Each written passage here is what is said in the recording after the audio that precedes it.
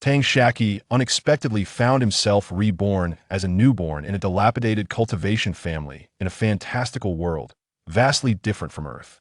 In this extraordinary realm, humans can harness formidable powers through cultivation, coexisting with numerous powerful mythical beasts. Through diligent training, Tang Shaqi emerged as a proficient alchemist, unburdened by the need for spiritual herbs, amassing a wealth of resources for cultivation. Along the way, for various reasons, he also nurtured many seemingly low-potential beasts, including the local dog Mantu, the treasure-seeking mouse Xiaomai, the golden-winged purple bee Jima, the golden-winged eagle, the jade silkworm, and the fiery chicken Xianxia. Chapter 1. Birth of the Tang Clan. What is this place? Who is tugging at me? Upon regaining consciousness, the first person Tang Shaqi beheld was a wrinkled old woman whose face radiated joy, her eyes squinting into mere slits. As he pondered the enormity of her visage, he suddenly noticed her expression shift, and his feet were lifted as if clutched by some claw-like appendage. Just as he collected his thoughts, a sharp smack resounded, followed by a searing pain in his rear. Involuntarily, he let out a startled "ah." Moments later, he heard jubilant congratulations. "Congratulations, madam. A handsome little master has arrived." As Tang Shaqi regained his bearings and surveyed his body, he realized he was unclothed, covered in a sticky substance, and upon closer inspection, his arms and legs had shrunk to the size of an infant. A thought crossed his mind: was he dreaming? Yet the lingering pain on his backside reminded him of reality. He pinched himself gently. It hurt. He tasted a briny flavor in his mouth. This was no dream. He quickly deduced that he had indeed been reborn into the body of this newborn infant. Previously, he had been a weary worker on Earth, toiling under the 996 work culture. One fateful night, while enjoying a late-night snack at a roadside barbecue stall, a runaway truck had struck him before he could even take a bite of his skewers, plunging him into unconsciousness. The old woman then placed Tang Shaqi into a wooden basin filled with warm water for a bath. As he soaked, he began to observe his surroundings. The room resembled ancient architecture, with a fist-sized stone glowing white on the ceiling. To his right stood a row of tightly shut windows, and to his left, a beautifully carved wooden bed draped with an embroidered silk quilt, where a lovely woman gazed at him with maternal affection. Her large, beautiful eyes, though weary and sweaty, were fixed on him with unwavering tenderness. Tang Shaqi realized this must be his mother in this new life. After his bath, he donned a beautifully embroidered infant garment, and at that moment, he felt a surge of knowledge enter his mind. Just as he focused on this newfound awareness, a wave of fatigue washed over him, and he sank into a deep slumber. As Tang Shaqi gradually grew to the age of 2, he came to accept that returning to Earth was not in the cards. Ironically, in this life, he retained the name Tang Shaqi, a moniker bestowed upon him by his grandfather. Through his understanding, Tang Shaqi realized that he did not inhabit any era belonging to Earth, but rather a distinct realm, the realm of immortal cultivation. Uncertain whether beings of great power existed in this world, he was nonetheless convinced that humanity could acquire extraordinary abilities through rigorous training. He had witnessed his grandfather summon fireballs, capable of making objects the size of adults vanish in a thin air, purportedly stored within a spatial pouch. The very occurrence of his own rebirth as an infant led him to ponder the boundless possibilities of this world. Resolute in his decision, Tang Shaqi began to gradually embrace this new identity. He learned that he was born into a once prominent sect of cultivation, now in decline, as the 5th-generation heir of his family. Upon his second day of life, he was discovered to possess the elemental roots of fire, earth, and wood.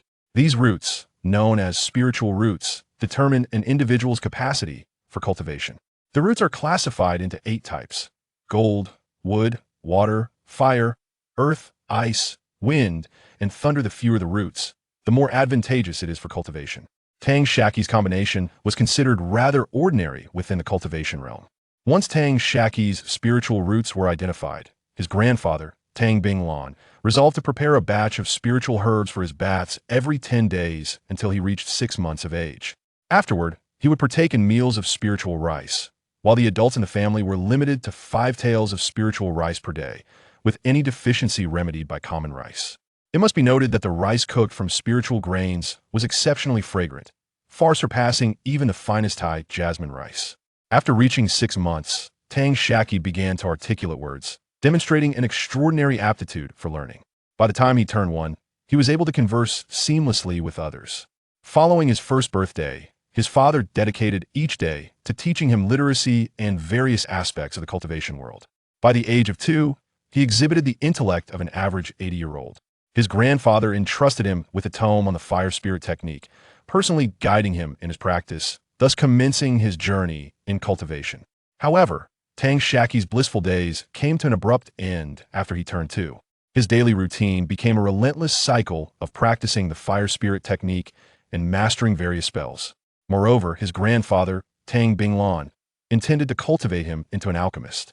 His initial studies focused on identifying various spiritual herbs, and once he became proficient in recognizing most commonly used herbs, he was introduced to the study of their properties and effects. His grandfather would occasionally take him into the alchemy chamber to assist in the process. His mother, xianxia, often reflected on how most children at the age of 2 were blissfully ignorant, engaging in playful mischief, while her son embarked on arduous training. Even squeezing in study time during break, she shed countless secret tears over this. Yet, Tang Shaqi felt no discomfort. He sensed the warmth of his family's love. In his previous life, he, too, had been a pivotal figure within his family, inherently understanding that nurturing the next generation was beneficial for both the family and his personal growth. Motivated by the allure of longevity and the aspiration to return to Earth after achieving success in cultivation, he dedicated himself wholeheartedly to the arduous path of training. According to his grandfather, Tang Shaqi's ancestor, Wang Xiangong, the founder of the Tang lineage, was a golden core cultivator born in the Danding sect. At the age of 260, he suffered a setback in his foundational essence while contending for opportunities, resulting in a stagnant cultivation for a full 50 years. During his travels within the domain of the Danding sect, he sought opportunities and discovered a scattered spiritual vein at a location known as Lei Chi Pa. There, he found a sapling of a spiritual tree called the Hua Yuan tree, which requires a low-grade spiritual vein for growth and matures to bear 6 Hua Yuan fruits every 50 years, one of the primary ingredients for the Foundation Establishment Pill. Chapter 2. The current state of the Tang clan. Tang Wangxiang, feeling unable to recover, employed all means to relocate 12 scattered spiritual veins, using the Hua Yuan tree as the core to temporarily establish a low-grade spiritual vein. This arrangement would not only allow the Hua Yuan tree to flourish, but also meet his cultivation needs. Over time, these scattered veins would coalesce into a genuine low-grade spiritual vein, ensuring that even if the Hua Yuan tree were to be destroyed, the vein status would remain intact. With no hope of breakthrough, Tang Wangxiang settled in Lei Chi Pa, marrying and having children, ultimately founding the Tang clan. 60 years after the establishment of the clan, he passed away. Yet, the fate of the clan hinged upon this tree's rise and fall. 14 years prior, the clan boasted 126 Qi refinement practitioners, 1 second-generation Foundation Establishment Cultivator, and 1 first-generation Foundation Establishment Cultivator, along with a second-generation late Foundation Establishment Cultivator who had joined the Danding sect. Thanks to the Hua Yuan fruits, they could exchange for 4 low-grade Foundation Establishment pills from the Danding sect every 50 years. At this juncture, the Hua Yuan fruits still required 2 years to mature, yet the news of the Hua Yuan fruit tree inexplicably leaked. Clan members were ambushed by 2 early-stage and 1 mid-stage Foundation Establishment cultivators, leaving Tang Binglan and her 3 children, who were managing a shop at the foot of the mountain, to escape this calamity. At the time, Tang Xian was merely 8 months old, remaining with his mother in the clan, but any clan member present was subjected to the massacre by the 3 Foundation Establishment cultivators. Ultimately, only Tang Xian was rescued by his second-generation uncle from the Danding sect, Tang Ming. The 3 cultivators who were looting the clan's assets were swiftly dispatched by Tang Ming. The clan was left with only Tang Binglan and her 5 children, unable to protect the Hua Yuan fruit tree. After the Hua Yuan fruits matured, Tang Ming took both the tree and its fruits back to the Danding sect, along with a significant portion of the clan's wealth. Originally a trained alchemist within the clan, Tang Binglan soon sold the shop and the market to the Qianfu sect, a Foundation Establishment power with whom she had established rapport. She also ensured that her daughter, who possessed the talent for talisman crafting, joined the Qianfu sect. Tang Ming remained at the clan for 2 years, offering unreserved guidance. With the remaining assets and spiritual fields of the Tang clan, Tang Binglan finally advanced to the late stage of Qi refinement and was able to concoct initial stage star-grade pills. Subsequently, Tang Binglan devoted herself to nurturing her children, and just before Tang Ming departed from the Tang clan, they managed to establish a foothold at Lei Chi Pa. Moreover, various nearby factions, aware that the Tang family still had Foundation establishment practitioners within the Danding sect, eased their suppression of the Tang clan. After excavating the Hua Yuan fruit tree, Tang Ming planted a 160-year-old Ling Yuan peach tree in its place, barely preserving the spiritual vein from degradation. Only when the Ling Yuan peach tree matured to 200 years, achieving the status of a mid-tier star-grade spiritual tree, would there be a possibility for the clan's spiritual vein to coalesce into a true low-grade spiritual vein. The Ling Yuan peach, which grows on the Ling Yuan peach tree, serves as an essential spiritual herb for numerous elixirs that restore spiritual energy. The trunk of this tree can also be utilized as a primary material for crafting artifacts or constructing formations.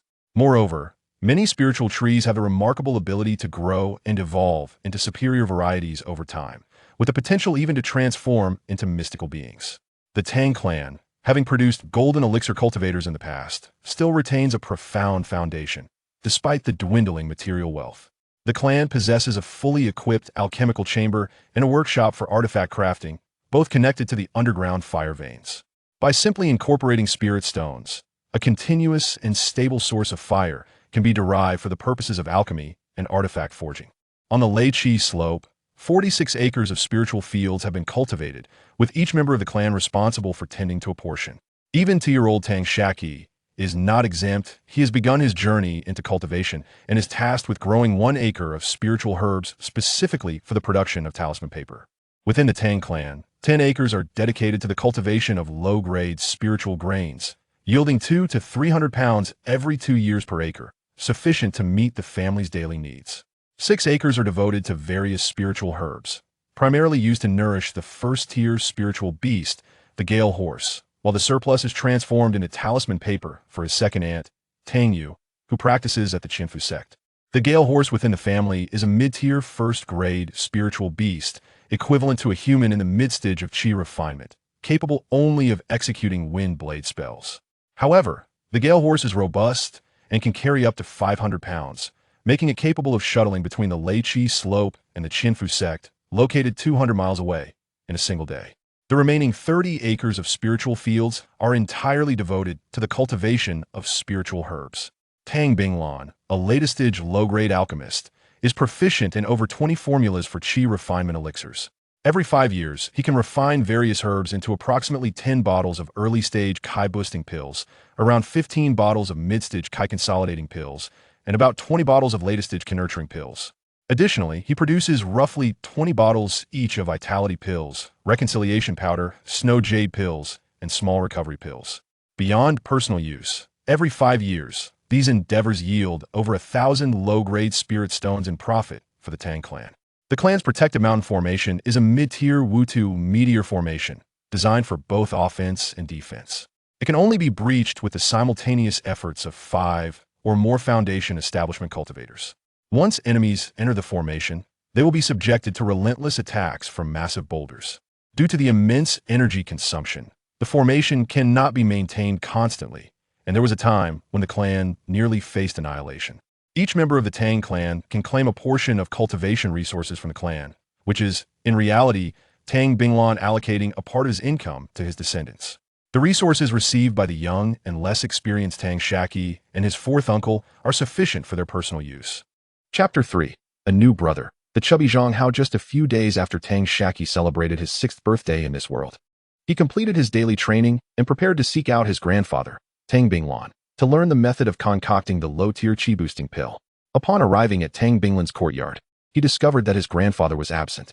As he passed the family council hall, he noticed his uncle seated there with a couple, behind whom stood a chubby boy. Tang Binglan also spotted Tang Shaqi peeking in from the doorway and beckoned him inside. "Shaqi, come here. This is your Uncle Zhang and Aunt Zhang." Tang Shaqi respectfully bowed, greeting them. "Hello, Uncle Zhang, Aunt Zhang." Uncle Zhang was rather unremarkable in appearance, save for his hands, which were calloused and caught the eye.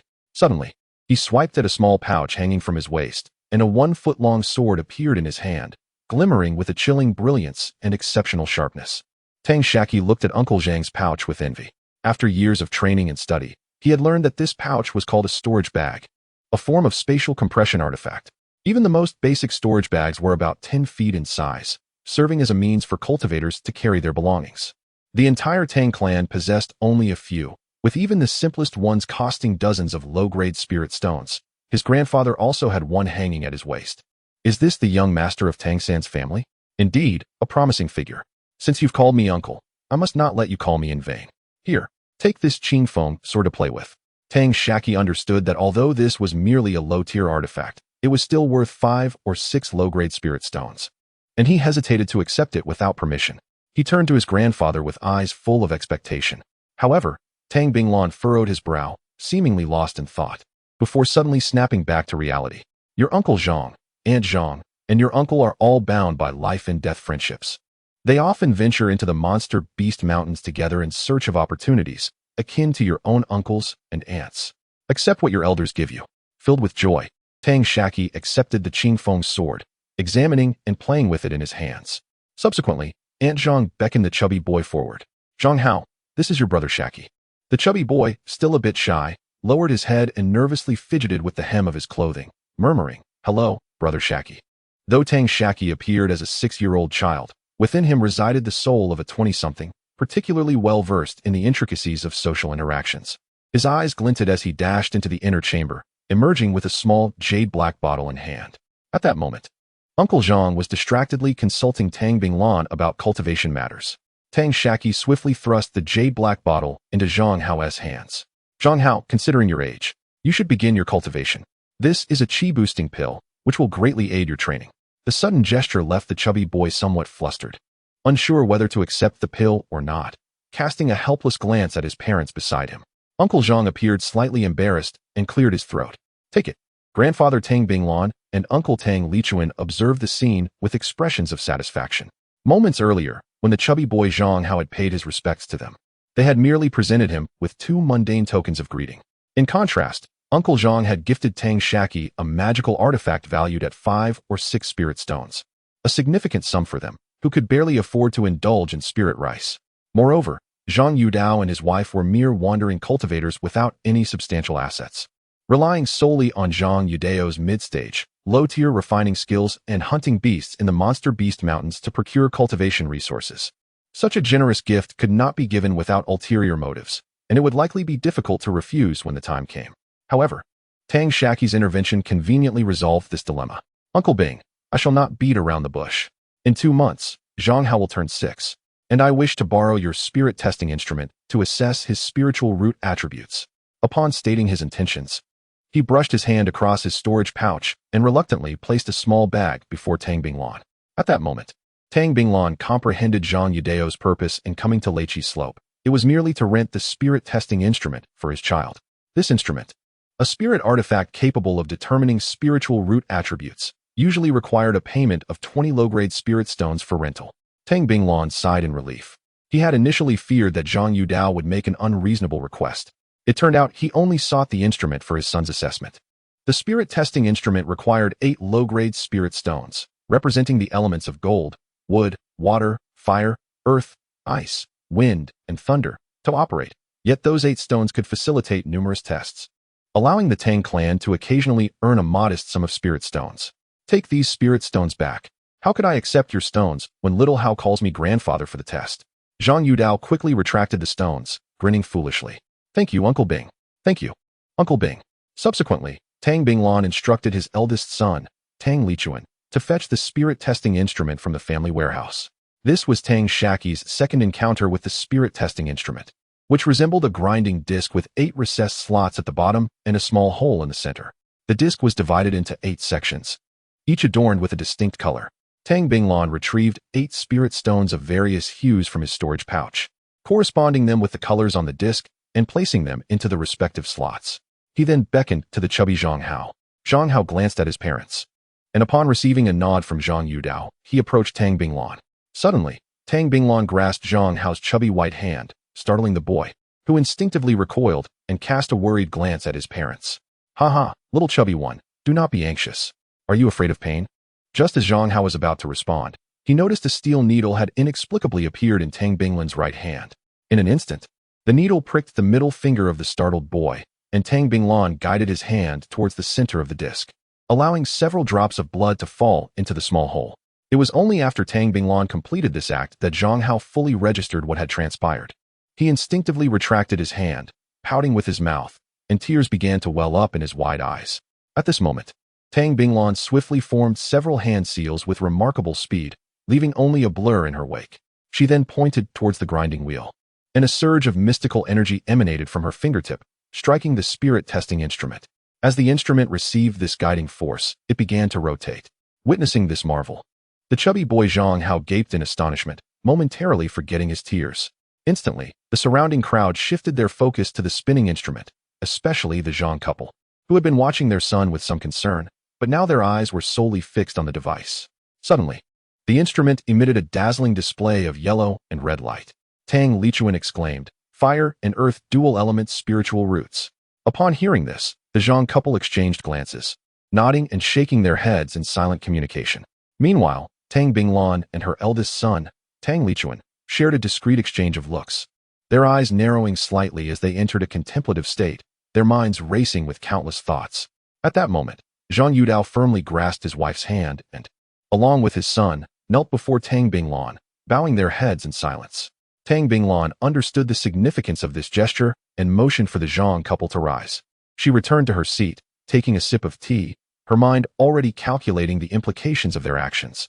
Though inwardly conflicted, she nonetheless wore a pained expression as she assisted the three of them to their feet and instructed Tang Lichuan to summon her son and daughter-in-law. Once they were gathered, Tang Binglan addressed Zhang Yudao. "You are aware that Lichuan has no wife or children. Are you willing to allow Zhang Hao to recognize Lichuan as a foster father?" Zhang Yudao and his wife immediately ushered their son Zhang Hao to stand before Tang Lichuan, who was seated beside Tang Binglan. "Bow to your foster father and grandfather," they instructed.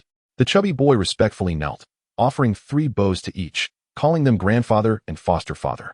"Shaqi, from now on, he is your younger brother. You must cultivate together, play together, and share everything equally. Do you understand?" Grandfather Tang Binglan said to Tang Shaqi. "I understand, grandfather. Now, I'm going to play outside with the chubby boy," Tang Shaqi replied, filled with joy. The sight of Zhang Hao reminded him of his younger brother from his previous life. He recalled the days of accompanying his siblings to school, engaging in playful skirmishes, and Zhang Hao evoked a sense of nostalgia for his brother. "His name is Zhang Hao, not chubby boy," the grandfather admonished. "It's of no consequence. It's just a nickname. Family doesn't fuss over such trivialities," Zhang Yudao responded with a chuckle. Thereafter, the chubby boy was led out of the family council chamber by Tang Shaqi.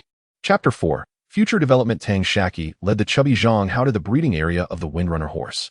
He handed him a handful of spiritual grass, taking one for himself as he gestured to Zhang Hao, saying, "This is the Windrunner horse, known for its remarkable speed and gentle temperament.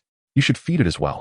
Zhang Hao, timidly imitating Tang Shaqi, cautiously offered small portions of the spiritual grass to the Windrunner horse. After feeding it twice and finding the experience rather amusing, he grew bolder and reached out to touch the horse's head. Tang Shaqi quickly intervened. "Little fatty, are you no longer afraid?" Zhang Hao sheepishly scratched the back of his head. "I just wanted to touch it."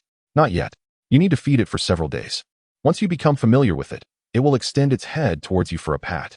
By then, you won't just be touching it. You'll be able to ride it around," Tang Shaqi explained while continuing to feed the horse. "Can I really ride it?" Zhang Hao asked, his face brimming with anticipation. "Absolutely. However, it does have a bit of a temperament. Since it is not yet familiar with you, it's all right as long as you are with me feeding it. But if you dare to touch it now, be careful of its wind blades," Tang Shaqi cautioned. At this, Zhang Hao instinctively took 2 steps back. "Do not be afraid. You came here with me and have already fed it spiritual grass. As long as you do not provoke it, it will not be aggressive towards you." He then handed Zhang Hao a generous handful of spiritual grass. Elated, Zhang Hao eagerly took it to feed the Windrunner horse. In the family council hall, 7 individuals sat in order, each savoring their tea. Suddenly, Tang Binglan addressed Zhang Yudao, asking, "Yudao, what level have you reached in artifact refining? And what is your success rate?" "I have just entered the mid-stage of the initial star level, and my success rate is around 40%, Zhang Yudao replied. "What types of artifacts can you primarily refine?" Tang Binglan inquired further. "In the early stage, I can refine the Azure Edge Sword and Azure Steel Shield. And in the mid-stage, the Clear Spirit Sword and Diamond Shield," Zhang Yudao answered, somewhat bashfully. "All of these are made from tempered iron as the primary material. Do you know how to refine anything else?" Tang Binglan asked, raising an eyebrow. "Not really. Life is tough for us loose cultivators. 1 spirit stone is barely enough to suffice," let alone afford other artifact refining blueprints. I am also hesitant to use other materials for fear of wasting them, which would not only waste my time, but also result in significant losses of spirit stones. Fortunately, I possess some refining techniques that allow me to mix tempered iron with ordinary iron to produce artifacts, even if mistakes occurred during the refining process. The materials can be remelted, and despite some loss, they can be reused, Zhang Yudao replied. How much tempered iron can you refine each day? Tang Binglan continued his inquiries. 10 genes, about the size of a finger, Zhang Yudao gestured. 10 genes of tempered iron is worth only a low-grade spirit stone. But by mixing it with a few genes of ordinary iron, I can refine artifacts like the Azure Edge Sword and Azure Steel Shield, which can sell for 5 or 6 spirit stones. Then your efficiency in refining tempered iron is indeed somewhat lacking, Tang Binglan remarked. Uncle Bing, this is quite challenging. How does one refine tempered iron? To achieve success, one must strike pure iron 1,000 times, compressing its volume to 1/10 of its original size while maintaining its weight. This endeavor requires unwavering diligence. I am not a body refining practitioner, and I can presently manage only 100 strikes per hour. It takes a full 10 hours to refine 10 pounds of exquisite iron. Afterward, I shall require 3 days to recuperate my expended magical and physical energy, Zhang Yudao lamented. Is it true that early-stage magical artifacts do not sell well? Generally, shops in the scattered market do not accept them, Tang Binglan inquired with a serious expression. Zhang Yudao chuckled awkwardly. In the early stages, the efficiency of magical energy utilization in offensive artifacts is exceedingly low. Only the most destitute practitioners venturing into the Beast Mountain range would choose such artifacts. I have managed to sell a few while setting up my stall at the market, but the sales have been quite limited. The weapon I recently gifted to Shaqi was an unsold remnant of my earlier crafting. Suddenly, Zhang Yudao continued, I find myself in a predicament. Although early-stage artifacts yield lower sales, they offer greater profits. To forge a mid-stage artifact, one requires at least 30 pounds of refined iron. Given my success rate, I can produce only 6 or 7 items in a year, yielding a meager profit of 60 to 70 spirit stones, which consumes a considerable amount of my cultivation time. It would be far more expedient to hunt some magical beasts in the Beast Mountain range. Meanwhile, my wife, Li Qingru, has already attained the 8th level of qi refining, while I am still lingering at the 7th. Upon finishing these words, a glimmer of tears welled in Zhang Yudao's eyes. Li Qingru gently placed her hand into Zhang Yudao's. You have devoted most of the spirit stones you earned to purchasing pills and spirit rice for me, while you deny yourself even a morsel, causing your cultivation to lag behind mine temporarily. Let us set aside these matters for now. You too should consider moving in temporarily. After all, the spiritual vein at Lycopo is far superior to your current residence. Perhaps you could offer some guidance to Li Chuan, teaching him how to refine exquisite iron? Although he lacks spiritual roots and cannot forge artifacts, as a body refining practitioner, he recovers his physical strength quickly, making the task of refining exquisite iron more suited to him. In the future, the refined iron he produces can be used for crafting artifacts. A collaboration would be far more advantageous than working alone, Tang Binglan suggested. That would be most ideal, Zhang Yudao replied, his face alight with excitement. Furthermore, we would no longer need to rely on others. We could collectively venture into the Beast Mountain range to hunt magical beasts and gather spiritual herbs, thereby acquiring more cultivation resources. Our clan also possesses several diagrams for artifact crafting. Do not hesitate to spend a few spirit stones where necessary. Our Tang clan will also allocate some spirit stones to procure a batch of crafting materials. By improving your crafting skills, you will ultimately earn greater spirit stones. Father, could you possibly allocate 2 acres of the family's spiritual fields for cultivating spiritual mulberry? I inquired at Bai Baoj the last time I visited. The silk produced by the Bu golden silkworm sells for 20 low-grade spirit stones per foot. We should purchase 10 pairs of these silkworms to raise. Daughter-in-law Xianxia suddenly interjected. How many spirit stones are needed for 10 pairs of Bu golden silkworm larvae? What type of spiritual mulberry should we plant on the 2 acres? How much silk can 10 pairs of Bu golden silkworms produce annually? Tang Binglan questioned. I have thoroughly inquired with Master Chun. A pair of jade gold silkworms costs merely 30 spiritual stones. 2 acres can accommodate 40 snow jade mulberry trees, each sapling requiring 4 spiritual stones, which is precisely sufficient to nourish 10 pairs of jade gold silkworms. After 3 years, the jade gold silkworms will spin silk, form cocoons, and lay eggs. In 6 years, the snow jade mulberry will bear mulberries, the principal ingredient for concocting the snow jade pill. Silkworm excrement serves as an auxiliary herb in the formulation of vitality pills for restoring spiritual energy, Chun Xiang replied. I am familiar with the snow jade mulberry. as my family cultivated it in the past. However, how long will it take for the newly transplanted saplings to produce mulberry leaves? What will be the expenditure on purchasing mulberry leaves during this period? Tang Binglan inquired further. There is no need for concern. We have planted 3 snow jade mulberry trees. I have been nurturing a pair of jade gold silkworms for nearly 3 years now, and I have raised 2 batches.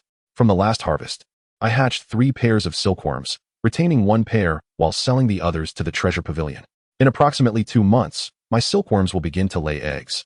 So Uncle Bing can transplant the snow jade mulberries in advance. The young silkworms will not consume much spiritual mulberry. My 3 trees will suffice. In about half a year, the leaves produced by the snow jade mulberry will be ample for the jade gold silkworms, Madame Zhang Likingru suddenly interjected. Indeed, my wife often assists me in crafting artifacts and possesses a certain foundation in this craft. If we have an abundance of silkworm silk, we could experiment with creating magical garments, Zhang Yudao suggested. Very well, it is settled then.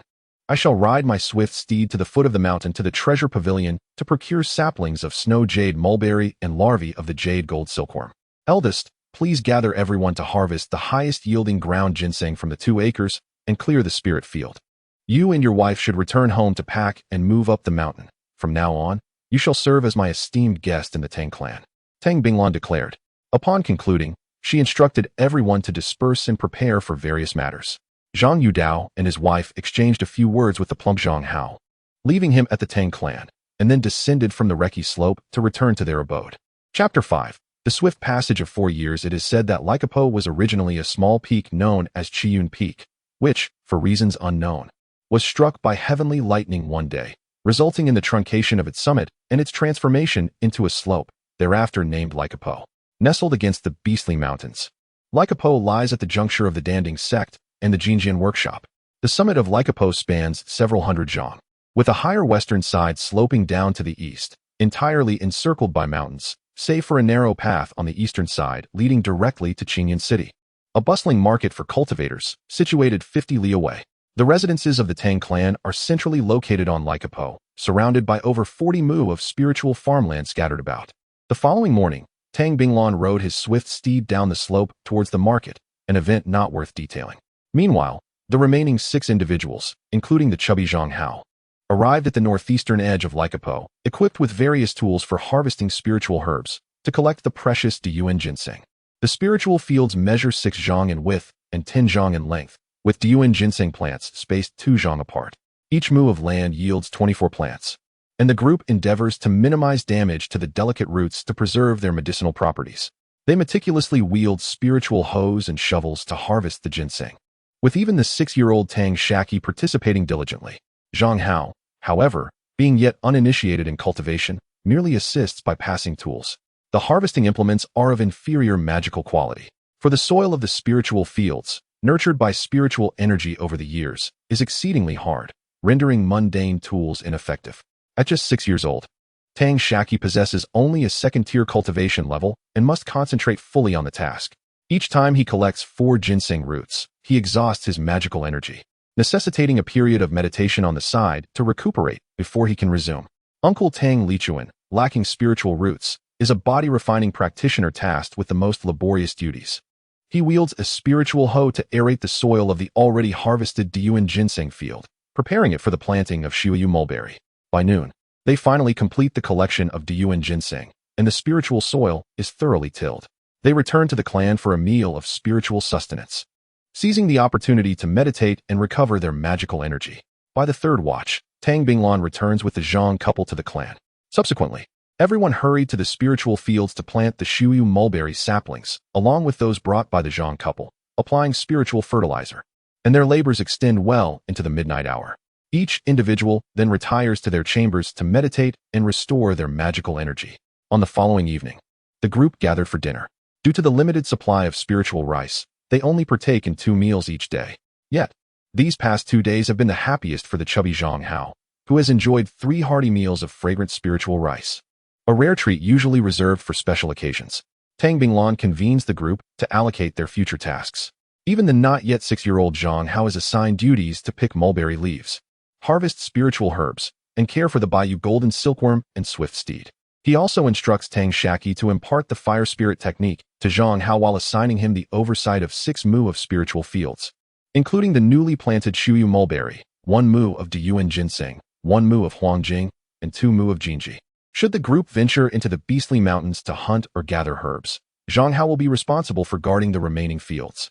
From this day forth, we shall strive earnestly to accumulate spiritual stones, aiming to cultivate Shaqi and Zhang Hao to the mid-stage of qi refinement within 12 years. As long as we can supply sufficient spiritual rice and elixirs, achieving this goal should not prove overly arduous.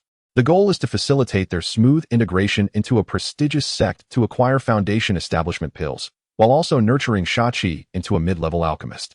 As long as the chubby one reaches the requisite cultivation level, joining the Danding sect should pose no issue. However, obtaining the foundation establishment pill remains a formidable challenge. It would be prudent for him to acquire a specialized skill, as our investment of resources to elevate him to mid-level significantly enhances his chances of success, remarked Tang Binglan and the others. Most major sects typically enroll disciples every 20 years, as this interval allows them to harvest a batch of mature herbs for the crafting of foundation establishment pills. Following the allocation of these pills, a Celestial Ascension Conference is convened 1 year later. The esteemed sects refer to those with golden core cultivators and uninterrupted lineage, rather than lesser sects like the Thousand Talismans sect, which lacks the capability to produce foundation establishment pills. In 12 years, the Danding sect will be accepting new disciples, stipulating that applicants must be under 20 years of age and have attained at least mid-level qi refinement. This criterion represents the minimum threshold for all major sections. Should one find themselves unfortunate enough to exceed the age limit by a mere fraction during the recruitment period, they can only lament their lack of fortune. Nevertheless, no sect will overlook the opportunity to recruit talent. If a cultivator reaches late-stage qi refinement before the age of 30, they too can be accepted into a sect during the Celestial Ascension Conference. Conversely, cultivators with spirit roots below the dual element classification and lacking a specialized skill can only gain entry through the completion of sect-issued tasks. Once a sect's quota for new disciples is filled during the Celestial Ascension Conference, any unsuccessful candidates must return to their homes. Additionally, major sects monopolize foundation establishment pills to consolidate their power and suppress the growth of rogue cultivators. Those with spirit roots of dual elements or higher, or who possess mid-level proficiency in alchemy, talismans, or formations, are directly inducted. If within the sect a cultivator achieves complete mastery of qi refinement and their profession reaches a late-stage standard, they may apply for a foundation establishment pill after fulfilling a requisite number of specific tasks. Disciples lacking specialized skills must complete even more tasks to earn contribution points, which can be exchanged for the coveted pills. Given the necessity to amass vast resources, the Tang clan has intensified their expeditions into the Beast Mountains. Even the newly 18-year-old Tang Xian, who has just reached the 4th level of qi refinement, is accompanying them into the perilous territory. Subsequently, the Tang clan deepened their collaboration with the Thousand Talismans sect, exchanging the pills concocted by Tang Binglan and the magical artifacts crafted by Zhang Yudao for mature spiritual herbs, materials, and various talismans, to support 2 cultivators under 20 who have reached the 5th level of qi refinement and possess specialized skills. The clan members are tirelessly accumulating spirit stones. Thus, the days pass in relentless pursuit, and 4 years have swiftly elapsed.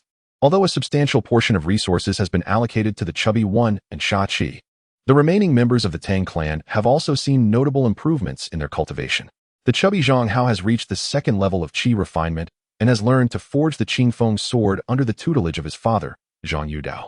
Shaqi has attained the pinnacle of the 3rd level of qi refinement and has begun learning to concoct qi-boosting pills, albeit with a modest success rate of around 20%. Finally, Tang Xian has achieved the 5th level of qi refinement, while Zhang Yudao has reached the 8th level and mastered the crafting of mid-level artifacts such as the thick earth shield, the indestructible armor, and the flame sword. Li Qingru has officially entered the late stage of qi refinement, achieving the 9th level of qi refinement and mastering the art of crafting the initial stage magical attire known as the Golden Thread Azure Cloud Garment. Tang Dong also stands at the 9th level of qi refinement, while Xianxia has reached the 8th level.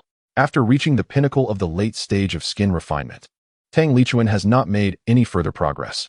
Tang Binglan has cultivated to the 12th level of qi refinement, becoming a peak practitioner in the late stage of qi refinement, with her alchemical skills becoming increasingly exquisite. The success rate for her early-stage elixirs has reached 50%, while her mid-stage elixirs boast a 40% success rate.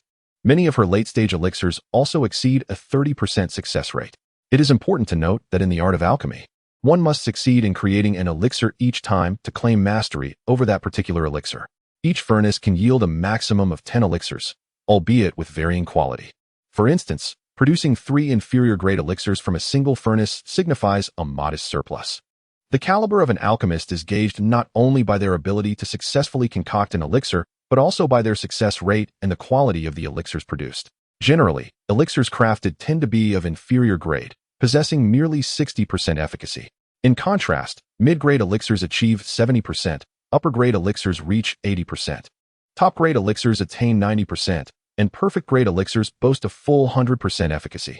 One should not underestimate the mere 10% difference in efficacy between each grade of elixir. The disparity in potency is monumental. After all, each elixir carries its own unique toxicity, and excessive consumption of the same elixir can induce resistance. Consequently, the price of an elixir increases with each grade ascended. The cultivation of alchemists is an endeavor that demands immense resources. After all, it is common for novices to produce a furnace of elixirs with no yield at all. This scarcity is why alchemists are rarely seen among loose cultivators. Moreover, the production of high-grade elixirs necessitates aging spiritual herbs, which keeps the prices of elixirs soaring in the cultivation world.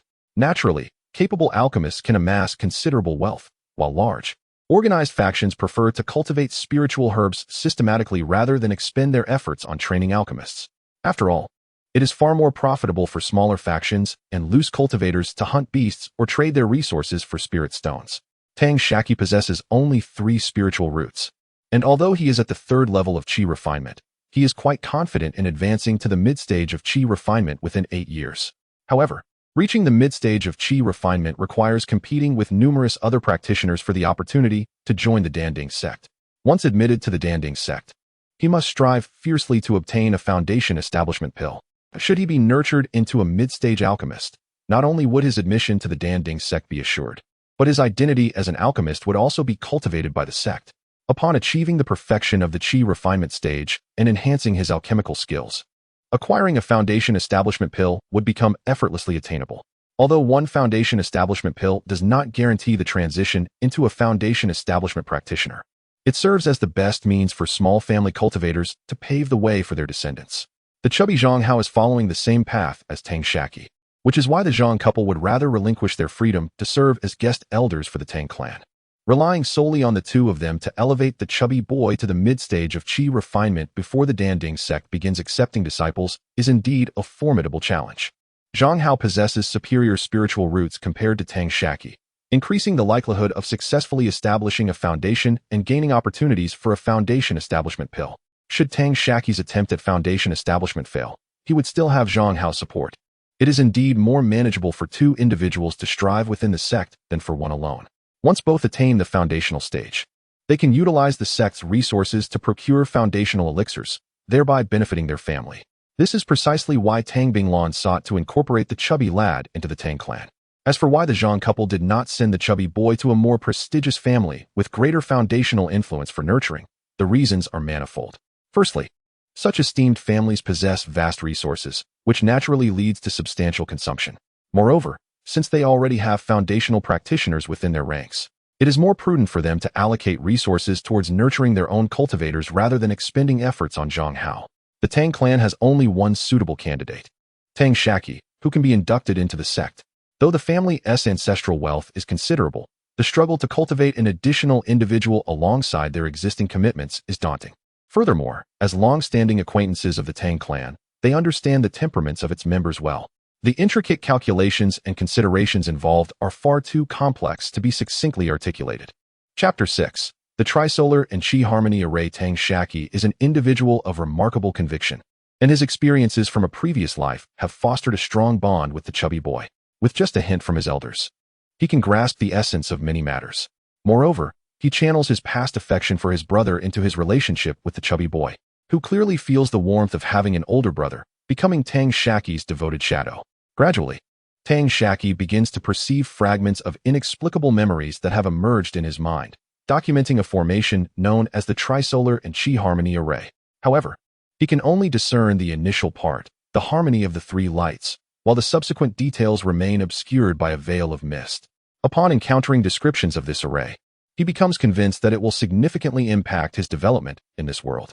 Thus, he dedicates himself to comprehending the array and ultimately grasps this portion of the formation 2 years ago. Over the course of 2 years, Tang Shaqi and the chubby boy, Zhang Hao, expend countless amounts of iron to forge the foundation of this array. According to his memories, all spiritual herbs require not only the absorption of spiritual energy, but also the gradual intake of the essence of the sun, moon, and stars. If they were to absorb only one of these elements, they would not survive. Only through a specific ratio can their growth be effectively promoted. Yet, while the sun, moon, and stars are visible, they cannot be physically touched. The trisolar and chi harmony array can materialize these celestial essences, serving as a substitute for the gradual absorption that plants require over time. Had he not squandered time on the trisolar and chi harmony array, Tang Shaqi would have likely advanced to the 4th level of chi refinement, and the chubby boy would have learned to forge the Qinggang shield. Tang Shaqi has chosen to keep the details of the trisolar and chi harmony array a secret, even from Zhang Hao, who believes they are merely concocting something entertaining. On the 7th day of the 4th month, the weather is clear. Tang Shaqi finds a secluded spot on the Leiqi slope to arrange the foundation for the trisolar and chi harmony array. As evening approaches, with the sun yet to set and the crescent moon and lingering stars appearing in the sky, Tang Shaqi inserts several spirit stones into the array plate and gestures to activate the formation. Although he cannot perceive much within the array, his intuition senses a subtle difference, as if the area is slightly brighter than its surroundings. Before long, the sun sets, and the array ceases to operate. At the center of the formation hovers a wisp of spiritual energy radiating a faint tricolored glow. Hastily, Tang Shaqi performs hand gestures to draw this ethereal energy into a small vial filled with spiritual water. He understands that this wisp embodies the essence of the trisolar harmony. It must be preserved in spiritual water, for if not collected promptly, it will dissipate into the air. Yet, the efficacy of this essence leaves him with lingering doubts. Thus, he dedicates 2 days to establishing a small plot of spiritual field in his private courtyard for experimentation. The residence of various clans within the Tang sect is situated in the most spiritually enriched area of the Leiqi slope, making the creation of a small spiritual field quite feasible. He plants 3 seeds of spiritual grain in this newly cultivated patch. At the outset, only a single drop of the ethereal water infused with the essence of the 3 lights was applied. As the mystical liquid gradually permeated the spirit soil, Tang Shaqi perceived a subtle influx of spiritual energy coalescing within the spiritual field. It was visibly apparent that the seeds of the spirit grain, recently buried, were taking root and sprouting. Witnessing this extraordinary spectacle, Tang Shaqi continued to drip the ethereal water onto the seedlings until they ceased to change. Discovering that they had grown to the size of 3 months, a quarter of the liquid in the bottle had been consumed. After some contemplation, he planted 9 more seeds and irrigated them with the remaining ethereal water. In no time, 9 additional seedlings of the same 3-month stature emerged. From that day forth, at dawn and dusk, whether the sun ascended or the moon lingered, Tang Shaqi could be seen gathering the essence of the 3 lights. He gradually discerned certain patterns in the condensation of this ethereal essence. On clear days, from the 1st to the 5th and the 25th to the 30th of each month, the moonlight was insufficient to condense a strand of the 3 lights. However, from the 6th to the 10th and from the 21st to the 25th, 1 strand could be gathered in the morning and evening. Between the 11th and 14th and the 17th to the 20th, 2 strands could be obtained at both dawn and dusk. On the 15th and 16th of each month, 3 strands were consistently attainable. The quantity of the ethereal water required for each type of spiritual herb to reach the same age varied. However, one constant remained. Each herb could absorb only a limited amount of the 3 lights' essence each day, reaching a maximum growth of 4 months, beyond which further irrigation would yield no benefit, only waste. Initially, he contemplated revealing this remarkable formation to his grandfather, but he soon realized that this wondrous array was intricately linked to his own journey into this world, suggesting a mysterious connection to his presence here.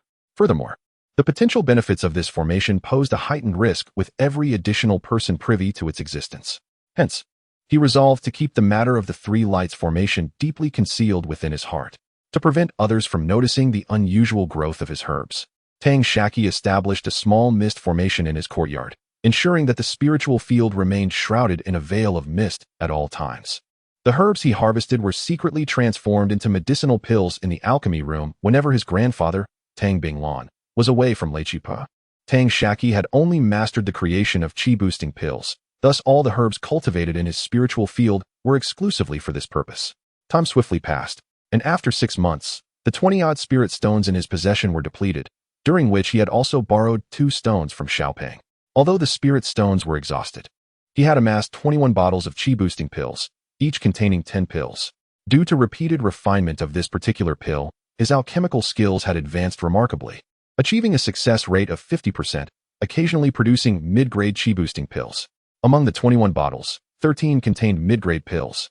His cultivation had also progressed to a certain extent, and he was on the verge of breaking through to the 4th level of the chi refinement stage. Tang Shaqi resolved to devise a plan to sell the chi-boosting pills at the market in exchange for spirit stones, enabling him to procure essential resources for his cultivation.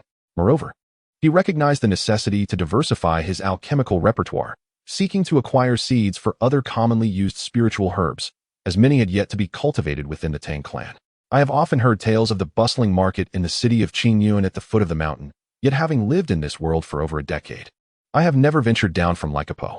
Apart from the Zhang couple and Madame Hu, I have encountered no other outsiders. Madame Hu was a midwife, procured by my grandfather from the mortal realm. After Tang Shaqi was born, she departed a month later.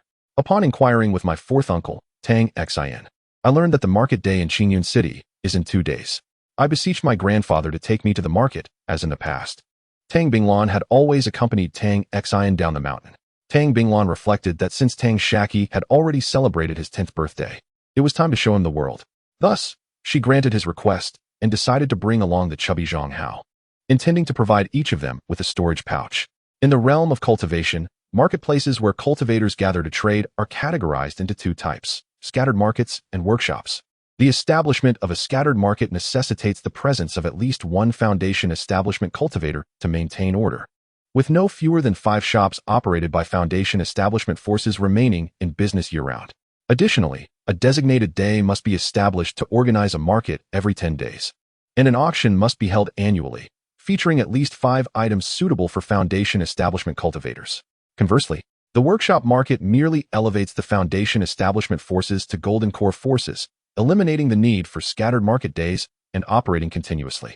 From this day forward, the family will continue to provide you with cultivation resources, but you must also commence learning to earn your own spirit stones. You may take any items you no longer require to sell at a stall, gaining valuable experience while retaining the spirit stones you earn. Tang Binglan called the chubby boy over and spoke to both of them. But I only possess 2 Qingfeng swords and over 20 pounds of refined iron. I fear I won't be able to trade for much spirit stone. Perhaps I should refrain from going? Zhang Hao exclaimed. Zhang Hao Shaqi, consider this. You must learn to forge more potent magical tools and elixirs. You cannot rely solely on isolation. From now on, you must familiarize yourselves with market conditions, learn to budget wisely, and manage your resources independently. Do not always depend on the family's support. Eventually, you will enter a major sect. What will happen then if the family cannot assist you? You must learn to earn spirit stones on your own, and the sooner you master resource management, the better. Tang Binglan stated with a serious tone. Interacting with others is essential to experience the world's trials. Thus far, your time in Lycopo has shielded you from its various perils. Engaging in the scattered market will serve as an invaluable lesson. Even if it costs you a few spirit stones, the experience is worth the price. As the saying goes, a fall into a pit, a gain in your wit. If a few low-grade spirit stones can purchase wisdom, it is no loss. However, if you venture outside unprepared and fall victim to deceit, you risk losing far more spirit stones, and even your life, she continued. Very well. I shall heed my grandfather's advice. There are many items I have longed to purchase. Hee. I actually visited Qingyuan City once during my childhood, the chubby boy admitted, somewhat bashfully. Prepare yourselves well for the market. Consider what to bring. We shall gather at the beast pen at the hour of the tiger the day after tomorrow and ride the swift-wind horses to Qingyuan City together. Tang Binglan, after speaking, went to the clan's warehouse and unearthed 2 storage pouches, personally guiding the 2 individuals in the ritual of blood sacrifice to consecrate the pouches. Witnessing this scene, Tang Binglan's thoughts inevitably drifted back to the time when she first acquired her own storage pouch. Reflecting on the strength of the family during that era, and considering the current state of the Tang clan, a wave of melancholy surged within her heart. Chapter 7. The first market stall time passed swiftly, and in the blink of an eye, 2 days had elapsed. Before dawn, Tang Shaqi and his companion hurried to the beast pen, eagerly feeding the Windrider horses with handfuls of spiritual herbs. Brother Qi, how much longer until grandfather arrives? When shall we set off? The chubby lad could no longer contain his curiosity. What's the rush, little fatty? Can't you wait? Didn't we say just the day before that we wouldn't go? Tang Shaqi teased. Hee. I merely wish to see it for myself. I've only been to the market once, and the fair just twice, both times accompanied by my parents. There are so many delectable treats at the market. The aroma is enticing, yet they're far too expensive for me to afford. This time, after selling 2 Qinggang swords, I must indulge in a feast. The boy's face was alight with anticipation. Those Qinggang swords fetch only 10 or so spirit stones. They're hardly valuable. You'll need those stones to purchase other crafting materials. If you squander all your spirit stones now, how will you refine your equipment later? You'll have to return to refining ordinary iron. At your current pace of 1 pound a day, how long will it take to gather enough materials? Do you reckon you can forge a weapon in a month? Tang Shaqi admonished. Grandfather has always said we must rely on ourselves. Even if our current abilities are limited and we cannot secure many resources for ourselves, we ought to alleviate the burden on our family as much as we can. Our parents risked their lives hunting beasts in the Demon Beast Mountains to earn resources for us, and I have seen them return battered and bruised on multiple occasions. We are 10-year-old lads now, no longer children. It is time for us to contribute to the family. Little Fatty Zhang Hao's expression turned resolute. All right, Brother Qi. I shall heed your counsel. You have never steered me wrong. I will forego my share and give all the spirit stones I earned to grandfather. Excellent. You are both good children. Let us go, little fatty. Today, grandfather will treat you to some 100 flour cakes. Tang Binglan emerged from around the corner. He had arrived earlier, wishing to hear what his grandsons had to say. With that, Tang Binglan guided the 2 boys to mount the Windrider horse and set off towards the market. As they approached the bustling fair, roughly 2 miles away, Tang Binglan dismounted and said, Since you wish to hone your skills, venture into the market alone. Even if you see me there, do not greet me. Truly immerse yourselves in the experience. Purchase what you find useful. Though times are tough at home, we are not so destitute as to deprive you of a few spirit stones. Tang Binglan tugged at the reins and rode off toward the market. As dawn broke, the 2 boys arrived at the dispersing market in Qingyan City. Stalls were already set up outside, and countless vendors crowded the market within. Tang Binglan had previously informed them that entering the market required a fee of 1 low-grade spirit stone, yet safety was assured inside. Outside the market, however, there was no one to maintain order, and incidents of theft and robbery were common. Thus, the area outside was filled with impoverished wanderers, and the stalls rarely offered anything of value. As Tang Shaqi observed this scene, he couldn't help but reflect on his past experiences of setting up stalls. When he first arrived in Xianxia, he sought out any profitable venture, carrying his pack by day and selling goods in the park by night whenever the weather permitted. Before dawn, he set off for Juzhou to wholesale garments, mindful not to squander the time he would need to carry his burdens during the day. Although the financial gain was minimal, this chapter of his life imparted invaluable lessons, laying a solid foundation for his future success. Prior to their separation, his grandfather, Tang Binglan, bestowed upon Tang Shaqi 6 spirit stones to facilitate his entry into the market and to purchase breakfast. Otherwise, Tang Shaqi would find himself destitute, unable even to enter the bustling market. The 2 exchanged spirit stones and entered the marketplace, subsequently purchasing 2 servings of baiwa cake. As he savored his treat, the chubby boy said, Brother Qi, let us set up our stall in a crowded area to sell quickly and reunite with grandfather sooner. Patience, my dear Xiaoping, Tang Shaqi replied. We must first ascertain the market conditions to maximize our earnings. Let us not rush. In a few swift bites, Xiaoping finished his baiwa cake, casting longing glances at the substantial portion still remaining in Tang Shaqi's hand. Tang Shaqi, generous as ever, broke off half of his cake and offered it to Xiaoping, who eagerly accepted and stuffed it into his mouth. All right, Brother Qi, you've always been smarter than me. I'll heed your every word. Thus, he led Xiaoping to the entrance of the Baibao Pavilion, whispering a few instructions in his ear. Xiaoping then ventured inside alone. Shortly thereafter, he emerged and informed Tang Shaqi. I've inquired. The low-grade Ichidan is priced at 6 spirit stones per vial, while the mid-grade costs 10 spirit stones each. Very well, wait here for me, Tang Shaqi instructed, before stepping into the Baibao Pavilion. As he surveyed the interior, he noted the various counters displaying an array of magical artifacts, all of mid to late stages of refinement. Vials of medicinal pills were meticulously arranged by type, alongside an assortment of spirit talismans and herbs, overwhelming the senses. A dozen or so mortal attendants were diligently serving customers. Tang Shaqi approached one of the attendants and asked, Do you purchase medicinal pills? Indeed, we do. Honorable master. What type of pills do you wish to sell? Replied a clever-looking attendant, no older than 15 or 16, with deference. Despite Tang Shaqi's youthful appearance, all who entered the Baibao Pavilion to engage in trade were undoubtedly seasoned cultivators. Provoking the wrong individual could lead to dire consequences, as no one would dare act against him within the pavilion, yet a complaint to the overseer could yield unfavorable results. I wish to sell Ichidan.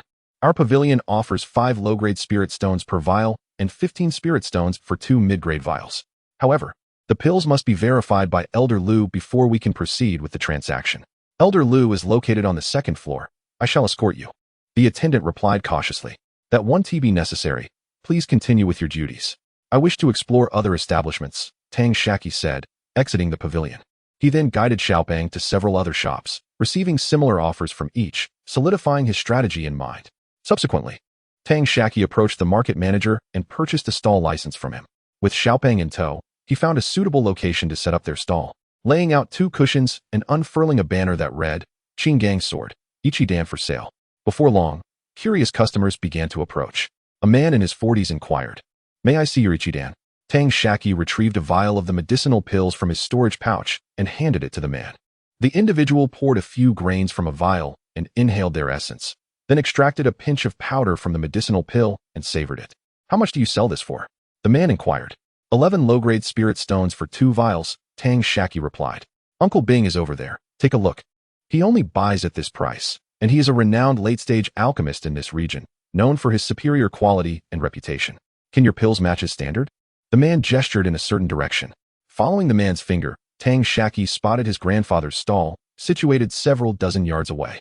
Employing his fire spirit eye to assess the man's cultivation, he discerned that he was a master at the 10th level of qi refinement. He then said, "Uncle, how do you perceive the quality of the medicinal pills? You surely understand it well. I see you are not purchasing for your own use. Why not buy a Qinggang sword as well? It would allow your juniors to learn swordsmanship while keeping them close for training. Furthermore, it could serve as a backup weapon, potentially saving your life at an unforeseen moment. A mid-tier magical weapon typically costs over 30 spirit stones. I can offer you a vial of qi-boosting pills and a Qingfeng sword for just 11 spirit stones. How does that sound?" Tang Shaqi spoke earnestly. The burly man pondered for a moment. If he purchased separately, he would spend an additional low-grade spirit stone, thus saving 1 in this deal, deeming it quite advantageous. He estimated that he would struggle to find a better price throughout the entirety of Qingyan City. "All right, I will take 3 vials of qi-boosting pills and a Qingfeng sword. However, I must first inspect the quality of your sword," he stated. Tang Shaqi produced 3 vials of pills and asked Xiaopeng for a Qingfeng sword, which he handed to the man while subtly signaling to him. "Uncle, please examine carefully. The quality of both the qi-boosting pills and the Qingfeng sword is undoubtedly exceptional. Normally, I would charge an extra low-grade spirit stone to others, but since you are my first customer today, I wish to create a good relationship. I hope you can bring more customers to me," Tang Shaqi emphasized when mentioning the qi-boosting pills. The man, with a hint of skepticism, scrutinized the items and noticed that 2 of the pills differed from the others. Those were mid-grade pills. He then smiled broadly at Tang Shaqi and said, "Good, good, good. No need to say more. I will certainly refer a few customers to you."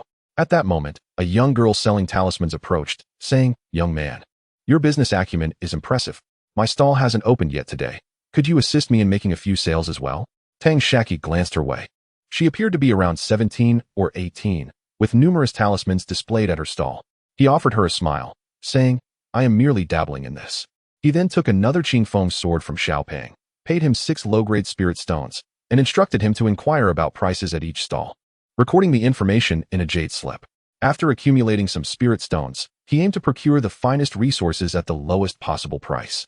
Shortly after Xiaopeng departed, the burly man returned with several companions to the stall, selling the qi-boosting pills at the price of 11 low-grade spirit stones for 2 vials, and successfully selling 9 mid-grade qi-boosting pills for 2 low-grade spirit stones, 2 low-grade pills, and 1 mid-grade pill.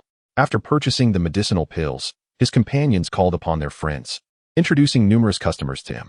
After all, the mid-grade qi-boosting elixir possesses a more potent efficacy with fewer impurities, making it an invaluable resource for early-stage cultivators seeking to break through their current realms. On the market, a single vial typically sells for 10 low-grade spirit stones, and independent practitioners are known for their frugality, rarely willing to expend such a sum on cultivation. Consequently, they usually purchase only 1 or 2 at a time. It is only when a group is assembled that they venture into the shops for a collective purchase, which can be rather inconvenient. When the opportunity arose to find mid-grade chi-boosting elixirs being sold at a relatively favorable price, it was an occasion not to be missed. Before long, Tang Shaqi found himself with only a handful of low-grade chi-boosting elixirs left, having also sold a Qinggang sword alongside them. The young girl selling talismans nearby had managed to secure 2 transactions as well. As noon approached, Tang Shaqi decided to close his stall and explore the surroundings. Meanwhile, as the little chubby one had yet to return, he engaged in conversation with the girl selling talismans. Chapter 8. A Narrow Escape. Greetings, esteemed sister.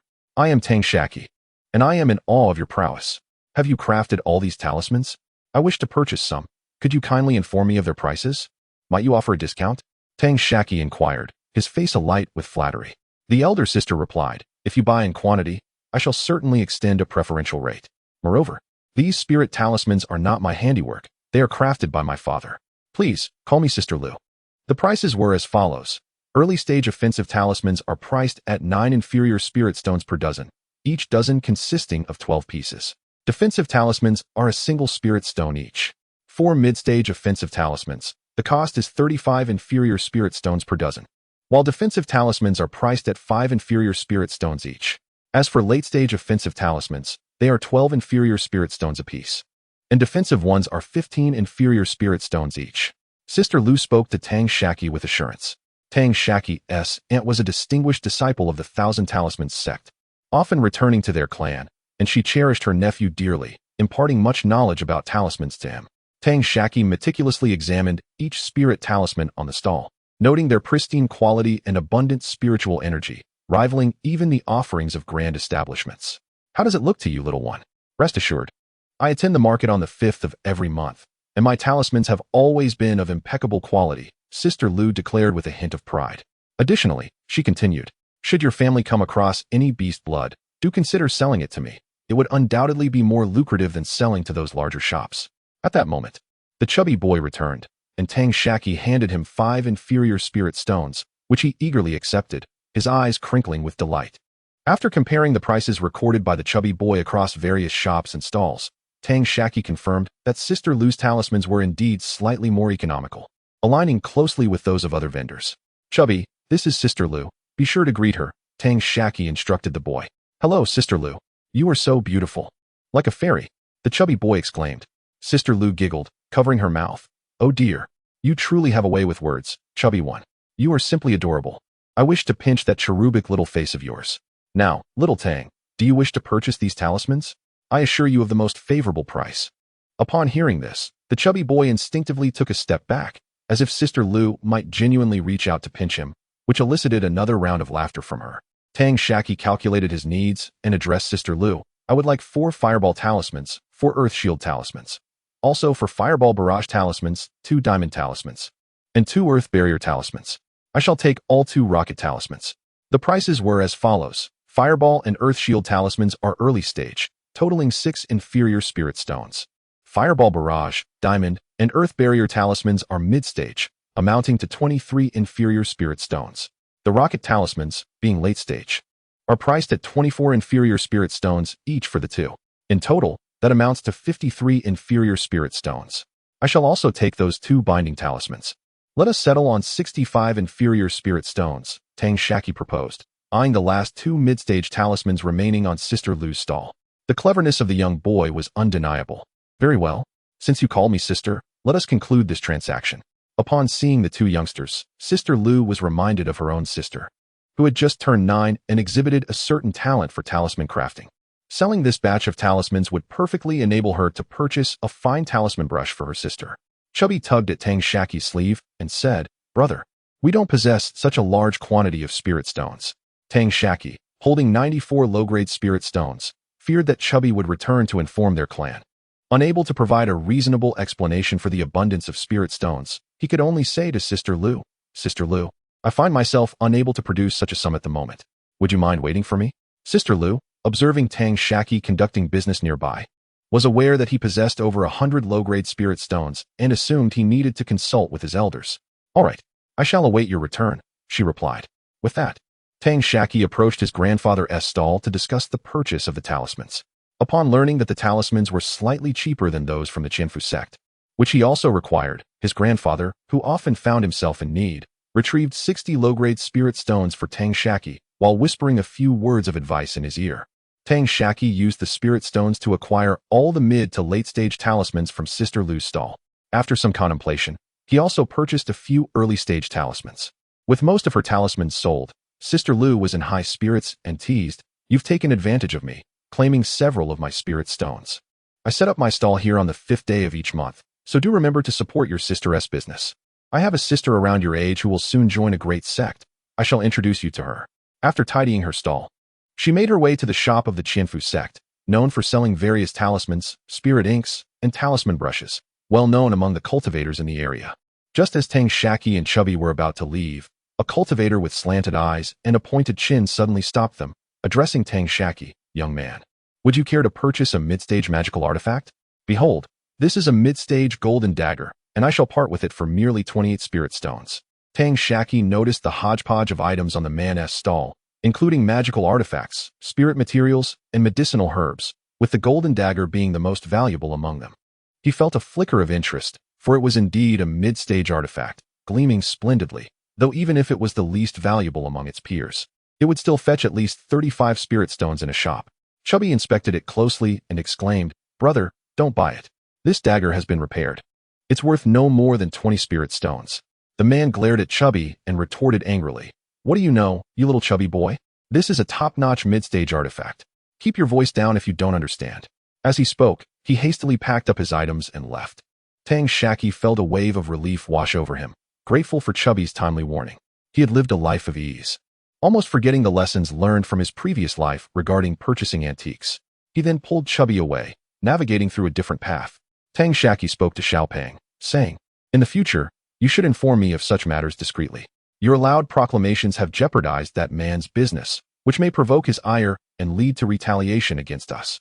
I fear you might be deceived, and in your haste, you've acted imprudently. I shall be more cautious henceforth." Xiaopeng, feeling a bit embarrassed, replied, "All right. Let us speak no more of this. I still need to purchase a few items. Do you require anything?" Tang Shaqi continued, "I have exhausted my spirit stones on materials. I only have the 5 spirit stones you just gifted me, which I must reserve for cultivation and crafting. I have nearly finished my shopping." Xiaopeng scratched his head in contemplation. "Very well. I intend to visit the Baibao Pavilion to acquire some goods. Although the items at the stalls are slightly less expensive, they lack guarantees, and should I make a poor choice, the loss would be significant. Moreover, Xiaopeng, remember this. Under no circumstances should you spend all your spirit stones. Always retain some for emergencies. Will you accompany me, or would you prefer to explore on your own? Perhaps visit your grandfather?" Tang Shaqi inquired. In truth, he had sufficient spirit stones and numerous means to acquire more, rendering him less concerned about such matters, which also helped him avoid many troubles. "I shall wander a bit first. I am currently out of spirit stones, but I wish to buy some spirit rice wine for everyone.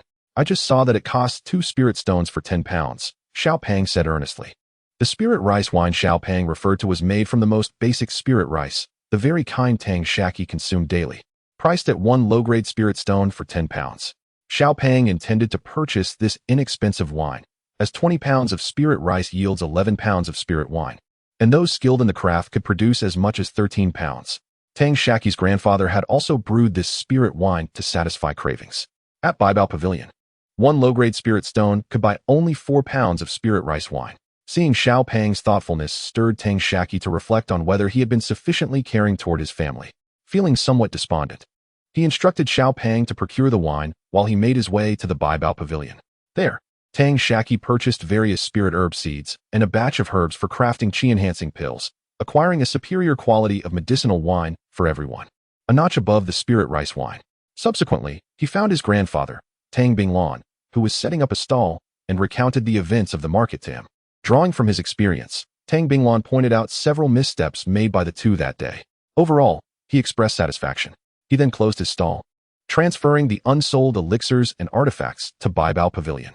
In high spirits, the group then rode their swift steeds towards Leichi's slope, blissfully unaware that a pair of greedy, resentful eyes were fixated on them from a distance in the marketplace. Upon returning home, Tang Shaqi presented the various spirit talismans he had acquired to his grandfather and distributed a pound of the spirit wine to each person. At first, his grandfather chided him for his reckless spending until Tang Shaqi revealed that he had achieved a 35% success rate in crafting qi-enhancing pills, as 50% seemed exaggerated and might raise unnecessary suspicions. Hearing this, Tang Binglong joyfully sipped his wine, exclaiming in gratitude for their ancestors' blessings and the continuation of their lineage. The others responded with delight, clinking their cups, and, before long, they were all blissfully intoxicated. Chapter 9. The elixir sold out the Tang clan is gradually regaining its vitality, with the clan's warehouse accumulating a treasure trove of resources. On the following morning, Tang Binglong meticulously recorded the spirit talismans received by Tang Shaqi from the market the previous day into the clan's warehouse, noting both the quantity and types on a jade slip. Since the arrival of Zhang Yudao and his spouse, the Tang clan has reinstated some of its former regulations, distinguishing between communal and personal assets. Members of the clan engage in hunting demonic beasts, foraging for spiritual herbs, and concocting elixirs or cultivating spiritual fields, with resources being calculated into spirit stones based on individual contributions. The clan's communal assets provide regular stipends to the cultivators. For those in the early stages of chi refinement, a monthly allocation of 2 low-grade spirit stones is provided. Mid-stage cultivators receive 4, late-stage cultivators receive 8, and those at the peak of chi refinement receive 16. Any required spiritual materials or herbs from the clan's warehouse must be exchanged for spirit stones, with prices slightly below market rates. The clan's operations had been well established, merely requiring minor adjustments according to the current circumstances. Among them, Xiaopeng and Shaqi are treated as special cases, receiving 10 low-grade spirit stones each month. This monthly allocation is akin to granting the two a top-tier late-stage artifact every year. Considering the considerable time needed for a late-stage cultivator to accumulate enough spirit stones for such an item. Despite being a novice at the early stage of cultivation, Xiaopeng manages to suffice even during the resource-intensive period of artifact forging, thanks to the support from Zhang Yudao and his wife. Unable to resist, Tang Binglong conducted another inventory of the warehouse resources. With the spirit talismans provided by Tang Shaqi included, the warehouse currently holds materials valued at over 2,000 low-grade spirit stones. The next day, Tang Shaqi approached Tang Binglong and spent 50 spirit stones to lease 4 acres of spiritual fields suitable for cultivating chi-enhancing medicinal herbs. He also exchanged the remaining chi-enhancing pills along with 12 spirit stones for an initial level fog formation, surrounding the 4 acres of medicinal land with the formation. Once harvested, the herbs from these 4 acres are estimated to yield a value of 60 spirit stones. The annual rent for cultivating chi-enhancing herbs on 1 acre of spiritual field is 2 low-grade spirit stones, with seeds costing 1 spirit stone and the required spiritual water and fertilizer valued at 2 spirit stones. An acre can produce 10 batches of chi-enhancing herbs over 2 years, worth 15 spirit stones. On average, each acre yields approximately 4 spirit stones worth of herbs annually. Given that the herbs in the leased spiritual fields will mature in 6 months, the charge of 50 low-grade spirit stones serves as both a rental fee and encouragement for him to enhance his alchemical skills promptly. Renting the clan's alchemy and artifact forging chambers incurs a daily fee of 1 low-grade spirit stone. However, no charges are levied against Tang Shaqi and Xiaopeng for this service, as they currently have no income. Nevertheless, the spirit stones consumed by the ground fire during their usage must be borne by the two. If Tang Shaqi and Xiaopeng relied solely on their own magical prowess for alchemy and artifact forging, their efficiency would be significantly hampered, as their limited power in the early stages of chi refinement necessitates reliance on ground fire. Tang Shaqi accelerated the maturation of the spiritual herbs in the fields and spent 3 days refining them into elixirs, ultimately producing 22 bottles of the precious concoctions. Not only were there 30 medium-grade chi-boosting pills, but also 2 superior ones. Tang Shaqi consumed one of the superior pills, successfully advancing to the 4th level of the chi refinement stage. After reaching this level, he developed a resistance to the chi-boosting pills and sought to exchange them for resources he required. Consequently, he accompanied his father, Tang Dong, to rent a swift steed and journey to Qingyan City. Upon arriving, Tang Shaqi and his father parted ways to pursue their individual tasks. In the Baibao Pavilion within Qingyan City, Tang Shaqi disposed of his pills and acquired the formula for true chi pills along with seeds for the necessary spiritual herbs. He also gathered various medicinal materials needed for refining chi-boosting pills from shops and markets. Since his own production of chi-boosting pills was profitable, and the cultivation of spiritual herbs required time, he was undeterred. The true chi pill serves as a transitional elixir between the early and late stages, effectively assisting practitioners below the 6th level of the chi refinement stage in their cultivation. Subsequently, he purchased a spiritual osmanthus cake for the chubby one and several pounds of spiritual wine for everyone before returning with Tang Dong to Lycopo. Tang Shaqi distributed a pound of spiritual wine to each of his grandfather and others, and gifted the spiritual osmanthus cake to the chubby one. Knowing that Tang Shaqi's production of chi-boosting pills had yielded profits, the others did not hesitate to accept his generosity. From that point onward, Tang Shaqi frequently accompanied several individuals to Qingyan Square. To avoid arousing suspicion, he always went with different clan members and sold portions of his pills to various shops or at the market. In the days that followed, he and the chubby one crafted 2 sets of the 3 lights and 1 chi mixed origin formation, as a single array proved somewhat inefficient. He also learned some crafting techniques along the way. After exhausting the true chi medicinal materials cultivated within the clan, he managed to produce 9 true chi pills, with a yield of less than 10%, barely mastering the refinement of this particular pill. Fortunately, he always purchased batches of materials for chi-boosting pills during market visits to sustain his regular cultivation. After refining another batch of true chi pills, Tang Shaqi found himself devoid of the necessary materials for both true chi and chi-boosting pills. At this juncture, he had made considerable progress in refining true chi pills, consistently yielding 1 pill each time, and occasionally 2, achieving a yield rate of about 12 to 30%. As for the success rate of producing chi-boosting pills, it reached an astonishing 65%, with nearly every batch yielding 1 or 2 medium-grade pills, and superior pills appearing from time to time. Currently, the cultivation pills for the chubby one were provided by Tang Shaqi, who scarcely took any spirit stones in return. 2 months ago, the chubby one had broken through to the 3rd level of the chi refinement stage by consuming a superior chi-boosting pill. Now, he alternated between lower-grade and medium-grade chi-boosting pills for his cultivation. Tang Shaqi, having developed a resistance to the chi-boosting pills, found the lower-grade ones ineffective for his advancement, relying instead on the true chi pills he crafted. Should the supply of true chi pills fall short, he would resort to using medium-grade chi-boosting pills for cultivation. With few spiritual herbs remaining and those he cultivated yet to mature, Tang Shaqi resolved to make another trip to Qingyan City. Having frequently traveled between Qingyan City and Lycopo, he had already made 2 solo trips. Thus he spent a spirit stone to rent a swift steed from the chubby one, who still reminisced about the previous spiritual osmanthus cake and implored Tang Shaqi to bring one back for him. Tang Shaqi had always been exceptionally accommodating towards the chubby one. With his alchemical prowess flourishing, he not only fulfilled his own cultivation needs, but also contributed significantly to the Tang sect. Consequently, the sect rescinded the special privileges previously granted to him, leading to a more favorable situation for the organization. During this period, Tang Shaqi frequently accompanied others into Qingyan City without any untoward incidents. Even during the 2 occasions he ventured out alone, his grandfather, Tang Binglan, discreetly followed him from the shadows, ensuring his safety. Observing Tang Shaqi's mature demeanor, coupled with the swift speed of his steed and his own mid-stage chi-refining strength, Tang Binglan felt assured enough to allow his grandson to descend the mountain unaccompanied, refraining from his usual covert surveillance.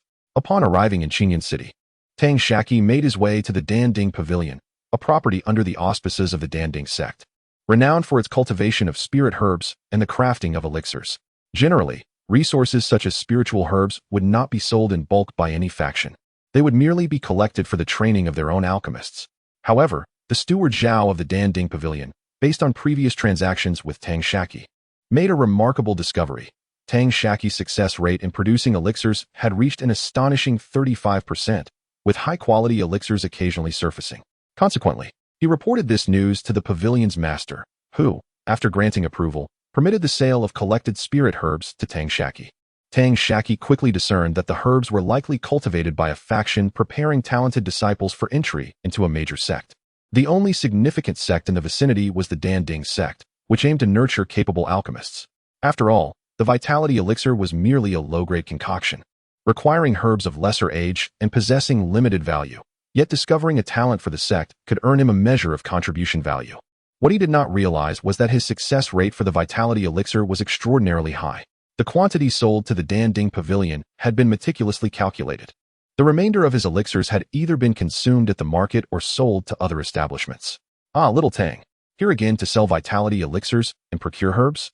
Steward Zhao remarked with a beaming smile, buoyed by the endorsement from Pavilion Master Li, who held great expectations for Tang Shaqi's future. Indeed, Uncle Zhao, Tang Shaqi replied, producing several elixir vials from his pouch. Could you please assess their value in spirit stones? I would like to exchange everything for herbs needed to create vitality elixirs. Little Tang, we have recently sold out of the herbs required for vitality elixirs. We only have about 20 portions left. Perhaps it would be better to convert everything into spirit stones instead. That totals 82 low-grade spirit stones, Steward Zhao explained. Tang Shaqi had a clear intention to utilize the profits from the vitality elixirs to enhance his proficiency in crafting true qi elixirs. However, he was taken aback to find that the Dan Ding Pavilion, which was eager to supply him with the necessary herbs for vitality elixirs, had effectively sold out. After a moment of contemplation, Tang Shaqi stated, "Then please convert that into 20 portions of true qi elixir materials." "Very well, please wait a moment." Steward Zhao replied before instructing a servant to prepare the materials for 20 true qi elixirs. As Tang Shaqi wandered towards the spirit wine display area, he inquired of Steward Zhao, how much for the 10 flowers and 10 fruits wine. He recalled his grandfather's recent complaints about the depletion of vitality elixirs within their clan. The various shops exclusively sell elixirs, dispensing only a limited quantity of the ingredients required for the vitality pill each year. The vitality pill, a mid-tier elixir for replenishing magical energy, typically retails for 30 low-grade spirit stones per vial. This elixir is indispensable for all cultivators venturing into the Beast Mountain range in search of opportunities. The 10 flower and 10 fruit wine, a supreme-grade spiritual liquor, is priced at 60 low-grade spirit stones per jug, which is already the cost of a late-stage elixir. Upon hearing this, Tang Xia fell silent, deep in contemplation. "Oh, Little Tang, this wine restores magical energy at a rate surpassing that of the mid-tier vitality pill, only slightly slower than that of the late-stage recovery pill. The amount of magical energy it replenishes reaches 90% of that provided by the Supreme Recovery Pill. A jug of 10 flower and 10 fruit wine contains 1 pound, precisely the volume of a single elixir, while a vial of recovery pill costs 80 low-grade spirit stones. This remains prohibitively expensive for me at present. What is the price of the formula for 10 flower and 10 fruit wine? It is a recipe for a spirit liquor that replenishes magical energy during the qi refinement stage, totaling 40 spirit stones, encompassing formulas from the early to the supreme grade. This is not a secretive matter and incurs no substantial cost. Merely a copy can be made using a jade slip, hence the price is relatively modest. Chapter 10. Encountering an ambush. Tang Shaqi pondered for a moment before nodding in agreement to make his purchase. He also acquired some medicinal herb seeds that his family had not cultivated, spending a total of 106 inferior spirit stones, and ultimately withdrawing 24 inferior spirit stones from his own pocket. Afterward, he exited the Dan Ding Pavilion and disposed of some excess elixirs at various shops, exchanging the remaining potions with Sister Lu for a few spirit talismans. He then mounted his swift horse, preparing to return to Thunder Ridge Slope. Spirit beasts were prohibited in Xianxia City. At the market entrance, there were dedicated personnel overseeing the area, charging 1 inferior spirit stone per day. Of course, if one possessed a spirit beast pouch, they could naturally store their spirit beast within it, which was a different matter altogether. The spirit beast pouch bore similar functionality to a storage bag. However, one was designed to contain living creatures while the other was not. Even the most basic spirit beast pouch cost several hundred spirit stones, equivalent to a fine late-stage magical artifact, making them quite rare in Xianxia City. Having paid the spirit stone fee, Tang Shaqi galloped toward Thunder Ridge Slope. After traveling less than 20 miles, the front legs of the swift horse buckled, throwing him off its back. In midair, Tang Shaqi activated a Vajra talisman, bracing himself with both hands against the ground as he prepared to rise. Suddenly, from the corner of his eye, he caught a flash of red light behind him, sensing a surge of spiritual energy. He rolled to the left, narrowly avoiding 3 fireballs that erupted into a large crater upon striking the ground. Just as Tang Shaqi regained his footing, he was hit by 3 fireballs from the left front direction. The protective barrier of the Vajra talisman flickered weakly. Before he could fully comprehend the situation, a spike of earth emerged beneath him, shattering the Vajra talisman's shield. A fireball struck him directly on the back. Fortunately, during his roll, he managed to activate an earth armor talisman just in time, which deflected the fireball aimed at his back. Although most of the fireball's force was mitigated, the residual heat singed his clothing and slightly curled the hair on his back. Tang Shaqi was not one to recklessly venture into Xianxia City without preparation. He had grown accustomed to hearing tales from his elders about the brutal conflicts among cultivators. Thus, he had sewn a pocket into each of his sleeves, stowing an offensive and a defensive talisman for each solitary outing. The talismans could be activated instantly, eliminating the need to retrieve them from his storage bag. In the blink of an eye, Tang Shaqi had no time to deliberate further and activated another Vajra talisman. Simultaneously, he performed a series of hand seals, sending a fireball swiftly toward the right thicket from which the initial fireballs had originated, while another fireball talisman flew toward the large tree on his left. Meanwhile, he retreated toward the swift horse. At that moment, two figures emerged from either side, both shrouded in black cloth. The swift horse could not rise, no matter how hard it tried. One of the individuals was tall and robust, wielding a mid-tier magical shield in his left hand and a late-stage spiritual sword in his right. The other brandished a mid-tier spiritual sword and activated a mid-tier defensive talisman. The stocky man spoke in a raspy voice, clearly suppressing his tone. "Kid, don't even think about escaping. Your horse has been fed with soft bone powder that restrains body refining practitioners and spirit elixirs that inhibit chi refining practitioners, rendering it temporarily incapacitated." Tang Shaqi scrutinized the two individuals before him, a vague sense of familiarity washing over him as he regarded the frail cultivator behind them, as though he had encountered him before, not forgetting to retrieve a blue steel shield and a clear spirit sword from his storage pouch. He also administered 2 snow jade pills to his wind-swift horse. The robust practitioner exuded the spiritual pressure characteristic of a late-stage chi refining cultivator, boasting a cultivation level of the 10th layer of chi refining. Noting Tang Shaqi's readiness to resist, he remarked, "I am well aware that you are the grandson of Old Man Bing. We solely desire your storage pouch. Hand it over, and I shall allow you to leave unscathed." A cold chuckle escaped Tang Shaqi's lips. "Do not mistake me for a fool. Should I surrender my storage pouch, my fate would be sealed. Since you are aware of my grandfather's identity, your intentions to silence me are all too clear. I can offer you some spirit stones. Let today's events be forgotten, and you shall clear my path to freedom." With a mind intent on stalling for time, Tang Shaqi engaged in negotiations with the two. "Do not entertain thoughts of delaying for your wind-swift horse to recover. I tire of your prattle. I shall count to 3. Should you fail to relinquish your storage pouch by then, you shall meet a gruesome end. 1, 2. The burly practitioner commenced his countdown. "Wait, you truly intend not to kill me?" "I am a man of my word. If I say I won't kill you, then I shall not." As he spoke, he advanced towards Tang Shaqi, shield at the ready, closing the distance in an instant. "Very well, I shall give you the storage pouch." With that, Tang Shaqi sheathed his clear spirit sword, brushing his waist to reveal a late-stage fire arrow talisman in his hand. Channeling his own mana into the talisman, he directed it towards the sturdy practitioner. A fire arrow, composed of fiery spiritual energy and measuring 3 feet in length, hurtled towards him at breakneck speed. The practitioner's eyes betrayed his disdain.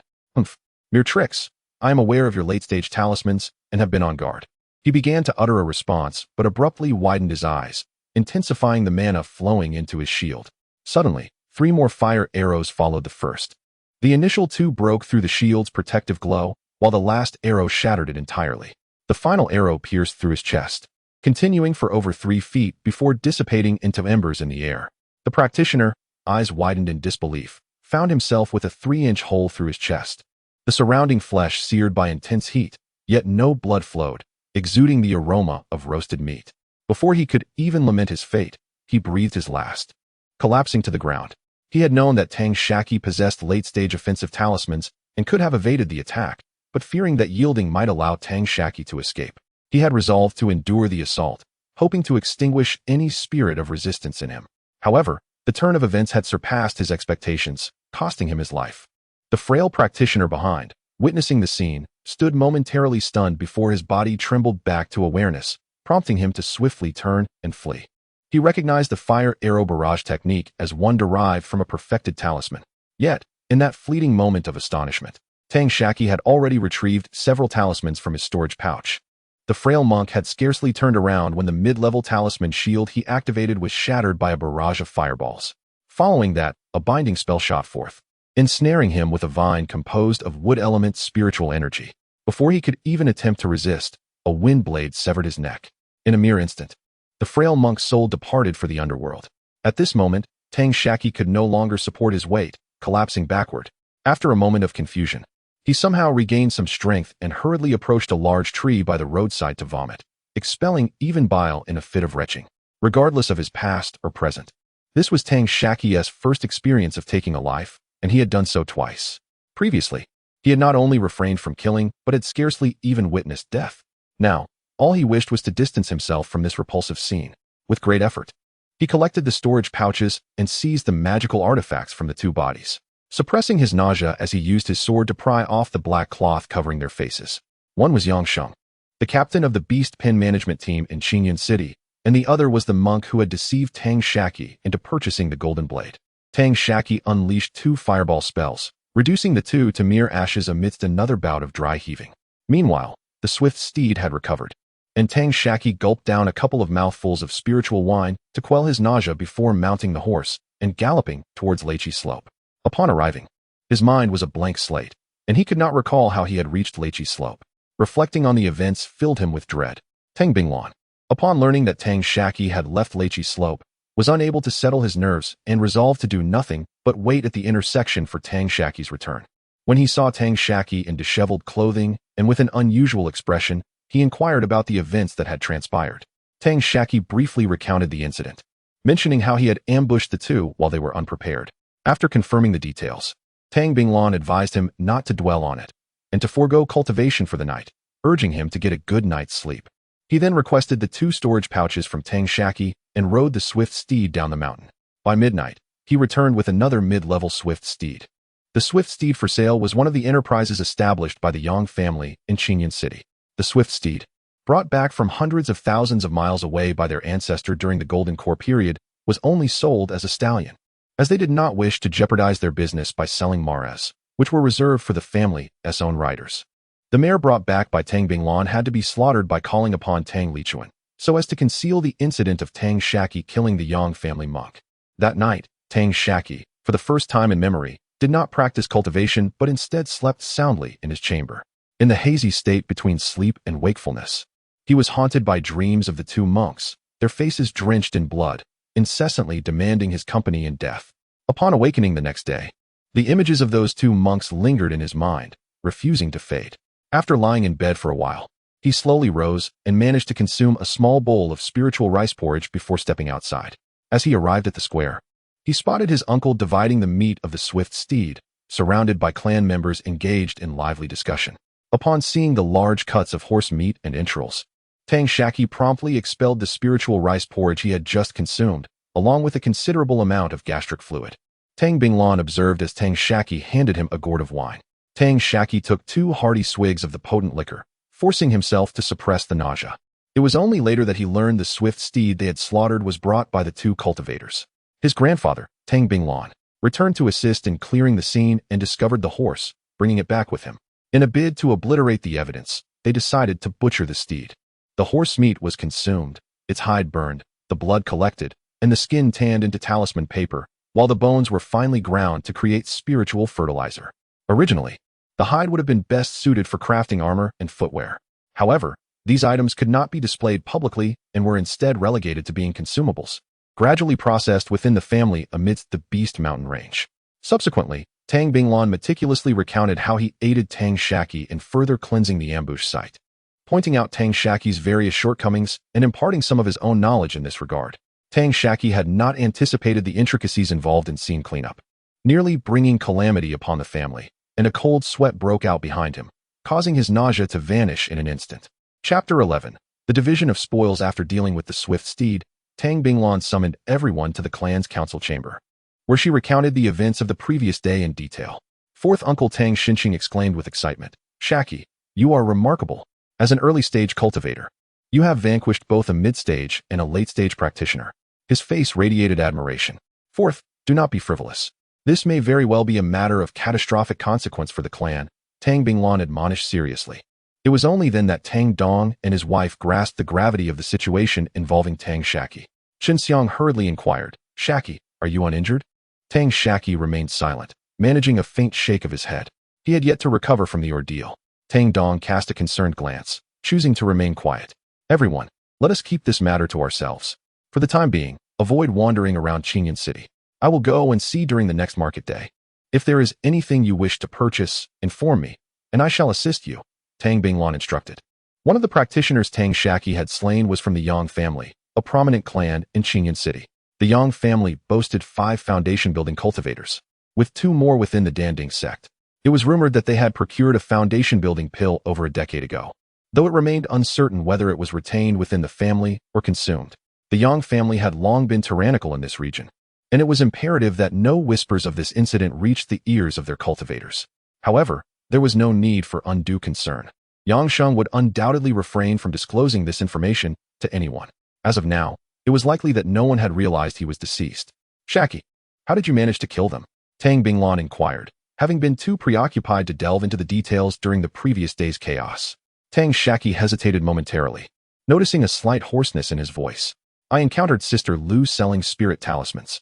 I had originally intended to procure some mid- and late-stage talismans for the family.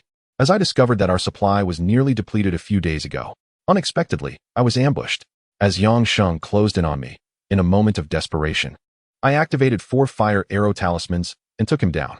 The other practitioner was likely the one I had offended during my first visit to Qinyan City. He must have incited Xianxia. Upon witnessing Xianxia's demise, he fled in terror. Without a second thought, I drew 3 or 4 talismans from my storage pouch and activated them all at once, eliminating him as well. In total, I expended talismans worth over 80 low-grade spirit stones. What a significant loss. The loss of talismans is trivial. What matters is that your life is preserved. If you find yourself short on spirit stones, come to me. Your mother and I still have some savings, Tang Dong replied, his voice trembling slightly. The thought of nearly losing his son, whom he had nurtured for 11 years, filled him with dread. Hearing these words, Tang Shaqi felt enveloped in warmth from their concern, alleviating much of the discomfort that accompanied his first experience of taking a life. Although they were not a typical family characterized by paternal affection and filial piety, in crucial moments, he could still sense the deep care his parents held for him. Was the practitioner you killed the one who tried to sell you the gold-binding knife? Little Fatty suddenly asked. Yes, that was him. He must have been watching me for quite some time, Tang Shaqi replied. Humph. I sensed he was not a good person from the very first glance. I never imagined he was so wicked, Little Fatty retorted indignantly. I often encountered him at the intersection outside Qinyan City, returning from his journey, which piqued my curiosity. It turned out he had been discreetly monitoring my movements. Upon Tang Binglan's explanation, Tang Shaqi finally comprehended that during his previous solitary visits to Qinyan City, his grandfather had been silently trailing him for protection. A wave of profound emotion surged within him, alleviating his discomfort from his first act of taking a life. Subsequently, through collective reasoning, the situation began to unfold. The frail cultivator had set his sights on Tang Shaqi from the very beginning, but had not found the opportunity to strike. Each time, Tang Shaqi traveled to Qinyan City accompanied by his family, and those with ulterior motives naturally became aware of his identity. Thus, upon seeing Tang Shaqi enter and exit the city alone, Xianxia, utilizing his position as the captain of the Beast Pen management team, was promptly informed. He immediately alerted the frail cultivator to search for any potential protectors shadowing Tang Shaqi. On this occasion, as Tang Shaqi arrived alone, the frail cultivator, having detected no signs of protection, reported back to Xianxia. When Tang Shaqi went to process his paperwork and retrieve his steed, the frail cultivator administered a sedative to the swift horse, setting off on his own mount ahead of schedule. He meticulously calculated the timing of the drug's effect and prepared an ambush at the destination. The entire scheme was flawlessly orchestrated, a masterclass in cunning. Had it not been for Tang Shaqi's characteristic caution, wherein he had expended 50 inferior spirit stones to purchase a rapid-fire talisman from the Qinfu sect, this would have undoubtedly resulted in his demise. This led Tang Shaqi to reflect that he must always be thoroughly prepared before embarking on any venture. After a round of discussion, Tang Binglan coughed lightly to signal he had something to share. The group fell silent, anticipating the final matter at hand, which was indeed fortuitous. He paused deliberately, building suspense before continuing. Although Shaqi had utilized a talisman worth over 80 inferior spirit stones, he had also made a substantial profit. He then produced 2 storage pouches from his attire, revealing that he had disposed of items that could confirm his identity. He had converted an assortment of miscellaneous objects into spirit stones and noted that the 2 individuals in question were clearly seasoned in such dealings, possessing for mid-tier magical artifacts. He had acquired these artifacts at a 70% discount, totaling 272 inferior spirit stones. He then addressed Zhang Yudao, requesting his assistance in altering the appearance of these artifacts. The fee for his services would be 10% of the total value in spirit stones, and the others could exchange these items for 90% of their worth in spirit stones. Very well, no problem, Uncle Bing, Zhang Yudao replied cheerfully. He anticipated a profit of over 20 spirit stones, as he merely needed to strip the designs from the artifacts, add some embellishments, and change their colors, all of which could be accomplished in a day. Grandfather, I have something to say, Tang Shaqi interjected suddenly. Hearing this, Everyone turned their attention toward him. He retrieved a late-stage artifact and a mid-stage artifact from his storage pouch, precisely the weapons used by the two cultivators from the previous day, which he had yet to report to Tang Binglan. The others gasped in disbelief, while the family possessed 3 late-stage qi refining cultivators. They only had 2 late-stage qi refining artifacts, both in the possession of the family head, Tang Binglan. At this moment, everyone resembled sharks sensing the scent of blood, their eyes brimming with desire to acquire the magical artifacts. These were the weapons of the 2 cultivators from yesterday, and I intended to present these 2 items to my parents, seeking Uncle Zhang's assistance in refining them. Pray tell, what is the amount of spirit stones I should offer you now? Tang Dong gazed with pride at the others, toyed with the late-stage spiritual sword, and then handed it to Zhang Yudao. Friend Zhang, I entrust you with these 2 artifacts. Saki, keep your spirit stones for enhancing your alchemy skills. My mother and I will cover this small expense. Xianxia was too moved to utter a word. Zhang Yudao nodded in agreement, his fingers continuously playing with the late-stage spiritual sword, harboring an indescribable envy within. All right, that will suffice for today. Remember not to let anything slip, Tang Binglan concluded, handing a storage pouch to Tang Shaqi containing over 200 spirit stones, and another to Zhang Yudao, filled with 4 artifacts, while reminding both to return the pouches to him in due time. They nodded in unison. 8 days later, Tang Binglan rode the swift steed to Qingyun City, feigning a query at the Beast Management Office about the absence of Taoist Yangsheng, only to be informed by the staff that he had ventured to the Demon Beast Mountain Range in search of fortune. Subsequently, he visited the Qianfu sect, informing the shopkeeper of his need to expedite their transactions this year, as he urgently required talismans for his venture into the Demon Beast Mountain Range. He processed a batch of elixirs and procured an assortment of medicinal herbs. While gathering spiritual herbs from scattered cultivators at the market, he noticed some selling young spiritual beast puppies. Initially intending to buy a white one for Tang Shaqi, hoping to divert his attention and alleviate his murderous sentiments, he decided to purchase a yellow one as well, considering there was another little chubby one at home, spending over 40 low-grade spirit stones in total. He then returned to Lecky Slope, instructing everyone to maintain the status quo and avoid revealing any vulnerabilities. The next day at noon, Tang Yu returned to Lecky Slope on the swift steed. By this time, he had reached the 10th layer of qi refinement, significantly increasing his success rate in crafting mid-tier talismans. Tang Binglan selectively shared details of the situation with Tang Yu. Consequently, Tang Yu hurried to Qingyun City's Qianfu sect to procure a batch of materials, arriving back at Lecky Slope by evening. He then engaged Tang Shaqi and the little chubby one in assisting him to infuse the swift steed's blood into some spiritual materials to create spiritual ink. The horsehide was trimmed, yielding over 100 talisman papers. Following this, Tang Yu secluded himself in a hidden chamber for 2 days, crafting 42 mid-tier talismans, 31 wind blade strike talismans, and 11 swift movement talismans. Tang Binglan and Tang Yu initially completed the exchange with the Qianfu sect. As a bonus, she gifted him some elixirs from her own collection and retrieved 40 low-grade spirit stones from the clan treasury as a reward. Tang Yu then spent an additional 2 days at Lecky Slope, nurturing his bond with Tang Shaqi and the little chubby one before reluctantly returning to the Qianfu sect. He allocated 4 wind blade strike talismans and 2 swift movement talismans to Tang Shaqi, while the remainder was stored in the family treasury. Both Tang Shaqi and the little chubby one were utterly enamored upon seeing the 2 blind puppy cubs. This white pup bears an uncanny resemblance to the white dog that Tang Sha raised in his previous life in Hadong village during his childhood.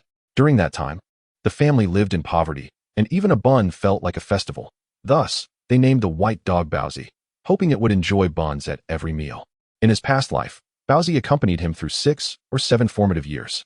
To commemorate the previous Baozi, he named this local dog pup Mantu, while he also helped Xiaopeng name the yellow pup Machio. He promptly prepared rice soup using spiritual rice and crushed a low-grade qi-boosting pill into the soup to feed both Mantu and Machio. The local dog is a type of spiritual canine that requires substantial resources for proper nurturing, potentially elevating to the pinnacle of the qi refinement stage. Its innate spell is the mid-level falling rock technique. However, it struggles to break the constraints of its bloodline and ascend to the foundation establishment stage, rendering it less practical and resulting in few individuals choosing to raise it. Chapter 12. A surge in strength. Mantu and Machio are both male puppies of a local breed. When they were still blind, they were fed separately, with their food infused with the blood of Tang Shaqi and Xiaopeng. Upon opening their eyes, the first beings they beheld were Tang Shaqi and Xiaopeng. The two then each squeezed out a drop of their essence blood to nourish Mantu and Machio. leading the puppies to regard them as kin. In truth, Tang Binglan believed it would have sufficed to directly create beast tokens for Mantu and Magio, sparing them such exertion. However, he was reluctant to part with the essence blood of the two. Essence blood is the quintessence of a person's life force. A mere mortal possesses only 2 to 3 drops, while a chi refining practitioner may have 5 or 6 drops. Body refining practitioners possess a bit more. Yet, even during the skin refining phase, they would not exceed 9 drops. The replenishment of even a single drop of essence blood could take a considerable duration. Nevertheless, Tang Shaqi was unwilling to enslave Mantu and preferred to cultivate a relationship of equality, insisting on this course of action. Xiao Peng followed suit, leaving Tang Binglan with no choice but to acquiesce. Tang Shaqi then requested several dozen pounds of swift horse meat from his uncle, incorporating a variety of medicinal herbs to brew a spirit porridge aimed at restoring vitality.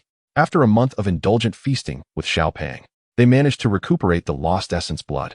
Mantu and Magio also benefited from this, as spirit beast meat, while of little benefit to chi refiners, was indispensable for body refining practitioners, effectively replenishing their vital energy and enhancing their cultivation. In the realm of cultivation, any creature capable of training is classified as a spirit beast if it has an owner, while those that roam free are termed demon beasts.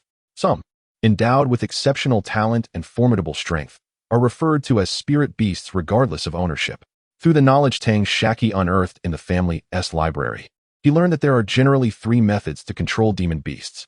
The first method involves infusing a portion of the spirit beast's soul into a beast token, thereby controlling its life and death. However, this approach restricts the spirit beast's advancement, which is why the swift horses within the Tang clan remain at the mid-stage of chi refinement. The second method is to establish a master-servant bond. Practitioners can inscribe a recognition restriction using their own essence blood to exert control over the spirit beast's life and death. The drawback of this method is that should the spirit beast significantly surpass its master in strength, it may very well break free from the restriction and retaliate against the master. The third approach, akin to Tang Shaqi's philosophy, seeks to cultivate a bond of affection, encouraging the spirit beast to willingly follow. Mantu and Magio were enjoying a delightful life, frolicking freely across the entirety of Lycopo, save for the protected spiritual fields. The 2 puppies were well loved by all, with meals prepared for them daily. Tang Shaqi even began to incorporate low-grade vitality pills into their food every other day. The rapid growth of Mantu and Magio astonished everyone. As time flowed gently while nurturing Mantu and Magio, Tang Shaqi sought to rent several acres of spiritual fields from his grandfather, Tang Binglan, which were situated closely around the spiritual peach trees. For convenience, Tang Binglan entrusted the care of the spiritual peach to Tang Shaqi, requiring him to deliver 70 spiritual peaches and 2 pounds of peach blossoms to the clan every 5 years. Should he fall short, he could supplement with spirit stones, while any excess would be his to keep. The family's spiritual peach trees typically bore around 80 fruits each harvest, necessitating protection from pests and birds, as well as the application of spiritual fertilizers and waters. Taking proper care can yield 2 spirit origin peaches, while neglect may result in a loss of 7 or 8, which is not uncommon. Tang Shaqi arrived beneath the spirit origin peach tree and meticulously counted the peaches hanging from its branches. The tree stood over 4 zhang high and occupied an area of approximately 5 or 6 zhang in circumference. At present, there were 77 spirit peaches on the tree, each the size of an adult's fist, and they would mature in another 20 months. Tang Shaqi had calculated everything. The recipe for flower and fruit wine required spirit origin peaches and their blossoms, regardless of the wine's grade. The top-tier 10 flower and 10 fruit wine necessitated 20 varieties of spiritual herbs, encompassing the essence of roots, stems, leaves, flowers, and fruits. In total, Tang Shaqi cultivated 14 mu of spiritual fields, deploying 3 misty formations to shroud them in secrecy. He also planted several mu of herbs used for chi-enhancing pills, as these remained one of his vital means of acquiring resources for cultivation. According to his needs, he hastened the growth of the spiritual herbs. After maturing 2 batches of herbs required for the 10 flower and 10 fruit wine, he excavated a wine cellar within his courtyard, measuring 3 zhang in both length and width and 1 zhang in height. He then dug a wine pool, each dimension measuring 1 zhang, using fire-based spells to transform the surrounding area into a glaze-like state, inscribing prohibitions to prevent the dissipation of spiritual energy around the pool. After repeatedly cleansing the pool with clear water, a process that took 3 days, he finally placed the processed herbs within.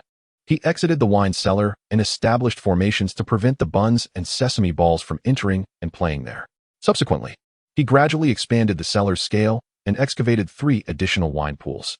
The 4 pools were arranged in a field pattern, with the earliest pool fermenting the 10-flower and 10-fruit wine, while the latter 2 were dedicated to the 7-flower and 7-fruit wine, a restorative type. And the last pool was for brewing the mid-tier 5-flower and 5-fruit wine. He then refined the matured herbs into pills. After a series of 220 batches of true qi pills, the success rate stabilized at approximately 24 to 25%, yielding 38 bottles of true qi pills. He reserved 12 bottles for his own cultivation and allocated 5 to the chubby one. The chubby one, a dual spiritual root cultivator, had reached the pinnacle of the 3rd layer of qi refinement, on the verge of breaking into the 4th layer, while Tang Shaqi had only just stabilized his own 4th layer of qi refinement. This led him to reflect on the extraordinary nature of dual spiritual root cultivators. This outcome was not entirely unexpected. Initially, they began their cultivation at a young age, lacking in focus, and being at an age prone to restlessness. They had to learn both artifact crafting and alchemy, naturally leaving them with limited time for cultivation. The quantity and quality of the medicinal pills they could refine only began to be adequately assured after the formation of the 3 light and 1 qi primordial array. Notably, in that year, Tang Shaqi devoted his time to alchemy and winemaking, and in order to solidify his foundation, he did not wholeheartedly pursue the enhancement of his cultivation, thereby slowing his progress. For the chubby one's future potential, Tang Shaqi advised him not to concentrate solely on elevating his cultivation, but to firmly establish his foundation.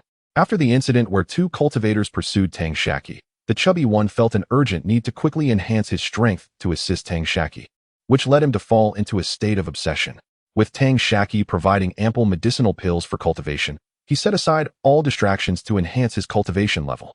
Fortunately, Tang Shaqi's timely intervention prevented him from prematurely breaking through to the 4th layer of the qi refining stage, which would have left his foundation unstable and adversely affected his potential for growth, necessitating greater effort in the future to solidify his base.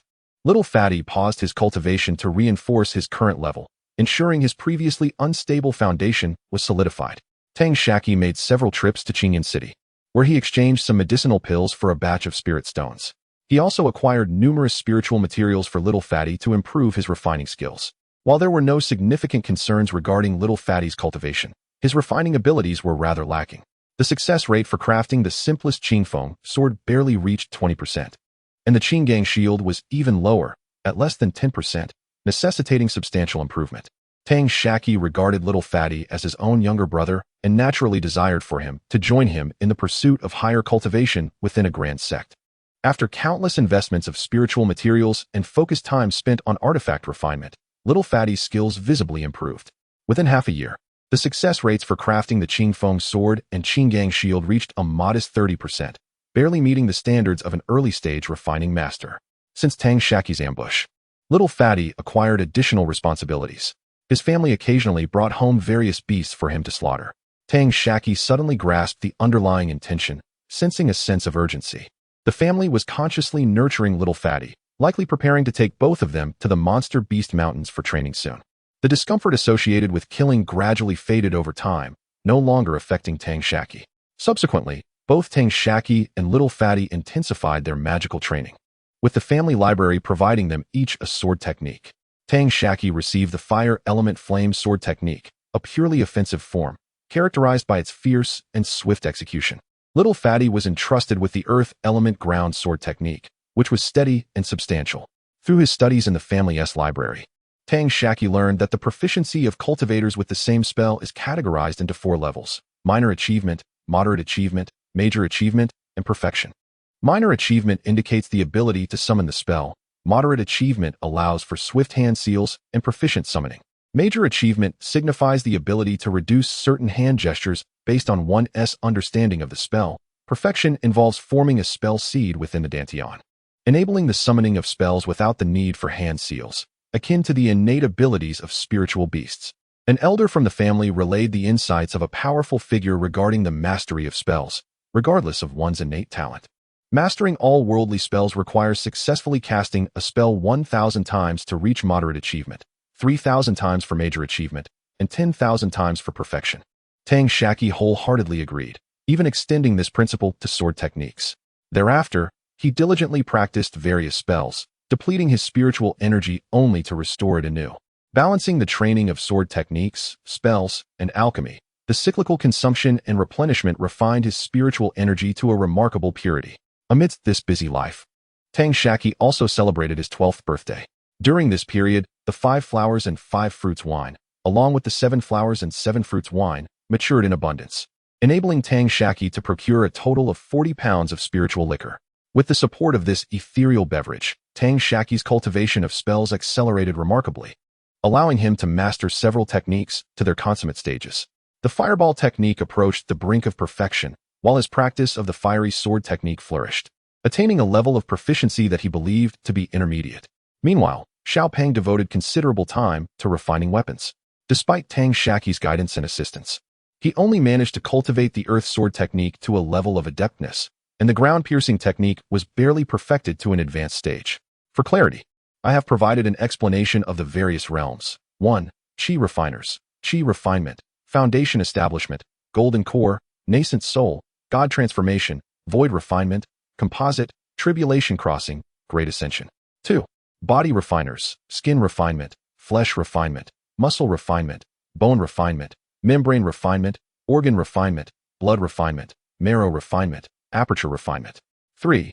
Demonic beasts, level 1, Qi refinement stage, levels 2, 3, 4, foundation establishment early, middle, late, levels 5, 6, 7, golden core early, middle, late, levels 8, 9, 10, nascent soul early, middle, late. Beyond this, they are directly named according to Qi refinement levels, e.g., god transformation demonic beasts. Each realm is further divided into early, middle, late stages, and great perfection. Pills, talismans, arrays, and artifacts are categorized into 3 ranks, star, moon, and sun, each of which is further divided into low, medium, and high tiers, totaling 9 tiers. Each tier corresponds to one of the 9 realms. For instance, a low-tier star rank corresponds to the Qi refinement stage and the skin refinement stage of body refiners. Each tier is also subdivided into early, middle, late stages, and great perfection. Weapons for body refiners include Qi and blood divine weapons, star rank. Qi and blood precious weapons, moon rank. Qi and blood spiritual weapons, sun rank. For Qi refining practitioners, the weapons are categorized as follows: star rank, magical artifacts, Qi refinement. Spiritual artifacts, foundation establishment, precious artifacts, golden core. Moon rank, treasures low grade, nascent soul, medium grade, god transformation, high grade, void refinement. Sun rank, spiritual treasures low grade, composite. Medium grade, tribulation crossing, high grade, great ascension. Spiritual veins are classified as scattered spiritual veins, low grade spiritual veins, medium grade spiritual veins, high grade spiritual veins, and top grade spiritual veins. Every 10 basic spiritual veins, the lowest category among similar spiritual veins, can be synthesized into a higher grade spiritual vein through specific methods. Spiritual stones are categorized as low grade, medium grade, high grade, top grade, and super grade. The official exchange rate is 1 to 1,000. The requirements for cultivating spiritual veins, spiritual stones, are as follows: Qi refinement, scattered spiritual veins, low grade spiritual stones, foundation establishment, golden core, low-grade spiritual veins. Medium-grade spiritual stones, nascent soul, god transformation, medium-grade spiritual veins, high-grade spiritual stones, void refinement, composite, high-grade spiritual veins, top-grade spiritual stones, tribulation crossing, great ascension, top-grade spiritual veins, super-grade spiritual stones. Chapter 13. The marriage of my aunt. Shortly after the chubby boy celebrated his 12th birthday, his aunt, Tang Yu, arrived at Leichi Slope accompanied by a male cultivator named Zhang Yifei, who hails from the Zhang family of the Qianfu sect. Zhang Yifei, age 35, possesses an 8th-tier cultivation in the Qi refining stage and is 1 year younger than Tang Yu. Tang Yu is 2 years younger than Tang Lichuan and 2 years older than Tang Dong, while Tang Xian is precisely 12 years older than Tang Shaqi. The Qianfu sect is primarily governed by the 3 prominent families of Hu, Zhang, and Zhou, with the sect leader being rotated among the heads of these families. They also recruit talented disciples from outside. The Zhang family raises a pack of swift-winged wolves and excels in the crafting of spiritual ink. The Hu family cultivates vast fields of Nanxing bamboo, specializing in the creation of talisman brushes. The Zhou family possesses extensive spiritual fields, where they grow numerous spiritual herbs and are adept at producing talisman paper. Currently, The sect leader of Qianfu is Zhou Quan from the Zhou family, and Zhang Yifei is the grandson of the Zhang family's sixth brother. Historically, the Zhang family has maintained ties with the Tang family. It would be more accurate to say that Tang Yu was entrusted to the Zhang family rather than merely joining the Qianfu sect. Zhang Yifei's intention is to propose a dual cultivation partnership with Tang Yu, and her personal escorting of him back to Leiqi Slope makes her intentions abundantly clear. Tang Binglan seeks to deepen the relationship with the Qianfu sect, and thus has no reason to refuse. Zhang Yifei presented a substantial betrothal gift to Tang Binglan, including a set of attack and defense talismans for both the early and mid stages, and 6 talismans each for the later stages. He also gifted 2 high-grade attack talismans worth over 300 spirit stones. In return, Tang Binglan provided her daughter with 4 bottles of qi-nourishing pills, 6 bottles of spirit-infusing pills, 8 bottles of vitality pills, and 12 low-grade spirit stones as dowry, which balanced the exchange. Tang Shaqi and the chubby boy each called out to Zhang Yifei as uncle. In addition, Zhang Yifei gifted Tang Shaqi a formula for a red elite qi pill and 4 mid-tier talismans, while providing the chubby boy with a refining blueprint for the turtle spirit shield and 4 mid-tier talismans as well. Tang Shaqi presented a jar of 10 flower and 10 fruit wine, and discreetly offered 2 jars of 7 flower and 7 fruit wine to his aunt, Tang Yu, who received the 3 jars of spirit wine with pride in front of Zhang Yifei. The Red Elite Qi pill is a late-stage pill specifically designed for fire-type cultivators in the Qi refining late stage, while the Turtle Spirit Shield is a mid-tier magical artifact.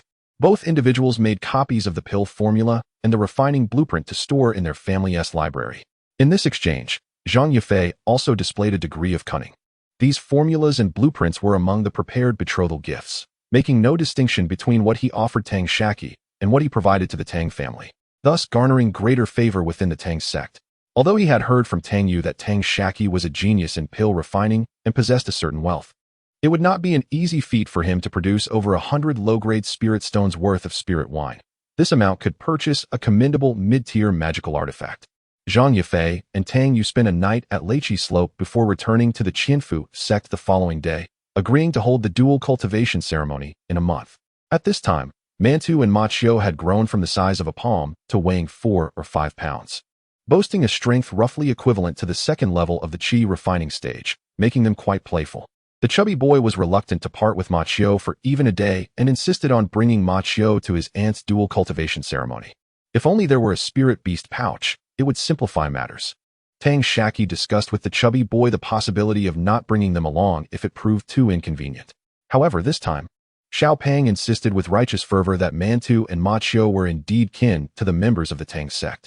The dual cultivation ceremony of his aunt was the most significant event within the Tang sect. How could they possibly not attend? Tang Shaqi was thoroughly defeated by Xiao Pang's unwavering stance. After much contemplation, he recalled the kangaroo from his previous life and suddenly had an idea. He meticulously recorded his thoughts using a jade slip and handed it to Xianxia for assistance in crafting his vision. 2 days later, Xianxia presented 2 festive vests to Tang Shaqi. These vests were unremarkable, save for a large pocket sewn across the chest, occupying the entirety of the front. Tang Shaqi tried it on and felt immensely satisfied, planning to unveil it to Xiao Pang as a surprise on the day of his aunt's dual cultivation ceremony. During this period, Xiao Pang repeatedly inquired about how to carry Mantu and Ma Qiu to the ceremony, to which Tang Shaqi continually advised patience. Xiao Pang proposed various ideas, all of which Tang Shaqi dismissed, leading to Xiao Pang becoming somewhat distracted from his magical training. On the eve of their wedding ceremony, Tang Binglan rented 6 swift horses in Qinyan City. The following day, they left Zhang Yudao and his wife to guard Lycopo. Xiao Pang, dejected, suggested to Tang Shaqi, "Why don't we just hold them the whole time? Mantu and Ma Qiu are very well behaved." Tang Shaqi revealed the 2 vests, saying, "I was already prepared. Did I not tell you not to rush? You rascal, you're teasing me again. Humph. This time, I shall let it slide considering your contributions to Ma Qiu." Xiao Pang replied, puffing up with pride. Tang Shaqi chuckled and playfully nudged Xiao Pang, remarking on his lack of decorum. He then helped Xiao Pang into the vest, placing Ma Qiu into the pocket. Ma Qiu clung to the edge of the pocket, her little eyes excitedly darting around. Tang Shaqi then donned the vest over his head, subsequently placing Mantu into the pocket as well. Mantu, curious, soon burrowed into the pocket and fell into a deep slumber. With Tang Binglan, Tang Lichuan, Tang Dong, Chen Xiang, Tang Xin, Tang Shaqi, and Xiao Pang all dressed in their new garments, They joyfully rode the freshly washed swift horses to the Zhang family estate, located at Lanhua Mountain. The Zhang family boasted a lesser spiritual vein. Upon dismounting and revealing their identities, attendants from the Zhang family took the swift horses to the stables for care. True to its reputation as a prominent family within the Qianfu sect, the Zhang family hosted a dual cultivation ceremony attended by various factions offering gifts, alongside many acquaintances extending their blessings. Among them was Sister Lu, who frequently sold talismans to Tang Shaqi, accompanied by a young girl of about 10 years.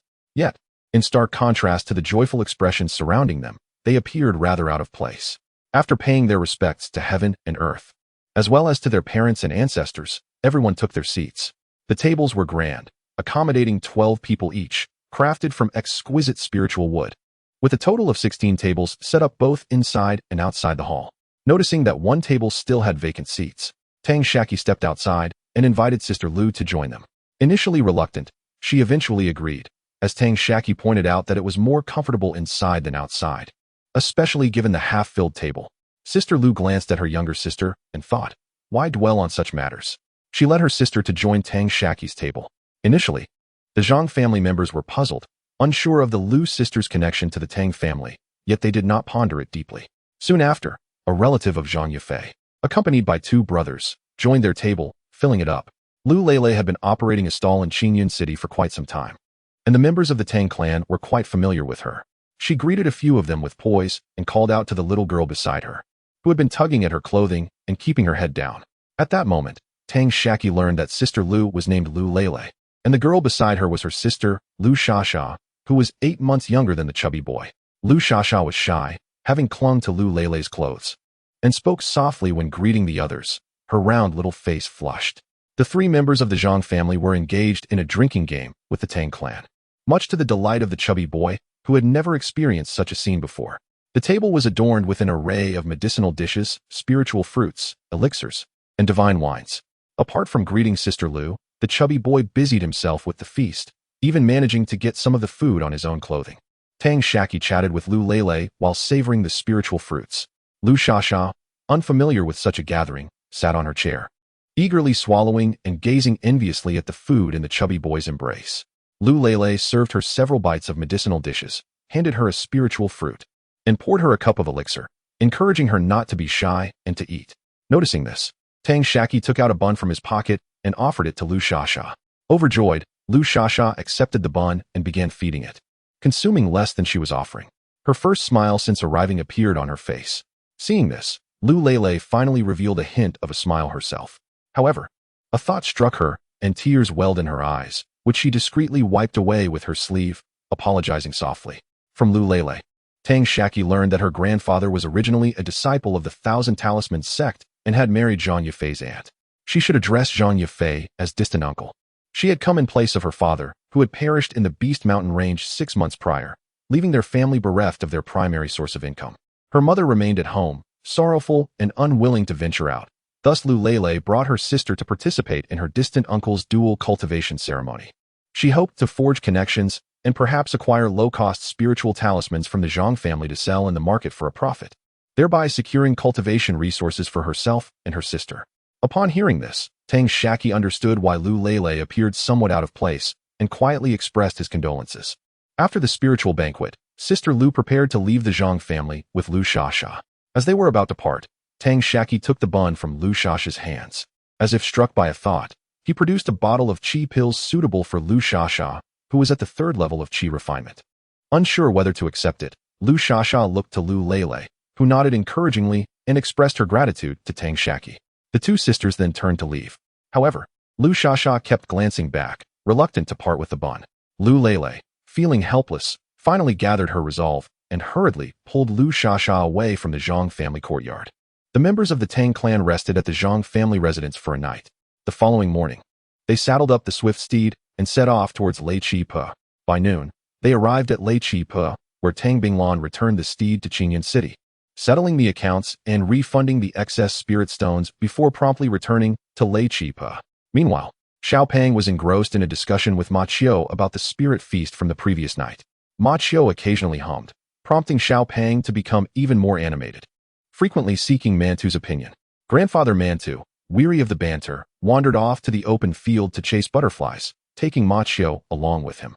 Xiao Pang, visibly disgruntled, pointed at the two dogs and scolded them, exclaiming they were truly heartless and ungrateful. Afterward, he seemed to recall something amusing, which brought him joy once more. Chapter 14. Arrival at the Golden Sword Workshop. After several days, Tang Shaqi, with a bun in his backpack, accompanied his grandfather to the bustling market of Qingyun City. Upon entering the city, Tang Binglan eagerly rushed to various stalls to gather spiritual herbs, while Tang Shaqi made his way directly to the spot where Lu Lele had set up her stall. As expected, Lu Lele remained at her usual location, this time accompanied by Lu Xiaxia. However, Lu Lele's stall was predominantly stocked with mid-tier talismans, with only 2 talismans of a higher grade available. Tang Shaqi exchanged nods with Lu Lele as a greeting. Lu Xiaxia's eyes sparkled as she fixated on the bun, and she awkwardly greeted Tang Shaqi. He smiled and handed the bun, along with the backpack, to Lu Xiaxia, who quickly accepted it with a joyful squeal. Tang Shaqi then produced some chi-boosting pills and true chi pills, offering them to Lu Lele to sell on his behalf, asking her to return the spirit stones after the market dispersed. Remembering the kindness Tang Shaqi had shown her family days prior with his gift of pills, Lu Lele readily agreed with a smile. Subsequently, Tang Shaqi roamed various shops, selling his pills and purchasing every spiritual herb he could find. By the time he completed his tasks, it was past noon, and the crowd at the market began to thin. Returning to Lu Lele's stall, Tang Shaqi purchased the remaining talismans. After calculating, Lu Lele handed him the leftover spirit stones and the unsold pills. In return, Tang Shaqi offered her 11 low-grade spirit stones and a few true chi pills. "Sister Lu, this is your reward for helping me sell the pills today," Tang Shaqi said earnestly. Lu Lele's eyes welled with tears, deeply moved. Since her father's passing, relatives who had once been close had distanced themselves from her and her sister. Recently, when they sought assistance, they were met with evasion, while many had taken to matchmaking, suggesting she marry into wealth to secure a future for her sister's cultivation resources. They would tout potential suitors' fortunes, hoping to persuade her to lower her standards. If only she could be the primary wife, it might not be so bad. However, those who sought her out were only interested in her as a concubine, given her humble background and modest prowess. Yet, her stubborn nature resisted compromise. She wished to rely on her own cultivation at the 5th level of chi refining and her newly acquired mid-tier talisman crafting skills to provide for her sister. To her surprise, this young cultivator, whom she had met only a few times, continued to assist her. The spirit stones and pills he offered represented a mere 10% of what she earned from selling her pills that day. Despite the arduous task of earning spirit stones, Lu Lele was reluctant to accept them. "You should take them back, otherwise it would be difficult to explain to Tang Gong," she insisted. "Haha, just accept them. I am a powerful alchemist, and all these pills are of my own making," Tang Shaqi replied with a smile. Upon hearing this, Lu Lele accepted the spirit stones and pills with tear-filled eyes, resolving to repay his kindness once she or Xiaxia were in a position to do so. As Tang Shaqi adjusted his backpack and cradled the bun, he suddenly remembered something and retrieved pills worth 3 times the value of those sold that day, placing them on Lu Lele's stall. "Please help me sell these as well, at today's prices. If you come across any spiritual herbs, I would appreciate your assistance in acquiring them. Next time, I may not come. You may hand the items over to my family." Without waiting for Lu Lele to respond, he turned and walked away. At today's price, it is 85% of the market rate. Generally, items at the market are sold for 95% of the market price, which means Tang Shaqi has granted Lu Lele a 10% discount, making it 5% cheaper than selling to a shop. Lu Lele was so touched that tears streamed down her face as she repeatedly vowed to repay Tang Shaqi in the future. Tang Shaqi felt it was truly worthwhile. Firstly, he regarded Lu Lele as his first friend in this world. Secondly, he greatly admired her character. Lastly, he had high hopes for Lu Xiaxia's talent. As for the 10% profit, to him, it was merely a trifle. What he lacked was time. He considered it as spending money to hire a salesperson. As long as Lu Lele was not foolish, she would not keep these elixirs to herself, as this was a one-time deal, and it might offend the only person willing to help her thus far. Although the 10% profit was not substantial, it could accumulate over time, and it was far better than risking life in the Beast Mountain, especially since she was only at the 5th level of chi refinement. On the way back to the Tang clan, Tang Binglan and Tang Shaqi discussed some matters. Upon reaching Lei Chi Pa, Tang Binglan and Tang Shaqi informed everyone to prepare spirit stones, as they would embark on a journey in a month. Tang Shaqi exchanged some high-grade spiritual herbs that he did not need with his grandfather. and then he exerted his utmost effort to hasten the ripening of the herbs and refine the elixirs. The market opened twice more, and during these two occasions, Tang Shaqi did not go to Xianxia City.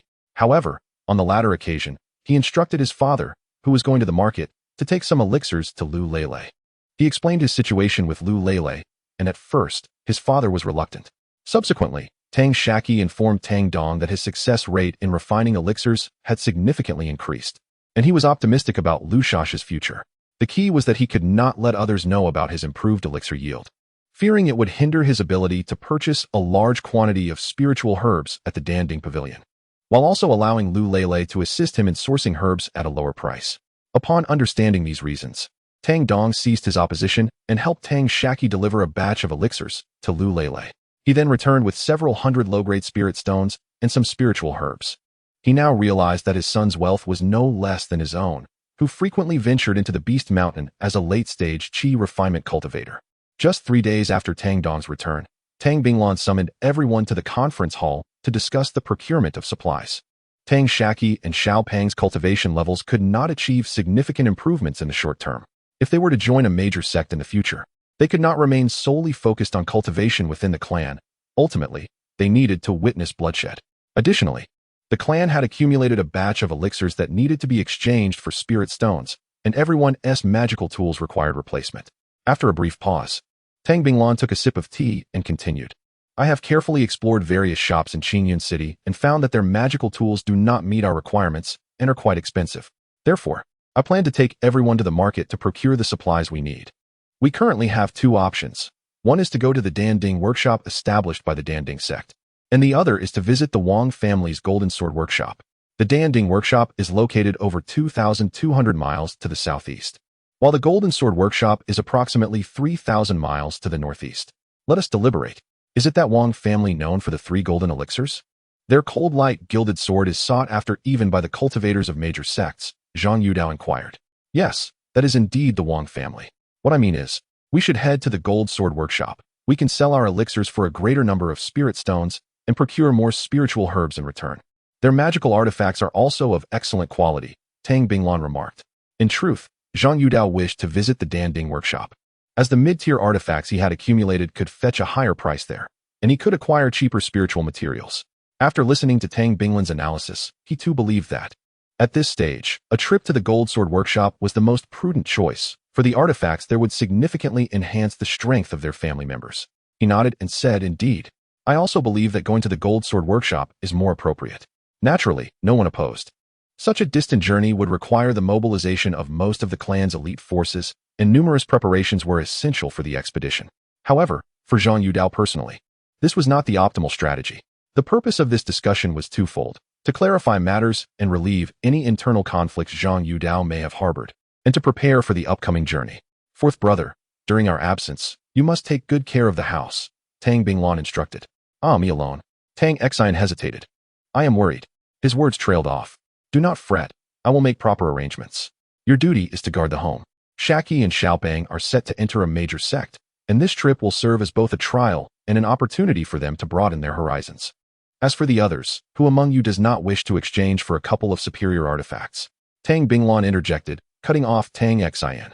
I too. Tang Xian had never been to the market and understood that preparing for such a long journey required considerable effort. What do you mean you two? This time, focus on guarding the house. No one going is better suited than you. Upon my return, I shall present you with a diamond shield, sufficient for your use for several years. Next time, I will certainly take you along, Tang Binglan decided before Tang Xian could protest. With a dejected sigh, Tang Xian acquiesced.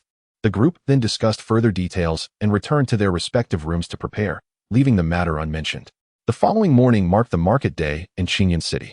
Tang Binglan rode the swift steed towards Xianxia City, while the others made their way down the mountain path from Lei Chi Pur, turning northward at the junction. Not long into their journey, the sound of galloping hooves echoed behind them. It was Tang Binglan, riding the swift steed and leading 6 rented steeds from the market. Tang Dong and Tang Shaqi shared one steed, while Zhang Yudao accompanied Xiaopeng. After traveling over 300 miles, they dismounted, handing the horses over to Tang Xian to return them to Xianxia City. By then, night had fallen. Activating their speed talismans, they continued along the mountain path, covering over 400 miles by dawn. Upon reaching a small mortal town, They found an inn to rest for the day and instructed the innkeeper to procure 8 ordinary horses. As night fell, the group mounted their horses and galloped northeast, occasionally feeding the mortal steeds a few elixirs. They traveled tirelessly through the night and into the next day, several horses exhausted and frothing at the mouth. Dismounting, they abandoned a few horses in the thicket and continued their journey on foot for another 10 miles until they arrived at the nearest cultivator's market, where they rented a few cave dwellings for rest at the cost of several spirit stones. This endeavor was undertaken solely to evade encountering other cultivators near Lichipo. For at present, only Tang Shaqi resided there, rendering the defense rather vulnerable. After a night of rest, the following morning, the group checked out and set forth together. After 12 days, during which they passed through 3 bustling markets, Tang Shaqi handled some elixirs and procured a selection of medicinal herbs, ultimately arriving at the esteemed Xianxia workshop. Chapter 15. An invitation from the Azure Phoenix Pavilion within the confines of the Golden Sword Workshop. The setting does not permit street vendors, as enforcement personnel diligently maintain order outside. Designated stalls exist beyond the workshop's gates, each requiring a nominal management fee. Some stalls, however, lie outside the jurisdiction of the enforcers and thus incur no fees. Yet, they lack the protection afforded by these officials. Despite this, a certain invisible shield still surrounds them. Tang Shaqi and the portly companion, Xiao Pang, decided to peruse the stalls outside the workshop, having arranged a meeting point with their companions.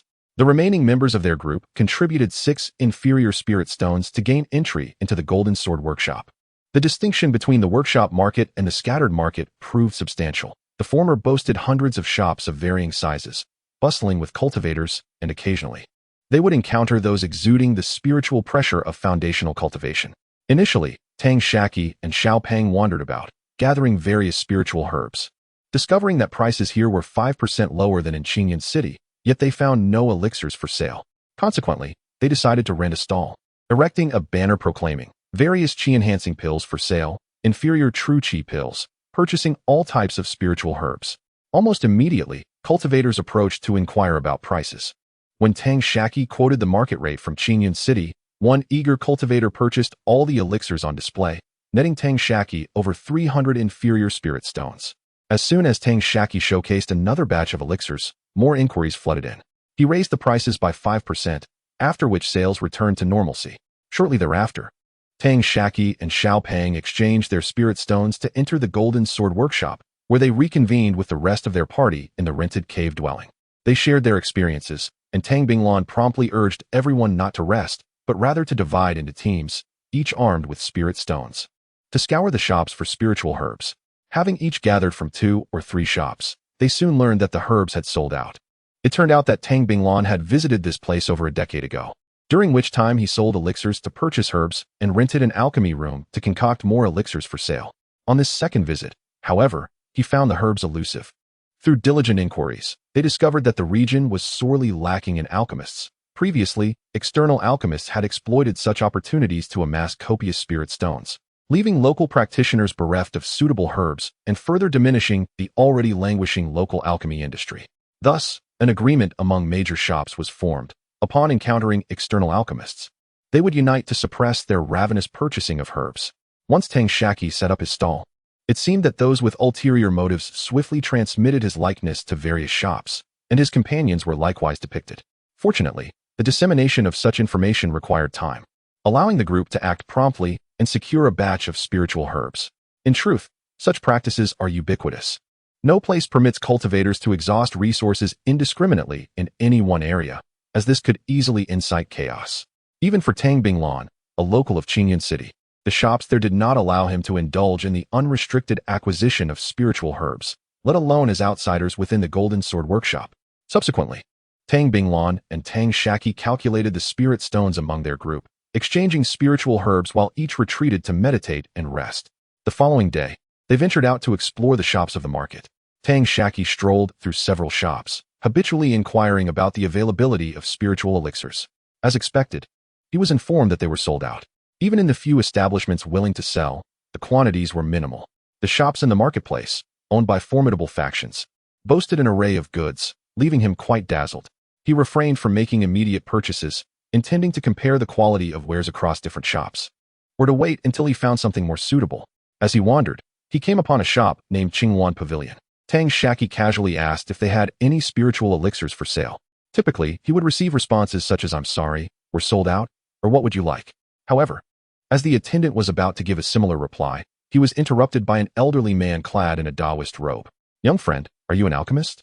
The initial surprise at this question flickered across Tang Shaqi's face.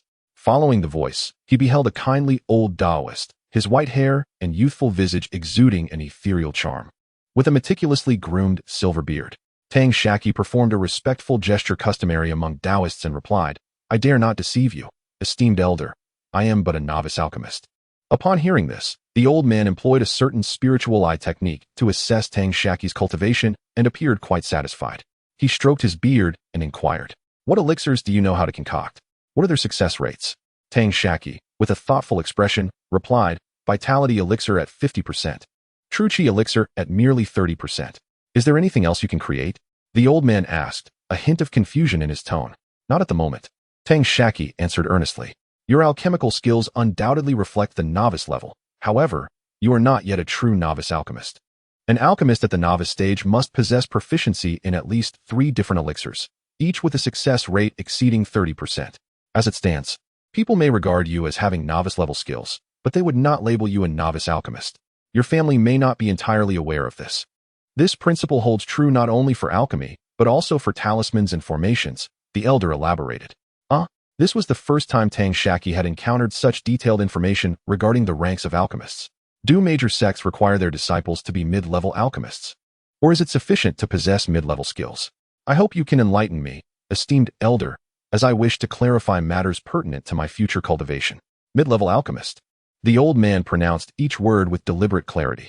The foundational elixirs of major sects are not easily distributed. Which sect are you preparing to join? Danding sect. Tang Shaqi responded, his confidence wavering slightly. Alas, such a promising talent going to Danding sect would be a pity. Would you be interested in joining our Qingyuan dual pavilion? The old man asked with keen interest. May I inquire, esteemed elder, where is the Qingyuan dual pavilion located? What kind of influence does it hold? When does it recruit disciples? Tang Shaqi sought to understand better, hoping to make a comparison with Danding sect. Previously, he had only known of Danding sect, leaving him without options. The old man expressed mild surprise. Qingyuan Dual Pavilion is a renowned nascent soul power. How could anyone not have heard of it? After a moment's reflection, he understood, surmising that Tang Shaqi must be a secluded cultivator, engrossed in his studies on some remote mountain. The Qingyuan Duke lies over 100,000 miles to the north of this place. Within its gates reside 2 eminent figures at the nascent soul stage, who are currently conducting a selection process. Those who meet the criteria shall be sent to the Qingyuan Duke for the final selection. The next recruitment will take place on the 9th day of the 9th month, 7 years hence. Indeed, the recruitment methods employed by various sects are quite similar. The Danding sect has also established a selection point at the Danding Pavilion in Xingyan City. So that is how it is. I am grateful for your guidance. Esteemed elder, I must return to discuss this with my family. In truth, Tang Shaqi had already devised a plan in his heart and was preparing to step out. Young friend, are you not in search of spirit medicine? The elder inquired with keen interest. Just as Tang Shaqi was about to depart, he halted upon hearing this. Sensing an opportunity, "Are you willing to sell to me, esteemed elder? Is it not?" He retorted. "Humph. They have no authority over matters concerning the Qingyuan Duke," the elder replied with unwavering confidence. Upon hearing this, Tang Shaqi eagerly liquidated all his medicinal pills and extracted a significant portion of his spirit stones to purchase true Qi pills and some materials for vitality pills. The elder meticulously examined the medicinal pills and remarked, "It appears that your success rate for vitality pills far exceeds 50%.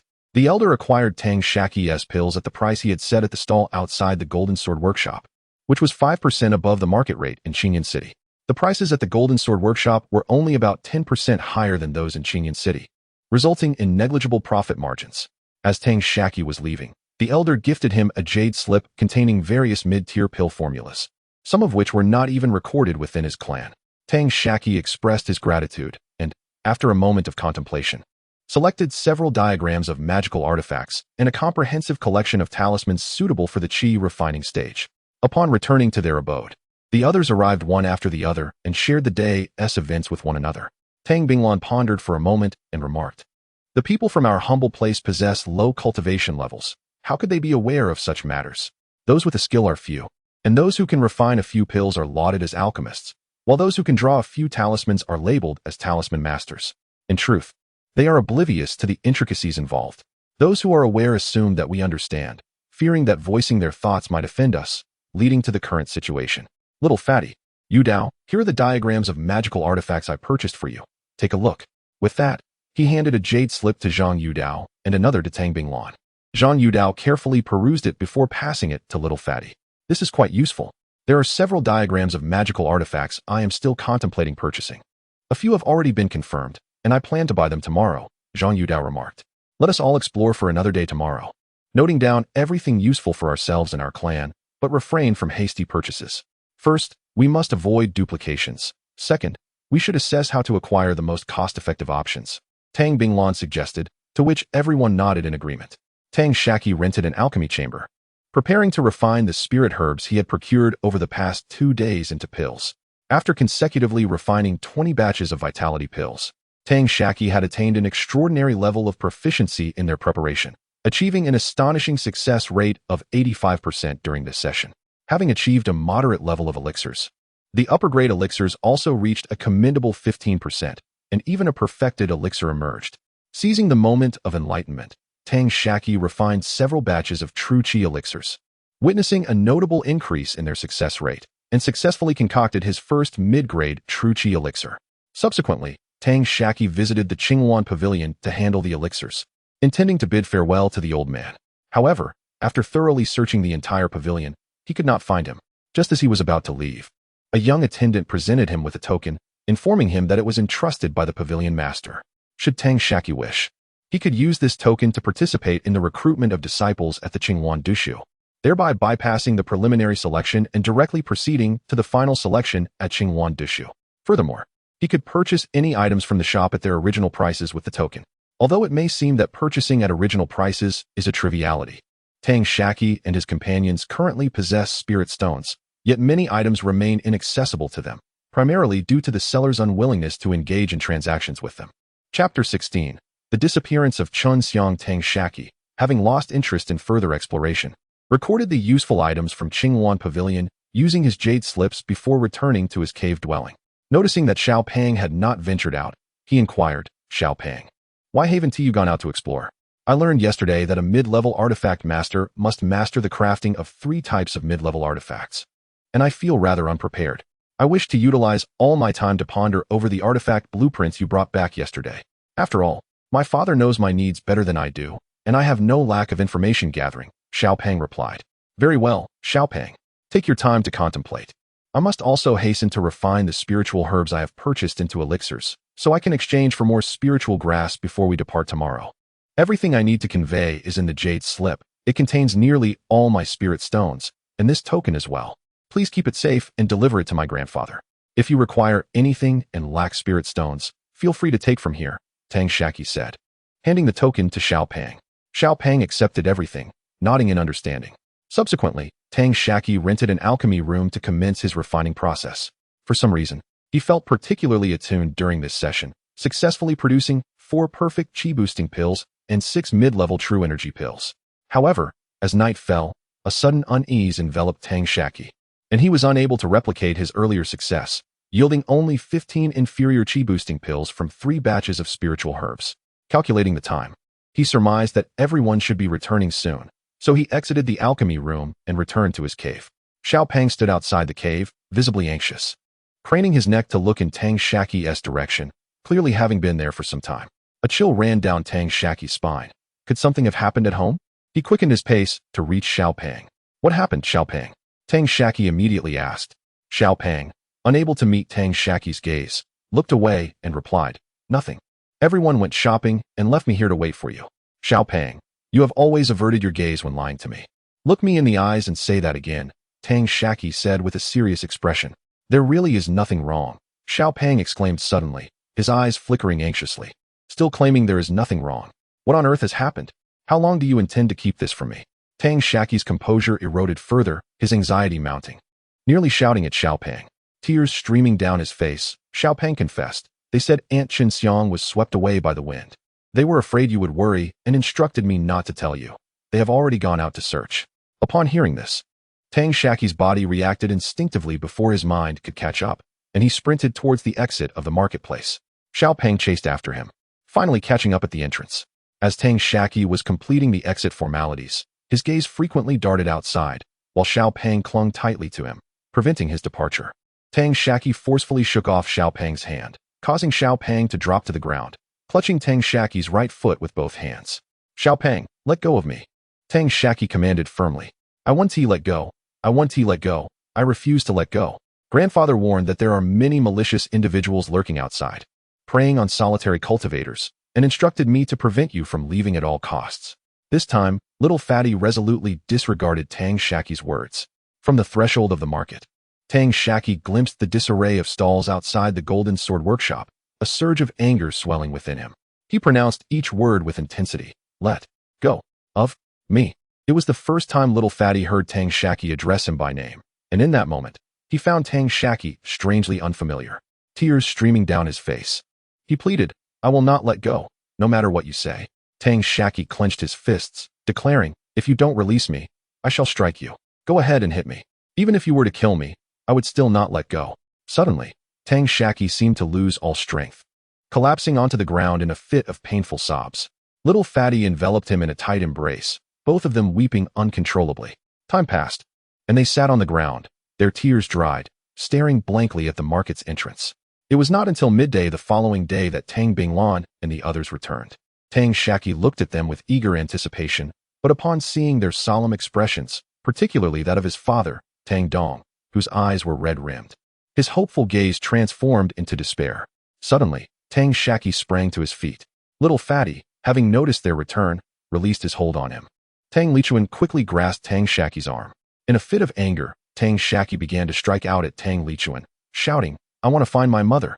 I want to find my mother. Tang Dong approached and slapped him fiercely across the face, exclaiming, What are you doing? Is this not chaotic enough? How do you expect to survive out there? You cannot even protect yourself. Before he could finish, Tang Shaqi's legs gave way, and he fainted. When Tang Shaqi regained consciousness, he was uncertain how much time had passed, finding little fatty meditating quietly by his bedside. Upon awakening, Tang Shaqi regained his composure, remembering the myriad experiences of his past life. It was merely the abruptness of the situation that had momentarily overwhelmed him. Little fatty informed him that Tang Binglan and Tang Dong had borrowed a Mo-Yun golden-winged bird using spirit stones to follow the trail of the strange winds in search of xianxia. Tang Shaqi then learned that xianxia had accompanied Tang Dong to the market, but upon reaching the entrance, she spotted a rogue cultivator selling spiritual herbs and stepped outside to procure some inexpensive herbs. Unbeknownst to her, a fierce whirlwind had swept in from nowhere. Within the market, protective formations rendered it impervious to the wind. However, the whirlwind followed the formation's boundary, sweeping up the stalls outside, including the one where xianxia was purchasing herbs for her son. Tang Shaqi calmed himself, pondering if he could devise an effective method to locate xianxia. He recalled the GPS on his phone from his previous life, which could precisely pinpoint a person's location, and wondered if there existed some divine technique or spell in the cultivation realm that could serve a similar purpose. He retrieved the token from Little Fatty and hurried to Qingwan Pavilion to seek an audience with the pavilion master. The attendant informed him that the master had gone to the sect to report. He then inquired of a young servant whether there was any divine technique capable of determining if a person was alive and their whereabouts. The servant, unaware, led him to the vice master. The vice master revealed that within the Qingwan Duk, there was a senior cultivator at the Golden Core stage who was well-versed in this divine technique. The ability to ascertain the life and death of one's parents through the blood of their offspring is a profound notion. Tang Shaqi implored the deputy lord to request assistance from a venerable Golden Core cultivator, offering to relinquish all his family wealth in exchange. The deputy lord scoffed, questioning his own cultivation level as merely that of a mid-foundation establishment practitioner, and wondered what merit he possessed to warrant an audience with a Golden Core master. Even if such a master were inclined to meet him, what could a mere early chi refining practitioner like Tang Shaqi possibly offer that would entice a being of such caliber? He advised Tang Shaqi to focus on his own cultivation, to strive to enter the Qingwan Duk and elevate his abilities to a level that could impress the Golden Core elder. For a cultivator of that rank, assisting him might be nothing more than a trivial task. After hearing these words, Tang Shaqi exited the Qingwan Pavilion in silence. Upon stepping outside, he encountered Tang Lichuan, who was holding Little Fatty. Taking a deep breath, Tang Shaqi spoke with a voice tinged with emotion, Uncle, I am truly sorry. I shall no longer act with such caprice. Little Fatty, I apologize. My actions that day were unintentional. Little Fatty managed a strained smile, reassuring him, "It's all right. Brother Chi, I understand completely." With that, they returned to their cave dwelling. Tang Shaqi calmed his turbulent emotions, acutely aware of his predicament. If his grandfather and the others could locate xianxia alive, it would be ideal.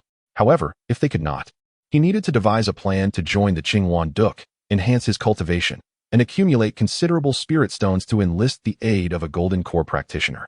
Should the news they brought back be even more tragic, he resolved to cultivate to greater heights, believing that within this world, there existed methods to reverse the flow of yin and yang. He simply lacked the requisite level of cultivation to access such knowledge at present. His foremost priority was to elevate his abilities and amass spirit stones. He conveyed his thoughts to Tang Lichuan, vowing to refrain from foolish actions. Yet, Tang Lichuan remained apprehensive and insisted that Little Fatty accompany him at all times. Tang Shaqi rented an alchemy chamber, bringing Little Fatty along. He endeavored to stabilize his emotions, banishing negativity from his mind, and ignited the fire vein to commence alchemy. Initially, his success rate for refining pills was less than satisfactory, but gradually, he found his rhythm, restoring his success rate to a normal level. The impressive rate at which Tang Shaqi produced pills left Little Fatty astonished. During this period, Tang Shaqi devoted himself entirely to alchemy and cultivation, swiftly depleting the inventory of spirit herbs at the Qingwan Duk. The deputy lord intervened, instructing the staff to cease selling qi-enhancing and true qi pills to him. Tang Shaqi then procured materials for 70 batches of qi-enhancing pills. Just as he was preparing to start refining, Tang Binglan and Tang Dong returned, having failed to locate xianxia. Upon hearing Tang Lichuan's account of Tang Shaqi's recent transformation, Tang Binglan displayed a look of relief. Since xianxia was not found, the group decided to return to Lycopo. As there remained a possibility that xianxia had returned there directly, everyone proceeded to gather their necessary supplies, and Tang Binglan utilized Tang Shaqi's token to purchase a substantial quantity of spirit herbs from the Qingwan Pavilion. In addition to borrowing a significant amount of spirit stones from both Tang Dong and Tang Shaqi, she also secured a loan of spirit stones from the couple Zhang Yudao.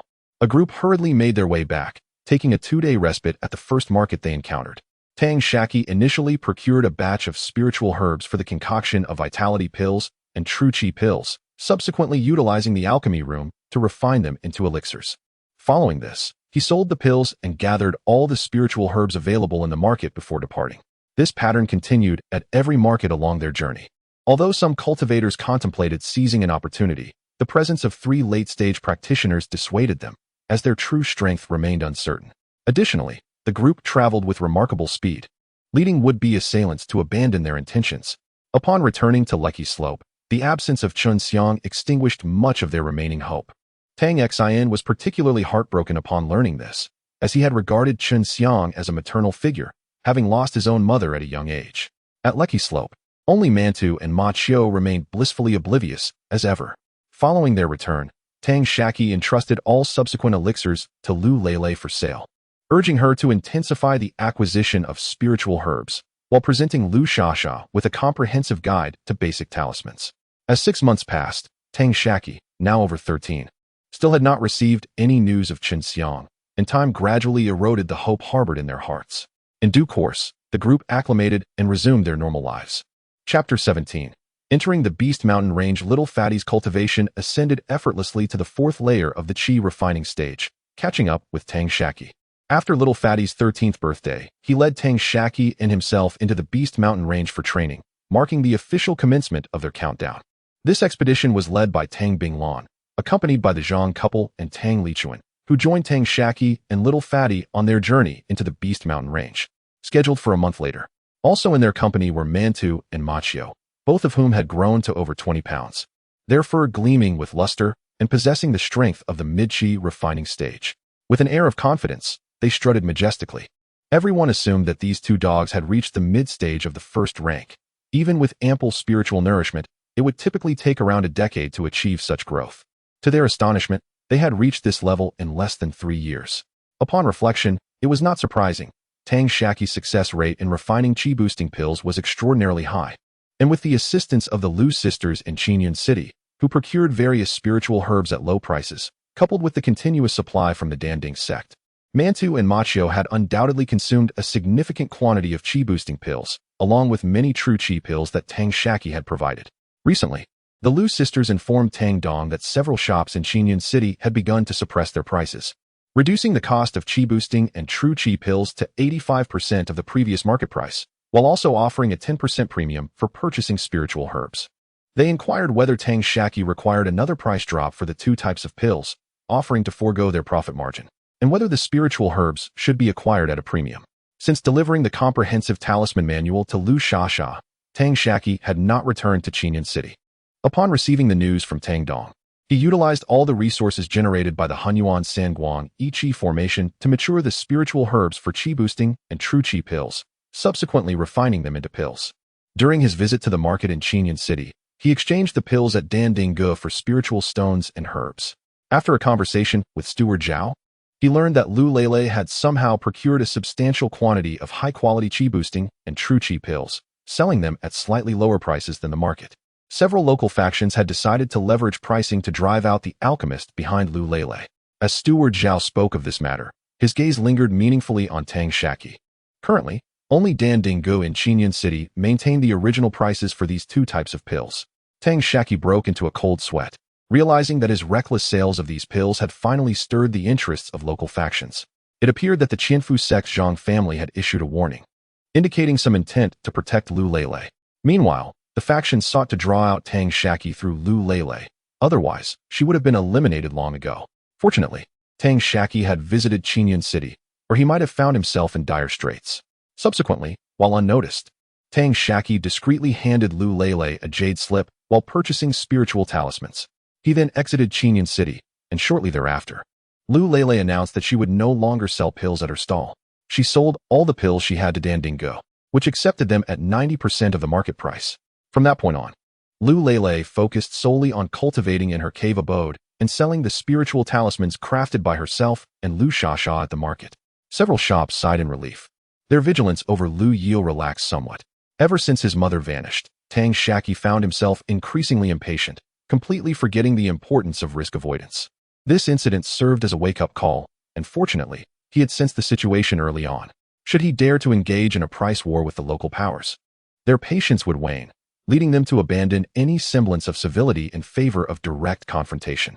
Beneath layers of vested interests, even the Zhang family would be unable to protect Lu Yio, and it was likely that not only Lu Yio, but the entire Tang sect would suffer as a consequence of his actions. Tang Shaqi conveyed the situation to Tang Dong, who pondered for a moment before suggesting they devise an alternative method to assist her. Initially, Tang Shaqi sensed something amiss in this statement, but did not dwell on it, merely indicating they would discuss it further upon his return from the Monster Beast Mountains. A few days later, the group entered the Monster Beast Mountains from the western side of Leichi Slope, accompanied by Mantu and the little ball. Once inside, the two dogs unleashed their exuberance. As if returning home, occasionally, they managed to procure some animals for sustenance. Having grown accustomed to cooked meals, they refused to eat anything that wasn't tea prepared. At first, a faint path was discernible, but as they ventured deeper, the underbrush thickened, gradually erasing signs of previous passage. Uncle Tang Lichuan led the way, wielding a massive shield in his left hand to shield his body, while his right hand brandished a sword, clearing the surrounding thickets. Once a path was established, they revealed a dense carpet of old stumps, some of which had begun sprouting anew. Zhang Yudeo's wife, Li Qingru, followed closely behind, one hand gripping a sword and the other clutching a spiritual talisman, her demeanor tense as she scanned the surroundings without a hint of relaxation. Tang Shaqi and the stout boy trailed closely, while Mantu and the little ball, having received instructions, occasionally darted into the nearby bushes but remained within the range of their companion's awareness. Initially, Tang Shaqi, the stout boy, Mantu, and the little ball were filled with excitement. But as the day wore on, their surroundings became a monotonous expanse of dense brush, necessitating constant vigilance, which gradually transformed their expressions into fatigue. Tang Binglan followed closely behind, holding a compass in her left hand and a talisman in her right, her eyes constantly scanning the area for reference points while quietly assisting Tang Lichuan in correcting their direction. Zhang Yudao brought up the rear, clutching a talisman in his left hand while his right rested on a storage pouch at his waist, as if ready to draw something for combat at any moment. While the sky had yet to darken completely, the group arrived at a clearing devoid of any undergrowth or shrubs within a radius of several dozen feet. Though high bushes obscured the area above, Tang Lichuan approached the northwestern corner, brushing aside the surface dirt to reveal a pull ring. He tugged the ring forcefully upward, unveiling an opening large enough for a single person to enter. After a brief moment inside, he emerged and signaled that it was safe. Zhang Yudao and Tang Binglan set up 2 formations around the area for warning and protection. Subsequently, the group crawled into the opening. Inside, the cave measured 10 feet in both length and width, with a height of 1 foot, its walls scorched to a glass-like sheen. A fist-sized stone at the ceiling emitted a soft white glow. On the left side of the opening stood a grand metal gate, intricately adorned with peculiar patterns and the menacing visage of an unnamed beast, its gaping maw evoking a sense of dread. The door bore signs of having been forcibly opened. Tang Binglan motioned for Tang Shaqi and Little Fatty to follow, as she took the lead in prying open the gate. Meanwhile, Mantu and Machio dashed ahead, their excitement palpable. Beyond the door lay a lengthy tunnel, spacious enough for a single person to pass through. Embedded in the ceiling at intervals of several yards were luminescent stones, illuminating the path that stretched at least 20 yards before veering to the left. Tang Binglan guided her companions along the corridor, which measured approximately 200 yards in total length. In a mere moment, they reached the tunnel's end, where Mantu and Machio paused to relieve themselves. Tang Binglan shooed the 2 dogs away, and they scampered back down the tunnel in exuberance. At this juncture, Tang Binglan remarked, "This is the most significant intangible asset of our Tang clan. Our ancestors excavated these tunnels at intervals while traversing the path behind Lei Chi Pu into the Beast Mountain Range, creating resting and refuge spots for our kin venturing into the perilous territory. This tunnel behind the Iron Gate serves as a means of escape, utilized when the primary entrance is obstructed. Therefore, it is imperative to dispatch an individual to inspect both the tunnel and this route's safety before every entry." Little Fatty, noticing an iron panel above, instinctively reached out to push it. However, Tang Binglan halted him, explaining, "If you were to push that open, it would leave traces, potentially alerting other cultivators or beasts to our retreat. In critical moments, we may need to rely on this pathway. Thus, we must meticulously inspect and maintain it after each visit to ensure its continued viability for ourselves and future travelers." Upon concluding her explanation, she led Tang Shaqi and Little Fatty in mending the damaged sections of the tunnel with fireball spells, transforming them into a glass-like state. She informed them that although fireball spells are elementary, their minimal energy fluctuations, coupled with the Earth's insulation, render them difficult to detect from outside. After spending 2 hours repairing and cleansing the tunnel, the group exited the Iron Gate and returned to the cavern. Tang Binglan inserted a spirit stone into the beast's mouth and performed a series of gestures, causing the iron door to vanish, blending seamlessly with its surroundings. She then patiently instructed Tang Shaqi and Little Fatty in the necessary hand signs. Subsequently, she imparted her knowledge regarding traversing the Beast Mountain Range, and the group engaged in lively discussions, each contributing their own tales. Tang Shaqi retrieved a flask of spirit wine, pouring each a modest cup, about an ounce in volume, which further fueled their spirited conversation. Mantu and Machio observed with eager anticipation, wagging their tails at Tang Shaqi in hopes of a treat. Initially, Tang Shaqi was oblivious to their intentions, but upon hearing their barks and feeling gentle nudges, she noticed their unwavering gaze fixed on her cup. These 2 gluttonous dogs yearned for a taste. With a playful admonition, Tang Shaqi produced Mantu's bowl, gesturing for Little Fatty to retrieve Machio's, pouring a measure of spirit wine into each. Mantu sniffed the contents curiously, finding it quite aromatic, and after cautiously licking it, reacted to the spiciness with a series of sneezes. After a while, it seemed that the flavor had been savored, and he leaned into the bowl, incessantly licking the spirit. Upon seeing the steamed bun, the little ball mistook it for a delicacy and took a hearty gulp of the spirit, only to be choked into a series of sneezes. While sneezing, he flailed his nose, prompting a wave of laughter from the onlookers. After finishing the spirit, Ergo swayed unsteadily for a couple of steps before collapsing to the ground in slumber. Once the laughter subsided, the others sipped their spirits and settled into a meditative state of rest. Tang Shaqi and the plump boy tidied away Ergo's bowl and sat cross-legged nearby, beginning their own respite. Chapter 18. The interception by the rogue. On the following morning, Tang Shaqi was roused from slumber by Tang Binglan. The group partook of some pastries made from spiritual rice, while also feeding a bit to Mantu and Machio. After emerging from their subterranean hideout, Tang Lichuan, the last to exit, sealed the entrance with a metallic cover, subsequently covering it with loose soil, which he compacted firmly underfoot, finishing with a sprinkling of fine dust.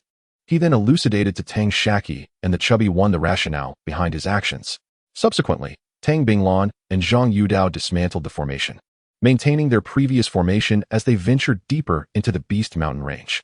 After traversing approximately 100 paces, Tang Binglan pointed towards a thicket, informing Tang Shaqi and the chubby one that this was the exit of the tunnel from the previous day. The two scrutinized the area but found no distinguishing features compared to the surroundings. The group pressed onwards, and as they delved deeper into the Beast Mountain range, the underbrush began to thin, giving way to towering trees, eliminating the necessity for Tang Lichuan to constantly clear the path. At some point, the formation shifted. Tang Lichuan led the way with his shield, Tang Binglan brought up the rear, while the couple, Zhang Yudao and his wife, flanked the sides, enclosing Tang Shaqi and the chubby one within their protective circle. They had entered an area dense with beasts, and it was imperative for everyone to remain vigilant. Tang Binglan's admonition was directed towards Tang Shaqi and the chubby one, as the others had traversed the Beast Mountain range numerous times and were well aware of the dangers. Having walked a few miles, Machio and Mantu suddenly darted forward, revealing a first-level golden-type beast, the Swift Rabbit. Though it possessed the strength equivalent to a second-tier Qi refinement practitioner, it lacked any innate spells, relying solely on its digging prowess, swift retreats, and two prominent incisors for combat. The rabbit's ears measured 4 inches in length, while its incisors extended a remarkable 6 inches. Beasts tend to maintain a certain territorial range, and one would seldom encounter another beast nearby, unless it was a male and female with offspring, or a litter of the same type. The group felt reassured that no formidable beasts would appear in this vicinity, and they watched with interest as their two companions attempted to capture the swift rabbit.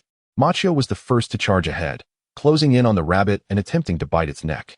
The rabbit executed a swift pivot, kicking out its hind legs at Machio, who narrowly evaded the blow, feeling the sting as the rabbit grazed his chin. Enraged, Machio yelped and unleashed a rockfall technique in the direction the rabbit had fled, while Mantu mirrored this action on the opposite side. The rabbit deftly dodged the rockfall to the left, only to find itself within Mantu's hunting range. With a powerful strike of its left foreleg, Mantu toppled the rabbit and seized its neck, prompting a shrill cry reminiscent of an infant's wail from the creature. Machio barked at Mantu, seeming to protest that the rabbit was his prey and demanded its return. Unfazed, Mantu triumphantly trotted over to Tang Shaqi, proudly holding the rabbit in its mouth, its tail wagging joyfully. Meanwhile, Machio appeared somewhat crestfallen. The chubby one gently stroked Machio's chin, chiding, "You fool. You let a mere swift rabbit injure you. How embarrassing."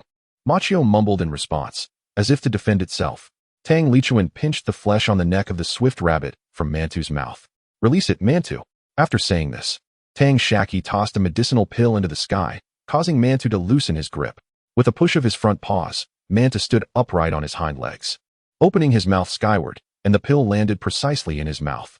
In a swift motion, Tang Lichuan broke the rabbit's neck and presented it to Maju for a sniff. Shouting, "Go!"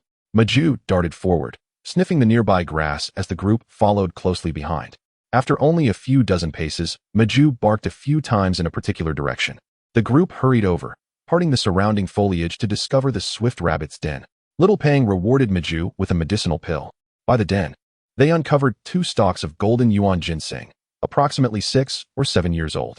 Tang Binglan and Tang Shaqi promptly harvested the ginseng, carefully placing it in a jade box before storing it in their satchels. They then rummaged through the rabbit's den, uncovering 3 inferior gold spirit stones. Tang Binglan instructed Little Pang to collect the stones. Meanwhile, Tang Lichuan skinned the rabbit, extracting its blood into a jade vial and removing 2 of its incisors, burying the remaining parts in the ground. He handed the fur and blood to Tang Binglan, who stored them in an empty satchel to be distributed later. Once they exited the Beast Mountain range. What a pity, this was a solitary swift rabbit, devoid of any young. The female cultivators of the clans particularly enjoy raising such spirit beasts for amusement, Tang Lichuan remarked with a hint of regret. Nevertheless, this is an unexpected gain. There's no need for sorrow. Even if there were young ones, they couldn't be taken, as this is not the way home. We are nearing the area where the Qi fruits grow, so everyone should be cautious and ascertain what kind of beasts dwell there. If they are of mid-tier or lower, it would be perfect for the 2 little ones to practice, Tang Binglan advised. Every time Zhang Yudao accompanied the Tang clan into the Beast Mountain range, he felt a twinge of envy towards the clan's cultivators. The meticulously developed safe routes not only provided designated resting areas, but also detailed the locations and maturation timelines of various spiritual herbs. After each harvest, seeds would be sown, allowing for subsequent collections akin to harvesting from one's own fields. Furthermore, these herbs attracted weaker beasts, which could be hunted for additional income. In contrast, scattered cultivators resembled locusts, wandering aimlessly. They often contemplated longevity, but any area traversed by a scattered cultivator was quickly ravaged by others, making sustainability impossible. Thus, each entry into the Beast Mountain range for them felt like a life-or-death gamble, yielding rewards only in unfamiliar territories. Scattered cultivators lacked fixed routes or resting points, often unaware of how perilously they might perish, resulting in the highest mortality rates. For the sake of meager cultivation resources, scattered cultivators were the most daring in risking their lives. Previously, I lived such a life, with uncertainty looming daily, unable to fathom the myriad conveniences enjoyed by clan cultivators. However, ever since I joined the Tang clan with my son, I have begun to relish the various benefits that clan membership affords. Should anyone dare to disrupt his current life, forcing him to endure the hardships of the past, he would fight to the death. Zhang Yudao, lost in such thoughts, suddenly noticed Tang Lichuan raising his right hand, causing the crowd to halt in their tracks. Curiosity piqued, they gazed towards Tang Lichuan. Yet they were still 6 or 7 miles away from the chief fruit tree and sensed nothing amiss. Tang Lichuan pointed towards the mantu and the machio, revealing 2 dogs crouched low, their spines arched, bared teeth glistening, exuding an aura of readiness to strike at any moment, emitting low growls intermittently. Tang Lichuan instructed Xiaopeng and Tang Shaqi to restrain the dogs, ensuring not a sound escaped their lips, while he signaled for a few others to conceal themselves effectively. Subsequently, Tang Lichuan handed his large shield and blade to Tang Binglan, who retrieved from her storage pouch a dagger, an arm guard, 3 golden needles, a vial of poison, and a low-grade spirit stone. Tang Binglan meticulously applied the poison to the golden needles and dagger, placed the needles inside the mechanisms of the arm guard, and finally secured the spirit stone in the designated slot of the guard. With the arm guard donned, Tang Lichuan swallowed a detoxifying pill and gently held the dagger's hilt in his mouth. After confirming the direction indicated by the dogs, he scanned the surroundings, then lay flat on the ground, his body slithering like a serpent as he swiftly maneuvered through the tall grass. The others crouched down, using the foliage to obscure their presence. Initially, the swaying grass allowed for a rough estimate of Tang Lichuan's position, but soon it appeared as though anyone could be hiding within. This exemplified the prowess of body cultivators. Relying solely on physical prowess without the use of spiritual power rendered them undetectable. In the Qi refinement stage, once one reached the foundation establishment stage, one's consciousness could extend outward, making it difficult for anything to escape the perception of a practitioner. After a span of over half an hour, Xiaopeng grew somewhat impatient. And then, suddenly, the 2 dogs fell silent. Before long, Tang Lichuan approached the group, holding a mid-stage magic sword and a storage pouch. The chief fruit has been discovered by the rogue cultivators. I eliminated the lookout on the small hill 2 miles away. I observed 4 cultivators engaging with a late-stage golden attribute demonic beast, the striped tiger, by the chief fruit tree. I am uncertain if there are other cultivators in the vicinity keeping watch. Thankfully, Mantu and Machio alerted us. Otherwise, we would have been detected by that lookout. Tang Lichuan explained as he handed the storage pouch and magic sword to Tang Binglan. Without hesitation, we shall eliminate them, Zhang Yudao declared fiercely. Xiaopeng and Tang Shaqi were taken aback. Even Zhang Yudao, usually the most mild-mannered, exhibited such ferocity. This is no time for mercy. Shaqi, you lead Mantu and the boss to circle around from the left. Xiaopeng, take Machio and follow your father and mother from the right. Eliminate the lookout upon discovery. I will advance from the front. Once they dispatch the striped tiger, we will launch a simultaneous assault from 3 directions. Do you all remember your positions?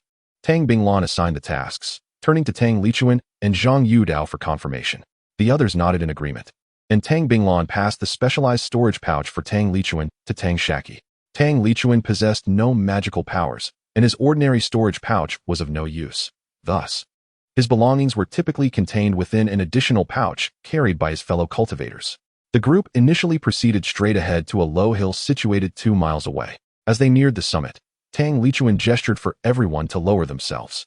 Tang Shaqi and the plump boy also pinched the mouths of Mantu and Majujin, signaling ergo to remain silent. Upon reaching the hilltop, Tang Shaqi beheld the lifeless form of a cultivator sprawled upon the ground, his exposed skin a deep ebony hue. A golden needle protruded from the nape of his neck, emanating an eerie luminescence. The deceased cultivator's eyes remained fixed ahead, and the direction from which the group approached formed an angle with his gaze. Had they come directly from in front of him, they would have undoubtedly been detected by this watchful cultivator first. Below the slope, a patch of land approximately a mile in radius bore little vegetation, with a sparse scattering of about 10 fruit trees. Each tree was laden with a dozen or more plump, crimson fruits, irresistibly enticing. In front of the fruit trees stood 4 cultivators, 3 men and 1 woman, engaged in a fierce battle with a one-zhong-long tiger, its yellow fur streaked with black. The air punctuated by the beast's thunderous roars. Chapter 19. The battle with the rogue cultivators. Tang Binglan signaled discreetly, crouching forward. The remaining members retreated down the small slope, flanking from both sides. After traversing a few miles, Mantis suddenly arched its back, baring its teeth in a silent snarl, suppressing any sound. Following Mantu's indication, Tang Shaqi saw nothing amiss. Tang Lichuan instructed Tang Shaqi to retrieve a golden needle from the storage pouch. After carefully applying poison, he concealed it within his arm guard and, as before, stealthily moved into the thicket. Tang Shaqi, along with Mantu, remained hidden, gently stroking the fur along Mantu's head to soothe it. This time, it did not take long. Within a quarter of an hour, Mantu relaxed. Tang Shaqi understood that Tang Lichuan had neutralized the threat, prompting him to let Mantu lead the way as he cautiously followed. Soon, he spotted his uncle meticulously inspecting a corpse. The body's eyes bulged, its skin was a deep shade of black, and its head was slightly twisted backward. It seemed the individual had sensed something amiss but had not reacted in time before meeting their demise.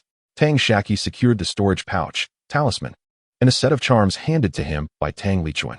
After maneuvering a short distance away, Tang Lichuan offered a dagger to Tang Shaqi, signaling there was no longer a lookout. Tang Shaqi cleaned the dagger with a potion and retrieved the storage pouch. Tang Lichuan and Tang Shaqi stealthily approached the center, concealing themselves beneath a large tree situated 2 miles from the scattered cultivators below. This location was directly in front of the ferocious beast, behind the group of rogue cultivators. Ascending the tree, Tang Lichuan used its branches for cover, scanning the grass on either side. After signaling several times to the right, he turned to observe the left for a while, before signaling again and descending the tree. In a hushed tone, he instructed Tang Shaqi, when the battle commences, heed my lead without distraction. First, grant me a swift wind talisman, and depending on the situation, follow with a diamond talisman. Then, cast the gravity and binding talismans upon the cultivator opposing me. Remain vigilant in safeguarding yourself, carrying additional offensive and defensive talismans. Should my spiritual shield falter, replenish it with defensive charms. Tang Shaqi nodded gravely, affirming his understanding. Below, the vibrant striped tiger was ensnared in a triangle formed by 3 cultivators, a man and a woman. The tiger bore numerous wounds, its movements growing increasingly sluggish, indicating its endurance was waning. One male cultivator, blood staining his side from a tiger's claw, had treated his wound and fell back to support the others, positioned roughly 30 to 40 yards away, placing him 70 to 80 yards from Tang Shaqi. As Tang Shaqi and Tang Lichuan reached the edge of the underbrush, he retrieved a shield and a large blade from his storage pouch, handing them to Tang Lichuan. Mantu, with its spine raised and teeth bared, appeared ready to strike at any moment. Tang Shaqi produced a stack of talismans, neatly organizing them in his left hand while gripping the diamond and swift wind talismans in his right, prepared for activation. With a mournful roar, the battered tiger dragged its wounded body, on the verge of being slain by the female cultivator, causing the tense nerves of the rogue cultivators to begin to unwind. Tang Lichuan crouched down, gripping the shield with his left hand while his right hand rested on the hilt of his sword, casting a significant glance at Tang Shaqi. Swiftly, Tang Shaqi activated a wind symbol for Tang Lichuan, who then raised the towering shield and sprang forth like a leopard. Moments later, Tang Shaqi also invoked a wind symbol for himself, following closely behind, his hand poised to unleash a diamond symbol at any moment. The vibrant tiger suddenly roared with renewed vigor, evading a lethal strike from the female cultivator at an astonishing angle, yet sustaining a 1-foot-long gash on its back. Crimson blood seeping forth incessantly. Several cultivators sensed the surge of spiritual energy behind them, and the female cultivator, engaged in battle with the tiger, caught a glimpse of Tang Lichuan approaching from behind the injured cultivator, letting out a startled cry. The wounded cultivator, sensing the energy fluctuation, took a significant step to the right, then rolled on the ground to face Tang Lichuan. With his left hand, this cultivator swiftly drew a low-grade magical shield from his storage pouch, activating it before him, while his right hand gripped his sword tightly. Beads of cold sweat forming on his brow. Noticing Tang Lichuan was still 30 paces away, he planted the sword into the ground and retrieved a soil shield symbol from his storage pouch, activating it hastily before pulling out his sword once more. With Tang Lichuan now merely 10 paces away and the tiger's reluctant roar fading into silence, the cultivator felt a surge of determination, his face revealing a flicker of hope. If he could withstand this strike, his comrades would come to his aid. However, in the blink of an eye, Tang Lichuan's massive shield shattered the soil shield conjured by the cultivator. Tang Lichuan staggered slightly, readjusting his stance, and swung his great sword like a mere stick, striking directly at the low-grade magical shield held by the cultivator. The magical energy sustaining the shield dissipated instantly, sending the cultivator tumbling to the ground, while Tang Lichuan, propelled by inertia, continued forward for several paces before halting. At that moment, as Tang Lichuan collided with the cultivator's soil shield, Tang Shaqi began activating a gravity symbol.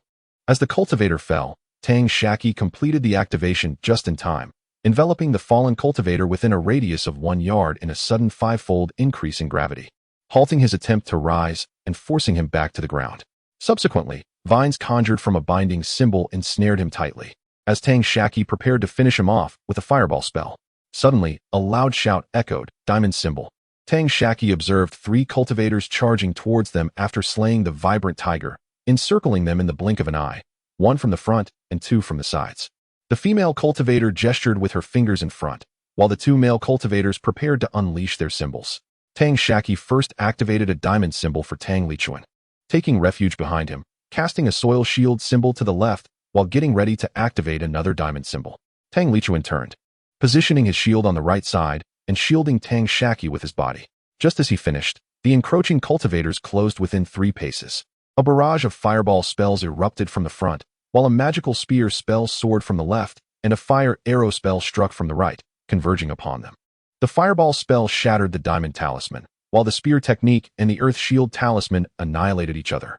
The shield successfully intercepted the missile spell. Before the group could fully comprehend the situation, another diamond talisman activated upon Tang Lichuan. The female cultivator in the forefront cried out a warning to retreat, her voice filled with desolation and helplessness. The 3 cultivators swiftly retreated, maintaining a distance of 3 zhang between each other, standing back to back, creating a gap of several zhang from Tang Lichuan. Tang Shaqi glanced to the left, intending to assess the condition of the injured cultivator, only to see Mantu rushing forward with a storage pouch clamped in its mouth. It turned out that during the exchange of spells, Mantu had executed a falling rock technique, crushing the head of the injured cultivator bound to the ground by a binding spell. After a brief interval, as the gravity spell's effect waned, Mantu approached the 2, proudly carrying the spoils it had acquired from the fallen cultivator. The group of cultivators initially planned to catch the 2 off guard and swiftly strike them. Even if they could not defeat them outright, they aimed to injure one, thereby diminishing the enemy's fighting capacity, or at the very least, rescue the wounded cultivator. They were acutely aware that their lookout had likely met a dire fate. However, they did not expect that the 2 were accompanied by a mid-stage spirit beast, an earth dog, which had directly eliminated a teammate with a falling rock technique. Upon seeing that Tang Shaqi held a stack of talismans, ready for activation, the female cultivator realized she could not eliminate the enemy in a short time, especially with her teammate already dead. She had no choice but to retreat to avoid being ambushed from behind. "Tang Gong, come out. I know you are lurking in the shadows," she called out, her voice resonating through the surroundings. Soon after, Tang Binglan emerged from the right side thicket. "Wait, there's at least one more," she mused. "Is it Zhang Yudao, Li Qingru, or your son, Tang Dong? Or perhaps 2 or 3 of them are together?" The female cultivator inquired further. "Humph, indeed, quite astute," Tang Binglan retorted, directing her attention to a patch of grass. Zhang Yudao then emerged from the left thicket, brandishing a magical artifact and sneering, "Humph, Lu Ernyang is truly remarkable." Tang Shaqi, slightly puzzled by the absence of Xiao Pang and Aunt Zhang, soon realized the reason. "Tang Gong, we no longer desire these spirit fruit. You may take this pattern tiger as well. We vow to divulge not a single detail about this place, only asking for our lives." The female cultivator implored Tang Binglan. "You should know that this is a scattered field of the immortal cultivation family within the demonic beast mountains. Seeing the spirit herbs ripen, you still dared to act recklessly. Had you turned away and resisted greed from the beginning, you would not have encountered such calamity. Who can you blame for your own demise?" Tang Binglan retorted, pointing at the spirit fruit tree. In the center of the tree stood a stone tablet inscribed with the character Tang, the emblem of the Tang clan. The cultivator facing Tang Binglan snarled, "We have 2 late-stage cultivators and 1 at the peak of mid-stage. You possess 1 late-stage, 1 mid-stage, and 1 body refinement cultivator. In a life-and-death struggle, who knows who will emerge victorious? Whether your precious grandson can escape the demonic beast mountains remains uncertain." Tang Binglan nodded slightly at Zhang Yudao, who then drew a mouthful of spirit wine from a gourd at his waist and swallowed a spirit pill. With a talisman clutched in his left hand and a sword of magic grasped firmly in his right, he surged toward the male cultivator before him, resolute and undeterred by the notion of delaying his response to gather magical energy. As he leaped within 3 paces of the cultivator, he unleashed a fireball talisman, sending it hurtling toward his opponent. Simultaneously, he deftly reached to his right waist, conjuring a late-stage magical shield that materialized in his grasp, positioning himself within a mere yard of the cultivator. With precision, his right hand thrust the sword toward the cultivator. The cultivator retreated a half-step to the left, skillfully sidestepping the fireball, while his left hand retrieved a mid-grade magical shield from his right waist, successfully parrying Zhang Yudao's strike. In a fluid motion, his right hand followed suit, bringing down his sword in retaliation. Chapter 20. The demise of the loose cultivators. Simultaneously, El Ernyang and the cultivator on her right exchanged positions. El Ernyang faced Tang Binglan, while the brash cultivator engaged in a fierce battle with Tang Lichuan. El Ernyang, possessing the cultivation of the 11th layer of Qi refinement, faced an opponent of the 10th layer, while the brash cultivator, at the peak of the 8th layer, clashed with Tang Lichuan. The three engaged in a tumultuous skirmish, with Zhang Yudao temporarily at a disadvantage. El Xianxia and Tang Binglan fought evenly matched, while the brash cultivator employed a strategic approach, avoiding direct confrontation with Tang Lichuan and maneuvering within 3 paces to disrupt him with spells, preventing him from assisting his allies. With Tang Lichuan and his massive shield obstructing the front, Tang Shaqi unleashed the spells he had learned in succession, creating a lively exchange with his opponent. Nearby, Mantu intermittently cast falling stone techniques to provide interference. Zhang Yudao, during your years in the Tang clan, you've completely lost your ability to fend for yourself among loose cultivators. With your late-stage sword and shield, this is all the skill you have left. It is a sheer waste of such divine weaponry, the cultivator remarked, intensifying his assault on Zhang Yudao, forcing him to retreat repeatedly in an attempt to eliminate him swiftly. Lu Yifeng, you rely on women for your sustenance. Without El Ernyang, you are nothing. With your 10th layer cultivation, this is the extent of your abilities, yet you still dare to prattle on? Have you exhausted all your skills in the bedroom? Zhang Yudao retorted defiantly, maintaining his composure and retreating with calculated precision. Lu Yifeng pressed Zhang Yudao back towards the encroaching weeds. Suddenly, Lu Yifeng executed a powerful sword technique, and the sword light struck Zhang Yudao's shield. Although it did not shatter the shield's spiritual glow, it pushed Zhang Yudao back 2 steps. Lu Yifeng then leaped to the right, aiming to enter the protruding patch of grass. A swift azure figure emerged, and a beam of sword light lunged forward. Lu Yifeng raised his shield defensively, but the spiritual glow was scattered, and a fireball hurtled towards him. Lu Yifeng rolled to evade the fireball. At that moment, he sensed a disturbance of earth-type spiritual energy above him. Without time to ponder, he supported himself with both hands on the ground, using the force to shift his body backward. A boulder of 3 feet square descended from above, crushing his thighs. He glimpsed a yellow earth dog springing from the grass, baring its teeth, followed closely by Li Qingru, clad in green and wielding a late-stage sword. An intense pain surged through Lu Yifeng, eliciting a pained scream. "Oh! Ernyang, save me!" Upon hearing his cry, El Ernyang unleashed several powerful sword techniques in an attempt to repel Tang Binglan. However, Tang Binglan, with superior cultivation, better artifacts, and ample spiritual power, firmly ensnared El Ernyang, preventing her from breaking free to rescue Lu Yifeng.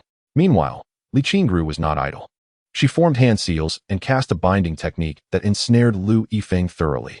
She then shouted behind her, "Xiao Peng, come out and deal with him." A young cultivator, approximately 12 or 13 years of age, emerged from the thicket behind, possessing a rather tall stature and a hint of baby fat on his face. In his left hand, he held a spiritual talisman, and in his right, a sword of law. The chubby boy slowly approached Ma Qiu, his expression betraying a sense of reluctance. Lu Yifeng yelled out, "Ah, you wretched woman. Why aren't you coming to my rescue? Do you long for my demise so you can seek your next victim?" Hearing these words drove LV Ernyang into a frenzy, as she unleashed her powerful sword techniques in rapid succession. Observing that the outcome was already determined, Tang Binglan refrained from engaging her directly. Zhang Yudao cast a resolute glance at the chubby boy, who finally steeled himself. He plunged the sword into the ground and, with a few deft hand gestures, invoked the earth spike technique, causing a soil spike to pierce Lu Yifeng's chest. Lu Yifeng opened his mouth, but no sound emerged. Blood flowed incessantly from his lips. His previously writhing body seemed to lose all strength, and moments later, the earth spike dissipated into flecks of soil energy, leaving Lu Yifeng's chest devoid of movement. Though the chubby boy had slain numerous beasts, this was his first experience taking a human life, and his complexion turned pale as he hurried away to vomit violently. Meanwhile, Tang Binglan employed her agility to entangle LV Ernyang, enticing her to exhaust her spiritual energy. After unleashing two more powerful sword techniques, LV Ernyang could no longer hear Lu Yifeng's agonizing cries. Suddenly, her eyes reddened as she screamed, "I will not allow you to have an easy time, even in death." Unbeknownst to all, she activated some arcane secret, amplifying her spiritual pressure to the peak of the 13th level of Qi training. With renewed vigor, she repelled Tang Binglan with two sword strikes, only to turn back and witness the blood gushing from Lu Yifeng's chest, the rise and fall of his breath now extinguished, his legs reduced to a mere puddle of flesh. "Tang Binglan, I will make you regret this for the rest of your life," LV Ernyang roared, brandishing her shield to protect herself while charging toward Tang Lichuan. "Old four, if you wish to live, you must fight with all your might. Capture that little brat." Tang Binglan closely pursued LV Ernyang, unleashing powerful spiritual talismans in succession, on the verge of breaking through LV Ernyang's shield. Suddenly, LV Ernyang pivoted, evading the fire arrow technique, and unleashed 5 sword rays with her late-stage sword. Tang Binglan, having pursued too closely, was unable to dodge in time and had no choice but to channel her spiritual energy into her late-stage artifact, the Mountain Shield, to withstand the 5 sword rays.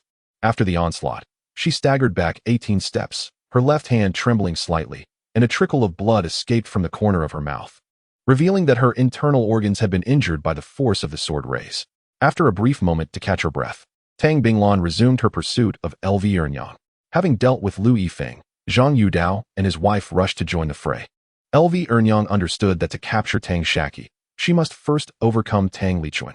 She called upon the so-called Old Four, who unleashed his signature spells alongside LV Ernyang's sword rays, relentlessly assaulting Tang Lichuan's shield. With a thunderous roar, Tang Lichuan braced himself against the onslaught, refusing to yield an inch. Behind him, Tang Shaqi activated one talisman after another at lightning speed, while Manta summoned falling rocks with remarkable swiftness. After L. Ernyang unleashed a flurry of over 20 sword beams, Tang Binglan and Zhang Yudao were perilously close to her, within 3 paces. With a thunderous roar, L. Ernyang exclaimed, "How I loathe this." Blood trickled from the corners of her eyes as her breath faltered. In that moment, she appeared as though her very spine had been wrenched from her, collapsing to the ground, where Mantu seized the opportunity to crush her into a pulpy mass with a rock spell. At this juncture, Tang Lichuan took a few steps back, signaling Tang Shaqi to refrain from attacking for the moment. The 4 encircled the Old Fourth. "Shaqi, little fatty, come and dispose of him." At this point, the Old Fourth had expended a significant portion of his magical energy and was visibly fatigued, his chest heaving as he gasped for breath like a bellows. Casting a glance at the mangled L. Ernyang, he sneered, "Did you think I would practice on these 2 little brats? Dream on. Ha ha ha, even as a ghost. I shall not spare you." With that, he slashed his sword across his throat, blood spraying forth in a gushing arc of over 3 feet. "Ha! With your state? You dare to threaten? I shall reduce you to ashes," retorted Tang Binglan, casting 2 fireballs that struck L. Ernyang and the Old Fourth's remains. After a tremendous blaze, only 2 storage pouches and a handful of magical artifacts remained on the ground. Tang Shaqi witnessed the act of murder firsthand, although discomfort lingered in his mind. The feeling of nausea had dissipated. However, it was little Fatty, experiencing his first kill, who was rendered pale and retched violently. He staggered towards them, dragging his weary legs and clutching a rice ball. Zhang Yudao tossed his wine gourd to little Fatty, who fumbled to catch it, unscrewed the cap, and took a few swigs, his face flushing with color.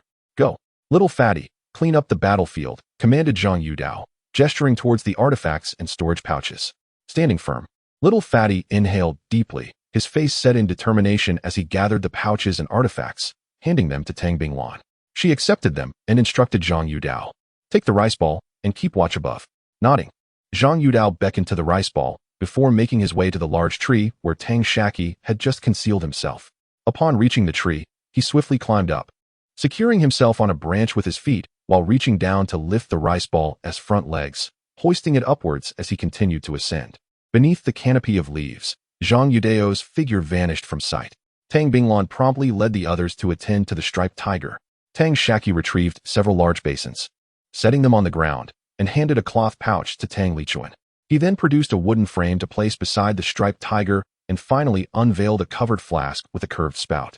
Tang Lichuan laid out the various knives from the cloth pouch onto the wooden frame, saying, "You all go and pluck the chicken-serving fruits to assist little fatty." Upon hearing this, the group, wearing enigmatic smiles, progressed towards the chicken-serving fruit tree.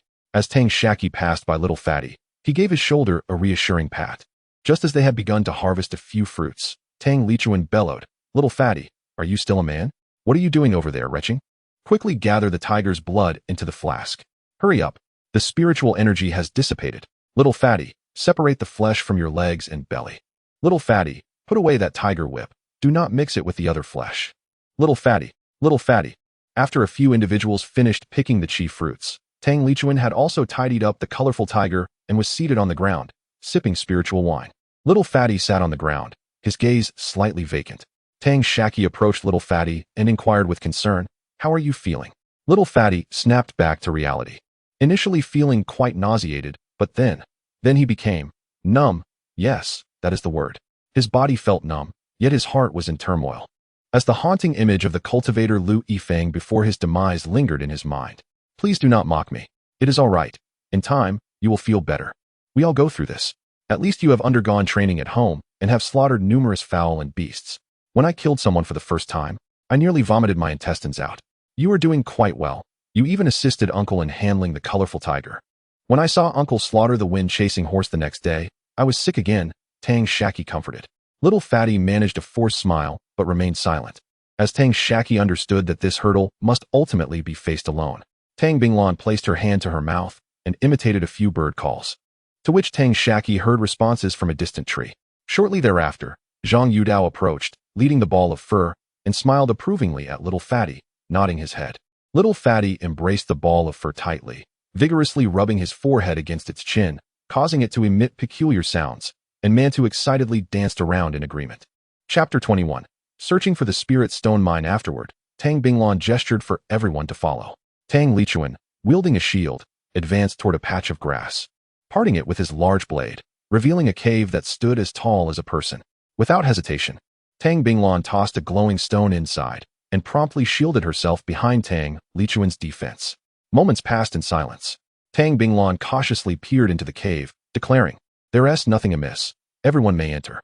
Tang Lichuan lowered his shield and entrusted it to Tang Binglan for safekeeping. As they entered the cave, they detected no peculiar odors. Instead, they found the cave to be dry and cool, with an abundance of spiritual energy compared to the outside.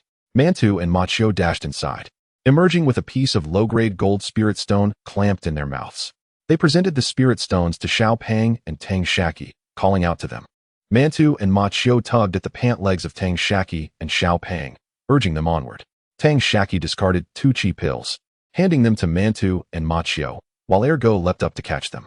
The group traversed the cave for about 3 to 4 zhang before veering right into a passage slightly over a zhang wide, revealing a vast cavern. The cave measured over 10 zhang in width and length, with a height nearing 2 zhang. At its center lay 5 pelts of demon beasts, likely the resting place of the striped tiger. Neatly arranged atop, these pelts were over 30 pieces of gold spirit stones, alongside a dozen discarded stones devoid of spiritual energy.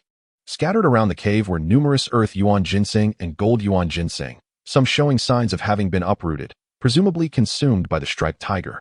As Tang Binglan prepared to collect the gold spirit stones, she noticed one that was distinct from the others. Holding it in her hand, she sensed its energy and exclaimed in delight, "Ah, this is actually a medium-grade spirit stone. Even if we find nothing else, this trip has been worthwhile." Her tone brimmed with excitement. The others eagerly examined the medium-grade spirit stone. Apart from Tang Binglan and Tang Lichuan, none had previously encountered such a treasure. Though the market exchange rate was 1 to 1,000, one could seldom trade 1,000 low-grade spirit stones for a single medium-grade stone. Typically, one would need around 1,050 low-grade stones to acquire a medium-grade counterpart, given that medium-grade spirit stones possess purer energy and broader applications. Zhang Yudao first sensed the medium-grade spirit stone before passing it to Xiao Pang, then closely inspected the pelts on the ground. "Spring brother, this striped tiger's craftsmanship surpasses your own. Look at how well-preserved these 5 swift rabbit pelts are," he remarked. Tang Lichuan chuckled. "I told you these creatures usually come in packs. It seems we only found one in the nest because the rest were devoured." Tang Lichuan further explored the cave and discovered 5 skeletal remains of the swift rabbits in a corner, meticulously extracting their 5 to 6 inch long incisors. Tang Binglan signaled for everyone to gather the gold yuan ginseng and earth yuan ginseng, instructing them to scatter seeds around the vicinity. She then sat aside, contemplatively handling the medium-grade spirit stone. Once everyone finished their tasks, Tang Binglan instructed Zhang Yudao to set up several defensive warning formations at the cave entrance. Tang Lichuan procured an abundance of timber from outside, while Zhang Yudao and his wife, accompanied by Tang Shaqi and Xiao Pang, constructed a stove using a mixture of soil and water from the cave, subsequently employing fire-based magic to dry it. Li Qingru retrieved a large pot from her storage pouch and placed it on the stove, first adding 10 pounds of carefully washed spiritual rice, followed by the 10 pounds of striped tiger meat acquired from Tang Binglan, which she sliced into delicate thin pieces before layering them in the pot. After some contemplation, she also added 2 clean Jin Yuan ginseng roots atop the tiger meat. Next, she poured in an appropriate amount of clear water, secured the lid, and performed a magical incantation. By the time Li Qingru completed her preparations, Tang Lichuan had arranged the chopped firewood into the stove. He gestured to Tang Shaqi, who, with a slight hand gesture, ignited the firewood within the stove using a fireball spell. The wood burned at an astonishing rate, approximately 4 to 5 times faster than usual, consuming over 1,000 pounds of firewood in just 2 hours. After another quarter of an hour, the stove had cooled down. Li Qingru then performed another hand gesture to lift the lid from the pot, releasing a rich aroma of meat porridge that enveloped the air in warmth. This pot was specially crafted, functioning akin to a low-grade magical artifact, with properties that gathered fire and contained spiritual energy. The group eagerly ladled out approximately a pound of porridge each, also serving bowls of it alongside steamed buns and sesame balls.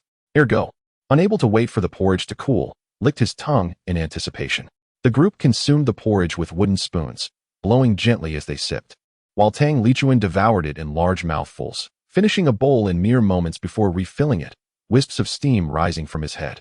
Xiao Pang managed to sip only a few mouthfuls, sharing the little he had left with the buns and sesame balls. Meanwhile, Tang Binglan, lost in thought, absent-mindedly savored her porridge. As soon as they had consumed half of the porridge, Tang Lichuan had already finished the remaining contents of the pot, engaging in peculiar and discordant movements that were difficult to watch. Once Tang Lichuan completed his actions, the others finished their porridge, their faces flushed, and they settled down to meditate and digest the meal. When Tang Shaqi concluded his meditation last, Tang Binglan spoke up, suggesting they search for a low-grade gold spiritual stone vein in the vicinity. It was evident she had long made up her mind, merely voicing it for discussion. Zhang Yudao pondered for a moment before responding. We have traversed this area numerous times without discovering anything. It is likely that a deliberate search will yield little result. I have considered this as well. Let us set a time frame. If we do not find anything within half a month, we will continue deeper into the Monster Beast Mountain range, Tang Binglan continued. Zhang Yudao nodded in agreement, and the others followed suit. Tang Binglan instinctively cast an expectant glance at Tang Lichuan, who shook his head. While outsiders believed that the foremost expert of the Tang clan was Tang Binglan, unbeknownst to them, Tang Lichuan surpassed her in certain respects. His methods of attack may have been relatively singular, yet his physical cultivation was merely a step away from achieving great perfection in the later stages of body refinement. The local populace, lacking exposure, remained unaware, as the prominent families deliberately concealed such truths, leading the local loose cultivators to mistakenly regard body refiners as nothing more than resilient shields. In truth, they remain unaware that body refinement practitioners are often referred to as human-beast hybrids within the realm of cultivation. They are the most formidable candidates for the vanguard of the major sections. These practitioners possess the physical prowess to contend with chi-refining cultivators of a higher tier. However, the path of body refinement demands that they endure numerous hardships and expend 3 to 4 times the resources compared to their peers in the same realm. For instance, the spiritual meal consumed today was worth enough to enable a chi-refining novice to ascend a level, yet Tang Lichuan merely managed to fill his stomach, replenishing the vitality he had expended throughout the day. It is essential to note that Tang Lichuan withstood over 20 strikes from a consummate practitioner and a mid-tier cultivator without taking a single step back. Tang Binglan has invested not only in the hopes of establishing a foundation for Tang Shaqi and Little Fatty, but also harbors expectations for Tang Lichuan to break through to the realm of body refinement. Although advancing in the body refinement realm necessitates considerable resources, it does not require the pivotal elixirs such as foundational pills, which are unattainable even with spirit stones. Tang Binglan's quest for gold-type spirit stone veins stems from a desire to amass a substantial quantity of spirit stones in a short span, enabling the purchase of the flesh and blood of second-tier and higher magical beasts, supplemented by the numerous rare medicinal herbs preserved within the clan meant to replenish vitality, granting Tang Lichuan an opportunity for breakthrough. Conversely, Zhang Yudeo's aspirations are more modest. He merely seeks to steadily accrue cultivation resources and cultivate Little Fatty for integration into a major sect. Of course, the fact that Tang Lichuan's strength surpasses that of Tang Binglan is a secret known only to the two of them, as Tang Lichuan remains Tang Binglan's ultimate trump card. Although Zhang Yudao senses Tang Lichuan's formidable capabilities, he lacks a clear understanding of their implications, primarily due to Tang Lichuan's consistent concealment of his true power. Even during today's encounter with Lu Ernyang, Tang Lichuan only engaged in passive defense, refraining from any offensive actions, partly out of a desire to protect his nephew and ensure a fail-safe approach. Initially, onlookers assumed that the injuries sustained by the cultivator stemmed from his lack of strength.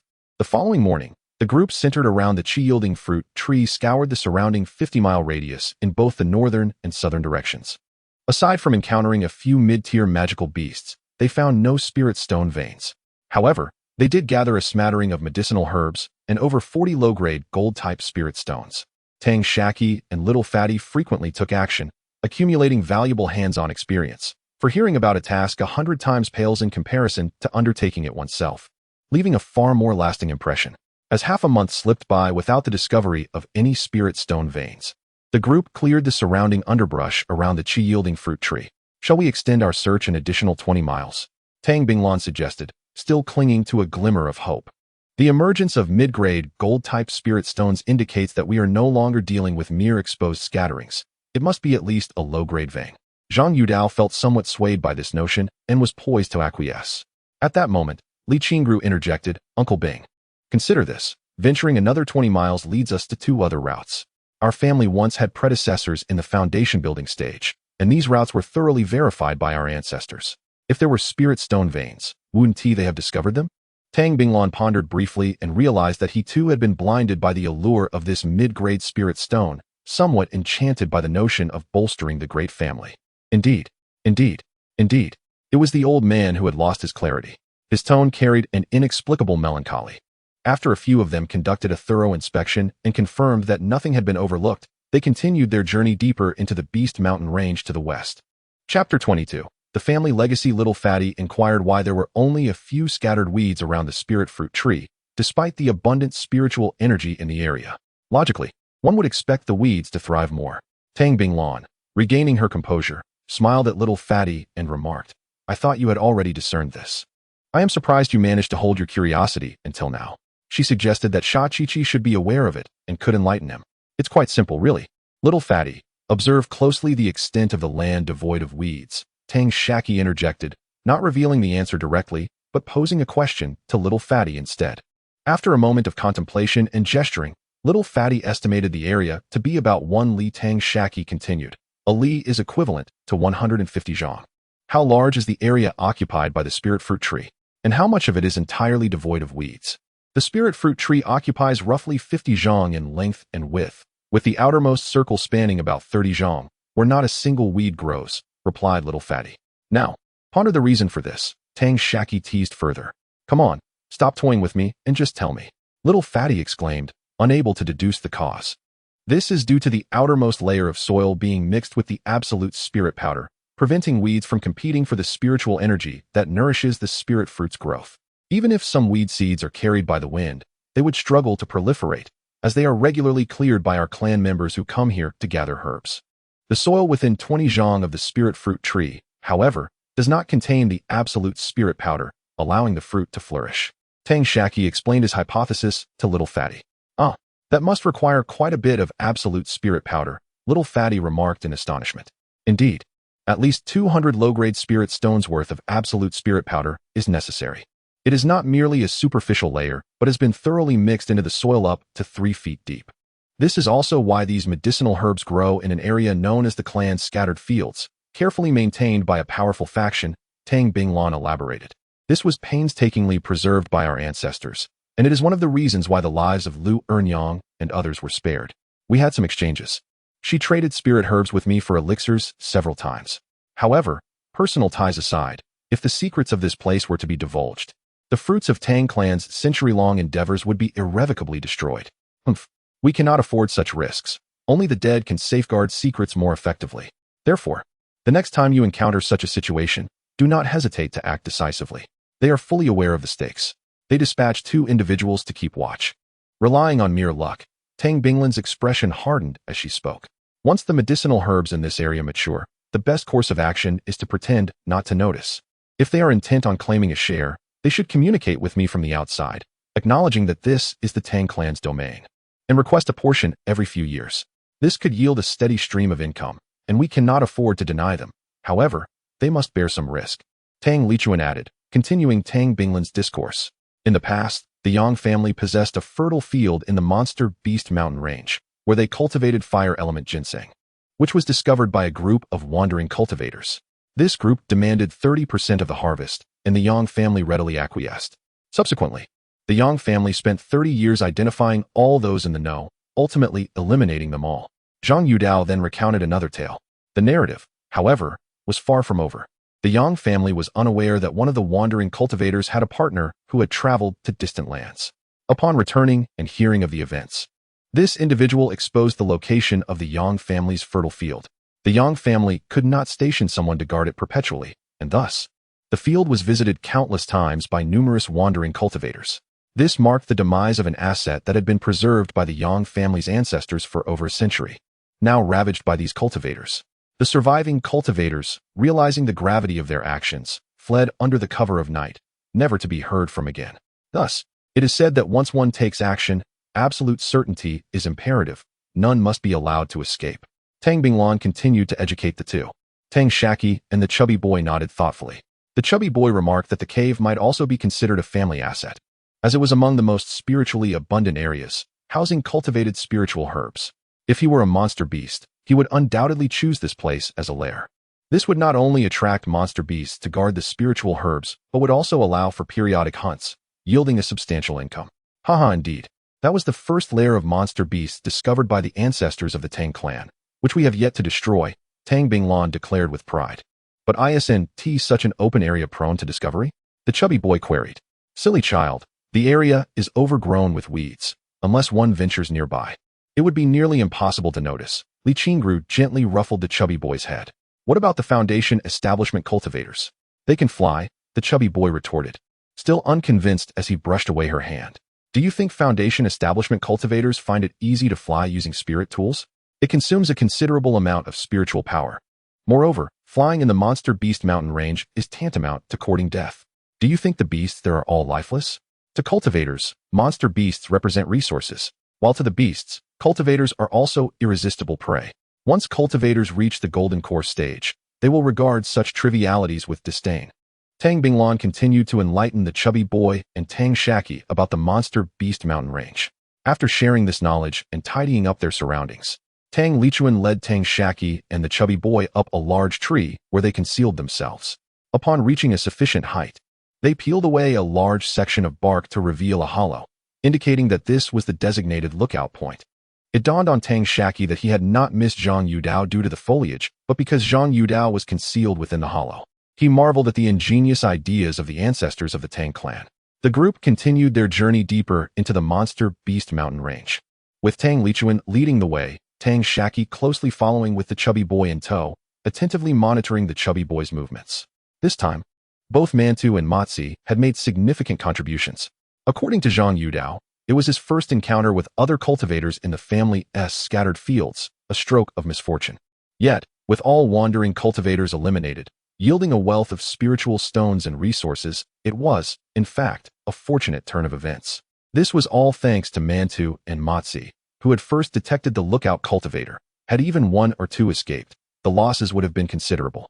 Tang Binglan informed everyone that their destination was the foot of Black Bear Mountain, marking the final stop before venturing into the Beast Mountain range. This journey aimed to gather Lingjing flowers, one of the essential herbs for concocting chi-boosting pills. Throughout their travels, the group encountered no beastly adversaries. It was not until midday on the 3rd day that they stepped into a mountainous region, where an invigorating aura enveloped them. The spiritual energy in this locale was notably purer than in other areas.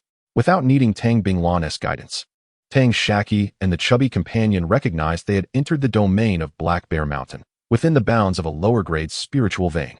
Upon arrival, Tang Binglan unfurled a flag emblazoned with the Tang sect insignia. Along the way, she had briefed Tang Shaqi and the chubby companion about the mountain, revealing that Black Bear Mountain harbored a small spiritual vein equivalent to over 20 basic spiritual veins, radiating across a 20-mile expanse.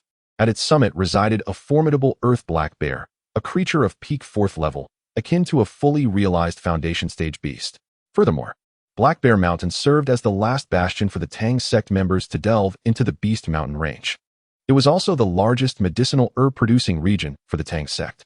In times past, when the family had foundation stage cultivators, they could venture to the western side of Black Bear Mountain to gather medicinal herbs. However, that area had since become a forbidden zone for the Tang sect members due to insufficient strength. Tang Binglan harbored aspirations of nurturing foundation stage combat prowess, yearning to ascend Black Bear Mountain and forage for herbs on its western flank. Over the span of more than 2 decades, she wondered how many treasures had accumulated there. The area within 10 miles surrounding the peak was the territory of the Earth Black Bear, a forbidden zone for other beasts. In the broader expanse of Black Bear Mountain, numerous first-level beasts thrived. Should any beast manage to break through to the 2nd level, achieving foundation stage strength, it would claim a mountain peak as its domain, refusing to reside beneath other foundation stage beasts. The Earth Black Bear had once been bested by Lord Wang Xiang, who had entered the Beast Mountain range in search of fortune. At that time, Lord Wang Xiang, facing the twilight of his life, had softened in heart. He neither killed nor imprisoned the bear, instead forging a friendship with it. Consequently, Lord Wang Xiang enjoyed a blissful twilight of life upon Black Bear Mountain, leading his family as cultivators to transform the entire mountain into a medicinal herb garden. The Earth Black Bear made a pact with Lord Wang Xiang, vowing to spare the lives of any cultivators bearing the Tang sect flag. Should a fully realized foundation stage cultivator lead the way, they could harvest half of the herbs within a 10-mile radius at the summit. If led by a late foundation stage cultivator, they could only gather 1/3 of the herbs. Mid-stage cultivators would be limited to 1/4, while early-stage cultivators could claim 1/5, assisting the bear in refining the remaining herbs into pills. In the absence of a foundation stage cultivator leading the group, they would only be permitted to collect herbs at the mountain's base, with the bear refraining from harming those displaying the Tang sect flag. However, any other cultivators without a flag daring to approach Black Bear Mountain would not be spared by the Earth Black Bear, as such tender and spiritually rich sustenance was a rare find. In truth, the Earth Black Bear did not impede the Tang sect members from venturing into the western side of Black Bear Mountain. However, ancestral records cautioned that to the north lay a troop of golden-haired, iron-backed monkeys, known for their fierce territorial instincts. Any cultivator or beast that intruded upon their domain would face their wrath. This group of monkeys is exceptionally intelligent. Periodically, they offer tributes to the Great Black Bear and assist in tending to the medicinal herbs cultivated on the mountain. As a result, these golden-haired, iron-backed monkeys are under the protection of the Great Black Bear, which ensures that the disciples of the Tang sect do not harm them. As for the southern side of Black Bear Mountain, the ancestors left no detailed records, only mentioning a terrifying place that even the black bears fear. At this moment, Tang Shaqi feels nothing but admiration and gratitude towards their ancestors, fully embracing their identity as descendants of the Tang sect. The ancestors of the Tang sect have not only bequeathed an endless supply of resources to future generations, but have also safeguarded them from various dangers, crucially ensuring a pathway for their resurgence. Ultimately, they have provided the Tang sect's assets with the most loyal guardian, a steadfast ally for the disciples of the Tang sect in the treacherous Beast Mountain range, and have also identified a safe and reliable resting place deep within those mountains for the Tang sect practitioners. Chapter 23. Slaying the verdant venomous golden-striped serpent. As several individuals ventured into Black Bear Mountain, they were immediately struck by the distinct aura that enveloped the area.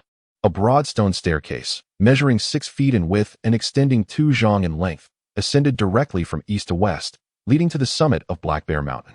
On either side, meticulously cultivated spiritual fields were interspersed at intervals, revealing the subtle presence of mystical beasts lurking nearby. After traversing a distance of 7 or 8 li, and nearing the region where the formidable black bears roamed, they encountered a field of spirit crystal flowers on their left. These ethereal blooms thrived upon the spirit crystal vines, bearing flowers and fruit once every 12 years. Spanning approximately 5 or 6 mu, The expanse was adorned with an abundance of pristine white blossoms, glistening with dew that reflected human silhouettes. Numerous spirit butterflies and bees flitted about, gathering nectar from the flowers. The group scrutinized their surroundings, but detected no sign of any mystical creatures. With a subtle glance, Tang Binglan signaled to Tang Lichuan. Armed with a massive shield that enveloped his form, Tang Lichuan approached a thicket, wielding a hefty cleaver in his right hand. The others, prepared for any eventuality, readied their magical artifacts or spiritual talismans, following closely behind in a vigilant formation. Xiao Pang and Tang Shaqi were positioned at the rear, tasked with replenishing defensive talismans or launching ranged assaults. They halted Tu Zhang away from the thicket. 2 fireballs erupted from Tang Shaqi's hands, hurtling towards the brush that Tang Lichuan faced. The fireballs penetrated the foliage, igniting the underbrush beyond. A furious roar resonated from within the cave, and a giant, ink-green serpent, over 3 feet in diameter, surged forth, colliding with Tang Lichuan's protective shield. The force of the impact staggered him back by 3 steps. The serpent's length, already Tu Zhang at the entrance, hinted at a greater size concealed within. Fortunately, the serpent was also flesh and blood. Upon striking the shield, it became momentarily dazed, crashing to the ground. Seizing the opportunity, Zhang Yudao cast a gravity spell upon the serpent's head, while Li Qingru ensnared it with a binding spell. It is the verdant, venomous, golden-striped serpent. Zhang Yudao alerted the group.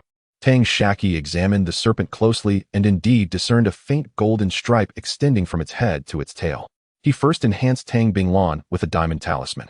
Armed with the glimmering golden sword, Tang Binglan executed a sword technique, releasing a beam of sword energy aimed directly at the serpent's vital spot. The serpent, provoked by the aura of death, swiftly regained its senses. Twisting its body, it broke free from the binding spell, causing the magical vines to dissipate into scattered wood elemental energy. The serpent lunged forward, its jaws agape. Tang Binglan's sword energy struck its back, leaving a pale mark. Just as it seemed that Tang Lichuan would be consumed by the serpent's fiery breath, Tang Shaqi activated a fire arrow talisman, sending the arrow hurtling towards the serpent's mouth.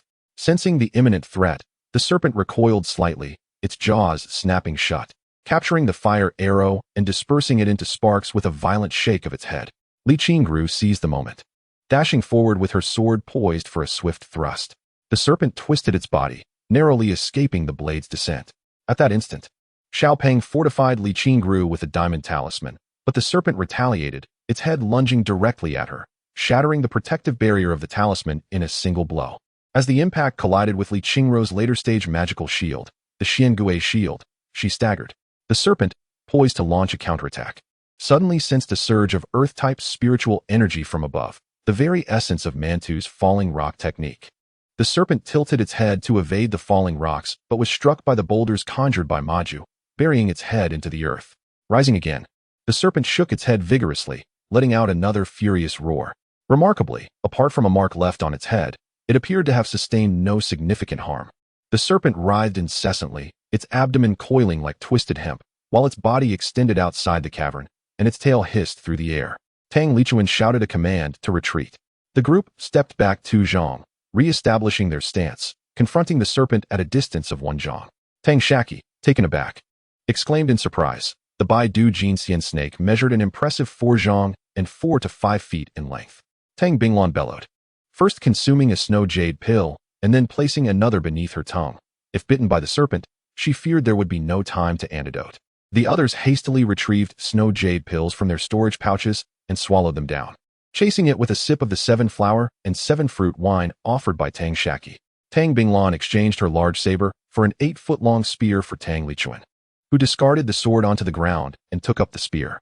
With the eldest in front, I on the left, Yu Dao and Qingru on the right, and little Fatty trailing behind the eldest, Shaqi following me, commanded Tang Binglan with unwavering authority. Responding to her words, the group maneuvered to the flanks of the Baidu Jinxian snake, which sensed the mounting pressure, its tongue flicking out incessantly with a hissing sound. Once in position, Tang Lichuan shouted, "Attack!"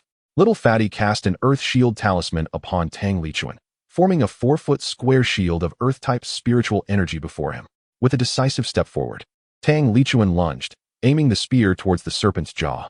Simultaneously, Tang Shaqi and Zhang Yudao utilized talismans to bestow defensive spells upon Tang Binglan and Li Qingru, both unleashing sword techniques targeting the serpent's abdomen. The Baidu Jinxian snake swayed its head to the left and right, evading Tang Lichuan's spear while seizing the moment to spray venom in retaliation. Its tail lashed out, parrying the attacks from Tang Binglan and Li Qingru.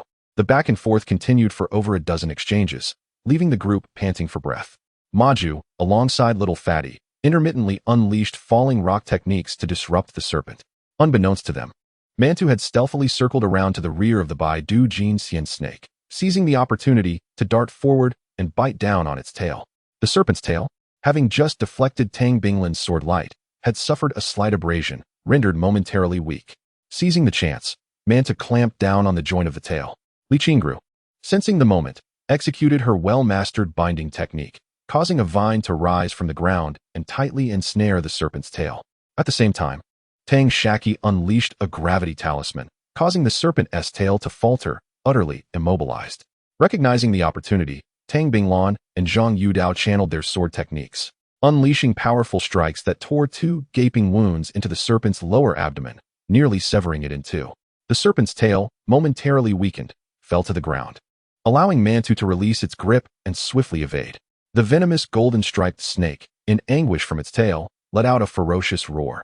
Its head attacked with increasing ferocity, water arrows continuously shooting from its mouth, corroding Tang Lichuan's great shield with a hissing sound.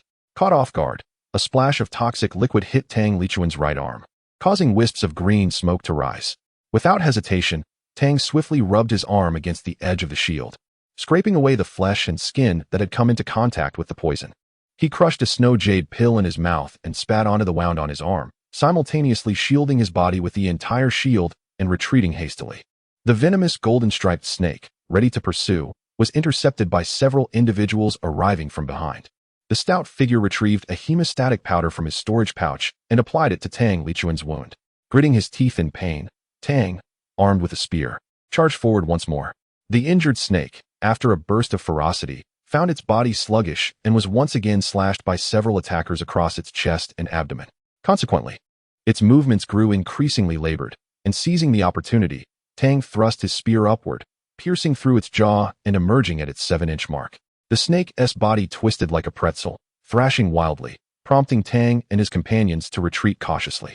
After a struggle, the venomous golden-striped snake gradually lost its strength, its movements dwindling until it lay motionless on the ground, lifeless. The group took a moment to rest, extinguishing the surrounding flames and aiding Tang Lichuan in dismembering the snake. Donning gloves, Tang first extracted the fangs, then rummaged inside the snake's mouth to retrieve a venom sac that contained only a third of its original fluid. He proceeded to eviscerate the snake, collecting its gallbladder, extracting its tendons, and skinning it, ultimately dividing the meat into segments, which Tang Binglan stored in his pouch. After Tang Shaqi launched a few fireballs into the cave, and sensing no response, the group ventured inside. Within the cave, they discovered an abundance of spiritual herbs, including over 40 stalks of wood-origin ginseng and water-origin ginseng, alongside more than 40 low-grade gold spiritual stones piled together. They also uncovered 4 roughly 1-foot-sized, radiant green eggs of the venomous golden-striped snake. The stout figure and the round one drooled at the sight of the snake eggs. Just as they leaped forward to seize the eggs, Tang Lichuan, arriving from behind, swiftly grabbed them by the neck and pressed them down to the ground. These treasures held considerable worth. They must not be allowed to devour them. After collecting the spiritual herbs and stones, the group, along with the snake eggs snatched from the stout and round figure, exited the cave, preparing to gather spirit crystal flowers. Meanwhile, the stout and round one incessantly clamored, lamenting their inability to consume the snake eggs. Hee. These little creatures have indeed rendered great service. They deserve a reward, Tang Binglan remarked with a smile. In response, Tang Shaqi cheerfully acknowledged and retrieved a bottle of pills from his storage pouch, casually tossing 2 low-grade true energy pills towards the stout figure's head. This was a game they often played. At that moment, the stout figure, propelling itself with its front legs, stood upright on its hind legs, mouth agape, waiting for the pills to fall into its mouth. Suddenly, a shadow emerged from the grass, colliding with the stout figure and knocking it aside, while simultaneously extending a paw to deftly snatch the pills and send them into its mouth. The group was taken aback, preparing to react, when Tang Lichuan urgently shouted, "Stop!" his voice resonating with an intensity that almost deafened the ears of those present. A few individuals, upon hearing the words, dispersed and lowered their weapons. Upon closer inspection, they discovered a formidable black bear, standing at a height of 7 to 8 feet, in the late stages of its first rank. The bear, having finished consuming a pill, smacked its lips and cast an envious glance at the fluffy ball. It then surveyed the group, where the pill had been snatched from Mantu, who, along with his good brother Maji, was furiously baring his teeth at the black bear. Suddenly, the bear bared its teeth at Urgu, causing him to retreat a few steps in fright. Afterward, it grinned and exited the spiritual field, climbing the mountain path towards the summit. Observing the bear's retreat, Urgu let out a couple of whimpers, while Tang Shaqi generously provided another pill to Mantu. Thrilled after consuming the pill, Mantu joyfully cried out and, accompanied by Maji, dashed off to chase butterflies. Chapter 24. Entering the black bear cave previously unseen, it was certain that this was a descendant of the earth black bear. Fortunately, everyone was halted by the leader, averting a potential catastrophe. With the situation now calm, the group hastily collected spirit crystal flowers, planning to spend the night in the cave and descend the mountain the following morning. Tang Binglan expressed his relief, prompting nods of agreement from the others, who then dispersed to gather the flowers. After a brief interval, a thunderous roar echoed from the mountaintop, causing the group to turn their gazes upward. A shadow sped down the mountain like lightning, arriving beside the field of spirit crops, silencing the surrounding birds and insects. Mantu Machio and Ergo had already cowered on the ground, trembling in fear. Before them stood a towering earth black bear, nearly 4 zhang high, its back bearing the recently seen small bear, which was about 8 feet tall. The little bear was adorned with a pocket made of emerald and golden silkworm silk, approximately 3 feet square, filled halfway with some substance. Swiftly, the small bear leaped from the larger bear's back. The group dared not move, except for Tang Binglan, who approached with a flag bearing the Tang sect insignia, bowing respectfully to the great bear. I pay my respects to the venerable black bear. The great bear ignored him, growling at the small bear instead. The little bear pointed at Tang Shaqi and the others, barking a few commands. The great bear then turned its attention to Tang Binglan, emitting a foul odor that filled the air. Confused, Tang Binglan asked, "May I inquire what the venerable black bear requires of me?" He remembered hearing from his ancestors that this bear possessed considerable intelligence. Though it could not speak, it understood human language. The great bear brusquely pushed Tang Binglan aside. He stumbled but remained uninjured. The bear pointed at Tang Shaqi, then at Mantu, and finally at the small bear, roaring emphatically. The others were puzzled, but the little bear quickly realized the implication: elixirs. Tang Shaqi responded by retrieving a bottle of true qi pills and tossing it to the great bear. The bear deftly caught it, using its teeth to remove the cork and discard it aside. Cautiously, it poured out a pill, sniffed it, and consumed it. An expression of distaste crossed the bear's face, and it shook its head, passing the bottle to the small bear. The little bear eagerly emptied the remaining pills into its mouth, chewing them like candy. Then, it pulled out a fist-sized red fruit from its pocket and tossed it into its mouth. While happily munching, the little bear threw another fruit to Tang Shaqi, extending its right paw excitedly and roaring twice. Tang Shaqi caught the fruit, recognizing it as one of the main ingredients for the red essence qi pill, and quickly stored it away. The little bear, having spat out the pit, waved its paw impatiently and roared again. In response, Tang Shaqi produced 6 bottles of true qi pills from his storage pouch and tossed them to the small bear. The bear joyfully received them, roaring in delight and stowing them away in its pocket. It then retrieved 6 more red fruits and tossed them to Tang Shaqi. At this moment, Tang Shaqi realized the opportunity and shouted to the great bear, "Venerable one, my grandfather possesses even better elixirs." He gestured toward Tang Binglan as he spoke. The great bear extended its paw towards Tang Binglan and let out a roar. Tang Binglan was unaware of what the little bear had just given to Tang Shaqi, but he instinctively knew that Tang Shaqi had undoubtedly benefited from it. Consequently, he retrieved a vial of each elixir from his storage pouch and placed them in the bear's paw. The bear sampled each one, ultimately discarding everything except for the qi-nourishing pill and the spirit-cultivating pill, which it tossed to the little bear, while returning the remaining elixirs to Tang Binglan. Although the bear did not exhibit a disdainful expression this time, it still shook its head in apparent dissatisfaction. Once more, it presented its paw before Tang Binglan, who then placed the remaining 4 vials of qi-nourishing pills and 2 vials of spirit-cultivating pills into the bear's grasp. The bear then extended its paw towards the little bear and roared twice, to which the little bear responded with a few roars of its own, followed by additional roars from the great bear. To Tang Binglan's astonishment, the little bear accepted the elixirs and produced 2 massive, ginger-like objects from its pocket, along with a beautifully crafted pouch the size of a palm, which it placed into the great bear's hand. The bear presented the pouch to Tang Binglan, who examined it closely and realized that it contained a storage pouch along with 2 pieces of huangjing, each possessing at least 70 years of medicinal age, sufficient for concocting foundational elixirs. Tang Binglan inquired of the Great Bear, "May I ask, esteemed elder, is this for me?" The bear roared affirmatively and nodded. Tang Binglan first secured the 2 pieces of huangjing and prepared to retrieve the small pouch from the bear's paw. The bear retracted its paw and then spread it open again, roaring with a hint of urgency, leaving Tang Binglan perplexed. The bear used its other paw to gesture towards the storage pouch, mimicking a motion of extracting items from it. Realizing the elder's intent to retrieve the contents from the storage pouch, Tang Binglan nodded in understanding. The bear responded with several excited roars and nodded again. With utmost care, Tang Binglan took the storage pouch from the bear's paw, refined it, and probed its contents with his consciousness, only to be taken aback by the revelation that it was several times larger than his own pouch, measuring approximately 7 zhang in circumference. He emptied the contents onto the ground, whereupon the Great Bear sampled 1 elixir from each vial, quickly categorizing the items into 2 piles. One pile contained smaller items, including elixir vials and earth-type spirit stones, which included 2 mid-grade stones, while the remainder was amassed into another pile. The bear pointed at the pile of elixirs and earth-type spirit stones and roared at the little bear, subsequently pushing the remaining items towards Tang Binglan. It then proceeded along the mountain path towards the summit, while the little bear collected the pile of elixir vials and spirit stones.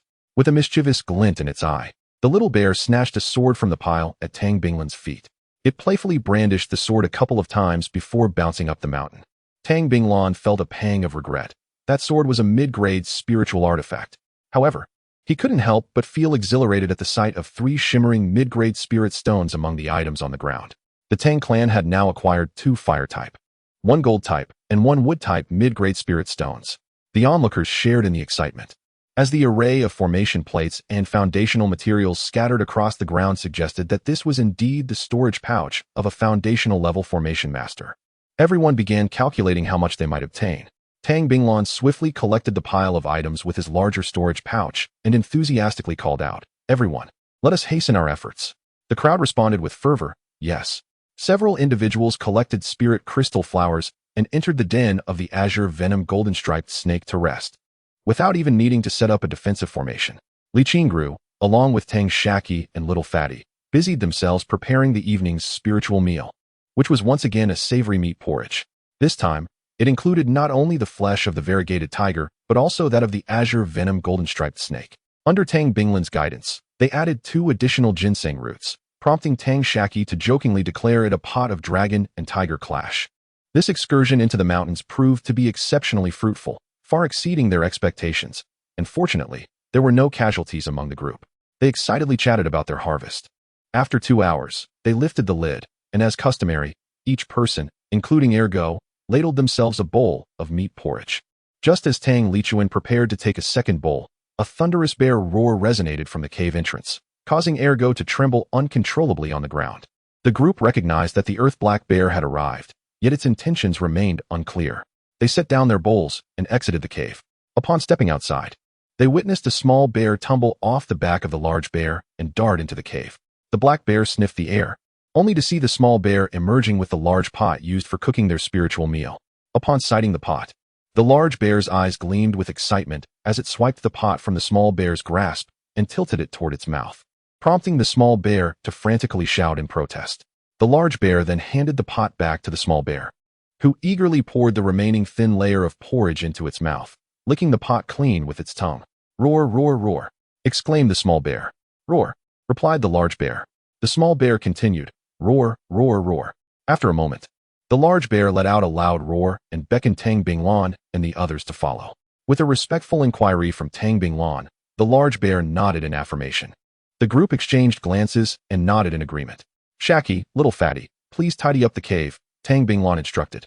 As Tang Shaqi and Little Fatty entered the cave to clean up, they discovered that all the porridge had vanished. They covered the pot and brought out steamed buns and sesame balls. The large bear roared at Ergo, who immediately ceased trembling. Tang Shaqi and Little Fatty exchanged looks, setting the 2 dogs down, who now stood respectfully rather than cowering on the ground. The group followed the large bear up the steps, eventually reaching a vast cave entrance a few dozen yards from the mountain's peak. The cave's mouth towered 10 yards high and was 11 to 12 yards wide. with a stone tablet standing prominently at the entrance, inscribed with the words Black Bear Cave in 3-foot-tall characters, masterfully carved with remarkable artistry. At the lower right corner of the tablet were the words established by Dan Ding's sect, Tang Shaqi. The large bear roared into the cave, and another towering earth black bear emerged from within. The small bear joyfully called out and swiftly bounded to the larger bear, leaping onto its neck. Judging by various characteristics, this was likely the mate of the large bear and the mother of the small bear. Roar, roar, roar, exclaimed the large bear. Roar. The mother bear nodded in acknowledgement. Subsequently, the mother bear, accompanied by the small bear, entered the cave, and the large bear gestured for the others to follow suit, leading them into the Black Bear Cave. The Black Bear Cave is vast, and this is the singular impression that Tang Shaqi is left with. Upon entering, one can see 2 rows of luminous stones stretching overhead, leading to an imposing entrance. This grand door, standing 10 zhang high and 6 zhang wide, is crafted from pure refined iron, upon which the word bedroom is engraved. Following the Great Bear, they proceed forward, where to the left, there are 2 colossal iron doors, each measuring 10 zhang, adorned with a smaller iron door standing 1 zhang high, inscribed with the words guest room. The right side mirrors the left, with the outer iron door labeled medicinal herb room and the inner one marked alchemy room. The group stands in stunned silence as they accompany the 3 bears to the threshold of the alchemy room. The Great Bear forcefully pushes open the large iron door of the alchemy room, producing a prolonged, grating sound that is jarring to the ears. Entering the alchemy room alongside the 3 bears, the sheer size of the chamber no longer astonishes them. However, what they behold next leaves them even more astounded. In the center of the alchemy room stands a cauldron of preeminent spiritual artifact caliber, towering 6 feet high, with the characters xianxia intricately carved upon it. Beneath the cauldron, a complex formation is etched, linking to the fire vein below. Chapter 25. The Black Bear Cave and the Porridge with a resounding roar. The Great Bear communicated something to the mother bear and the cub, prompting the trio to exit the cave. Moments later, the onlookers were greeted by 2 thunderous sounds followed by a smaller caw, soon accompanied by 3 additional caws. The 3 formidable black bears re-entered, each cradling a colossal stone bowl. The Great Bear's bowl measured a full yard in diameter and brimmed with ethereal water, while the mother bear's bowl, 7 feet in size, was filled with spiritual rice. The cub's bowl, a mere 2 feet across, contained an assortment of mystical herbs. The Great Bear gestured towards the alchemical furnace and then pointed at the 3 stone bowls, concluding with a hand motion resembling drinking, directing it towards Tang Binglan. The implication was clear. Did he wish for her to prepare porridge using the alchemical furnace? Tentatively, Tang Binglan inquired. The Great Bear nodded vigorously in affirmation. Eager to assist the majestic black bears, Tang Binglan quickly summoned several companions, placing the remaining meat of the patterned tiger and the emerald venomous golden snake into the cauldron. As they added the spiritual rice, gasps of astonishment filled the air.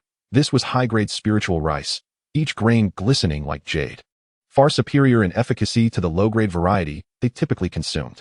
The furnace, a spiritual artifact of considerable caliber, possessed an internal space capable of accommodating items several times its own volume.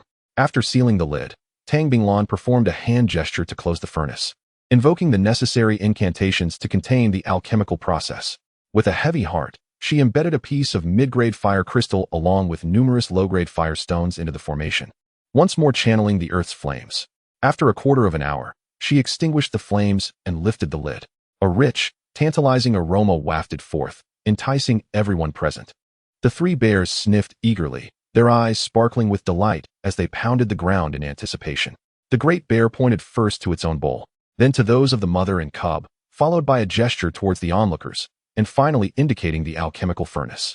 Understanding the unspoken request, Tang Binglan executed the necessary hand gestures, conjuring 3 translucent bowls of porridge that filled the stone vessels to the brim. The bears, in perfect unison, leaned down to slurp the surface layer before the mother and cub eagerly tilted their bowls towards their mouths, emitting high-pitched squeals from the heat. The Great Bear gestured towards the group, lifting its stone bowl to take a hearty sip of the porridge. Does the elder wish for us to partake together? Li Qingru asked cautiously. The Great Bear nodded while savoring the porridge. Li Qingru quickly beckoned Xiaopang and Tang Shaqi, arranging their bowls in readiness. Tang Shaqi and Xiaopang prepared 8 bowls in total, along with steamed buns and sesame balls. Tang Binglan, employing her hand gestures, distributed a bowl to each person. The porridge was scalding hot, and the 3 bears relished it with ease, their robust physiques allowing them to tolerate the heat. Among the group, Only Tang Lichuan managed to eat with a small wooden spoon, blowing on each spoonful multiple times before taking a bite. Tang Lichuan first cooled his porridge, then slurped from the edge of the bowl. Before long, he had finished his serving, a faint green aura manifesting above his head. He presented the empty bowl to Tang Binglan, who graciously provided him with another. Upon finishing his second bowl, the green aura intensified, and after a third, it coalesced into a vibrant stream, his complexion glowing with vitality.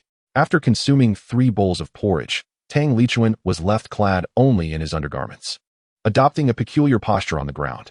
With a mighty roar, he exclaimed, "Strike me." At that moment, Tang Binglan retrieved a formidable whip from her storage pouch and directed it towards Tang Lichuan. The onlookers were rendered speechless, witnessing Tang Lichuan's training for the first time. As Tang Lichuan executed all the prescribed movements, every inch of his body was met with the whip's lash. Even his eyelids were not spared. Following this, the same sequence was repeated, but this time, Tang Binglan refrained from striking him again. After completing the sequence a total of 9 times, the azure aura atop his head dissipated, and his complexion returned to normal. A look of delight adorned his face as he released a lengthy howl towards the heavens. The pressure emanating from him intensified, signifying his breakthrough to the consummate stage of the skin refinement realm. At that moment, the little bear had just finished his meat porridge, and Big Bear pointed towards the little bear and then at Tang Lichuan, clashing his fists together. The elder seemed to suggest that he should engage in a sparring match with the little bear. Tang Lichuan began to grasp the implication of Big Bear's gestures. Big Bear nodded and waved his paw towards the little bear, roaring and pointing at Tang Lichuan. The little bear let out an ear-splitting howl and charged towards Tang Lichuan with all 4 limbs. Unyielding, Tang Lichuan surged forward to collide with the little bear. With no hint of slowing down, the two collided with a resounding thud.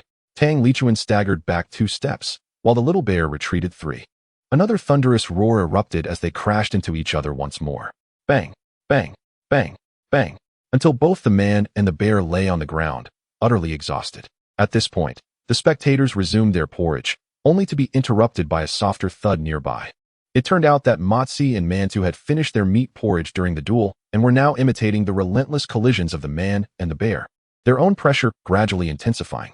Tang Binglan, realizing the situation, pointed to Tang Shaqi and Xiaopeng's bowls, stating that the spiritual energy contained in the meat porridge was far too rich for them to digest at their current level. Seizing the opportunity, she urged them to learn the elder's body-refining technique.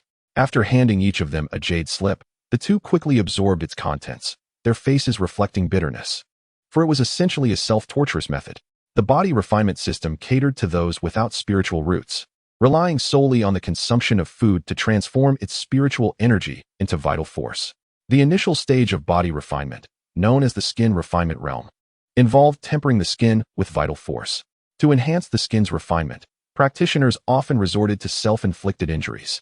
Through continuous injury and recovery, the skin could be better nourished by the vital force. After a cup of tea, Tang Shaqi's eyes sharpened. "I will learn."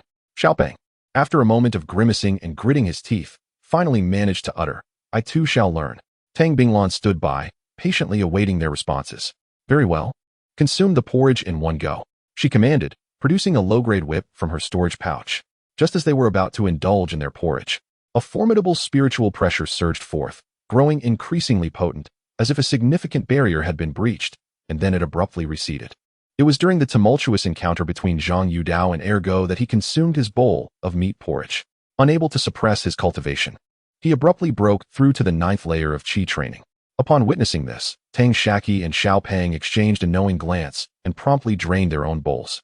They immediately emulated Tang Lichuan, shedding their garments and adopting a peculiar stance. Observing this, Tang Lichuan promptly adjusted their positions. The two felt their skin taut beneath their arms, and soon a wave of warmth surged from their bellies, radiating throughout their limbs. With a swift crack of the whip, Tang Binglan commanded, "Change." Before they could react, a loud shout from Tang Binglan echoed through the air. "Ah!" They both emitted anguished cries, the intense pain contorting their faces. Gritting their teeth, they struggled to switch to another position, while Tang Lichuan continued to guide them, correcting their postures, followed by another lash of the whip. Change. The two could no longer endure and failed to transition to the next stance. Consequently, Tang Lichuan took it upon himself to reposition their bodies. This cycle of agonized screams persisted for nearly half an hour. Li Qingru had turned away the moment Tang Binglan struck the first blow, tears cascading into her bowl of porridge. Multiple times she contemplated calling for a halt, yet she resolutely bit down on her teeth and remained silent. As the next half hour unfolded, their cries faded, replaced by the sharp sound of the whip striking their flesh as they succumbed to unconsciousness. The ensuing actions were completed with Tang Lichuan's assistance. After the whipping concluded, Tang Binglan was drenched in sweat.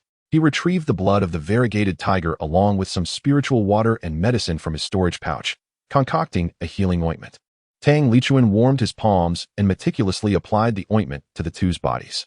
Only then did Zhang Yudao cease his training, his heart tightening at the sight of their plight. At some point, the mother bear and cub had exited the alchemy chamber, with the elder bear initially observing the scene with curiosity. Gradually, his expression shifted to one of nostalgia. Once Tang Binglan and Li Qingru had consumed their porridge and regained their composure, the elder bear let out a low growl and pointed towards the door of the alchemy chamber. The group followed his gaze, which led to the guest room across the way. Tang Binglan performed a respectful gesture, expressing gratitude to the elder. After a brief tidying up, Zhang Yudao carried Xiao Pang, while Tang Binglan held Tang Shaqi. Li Qingru, after organizing herself, clutched a steamed bun in her left arm and a sesame ball in her right. The group exited the alchemy chamber and crossed over. Tang Lichuan steadied himself in a horse stance, channeling energy into his hands.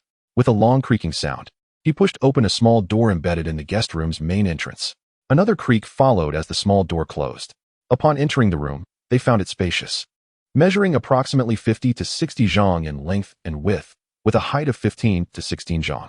In the center stood a square stone table, 4 feet wide, facing the main entrance, flanked by a stone chair on either side, each pair sized appropriately for the occupant. Along the 3 walls were arranged 3 stone beds, spaced evenly apart. Tang Binglan, Li Qingru, and Zhang Yudao settled onto the 3 stone beds directly opposite the entrance, engaging in their cultivation. Tang Lichuan, accompanied by Tang Shaqi, lay on the stone bed on the left, while Mantu and Machio rested on the stone bed to the right. The following morning, Tang Binglan concluded his meditation and examined the grand door of the bedroom. He embedded several inferior spirit stones into various recesses, bracing himself against the handle. He gently infused his spiritual energy and pulled it lightly, causing the towering iron door to open soundlessly. Subsequently, Tang Binglan exited the bedroom and noticed that the door to the alchemy chamber across the way was firmly shut, and he had heard no noise, suggesting that the door possessed soundproofing qualities. Peering outside the cave, he spotted Daxiong leaning against the cave wall, seated beside a stone tablet inscribed with the characters Black Bear Cave, a bear paw resting upon it, as if lost in contemplation. "Thank you for your hospitality, esteemed senior. We intend to descend the mountain and return to our clan today," he spoke. Daxiong appeared unresponsive, seemingly oblivious to the words spoken. After a brief interval, Tang Binglan called out again, "Senior?" Yet, Daxiong did not turn around. He merely shook his head and extended a claw. "Does that imply you wish for us to stay another day?" Tang Binglan inquired. Daxiong continued to shake his head. 10 days, he suggested. But the bear emitted an impatient growl. "A month?" Tang Binglan hesitated, apprehensive that Daxiong might actually be expressing a desire to keep one of them behind, particularly Tang Lichuan. Chapter 26. The Trials of Cultivation in the Mountains. It was only then that the bear withdrew its paw and nodded. Tang Binglan exhaled a sigh of relief. Aside from Tang Shaqi and the chubby one, the others had completed their cultivation and gathered at the cave entrance. Tang Binglan informed them of the situation. With such an excellent environment for cultivation, everyone readily accepted and began to admire the surrounding scenery. The area around the Black Bear Cave was laid out with flat stones, creating a level expanse.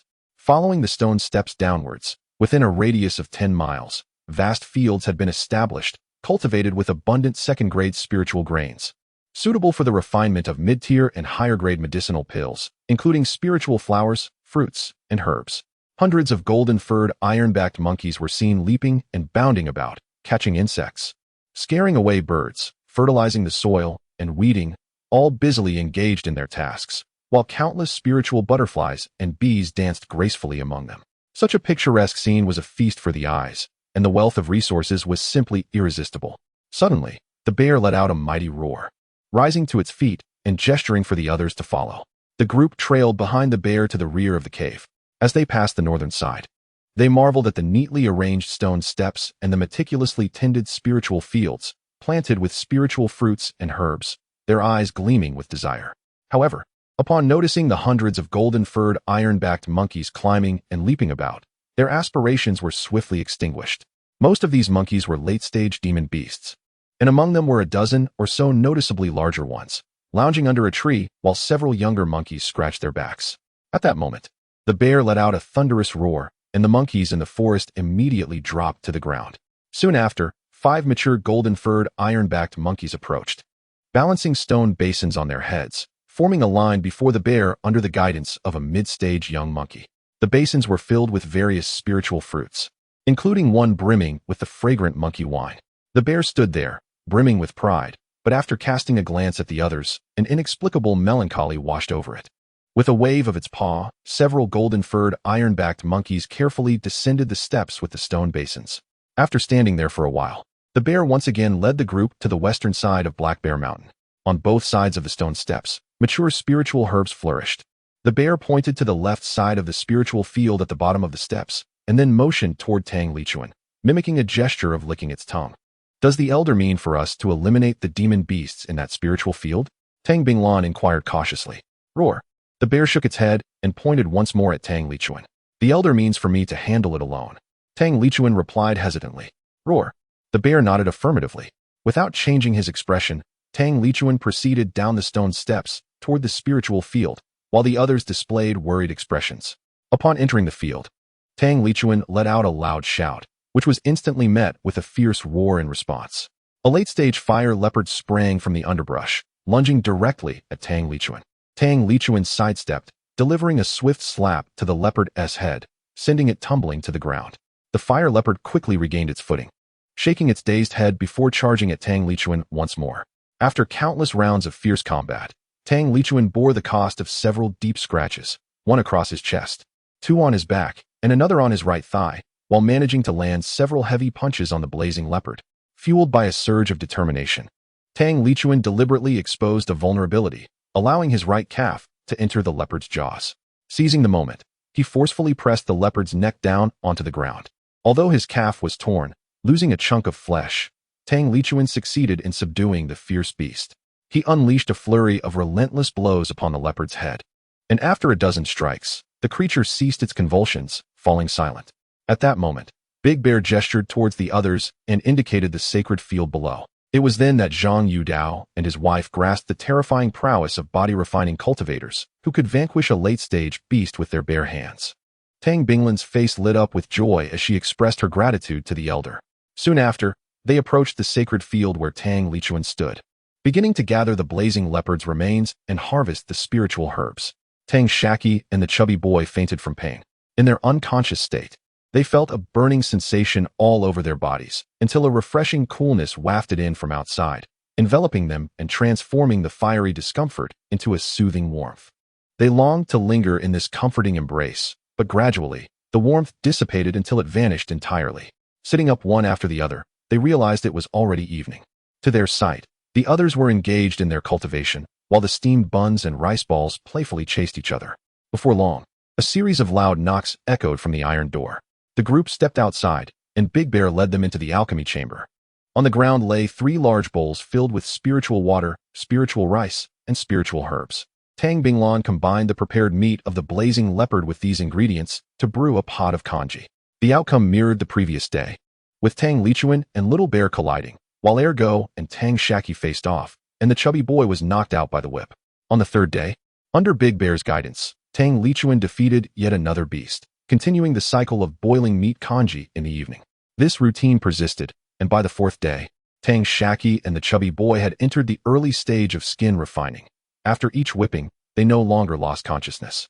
Yet, the searing sensation proved unbearable, making fainting seem preferable. Thus, they practiced qi during the day and focused on body refinement at night. By the 8th day, Tang Shaqi broke through to the 5th layer of qi refining, reaching the mid-stage of the cultivation realm. By the 10th day, the chubby boy also achieved mid-stage qi refining. On the 18th day, Li Qingru reached the 10th layer of qi refining. By the 21st day, the steamed bun grew to 7 feet, advancing to the late stage. The rice ball soon followed suit in its breakthrough, and by the 26th day, Tang Binglan attained the 13th layer of qi refining, officially entering the realm of great perfection. Little Bear, too, reached 9 feet on the 16th day, becoming a first-level beast of great perfection. As the 30th day approached, The beasts on the western side of Heixiong Mountain had been nearly eradicated by Tang Lichuan. During this time, his combat prowess had been thoroughly developed, and the traces of his previous clumsiness had vanished from his every movement. Initially, he struggled against the great perfection beasts, but when cornered on the stone steps, he discovered that the beast stood defiantly against him. Regardless of how he provoked it, the beast merely roared and snarled, refraining from launching an attack. Thus, Tang Lichuan comprehended that this stone staircase was a territory feared by all beasts, save for the family of the Earth Black Bear. He conveyed this information to several others, who subsequently tested the boundaries with other beasts multiple times, discovering that the staircase was indeed a forbidden ground for all creatures except the Earth Black Bear. This knowledge had circulated within the Tang clan, yet many secrets were lost after the calamity that befell them. With this revelation, Tang Lichuan relentlessly engaged in battles against the formidable beasts on the staircase. Even on days when he failed to vanquish a beast, the Great Bear would procure a first-tier perfected beast from elsewhere to be used for porridge at night. After a prolonged period of conflict, Tang Lichuan successfully eliminated 11 late-stage beasts and 7 perfected ones. The members of the Tang clan not only harvested a plethora of spiritual herbs, but also amassed a considerable amount of beast essence, spiritual materials, and a portion of low-grade spirit stones. Today, the entire bear family set forth, guiding the members of the Tang clan to the southern side of Black Bear Mountain. With a wave of his hand, the Great Bear instructed the cub and the Tang clan members to remain at the mountaintop. After a month of interaction, they had begun to grasp the Great Bear's intentions. The Great Bear descended for 10 miles before halting, while the Mother Bear had mysteriously vanished. Suddenly, a buzzing sound filled the air as a dark cloud rose from below, confronting the Great Bear. The cloud thickened and expanded ominously. Upon employing their spiritual sight, they discerned that leading the swarm was a third-tier spirit bee, a golden-winged purple-striped bee measuring over 2 feet in length. Following it were 8 second-tier golden-winged purple-striped bees, each exceeding a foot in length, and behind them, countless first-tier perfected golden-winged purple-striped bees measuring over 9 inches long. Subsequently, there were thousands in the late stage and tens of thousands in the mid and early stages, an unfathomable number. Witnessing this, everyone felt a chill run down their spines. Before them stood a third-tier early-stage queen bee, accompanied by 8 second-tier early-stage generals, leading an innumerable swarm of golden-winged purple-striped bees in the chi refining stage. The wings of these golden-winged purple-striped bees shimmered with golden edges and were transparent, their bodies a dark hue adorned with purple patterns, while their stingers could easily pierce through the mana shields of practitioners at the same level. Looking deeper into the forest, one could see numerous beehives of varying sizes hanging from the trees, with the central hive exceeding 2 feet in diameter. At that moment, as the Great Bear faced the swarm, the Mother Bear leapt from the eastern thicket near the outermost hive, executing a surprisingly agile maneuver for her size and darting inward. After advancing a short distance, she leapt and struck a hive measuring 6 feet square, capturing it in her embrace before sprinting back towards the eastern thicket. The buzzing cloud instantly divided into 2, with the smaller cluster being led by 2 second-tier early-stage golden-winged purple-striped bees in pursuit of the Mother Bear. As she exited the hive's territory, she turned to face the swarm and let out a mighty roar, followed by the Great Bear echoing her call. The smaller swarm ceased their pursuit and merely circled around the periphery of the hive-covered area. After their roars, the Mother Bear and the Great Bear turned to depart. The Mother Bear was soon greeted by the cub as she approached 10 miles from the Black Bear cave. The cub exclaimed in excitement, "Roar, roar, roar."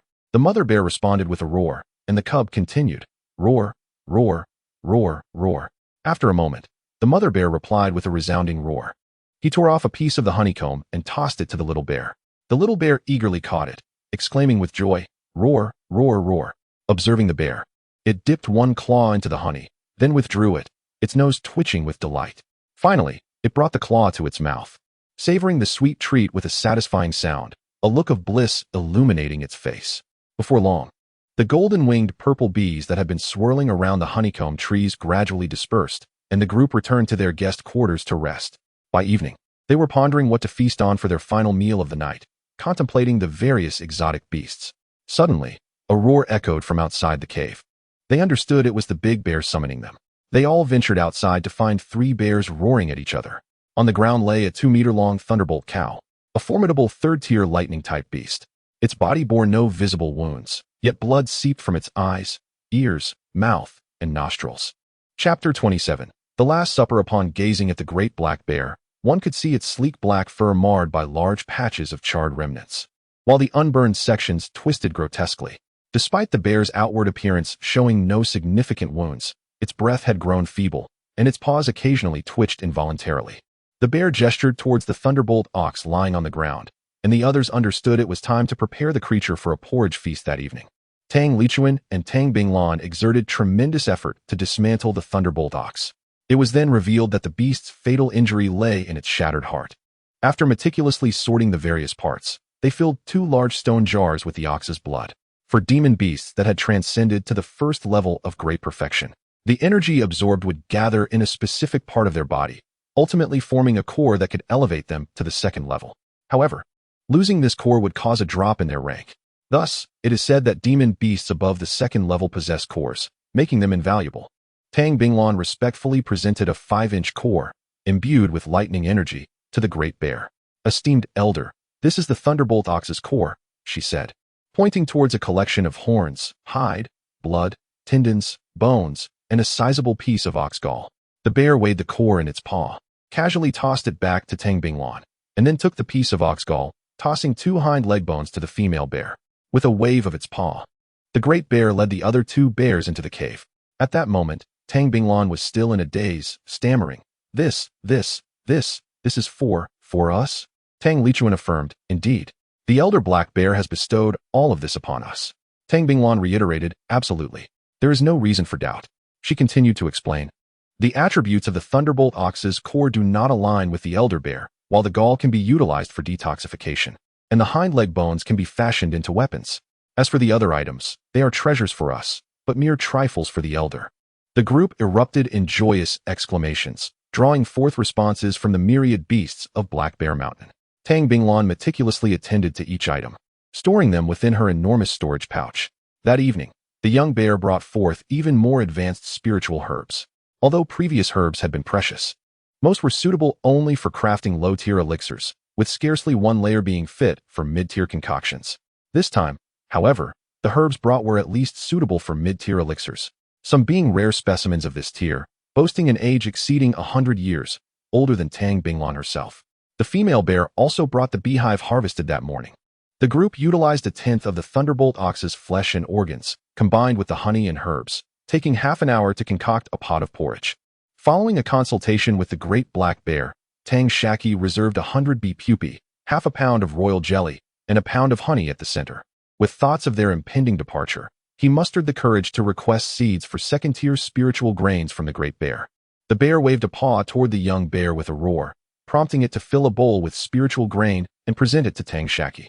Tang Binglan employed a magical incantation to unveil the lid of the pot, releasing a fragrance that, while not overwhelmingly strong, wafted into the noses of the onlookers, Ergu and Sanxiong, causing saliva to uncontrollably dribble from Ergu's mouth. The little bear quickly pushed his bowl towards Tang Binglan, gazing eagerly at him. Roar, roar, roar. The big bear covered the little bear's bowl with his paw, shaking his head and gesturing towards Tang Lichuan. The little bear roared in protest, but the big bear responded with a growl, prompting the little bear to lower his head in dejection, though his nose continued to twitch in anticipation. Understanding the little bear's intent, Tang Binglan first served a bowl to Tang Lichuan, who drank it eagerly, his face flushed as if he were a lobster, his entire body seemingly cooked. Tang Lichuan quickly posed for the next step, but Tang Binglan found himself at a loss, lacking the appropriate magical tools to assist in his training.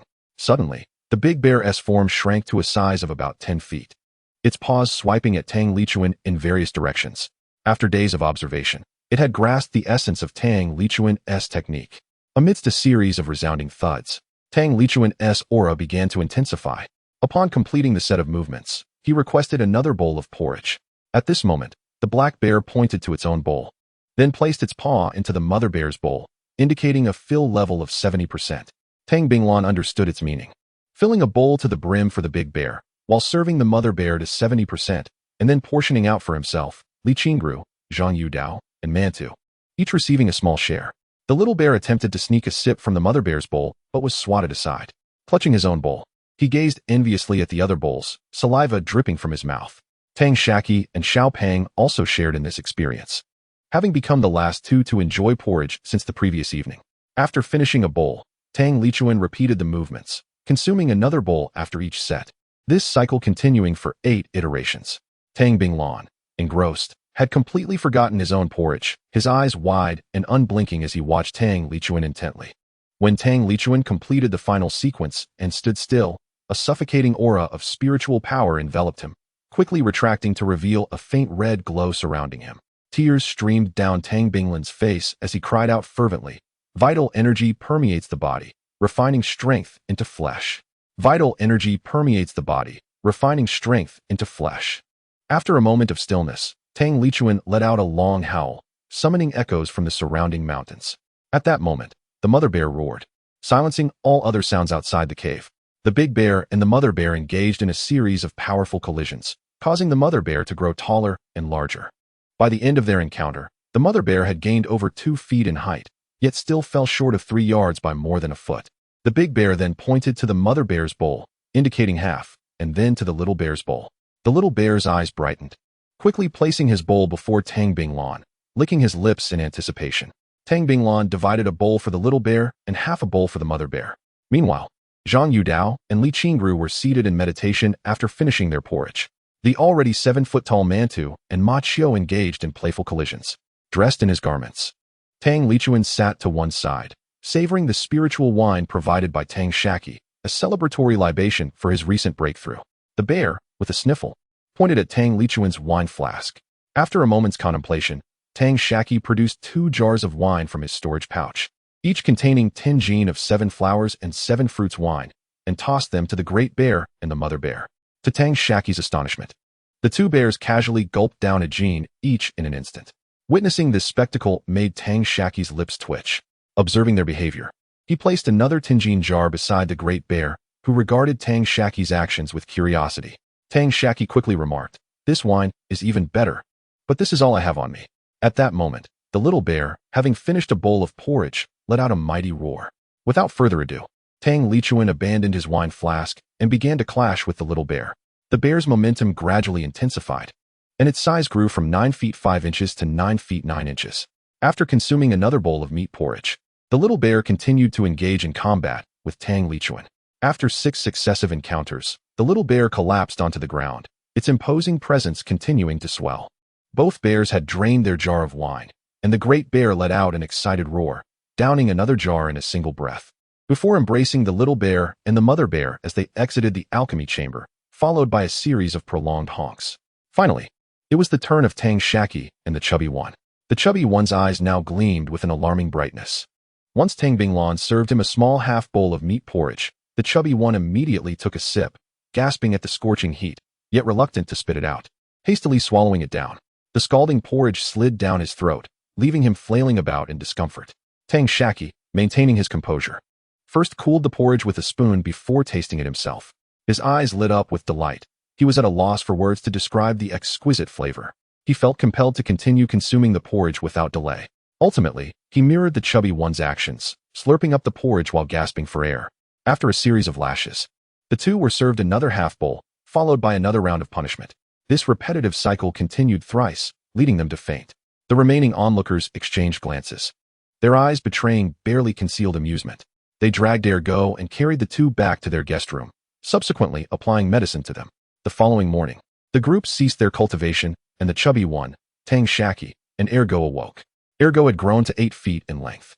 Both Tang Shaqi and the chubby one had progressed to the mid-stage of body refinement, keeping pace with the Qi refinement realm. Exiting the guest room, they discovered the bedroom door was not ajar as usual. Under the guidance of Tang Binglan, they respectfully knelt before the closed door, bowing 3 times. And regardless of whether their words reached the intended ears, they proclaimed loudly, "Thank you, esteemed senior, for your great kindness. We shall repay this favor upon achieving success in our cultivation." Unbeknownst to them, as they journeyed 10 miles down the mountain, the bedroom door swung open. The great bear approached the stone tablet, continuously stroking its surface while gazing at them from a distance. Only Tang Lichuan seemed to sense something, glancing back momentarily. Finding nothing amiss, he turned again and continued his descent. The most significant gains from this venture, aside from Tang Lichuan, were Mantu and Ma Qiu, who had grown to a length of 8 feet, establishing dominance in the vicinity of the monster mountain range surrounding Qingyan City. Suddenly, a prolonged bear roar echoed from within the cave, eliciting responses from various beasts across the mountain range. Several individuals exchanged glances, and Tang Binglan chuckled as she remarked that they would likely have to address the little bear as senior upon their next return. This elicited another round of hearty laughter from the group. The others, all possessing cultivation levels no lower than the late stage of Qi refinement, along with Tang Lichuan, who had already reached the flesh refinement stage, found their journey back significantly swifter than their arrival. Xiao Pang and Tang Shaqi each perched atop the spherical buns, while the remaining members employed various techniques, astonishingly doubling their speed compared to their previous journey. In merely 3 to 4 days, they returned to the rear mountain of Lei Chipa. Tang Xian, whenever he found the time, stationed himself on the western side of Lei Chipa, along the path leading into the Beast Mountain range. In the distance, he spotted 2 enormous dogs, each 8 feet long, one white and the other yellow, carrying what appeared to be individuals clad in the garments of Xiao Pang and Tang Shaqi. Chapter 28. Return home in disbelief. He hastily employed the spirit eye technique, fearing he had fallen victim to an illusion, only to discover that seated upon the dog were indeed his nephew Tang Shaqi and the chubby boy. Shortly thereafter, he spotted his father, elder brother, and the couple Zhang Yudao. As Tang Xian rushed towards the center of Leichi Slope, he called out excitedly, "Second sister, third brother, there's no need for that. Father and everyone have returned safely, and they have subdued 2 late-stage demon beasts." He remained unaware that these were Mantu and Machio, and he mistakenly believed that Ergo had perished in the demon beast mountains. The 2 dogs that Tang Shaqi and the chubby boy were riding were merely the ones subdued later from the mountains. Not only Tang Xian, but even Tang Binglan felt as though all of this unfolded like a dream. Their journey had yielded abundant rewards, and their cultivation had significantly advanced. Upon returning to the foot of the mountain, Tang Yu, the couple Zhang Yifei, Tang Dong, and Tang Xian stood at the entrance to greet them. The first to dismount were Tang Shaqi and the chubby boy, who leaped down from 10 paces away. Suddenly, Mantu and Machio bounded forward, knocking Tang Xian to the ground. Tang Shaqi and the chubby boy gestured for everyone to remain still, their faces filled with bewilderment. Ergo incessantly licked Tang Xian, who cried out in alarm.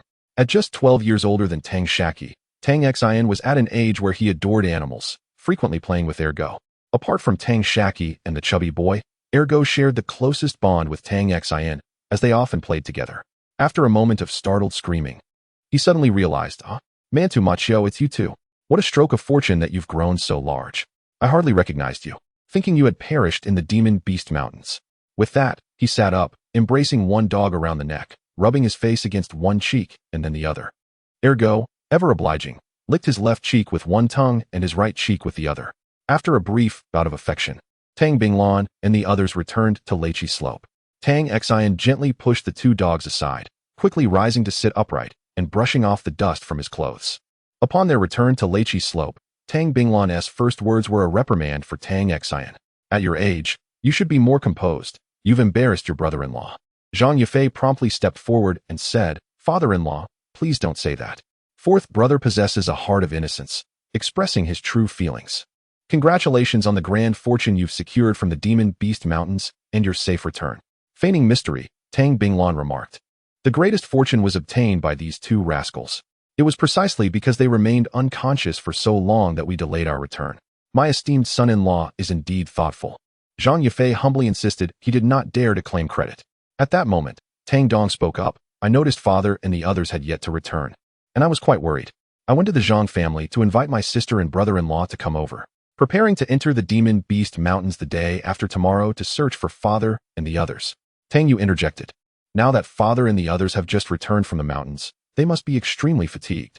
Let us refrain from barring their way with questions and allow them to freshen up and rest for a while." Zhang Yifei agreed, saying indeed, they should rest first. Subsequently, several individuals returned to their clan, each retreating to their respective chambers. Tang Xian, with great anticipation, mounted Ergo and galloped off in all directions. An hour later, everyone gathered in the family reception hall.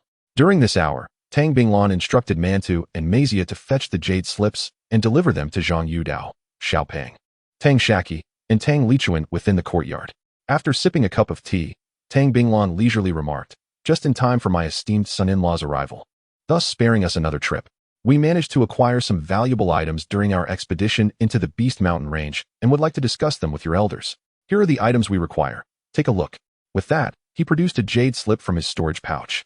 Zhang Yifei immediately received the jade slip with utmost reverence. Pressing it to his forehead, his expression shifted dramatically. Wow, father-in-law, so many splendid items this time. Upon hearing this, Tang Shaqi eagerly inquired, brother-in-law, what do we have? Do tell me. Zhang Yifei finally grasped the situation. We have 6 pelts of the swift rabbit, 6 pairs of incisors, 9 tails of blood, an entire body of the green venom golden-lined serpent, a complete corpse of the fire leopard, and the carcass of a great earth bull. Tang Dong, upon hearing this, suggested, that is quite a lot. Perhaps we should set some aside. I fear my brother-in-law's family may not be able to consume all of it. Of course we can. Zhang Yifei replied promptly. However, as for the price and the goods father-in-law wishes to exchange, I must return home to consult with the elders. I cannot make that decision alone. Tang Binglan nodded in agreement. Indeed, that is only proper. Seeing that the serious matters had concluded, Tang Yu inquired, why did you spend so long in the Beast Mountain range this time? Third brother was in quite a rush to gather us, nearly sending us into the mountains to search for you. Tang Lichuan explained, to be honest, we are uncertain about what transpired. After vanquishing the great earth bull, Mantu and Mazia darted into its den. Once we followed them in, we were perplexed as to what they ingested, for they collapsed onto the ground, losing consciousness. We sensed that their condition was improving, realizing they had perhaps encountered a remarkable opportunity. We dared not disturb them, fearing we might jeopardize their chance. And thus we waited for over 40 days. For the members of the Tang clan, every expedition into the mountains followed a fixed route, with a clear understanding of what could be found where. Such occurrences were exceedingly rare. Tang Yu, well aware this was a fabrication, refrained from exposing it. After all, she had married into the Zhang family. Although she prioritized her husband's family interests, her surname remained Tang, and she could not undermine the Tang clan's benefits. This was precisely why she chose not to probe further. It is splendid that my son-in-law has come. Do stay a few more nights. The meat of the great earth bull is quite a delicacy. Leo, ensure you employ all your culinary skills, adding ample spirit herbs for a proper preparation. Tang Binglan broke the awkwardness. Li Qingru smiled. Rest assured, Uncle Bing. Just don't be stingy with your spirit herbs. Tang Binglan feigned annoyance, gritting his teeth. Stingy? What do I have to be stingy about? Add 2 5-year-old earth origin ginsengs, and use 15 pounds of spirit rice. Shaqi, fetch me a pound of your finest wine. Li Qingru shrugged. But where are the earth origin ginsengs? Uncle Bing, the spirit herbs are all in your possession. Tang Binglan gritted his teeth and produced 2 stalks of earth origin ginseng, tossing them to Li Qingru. Here you go. Li Qingru deftly caught them in her left hand, exclaiming, wonderful. Just wait for a delectable meal, my dear. Tang Shaqi smiled and nodded. Indeed, grandfather has truly splurged this time. Tang Yu pondered that his father and the others must have encountered significant fortunes in the monster beast mountains. His normally frugal father would hardly part with dozens of low-grade spirit stones to treat him and his wife. Typically, a meal costing 10 or so low-grade spirit stones would be considered extravagant. This arrangement had been meticulously planned by Tang Binglan, and the others had cooperatively staged this performance for Zhang Yifei. While the son-in-law is family, he remains an outsider. The harvest for the Tang clan this time was exceedingly vast. Even a hint of it leaking could spell disaster. Yet, the transformation of Ergo was too pronounced to conceal, and having lingered in the monster beast mountains for so long, they could not afford to show a meager gain. It would be more prudent to reveal a fraction of their fortunes rather than maintain a fade, which might compel others to believe they had indeed acquired substantial opportunities without inciting deadly repercussions. The key was to strike the right balance. The group arrived at the alchemy chamber, assisting Li Qingru in brewing porridge in a low-grade magical cauldron. Tang Shaqi added a touch of spiritual herbs to the mix. Zhang Yifei observed with some anticipation, as he seldom indulged in meals costing dozens of low-grade spirit stones. He felt a swell of gratitude. His father-in-law truly cared for him. Tang Dong was retained by Tang Binglan, and the two entered a private chamber. Third brother, you must seize the time to cultivate diligently, aiming to reach the pinnacle before you turn 50. We will find a way to secure a foundation establishment pill for you to make that breakthrough, Tang Binglan suddenly declared. Father, surely the foundation establishment pill should go to you first. You are on the verge of reaching that pinnacle yourself. As for me, who knows how long it will take to achieve such a level? Tang Dong replied. Tang Binglan suddenly exuded an imposing aura, and Tang Dong felt a palpable pressure. Father, have you already attained the pinnacle? Tang Dong asked incredulously. After all, Tang Binglan had only taken 3 years to reach the 12th level of qi refinement. So it was astonishing to consider he had ascended further. A thought struck him suddenly. Could it be? Indeed, we encountered fortuitous opportunities in the monster beast mountains. and everyone's cultivation has improved. Shaqi and Xiaopeng have both reached the mid-stage of qi refinement. If your second sister and brother-in-law assess their cultivation levels, do not divulge the truth. Instead, claim they reached the mid-stage prior to venturing into the monster beast mountains. You have not discussed this matter with your second sister's husband, have you? Tang Binglan countered. Not at all. I hadn't the chance. I was in Qingyun City asking manager Zhou to deliver a message. My second sister and brother-in-law have only just arrived, and we were still deliberating on what to bring to the monster beast mountains to find you. I hadn't had the opportunity to mention cultivation levels, but I fear fourth brother may not be able to keep this secret. Tang Dong expressed his concern. Fourth brother is of no consequence. I have already sent him a jade slip through Mantu. He won't let anything slip. The reason I kept you here is not only to inform you of this, but also to urge you to focus on your cultivation. As for elixirs, you need not worry. You know that the sooner one establishes a foundation, the higher the success rate. I have reached the age of 58, and the prime age for foundational cultivation is before the age of 60. Acquiring a foundational elixir in the next 2 years may prove to be a formidable challenge. Even with such an elixir, the likelihood of successful cultivation remains slim. The fourth sibling is still young, and you are the only one left. You are already approaching the 10th level, are you not? With 6 years remaining, by that time, Xiaopeng and Shaqi will have entered the grand sections. If you conserve their resources, there is still a possibility for you to attain perfection within the next decade. If you manage to procure a foundational elixir before you turn 50, there remains a substantial chance of successful cultivation. Tang Binglan spoke earnestly and with deep concern. Chapter 29. The unexpected guest. A moment of silence enveloped the two, until Tang Dong broke the stillness, inquiring, "Could you share some of the demon beast's essence blood with me?" Tang Binglan furrowed her brow. "What do you intend to do with these? Your priority should be to cultivate diligently, rather than indulging in trifles." Tang Dong muttered something to Tang Binglan, his tone tinged with a hint of embarrassment. "Have you discussed this with Shaqi? I fear he may harbor some reservations," Tang Binglan advised. "Given that this matter has only just unfolded, it would be wise to wait a while longer." Tang Dong replied, "I am willing to wait for a year. If there is still no news by then, I shall. Moreover, I firmly believe that Shaqi is a sensible child. He will comprehend the situation. Additionally, their relationship is quite amicable, so I doubt he would oppose it." Tang Binglan nodded. "I also hold a favorable view of her. She possesses considerable potential and could greatly assist Shaqi once she joins the sect. Since this is the case, we must not be stingy," she concluded, retrieving from her storage pouch a piece of hide from a late-stage demon beast along with a large jar of essence blood, which she handed to Tang Dong. Meanwhile, Tang Shaqi observed that the congee was nearly finished, requiring only a gentle simmer. He returned to his room to fetch some wine, accompanied by Mantu, who had already enjoyed enough fun with Tang Xian. Upon entering his own courtyard, Mantu suddenly halted, adopting an aggressive stance. Confused, Tang Shaqi watched Mantu with curiosity. Mantu stealthily approached the storeroom, gently nudging open the cover of the underground wine cellar, then swiftly leapt down, all without making a sound. Suddenly, the cellar lid was thrust open, and Mantu emerged, clutching something in its mouth. Upon closer inspection, it was a first-level gray rat demon beast. Tang Shaqi seemed to have realized something, hastily lifting the wine cellar cover to investigate. The other contents appeared intact, but the vat for brewing the 10-flower and 10-fruit wine was missing a significant portion of its spirit herbs. It was evident that the rat had devoured them, igniting a surge of anger within Tang Shaqi. Calculating the time, he realized that the vat's spirit wine was close to completion, only to be ruined by this rodent. Suppressing his wrath for the moment, he took a jean of 5-flower and 5-fruit wine and stepped outside. He found Mantu joyfully playing with the rat demon beast. Once released, the rat dove into the earth, only to re-emerge moments later, where Mantu, lying in wait, caught it again. The playful cycle continued as Mantu brought it back to the center of the courtyard. Sensing a surge of earth-type spirit energy, Tang Shaqi couldn't help but exclaim, "Ah? This is the earth escape technique." He dismissed his earlier anger and instructed Mantu, "Keep an eye on this little fellow. I will bring you something to eat shortly." With a cheerful bark, Mantu acknowledged Tang Shaqi.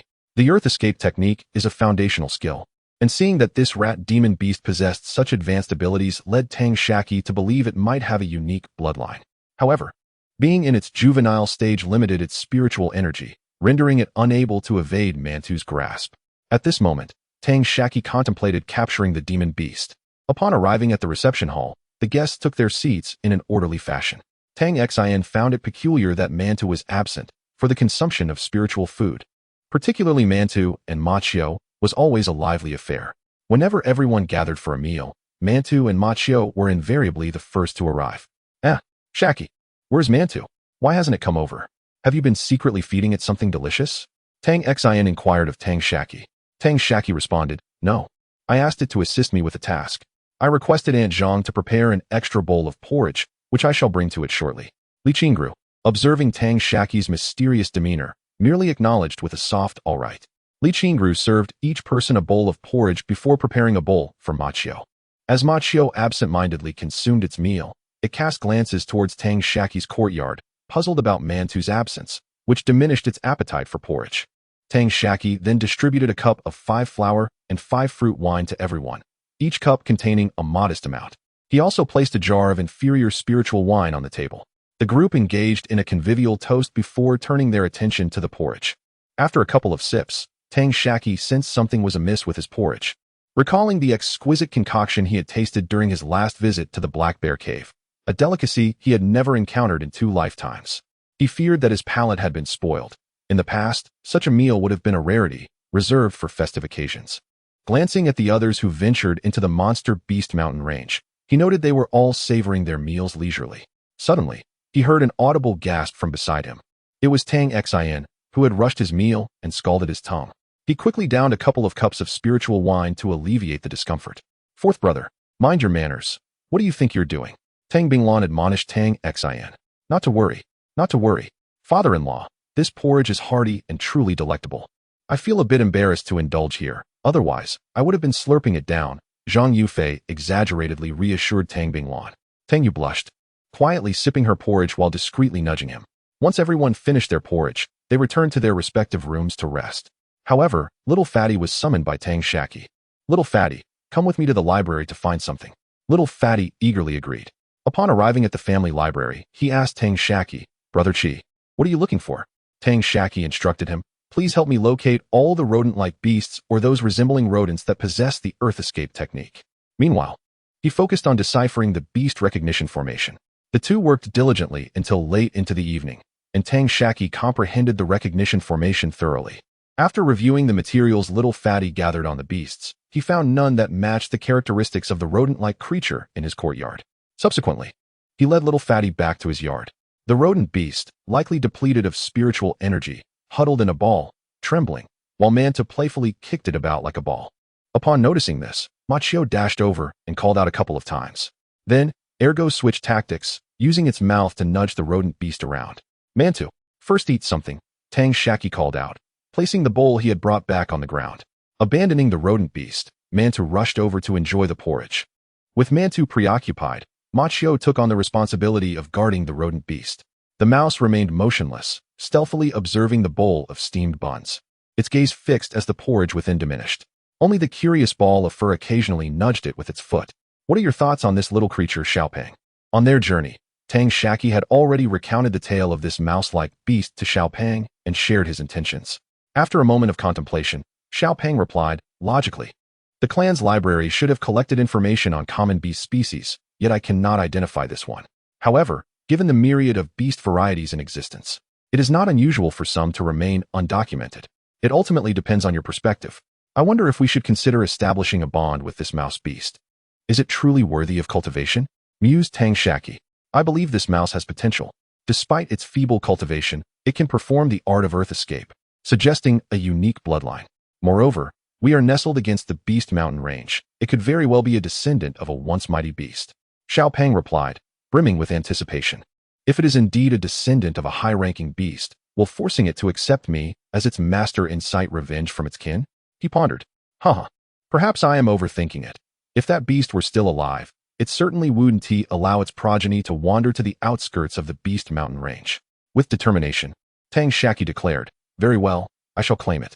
With that, Tang Shaqi's gaze sharpened as he retrieved materials from his storage pouch and began inscribing a bonding array upon the ground. Upon completion, he addressed the beast. If you wish to acknowledge me as your master, step into the center of this array. Should you refuse after consuming my precious spiritual herbs, I shall extinguish you to recuperate my losses. The beast remained unresponsive, and as Tang Shaqi prepared to incinerate it with a fireball, he recalled that this creature might not comprehend human speech. Having spent considerable time with the Earth Black Bear, He had grown accustomed to assuming all beasts understood his words. Machio, convey to it that it should step into the array if it willingly wishes to acknowledge me as its master. Otherwise, it shall meet its end. Tang Shaqi instructed Machio. Machio let out a series of roars directed at the beast, prompting the bun, having finished its porridge, to join in with a few supportive sounds. Initially, the beast did not respond, but as patience wore thin, it cautiously unfurled its body. Its eyes darted nervously, whiskers trembling as it timidly advanced toward the center of the array. For the bond to be established, the beast must willingly accept its master. Otherwise, the ritual would be ineffective and could result in backlash against the caster.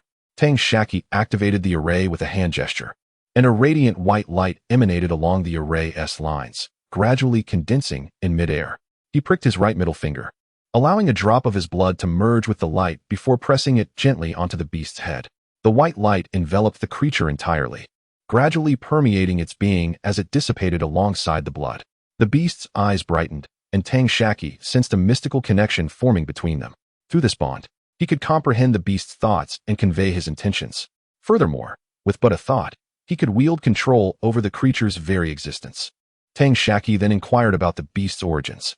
According to the information relayed by this mystical beast, it too is oblivious to its origins, only aware that it has never encountered its parents since birth. Tang Shaqi inquired how it had discovered his wine cellar. The beast revealed that it possesses an innate ability for earth escape technique, allowing it to sense all entities with spiritual energy fluctuations within a 20-zhang radius. Tang Shaqi pondered that he had stumbled upon a treasure. Should he nurture this creature to reach the foundation establishment stage, it would serve as a natural treasure-seeking apparatus. At that moment, the chubby companion spoke up, asking, "Does it have a name?" Through a mysterious connection, Tang Shaqi communicated telepathically, "What is your name?" The mystical beast replied, "I have no name." Tang Shaqi then remarked to his companion, "This fellow is rather drab. I think I shall name him Xiaomai. Steamed bun. Sesame ball. Xiaomai." The chubby friend echoed, approving of the name choice. Chapter 30. Preparations before departure. Tang Shaqi contemplated for a moment and tossed a chi-boosting pill to his companions, only for Mantu to swiftly snatch it from the air and swallow it whole. Woof woof. Majio barked incessantly at Tang Shaqi, while Xiaomai hid timidly in the corner. All right. Enough of the barking. Here's one for you," he said, tossing another pill to Majio. "You two mustn't fight over it. From now on, Xiaomai will be your brother, and any treats we find shall be shared among us." With that, he tossed another chi-boosting pill to Xiaomai. This time, Ergo did not leap forward to snatch it. Instead, it stared longingly at the pill. Tang Shaqi addressed Xiaomai, "This is for you. Go ahead and eat it." Xiaomai remained nestled behind Tang Shaqi, unresponsive. Tang Shaqi then transmitted a thought through their mysterious bond, prompting Xiaomai to cautiously approach the pill. After surveying the surroundings and finding no threats, Xiaomai quickly gulped down the pill and scuttled back to Tang Shaqi's side. "Is Xiaomai male or female?" Xiao Pang suddenly inquired. Tang Shaqi shot an odd glance at Xiao Pang before using his mind to inquire about Xiaomai's gender. "It's male," he replied curtly. "I think next time we should raise a female beast," Xiao Pang declared with utmost seriousness. "Why is that?" Tang Shaqi asked, puzzled. "Just because. I don't really know why, but that is what I think," Xiao Pang answered. "That is fine. I believe we will soon have a female beast," Tang Shaqi remarked, mysteriously producing a jade box from his robe. Upon opening it, he revealed 100 golden-winged purple silk bee pupae. Xiao Pang's eyes sparkled with excitement. "Right. How could I forget about these creatures? Don't forget to share some honey with me when the time comes. Rest assured, I will make sure you get your share of the delicacies. If a queen bee emerges, I'll give you one to raise," Tang Shaqi assured him. Imagining a swarm of bees buzzing like a thick cloud, Xiao Pang shuddered. Never mind. Just thinking about raising them makes me anxious. I'd rather you just bring me honey." Tang Shaqi chuckled and chided, "You lazy fool, always trying to evade responsibility." The two then retreated to their respective rooms to meditate and cultivate. In his chamber, Tang Shaqi arranged several low-grade gold spirit stones to form a small gathering array, placing the jade box at its center. He then cautioned Mantu and Xiaomai not to disturb the bee pupae and settled down to ponder. Should he treat them like Mantu or like Xiaomai? After further reflection, he decided to have the queen bee recognize him as its master. If the golden-winged purple silk bees were to assist him in battle or perform delicate tasks, they would need to comprehend his intentions to execute his commands accurately. Having settled these thoughts, Tang Shaqi began his meditation. The next morning, Zhang Yifei and his wife returned to the Zhang family, riding their swift steed. By midday on the third day, they arrived at Lycopo. using the spirit stones and charms acquired. They exchanged them for the 3 pelts and essence of late-stage demonic beasts provided by Tang Binglan, along with the hide and tusks of a swift rabbit. After concluding the exchange, the two did not pause, hastening back to the Zhang family. That very evening, Tang Binglan summoned all members of the Tang clan to the conference hall, recounting to Tang Dong and Tang Xian the entirety of the events that had transpired in the Demon Beast Mountain range. Throughout Tang Binglan's narration, Tang Xian's exclamations of astonishment were unceasing. Although Tang Dong had gleaned some understanding from Tang Binglan's earlier words, he was nonetheless taken aback by the magnitude of the opportunity presented, causing him to swallow the words he wished to express.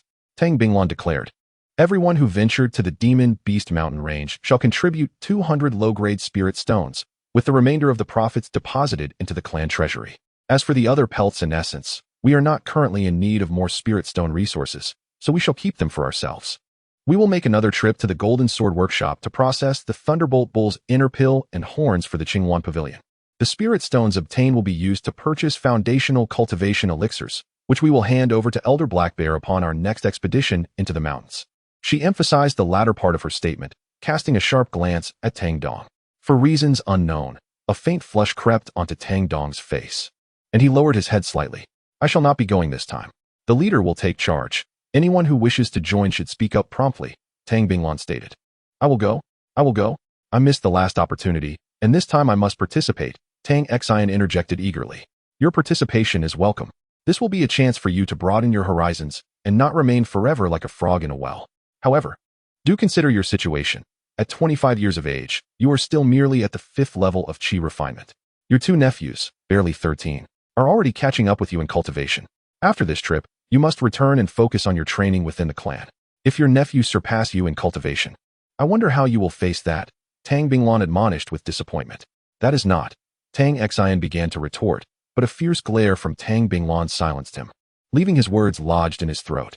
"I will go," Tang Shaqi declared with determination, refraining from further elaboration, yet his intent was clear to all present. "I will go too," Little Fatty chimed in, unwilling to be left behind. "Very well. It is settled then. The 4 of you shall go," Tang Binglan affirmed. "Can we delay for a few days? I wish to refine this batch of medicinal materials into elixirs first," Tang Shaqi suggested. "Of course. I too require time to concoct the elixirs. Any surplus can be taken to the Golden Sword Workshop for consumption. Oh, you two should accompany me to the Alchemy Workshop shortly, as the prices for elixirs here are somewhat more favorable. Once we have procured the spirit stones, you may set off. We must also report this matter to Uncle Ming, and the leader should accompany us as well. Having grown accustomed to frugality, carrying such a substantial amount of spirit stones makes me feel quite unsettled," Tang Binglan remarked with self-deprecation. Tang Lichuan remained silent, merely nodding in acknowledgement. "Everyone, remember that the affairs of Black Bear Mountain are a top secret of the Tang clan. No information regarding Black Bear Mountain may be documented in any form. From now on, refrain from discussing matters, even in dreams. Keep your lips sealed and do not let slip any words in your sleep." Tang Binglan once again admonished everyone. The crowd nodded in agreement. In the ensuing months, the members of the Tang clan resumed their bustling lives. Little Fat had reached the 5th level of Qi refinement, dedicating his efforts entirely to the crafting of magical artifacts. Tang Xian and Tang Dong began secluding themselves for rigorous training. Tang Xian vowed to attain the 6th level of Qi refinement before their departure, for it would be quite embarrassing to be surpassed in cultivation by his nephew. Upon hearing his father's words, Tang Dong felt a surge of urgency, eager to seize every moment to enhance his own cultivation. Apart from his regular visits to Qingyun City for market days, he was rarely seen. During each market trip, he would procure medicinal pills, beast skins, and essence blood for the Lu sisters, and subsequently return with spirit stones paid by them. The Lu sisters had ceased large-scale sales of medicinal pills. These were now strictly for their own cultivation, still charged at 85% of the market price. The beast skins and essence blood were intended to elevate the Lu sisters' talisman crafting abilities while simultaneously generating resources for cultivation. These materials were sold to the Lu sisters at the purchasing prices set by the various shops in Qingyun City. In this manner, they effectively disrupted the local power's monopoly over the raw materials for cultivation resources. What Tang Shaqi and Tang Binglan needed to do now was refine the various spiritual herbs brought back from the Beast Mountain range into medicinal pills. They would then sell them at the Golden Sword Workshop to acquire spirit stones. which would be returned to Tang Binglan to exchange at the Danding workshop for a certain quantity of medicinal pills suitable for foundation-building cultivators. While Tang Shaqi busied himself with pill refining, he also collected the 3 primordial lights to hasten the growth of the spiritual herbs he cultivated in his rented fields, particularly those for refining the qi-enhancing pill, true qi pill, and qi-concealing pill. Thus far, he had only mastered the refinement of these 3 types of pills. The progress of the qi-enhancing pill had not been substantial. After refining hundreds of batches, the success rate reached approximately 88%. Although the overall yield had not increased significantly, the quality of the top-grade pills had seen remarkable improvement, with at least 1 or 2 top-grade pills produced per batch, over half being mid-grade, and less than half being low-grade. During this period, Tang Shaqi accumulated over 110 bottles of low-grade qi-enhancing pills, more than 140 bottles of mid-grade pills, 23 bottles of top-grade pills, and a dozen perfect pills. The refinement of the true qi pill also showed some improvement, with a success rate just over 40%, resulting in over 50 bottles of low-grade true qi pills and 6 bottles of mid-grade pills. As for the qi-concealing pill, he had only just begun. Most of the results from the 3 lights and 1 qi primordial array were devoted to hastening the growth of the spiritual herbs for this pill. Together with the herbs harvested from the Beast Mountain range, he prepared enough materials for 110 batches of qi-concealing pills. Ultimately, he managed to refine 16 bottles of low-grade qi-concealing pills, achieving a success rate of around 17 to 18%. Currently, Tang Shaqi, Little Fat, and Tang Xin could still utilize the true qi pills for their training, while the others found no use for the qi-concealing pills. Therefore, Tang Shaqi decided to first take this batch of qi-concealing pills to the Golden Sword workshop for disposal, planning to refine more for his own use later. He also provided his uncle Tang Xin and Little Fat with 10 bottles of low-grade true qi pills and 1 bottle of top-grade true qi pill. For the past 3 years, the plump youth has relied on the elixirs crafted by Tang Shaqi for his cultivation, regarding Tang Shaqi as an elder brother. Without hesitation, he accepted the offer. Initially, Tang Xin felt a bit embarrassed, but Tang Shaqi assured him of his considerable alchemical skills, as well as the abundant spiritual herbs provided by the Pill Cauldron Pavilion. He lacked neither elixirs nor spirit stones. It merely required some of his leisure time, which would be perfectly utilized to enhance his alchemical abilities. Selling them at the market would yield only a few spirit stones, but gifting them to Tang Xin would contribute to the overall strength of their family. After hearing this, Tang Xin accepted the offer with a hint of shyness. With the support of this batch of elixirs, he is confident that he can elevate his cultivation to the 6th layer of the qi refinement stage before heading to the Golden Sword workshop. Chapter 31. The return to the Golden Sword workshop. Contemplating the Danding Pavilion, Tang Shaqi resolved that certain matters required him to communicate with Steward Zhao of Qingyun City. The Danding Pavilion had provided him with a substantial quantity of low-level spiritual herbs, a clear indication of their intent to cultivate a talent for the Danding clan. While Steward Zhao would also gain a measure of contribution points for the sect, this mutual understanding lingered in their minds. However, having decided to join the Qingwan Duk, it was imperative that Tang Shaqi clarify his intentions with Steward Zhao of the Danding Pavilion. His departure to distant lands held little consequence. But should any rift develop in the Danding Pavilion's sentiments, it could lead to complications for the Tang clan rooted in this locale. Subsequently, he visited his grandfather, Tang Binglan, to discuss this matter. Tang Binglan supported Tang Shaqi's decision, deeming it necessary to elucidate the situation to the Danding Pavilion, and suggested that Tang Shaqi present a token of appreciation to Steward Zhao. After careful consideration, Tang Shaqi resolved to gift a jar of 7 flowers and 7 fruits wine. On the day of the market, Tang Shaqi rode his steed Mantu, with Xiaomai perched on his shoulder, and made his way to Qingyun City alongside Tang Dong, who rode a swift steed. Curiosity piqued, Tang Shaqi questioned why his father always frequented Qingyun City during market days, and whether he should bring anything for the Lu sisters. As he had come personally this time, he inquired directly with Tang Dong. Tang Dong explained that he spent his days engrossed in cultivation and sought respite by visiting the market occasionally. Not wanting to press further, Tang Shaqi accepted this explanation, and the two soon arrived at Qingyun Square. Mantu had grown to 8 feet, now a formidable spiritual beast, necessitating its management by the beast enclosure. However, the enclosure was hesitant to accept a beast without a beast token, especially one with post-stage prowess, as the risk of it succumbing to its primal instincts was uncertain. With no alternatives, Tang Shaqi enlisted Tang Dong to seek a solution. Tang Dong found a familiar vendor outside Qingyun City and promised a half bottle of low-grade qi-boosting pills as an incentive, assuring the vendor that Mantu would pose no threat.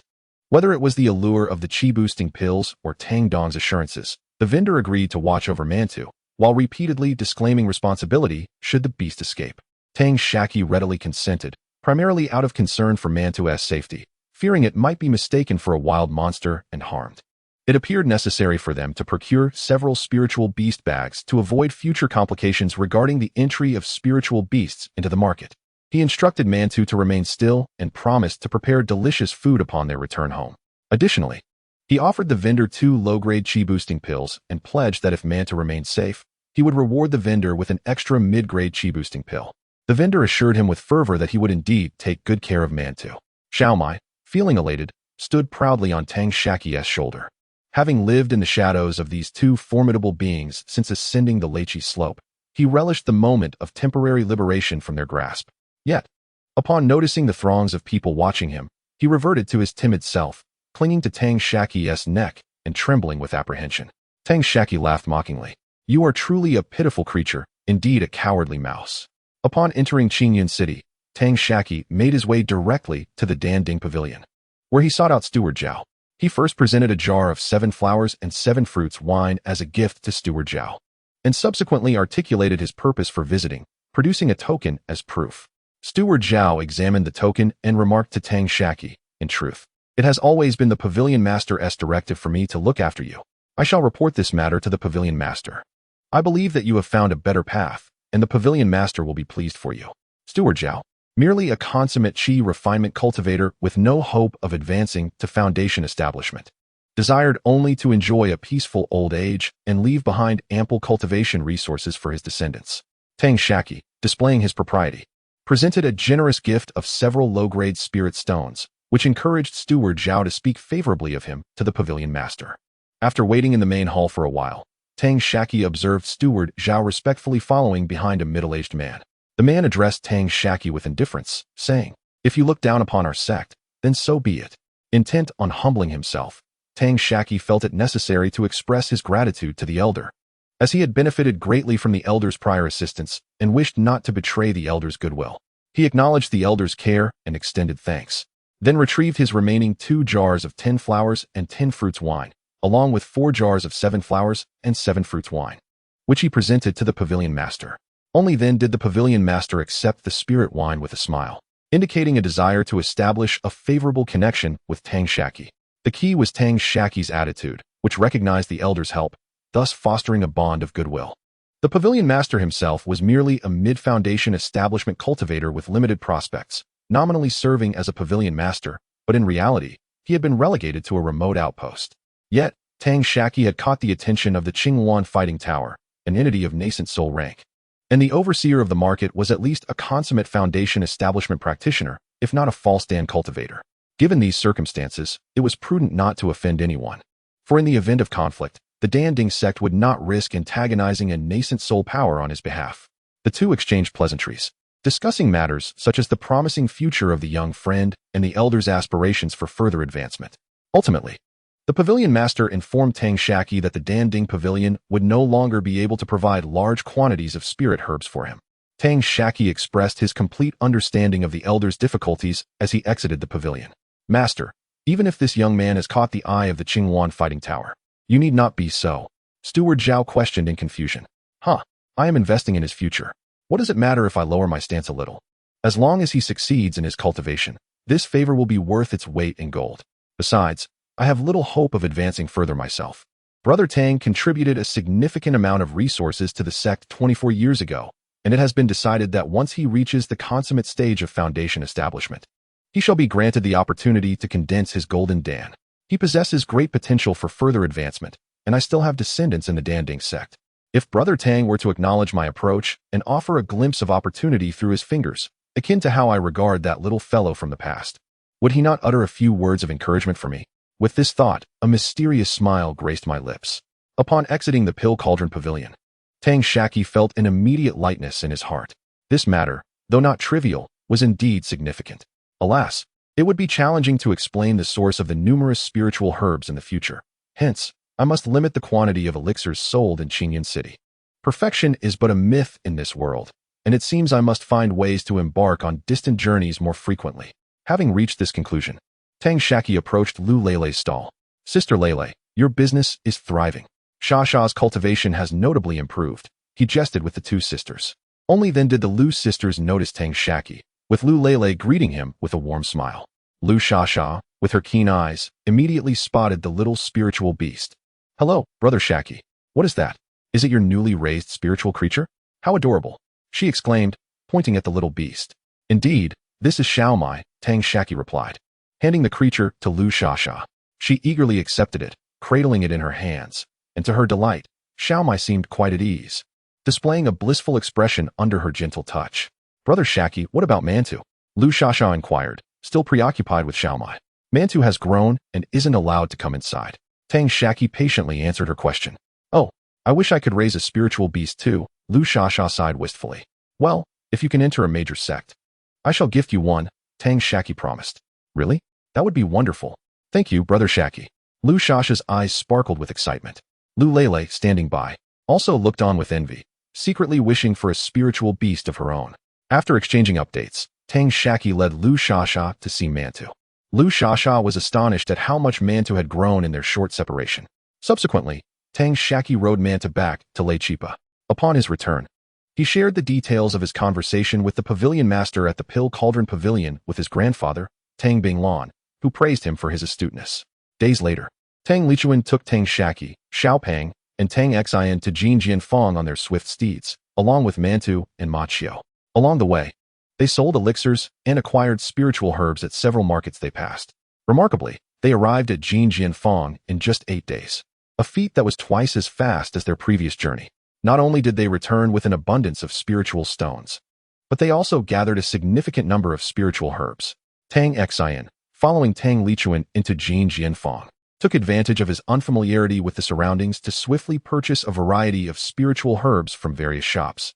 By the time the shops realized and prohibited the sale of spiritual herbs, Tang Xian had amassed over 2,000 low-grade spiritual stones for concocting qi boosting and true qi pills, and nearly 4,000 stones for higher-grade herbs. Finally, he purchased 2 spiritual beast bags and presented them to Tang Shaqi and Xiaopang outside Jinjianfang. The two individuals were not idle. They rented a stall outside the marketplace to sell elixirs, simultaneously inquiring with neighboring vendors and customers about last year's tempest and its connection to the matriarch, xianxia. As anticipated, their efforts yielded no results. The qi-enhancing pill, true qi pill, and essence-infusing pill sold remarkably well. Although grandfather Tang Binglan's elixirs were of a higher grade, their sales were modest. The reason was straightforward. Everyone was striving for themselves or their descendants to join the Qinghuan Duk in 6 years, making the lower-grade elixirs more marketable. The stall's prices were slightly cheaper than those in the shops, allowing customers to purchase a few more pills. Moreover, Tang Shaqi possessed a significant quantity of high-purity elixirs, which were the most cost-effective options for breaking through the next level of bottleneck. In a short span, a third of the qi-enhancing pills and half of the true qi pills in Tang Shaqi's possession were sold. The duo resolved to continue their venture the following day. After packing steamed buns and sesame balls in their spirit beast bags, they exchanged spirit stones at the Jinjian workshop. Once they released the buns and sesame balls in the cave abode rented by Tang Lichuan, they proceeded to the Qinghuan Pavilion together with him. Chapter 32. The rarity of elixirs. Upon entering the Qinghuan Pavilion, Tang Shaqi inquired of the young attendant who had previously hosted him, "Where is your esteemed master?" "I, Tang Shaqi, have come to pay my respects."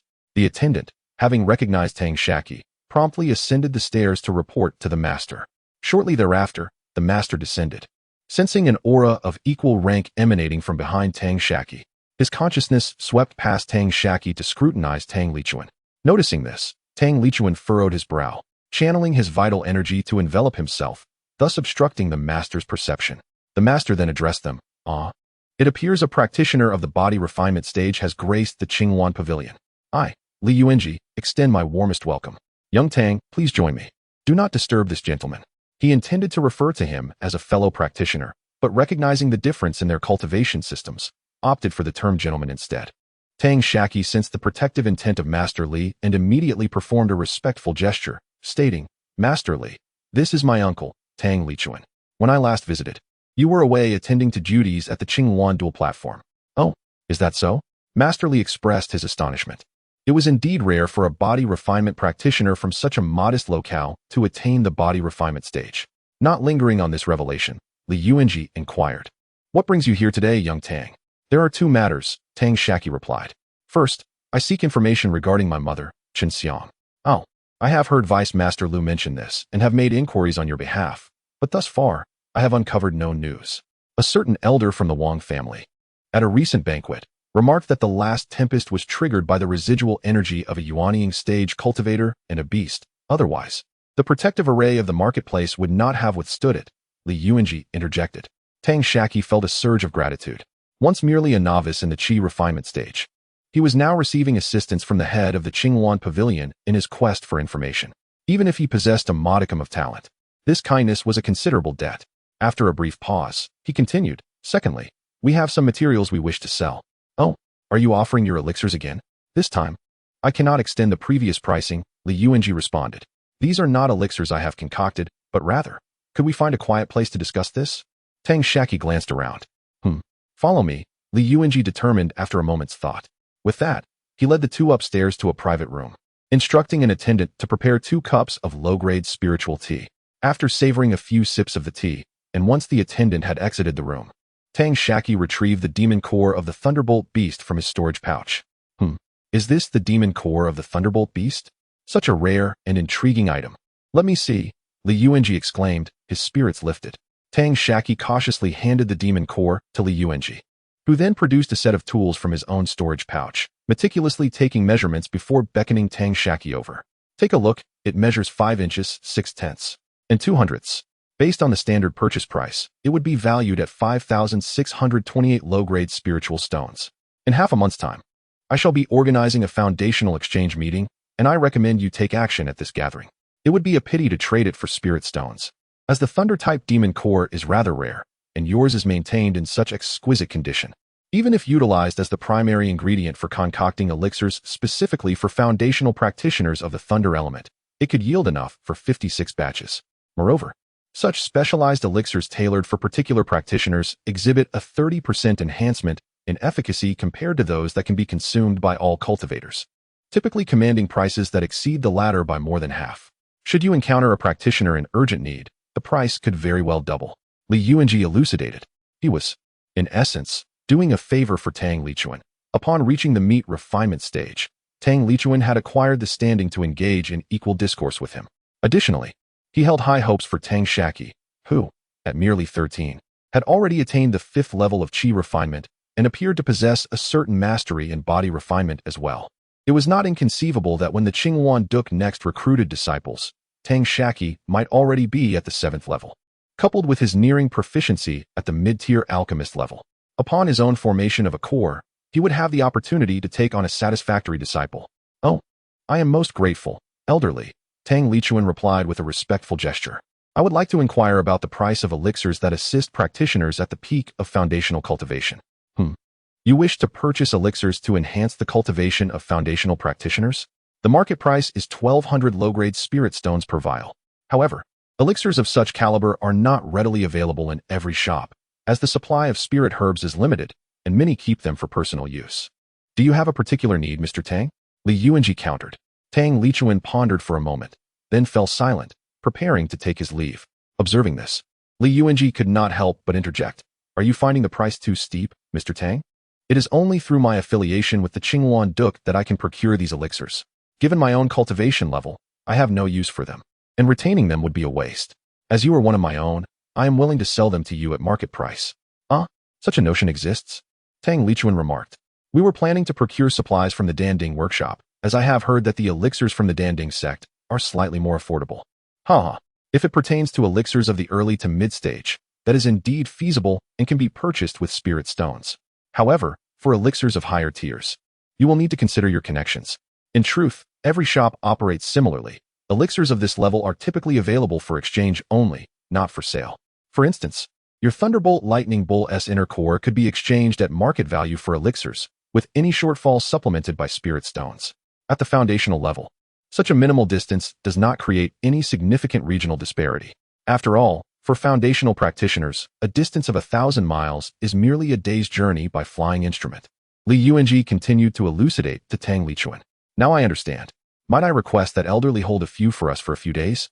We shall gather enough spirit stones to make our purchase, Tang Lichuan said to Li Yuanji. Certainly. I can reserve 3 vials for the peak foundational stage and 5 vials for those required by practitioners at the later foundational stage. The latter will be 800 low-grade spirit stones per vial. Do you think you will need this quantity? Li Yuanji responded after a moment of contemplation.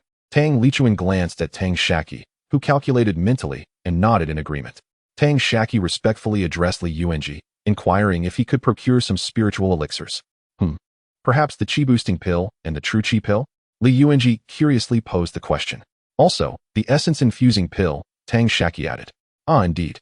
As I mentioned before, you may purchase with my token. However, there is one stipulation. You may acquire no more than 70% of our inventory, Li Yuanji stipulated. That is sufficient. Thank you. Esteemed Li, Tang Shaqi expressed his heartfelt gratitude. Following a brief exchange of pleasantries, Tang Shaqi procured a selection of elixirs before departing from the Qingwan Pavilion. He subsequently rented an alchemy room within the marketplace. It was imperative for him to swiftly transform the elixirs into pills, which he intended to sell at a stall, maximizing his exchange for spirit stones. This would ensure he had ample spirit stones to purchase foundational cultivation pills suitable for the late stages of foundational establishment and perfection after the exchange event concluded. As for the inner core of the Thunderbolt Ox, he hoped to barter for valuable items during the exchange, ideally foundational pills. If such items were unavailable, he would convert them into spirit stones. Before entering the alchemy room, Tang Shaqi entrusted all his existing pills to the plump assistant, establishing a schedule for him to collect the newly refined pills daily. The assistant was tasked with selling these pills at an external stall. Tang Shaqi had grown quite adept at the alchemical process, and in a mere 5 days, he transformed all the elixirs into pills. He then returned to Qingwan Pavilion to purchase another batch of elixirs, spending approximately 300 low-grade spirit stones. The steward at Qingwan Pavilion informed him that their inventory had reached a critical limit and would no longer be available for external sale. Tang Shaqi calculated that he could exchange for just under 800 low-grade spirit stones, and with the pills and spirit stones he had originally brought, he would have just over 8,000 low-grade spirit stones. After leaving Qingwan Pavilion, Tang Lichuan and Tang Xian split up, each visiting various shops to inquire about foundational cultivation pills. Indeed, as Li Yuanji had indicated, while early to mid-stage pills were scarce, there were occasional fragments available. However, late-stage perfection pills were exclusively for trade, not sale. The assistant, utilizing a method of trading pills for elixirs at the stall, managed to gather a modest collection of elixirs valued at around 300 spirit stones. Meanwhile, Tang Xian scoured the marketplace, acquiring over 200 low-grade spirit stones worth of elixirs. After dedicating an additional day, Tang Shaqi refined these elixirs into pills. The Tang clan's cultivators required further spirit stones to sustain their future cultivation and procure additional materials. After conferring with Tang Lichuan, Tang Shaqi resolved to utilize a selection of materials obtained from hunting beasts at Heixiong Mountain. These beast materials could be exchanged for elixirs suitable for pill refining. The materials from a late-stage beast were valued at merely around 200 low-grade spirit stones. The group spent the better part of the day inquiring at various shops, ultimately securing elixirs worth over 1,000 low-grade spirit stones, specifically for crafting chi-boosting and true chi pills. After transforming these into pills, several more days passed. Once all the elixirs in their possession were sold, the group found themselves in possession of over 11,000 low-grade spirit stones. With such a substantial fortune in spirit stones, Tang Shaqi struggled to focus on his cultivation. He inwardly chastised himself for his lack of ambition, recalling a time in his previous life when he had won billions in Macau, yet never felt such an unsettling anxiety. On the eve of the exchange fair, Li Yuanji summoned Tang Shaqi and Tang Lichuan. He informed them that the event was exclusively for foundation building stage cultivators. And since Tang Shaqi was only at the mid-stage of chi refinement, he was deemed ineligible to participate. Although his uncle, Tang Lichuan, qualified, he lacked the magical power to utilize a storage pouch and was not well versed in the chi refinement system. Li Yuanji devised a plan and inquired if Tang Shaqi would be willing to temporarily serve as a humble attendant, which would allow him to remain legitimately at the exchange fair to assist Tang Lichuan. Without a moment's hesitation, Tang Shaqi readily agreed. Subsequently, Li Yuanji provided Tang Lichuan with an invitation, urging him to attend punctually, while Tang Shaqi was tasked with preparing the venue for the exchange fair. Chapter 33. The exchange meeting on the following day, at the hour of Shun, Tang Shaqi, disguised as a young servant, appeared at the Qingwan Pavilion. In a conference room on the second floor, over 30 foundational stage cultivators arrived one after another. At the exchange meeting, A display table was set up directly opposite the main entrance, where foundational cultivators holding invitations sat on either side of the private booths. Soon, a few more foundational cultivators, drawn by the rumors, arrived without invitations. However, Li Yuanji permitted their participation and instructed Tang Shaqi to add a few more seats at the entrance. Once all the cultivators were gathered, Li Yuanji stood behind the display table, ready to deliver his opening remarks, while Tang Shaqi stood in a corner, facing his uncle. Tang Lichuan, welcome, esteemed friends, to our humble gathering, which truly illuminates this pavilion. Many of you are old acquaintances, while others are new friends drawn by the whispers of opportunity. Regardless of whether you are familiar faces or newcomers, I hope each of you finds what you seek. After a brief pause, Li Yuanji continued, the rules of this exchange meeting are quite simple, beginning with myself. Everyone is invited to showcase various resources that you seldom utilize on this table, along with what you wish to exchange them for. Those among you interested may approach to assess the offerings and negotiate directly with the exhibitors. Once an agreement is reached, the exchange can take place. As the host of this meeting, I will not provide assessment services. If something catches your eye, the responsibility lies with you. Should any individual here deliberately disrupt the proceedings or threaten others during the exchanges, I, Li Yuanji, am not one to be trifled with. With this declaration, Li Yuanji emanated his pseudo-Dan stage spiritual pressure before retracting it with a smile, adding, to ensure that those uninterested remain entertained, we have prepared some spiritual tea. It is 10 low-grade spiritual stones per cup, an affordable endeavor, so your understanding is appreciated. If you wish for some, simply gesture to that young man in the corner. The cultivators below responded with good-natured laughter, and several of them signaled to Tang Shaqi to purchase some spiritual tea. Now, without further ado, to avoid wasting your precious time, I shall make the first offering to inspire others. With that, he retrieved 4 bottles of elixirs from his storage pouch. I have 1 bottle each of cultivation elixirs ranging from early foundational stage to great perfection, in exchange for spiritual herbs used in the refinement of golden elixirs, or various spiritual items that assist in the condensation of golden elixirs. If any of you can provide such items, the quantity of elixirs is negotiable. The foundational stage cultivators below fell into silence, the only sounds being the occasional clink of teacups. After a moment, 1 or 2 cultivators expressed their willingness to trade, but the spiritual herbs they offered were rather ordinary and already possessed, albeit lacking in sufficient age. Elixirs for foundational stage cultivation can be acquired through various channels.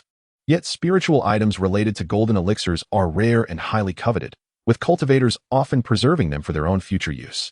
Seeing that none among the esteemed friends could present the desired spiritual items for exchange, I shall take the initiative and put these bottles of elixirs up for auction to the highest bidder in spiritual stones.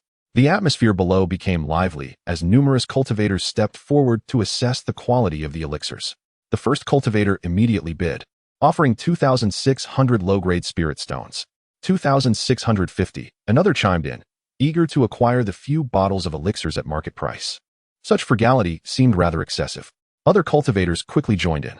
I bid 2,007, one declared, acknowledging that while elixirs for late-stage foundational cultivators were typically exchanged rather than sold, any further increase in price would be excessive. Yet, some cultivators were determined to secure the elixirs. True enough, a female cultivator interjected, but I am in dire need of these elixirs. I implore my esteemed friends to be generous. She offered 1,700 low-grade spirit stones along with 1 medium-grade spirit stone. Upon hearing her voice, the other cultivators ceased bidding. Although elixirs for late-stage foundational cultivators were rare, each participant possessed only a single bottle, and the bids were nearing their limits. Cultivators who had achieved success were astute and would not artificially inflate prices out of spite unless, as the female cultivator indicated, they were genuinely in urgent need of the elixirs. All present were foundational cultivators, invited by Li Yuanji, and thus qualified to engage with him. Most had their own channels to procure elixirs for late-stage and perfected foundational cultivators. The female cultivator stepped forward, retrieving spirit stones from her storage pouch to present to Li Yuanji. He counted the stones before handing over several bottles of elixirs to her. After inspecting the elixirs, she returned them to her storage pouch. Instead of leaving the stage, she directly stated, having come this far, I might as well stay. With that, she placed 4 medium-grade earth-type spirit stones on the table. I seek elixirs that enhance cultivation, preferably of the water type, although medium-grade water-type spirit stones will suffice. For foundational cultivators, low-grade spirit stones were of little consequence, while medium-grade spirit stones were rare treasures. Instantly, a cultivator called out, I have 2 bottles of sunflower water nourishing elixirs. Would you exchange them for 3 medium-grade spirit stones? The female cultivator covered her mouth with a smile, replying, 3 medium-grade spirit stones are valued at 3,000 low-grade spirit stones, while 2 bottles of sunflower water nourishing elixirs are only worth 2,400 low-grade spirit stones. You'll need to sweeten the deal, or I will incur a significant loss. I also possess 2 medium-grade sunflower true essence elixirs. What do you think? The cultivator continued to negotiate. After pondering for a moment and noting the absence of other offers, the female cultivator relented. Very well. Who am I to deny my urgent needs? The two completed their transaction, and the last medium-grade spirit stone from the female cultivator was exchanged by Li Yuanji for 8 nourishing elixirs. Before she could leave the stage, another latecomer without an invitation approached. I possess a mid-grade spirit artifact, the water-dividing banner, and seek an exchange for an earth-type mid-grade offensive spirit artifact or primary materials capable of refining mid-grade or higher earth-type spirit artifacts. Before others could react, a cultivator suddenly interjected. I have a mid-grade metal-type spirit artifact, the Yin-Tai Cold Light Sword. Is there a friend with an earth-type spirit artifact or primary materials willing to trade? The intentions of the individual were quite clear, to exchange the treasures acquired through trade for this water-type spiritual artifact. I possess a high-quality spiritual weapon, the Huangzhong Sword, which can only be exchanged for a superior metal-type spiritual weapon, another cultivator remarked. Another practitioner rose from the crowd to speak. Upon reaching the foundation establishment stage, cultivators gain the ability to project their consciousness outside their bodies. Their offensive capabilities diversify, no longer reliant solely on wielding artifacts to unleash their full potential. Consequently, the types of weapons available for use have also transformed. They are no longer confined to mere blades and spears. However, fine spiritual artifacts are rare, and those that align with one's attributes are even scarcer. Finding a spiritual artifact that not only matches one's attributes but also resonates with one's desires is exceedingly rare. Naturally, when one encounters a favored spiritual artifact, it cannot be overlooked, leading to a minor uproar at the exchange event. Li Yuanji, exuding the aura of a fake dance stage cultivator, swiftly quelled the surrounding commotion. Dear friends, please do not rush. I understand your eagerness to acquire the spiritual treasures you desperately need. If this continues, the exchange will descend into chaos. Let us first present the items we are willing to trade. Those who have not yet secured their desired treasures should remain patient. After the exchange, I will continue to provide a venue for free trading. With these words, Li Yuanji effectively restored order to the exchange. Upon hearing his assurances, the cultivators gradually settled down. Ultimately, the last cultivator did not manage to procure the spiritual materials he sought. One by one, cultivators stepped forward to present their items, with a mix of successes and failures, though failures predominated. Then, another male cultivator approached. He was the one who had previously traded a Kuei Shui Jin Yuan Dan for spirit stones. He revealed a vial of pills. Addressing the assembly, I have 3 low-grade foundation establishment pills, seeking in exchange a mid-tier defensive array. The crowd of cultivators eagerly rubbed their hands in anticipation of acquiring these 3 foundation establishment pills, intending to present them to their families or sections. However, the requirement of exchanging for a mid-tier defensive array caused the atmosphere to cool. It is worth noting that the Tang clan's protective formation, the Wu 2 meteor array, is merely mid-tier. In terms of value, 3 foundation establishment pills would scarcely suffice, only slightly exceeding the worth of a mid-tier defensive array. Tang Shaqi was exceedingly keen on acquiring the 3 foundation establishment pills, but lacked what the other party desired. Noticing the silence from the crowd, he produced a jade slip from his storage pouch. The spiritual materials listed on the jade slip could be offered for the array, provided their value did not fall below 80% of a single foundation establishment pill.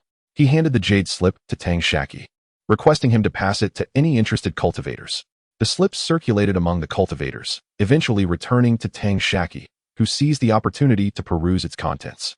Shaking his head at Tang Lichuan, Li Yuanji had initially shown little interest in the foundation establishment pills, but seeing Tang Shaqi's urgent need, he also examined the jade slip. After identifying the items he possessed and calculating their worth, he concluded that he could indeed exchange for 1 foundation establishment pill. He conveyed his needs through telepathy to Tang Shaqi, inquiring whether Tang Shaqi would be willing to use the inner elixir of the Thunderbolt Ox to assist him in exchanging for the desired spiritual herbs. Tang Shaqi calculated that the value of the Thunderbolt Ox's inner elixir was insufficient to procure a foundation establishment pill. Thus, he would need to supplement it with either ox horns or hide.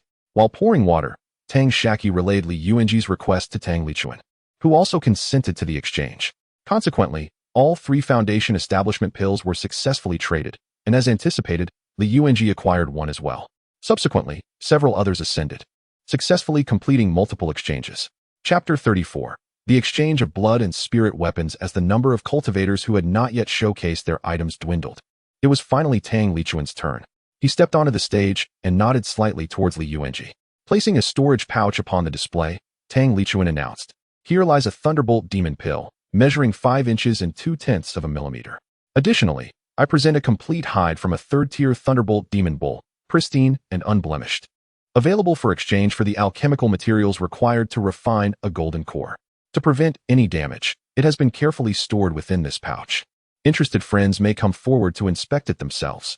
The Thunder-type Demon Pill is indeed a rare treasure. Even those who cannot utilize it may trade it with Thunder-type cultivators for other items, potentially reaping considerable profits." As soon as Tang Lichuan finished speaking, Li Yuanji approached the stage and stood beside him, declaring, "This esteemed Mr. Tang is not part of our cultivation system. He is a formidable body cultivator of the flesh refinement stage. He is here to assist a friend in exchanging for spiritual items.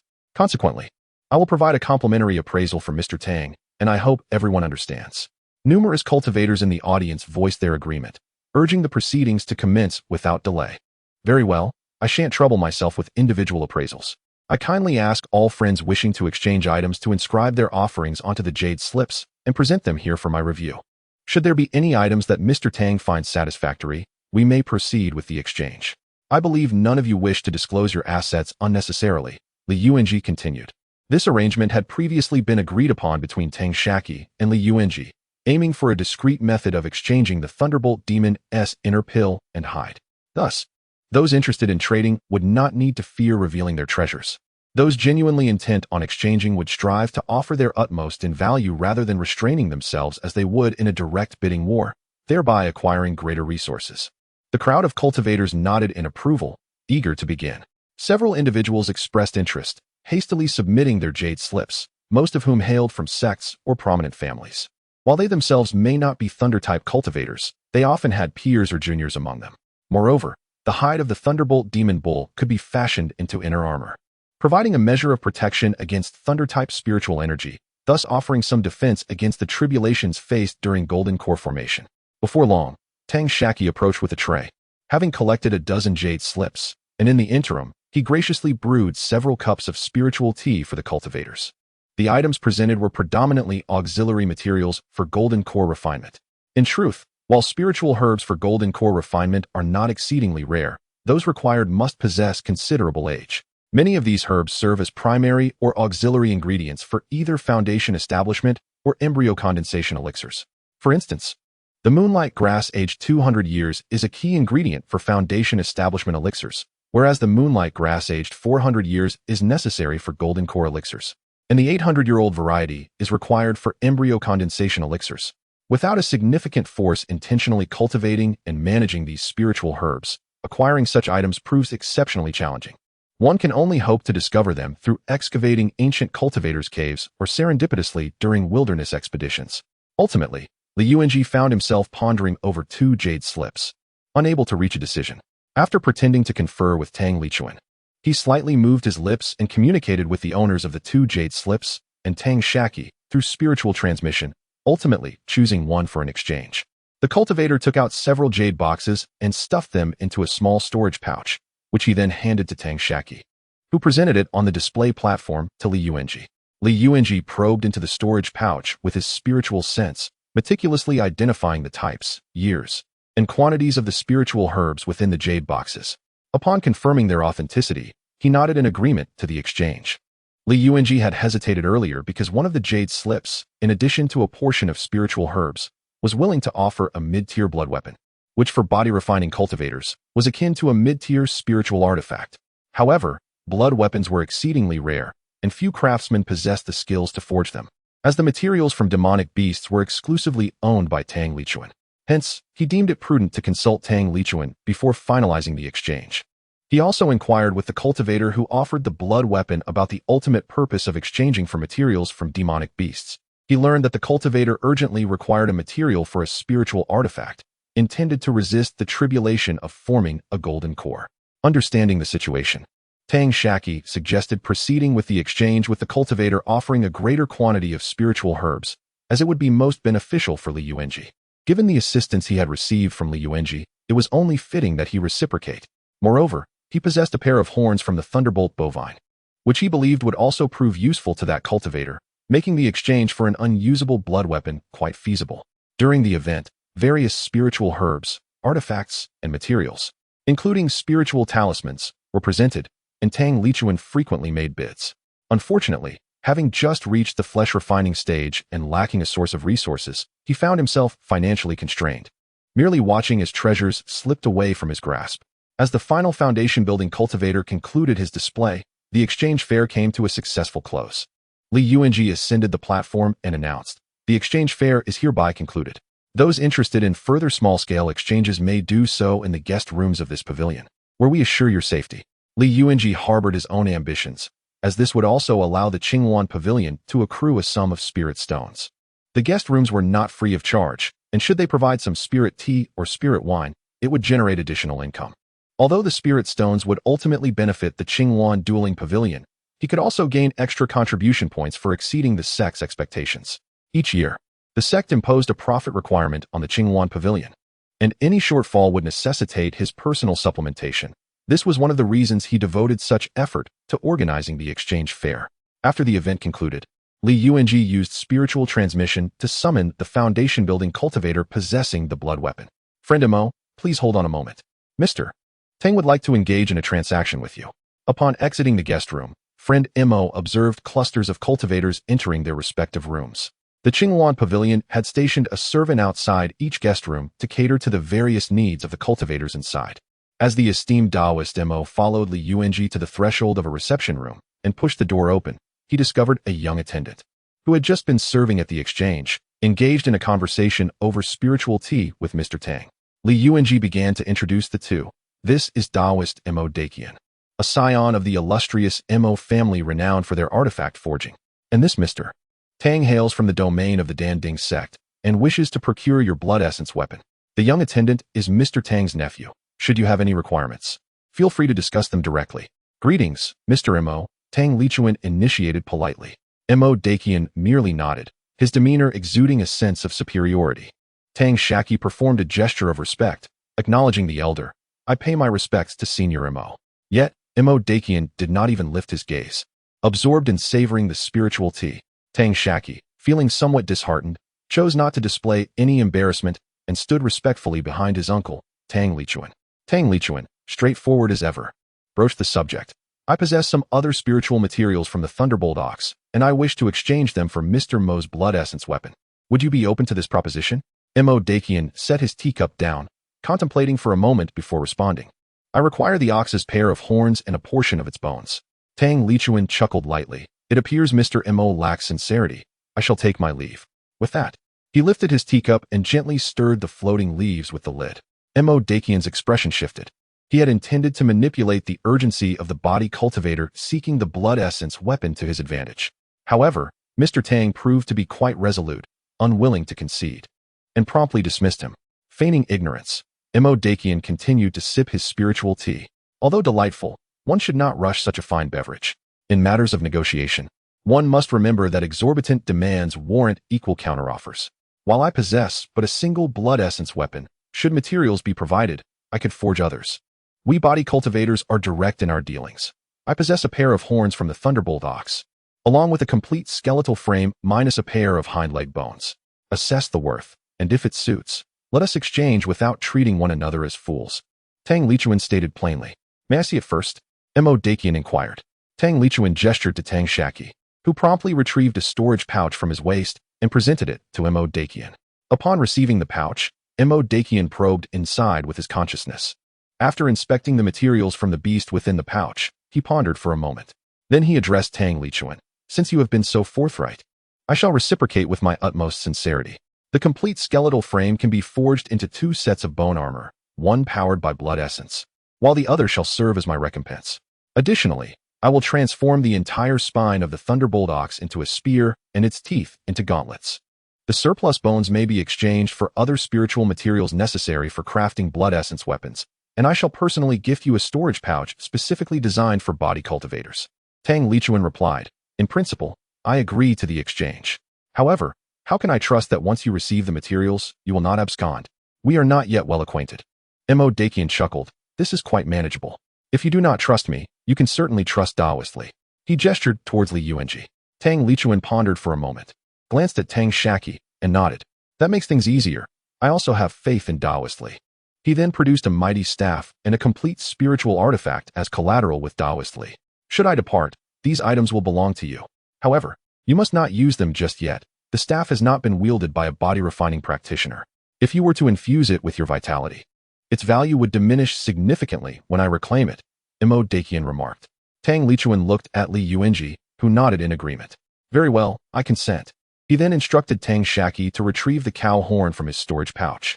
It is a pleasure to cooperate. In 2 months, I shall bring the 2 vital weapons to Qingwan Pavilion. Should you come across any valuable beast materials, feel free to sell or exchange them with me. I assure you shall not suffer any loss. As for the storage pouch, I can provide it to you now. My shop is not far. Would you prefer to accompany me, or shall I send your nephew to collect it? Mo Dakian proposed. Chapter 35. The apprentice of the rotund boy Tang Lichuan pondered for a moment and decided, I shall accompany you. At that instant, Tang Shaqi, trailing behind, interjected, Uncle, may I join as well? Mo Dakian nodded, and the group exited the grand doors of Qingwan Pavilion. In the reception room, they had engaged in serious business discussions. Tang Shaqi, being of lesser cultivation and standing, adhered to the decorum that mandated his silence, leaving the negotiations to his elder, Tang Lichuan. Upon leaving Qingwan Pavilion, and while traversing the path, Tang Shaqi, in a respectful manner befitting a junior, sought counsel from Mo Dakian. Esteemed Mo, do you also accept commissions for crafting magical artifacts? Initially, Mo Dakian had intended to adopt a lofty demeanor to negotiate a better price. However, with the transaction completed, and with Li Yuanji from Qingwan Duk having arranged for him a subordinate's role to facilitate his participation in the exchange meeting, it was evident that Li Yuanji held great expectations for him, aiming to recruit him into Qingwan Duk. Furthermore, the fact that Tang Shaqi's family could nurture a practitioner of the meat-refining stage indicated that they belonged to a prestigious lineage, thus prompting a more amicable stance. Certainly, as long as you provide the materials for crafting the artifacts and the blueprints, we shall charge a processing fee of 20% of the artifact's value. Should we assist you in the design, the fee will increase to 40%. For the materials, we require 1.5 portions. And in the event of failure in the crafting process, we will compensate at the original price, Mo Dakian replied directly. Crafting artifacts differs from alchemy. Certain materials can be recycled, and even those that cannot be reused can be compensated for. Thus, a skilled craftsman not only earns processing fees, but also profits from that extra half portion of materials. Tang Shaqi inquired further. Are you the only one at the Golden Sword Workshop? Mo Dakian furrowed his brow slightly. What do you mean, young friend? Speak plainly. After a moment of contemplation, Tang Shaqi responded, I am uncertain whether you are in search of apprentice craftsmen. I have a sworn brother, of similar age to myself, who possesses mid-stage chi refinement skills and has attained a certain level in artifact crafting.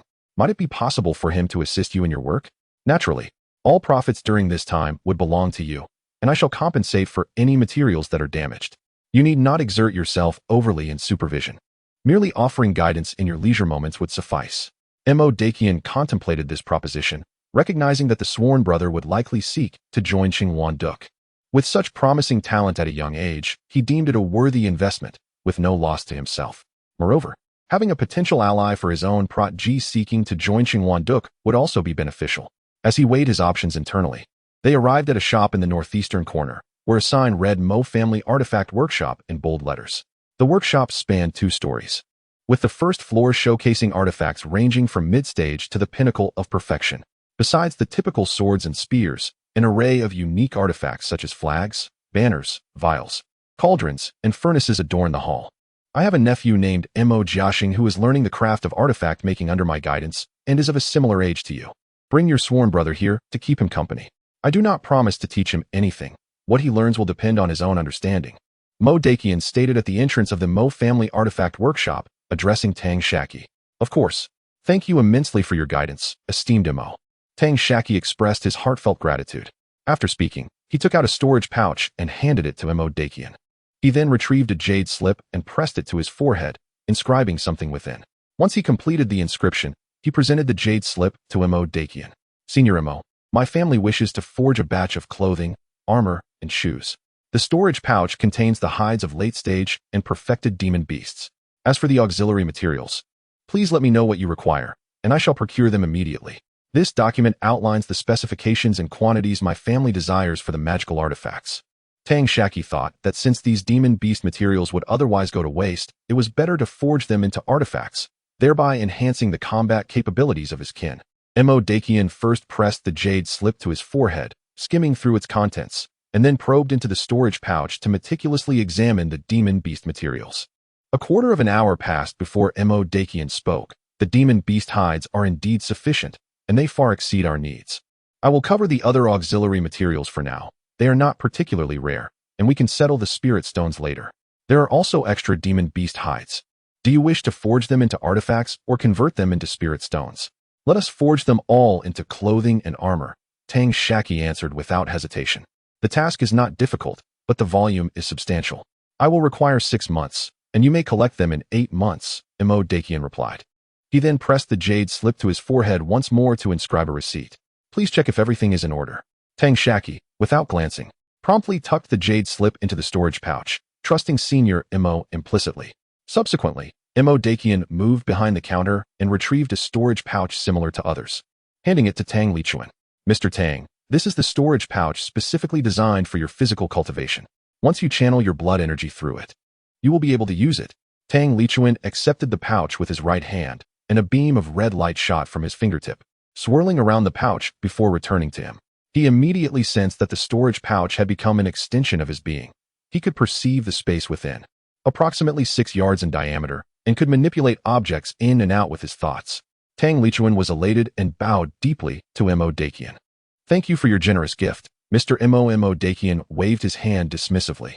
This item is merely scarce. Few craftsmen are willing to forge it. It is just a practice piece of mine, not worth much. Young Tang, remember to bring your sworn brother here tomorrow. Tang Shaqi bowed respectfully and nodded in acknowledgement, then followed Tang Lichuan back to their cave abode. Tang Shaqi recounted the day's events to Xiaopeng, who nodded in response, though he felt a twinge of anxiety. Xiaopeng had previously learned the art of artifact forging from his father, Zhang Yudao, or through his own insights during the forging process. Zhang Yudao's knowledge was also self-taught, and within the Tang clan, there existed only a few jade slips with diagrams and some commercially available texts on artifact forging. Despite Tang Shaqi consistently purchasing materials for Xiaopeng's practice, there had been little significant improvement in Xiaopeng's forging skills. Lacking a systematic inheritance in the art of crafting, all foundational knowledge must be gleaned through personal exploration, resulting in a laborious and inefficient process. To significantly enhance Xiaopeng's proficiency in this craft, it becomes imperative for him to enter a faction with an established lineage in artifact forging.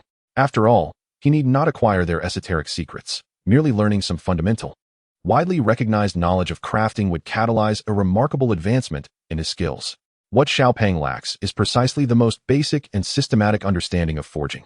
Once he gains access to the Qing Wan Do Ke, he will have the opportunity to study any lineage of crafting he desires. Indeed, Xiaopeng has never strayed far from the Zhang Yudao couple and the members of the Tang sect throughout his life. The members of the Tang sect have repeatedly cautioned him about the important aspects to consider when learning from others. Early the next morning, as dawn barely broke, Tang Shaqi led Xiaopeng to the entrance of the Mo family's forging shop. Tang Shaqi politely addressed one of the young attendants, requesting, "Could you kindly inform Senior Mo Dakian that I, Tang Shaqi, along with my sworn brother Zhang Hao, have come to pay our respects?" The attendant replied, "Typically, after the shopkeeper concludes his training, he will first inspect the hall. If you esteemed guests have no urgent matters, it would be prudent to wait in the reception room." Tang Shaqi nodded in agreement and followed the attendant to the reception area, where he was served spiritual tea. After half an hour of waiting, they finally saw Mo Dakian stride through the door. Tang Shaqi and Xiaopeng respectfully bowed, greeting.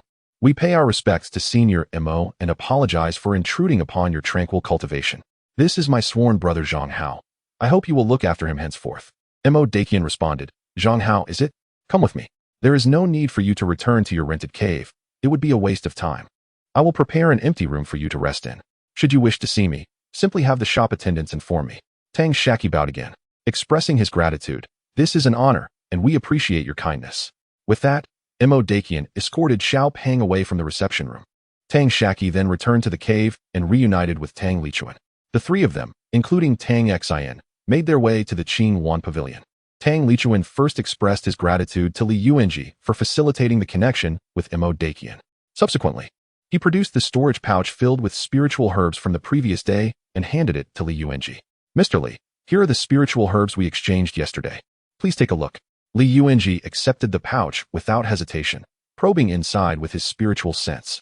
Indeed, these are the ones. From now on, let us forego the formalities of Mr.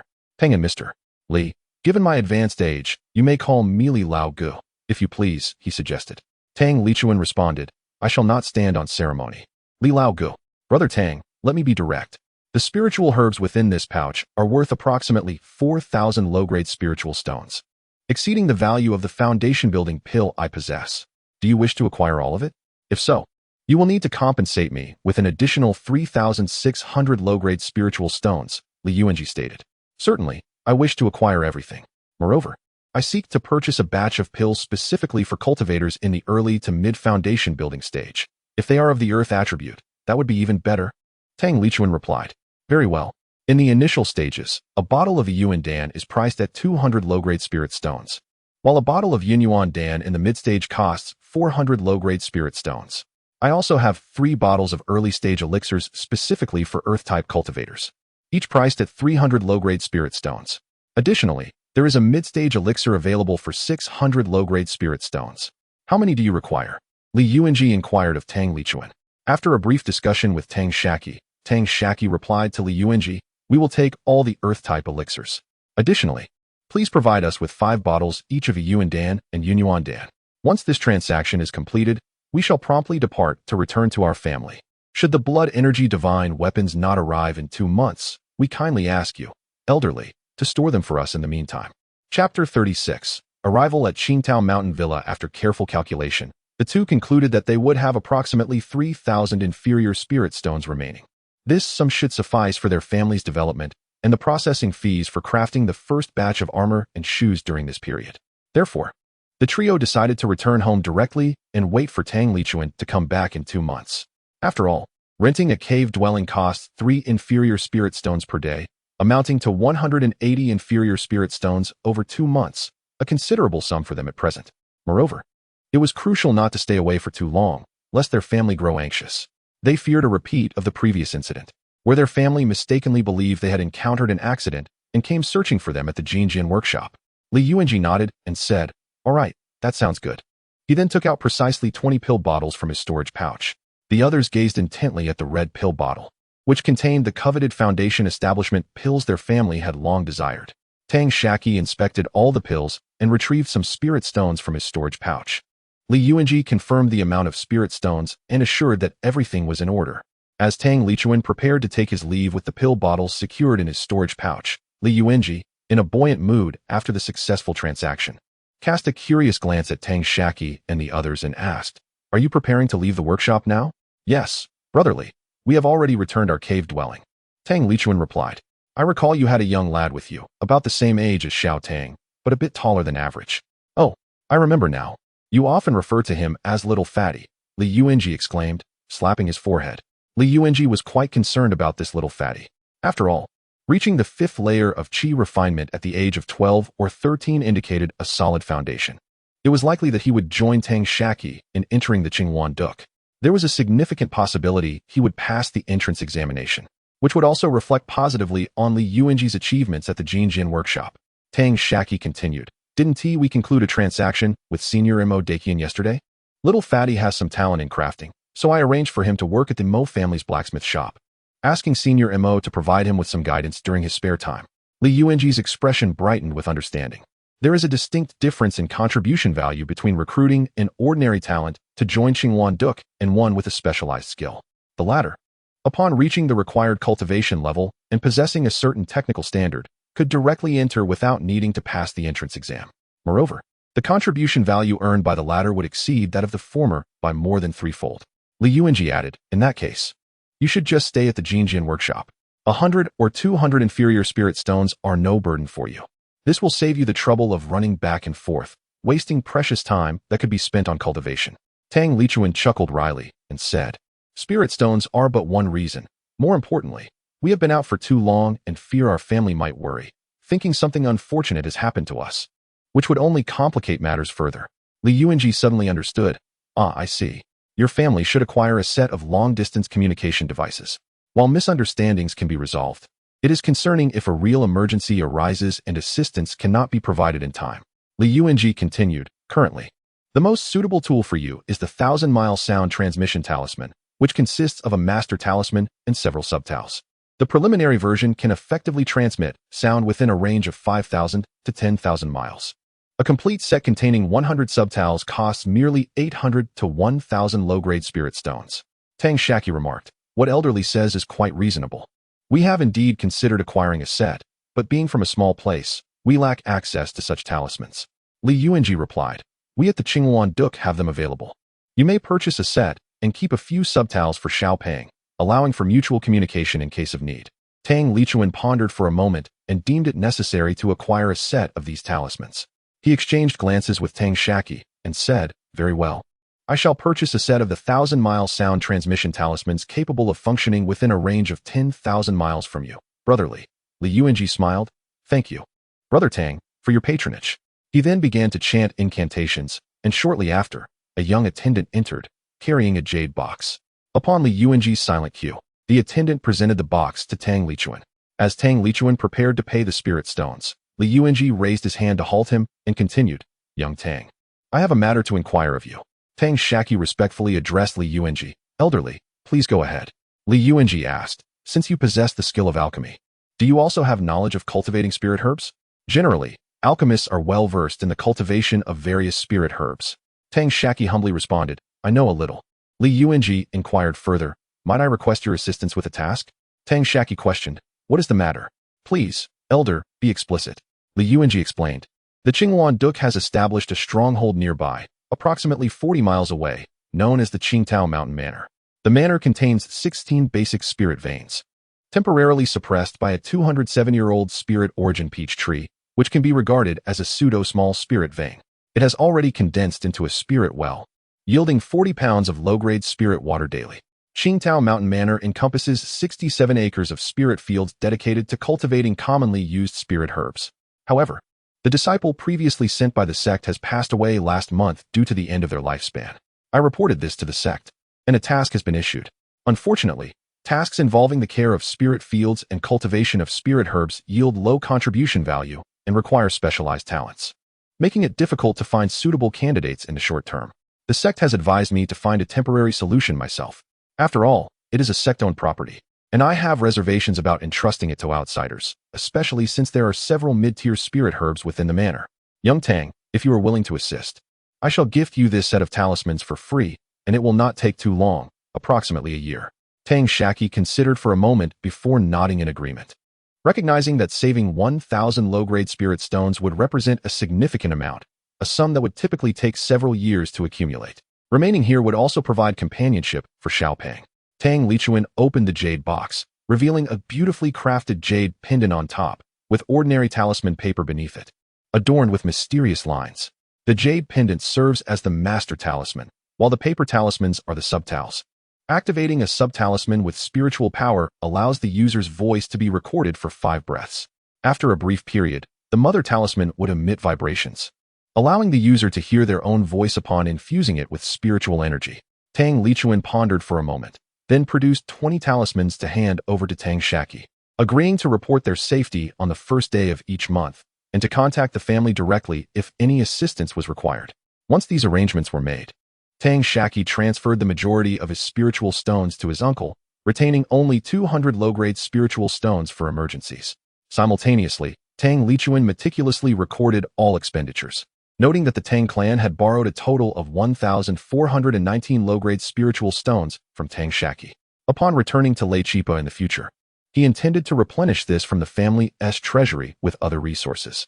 Tang Lichuan was astonished to discover that Tang Shaqi, at merely 13 years of age, possessed over 2,000 low-grade spiritual stones. To put this into perspective, a cultivator in the late Qi refinement stage, aged 50 or 60, would typically have amassed a comparable wealth, leaving Tang Lichuan in deep admiration. What he did not realize was that Tang Shaqi's wealth was significantly diminished due to his regular support of Xiao Pang, the Lu sisters, and his generous gifting of medicinal pills to Tang Xine, alongside expenses incurred from refining spiritual liquor, caring for Mantu and Machio, and purchasing spiritual beast bags. Otherwise, his spiritual stones would have likely doubled or even tripled in quantity. Not long after Tang Lichuan's departure, Li Yuanji exchanged a few words with the deputy pavilion master before escorting Tang Shaqi away from the Golden Sword Workshop, heading northward to a secluded area. There, Li Yuanji retrieved a spirit-grade sword from his storage compartment and, performing a hand gesture, enlarged the sword to over 10 feet in length and 1 foot in width, suspending it 3 feet above the ground. You have yet to experience flying on a sword, I presume? Li Yuanji inquired. Tang Shaqi nodded, displaying a curious demeanor. Come aboard, Li Yuanji instructed. Following his lead, Tang Shaqi leapt onto the sword, positioning his feet 1/3 along its blade, while Li Yuanji took his place at the hilt. With a series of intricate gestures, Li Yuanji enveloped the entire sword in a protective barrier, and the sword ascended to an altitude of approximately 50 yards, soaring northward. During the flight, Tang Shaqi felt no turbulence or strong winds. It was akin to riding in an airplane, requiring only that he firmly plant his feet on the blade. As he contemplated the differences between flying on a sword and flying in an airplane, Li Yuanji guided him to hover above a mist-covered mountain peak. Executing another series of gestures, he directed the sword to descend from directly above the mountaintop. A beam of yellow light emanated from the token at Li Yuanji's waist, parting the mist to create an opening large enough for the sword, allowing the two to glide through. From their vantage point above, they observed a small courtyard situated at the center of the mountaintop, dominated by a spirit peach tree. Over 80 unripe spirit peaches swayed gently in the breeze upon its branches. Beneath the tree stood a square well, encircled by stone, complete with a pulley mechanism atop it. The exterior of the courtyard had been transformed into a spiritual field, cultivated with various medicinal herbs. However, the northwestern corner, spanning over 5 acres, lay barren, likely just harvested and yet to be replanted. As they descended upon the spirit sword, Li Yuanji stowed the blade away and led Tang Shaqi into the main hall, where a jade plaque and a storage pouch were placed upon the central table. This jade plaque originally belonged to that disciple, Li Yuanji explained. It serves as the identity credential for every disciple of our Qingwan Duk.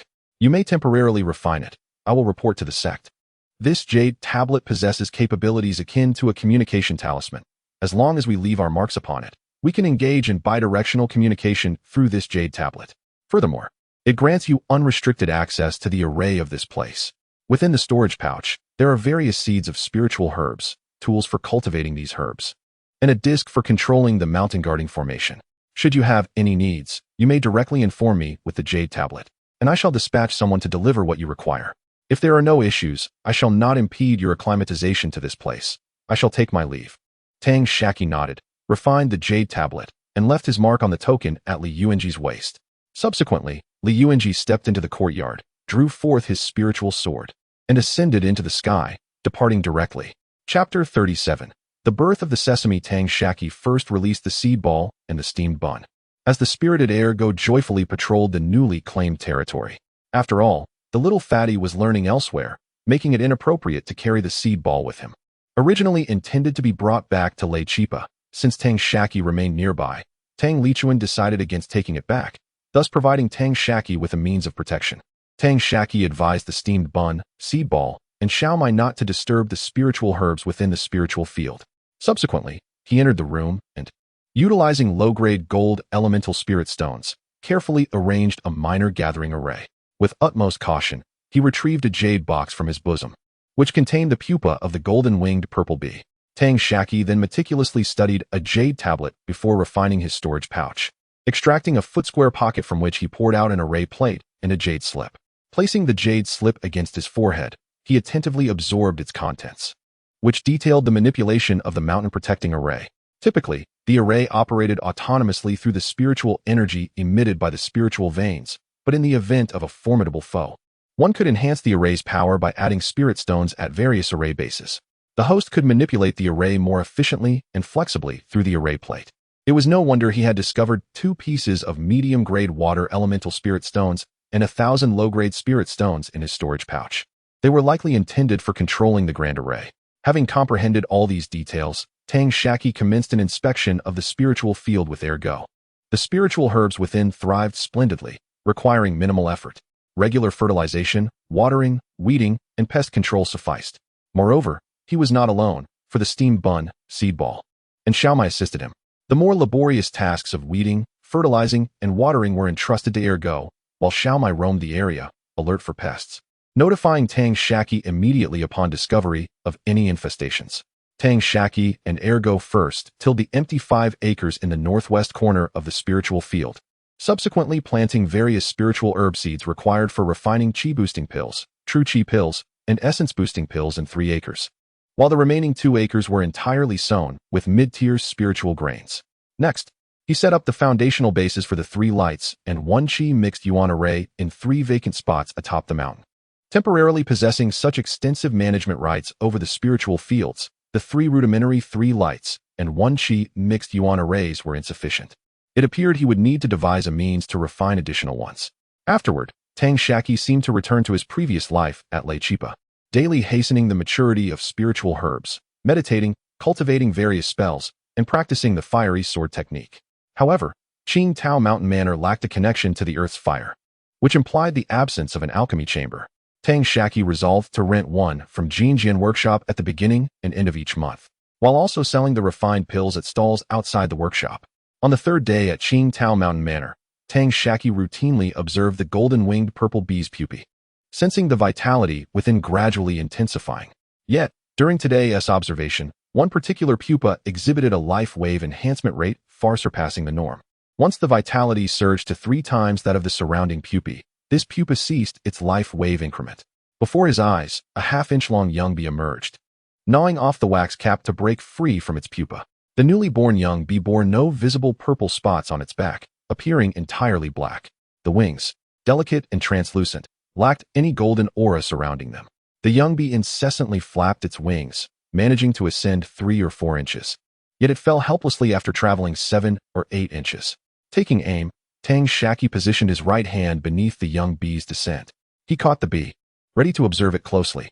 Suddenly, a sharp pain pierced his palm, and a drop of blood surged forth, enveloping the entire young bee. Tang Shaqi flinched, sending the bee, along with the blood, flying away. Resisting the urge to crush it with a swift slap, he inspected his palm instead.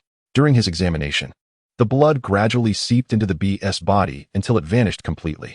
Tang Shaqi marveled quietly. The golden-winged purple bee was indeed extraordinary, capable of piercing through the skin of someone at the mid-stage of the refinement realm, even at birth. At that moment, a faint wave emanated from his left brain, and he comprehended the message it conveyed. Hunger. Hunger. This was not the craving for Xiaomai. Tang Shaqi promptly dismissed any notion of Xiaomai, as the messages he received were lodged in his heart. He paused, gazing at the young bee, pondering if it was indeed this golden-winged purple bee that was hungry. Hunger. Hunger. Tang Shaqi extended his right hand before the bee, directing his focus towards his left brain, silently urging it to come forth. He recalled having read in his family's library that some spirit beasts, upon birth, would regard the nearest living entity as their parent and establish a bond with them. The young bee swiftly flapped its wings. Although it did not take flight, it climbed step by step onto Tang Shaqi's palm. He retrieved a jar of royal jelly from his storage pouch, left over from his previous excursion to Black Bear Mountain. He placed a drop of royal jelly on his palm and concentrated on his left brain, silently commanding, "Do not eat." The young bee circled around the royal jelly incessantly, desperate yet refraining from consuming it. After a brief moment, Tang Shaqi finally encouraged, "Go ahead and eat." Only then did the young bee hastily crawl towards the royal jelly, voraciously partaking of it. The jelly in Tang Shaqi's palm diminished steadily until it was entirely consumed. As the young bee feasted on the royal jelly, its vigor surged, and its spiritual energy fluctuations reached the level of a first-tier demon beast, growing to a size of 1 inch. Upon closer inspection, Tang Shaqi noticed delicate, faint purple spots emerging on the bee's back, while its wing edges shimmered with a hint of gold. Without careful observation, these details would easily be overlooked. Tang Shaqi then declared, "From now on, you shall be named Jima." His left brain resonated with an excited wave, as if the name echoed in his ears. Jima, Jima.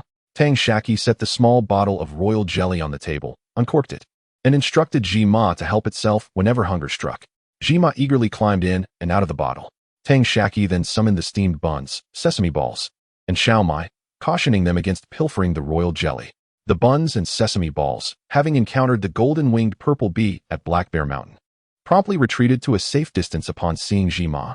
Meanwhile, Xiaomai, having encountered a spirit beast weaker than itself, prepared to prod Jima with its tiny paws. Tang Shaqi was preparing to intervene when he suddenly heard a sharp cry from the Xiaomai, which promptly vanished without a trace. It turned out that Jima had detected an unidentified creature approaching, provoking its hostility, and it swiftly struck with its tail. Tang Shaqi commanded Jima that, without his explicit instructions or a threat to life, it was forbidden to recklessly attack other beings.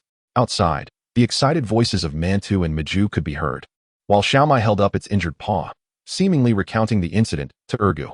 2 days later, all the bee pupae had hatched, totaling 84. The unhatched pupae, having lost their life force, were fed to Mantu, Maju, and Xiaomai by Tang Shaqi. The newly emerged bees did not consume royal jelly, so Tang Shaqi resorted to providing them with ordinary honey from the golden-winged purple honeybee. He discovered that he could not directly command them, but could only control their behavior indirectly through Jima. 3 days later, all the golden-winged purple honeybees were able to fly normally. Tang Shaqi instructed Jima to lead them to build a nest under the eaves. In just 2 days, a bee nest measuring 1 foot 2 inches had appeared under the northwest corner eaves of the courtyard.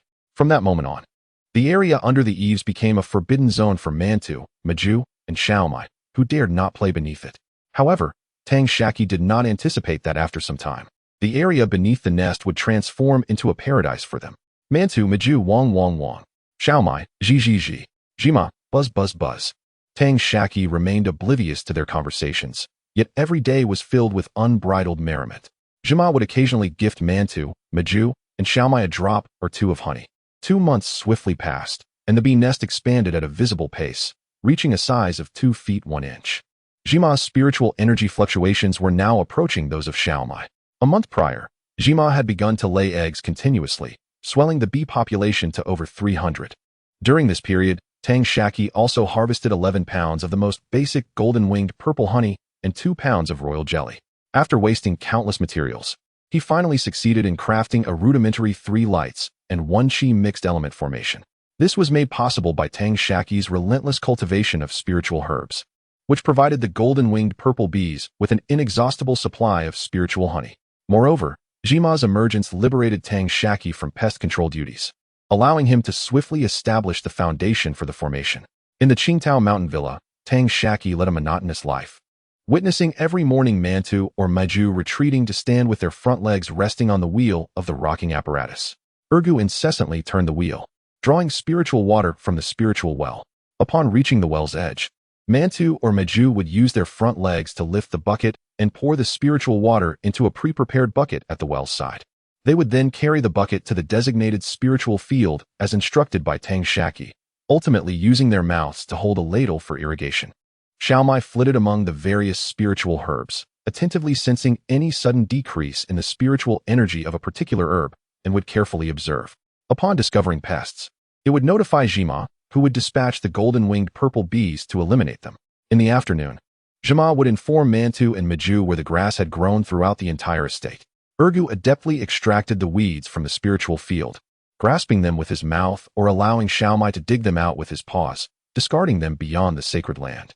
Today marked the day for the exchange of vital spirit weapons. 5 days prior, Li Yuanji had communicated this via the identity Jade token to Tang Shaqi, who in turn notified the Tang sect through a long-distance sound transmission talisman. It was anticipated that his uncle would arrive today.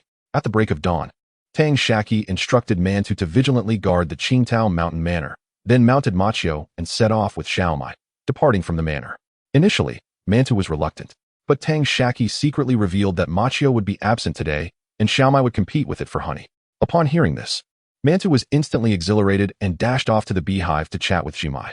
Arriving at the stall at the Golden Sword Workshop, he stored Machio in the spirit beast pouch and began to wander among the various stalls. Within half an hour, he had completely cleared the stalls of low-level spiritual herbs, which were valued at over 200 inferior spirit stones. Lacking sufficient spirit stones himself, he temporarily appropriated some from the array activation stones. Tang Shaqi intended to refine the spiritual herbs into pills, which he would then sell to acquire spirit stones. After gathering the herbs, Tang Shaqi awaited the arrival of his uncle at the entrance of the market. Chapter 38. The Apprentice Life of Little Fatty. Before long, Tang Lichuan arrived at the Jinjin workshop, riding his swift steed. The two met at the entrance, where Tang Lichuan shared recent news about his father and their family. Tang Shaqi, in turn, selectively divulged some of his own circumstances. They then proceeded to the Qinghuan Pavilion, renting a reception room on the second floor. Before they could finish a cup of spirit tea, Li Yuanji arrived at the reception room, greeted by the usual pleasantries. Shortly thereafter, Mo Dayo entered with Little Fatty. Little Fatty appeared noticeably thinner, and his demeanor had become considerably more resolute. This was the first time Tang Shaqi had seen him in 2 months since sending him to Mo's weapons workshop. The two brothers exchanged glances, seemingly with an endless conversation between them.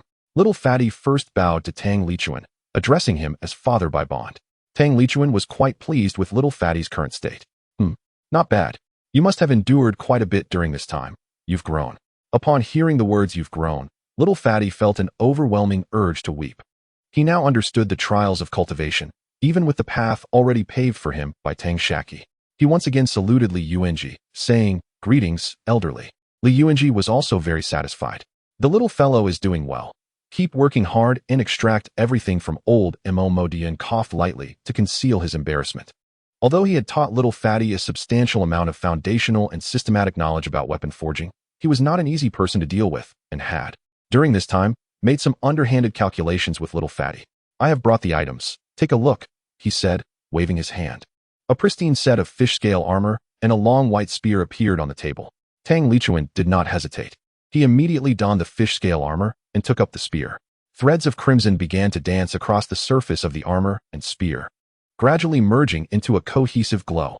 It was as if the armor and spear emanated a blood-red light from within, interspersed with deeper crimson arcs of electricity. A growing aura of power radiated from Tang Lichuan, making everyone feel as though a fierce beast stood before them. Sensing the pressure, Tang Shaqi and Little Fatty hurriedly took their positions behind Li Yuanji and Mo Dayuan. Meanwhile, the little Shumai on Tang Shaqi's shoulder shrank into his embrace, trembling slightly. Tang Lichuan's imposing presence provoked a counterreaction from Li Yuanji and Mo Dayuan. As Tang Lichuan's aura intensified to its peak, a flash of red flickered in his eyes. With a thunderous shout of good, he planted his feet in a martial stance, brandishing the spear in preparation for an attack. Suddenly, Li Yuanji unleashed his full magical power, shouting, "Awaken!" While the others felt it was an ordinary call, Tang Lichuan perceived it as a resonant sound echoing from the depths of his heart, dispelling his combat fervor like the ringing of morning bells.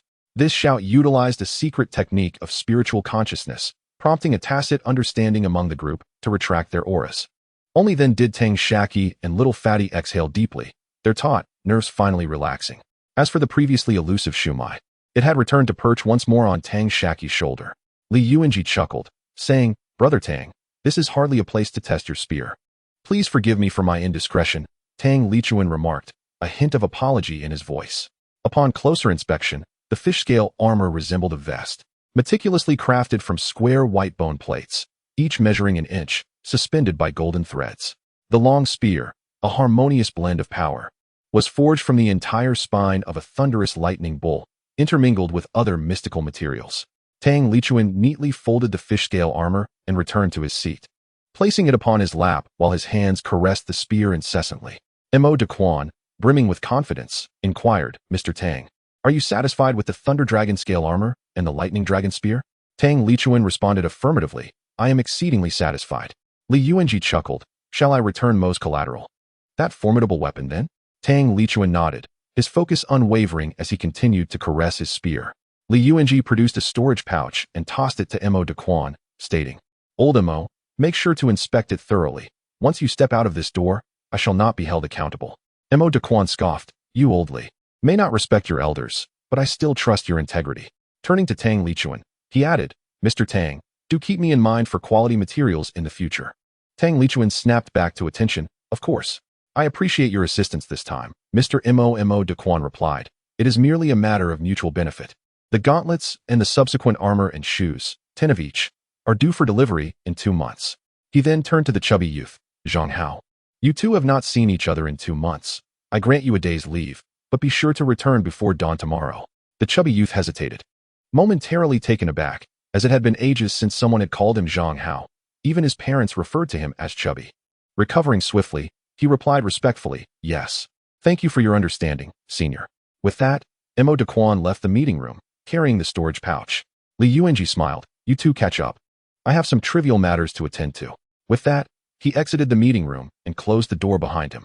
Once Li Yuanji had departed, Tang Lichuan stood, removed his upper garments, and donned the Thunder Dragon scale armor snugly against his skin before putting his clothes back on. Observing Tang Lichuan's movements, Tang Shaqi and the chubby youth displayed no surprise. As practitioners of body refinement, they understood the necessity of nurturing one's blood and energy weapons closely to achieve optimal attunement. After Tang Lichuan had completed his preparations, Tang Shaqi released the ball of hemp. The chubby youth immediately rushed over, enveloping the ball in a hug and nuzzling his face against its side, exclaiming, I missed you so much. Did you miss me too? The ball of hemp responded by licking the chubby youth's face, emitting soft coos in delight. Just when I thought you had matured, you revert to your old ways. Tang Lichuan chided, his expression stern. I refuse to change today. While learning in another's household, I cannot succeed if I conform. I must compel myself to grow, yet today, I choose to be my former self, the chubby youth retorted, frustration evident in his tone. Tang Lichuan sighed, his demeanor somber, and chose to remain silent. Tang Shaqi turned to the chubby youth and encouraged, do share with us the tales of your life over these past 2 months. Little Fatty contemplated for a moment before recounting his experiences. Within the Mo family's refining workshop, apart from Mo Dakian, there were over 20 artisans, ranging from the initial stages to the pinnacle of mastery, including 4 of intermediate rank. Among these craftsmen were both members of the Mo clan and apprentices from outside, along with hired cultivators nurtured by the Mo family. Initially, when Little Fatty first arrived, everyone was aware that he had been brought in by Mo Dakian. Despite his tender years, possessing the cultivation of the 5th layer of chi refinement, many assumed he was somehow related to Mo Dakian and treated him with great kindness. During the refining processes, they eagerly pointed out any mistakes and generously shared their expertise with him. As time passed, after more than half a month, Mo Dakian ceased to pay him any attention. Consequently, some began to distance themselves from him, even bullying him and treating him with indifference. Nonetheless, the workload for Little Fatty increased significantly, with everyone pushing arduous and thankless tasks onto him, while under the pretense of teaching him the craft. They coerced him into assisting with their personal errands. Having been instructed by Tang Shaqi on how to navigate such situations, Little Fatty resolved to perform every task assigned by the Mo family to the best of his abilities. For the responsibilities of others, he would delay when possible, and for those that could not be postponed, he would act according to his own mood. In this manner, Little Fatty forged a friendship with Mo Jiaxing. As his days in the Mo refining workshop improved slightly, whispers of disparagement began to circulate behind his back, branding him as a sycophant and an ungrateful wretch, even accusing him of stealing knowledge. The young man could endure many slights, but this particular affront weighed heavily on his heart. Had it not been for Tang Shaqi's admonition against causing trouble, he might have already confronted his detractors, though he was aware of his own limitations. Days later, Mo Dakian unexpectedly reappeared, addressing everyone to declare that Little Fatty was the son of an old friend and that their families shared a close bond. He urged them to teach him diligently and to refrain from withholding knowledge. In an instant, those who had previously shown hostility adopted a fade of politeness. Yet when it came time to impart genuine skills, they feigned instruction, offering only half-baked lessons. Only Mo Jiaxing occasionally provided him with a jade slip containing various foundational and systematic knowledge of refining. Tang Shaqi observed this shrewd maneuver, noting that it initially allowed Little Fatty to taste some success, only for Mo Jiaxing to deliberately withdraw his attention, creating a significant emotional disparity. Young individuals, when faced with neglect, tend to seek out companionship. Although Mo Jiaxing did not actively assist him, he refrained from exacerbating Little Fatty's plight. And in response to Little Fatty's attempts to ingratiate himself, Mo Jiaxing accepted his overtures. Ultimately, when Mo Dakian once more instructed everyone to care for Little Fatty, those who had previously turned away were far less eager to impart their knowledge with the same fervor as before. Ironically, it was Mo Jiaxing who treated Little Fatty with greater kindness during this time, fostering a deeper bond between them. Thus, Little Fatty acquired valuable knowledge while also forming a strong friendship with Mo Jiaxing, accruing a significant debt of gratitude in the process. Originally, this was merely a favor owed to Tang Shaqi, but now Little Fatty found himself indebted as well. It was likely that Mo Dakian had already surmised Little Fatty's intentions to join the Qingwan fighting platform, and that Mo Jiaxing was also poised to seek entry therein. By enlarging this favor towards Little Fatty, not only could Mo Jiaxing secure an ally within the Qingwan fighting platform, but it would also engender a lasting goodwill between the three of them. No wonder Mo Dashing felt a tinge of embarrassment just now. Even if there were no overt schemes involved, one cannot dismiss the likelihood of his subtle instigation behind the scenes. This represents a form of overt strategy that one cannot simply refuse to accept. After Xiao Pang articulated these thoughts, he spread his hands wide. Brother, could you spare some medicinal pills? I'm almost out. Tang Shaqi suddenly interjected. Why so soon? Have you already given them away as favors? Xiao Pang replied, indeed. Every time Mo Jiasheng hands me a jade slip containing knowledge on weapon crafting, I reciprocate with a vial of true energy pills. Eventually, other weapon masters learned of this arrangement and began offering me valuable insights as well. I am aware of their underlying motives, yet I acknowledge this favor. Should I find myself in a position to assist Mo Jiasheng once I truly enter the Qinghuan Doukai, I shall lend him a hand when convenient. However, if he attempts to leverage this favor to compel me into any difficult situations, he shall be sorely mistaken. Although I remain uncertain about the sincerity behind Mo Jiasheng's actions and the extent to which they are driven by self-interest, I nonetheless recognize this bond of goodwill. Chapter 39. The Effects of Golden-Winged Purple Bee Honey. Tang Shaqi remarked. Mo Jiasheng is likely unaware of the deeper machinations at play, which are orchestrated by Mo Dakian. Young individuals are often unable to conceal their intentions. Once aware, it is inevitable that traces of their actions will be left behind. Thus, it is reasonable to conclude that Mo Jiasheng's sentiments are largely sincere. After a moment of contemplation, Tang Shaqi continued, Little fatty, do not engage with others as if conducting business. Such an approach may dampen their enthusiasm. At your tender age, do not bear such heavy thoughts, for it will hinder your ability to forge genuine friendships. It is quite possible that in the future, when we enter the Qinghuan Duel Hall, we may require his assistance, particularly since we are strangers in this land, and he may not be aware of the numerous kin elders present within. As for the medicinal pills, I currently have none on hand, but I do possess some spiritual herbs, which I shall refine and provide to you later. Little Fatty replied, all right. You speak as if you were an octogenarian. You are merely 2 months my senior. At that moment, Tang Lichuan interjected, I procured some spiritual herbs in Qinyan City, and during my journey, I also acquired a few from various markets. Shaqi, these are all for your use. Take them first, and I will deduct the corresponding amount of spirit stones from what the family owes you. Tang Shaqi smiled and said, I also possess some spiritual herbs that I currently do not require. Please take them back for grandfather. Tang Shaqi was aware that Tang Lichuan had come to collect the blood qi divine weapons, but he had hastened the ripening and refining of various spiritual herbs needed for the advanced medicinal pills several days in advance. Having purchased so many medicinal pills for the Earth Black Bear, Tang Shaqi feared that the family was now facing financial strain. So he sought ways to generate income for the family, as the profits from high-grade pills were significantly greater. After the exchange, Tang Lichuan was taken aback. Why so many? Tang Shaqi responded, this is from the market. Qingtao Mountain Villa is nearby, and I have been accumulating them gradually. Tang Lichuan remarked, very well. Be cautious while frequently traveling between the two locations. I fear that the family's debt to you in spirit stones will only increase. Once I return and clarify matters with father, I will ensure to compensate you in the future. Tang Shaqi reassured, do not worry, uncle. I possess 2 late-stage demon beasts. As for the relationship between me and the family, there is no need for such calculations. As he mentioned the late-stage demon beasts, Tang Shaqi pointed towards the hairy ball. Tang Lichuan said, let us leave it at that for now. Do you have any messages for me to convey back home? Tang Shaqi replied, please have grandfather take the foundation establishment pill. Since we have managed to acquire one, we can certainly obtain more. There is no need to hesitate. He is the most suitable candidate for the pill in our family at present. By the time my father and the others achieve their great perfection, we will likely have procured even more foundation establishment pills. During his journey to Qinghuan Pavilion, Tang Shaqi had come to understand certain events that had transpired at home over this period. His grandfather, Tang Binglan, had been plagued by indecision.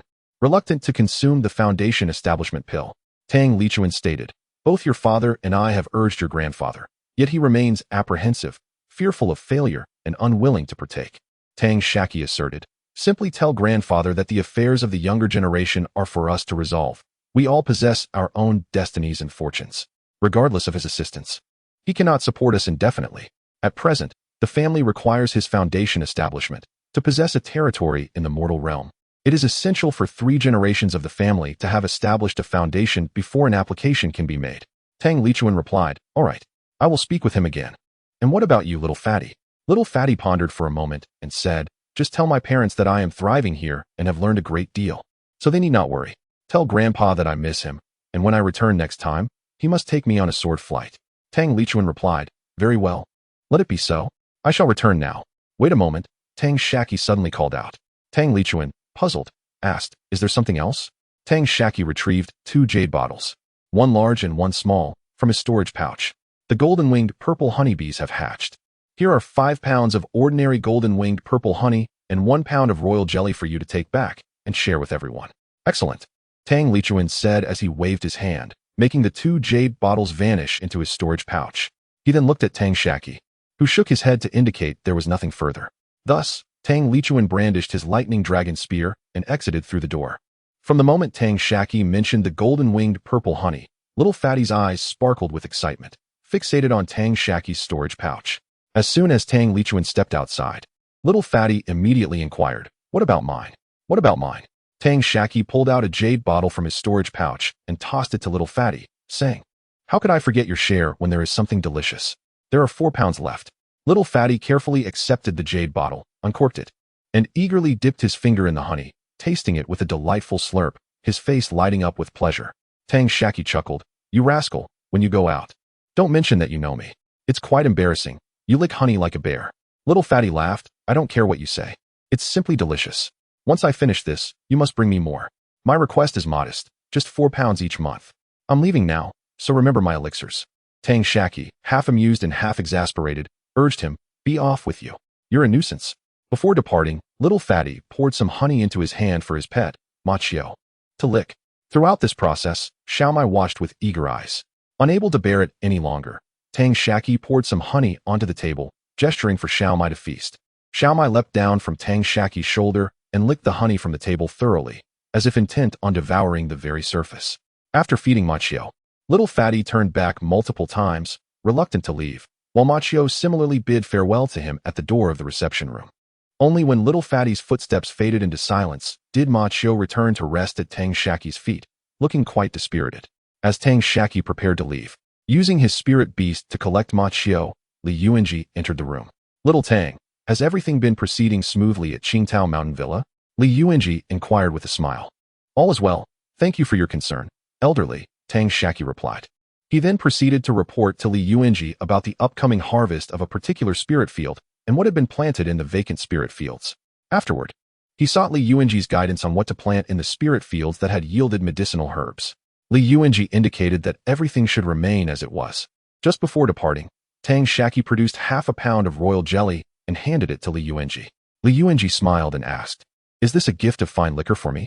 As he spoke, he uncorked the bottle and took a sniff. Once again, with a hint of uncertainty, Tang Shaqi inquired, "Is this royal jelly from the golden-winged purple bee?" Observing Li Yuanji's expression, Tang Shaqi responded with a hint of confusion, "Indeed. Do you have any left? I would like to trade." Li Yuanji immediately pressed, "Just a little bit." Tang Shaqi responded truthfully, yet he refrained from revealing his possession of the golden-winged purple bees. "For 1 pound of royal jelly, I shall provide you with a vial of foundational elixir," Li Yuanji continued. With reluctance, Tang Shaqi produced a jade vial containing 1 pound of honey. "Let us not speak of exchanges. Elderly has assisted me greatly. Consider this my tribute to you." Li Yuanji, not one to be overly formal, accepted the honey with a smile. He then asked, "Where did you acquire this honey?" Observing his expression, Tang Shaqi replied, "My uncle and his companions ventured into the Beast Mountain range and encountered a swarm of wild bees. Naturally, since my uncle has always been fond of me and Xiaopang, he brought back some delightful treats for us." Li Yuanji displayed an expression of understanding. "Use the 1,000-mile sound transmission talisman to inform your uncle that 5 pounds of ordinary honey or 1 pound of royal jelly can be exchanged here for a vial of foundational elixir. If he can procure 50 pounds of royal jelly for me, I will find a way to secure a foundational pill for him. The more he brings, the better. There is no upper limit." Tang Shaqi promptly activated the transmission talisman to relay this message back to his family. Then he inquired of Li Yuanji, "What is the remarkable use of this item that warrants such esteem from you, elderly?"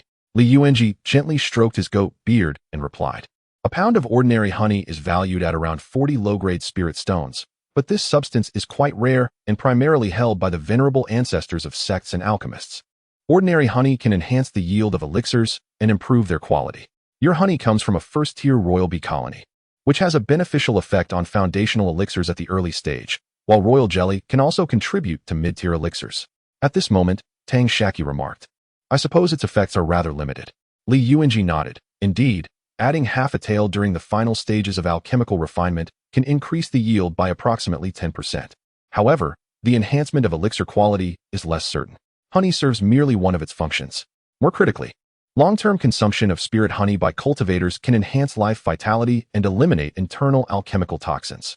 Tang Shaqi queried, I understand the removal of internal toxins, but what do you mean by increasing life vitality? Li Yuanji elucidated, it's quite simple. In layman's terms, it rejuvenates your body to a youthful state. Tang Shaqi gasped, does that not equate to prolonging life? Li Yuanji chuckled, in a certain sense, yes. However, it does not directly increase a cultivator's lifespan. You are aware that whether in chi refinement or body cultivation, the younger a cultivator is, the greater their chances of advancement. Tang Shaqi hesitantly offered, so? Does that imply this substance can indirectly enhance a cultivator's chances of progressing? Li Yuanji affirmed, precisely.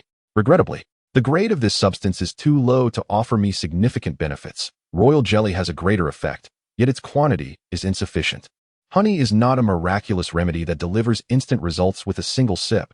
Rather, it requires consistent consumption over time to truly manifest its benefits.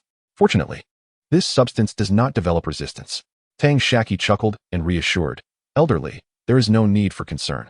My uncle informed me that we have pupae at home, so we will be able to exchange them with you continuously. Li Yuanji inquired with a smile, how many acres of fertile land does your family possess? Tang Shaqi replied, over 40 acres. Li Yuanji smiled kindly, noting that, without taking into account the expansion and advancement of the bee colony, one might expect to harvest perhaps a pound of ordinary honey throughout the entire year. Chapter 40. The rarity of honey. Tang Shaqi inquired, how could this be? Li Yuanji retorted, your family cultivates only inferior spiritual herbs, does it not? How many of them bear flowers? And those that do, how often do they blossom? Tang Shaqi's expression shifted to one of sudden realization. Li Yuanji continued, the spiritual fields directly controlled by the Qingluan sect exceed 20 million acres. Not counting the fields cultivated around our fellow practitioners' abodes. The sect breeds wood-type spiritual bees, specifically the Biluohong bees. The queen has matured to the 6th level, yet she produces merely 2 to 3 pounds of honey annually. This honey is monopolized by the esteemed elders and high-level alchemists, each treating it as a precious commodity, rendering it nearly unattainable for us unless we achieve remarkable feats. Tang Shaqi furrowed his brow. Why is it so scarce? Li Yuanji replied, I am uncertain about that. Tang Shaqi pressed further. Which grade of honey do you consider the finest? Li Yuanji chuckled. Naturally, the higher the grade, the better. He then regarded Tang Shaqi with a peculiar look. What I mean is, it should suffice without wastage while maximizing personal needs. Tang Shaqi struggled to articulate his thoughts, but Li Yuanji evidently grasped his intent. The honey produced by a level 4 queen bee is the most desirable. You must understand that as a practitioner at the false Dan level, the utmost strength I can invigorate in my body daily necessitates honey of at least that grade. Of course, the higher the honey's grade, the less one needs to consume. Excess would lead to waste, Li Yuanji elucidated. Tang Shaqi inquired again. Does lower grade honey fail to yield effects? Li Yuanji chuckled. In my earlier days, I was just like you. Upon encountering this information, I was determined to uncover all its nuances. Consuming 1 to 2 ounces of honey daily is ideal. Exceeding that would result in waste. If it is a lower grade honey, one could consume 10 or even 8 pounds daily and still achieve optimal bodily enhancement. However, no one has conducted research to ascertain the specific number of grades or the requisite daily intake for achieving the best results, Li Yuanji explained. Tang Shaqi bowed respectfully to Li Yuanji, expressing gratitude. Thank you, elderly, for your enlightenment. I shall take my leave now and will urge my family to send any surplus honey your way. Li Yuanji added, there is another matter. Daily consumption of honey can preserve one's youthful appearance. Are you familiar with the essence retaining pill? Its sole primary ingredient is honey, making it quite sought after by female practitioners. Following this, the two engaged in further discussion about honey, with Li Yuanji addressing some of Tang Shaqi's queries regarding cultivation. Eventually, Tang Shaqi exited the Qingluan pavilion and headed straight to the Mo family's smithy. He requested his servant to summon Xiao Pang, who promptly appeared. The two exchanged a few words at the entrance. As they entered the smithy, someone inquired immediately, Xiao Zhang, why are you going out again after just returning? What is the matter? It's nothing. My brother told me he fears interrupting my studies in smithing, so he wanted to directly deliver the elixirs to me.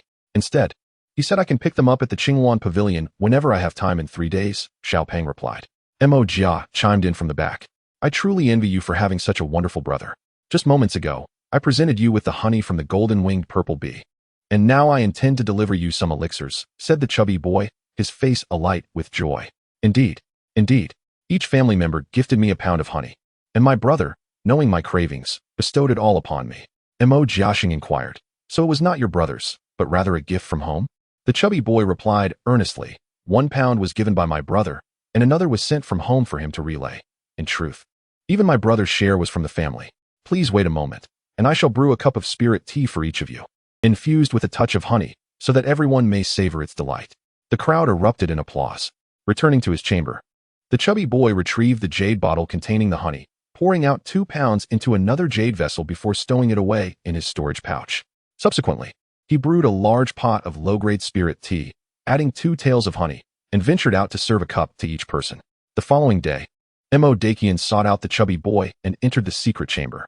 Mo Dakian directly inquired, Zhang Hao, do you still possess any honey from the golden-winged purple bee? The chubby boy responded with utmost seriousness, indeed, my brother provided it to me. Mo Dakian pressed on, where did he procure it? The chubby boy replied, my adoptive father mentioned that they encountered a beehive in the Monster Beast mountain range and brought back some honey, 2 pounds to satiate our cravings. My brother does not have much of a sweet tooth, so he relinquished it all to me. Mo Dakian asked, so, this honey was indeed obtained by your adoptive father and his companions from the Monster Beast mountain range? The chubby boy confirmed, yes. Mo Dakian continued, would you be willing to sell me some of that honey? I could offer you 40 low-grade spirit stones per pound. Would that suffice? The chubby boy replied generously, I am grateful for your kindness, esteemed elder. It is but a small quantity of honey. However, I possess only a little over a pound now. Having given half a pound to Jiaxing yesterday and used some for tea, while also succumbing to temptation and having a taste myself. At this point, the chubby boy cast a slightly embarrassed glance at Mo Dakian. Mo Dakian's expression remained impassive, though internally he felt a pang of regret at seeing such a fine delicacy squandered. The chubby boy produced the jade bottle once more and continued. Consider this a token of respect for you, esteemed elder. His eyes brimmed with reluctance as he feigned swallowing hard. Mo Dakian reached out to accept the offering, uncorked the bottle, and took a whiff, though disappointment flickered in his gaze. He then retrieved a piece of jade slip from his storage pouch and handed it to the chubby boy. This contains some insights on weapon forging that I have gathered. It should keep you occupied for quite some time. As an elder, I cannot accept your gift without offering something in return.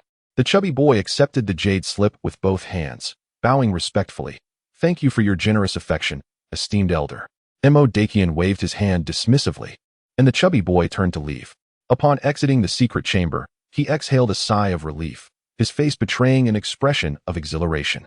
Upon arriving at the forging chamber, someone nearby jested, Zhang Hao, did the esteemed elder impart upon you some extraordinary techniques? The chubby boy smiled mysteriously, no, not at all. His thoughts drifted back to the previous day when Tang Shaqi came to seek him out. At the entrance of the Mo family's forging shop, Tang Shaqi wore a smile, his voice soft yet solemn. Chubby boy, remember that the honey was obtained by the family from the Monster Beast mountain range. You possess only 2 pounds. If anyone inquires, I shall explain why I sought you out. He expressed his concern about potentially interrupting your study of alchemy, stating that he would leave the elixir at Qinghuan Pavilion in 3 days, allowing you to retrieve it at your convenience. Upon understanding, Xiaopeng nodded and, despite his uncertainty, cheerfully exclaimed, I got it. You go ahead and attend to your matters. I still have some tasks at hand. Tang Shaqi responded with a loud voice. Then dedicate yourself to your studies. You need not worry about the elixir. Tang Shaqi rented an alchemy chamber, secured the door, activated the protective array, and utilized a communication talisman to relay the matter regarding the honey of the golden-winged purple-furred bee back to his clan. He instructed them to remain discreet about the honey being sourced from the Beast Mountain range during their next visit to the Gold Sword Workshop. Additionally, he advised Tang Binglan to consume 1 or 2 portions daily, to be collected from him after 2 months. With the mother talisman in Tang Binglan's possession, he initially found himself perplexed by Tang Shaqi's unexpected notification about the honey exchange for elixirs. He was preparing to gather everyone to venture to Black Bear Mountain in hopes of acquiring some, when he noticed several communication talismans sent back by Tang Shaqi. He began to comprehend that the honey must be a rare spiritual item with unknown benefits. After dispatching the communication talismans, Tang Shaqi attempted to contact Jima, uncertain if he could reach him from such a distance. Concentrating, he called out, Jima, Jima. He received a clear response in his mind. Here. Tang Shaqi instructed. Jima, do not concern yourself with the bee swarm for now. Focus on enhancing your strength. Jima explained that his power was derived from the bee swarm, with his level of advancement primarily dependent on royal jelly. Without sufficient royal jelly, his strength would diminish. Conversely, with ample royal jelly, his power would increase, and the swarm's role was to assist in producing the royal jelly. Thus, a certain number of bees was required, and their strength levels had to be proportionate. Furthermore, high-quality spiritual flowers were essential for harvesting honey to create superior royal jelly. If the flowers were abundant, yet lacking in quality, his strength would plateau despite an increase in the number of bees, eventually leading to the emergence of a new queen and hive division beyond his control. At that moment, Tang Shaqi understood why the large sects, despite possessing extensive spiritual fields, did not yield a significant amount of honey. The quantity of flowering spiritual herbs, the lengthy blooming cycles, and the necessity to maintain a large swarm and the queen's strength all constrained honey production. The cultivation of the queen bee to a 6th-level spiritual beast by the Qinghuan sect was likely a calculated outcome. Tang Shaqi then inquired about the current quantity and quality of honey, asking if it could meet Jima's needs for strength enhancement. Jima replied, "It is ample, even in excess. However, my growth requires time. It is not instantaneous. I was contemplating whether, with such an abundance of spiritual flowers, a queen bee should be produced." Tang Shaqi immediately responded, "No, focus on strengthening yourself, and any surplus honey should be given to me." Jima, a bit reluctantly, acquiesced. Very well. At that moment, Tang Shaqi realized that the honey he possessed was, in fact, what remained after Jima's needs had been met. Sesame informed him that the spiritual flowers of the mountain manor were temporarily unavailable. Currently, he was dispatching his subordinates to collect honey, but he estimated it wouldn't last much longer. Tang Shaqi discovered the reason why a major sect could not obtain honey on a large scale during the absence of flowers. They were compelled to consume the honey they had previously stored to meet their daily needs. Tang Shaqi reassured him, saying that he could use it to enhance his strength, and in a few days, upon his return, there would be spiritual flowers once again. Having concluded his conversation with Sesame, Tang Shaqi began the process of alchemy. He sought to ascertain whether honey truly had the capacity to elevate the yield and quality of his elixirs. Initially, he concocted the qi-enhancing pill, and upon adding honey, he achieved an astonishing yield rate of nearly 100%, with the perfected elixirs comprising approximately 12%, superior quality at 20%, and medium quality at 48%. While the inferior quality fell short of 20%, Tang Shaqi was taken aback. The efficacy of the honey was remarkable. It made sense, considering that he already had an 88% success rate with the qi-enhancing pill. This particular elixir was the one he had crafted the most, with several thousand batches produced, surpassing the total output of many alchemists over an entire lifetime. However, given that the qi-enhancing pill was of the lowest grade, such results were not entirely unexpected. Chapter 41. Insufficient spirit stones. Upon counting, Tang Shaqi found he possessed 6 bottles of the supreme qi-enhancing pill, 10 bottles of the high quality, 25 bottles of the medium quality, and 8 bottles of the low quality. This amounted to a value of approximately 480 low-grade spirit stones, while the cost of the herbal medicines was around 80 low-grade spirit stones. The herbs he had hastened to mature consumed merely a few low-grade spirit stones and required about 10 days. However, he had expended half a pound of honey, valued at 20 low-grade spirit stones. Having completed the refining of the qi-enhancing pills, he commenced on the energy-condensing pills, achieving a yield rate of 23% after adding honey. A trial with the true qi pills resulted in a 50% yield rate, while the medium-quality pills had a yield of about 15%. Tang Shaqi discerned that honey significantly benefited the early stages of pill production, enhancing yields by approximately 10%. For true qi pills, which were still below the mid-stage, it improved yields by around 70%. However, the enhancement for mid-stage pills was merely 5%. 2 days had elapsed, during which Tang Shaqi refined all the herbs at his disposal into pills, reserving enough for 6 months of cultivation for himself. He doubled the quantity of pills set aside for Xiaopang and processed the remainder to be sold to the Qinghuan Pavilion. This transaction yielded over 600 low-grade spirit stones. After accounting for his original 200 low-grade spirit stones, which were used to replenish the stones borrowed for activating formations, he earned roughly 300 low-grade spirit stones.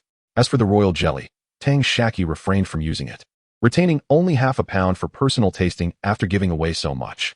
Following the transaction of the pills to the Qinghuan Pavilion, he departed from the Golden Sword Workshop and returned to the Qingtao Mountain Villa. Upon reaching the eaves of his dwelling, he noted that the beehive had grown by another 2 inches. After consulting with Jima, he resolved to focus on hastening the maturation of the herbs for the qi-enhancing and true qi pills for the time being. The 2 acres of mid-level spirit grain would require 10 years to mature. He had already accelerated its growth by about 2 years, estimating it would bloom in another 6 months. He decided against further hastening its maturation, opting instead to do so shortly before departure. As Jima informed him that while the spirit grain would flower, it would not yield honey. To enhance the production of the Hunyuan Sanguang, Tang Shaqi resolved to upgrade it. He had already asked Li Yuanji to keep an eye out for materials that could condense sunlight, moonlight, and starlight, which would likely demand a substantial sum of spirit stones. He intended to hasten the growth of these lower-grade herbs for refining pills. While it might not significantly improve his alchemical skills, it would effectively accumulate spirit stones. However, he had been selling large quantities of qi-enhancing and true qi pills at the Qingwan Pavilion, and such a vast supply might raise suspicions regarding the source of his herbs in Li Yuanji's eyes. It appeared he would need to commence selling pills at a stall himself in the future. After all, the distance was only about 40 miles, and he could now traverse it in 2 journeys within an hour. Yet, such frequent travel might attract the attention of those with ulterior motives. Having just entered the mid-stage of qi cultivation, he feared the journey could be perilous. Fortunately, he possessed 2 late-stage demon beasts. To obscure the true extent of his power from those who might harbor ill intent, he planned targeted precautions. In the future, his travel between the 2 locations would necessitate riding on Ma Qiu, accompanied by Jima, so that the swarm could scout for potential ambushes. Tang Shaqi, having meticulously devised his plans, commenced the maturation and cultivation of the spiritual herbs according to schedule. Each night, he practiced his qi without assistance. Unable to engage in physical training, he ensured a sufficient intake of spiritual nourishment, diligently performing 9 exercises daily to maintain his physical cultivation. By day, he focused on practicing spells and sword techniques, and every 2 months, at the beginning or end of the month, he would rent an alchemy chamber at the Golden Sword Workshop to refine the matured herbs into elixirs. He would subsequently sell these at the workshop stall. 2 months later, the sesame had grown to a height of 3 inches and 6/10. Tang Shaqi received in excess of 13 pounds of honey and 3 pounds of royal jelly. The day had come once again to deliver to the Qingwan Pavilion, with his uncle making the trip to the Golden Sword Workshop. After receiving the batch of magical artifacts at the Qingwan Pavilion, Tang Lichuan informed Tang Shaqi that the clan did not possess sufficient spirit stones to cover the considerable fees for refining and materials. This batch of late-stage magical artifacts would be sold in Qinyan City, where they were expected to fetch a high price. The clan members deliberated and resolved to sell all the late-stage magical artifacts produced this time, while seeking additional resources to gather enough spirit stones to retain the fully realized armor and shoes. Tang Shaqi remarked that these items could significantly enhance the clan's foundation.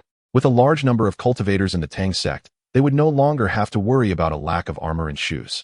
Tang Lichuan then inquired whether Tang Shaqi had calculated the total cost in low-grade spirit stones for acquiring all these artifacts. Moreover, up to that point, they had hardly utilized any armor or shoes of that nature. Tang Shaqi quickly computed that a single beast hide could produce approximately 2 pieces of leather armor and 2 pairs of shoes. The value of each late-stage leather armor or shoes ranged from 300 to 400, while fully realized ones varied between 600 and 800. He had provided a total of 10 late-stage and 10 fully realized hides to Mo Dequan. Thus, the total production would yield 40 pieces of late-stage armor or shoes and 40 pieces of fully realized armor or shoes, cumulatively valued at around 42,000 low-grade spirit stones. Regrettably, the unique nature of armor and shoes rendered their prices higher than similar artifacts. Additionally, as the design blueprints were all completed by Mo Dequan, a commission of 40% was owed to him, amounting to a fee of 16,800 low-grade spirit stones. Furthermore, each piece of armor or shoes required supplementary materials, which would cost 20 low-grade spirit stones each for the late-stage items, totaling 800 stones for 40 pieces. For the fully realized items, the cost was 40 low-grade spirit stones each, amounting to 1,600 stones for 40 pieces. Altogether, this added up to nearly 20,000 low-grade spirit stones. Tang Shaqi suggested that they should endeavor to retain the items, as such opportunities to procure a substantial quantity of beast materials were rare. He contemplated hiring various wandering cultivators daily to assist in procuring spiritual herbs from the market, ultimately refining them into elixirs to generate spirit stones. There was no rush. They would first assess how many herbs could be obtained. Tang Lichuan responded affirmatively, stating he would discuss with the family about retaining these items for now. He would lead a team to explore the Beast Mountain range in hopes of earning additional spirit stones. After 2 months, he would return to discuss the situation further. The 1,000-mile sound transmission talisman is indeed remarkable, yet its consumption is rather excessive, and it can only facilitate one-way communication. Tang Shaqi remarked, "Over the past 2 months, I have gathered some spiritual herbs. Please take them back to grandfather." He handed a storage pouch to Tang Lichuan, who accepted it and produced an empty storage pouch in return. He inquired, "Do you have enough spirit stones at present?" Tang Shaqi replied, "I have achieved an 80% success rate in refining chi-boosting pills and a 40% success rate for true chi pills. These spiritual herbs were purchased with the spirit stones I earned, and I still have some left." Tang Lichuan responded, "That's splendid. I shall not give you any spirit stones then." Tang Shaqi continued, "By the way, that storage pouch contains 4 pounds of honey and 2 pounds of royal jelly. Please remind grandfather to consume it daily. There's no rush regarding the Foundation establishment pills." Tang Lichuan chuckled, "Rest assured, your grandfather places great importance on this matter." After a brief exchange, the two went their separate ways. Upon returning to the Qingtao Mountain Manor, Tang Shaqi felt the need to adjust his cultivation plan. He had ripened a batch of spiritual herbs for his grandfather, Tang Binglan, to refine into pills for acquiring spirit stones. Although this would alleviate a portion of his spirit stone shortage, it was still far from sufficient. The only viable solution now was to enhance both the quality and quantity of the 3 lights and 1 Qi Hunyuan array to rapidly ripen spiritual herbs, refine pills, and ultimately sell them.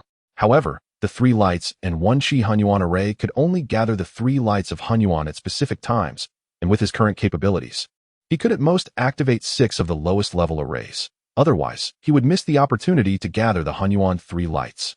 Despite the high success rate and quality of his chi-boosting pills, the market for them had become saturated, and the remaining few bottles had not sold over several days. Only higher-grade pills, particularly those that enhance cultivation, still had a substantial market demand. Refining higher-grade pills posed numerous challenges. Firstly, the spiritual herbs required for their refinement take a long time to mature. Secondly, a higher level of alchemical skill is necessary. Currently, various factions and rogue cultivators are keenly nurturing their juniors, eager to penetrate the grand sects, and are willing to invest generously in purchasing pills. There exists a significant gap in the market for higher-grade pills. Thus, Tang Shaqi needed to increase the ripening and refinement of chi-boosting and true chi pills while simultaneously improving his alchemical skills. A portion of this urgency stemmed from the need for advancement in his own cultivation.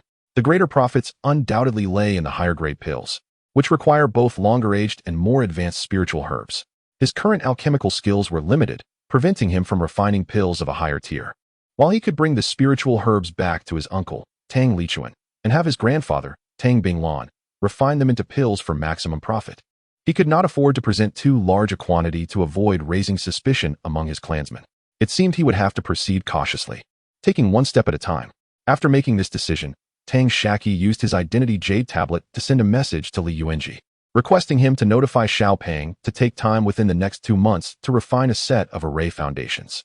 Tang Shaqi planned to visit the Qingwan Pavilion on the first day of the month in 2 months, allowing him to also refine an array within this time frame, perfectly matching his maximum control capacity. Li Yuanji replied, "If you require any formations, I can send them to you without any fuss." Tang Shaqi responded, "There is no other way. This is specifically designed to assist me in my physical cultivation." Li Yuanji, not well versed in this particular system of training, expressed concern, saying to Tang Shaqi, "What you should primarily focus on now is elevating your cultivation level and enhancing your alchemical skills."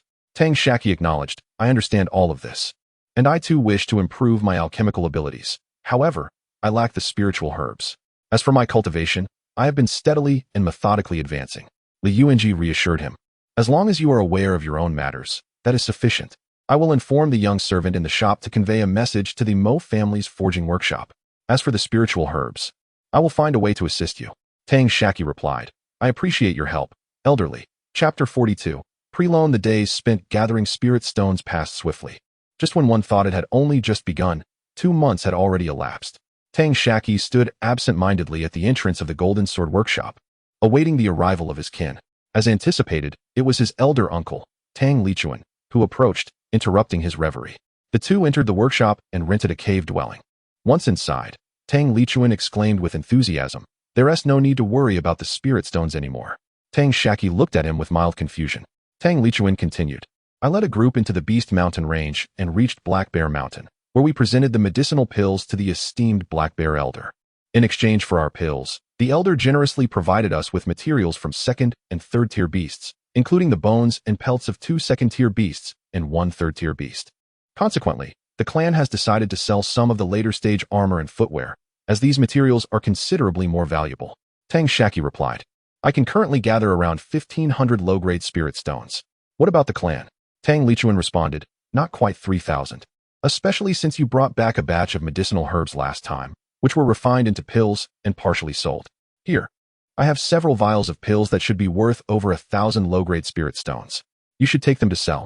These higher-grade pills do not sell well in our small area, and dealing with larger stores would incur significant losses. Tang Shaqi accepted the pouch containing the pills and handed another pouch to Tang Lichuan, stating, You must first give me 1,500 low-grade spirit stones. This pouch contains medicinal herbs valued at 3,000 low-grade spirit stones. I have utilized a portion for activating the mountain defense array. And some are still owed to elderly. Take this, Tang Lichuan said, producing 2,000 low-grade spirit stones from his own pouch. The clan has sent me out to procure supplies, which conveniently spares me from further obligations. I shall return now. Tang Shaqi accepted the spirit stones and produced 4 jade vials, 2 large and 2 small. Here are 6 pounds of early-stage honey and 4 pounds of mid-stage honey, along with 1 pound of early-stage royal jelly and 1 pound of mid-stage royal jelly. Inform grandfather that the mid-stage honey and royal jelly can enhance the yield rate of pills by half a tael per furnace, improving the yield by 5 to 10%. The early-stage ones should be reserved for consumption, as their effect on yield enhancement is minimal. Tang Lichuan accepted the jade vials and cautioned Tang Shaqi to be careful during his comings and goings at the Golden Sword Workshop before preparing to leave. However, Tang Shaqi called out to him, Should I inquire with Elderly to see if he has any solutions? After a moment of contemplation, Tang Lichuan replied, You may as well give it a try. Tang Shaqi proceeded to the Qingwan Pavilion and found Li Yuanji, who thoughtfully arranged a meeting room for their discussion. Tang Shaqi placed over 1,000 low-grade spirit stones on the table, saying, Elderly, this is the payment for the previous batch of medicinal herbs. I would also like to inquire when the Qingwan sect plans to send someone to take over the Qingtao Mountain Villa. Li Yuanji accepted the spirit stones and replied, The sect is preparing to increase the contribution value. We expect to receive good news within 3 months. I wish to inquire, Masterly, how much contribution value does the Qingwan Duk provide annually to the station personnel at the Qingtao Mountain Villa? Tang Shaqi asked. Li Yuanji replied, somewhat perplexed. 120 contribution points per year, which roughly equates to around 120 low-grade spirit stones. How could it be so little? Initially, Masterly, you offered me a set of talismans valued at 800 low-grade spirit stones in exchange for my assistance for a year, Tang Shaqi questioned, a hint of confusion in his voice. Li Yuanji explained, The batch of spiritual herbs you exchanged for my foundation-building pills is relatively scarce. It is not unusual for someone in urgent need, like myself, to sell them for 2,000 low-grade spirit stones. Although foundation-building pills are rare, their value is approximately 10,000 low-grade spirit stones and does not fluctuate significantly. To put it plainly, I have taken a slight advantage from you. Besides, you did help me for a year without charge. Tang Shaqi responded, Masterly, please do not say that. We exchanged according to market value, and there is no question of anyone taking advantage of anyone else. However, I do require your assistance with a matter. Li Yuanji replied, Feel free to speak your mind. Tang Shaqi said, I urgently need around 10,000 low-grade spirit stones and wish to inquire if you have any good solutions. Li Yuanji asked sternly, What do you need such a large sum of spirit stones for? Tang Shaqi explained, In a month's time, I am due to settle with Senior Mo, and our clan currently lacks sufficient spirit stones. Li Yuanji chuckled, What are your clan's plans? Tang Shaqi replied, The clan intends to sell a portion of its collection. Li Yuanji shook his head and asked with a smile, Are you familiar with the concept of borrowing? Our Qingwan Pavilion offers lending services. If you borrow for a year, you must provide collateral amounting to more than half of the spirit stone value. If you cannot redeem it within the year, the collateral will belong to Qingwan Duk. If you can redeem it, a handling fee of half of the amount is required. For a 2-year loan, the collateral must double, and the handling fee also doubles. This pattern continues, doubling each year. You might discuss this with your family. That batch of magical artifacts cannot be utilized all at once, so it would be better to directly use them as collateral with me. Tang Shaqi stated, I understand. I will discuss this with my family. Li Yuanji inquired, Why are you interested in the contribution value of Qingwan Duk stationed here? Tang Shaqi replied, I was considering that if I do enter Qingwan Duk, I might be able to stay here, as it is close to home and offers greater freedom. Moreover, I have some insights into cultivating spiritual herbs, so I thought I could retain a portion for myself after submitting the required quota to the sect. Li Yuanji chuckled. You certainly have long-term plans. If you truly enter the sect and engage in the cultivation of high-grade spiritual herbs, you could earn significantly more than this. Tang Shaqi further inquired, as a cultivator like myself, would it be possible to rent a portion of the sect's spiritual fields upon entering? Li Yuanji replied, you will surely enter the Dan Peak. Although Dan Peak possesses the most spiritual fields, renting them is also the most challenging, as many eyes are watching. How could someone like you, just starting out, compete with seasoned cultivators? Tang Shaqi remarked. Will it be quite challenging for me to lease a piece of spiritual land in the future? I had hoped to obtain some cultivation resources from it. Li Yuanji replied. Not necessarily. Once the disciples of the Qingyuan Duk reach the foundation establishment stage, they acquire the right to apply for a cave dwelling, thus no longer having to share a small courtyard with qi refining practitioners. Moreover, few foundation establishment practitioners remain within the sect. The area surrounding each cave dwelling, extending 1 mile in radius, is our private territory.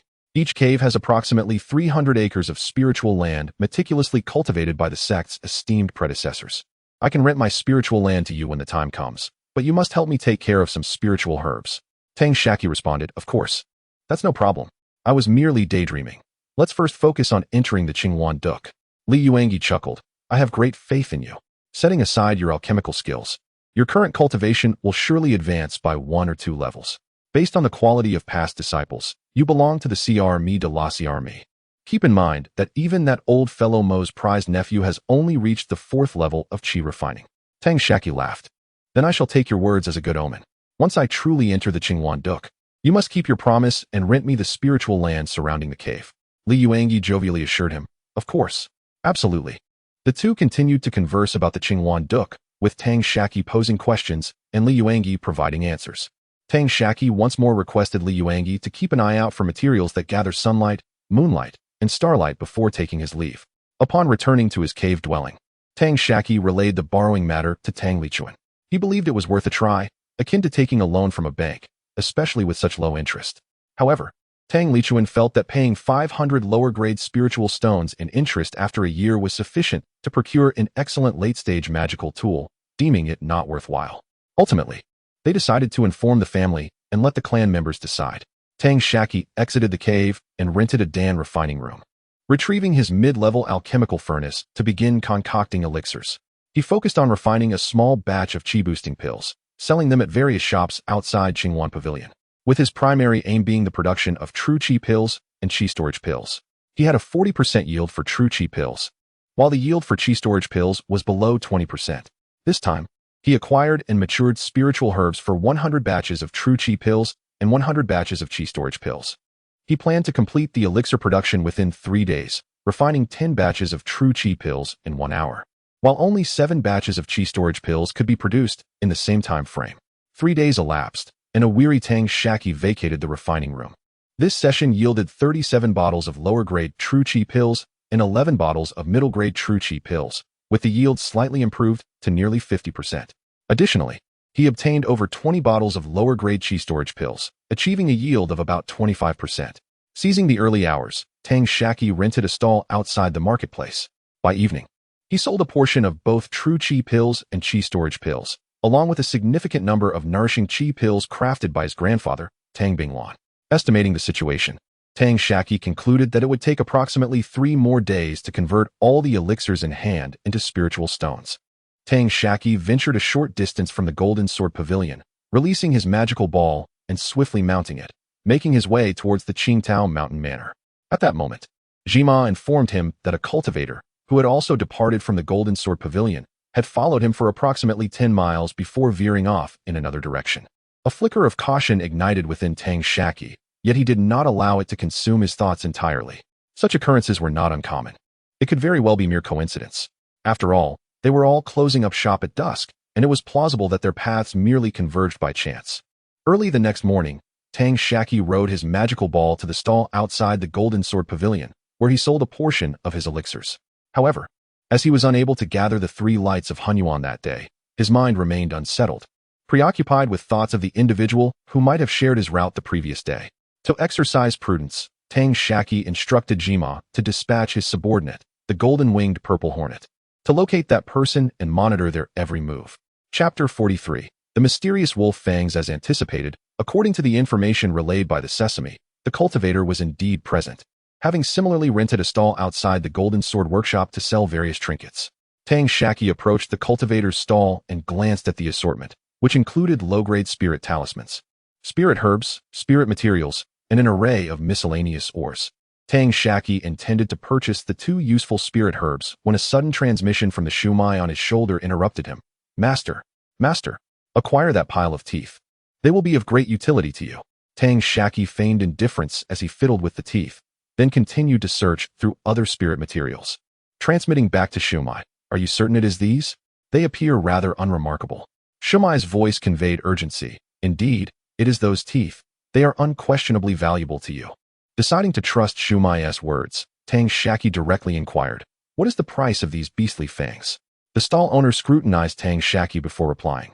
These are a complete set of fangs from a late-stage wolf-type beast, suitable for crafting a unique late-stage magical artifact. Based on the valuation of such artifacts, which ranges from 200 to 400 low-grade spirit stones, let us take a median value of 300. The primary material constitutes half the value of the artifact, so I shall charge you 150 low-grade spirit stones. Tang Shaqi, displaying a calm demeanor, responded, my friend, I am not one of those reclusive cultivators who solely focus on their training within their clans.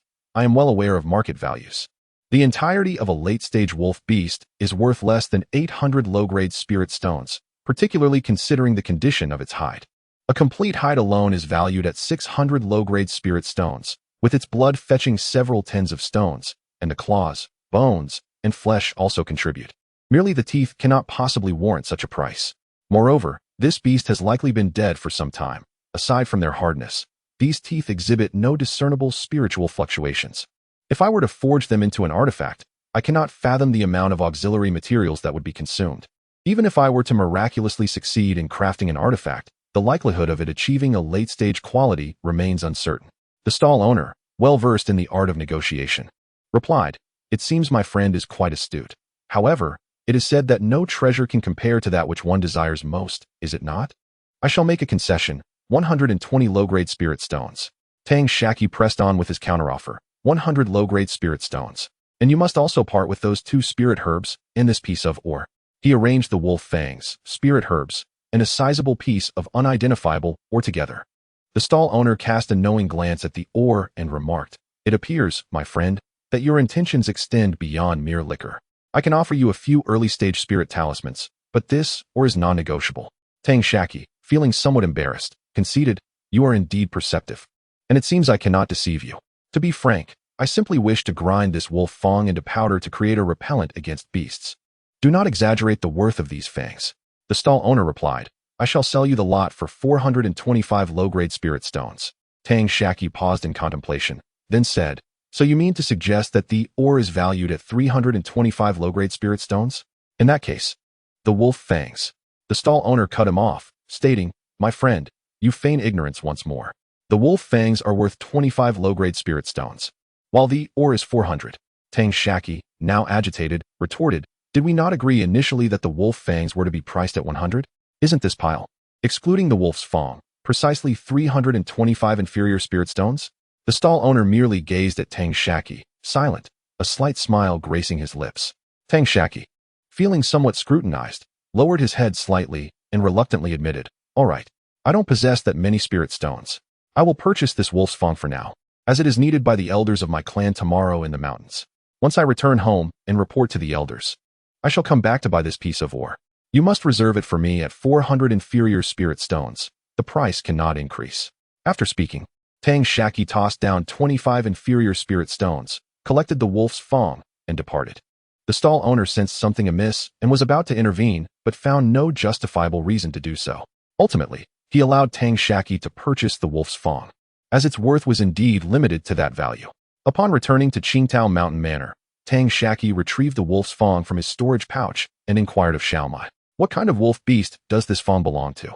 Does it possess any unique properties that necessitated my purchase? Xiaomai responded, to be honest, I am not entirely certain. Tang Shaqi furrowed his brow at this, prompting Xiaomai to hastily clarify, Do not be hasty. Allow me to explain. I recall you mentioning your need to gather the essence of the sun, moon, and stars. Although I am unfamiliar with this wolf's fang, the moonlight surrounding it appears to be more concentrated than that in the vicinity. Tang Shaqi immediately focused all his mental faculties to sense it. Yet he detected no discernible difference. There seems to be no distinction, he remarked. Master, you are indoors where there is only a minimal amount of moonlight, and it is largely obstructed, Xiaomai replied. Tang Shaqi slapped his forehead and promptly ascended to the mountaintop, placing the wolf's fang on an iron plate to bask in the moonlight. Xiaomai quickly urged, now, sense again, within a 1-foot radius of the fang. The energy is approximately 1/3 stronger than the surrounding area. Tang Shaqi concentrated for an extended period but found no noticeable variation. After pondering for a moment, he realized that humans and beastkind possess differing innate talents in certain aspects. Checking the time, he surmised that Li Yuanji had yet to commence his cultivation. He used a jade token to consult Li Yuanji, asking, do you possess any wolf beast fangs capable of gathering moonlight? Li Yuanji informed him that the fangs of the Howling Moon Wolf could serve this purpose, although acquiring them would be challenging, as the Howling Moon Wolf is a pack-dwelling 4th-tier beast. Concluding his communication with Li Yuanji, Tang Shaqi understood that he had indeed acquired a fang from the Howling Moon Wolf, albeit lacking Xiaomai's innate talent to perceive any differences in the surrounding moonlight. Typically, on the first day of each month, Tang Shaqi would report his safety to the Tang clan, but to conserve a long-distance communication talisman, Tang Lichuan would arrive at the Golden Sword Workshop on the 30th day, after refining pills for 3 additional days and selling an extra day's worth of medicine. He calculated that tomorrow would be the 5th day. Logically, due to insufficient moonlight, one would be unable to condense a strand of the mixed Yuan 3 lights. Yet, if the wolf's fang indeed holds efficacy, perhaps a strand could be gathered. Tang Shaqi then inquired of Xiaomai, do all wolf fangs possess the ability to condense moonlight? Xiaomai leapt from Tang Shaqi's shoulder and arranged all the fangs at intervals of 2 feet.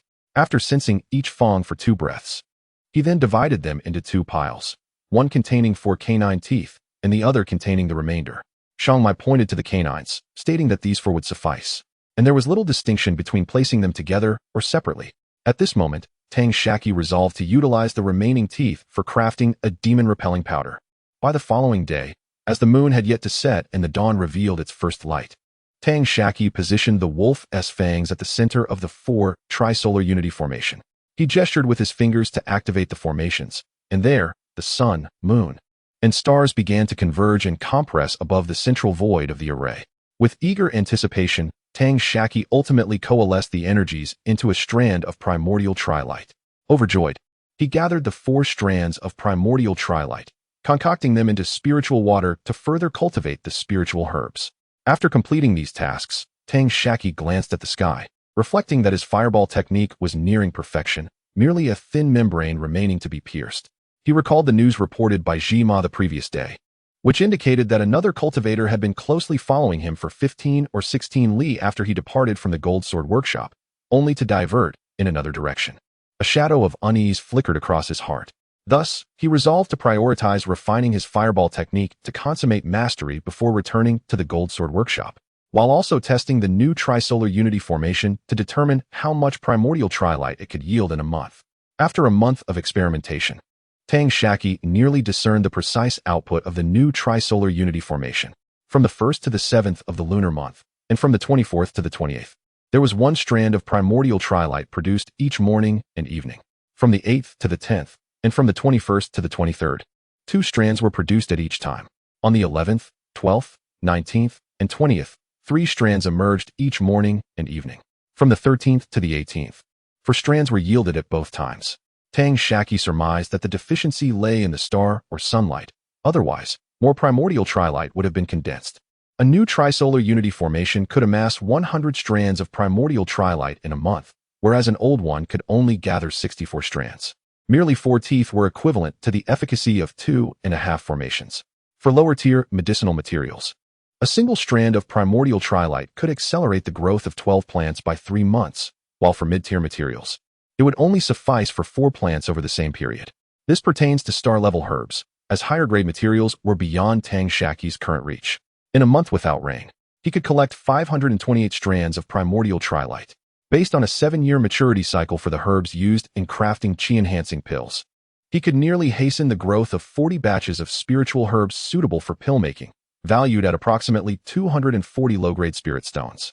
Activating the formations 10 times required the expenditure of 1 low-grade spirit stone, culminating in a monthly cost of over 30 such stones. Given his proficiency in crafting chi-enhancing pills, he would merely earn around 200 low-grade spirit stones. In contrast to the chi-increasing pills, which only required about 2 years of herb maturity and utilized almost half the materials, the key factor was his exceptionally high yield rate, resulting in significantly greater profits. However, the market for chi-increasing pills in this area had sharply declined, nearing saturation. He would still hasten some growth each month, if unsold at the Goldsword Workshop. His uncle would have to sell them at local markets along the route. Fortunately, Tang Shaqi consistently managed to procure a considerable amount of spiritual herbs at his stall and shop outside the Goldsword Workshop each month. If one were to utilize the entirety of the Hunyuan Sanguang to hasten the maturation of the medicinal herbs necessary for crafting the chi-nourishing pill, it would yield a potion valued at approximately 400 inferior spirit stones within a month. I had previously gathered a batch at the Qinghuan Pavilion, and I fear that opportunities to procure further herbs for the refinement of the chi-nourishing pill shall be scarce. Thus far, the Tang clan has incurred a deficit of around 10,000 inferior spirit stones. If this trend continues, I can anticipate earning merely 2,000 inferior spirit stones over the course of a year. It is evident that I must expedite the enhancement of my alchemical skills. There are 2 principal methods to elevate my proficiency. The first involves having an abundance of medicinal herbs for practice, and the second entails the use of external substances. My honey serves as one such agent, alongside flames and the alchemical furnace. Currently, the ground fire in the alchemical room rented at the Golden Sword Workshop sufficiently meets my needs, and in the short term, I cannot procure a superior flame to replace it.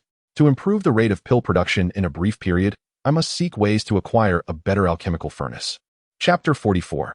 Encountering the bandits again. The time had arrived for the first-level early-stage spirit bird on February 29th, and unbeknownst to him, Tang Shaqi had already celebrated his 14th birthday, with 5 years remaining until the day of accepting disciples at the Azure Wand sect.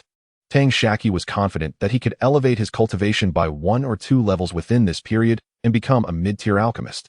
He had accumulated a collection of spiritual herbs and, with ample time at his disposal, decided to head to the Golden Sword Workshop to refine these herbs into elixirs. Additionally, he intended to sell the surplus elixirs he had on hand at his stall. First, Tang Shaqi visited the Azure Wand Pavilion to pay his respects to Li Yuanji, and then proceeded to the Mo family's blacksmith shop to deliver some honey to Little Fatty, reminding him to keep the matter of the honey a secret. According to Little Fatty, he had successfully crafted his first mid-tier magical artifact, with the prospect of becoming a mid-tier blacksmith soon on the horizon. However, he lacked sufficient spirit stones and needed Tang Shaqi's financial assistance. Tang Shaqi handed Little Fatty 200 low-grade spirit stones, advising him that while it was crucial to enhance his forging skills, he must not neglect his cultivation, emphasizing the importance of both chi training and physical conditioning. Little Fatty nodded in understanding. Subsequently, Tang Shaqi rented a pill refining chamber for 2 days, during which he transformed his spiritual herbs into elixirs. After vacating the chamber, he took his elixirs to his stall for sale.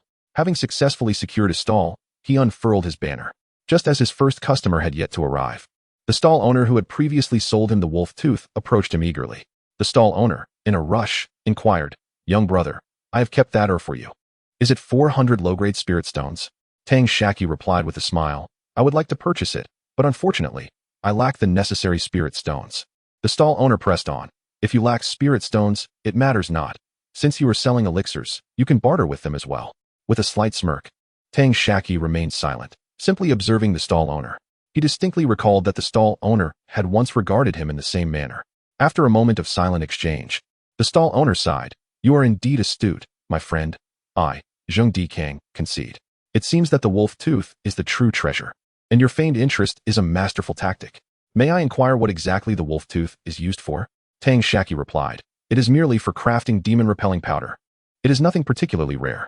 Seeing that Tang Shaqi was unwilling to divulge further information, Zheng Dikang turned and departed. Both Tang Shaqi and Little Fatty had grown up hearing tales from the cultivation world, stories of renowned figures who discovered precious items at stalls, feigned ignorance, and subsequently purchased other goods at inflated prices, compelling stall owners to part with a trove of worthless items alongside the actual treasure. Thus, the esteemed individual would accrue vast resources for their cultivation, ultimately achieving greatness and transcending to the heavens. As a result, a regrettable habit emerged within the cultivation community. Whenever someone approached a stall to inquire about items that the stall owners could not comprehend, they would invariably demand exorbitant prices or refuse to sell outright. The reason Tang Shaqi acted as he did that day was simple: to turn the tables and directly purchase the wolf tooth, leading the stall owner to mistakenly believe the ore was the true treasure and thus sell the wolf tooth at a bargain. In Zheng Dikang's eyes, the wolf's tooth was merely worth around 40 low-grade spiritual stones. Had Zheng Dikang made a genuine offer to Tang Shaqi, the latter would not have resorted to such underhanded tactics. However, Zheng Dikang harbored intentions of exploiting others from the outset, prompting Tang Shaqi to impart a lesson. One cannot entirely fault Zheng Dikang. He had previously missed out on a valuable treasure. Thus, whenever he encounters something he does not comprehend, he invariably sets a high price for any stranger wishing to purchase it. Those who are genuinely interested would naturally negotiate over time, allowing him to mitigate his losses. Tang Shaqi has always been wary of Zheng Dikang, sensing ill intent in the latter's gaze whenever he looks at him. At times, he fears he may be overly sensitive, attributing it to the trauma from the previous ambush outside Qingyun City. Nevertheless, prioritizing safety, Tang Shaqi has continued to instruct Jimai to dispatch the golden-winged purple honeybee to monitor him closely. After selling some elixirs, Tang Shaqi deliberately closed his stall half an hour earlier than usual, a decision that would seem peculiar to most casual cultivators who would not typically close up shop prematurely without a compelling reason. Having walked less than a mile northward, a flicker of killing intent crossed Tang Shaqi's expression. Simultaneously, he sent a mental message to Jimai, summoning Mantu for reinforcement. Indeed, Zheng Dikang harbored ulterior motives, not only following him after he closed his stall, but also trailing closely behind. Tang Shaqi feigned releasing the mob ball, engaging in playful antics for a while to gauge whether Zheng Dikang would attempt to pass him. The golden-winged purple honeybee beneath Jimai observed Zheng Dikang halting by the roadside, no longer advancing, instead engaging in hushed conversation with two other passing cultivators. Subsequently, those two cultivators bypassed Tang Shaqi, moving ahead. Jimai informed Tang Shaqi that one of these individuals was the same cultivator who had previously followed him. Once they moved out of Tang Shaqi's sight, the two immediately employed their methods to accelerate back toward the route leading to Qingtao Mountain Villa. As the two cultivators passed by, Tang Shaqi, seizing the opportunity unnoticed, employed the fire eye technique to assess their cultivation levels, discovering they were both at the 10th layer of qi refinement. As for Zheng Dikang, Tang Shaqi had already ascertained that he was at the 9th layer of qi refinement. Riding the mob ball at a leisurely pace, Tang Shaqi aimed to delay for Mantu's arrival while also observing the ambush location of the two cultivators. Near the Golden Sword Workshop, these individuals had yet to muster the audacity to launch a direct attack. After passing the intersection where he had previously been followed, the two continued toward Qingtao Mountain Villa for another 6 or 7 miles before finally concealing themselves in the grass by the roadside. Tang Shaqi kept Jimai in control of Mantu's speed, ensuring they did not encounter the two cultivators, maintaining a safe distance. When Jimai relayed the information, Tang Shaqi felt a surge of confidence and suddenly urged the mob ball to accelerate. Zheng Dikang, unbeknownst to the means by which he was surveilling Tang Shaqi, found himself momentarily caught off guard by the abrupt increase in speed. He quickly retrieved a talisman from his storage pouch and activated it, allowing him to closely tail Tang Shaqi. Upon reaching the ambush site of the two cultivators, Tang Shaqi came to an abrupt halt. Caught off guard, Zheng Dikang quickly dispelled the enchantments and concealed himself in the roadside grass, out of Tang Shaqi's sight. Tang Shaqi, channeling his full magical power, called out behind him, "Zheng, there is no need for you to hide any longer." With that, he leaped into the air and unleashed 9 fireballs, effortlessly obliterating a low-level spirit bird. Tang Shaqi had mastered the fireball technique to perfection, having condensed the magical seed within his dantian, allowing him to cast it instantaneously. A mere low-level spirit bird stood no chance. "Humph, this thieving bird has trailed me before, hasn't he it?" Tang Shaqi remarked. He too found it curious how Zheng Dikang could immediately sense his sudden acceleration. He instructed his companion, Jimai, to carefully search the vicinity, and indeed, they soon located the spirit bird. Realizing that his familiar had perished, Zheng Dikang understood that his cover was blown. He emerged from his hiding spot in the grass and approached Tang Shaqi slowly, unperturbed. He was not anxious, for he had arranged a rendezvous point with 2 other cultivators in this very area. Once Tang Shaqi crossed the location where his companions lay in ambush, they would strike. Initially, they could communicate through the spirit bird, but with its demise, Zheng found himself isolated. Alone, he was ill-equipped to confront Tang Shaqi, who possessed a formidable late-stage beast. His allies lay in wait just ahead, yet Tang Shaqi was still a tad short of entering their trap. Zheng scanned the surroundings carefully and, through the gaps in the roadside weeds, caught a glimpse of his companion's hair a mere 5 zhang behind Tang Shaqi. He aimed to subtly maneuver Tang Shaqi further into their ambush. Deciding to disorient Tang Shaqi with words, he feigned urgency, saying, "Why did you eliminate my scouting spirit beast? You owe me compensation in spirit stones." As he spoke, rage simmered within him as he slowly advanced. Suddenly, the magical creature, Maji, let out an enraged roar, launching itself at Zheng Dikang, sending him sprawling back 3 zhang. "Zheng, do you still wish to conceal your malicious intent?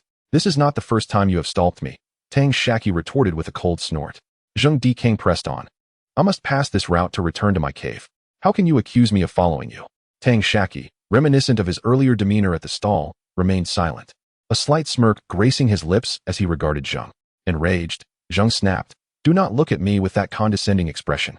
You could have met a painless end today. But now I intend to stab you dozens of times for you to savor the agony." With that, he drew a late-stage magic sword from his storage pouch, licking its blade and his eyes glinting with a bloodthirsty red. Tang Shaqi chuckled, "Do you truly believe you can kill me? I have a late-stage beast by my side." He patted Maji affectionately. "Huh, do you take me for a fool, believing one man would follow? Lao San, Lao Si, cease your lurking and attack." Zheng Dikang bellowed. Tang Shaqi continued to smile at him. "So, are you the eldest or the second, perhaps even the 5th or 6th? Seeing Tang Shaqi's calm confidence, Zheng Dikang felt a jolt of realization and promptly turned to flee. After running a few steps further, a sudden pain struck his right thigh, causing his entire body to go numb and collapse onto the ground. Before his very eyes, a dark mist surged upwards towards his head, enveloping him completely in an instant. Taking advantage of Zheng Dikang's incapacitated state, Tang Shaqi first removed his storage pouch and stripped him of all visible belongings. Then, he dislocated every joint in Zheng Dikang's body before administering a minuscule amount of antidote.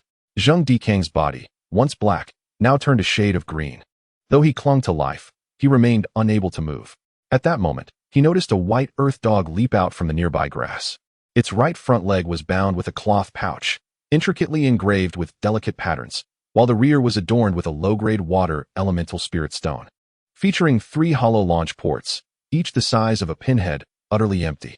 Tang Shaqi called out, "Mantu, come here." The dog wagged its tail and approached. Tang Shaqi swiftly removed the hidden weapon from Mantu's leg. This device had originally been employed by his uncle, Tang Lichuan, during an ambush on a group of sentinels in the Beast Mountain range. Being a practitioner at the flesh refinement stage, Tang Lichuan possessed his own bloodline weapon and entrusted this item to Tang Shaqi for self-defense. Having witnessed Tang Lichuan use this tool to stealthily strike at the sentinels, Tang Shaqi was well aware that its true potential lay in ambush tactics. Chapter 45. The capture of Zheng Dikang. The scene rewinds to a quarter of an hour prior, where 2 cultivators lay in ambush within the grassy thickets. Upon receiving the command from Tang Shaqi, Jima relayed the orders to Mantu. Stealthily, Mantu infiltrated the foliage, creeping to a distance of 3 zhang behind the left cultivator, and, after taking aim, activated the concealed weapon. The cultivator felt a sharp pain in his backside, yet before he could utter a sound, his body became paralyzed, rendering him utterly immobile. In despair, he succumbed to his fate. Subsequently, Mantu retreated from the left thicket and stealthily entered the right one, preparing to execute a similar tactic. The right cultivator, upon spotting Tang Shaqi astride the furry creature, was poised to strike. However, he did not anticipate that Tang Shaqi would halt 5 zhang away, waiting for Zheng Dikang to approach slowly. Being longtime comrades, they shared a mutual understanding, intending to wait until Zheng Dikang forced Tang Shaqi into a 3 zhang proximity or distracted him and the creature, allowing them to launch a surprise attack. Without the aid of late-stage demonic beasts, 3 late-stage experts would easily overpower a mid-stage novice. Just as he crouched, preparing to initiate his assault, the creature suddenly emitted a sound, startling him into a momentary pause. In an instant, he felt a jolt of pain along his spine. His body went numb, and the last words he heard were Zheng Dikang calling out, "Old 3, old."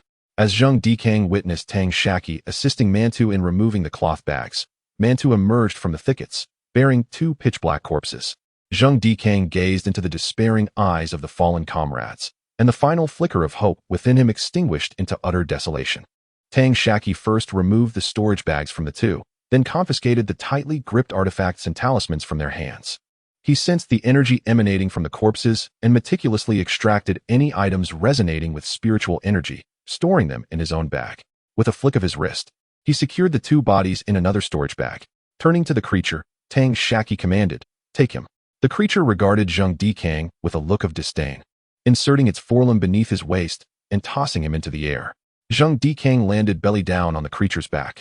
The creature then hurried forward, keeping pace with Tang Shaqi. As they walked side by side, Tang Shaqi glanced back at Zheng Dikang and taunted, "Zheng Daoyu, this isn't your first banditry, is it? Your methods seem rather practiced.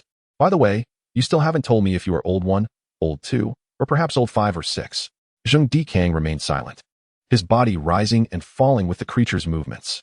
"Oh, I forgot. You must be completely paralyzed now, even your tongue, rendering you unable to speak." Tang Shaqi mused to himself. Tang Shaqi lapsed into silence, lost in contemplation.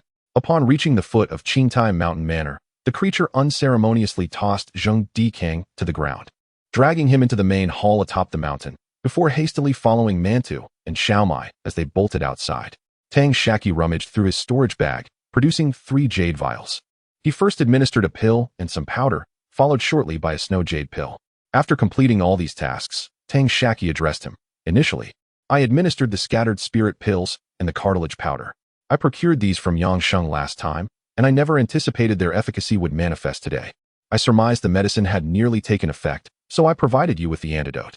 Upon consuming the antidote, Zheng Dikang felt the paralysis that had engulfed his body gradually dissipate, and the pain from the wounds and dislocated joints left by the recently inflicted injuries began to surface. Although Zheng Dikang felt utterly weak, he regained some sense of bodily awareness and control. He clenched his teeth tightly, enduring the pain without a plea for mercy. Instead, he fixed a fierce glare upon Tang Shaqi, sweat pouring from his body like a stream. Tang Shaqi, unfazed, continued his soliloquy. "Ah, I just recalled. You mentioned wanting to stab me with dozens of swords. I am quite vengeful by nature, so I shall first stab you with dozens of swords." With that, he extracted a sword-like artifact from his storage pouch and plunged it directly into Zheng Dikang's left arm. The blade punctured the fabric, causing Zheng Dikang's skin nearby to prickle. However, Tang Shaqi halted, withdrawing the weapon. Zheng Dikang, exasperated yet feeble, retorted, "If you want to come at me, do it swiftly. If I furrow my brow, it will be your responsibility." His voice, however, emerged as a mere whisper. Tang Shaqi chuckled, "Do not rush. If you dirty the place, I would have to clean it up, which would be quite bothersome." He then called out towards the door, "Jima, send 10 subordinates over to amuse themselves." Outside, a cacophony of barks, chirps, and buzzing ensued, and 10 2-inch-long golden-winged purple bees soared into the hall, followed by steamed buns, balls, and finally, a dumpling that executed a teleportation spell over the tall threshold, each one gazing curiously at Zheng Dikang. Tang Shaqi smiled. "No need to hurry, come one by one." One of the golden-winged purple bees, hovering above Zheng Dikang's head, received its command and promptly stung his left arm. Zheng Dikang, who had initially intended to resist to the end, let out a muffled grunt at the sudden jab. As he began to regain his composure, he was stung again, this time on his right arm. The bees continued to sting him relentlessly on various parts of his body, thigh, face, and chest, inflicting dozens of painful jabs. What began as muffled sounds from Zheng Dikang eventually escalated into a faint, anguished cry. After the torment, Tang Shaqi continued with a smile. "You claimed you would stab me dozens of times, but would that be 10, 20, or 30? To ensure you do not suffer unduly, I shall opt for the maximum number, 99 it is." Zheng Dikang, slightly recovering, retorted, "What sort of skill is it to torment someone? If you have the guts, just grant me a swift end." Tang Shaqi chuckled softly, speaking leisurely. "Wasn't that your own assertion? I had intended to grant you a swift release today, but now I plan to inflict a few more dozen stabs, so you may savor the experience. Let us see if you can still manage a smile. Jima, call over your capable subordinates. We still have a few dozen more to go. Our esteemed Zheng is not quite satisfied with your service." Zheng Dikang wished to muster all his strength to roar defiantly, yet all that escaped his lips was a weak, faint grunt. He glared at Tang Shaqi with eyes that seemed to convey a desire to devour him whole. He intended to crawl over and confront Tang Shaqi, but the soft bone powder he had consumed rendered him feeble. Exhausting all his mental faculties, he could only manage to shift slightly, yet this small movement aggravated his wounds, causing him to furrow his brow in pain. At that moment, a swarm of golden-winged purple bees flew in from outside, led by one named Jama, measuring over 5 inches in length. Following closely were a dozen bees, each exceeding 4 inches, and behind them were dozens more, the shortest measuring at least 3.5 inches. Upon seeing the largest golden-winged purple bee land on his bun, Zhang Dikang felt a slight sense of relief. Then came a cacophony of barks, squeaks, and buzzing, through which Zhang Dikang discerned an air of excitement among the beasts. Tang Shaqi waved his hand, chuckling as he said, "Let us start with the weakest, wait 2 breaths between each, and avoid the same spot. Spread it out a bit. My friend Zhang Dikang, you must relish the gradual intensification of this pain before we converse. Share, share." Just as Zhang Dikang was about to unleash a torrent of curses, the smallest golden-winged purple bee suddenly jabbed into his jaw. His words were stifled in his throat, resulting in a meaningless wail. Yet, despite exerting all his strength, the sound that escaped him was but a mere whisper. Tang Shaqi clapped and laughed. "Splendid, splendid. A commendable effort. Let us continue this. Strike wherever it's tender. So easy." The phrase, which Tang Shaqi had often heard in his past life, slipped from his lips. Zhang Dikang pondered the meaning of "so easy" when another bee descended, piercing the inner side of his left thigh, a sharp pain jolting him from his thoughts. Woof, woof. The bun emitted a series of barks. This was followed by another bee that punctured his right thigh. Woof, woof. The ball of fur was not to be outdone. At this juncture, another bee targeted his left waist. Squeak. The burned bun joined in the fray, and soon after, his right waist received another jab. Thus, the 3 spirit beasts took turns, puncturing Zhang Dikang 9 times in total, with each strike intensifying the pain he felt. Tang Shaqi, meanwhile, chuckled and remarked, "Let us bring in a larger one to wake him up, lest he doze off." At that moment, a golden-winged purple bee exceeding 4 inches swooped down and stung him. The effects of the soft bone powder had diminished slightly, allowing Zhang Dikang's cries to grow considerably louder. Tang Shaqi maintained his smile, saying, "Look at that. Now that's more spirited. Just a moment ago, you hardly made a sound, but now you're quite animated. Enjoy yourselves. I'll step out to find something to eat." Once outside the hall and beyond Zhang Dikang's line of sight, Tang Shaqi shivered slightly. He was not truly a sadist. Rather, he had been skeptical after watching television dramas in his past life, where betrayers divulged secrets after just a few strikes. Thus, he took to the internet with a questioning mindset and discovered that under excruciating pain and despair, no one could guard their innermost secrets. Tang Shaqi's intent was to drive Zhang Dikang to the brink of collapse, thereby uncovering the myriad secrets that lay within his heart. Tang Shaqi believed that Zhang Dikang, along with the so-called Old 3 and Old 4, possessed identities that were decidedly complex. Their adeptness at highway robbery suggested they were not mere common bandits. Seizing the opportunity, Tang Shaqi emerged, not solely in pursuit of sustenance, but rather driven by an inability to bear the unfolding scene. To his surprise, Mantu, Maji, and Xiaomai hastily followed suit, their furs standing on end, still trembling from the recent events. Tang Shaqi felt a flicker of solace. These 3 creatures, under his tutelage, had not only grown in intelligence, but also learned to harmonize with his performances, their inner natures becoming increasingly human-like. After shaking off their fright, the trio of spirit beasts dashed to the beehive. Woof, woof, woof. Squeak, squeak, squeak. They witnessed sesame seeds soaring from Mantu's head into the hive, followed swiftly by droplets of honey, each the size of a thumb, cascading from the hive and landing in the mouths of the 3 spirit beasts. Tang Shaqi remarked to the trio, "You 3, just like little fatty, are true gourmands. Alas, I too must indulge in a taste to quell my own trepidation." Chapter 46. The 5 Tigers of Qingshan. Tang Shaqi retrieved a jade bottle and took a sip of honey, closing his eyes in sheer ecstasy, as if this refreshing sensation emanated from his very bones. After indulging in this bliss, he produced 3 storage pouches from his bosom. With a swift motion, he opened the pouches belonging to the 3rd and 4th members, spilling forth a myriad of items. Among them were over 2,000 low-grade spirit stones and more than a dozen mid-tier magical artifacts. There were also more than 20 variously sized jade bottles, alongside an assortment of scattered spirit talismans, spiritual materials, jade slips, and medicinal herbs. Notably, 2 jade boxes, each measuring a foot square, caught Tang Shaqi's attention. Anticipating what lay within, he opened one to discover the gruesome sight of a severed head, seemingly freshly deceased, its expression frozen in a state of eternal unrest. Undeterred, Tang Shaqi opened the second box, only to find another head inside. Estimating that the time was ripe, Tang Shaqi re-entered the grand hall, where he beheld the writhing figure of Zhang Dikang, now covered in swollen lumps the size of quail eggs. With a smile, Tang Shaqi addressed him, Elder Zheng. Are you satisfied with the attention you've received? Zheng Dikang, feeling a relentless itch and pain throughout his body, replied directly, I concede. I can't endure this any longer. Just ask me what you wish to know, and grant me a swift end once I have spoken. Tang Shaqi responded, very well. Since you are forthright, I too shall be. Let us first alleviate your pain. With that, he restored the joints in Zheng Dikang's hands and tossed him a bottle of honey to apply directly to the stings.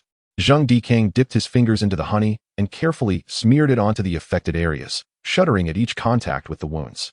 Yet, after a mere 2 breaths, the pain and itch subsided, and the swelling gradually receded. Once he had treated his wounds, Zheng Dikang inquired, do you have any liquor? I could use a few swigs. Tang Shaqi produced a gourd from his storage pouch and tossed it to him. Zheng Dikang gulped down half the gourd in one go, only pausing when he was forced to cough, breathless from the sudden intake. Once he regained his composure, he remarked to Tang Shaqi, you are not as ruthless as you pretend. All that posturing was merely for show. Did you know, despite your constant smile, it appeared quite forced? Tang Shaqi replied, indeed. Elder Zheng, your perceptiveness is remarkable. Nothing escapes your keen observation. Zheng Dikang continued, there is no need to flatter me. Ask what you will, and I shall answer. With a serious demeanor, Tang Shaqi stated, very well, I shall be candid as well. I wish to know your true identity and whether there are any others like the first and second among your ranks.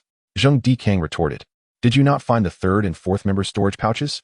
Inside, there are 2 jade boxes containing the heads of the 1st and 2nd. As for me, I am the 5th. It seems the 5 tigers of Qingshan are finally meeting their demise.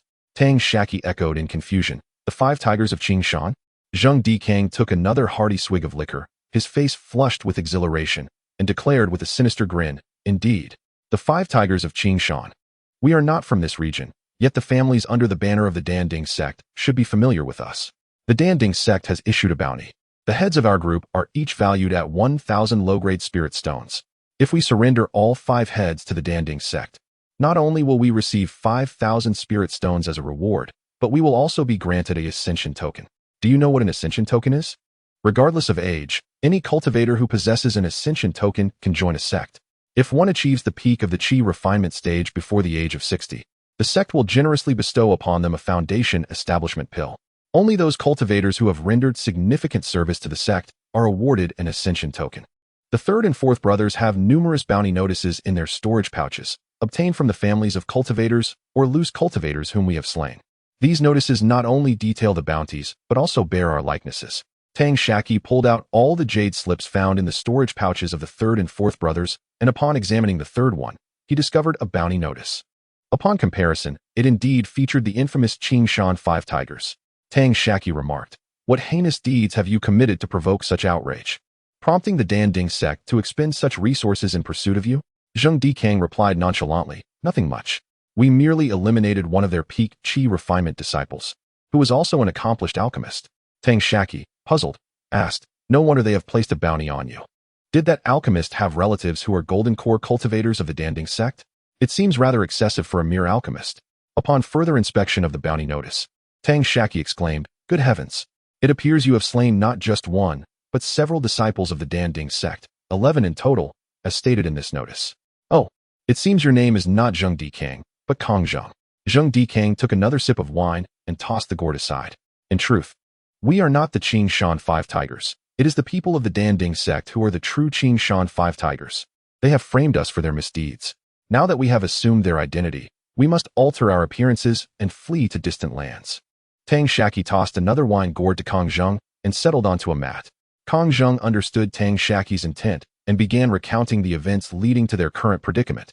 Originally, the 5 of us were merely vendors outside the Danding workshop, often banding together to scour various markets for resources or venture into the Beast Mountain range in search of opportunities, subsequently renting stalls outside the workshop to sell our wares. In this manner, we became acquainted with a Danding sect alchemist who frequently visited our stall to gather spirit herbs.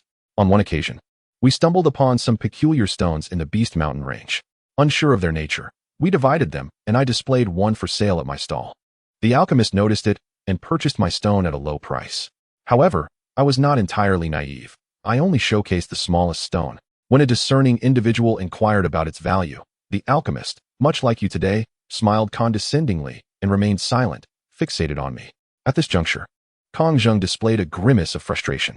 After taking a hearty swig of wine, he continued, regrettably.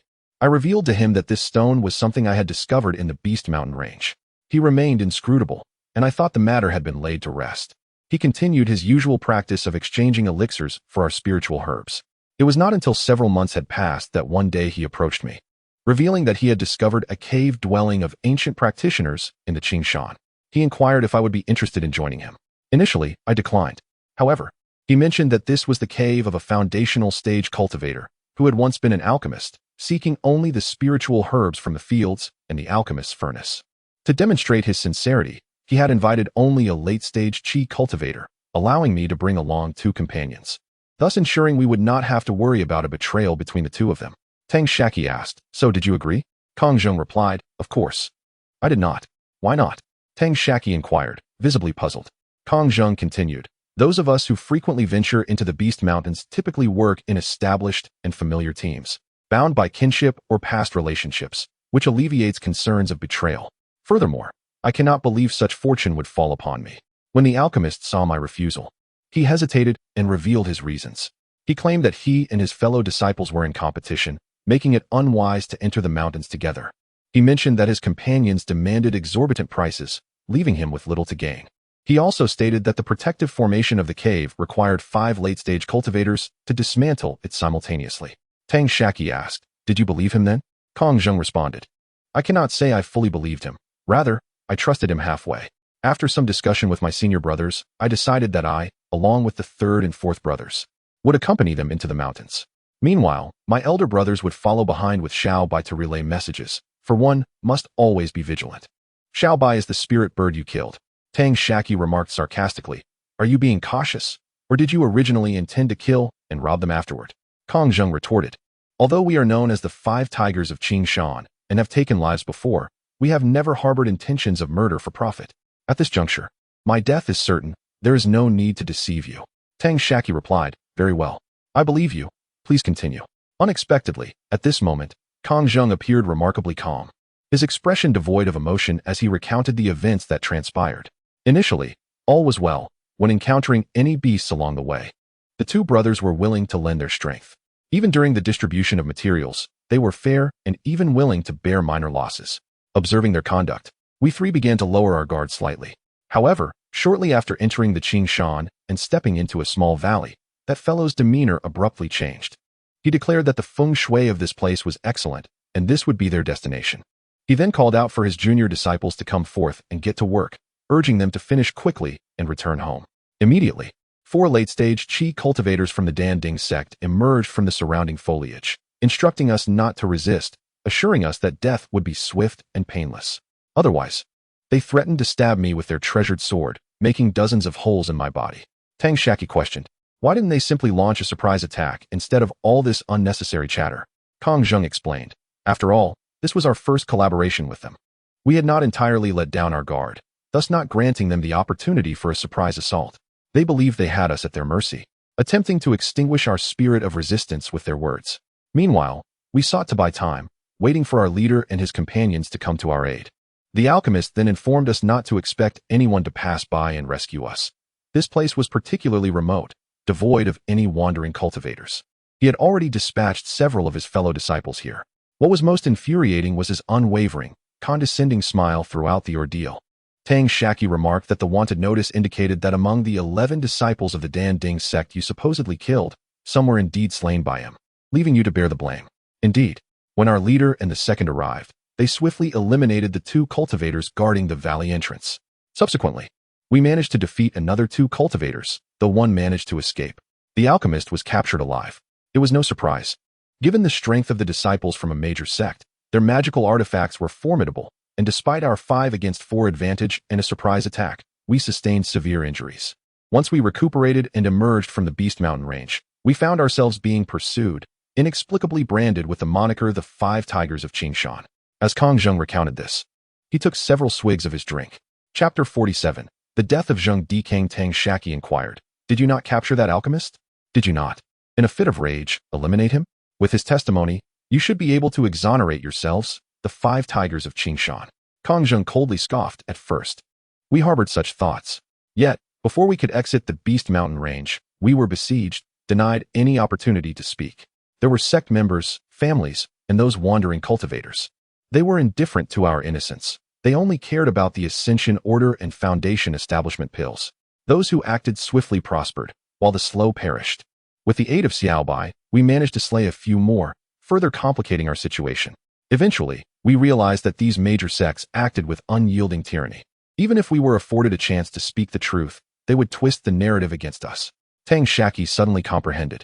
This was no longer the evidence-based realm of his past life. In this world, might dictated truth. He then listened as Kong Zheng continued. Very well. Since they label us the 5 tigers of Qingshan, ruthless brigands who kill without remorse, then so be it. We shall embrace the identity of the 5 tigers of Qingshan. Indeed, we became infamous for our ruthless deeds, rapidly amassing a considerable fortune. Due to the numerous cultivators we eliminated, several factions under the Danding sect, each possessing Foundation establishment cultivators, led a host of over 100 Qi refinement cultivators into the Beast Mountain range to hunt us down. With Xiaobai's ability to scout and relay information, we evaded them at the earliest opportunity, then went into hiding, intending to establish ourselves in the area. Tang Shaqi remarked, "Have you become so accustomed to the life of plunder that you find it difficult to revert to a more measured approach in acquiring resources?" Kong Zheng replied, "Indeed.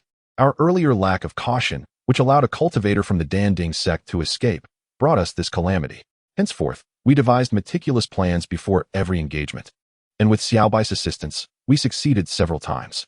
Moreover, in each location we visited, we limited our strikes to no more than 3, wandering and surviving for 5 years." Tang Shaqi observed, "It is no wonder you have become so adept. 5 years ago, it seems our Tang sect did not receive any bounty notices." Kong Zheng responded, "Is that the Tang sect that nearly faced annihilation at the hands of Lei Chipa?" Tang Shaqi nodded, realizing they shared a common origin. "At that time, how many late-stage cultivators could your family muster? You had mountains and fields, developing steadily. How could you possibly engage in combat with us, desperate fugitives? When the bounty notice arrived, it was cast aside, left unheeded. After some time, with no sightings in the Beast Mountain range, the incident faded from memory, and few mentioned it thereafter." Tang Shaqi remarked, 5 years have passed, and you remain at the 9th level of Qi refinement. 5 years ago, you were already a late-stage cultivator. Why have you made no progress?" Kong Zheng replied, 5 years ago, I had just entered the 9th level of Qi refinement, and I am now on the verge of breaking through to the 10th level. Do you think it is so easy to advance in late-stage Qi refinement? Without elixirs or spiritual veins, cultivation progresses at a painfully slow pace. It was precisely because we noticed you selling Qi-nourishing pills that we contemplated targeting you." Tang Shaqi inquired further, "What of the first and second leaders? Were they eliminated due to unequal distribution of the spoils?" Kong Zheng took a few more swigs of liquor, his eyes seemingly glistening with tears. "Do you truly believe that being a bandit is an easy endeavor? One who frequently treads by the river is bound to get their shoes wet. The first and second leaders met their demise during a robbery," Tang Shaqi remarked.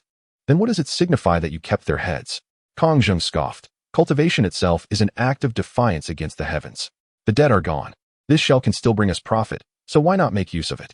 That amounts to a full 2,000 low-grade spirit stones. Even if we sell it at a discounted price, we could still fetch around 15 to 1,800. It was then that Tang Shaqi comprehended why they regarded the heads of these 2 individuals as treasures. Tang Shaqi continued, "Have you discerned what those last few stones were?" At this moment, Kong Zheng burst into laughter. "Of course, we clarified that matter. It has been on my mind. After capturing that alchemist, I immediately posed the question to him. To my surprise, he retained an air of arrogance, demanding to be released at once, claiming that the Danding sect would dispatch 10 or 8 Foundation establishment cultivators to rescue him, threatening that I would be left in a fate worse than death. That provoked my ire. I retorted, "Aren't you the one who intended to bore me with dozens of holes? Allow me to pierce you first, before I could inflict much harm." He was on his knees begging like a dog, answering my queries without hesitation. Later, I discovered that those stones were a rare alchemical material coveted even by golden core cultivators. They are called meteorite stones, having fallen from the heavens. They can be refined into meteorite iron, utilized by golden core cultivators to forge their life-bound treasures. Artifacts infused with meteorite iron can attract starlight under the night sky, augmenting their power by 30%. Can they truly attract starlight? Tang Shaqi asked. Kong Zheng affirmed, "Indeed." Upon learning this, we specifically conducted an experiment on a moonless night. It was visibly apparent that the area containing the meteorite stones was indeed brighter than the surroundings. Tang Shaqi remarked. I found nothing peculiar in the storage pouches of the third and fourth leaders. Kong Zheng responded. They have already been refined into meteorite iron. At first glance, it appears no different from tempered iron, only distinguishable beneath the starlit sky. Tang Shaqi nodded and urged, Is there anything else you wish to disclose? Speak all at once. Kong Zheng replied, We possess a batch of illicit, yet exquisite magical artifacts, seized from those who attempted to take our lives. I can reveal their hiding place. Moreover, aside from the Danding sect, other factions are also offering bounties for us, should they learn of our demise. You may confidently exchange this batch of artifacts with those families for the reward. However, I require your assistance in return. Tang Shaqi questioned, Do you still believe you are in a position to negotiate? How long do you think you can withstand the pressure from the golden-winged purple thunderbee? Kong Zheng admitted, I am uncertain, yet for the sake of my son or daughter, I shall endure as long as I can. Moreover, these matters are but trivialities for you. Primarily, I believe you are not one to possess a heart of stone. Tang Shaqi said, Speak, I am listening. Kong Zheng replied, I have a beloved, a mortal, known to no one. 5 years ago, at the time of the incident, my beloved was already 4 months pregnant. I intended to cherish the two of them once I emerged from the Beast Mountain. Should my offspring lack spiritual roots, you shall provide him with a sum of money, allowing him to live a tranquil life. If he possesses spiritual roots, then nurture him well. Tang Shaqi responded, I shall not partake in this matter. What if you raise your descendant, and he seeks vengeance upon me? Kong Zheng reassured him, Fear not. My beloved knows me only as Zheng Dikang. Zheng Dikang is my true name. Upon entering the realm of cultivation, I adopted the alias Kong Zheng, wary of accumulating enmities that might affect my parents. It was only during the time of settling my parents' affairs that I became involved with Xiaodai. Even if one day my son or daughter learns the truth and seeks retribution, that would be their fate. At this juncture, a tender expression graced Kong Zheng's face. After a moment of contemplation, Tang Shaqi acquiesced, Very well. I shall agree to your request. Kong Zheng continued, Do not blame my cunning. This is my sole tether to the world. You must swear to seek out Xiaodai at the address I provide. If you search diligently and do not find her, he choked on his words, or if she has departed this realm, then that is that. However, if you do find her, you must ensure that Xiaodai lives her remaining days without want. Should my offspring possess spiritual roots, nurture him. If not, grant him a sum to secure a peaceful existence. Tang Shaqi took the oath as Kong Zheng requested. For cultivators, oaths hold immense weight. To break one invites inner demons during ascension, complicating advancement. Once Tang Shaqi had sworn, Kong Zheng proceeded. Yiyang Town, not far from your Tang sect, lies approximately 20 miles southeast of Qinyan City. Upon reaching Yiyang Town, seek out the old alley of the Zheng family. The 9th house east of the Zheng family mansion is where Xiaodai resides. In my storage pouch, there is a handkerchief embroidered with the character Zheng, crafted by Xiaodai herself. Present this handkerchief to her, and she will understand that I sent you. Tang Shaqi nodded, and Kong Zheng shared the detailed locations of his treasured artifacts. Subsequently, Tang Shaqi withdrew his sword, preparing to send him on his way. Kong Zheng interjected, Wait, could you grant me a gourd of wine and some poison? Let my departure be devoid of pain, sparing your space from any mess. Also, within my storage pouch lies a foundation establishment pill, said to have been exchanged by that alchemist for meteorite iron with the sect. Consider the spirit wine and poison as my trade for the foundation establishment pill. Tang Shaqi again provided Kong Zheng with a gourd of wine and a vial containing poison. Kong Zheng swiftly consumed over half the gourd in a single gulp. He then shook it gently, casting a lingering glance toward the direction of Yiyang Town. With a deep sigh and a resolute gaze, he poured the poison into his mouth, using the final sip of wine to wash it down. Kong Zheng lay upon the ground, his eyes filled with yearning as they locked onto Tang Shaqi, his breath gradually diminishing. Tang Shaqi remarked, Rest assured, having made a promise and sworn an oath, I shall endeavor to fulfill it. Upon hearing Tang Shaqi's final assurance, Zheng Dikang, with his last breath, closed his eyes and departed this world. Tang Shaqi, overcome with emotion, retrieved a blank storage pouch, collecting 2 jade boxes containing severed heads, along with the remains of Lao San and Lao Si, as well as Zheng Dikang's body. Tang Shaqi believed Zheng Dikang was correct, since the man was deceased. Why not make use of the remains? Delivering them to the Danding sect could yield a foundation establishment pill and 5,000 lower-grade spirit stones. At this juncture, the Tang clan was in dire need of spirit stones. Although the foundation establishment pill would take time to redeem, the spirit stones could be obtained immediately. Coupled with rewards from other clans and the wealth of the Qingshan 5 tigers, it should suffice to alleviate the famine plaguing the Tang clan. Chapter 48. The arrival of grandfather on the 29th day, Tang Shaqi spent 2 days refining elixirs at the Golden Sword Workshop. Today marked the first day of the month, a time for reporting peace to the clan. Tang Shaqi succinctly conveyed the events concerning the 5 tigers of Xianxia to the clan. Upon receiving Tang Shaqi's transmission, Tang Binglan felt a surge of pride, yet a deeper sense of trepidation coursed through her, sending chills down her spine. The 5 tigers of Xianxia were no trifling characters. They were notorious bandits who had slain dozens of sect cultivators while managing to escape unscathed. It is worth noting that Tang Binglan had once been tempted to acquire the Ascension token, but after careful consideration, she had chosen to abandon the idea. Little did she expect that the 5 tigers of Xianxia would unwittingly fall into the hands of her just 14-year-old grandson. Tang Binglan had countless questions she longed to pose to Tang Shaqi, yet the vast distance of several thousand miles rendered communication impossible. Meanwhile, after poisoning Zheng Dikang, Tang Shaqi's storage pouch naturally had its engraved marks dissipate. Seizing the opportunity, he refined Zheng Dikang's storage pouch. Aside from various vessels and containers, he discovered over 300 spirit stones, including 1 medium-grade fire spirit stone. Tang Shaqi meticulously extracted all the refined iron and similar spiritual materials from the storage pouches of the 3 individuals. Noticing that the hour was approaching the time of high, with the stars glittering in the night sky and the moon hidden, Tang Shaqi arranged the extracted refined iron in an open area, spaced a yard apart, and indeed observed a distinct difference. 3 pieces of refined iron emitted a noticeable brilliance compared to the others. Tang Shaqi set aside the 3 pieces of refined iron and asked Xiaomai to sense if there were any omissions. After a thorough examination, Xiaomai informed Tang Shaqi that there was nothing remarkable about the other refined iron. Among the 3 pieces of meteorite iron, 2 were roughly the size of a human fist and were retrieved from the storage pouches of the 3rd and 4th brothers, while the piece held by Zheng Dikang was slightly smaller by about 20%. Tang Shaqi also found a foundation establishment pill in Zheng Dikang's storage pouch, which, as expected, was of inferior grade. Tang Shaqi contemplated that with 2 inferior grade foundation establishment pills now in the Tang clan's possession, along with the honey provided by grandfather to nourish the body, the chance of successfully establishing a foundation was quite substantial, over 50%, with even a single foundation establishment pill holding the potential for success. The meteorite iron could attract starlight within a 2-yard radius. Tang Shaqi carefully sliced the 3 pieces of meteorite iron, incorporating them into 6 formations of the 3 lights and 1 Qi Hunyuan array, eagerly awaiting their effects.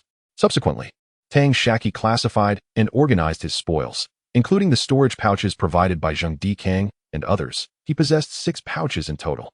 He selected the largest as his own storage pouch, placing spirit talismans, spirit stones, elixirs, and spiritual herbs within it. He allocated materials for refining talismans and magical artifacts into another pouch. Finally, the remaining assorted items were stored in a blank pouch. Time swiftly passed.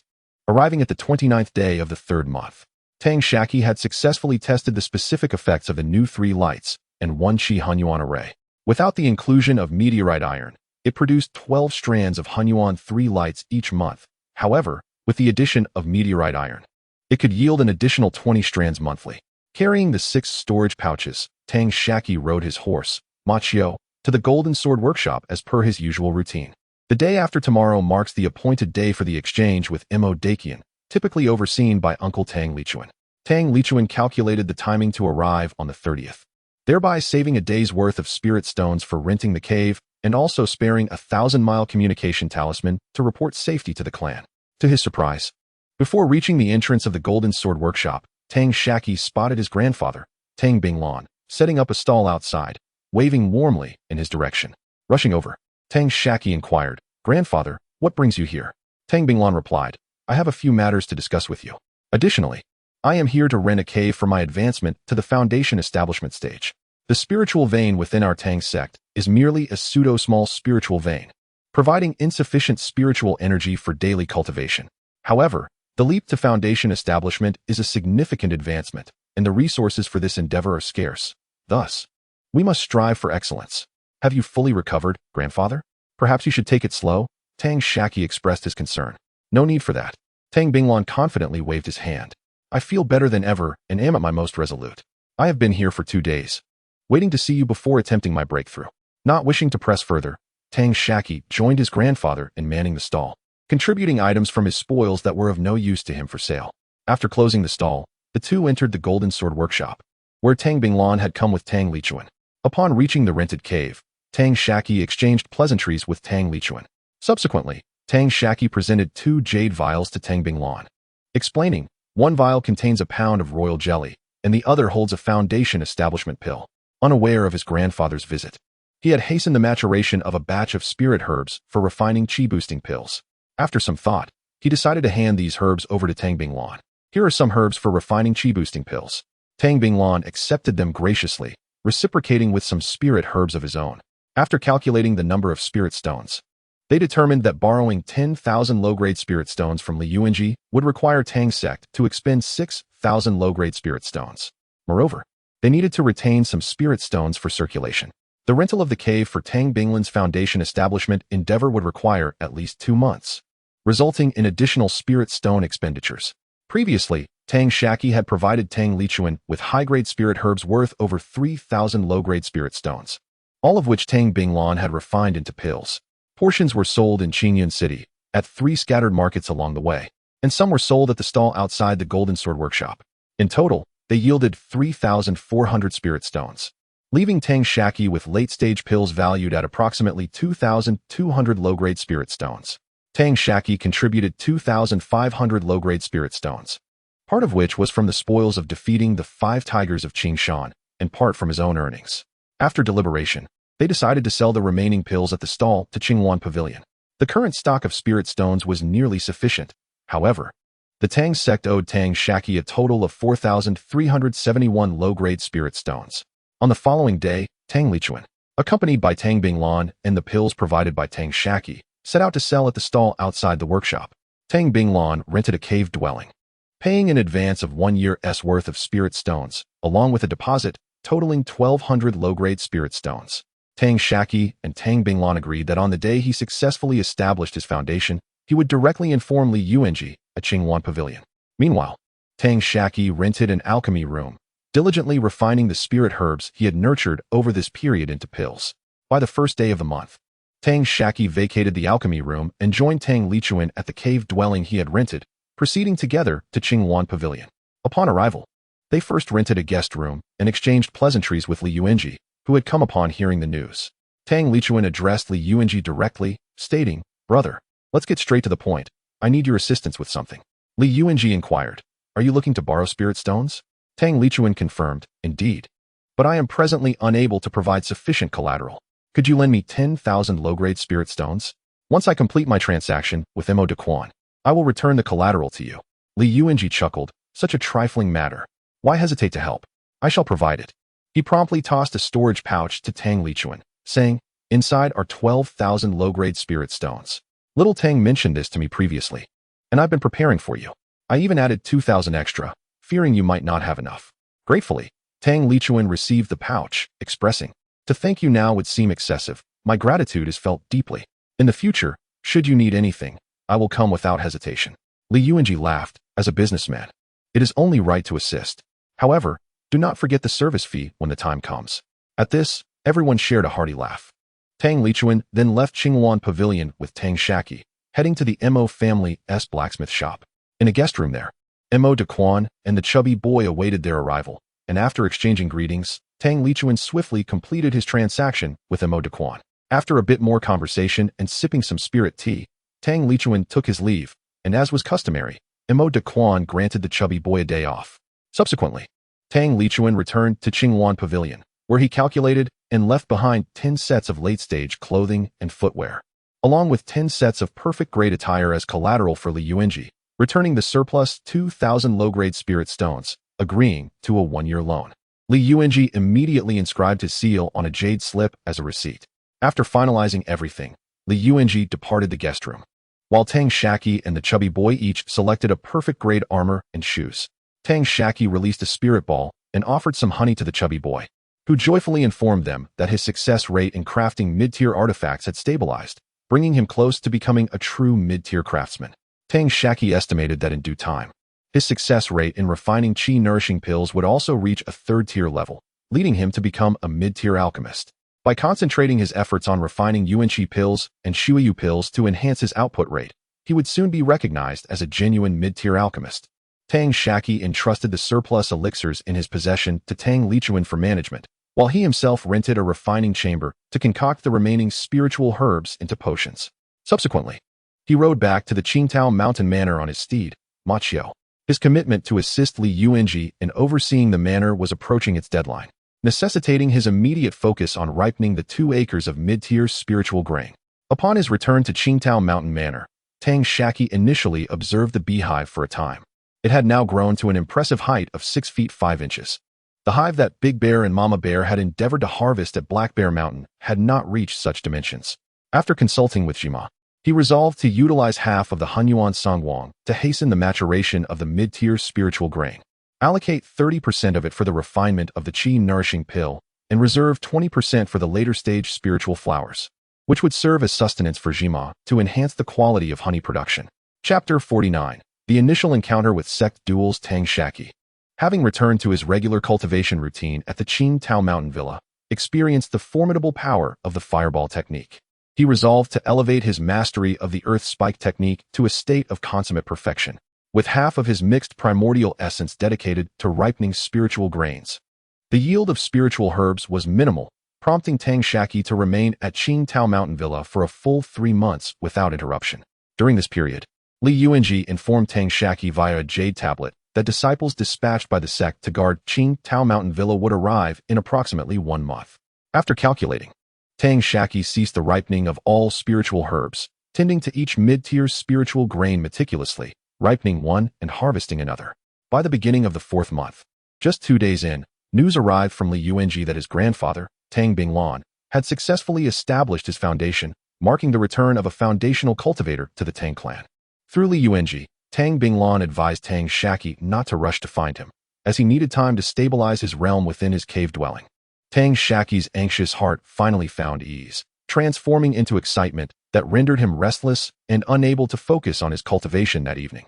To his astonishment, the following day, his proficiency in the earth spike technique exhibited remarkable advancement, leading to rapid progress in his subsequent practice. On the 18th day of July, Tang Shaqi completed the ripening and harvesting of all spiritual grains.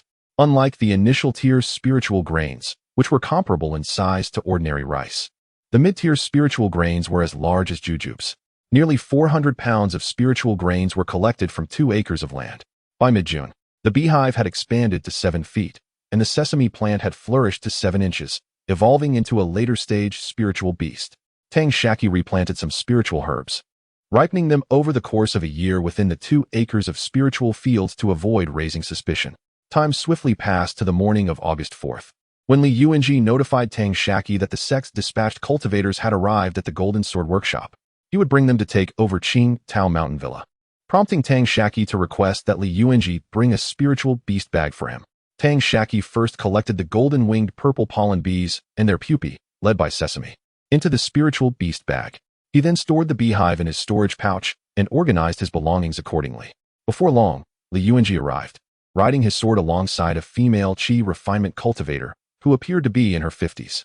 Li Yuanji utilized his spiritual sense to survey the spiritual fields and checked against his jade slip, confirming all was in order. Tang Shaqi retrieved the storage pouch he had taken over upon arriving at Qingtao Mountain Villa and handed it to Li Yuanji. After a brief inspection, Li Yuanji passed it to the female cultivator behind him. Finally, Li Yuanji gave the female cultivator a few instructions and presented Tang Shaqi with a spiritual beast bag. Tang Shaqi refined the bag and captured the wandering mantu inside. When Li Yuanji inquired if there was anything he had overlooked, Tang Shaqi shook his head in negation. Subsequently, Li Yuanji took to the skies on his sword, escorting Tang Shaqi back to the Golden Sword Workshop.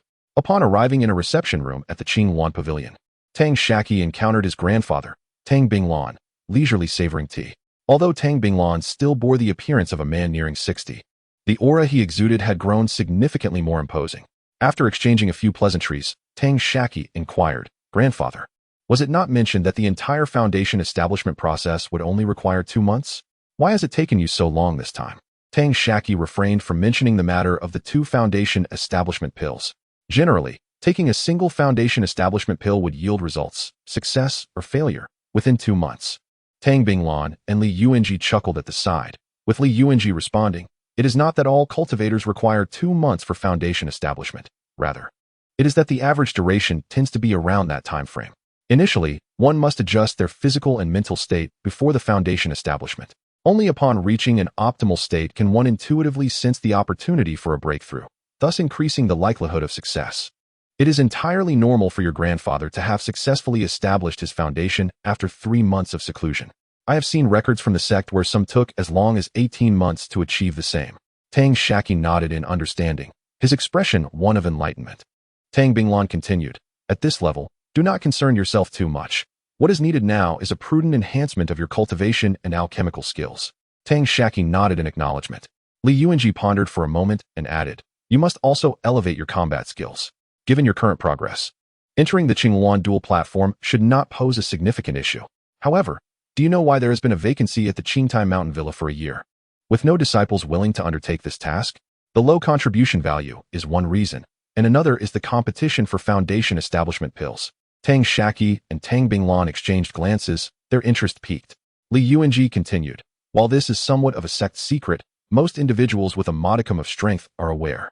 Major sects have devised plans to ensure the continuous transmission of their teachings. Every 20 years, they gather a batch of spiritual herbs to refine foundation establishment pills. Even so, the supply of these pills remains insufficient to meet demand. To resolve various accumulated disputes, the 6 major sects engage in duels every 20 years. The stakes differ, but one constant is that one sect will present 10 inferior foundation establishment pills and 1 golden core pill. The victor claims them all. This is one of the reasons why the major sects have been actively recruiting disciples in recent years. Before the duels, internal selections must take place, and any chi refining period disciples interested in foundation establishment pills will participate." Tang Shaqi asked, "Isn't there still a few years left? Why select so early?" Li Yuanji replied, "The Qingluan dual platform recruits disciples 5 years from now, and it will be 4 years until the dueling day for the 6 major sections. This is to identify the most capable disciples, concentrating resources for their cultivation, thus enabling them to achieve better standings in the duels. Typically, 5 years prior to a duel, one of the 6 major sects proposes the method of the duel, rotating among them. The sects prepare in advance, and those selected to participate in the duels at the Qingluan dual platform are exempt from any sect tasks during these years, with the sect providing a certain contribution value annually. Additionally, the alternate disciples are also exempt from sect tasks, although they do not receive contribution value from the sect." Li Yuanji took a sip of spiritual tea and continued, "The sect's decision to recruit disciples during this period is also related to the opening of a particular secret realm. This secret realm opens once every 2 decades and contains an abundance of spiritual fields. 19 years have elapsed since your entry into the sect, coinciding perfectly with the opening of this secret realm. In addition to the 6 major sects, numerous smaller sects will also dispatch cultivators to partake in this trial. Characterized by its high mortality rate yet abundant rewards, particularly in acquiring foundation establishment pills. I have heard tales of a senior from our sect who, in a single expedition, secured 11 foundation establishment pills. His family subsequently rose to prominence, transforming from a modest lineage with merely 2 foundation establishment cultivators into a formidable power boasting golden core practitioners. This very power is the Wang family, the current lords of the Golden Sword Workshop beneath your feet." Tang Shaqi took a few deep breaths and remarked, "That ancestor of the Wang family is truly remarkable. Ancestors are meant to be surpassed. Little Tang, I have great faith in you. If you can secure first place in the trial, and our Qingluan dual platform emerges victorious in this contest, then I, your guide, shall be rewarded with a golden core pill, all thanks to you. Hence, little Tang, I have high hopes for you. Do not let me down." Li Yuanji gazed at Tang Shaqi with eager anticipation. Upon receiving a nod from Tang Shaqi, Li Yuanji continued, "Within the Qingluan dual platform, many cultivators achieve the consummate stage of qi refinement before the age of 40. Moreover, those from the previous generation, who are 20 or even 40 years your senior, will not miss this opportunity.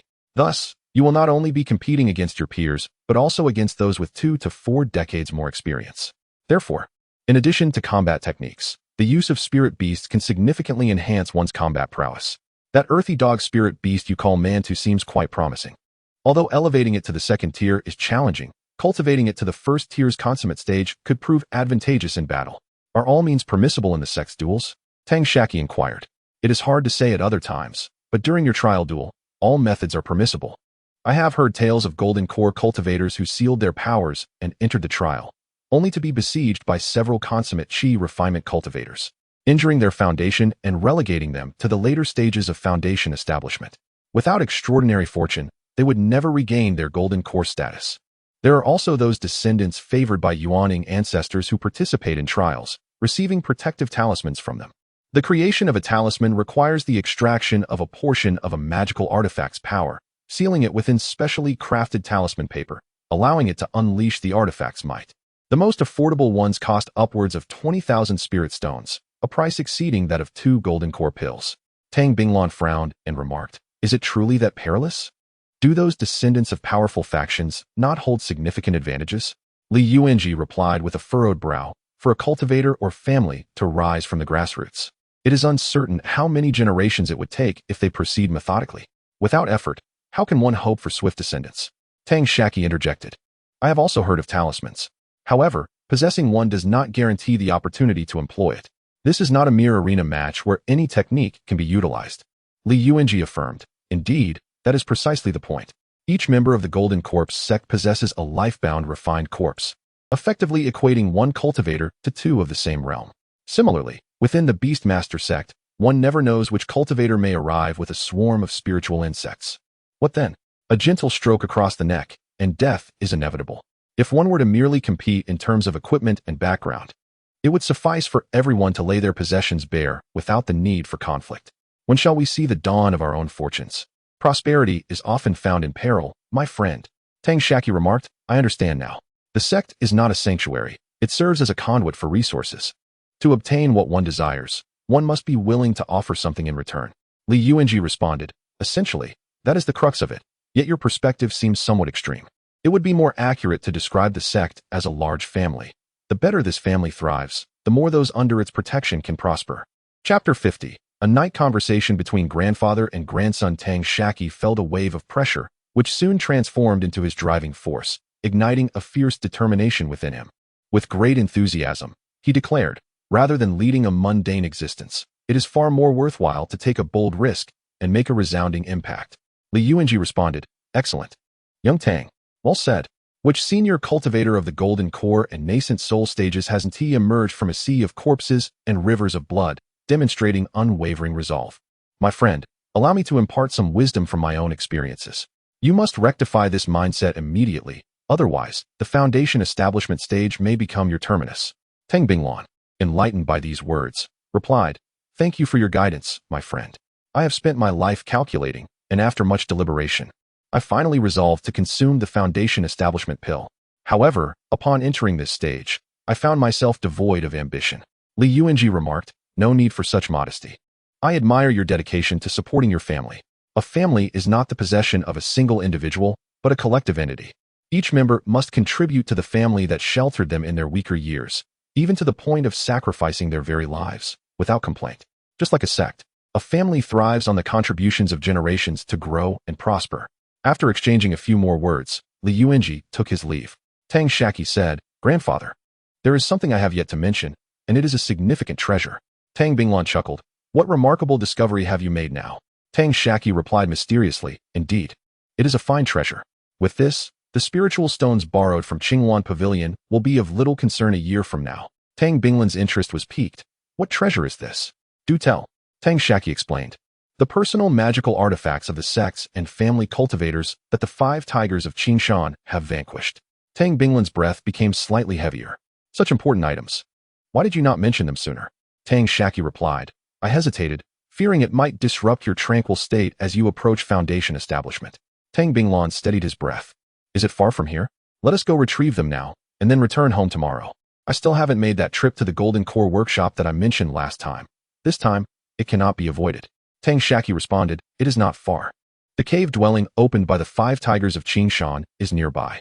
We can rest there for the night." Tang Binglan produced 200 low-grade spiritual stones and handed them to Tang Shaqi. "I know your reserves must be low, so I will go fetch Xiaopeng. I consulted Master Mo a few days ago, and Xiaopeng has nearly completed his studies. Now, he merely needs to practice with materials. It would be unwise to leave him here alone, so I will bring him back with me. You can also check if there is anything you need and buy it in the market." Tang Shaqi pushed the spiritual stones back. "Grandfather, my spiritual stones are sufficient for now, but I do need a better alchemy furnace. The one I possess is a mid-tier artifact, and it is becoming inadequate. If you visit the Mo family's refining shop, please help me find a superior late-stage alchemy furnace. Tang Binglan accepted the stones. The other day at the Mo family's refining shop, I spotted a large, perfected alchemy furnace. Had I not already reached the foundation establishment stage, where the level of the artifact makes little difference to me, I would have purchased it on the spot. Since you request it, I shall retrieve the alchemical furnace for you. It will suffice for your entire period of qi cultivation, saving you the trouble of frequent replacements mid-course, which would waste several batches of elixirs in the process. Tang Shaqi nodded, summoned a servant to settle the fees for the reception room, and then departed the Qingluan pavilion with Tang Binglan to pursue their respective tasks. Tang Shaqi arrived at the Divine Rune Tower, an establishment of the spiritual rune sect, one of the 6 major sects renowned for its mastery in crafting talismans. He purchased several talismans suitable for achieving the pinnacle of qi cultivation. Subsequently, he made his way to the entrance of the workshop, where he awaited the arrival of his grandfather and the stout lad. His grandfather settled the spirit stones at the beast management office and retrieved a swift-winged steed, proceeding together towards the outside. Upon reaching a secluded area, Tang Shaqi handed a spirit beast pouch to the stout lad, who performed a ritual to summon a ball of fur, with Tang Shaqi leading the way to the resting place of the 5 tigers of Qingshan. Upon arriving at the entrance of the cave dwelling of the 5 tigers, Tang Shaqi retrieved an array plate discovered in the storage pouch of the 3rd brother and activated the formation. Entering the storage room, he unearthed a spirit stone key from the corner of the innermost wall. The trio exited the cave and walked 3 miles westward, coming upon a dilapidated temple. Long devoid of worshippers, Tang Shaqi inserted the spirit stone into the mouth of a stone-carved beast on the left side of the temple, triggering a series of clicking sounds. The beast shifted to the left, revealing a passage suitable for a single individual to enter. The stout lad, brimming with excitement, was eager to leap down. However, Tang Binglan restrained him, imparting a lesson. Little fatty, one must always guard against treachery. Who can say if the 5 tigers of Qingshan are deliberately attempting to assuage Shaqi's suspicions, luring him here to set a trap? The stout lad nodded in understanding, and Tang Shaqi too harbored fears that Zheng Dikang might still conspire against him. He first dispatched a few subordinates from the Sesame sect to scout the area, confirming there was no danger. He then sent Xiaomai to investigate, who relayed that all was safe. Xiaomai gestured to Tang Shaqi that it was unnecessary for him to descend, as he had grown to a length of 5 or 6 inches, emerging with 2 storage pouches in his mouth. He then climbed back in, retrieving 2 more pouches.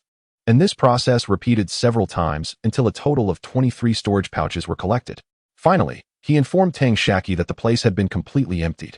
Tang Shaqi rummaged through the beast's mouth, and the stone beast statue returned to its original position. The spirit stone key he retrieved, having lost all its spiritual energy, became dull and lifeless. The group returned to the cave dwelling as night fell, immediately inspecting their findings. Each storage pouch contained various magical artifacts, as well as identification jade tokens or robes.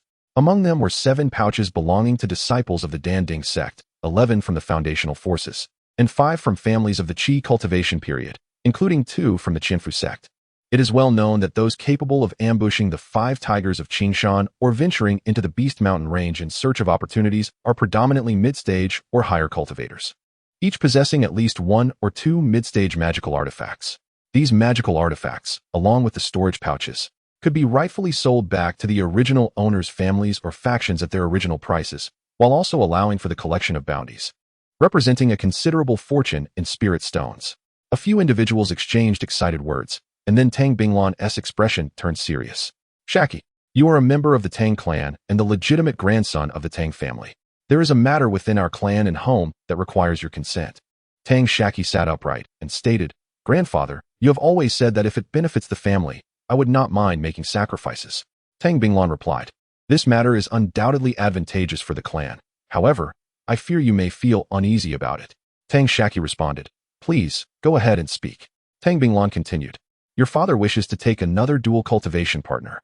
Tang Shaqi's countenance shifted, and silence enveloped the cave. After a brief pause, the struggle faded from his face, and he calmly replied, I have no objections. He then offered a wry smile, adding, I fear I will not only have another stepmother but also additional aunts.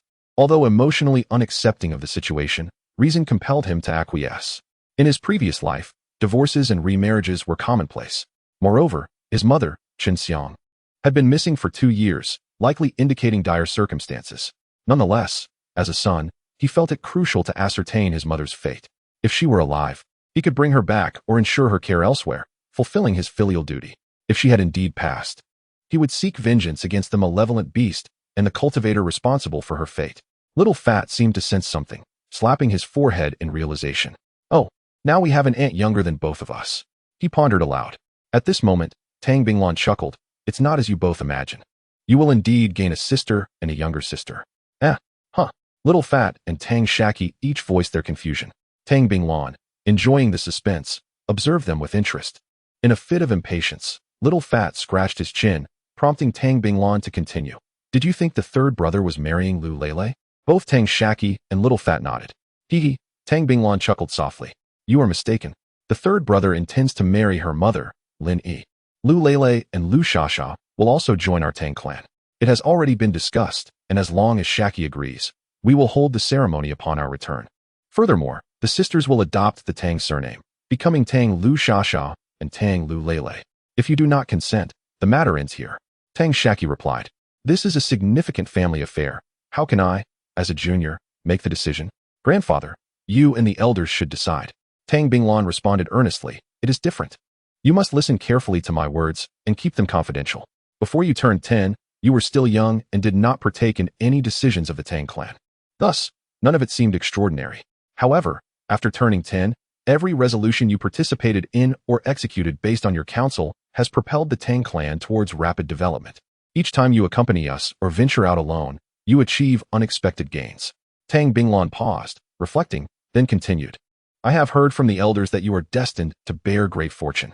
You possess an innate ability to seek benefits and avoid harm. Your decisions will undoubtedly be the most suitable. Those who cultivate a friendship with you will find their fortunes enhanced, while those who harbor enmity will see their fortunes wane. However, the Tang sect, being relatively weak and limited in its capacity, cannot fully accommodate your auspicious energy, leading to backlash and relentless conflict. Only through a series of victories can this backlash be shattered, granting access to great opportunities and the capacity to fully embrace your fortune. Thus, it is imperative for our Tang sect to rapidly elevate its strength, yet in matters of critical decisions that will shape our future direction. The Council of Shaqi must be heeded. Subsequently, Tang Binglan elaborated on Lin Yi's background to Tang Shaqi. It was revealed that Lin Yi was, in fact, the first love of Tang Dong, almost reaching the point of engagement. Later, news of an auction for Foundation establishment pills at Danding, Fong, prompted Lin Yi's father, Lin Laofu, to demand a bride price of 4,000 low-grade spirit stones to support his endeavor to break into the Foundation establishment stage. The audacity of Lin Laofu's demand stemmed from the fact that, despite the Lin family being a minor clan within the world of cultivation, they possessed a lineage of formation masters. While formation masters do not require an excessive amount of resources, they demand exceptional deductive reasoning and innate talent.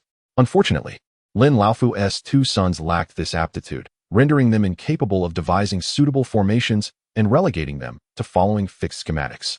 Only Lin Yi exhibited such talent, prompting Lin Laofu to boast publicly that her abilities in formation surpassed his own, and it was merely a matter of time before she surpassed him.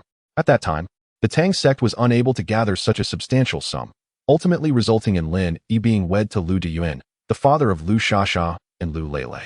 Unbeknownst to Lin Laofu, he was already being targeted. Before he could even depart for Danding Fong, an unknown cultivator annihilated his family. Fortunately, Lin Yi had already married Lu Dian and was not present with the Lin family, thus escaping the calamity. In a bid to infuse fresh blood into the Tang sect, Tang Dong hastily married xianxia. Initially, both had established their own families and were unlikely to intersect again. However, Tang Shaqi urged Tang Dong to deliver pills to the Lu sisters, leading to their unexpected reunion. At first, the situation appeared manageable. Xianxia had recently gone missing, leaving a glimmer of hope for her survival. Yet as time passed, the prospects for her continued existence dwindled to nearly nothing. Gradually, Tang Dong began to entertain other thoughts. The deceased are lost, but those who remain must continue to live. Thus, two individuals, one a widower, the other a widow, found themselves drawn together through increasing interactions, ultimately breaking through their emotional barriers. By the time Tang Binglan sensed something amiss, the two had already opened their hearts to each other for several months. As for Lin Yi, Tang Binglan had previously been acquainted with her and held no objections. Being a formation master herself, and with her two daughters possessing some talent in talisman crafting, their potential addition to the Tang sect would prove beneficial. Moreover, In the realm of cultivation, it is not uncommon for individuals of merit to have multiple spouses. However, the current circumstances differ. It remains uncertain whether Tang Shaqi harbors any reservations regarding this matter. Firstly, it appears that Tang Shaqi has developed an inclination towards Lin Yi's two daughters, a sentiment that Tang Binglan finds difficult to decipher. If the romantic relationship between Tang Dong and Lin Yi were to blossom, they would essentially become siblings, despite lacking any blood relation, leading to potential societal scrutiny. Furthermore, with Tang Shaqi's mother missing and his father remarrying, one wonders if he would find this unbearable. If the elders were to compel him to accept this situation, could it potentially drive him away from the Tang clan? Another consideration is whether Lin Yi's willingness to become Tang Dong's second wife stems from genuine affection or from some unspeakable reason. Fortunately, the last concern is the easiest to resolve. Should Xianxia return alive, it would suffice for Tang Dong to keep the position of the primary wife reserved. For cultivators, the significance of titles is not as paramount. Tang Binglan first addressed the third issue, probing Lin Yi's true intentions. Lu Deyuan had invested a fortune in courting Lin Yi, much of which was acquired through loans. This compelled him to frequently enter the Beast Mountain range in a desperate bid to repay his debts. Tragically, he perished there before settling his obligations, leaving his widow, Lin Yi, and their two daughters, Lu Lele and Lu Shasha, to bear the burden. While the daughters could create talismans for sale and Lin Yi could craft some formations, their abilities were limited, and they required costly materials, yielding little profit. Even with their efforts to assist Tang Shaqi by selling pills, their gains were minuscule, barely covering interest payments on their debts. Consequently, Lin Yi often ventured into the Beast Mountain range to hunt monsters and seek resources. Tang Dong wished to support Lin Yi's family, but felt powerless. However, he could accompany Lin Yi into the Beast Mountain range, as two individuals would inherently have better safety and yield greater rewards. Tang Binglan enlisted Zhang Yudao, and the duo masqueraded as malevolent cultivators. They set up formations in advance, knowing that Lin Yi and Tang Dong would not be their adversaries. Yet, if they were to be caught off guard, the two would not stand a chance against Tang Binglan and his companion. During their confrontation, Tang Binglan and Zhang Yudao repeatedly provided Lin Yi opportunities to escape. However, she chose to remain by Tang Dong's side, even risking her own safety to shield him from lethal strikes. Having discerned the truth, Tang Binglan realized Lin Yi's intentions were sincere and devoid of ulterior motives. He and Zhang Yudao discreetly departed, keeping the incident from Tang Dong and Lin Yi to prevent any discord. Tang Binglan genuinely supports their relationship, yet the most challenging aspects remain the first and second issues.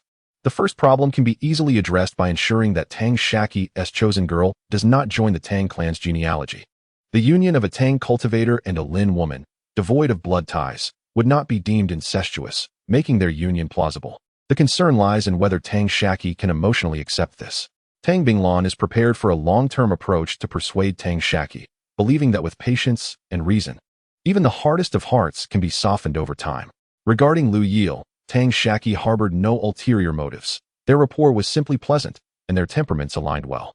To save himself some trouble, he was willing to concede certain benefits to Lu Yil. As for Lu Shasha, being merely a child, any notions of romantic entanglement were utterly irrelevant. In the words of Tang Binglan, the Tang clan lacked a formation master and a talisman maker. Thus, Lin Yi becoming Tang Dong's second wife would remedy this deficiency. This arrangement would benefit both the development of the Tang clan and Tang Shaqi's future path of cultivation. Tang Shaqi couldn't help but smile wryly, realizing he was, in fact, the matchmaker in this scenario. He marveled at the serendipity between the two, grateful that they could find their way to one another. Previously, Tang Shaqi had harbored doubts, suspecting that others might seek to associate with the Tang clan now that it was revitalizing, aiming to attach themselves to a wealthy patron. Out of respect for his elders, he had been willing to sacrifice his own feelings and consent to Tang Dong's remarriage. Now, having comprehended the full context of the situation, he felt his burdens lifted and genuinely agreed to their union. Chapter 51. The arrival of new life. Tang Shaqi inquired, "Is there such a belief? Is it possible that my mother, Xianxia, vanished because she could not bear my fate, and thus my fortune turned against her?" Tang Binglan responded, "Not necessarily. It might also be that she has gained great fortune as a result." Tang Shaqi nodded, and after a brief exchange among the group, they each found a cave to meditate and cultivate. At dawn the following day, they set off on their steeds towards Lei Chi Pe, arriving in merely 5 days. A year had passed, and upon seeing Tang Shaqi, Tang Dong's gaze flickered with uncertainty. Tang Shaqi approached him and said, "Father, I understand and I agree." Tang Dong let out a long sigh. saying nothing, merely patting Tang Shaqi on the shoulder and nodding. Tang Xian, his uncle, attempted to approach and embrace Mantu. But Mantu suddenly arched his back, baring his teeth in a menacing display and growling lowly. Ugh, ugh, ugh. Tang Xian remarked, "You ungrateful creature. After a year you no longer recognize me and are ready to bite?" Tang Shaqi admonished, "Mantu, what is the matter? This is your fourth uncle. You truly do not recognize him?" Bark, bark, bark. Mantu yapped at Tang Xian. Hearing Mantu's commotion, Ma Chiu rushed over, also barking at Tang Xian. Xiaomai conveyed through thought to Tang Shaqi, "Mantu claims there is a dangerous beast on fourth uncle." Tang Shaqi said, "Fourth uncle. Mantu warns that you are in danger from a beast. Please be cautious." Tang Xian chuckled, "Mantu, there is no need for concern. That is my spirit beast. And it poses no threat." After speaking, Tang Xian rolled up his left sleeve, revealing his arm. A small snake, the size of a chopstick and over a foot long, coiled around his arm, with a hint of gold visible on its back. The snake faced Mantu, continuously flicking its tongue and hissing.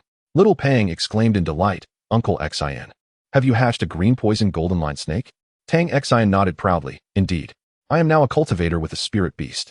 Tang Shaqi inquired, "Have you not yet recognized it as your own?" Tang Xian replied, "Not yet. It just hatched today, coincidentally as you returned. I haven't had the chance." Tang Shaqi advised, "You should promptly recognize it. Serpent-type spirit beasts differ from others. To it, you may be akin to a parent, while others might be perceived as enemies. Furthermore, such beasts possess low intelligence and can be quite dangerous. Only by recognizing it can you fully control it and communicate." Tang Xian said, "Very well. I shall first study the recognition formation." Tang Shaqi replied, "There is no need for such complication. I shall assist you in inscribing it." With that, he retrieved a blank jade slip from his storage pouch and pressed it to his forehead. "This contains the instructions and precautions. Study it first." Tang Xian accepted the jade slip, exclaiming, "All right," before placing it on his forehead to study. Meanwhile, Tang Shaqi began to inscribe the formation on the ground, and soon, the intricate patterns were completed. Tang Xian had thoroughly researched the contents of the jade slip, and soon after, allowed the green poison golden line snake to acknowledge its master. The snake, after recognizing its master, would occasionally advance, retreat, curl into a ball, or stretch out into a line. Tang Xian exclaimed with excitement, "Indeed, it can fully comprehend my intentions, and I can also grasp its thoughts." Tang Shaqi inquired, "Have you named it yet?" As Tang Xian was engrossed in the moment, he casually replied, "Not yet. Please help me name it." After some contemplation, Tang Shaqi suggested, "Let us call it Kelp." Without a second thought, Tang Xian agreed, "All right, it shall be named Kelp." Tang Shaqi and Xiao Pang each informed their spirit beasts that Kelp was now part of their family. Tang Xian also introduced Kelp to everyone and their respective spirit beasts. Tang Shaqi then released Sesame and introduced it to the group. Having already acquainted itself with the other spirit beasts, Kelp promptly slithered up to the neck of the cotton ball, coiling around it. Tang Shaqi placed the beehive under his eaves and released the other golden-winged purple honeybees and bee larvae. From that day forth, Tang Shaqi's home became the liveliest spot in the entire Lycopo, with a multitude of spirit beasts gathering daily, eagerly awaiting Sesame to share some honey. On the 15th day of the 8th lunar month, Tang Dong planned to bring Lin Yi home, opting for a simple gathering of their families for a meal and introductions, rather than a grand ceremony. Unexpectedly, on the 13th of August, another green poison golden line snake hatched, which Tang Dong accepted as a spirit beast, with Tang Shaqi naming it Noodle. On the 14th, the couple, Zhang Yufei and Tang Yu, arrived at Lycopo, with Tang Yu visibly pregnant, indicating that good news was imminent. On the 15th, Tang Dong brought Lin Yi and her relatives to Lycopo, where 3 tables were filled with guests, both large and small. Lin Yi had a father still living, while her elder brother had passed, leaving behind a sister-in-law and a nephew. The sister-in-law had since taken in a male cultivator to maintain the household stature. She also had 2 sisters, each with their husbands and children. Lin Yi had left her cave dwelling to her in-laws, who supported her decision to remarry with her daughter. There were no extravagant ceremonies. They merely paid respects to their ancestors and recorded the names of Lu Shasha and Lu Lele in the family genealogy. Lin Yi offered a bow to Tang Binglan, presenting her with a cup of tea and addressing her as father. Tang Shaqi similarly bowed and presented tea to Lin Yi, calling her mother. Tang Lu and Tang Lu Shasha paid their respects to the elders of the Tang clan, each offering tea and adjusting their titles accordingly. Following this, a grand feast was laid out across 3 tables, and the next day, everyone returned to their respective homes. Tang Lu Shasha, 2 years younger than Tang Shaqi, was a cultivator of the water, wood, and metal elements, having just entered the 4th level of Qi refinement, yet she displayed a remarkable talent for talisman drawing, achieving a certain success rate with mid-level wood element binding talismans. Tang Lulu, for years older than Tang Shaqi, was a cultivator of the earth, metal, and water elements. At the 5th level of Qi refinement, also possessing a gift for talisman drawing. Lin Yi was a year younger than Tang Dong, with roots in earth, metal, water, and wood elements, and at the 7th level of Qi refinement, she had gained insight into formations.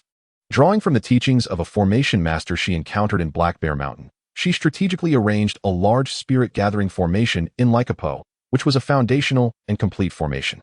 The formation enveloped the entire Leiqi slope, autonomously operating by harnessing the spiritual energy emanating from the spiritual veins. Its primary function was to confine the spiritual energy within the Leiqi slope, preventing it from diffusing outward, while simultaneously gathering the surrounding stray spiritual energy into the array. The concentration of spiritual energy on the Leiqi slope continuously increased, peaking 3 days later, with an augmentation exceeding 30% compared to before. On the 19th of August, a Baidu golden line snake hatched, which Tang Liola accepted as her spiritual beast. Xiao Pang, brimming with excitement, suggested, "Sister Lu, let your brother name it." All the spiritual beasts on Leiqi slope have names given by him.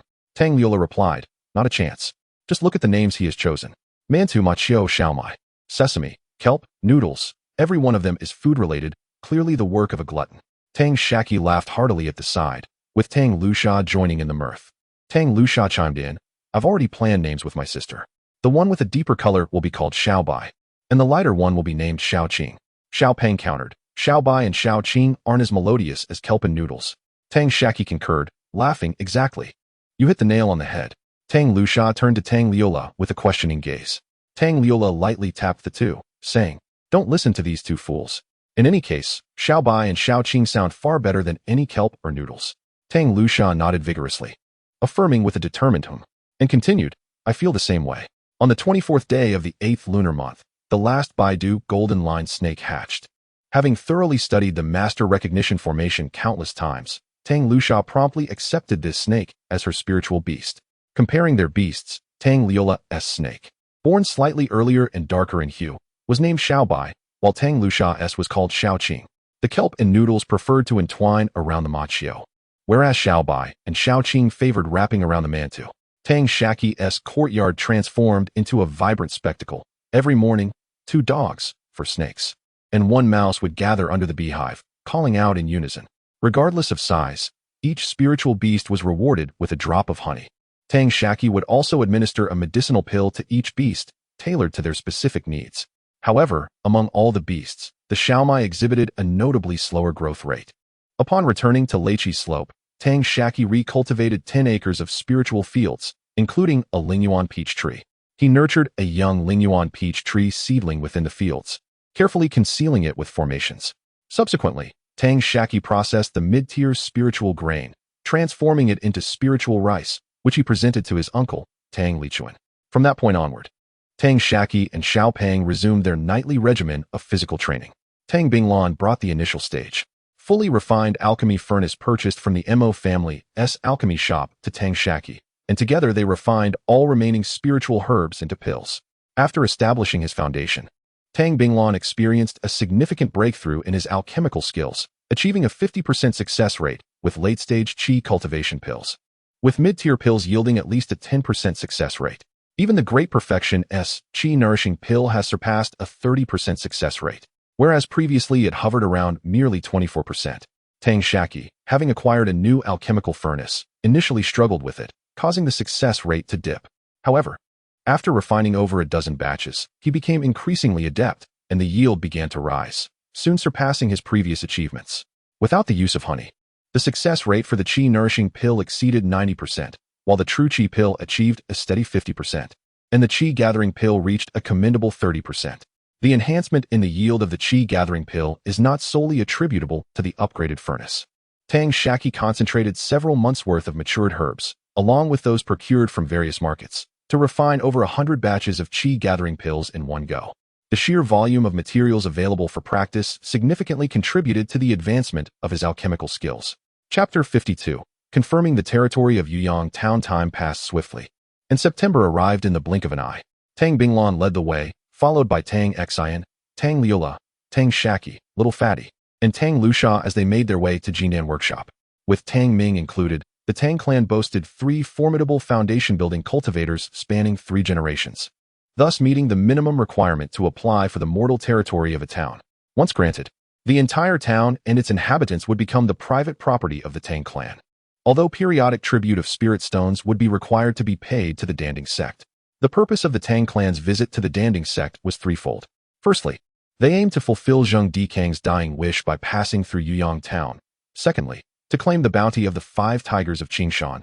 Thirdly, as a subordinate force of the Danding sect, they were obliged to report their territorial application for approval. Additionally, they hoped to reconnect with elder members of the Tang clan after many years apart. The group rented 2 swift horses in Qingshan City and reached Yuyang town within a day. After some inquiries, they located Xiao Dai's residence. Tang Shaqi learned that Xiao Dai had been forced to meet a tragic end by drowning for having borne a child out of wedlock, thereby tarnishing the local moral fabric. However, she left behind a 5-year-old son named Zheng Gui, who was being raised alone by Xiao Dai's widowed mother through the sale of tofu. Yuyang town was not under the jurisdiction of the Tang clan, and thus, they could not recruit disciples there. Consequently, Tang Shaqi could not privately test Zheng Gui's spiritual roots. That evening, he discreetly left 10 taels of gold and 10 taels of silver at Xiao Dai's family tofu shop.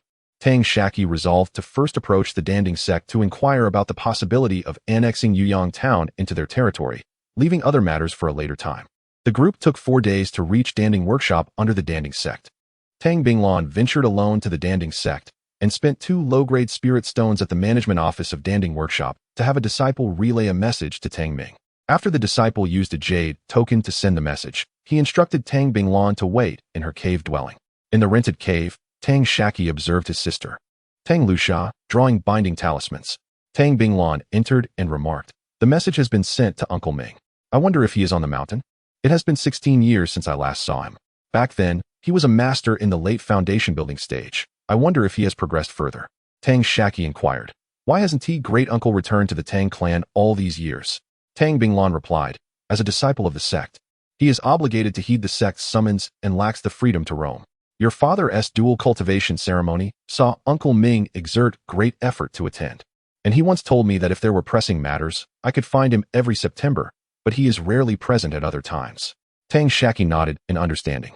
They waited for 13 days, during which Tang Shaqi explored the entirety of Danding Workshop, discovering that the spiritual herbs here were slightly more expensive than in Qingshan City. During these days, Tang Shaqi acquired herbs sufficient for refining 35 furnaces of chi-boosting pills, 19 furnaces of true chi pills, 12 furnaces of spirit-accumulating pills, 15 furnaces of vitality pills, and 10 furnaces of snow jade pills. He also accompanied his sister Tang Liola and sister Tang Lusha to purchase talisman paper and ink. Little Fatty successfully sold his mid-tier magical artifacts at a favorable price at Danding Workshop and procured a batch of spiritual materials. Once again, Tang Shaqi and Xiao Pang accompanied Tang Liola and Tang Lusha on a day of wandering. Upon returning to their cave abode, Tang Shaqi found it perplexing why they indulged in the same mundane sights each day. Upon entering the dwelling, he noticed a slender male cultivator seated at the main position, who appeared younger than Tang Binglan, seemingly in his 40s. Tang Binglan sat at the lower left, while Tang Xian occupied the second seat on the left. Tang Binglan instructed the others to pay their respects to the granduncle, and Tang Shaqi realized that this was indeed Tang Ming. Tang Ming gestured for everyone to rise and find their seats. Then, Tang Ming inquired of Tang Binglan, "Which of these young lads is Shaqi?" Tang Shaqi stood up and replied, "Granduncle, I am Tang Shaqi." He then pointed to Xiao Pang, saying, "This is my uncle's adopted son, Xiao Pang." "No, it's Zhang Hao." Xiao Pang stood up, offered a salute, and called out, "Granduncle." Tang Ming waved his hand and said, "We are all family here. No need for such formality. Please sit down." He continued, and the 2 sisters, the elder being Tang Liola and the younger Tang Lusha, Tang Binglan nodded in affirmation. Tang Ming remarked seriously, "It is still Dong's child who is sensible, contributing significantly to the family's expansion. Tang Xian, you must hasten to find a dual cultivation partner to bolster the Tang clan's growth. The proliferation of our lineage is essential for the Tang clan's prosperity." Tang Xian awkwardly acknowledged, "Yes." Tang Ming then turned to Tang Binglan, saying, "Chun has already reached the flesh refinement stage. Quickly arrange a partner for him. If each person has 3 children, by the time you, Shaqi, become a grandfather, the strength of the Tang clan will be restored. Tang Binglan could only nod in resignation. Just as Tang Ming was about to continue, Tang Binglan seized the opportunity to interrupt. Third uncle, we have matters to discuss that require your assistance. Tang Ming looked at him, frowning. What significant issue could arise that your foundation, establishment, cultivation, and Shun's flesh refinement cannot resolve? Tang Binglan produced a jade slip from his storage pouch and handed it to Tang Ming, cheerfully stating, it's good news. However, we need you to leave a mark of your cultivation and assist us in managing a matter at the administrative hall. Tang Ming slapped his forehead, exclaiming, how could I forget such an important matter? Our Tang clan has not held a mortal territory in many years. This is a significant issue. I must immediately consult Brother Wu at the administrative hall to ensure it's handled properly. Tang Binglan replied, Third uncle, there is no need to rush. One task at a time. There is another matter that requires your assistance in investigating. Tang Ming looked at him in confusion. Tang Binglan quickly stated, we possess the bounty for the heads of the 5 tigers of Qingshan and are uncertain whether the reward has been rescinded. If it has not, we would appreciate your assistance in claiming it. Tang Ming retorted, who exactly are the 5 tigers of Qingshan? Upon hearing this, Tang Binglan grew anxious and retrieved another jade slip from his storage pouch, presenting it to Tang Ming. This bears the unique mark of the Danding sect. It cannot be imitated. It is a bounty issued by the Danding sect. Tang Ming took it and confirmed, indeed. I have been stationed at the sect's mining vein for the past decade and am not well informed about recent developments within the sect. Moreover, this hardly constitutes a matter of great significance. Rather, the bounty offered is quite substantial. Such bounty missions are typically active for 20 years, and only if unfulfilled will they be rescinded. To ensure due diligence, I shall first make an inquiry on your behalf. With that, he retrieved a jade tablet from his storage pouch, activated it, and began to recite incantations. After a brief pause, the jade tablet in Tang Ming's hand flickered 3 times with a yellow light, accompanied by 3 vibrations. Tang Ming remarked, the disciples of the Bureau of Civil Affairs have indicated that there is no issue. Once the body of the 5 tigers of Qingshan is confirmed, the bounty can be claimed immediately. Let us not delay. We shall proceed to the Bureau of Civil Affairs within the Danding workshop at once. Upon concluding this statement, the 7 individuals rose simultaneously. Tang Ming took the lead, guiding them to a 3-story building at the heart of the Danding workshop, where the plaque of the Danding Pavilion hung above the main entrance. Tang Shaqi had previously visited the 1st floor of the Danding Pavilion, which spanned an area of approximately 10 zhang and was divided into 6 counters, techniques, pills, talismans, arrays, artifacts, and miscellaneous. He had yet to explore the upper floors. Upon entering the Danding Pavilion, a young attendant approached them respectfully and greeted Tang Ming. Honored Master Uncle, I apologize for not welcoming you adequately. Tang Ming responded with a slight grunt. The attendant continued, I have already informed the pavilion master, who will arrive shortly. Tang Ming, maintaining his impassive demeanor, replied coolly, there is no need for such formality. We shall ascend on our own. The attendant promptly insisted, allow me to guide you, esteemed seniors. With a courteous bow, he gestured for them to follow and led the way towards the staircase. As they approached, an elderly gentleman, appearing to be well over 60, dressed similarly to Tang Ming, was seen descending. Tang Ming clasped his hands in greeting. Greetings, Brother Wu. I apologize for intruding upon your seclusion. Brother Wu chuckled. Tang, my junior brother, seems to be a person of great importance, a rare guest indeed. And these must be your juniors? Each one a promising talent. Are you here to prepare for the events of 4 years hence? Tang Ming turned to his companions. Brother Wu is the pavilion master of the Danding Pavilion. Please pay your respects. Except for Tang Binglan, the others performed a respectful bow, addressing him. Greetings, Senior Wu. Tang Binglan, however, offered a gesture of equal status. Brother Wu waved his hand dismissively. There is no need for excessive formality. He returned a gesture of acknowledgement to Tang Binglan. In the realm of cultivation, aside from kin, one's rank is determined solely by cultivation level. Cultivators of the same tier are considered equals. Tang Ming stated, we have come to request a piece of territory and would appreciate Brother Wu's assistance. Additionally, I brought my juniors to broaden their horizons and to submit a sect bounty mission. Brother Wu replied, let us first ascend to the 3rd floor of the Bureau of Civil Affairs. Tang Ming nodded in agreement. Brother Wu then gestured for them to follow as he led the way up the staircase, with the Tang clan members trailing behind, arriving at the 3rd floor. The 3rd floor was a spacious hall, its walls divided into 10 sections according to the heavenly stems, each adorned with jade slips, beneath which numerous cultivators were engaged in study or replication. Directly opposite the staircase stood a counter, behind which a door led to the interior, where disciples of the Bureau of Civil Affairs were seen bustling in and out. Brother Wu approached the counter, where Tang Ming had brought Tang Binglan. Brother Wu said, "First, please present your cultivation seals to me." Tang Binglan retrieved a jade slip from her storage pouch and handed it to Tang Ming, who inscribed upon it before passing it to Brother Wu. Upon receiving it, Brother Wu's expression shifted, and with a hearty smile, he remarked, "Brother Tang, your clan is indeed blessed with exceptional talent, for you have a practitioner at the refining flesh stage." Tang Ming responded with pride. "It is also due to the diligence of the younger generation." Brother Wu then summoned a disciple and handed him the jade slip to verify whether it met the requirements for claiming territory. He also requested a map of the area surrounding Qingyunfang. Shortly after, a servant entered the back room and returned within moments with another jade slip. Brother Wu handed it to Tang Ming, saying, "Brother Tang, take a look. You may choose a small town. The names in red are already claimed, while those in black are available for selection." Tang Ming passed the jade slip to Tang Binglan, saying, "You choose, as you are more familiar with this." Tang Binglan accepted the slip and, within a heartbeat, made her selection, Yiyang Town. Chapter 53. Claiming the bounty. Tang Binglan had selected the territory, and a disciple approached with 2 jade slips in hand. "Esteemed sect master, there are no issues. This is the certificate for the territory application."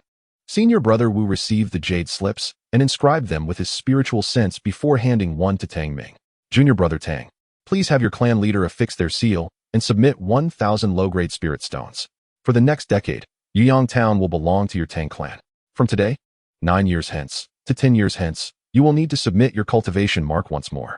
If your clan maintains at least 1 foundational cultivator within 3 generations, you may renew your claim by submitting another 1,000 low-grade spirit stones, and Yiyang Town will remain your domain. This process will repeat every 10 years. Should you fail to adhere to the timeline or neglect to submit, it will be considered an automatic relinquishment of the territory." Though directed at Tang Ming, the message was primarily intended for Tang Binglan. Tang Binglan accepted the jade slip from Tang Ming, affixed the seal, and presented it to Senior Brother Wu, alongside 1,000 low-grade spirit stones placed upon the counter. Senior Brother Wu inscribed the jade slip once more, handing one back to Tang Ming, while another disciple collected the spirit stones and jade slips. "This is your certificate for the territory. Keep it safe. Should you misplace it within 10 years, a fee of 100 low-grade spirit stones will be required for reissuance." Tang Binglan took the jade slip, stored it in her pouch, and nodded in understanding. The Danding sect maintained comprehensive records of all families under its jurisdiction. A family with cultivators within 3 generations could find the Danding Pavilion in the nearest market and register their identity information by paying a requisite amount of spirit stones to apply for recognition as a cultivation family. Once recognized, all cultivators within the family who had begun their training must register their marks at the local Danding Pavilion. Each mark is unique, akin to a fingerprint, making forgery nearly impossible. Thus, the disciple previously sent was verifying the identities and marks of Tang Ming, Tang Binglan, and Tang Lichuan for consistency. Moreover, being classified as a cultivation family conferred certain privileges. Once established, families could claim the vicinity of their cave dwellings as private property. Should disputes arise between families, the Danding sect would dispatch cultivators to mediate. Without a clearly justified reason, families were prohibited from engaging in hostilities against one another. Furthermore, family cultivators could undertake bounty tasks issued by the Danding sect to obtain considerable cultivation resources, if matters arose within the family requiring external assistance from other cultivators. They could issue a bounty through the Danding sect by offering a stipulated amount of resources or spirit stones. For instance, the bounty for the 5 tigers of Qingshan was directed at all families under the Danding sect's purview. Loose cultivators could not claim the bounty directly. They must incur certain costs and seek the assistance of a family cultivator to access the reward, akin to contemporary corporate affiliations. Families with foundational cultivators across 3 generations could also apply for mortal territories, allowing them to enlist disciples and bolster their lineage. Of course, with rights come responsibilities. The sect would periodically summon family cultivators to undertake tasks, which could not be declined. In return, the sect would provide a measure of remuneration. The Tang sect has refrained from dispatching cultivators for sect missions, primarily due to the protection of a fully established foundation establishment master, and also because Tang Binglan is a seasoned alchemist frequently summoned by the Danding sect for her expertise. At this moment, Tang Shaqi presented a storage pouch to the counter, stating, "Senior Wu, here are the heads and bodies of the 5 tigers of Qingshan, along with my identification token." Wu, the senior disciple, gazed at Tang Ming in astonishment. Junior Tang, your junior is truly formidable. The 5 tigers of Qingshan are notorious figures in the vicinity of our Danding sect in recent years. Many capable individuals from the sect and various families have perished in attempts to eliminate them, only to meet their demise at the hands of your junior. Tang Ming smiled, but remained silent. Tang Binglan interjected, he possesses no such prowess. We merely encountered these individuals by chance. He was merely assisting in gathering the bodies. As for why he was tasked with this mission, well, chuckles. Wu nodded, appearing to understand. In truth, Tang Binglan was intentionally misleading Wu, not wishing for Tang Shaqi to overshadow her. Moreover, there was another stipulation within the bounty. The young cultivator who completed the task could bypass the usual examination for admission into the Danding sect, provided their age and cultivation level were suitable. Typically, only prodigies from esteemed families would possess such capabilities, thus bolstering the sect's strength while simultaneously curbing the influence of the families, a strategy of strengthening the core while weakening the branches. The actions of the Tang sect were premeditated during their journey, allowing them to reap benefits while swiftly alleviating any concerns or apprehensions from the Danding sect. Wu remarked, Junior Tang, your decision may be unwise. This opportunity should be afforded to the girl behind you. The 2 boys have over a 70% chance of passing the sect's examination. Tang Ming chuckled and conveyed to Wu telepathically, ultimately, the girl belongs to another family. A cooked duck can still fly away. The meat must be safely consumed within our own domain. Wu displayed a look of approval and nodded in agreement. Soon after, a disciple approached with a storage pouch and 2 jade slips, looking at Tang Shaqi with evident envy. Wu took the jade slips and storage pouch, handing them to Tang Shaqi. Please check if there are any discrepancies in the bounty. If all is in order, inscribe your mark on the jade slip. The storage pouch was the same one Tang Shaqi had just submitted for the bodies.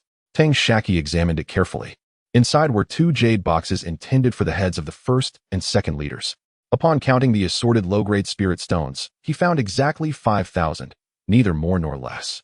Above the spirit stones lay a token radiating mid-level magical fluctuations, inscribed with the character for Ascend on one side and Immortal on the other, adorned with the emblem of the Danding sect. This was indeed the illustrious Ascension token. Tang Shaqi retrieved the Ascension token, and Tang Ming nodded at him, signifying there were no issues. Tang Shaqi marked the 2 jade slips and handed them to Senior Wu, who then inscribed them further before returning one to Tang Shaqi. Here you go. This is your proof of task completion. Tang Shaqi retrieved a total of 23 storage pouches along with the recently acquired jade slip as proof. Senior Wu, I must trouble you once more. I have several bounty tasks to submit. These are the belongings and storage pouches left behind by the cultivators slain by the 5 tigers of Qingshan. Fortunately, the disciple had not yet departed and carried a tray into the back room to verify each of the 23 storage pouches one by one. Brother Wu cupped his hands toward Tang Binglan, congratulating her. My dear Taoist Tang, your family is likely to come into a fortune. Tang Binglan smiled modestly, just sheer luck. The 2 exchanged a few more casual remarks. After a somewhat prolonged wait, Tang Shaqi accepted the storage pouch and jade slip from Brother Wu. At that moment, Brother Wu stated, the total bounty amounts to 24,100 low-grade spirit stones. The market price for this storage pouch is 50 low-grade spirit stones. After deductions, there are a total of 24,050 low-grade spirit stones inside. If you choose not to keep this storage pouch, we can additionally offer you 50 low-grade spirit stones. Tang Shaqi shook his head, indicating that he did not wish to exchange it. After counting the quantity, he left a mark in the jade slip. The group engaged in a bit more chit-chat, preparing to take their leave. At this juncture, Brother Wu remarked, we have many family bounty tasks available for you to peruse. If you have the opportunity, you might consider completing some of them. I find several of the bounties quite enticing. Tang Binglan glanced at Tang Ming, who nodded in agreement, saying, it wouldn't hurt to take a look. Completing certain tasks can exempt us from sect assignments. Tang Binglan cupped her hands in salute to Brother Wu, expressing, with so many jade slips, I am unsure where to begin. I would appreciate your guidance, Taoist Wu. Brother Wu instructed the disciple behind him, Xiao Lu. Please provide an explanation to Taoist Tang and the others. The disciple named Xiao Lu nodded. Through Xiao Lu's introduction, they learned that the bottom row of jade slips in each heavenly stem zone is the same, documenting all tasks within that area, accessible for a mere 1 low-grade spirit stone. The jade slips from the second to last row upwards contain detailed information on each task in that zone, with access to only 2 slips for the same price. If one wishes to make a copy, it costs 1 low-grade spirit stone per slip.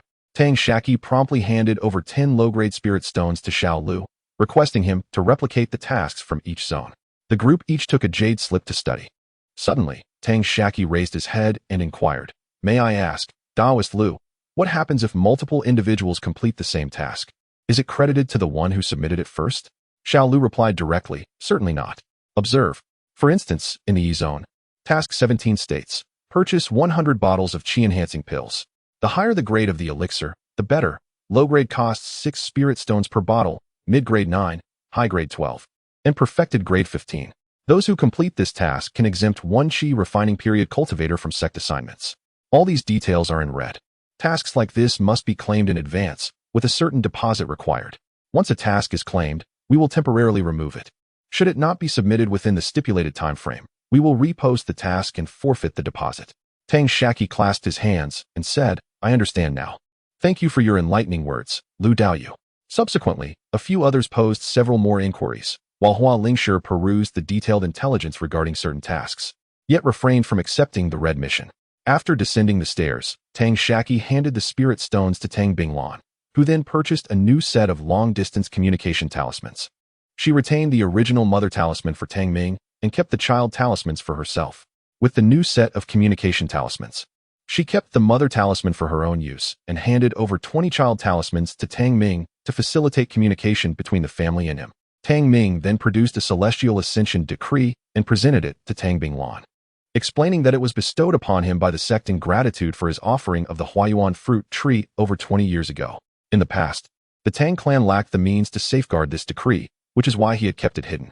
Initially, he intended to reveal it only after completing his task of guarding the sect's mine. Chapter 54. Acceptance of the territory of Yuyang Town. Upon acquiring over 29,000 low-grade spirit stones, Tang Binglan promptly expended a significant portion, totaling 20,000.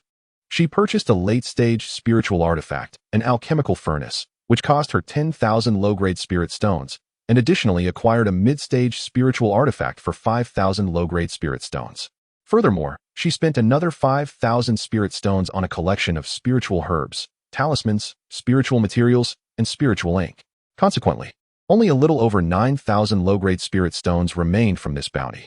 The following day, the group departed from the alchemist's workshop and journeyed back to Lei Chipa, taking 6 days for the return. Along the way, they visited 2 scattered markets and procured additional spiritual herbs. After returning to Lei Chipa, they rested for 2 days, after which Tang Binglan made her way to Qingyun City. At the Alchemist Pavilion in Qingyun City, she met the Pavilion Master, presented her territorial certificate, and duly registered. The Pavilion Master bestowed upon her another token and dispatched Steward Zhao to Shouyang Kingdom to retrieve official documents, simultaneously preparing records in Yiyang Prefecture and Jinyang County. Thus, a month passed. While shopping in Qingyun City, Tang Dong also collected the official documents. The next day, Tang Binglan, Tang Shaqi, Little Fatty, Tang Lusha, Tang Liola, and the couple Zhang Yudao arrived first in Qingyun City, renting 4 swift horses to proceed to Jinyang County. Accompanied by the county magistrate of Jinyang County, they reached Yuyang Town. The county magistrate, also a disciple of the Alchemist Pavilion, had attained the 11th layer of chi refining. Upon reaching the town, they sought out the local clerk, a mid-stage chi refining practitioner of the 6th layer, who typically managed the affairs of Yuyang Town, including the apprehension of thieves, tax collection, labor duties, and the search for mortals with spiritual roots to submit to Shouyang Kingdom. If executed well, a considerable sum of spirit stones would be awarded annually by Shouyang Kingdom. After the handover, the entirety of Yuyang Town became the territory of the Tang clan, nominally belonging to Shouyang Kingdom. In reality, it transformed into a nation within a nation, obliged to remit 1,000 low-grade spirit stones to the Alchemist sect every decade and to fulfill certain sect-specific tasks. The group collected spiritual beasts outside the town before arriving at the town's yamen. The yamen, located on the eastern side of Yuyang Town, encompassed several acres of residential quarters behind it. Upon entering, they found only 2 clerks organizing documents. Noticing the commotion at the entrance, one clerk looked up to see the county magistrate had arrived, standing behind an imposing elder, and hurriedly knelt, addressing him respectfully. Tang Binglan gestured, prompting the clerks to direct their attention to the county magistrate. The magistrate instructed, "The elder has commanded you to rise. Do so, and quickly summon Yang Xen." One clerk dashed to the back of the yamen in search of Yang Xen, while the other clerk led the group to a tea room, preparing tea for them. The county magistrate dismissed the clerk, exclaiming, "What kind of wretched tea is that? Let me handle it." He then retrieved a small pouch from his storage bag. delicately placing 3 tea leaves into each cup, followed by a large jade bottle from which he poured boiling water into the cups. At that moment, another clerk entered, escorting a practitioner who sniffed the air at the door, exclaiming, "The county magistrate is brewing fine tea again. It seems I am in for a treat." The county magistrate responded, "xianxia, this tea is for you. This is Elder Tang. Henceforth, Yuyang Town will be under the jurisdiction of the Tang clan. Please hand over your Yamen control token." xianxia's expression suddenly changed. He first paid his respects to Tang Binglan, addressing him as a junior from the Yang family. The county magistrate had already presented the first cup of tea to Tang Binglan, who took a delicate sip and nodded in approval. The scribe served tea to the others and also brought a cup for xianxia. xianxia said, "Honorable magistrate, I was not prepared for this. I still have 2 acres of spiritual herbs. Why was I not informed in advance? Could this be postponed for a couple of days to allow me to make some arrangements?" Tang Binglan inquired, "What kind of spiritual herbs are you referring to? Tell me, and I will exchange spiritual stones or elixirs with you." xianxia remained silent, sending a discreet glance at the scribe, who subtly shook his head. What precious spiritual herbs? I can offer you 1/10 of the spiritual stones," Tang Binglan pressed on. Noticing xianxia's lack of response, he furrowed his brow, releasing a wave of foundational spiritual pressure towards xianxia. xianxia suddenly found it hard to breathe, as if a great weight were upon him, and cold sweat trickled down his back. Trembling, he replied, "I dare not. I was merely calculating the worth of those spiritual herbs and spiritual stones, not intending to slight Tang Gong." He added, "I am just a humble individual, and I hope not to cause you any embarrassment." Tang Binglan retracted his imposing aura and took another sip of tea, which allowed xianxia to breathe a sigh of relief. After a moment, Tang Binglan casually asked, "Have you calculated it? How many spiritual stones?" xianxia seemed momentarily lost in thought before suddenly awakening. I have planted 6 acres of spiritual herbs in this town office, all for refining chi-boosting pills. They will be ready for harvest in 10 months. Would 70 low-grade spiritual stones be acceptable? If Tang Gong could bestow upon me some true chi pills and essence-gathering pills, that would be splendid." Tang Binglan replied, "That seems fair. Shaqi, provide him with the elixirs." Tang Shaqi retrieved a vial of low-grade essence-gathering pills and 4 vials of low-grade true chi pills, presenting them to xianxia. "Daoist Yang, do these elixirs meet your needs?" xianxia inspected each vial, assuring, "No problem. Thank you, fellow Daoist." The county magistrate interjected, "xianxia, do not forget to hand over the town office control token." Reluctantly, xianxia hesitated before slowly retrieving a token from his storage pouch and presenting it to the magistrate. The magistrate accepted the token with both hands and respectfully offered it to Tang Binglan, saying, "Senior, please decide which of your clan members should oversee this town office so they may refine the token. This token can control the protective formation of the town office. Accept sect bounty missions and communicate with me, the county magistrate." He continued, "For the next 10 years, Yuyang Town will entirely belong to your Tang clan, with no official dealings with us. Thus, in the event of danger, we will not send assistance. At that point, it will be up to your discretion. You may choose to resolve matters on your own or shatter the token received from the Pill Cauldron Pavilion, and they will dispatch a foundational cultivator for assistance promptly. However, this token is a one-time use. Afterward, it will cost 2,000 low-grade spiritual stones to replace. Of course, there are many details I cannot explain at this moment. Once you refine this token, everything will become clear." Tang Binglan toyed with the token, attentively listening to xianxia's explanation. "Now, which of you wishes to remain here to guard?" Indeed, Tang Binglan's intention in bringing Zhang Yudao and his wife here was quite explicit. He wished for them to temporarily reside in this place. The couple understood this implication well.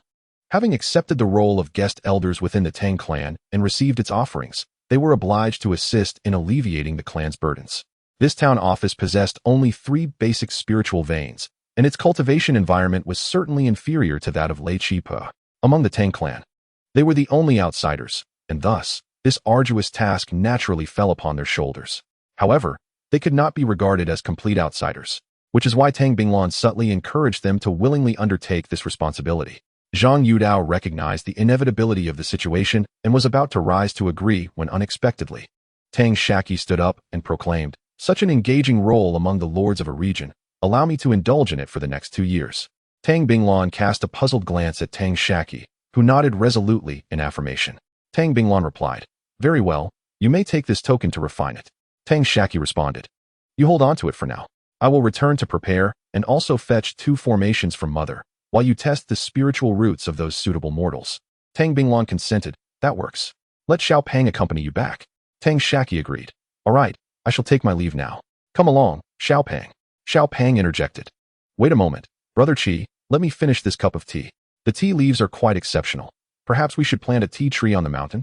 The county magistrate remarked. This tea was harvested from the mother tree of the Clear Heart Tea at Danding sect. I too have a fondness for it. I have nurtured this tea tree for nearly 40 years, yielding merely 2 taels of tea each year. Although the spiritual energy contained within this tea is rather weak, long-term consumption can yield certain benefits to one's cultivation. Importantly, this tea clears the mind and sharpens focus. A cup before cultivation allows practitioners to dispel distractions and swiftly enter a meditative state. Tang Shaqi inquired, Might I request a tea fruit from you, esteemed magistrate? I wish to cultivate a tree of my own. The magistrate replied, Only the 300-year-old mother tree bears tea fruits. My tree is still too young. Moreover, tea fruits can be refined into spiritual oil, a vital ingredient for concocting the spiritual liquid required for the cultivation of the secret technique of the spiritual eye. A single tea fruit is valued at 40 low-grade spiritual stones, and I currently have none to spare. You may consult Danding Pavilion. Some might still have stock. Tang Shaqi smiled. Thank you for your enlightening response, esteemed magistrate. The magistrate replied, I was fortunate. A single tea fruit allowed me to cultivate a tea tree. I hope you too experience good fortune and achieve success on your first attempt. Tang Shaqi responded, I shall borrow your auspicious words. Having finished his tea, Xiao Pang said, Let us go. Brother Qi, I have finished drinking. The two released steamed buns and sesame balls from their storage bags, mounted them, and shortly after dark, arrived at Lei Chi Pa. Tang Shaqi approached the courtyard of his father, Tang Dong, and gently rang the bell hanging at the entrance. After 2 breaths, Lin Yi emerged to open the gate. Seeing Tang Shaqi, Lin Yi looked surprised and asked, Shaqi, did you not go to Yuyang Town with grandfather? What brings you back so late?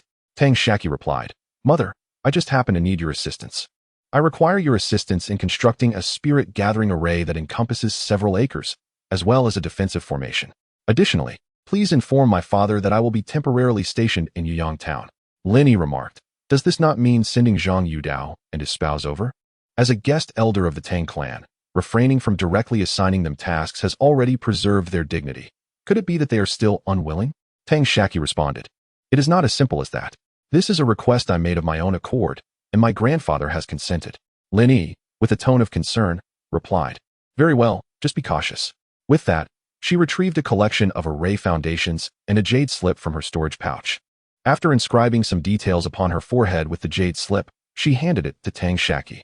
This comprises a mid-level spirit gathering array and a defensive formation of mid to late stages, with comprehensive instructions contained within the jade slip. Chapter 55 As the mayor. Tang Shaqi expressed his gratitude, saying, Thank you, mother. I shall not disturb your cultivation any longer. I will return to tidy up. With that, he turned and departed. Lin Yi replied, It's nearby. Feel free to come back often. Without turning back, Tang Shaqi merely responded, I understand. I will visit frequently. First, Tang Shaqi went to the spiritual fields he had rented from his clan to carefully excavate the young Lingyuan peach tree seedling he had nurtured, wrapping it securely before placing it into his storage pouch. He also unearthed some medicinal herbs that had clearly surpassed their optimal age and replanted a few seeds. By the next morning, he secured the golden-winged purple bee and rode his steed, Mantu, beckoning Xiao Pang to accompany him to Yuyang Town. Before the town hall, a group of unmarried youths aged between 4 and 16 stood in line, their parents and relatives gathered nearby, engaged in animated discussions. Upon seeing Tang Shaqi and Xiao Pang approach on their dog, they rushed to the ground, exclaiming they had encountered a celestial being. Entering the town hall, Tang Lusha and Tang Liola, the 2 sisters, were busy testing the spiritual roots of the waiting crowd. Tang Shaqi hurried over to inquire, Sister Lo, how is the work progressing? Tang Liola replied, Yesterday, Uncle Zhang and Aunt Zhang completed testing all eligible individuals in the town and the 2 nearby villages. The remote villages have also been notified, and suitable candidates are arriving one after another. Tang Shaqi asked, How many have been tested so far? What is the status of their spiritual roots? We have tested 11 individuals, 3 with 3 spiritual roots, 5 with 4, and 3 with 5 spiritual roots. Even Zheng Guo has spiritual roots, specifically 4, she answered. Tang Shaqi further inquired, How many individuals remain untested? Tang Liola responded, According to Clerk Zhang, Yuyang Town governs 1 township and 9 villages, with a total population exceeding 30,000. Approximately 6,000 are aged between 4 and 16, and nearly 4,000 have already been tested. Xiao Pang chimed in, Sister Le, do you need our assistance? Tang Liola chuckled, as long as you don't cause trouble. It's best if you refrain from coming. I fear your help may complicate matters further. Xiao Pang retorted, humph. I would only make things easier for myself. Tang Shaqi interjected, it's just the right opportunity for you to lend a hand, Xiao Pang. With that, they entered the back courtyard of the town hall, which resembled a traditional courtyard residence. The grand hall at the front served as the office, with a corridor to the far left. As they proceeded down the corridor, the right side adjacent to the hall featured a passage, while the opposite side housed a series of rooms designated for staff offices and storage of documents. Continuing down the corridor, they reached a rear corridor that led to the 6 acres of spiritual fields cultivated by xianxia, flanked by 2 rows of side rooms. At the center was the main hall, which contained a well equipped with a pulley on its left side, while the back of the hall featured the master bedroom. Tang Shaqi called upon Xiao Pang to assist in setting up the formation. Due to insufficient spiritual energy in the surroundings, he had to place several spirit stones within the array's foundation. After a careful inspection of the spiritual fields, he noted that the arrangement of the medicinal herbs was not entirely optimal. Within the hall, Zhang Yudao and his wife divided the individuals into 2 groups. One group consisted of 4 literate individuals who would be instructed in the fundamentals of cultivation by Zhang Yudao himself. The remainder, who were illiterate, were being taught to read by Li Qingru, who had somehow procured a collection of books. In the grand hall, individuals arrived in succession, and it was revealed that only 27 mortals possessed spiritual roots, approximately 1 in every 200. As night fell, those selected for their spiritual roots bid farewell to their parents and loved ones. The most frequently heard words were, my child, cultivate diligently. If you become an immortal, be sure to take me with you to the heavens to enjoy bliss. Tang Binglan and Zhang Yudao were imparting knowledge of territory management to Tang Shaqi, who listened intently, validating the teachings with what he had learned in his previous life. As midnight approached, the newly recruited disciples of the Tang clan were settled into an inn in the town.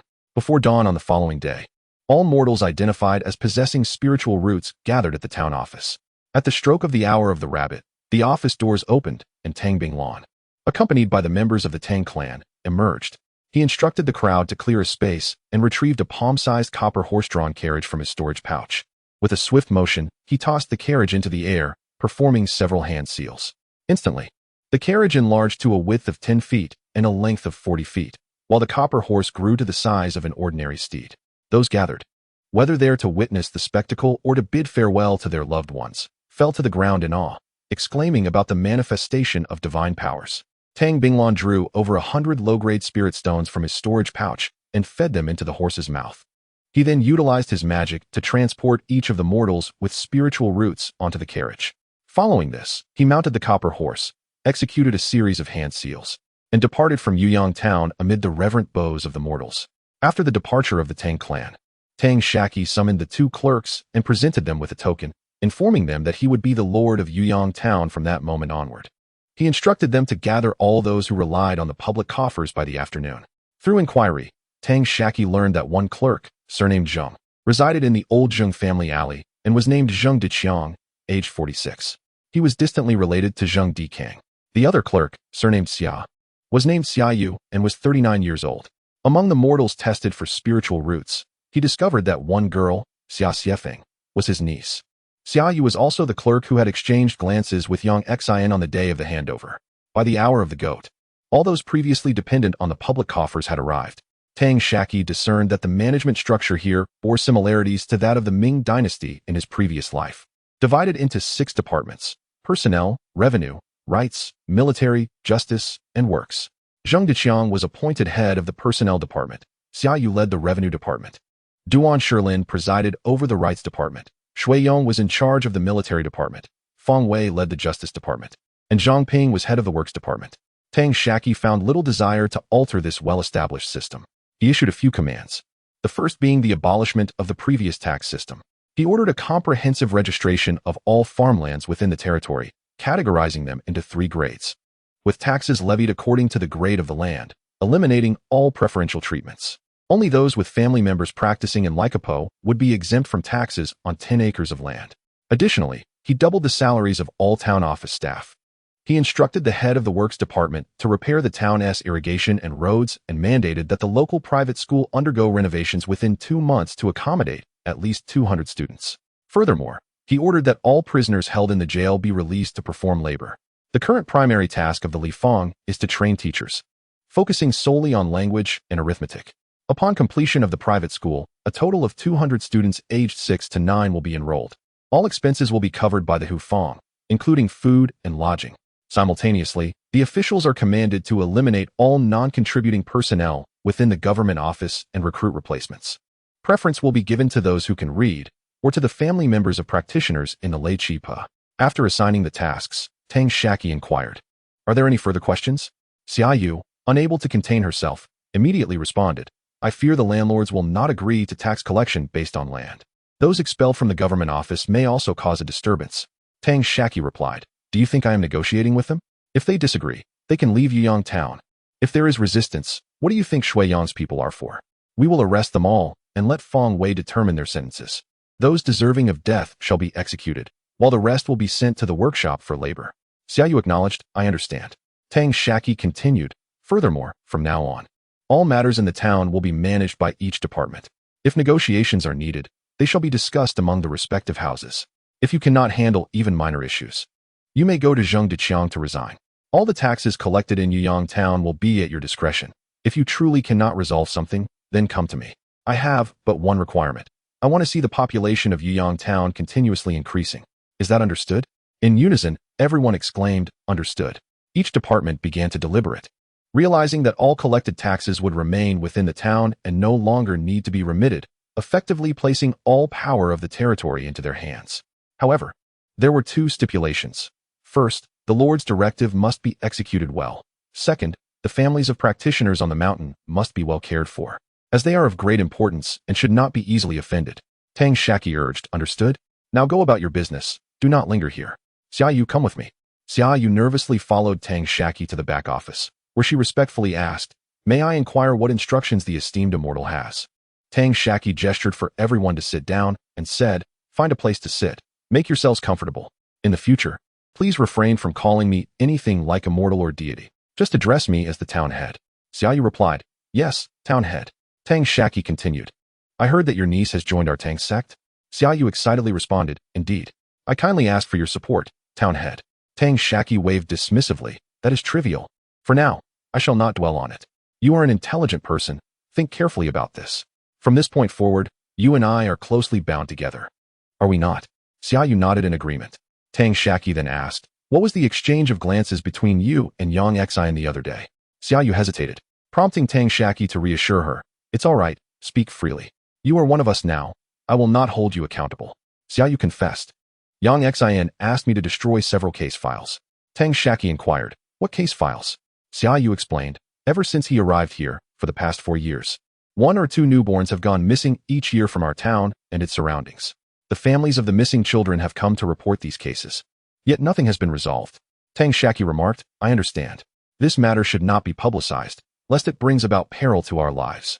Keep a vigilant eye on the heads of the various factions below. Should any of them act recklessly, inform me, and I shall deal with them. If there are no pressing matters, you may leave and also summon Zheng Deqiang for me." Xiaoyu responded with excitement, feeling as though he had been entrusted with a position of great importance, akin to being granted a powerful sword by the emperor. Upon Zheng Deqiang's arrival, Tang Shaqi instructed him to also closely observe the individuals beneath them, thereby creating a rival for Xiaoyu.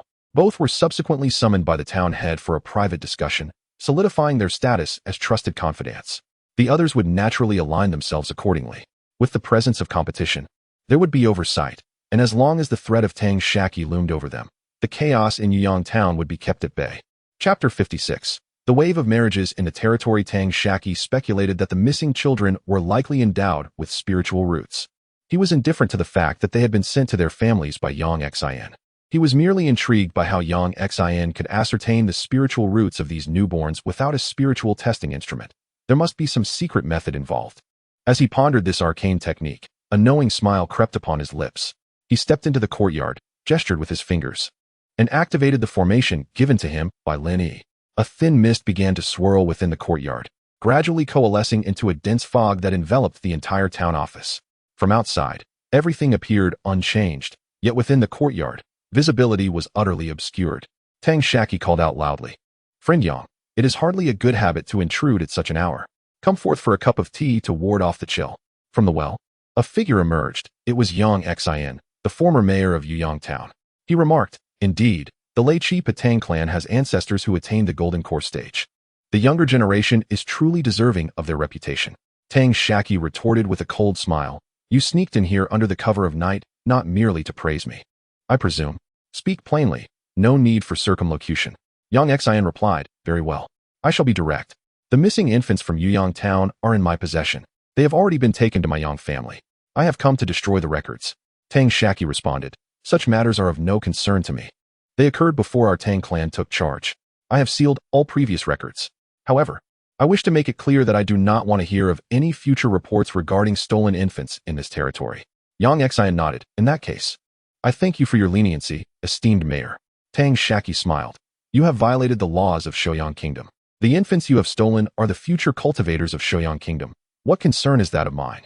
Nonetheless, I do have one matter of curiosity that I would like you to clarify." Xianxia inquired. "What is it?" Tang Shaqi asked. "How do you determine whether a newborn possesses spiritual roots?" Xianxia explained, "It is no secret, it is quite simple. Only those with spiritual roots can cultivate and absorb the ambient spiritual energy through their techniques, which then strengthens their internal essence through systematic training.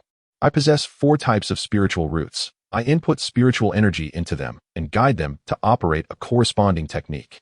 If their internal spiritual energy increases, it indicates that they possess that type of spiritual root. This process does not attract much attention, but it is time-consuming, as an infant's meridians are fragile and can only operate for a week's worth of techniques in a single day." Tang Shaqi understood and expressed his gratitude. "Thank you for the clarification, friend Yang. You need not worry. Tonight's events, as well as those from the past, shall be regarded as if they never occurred.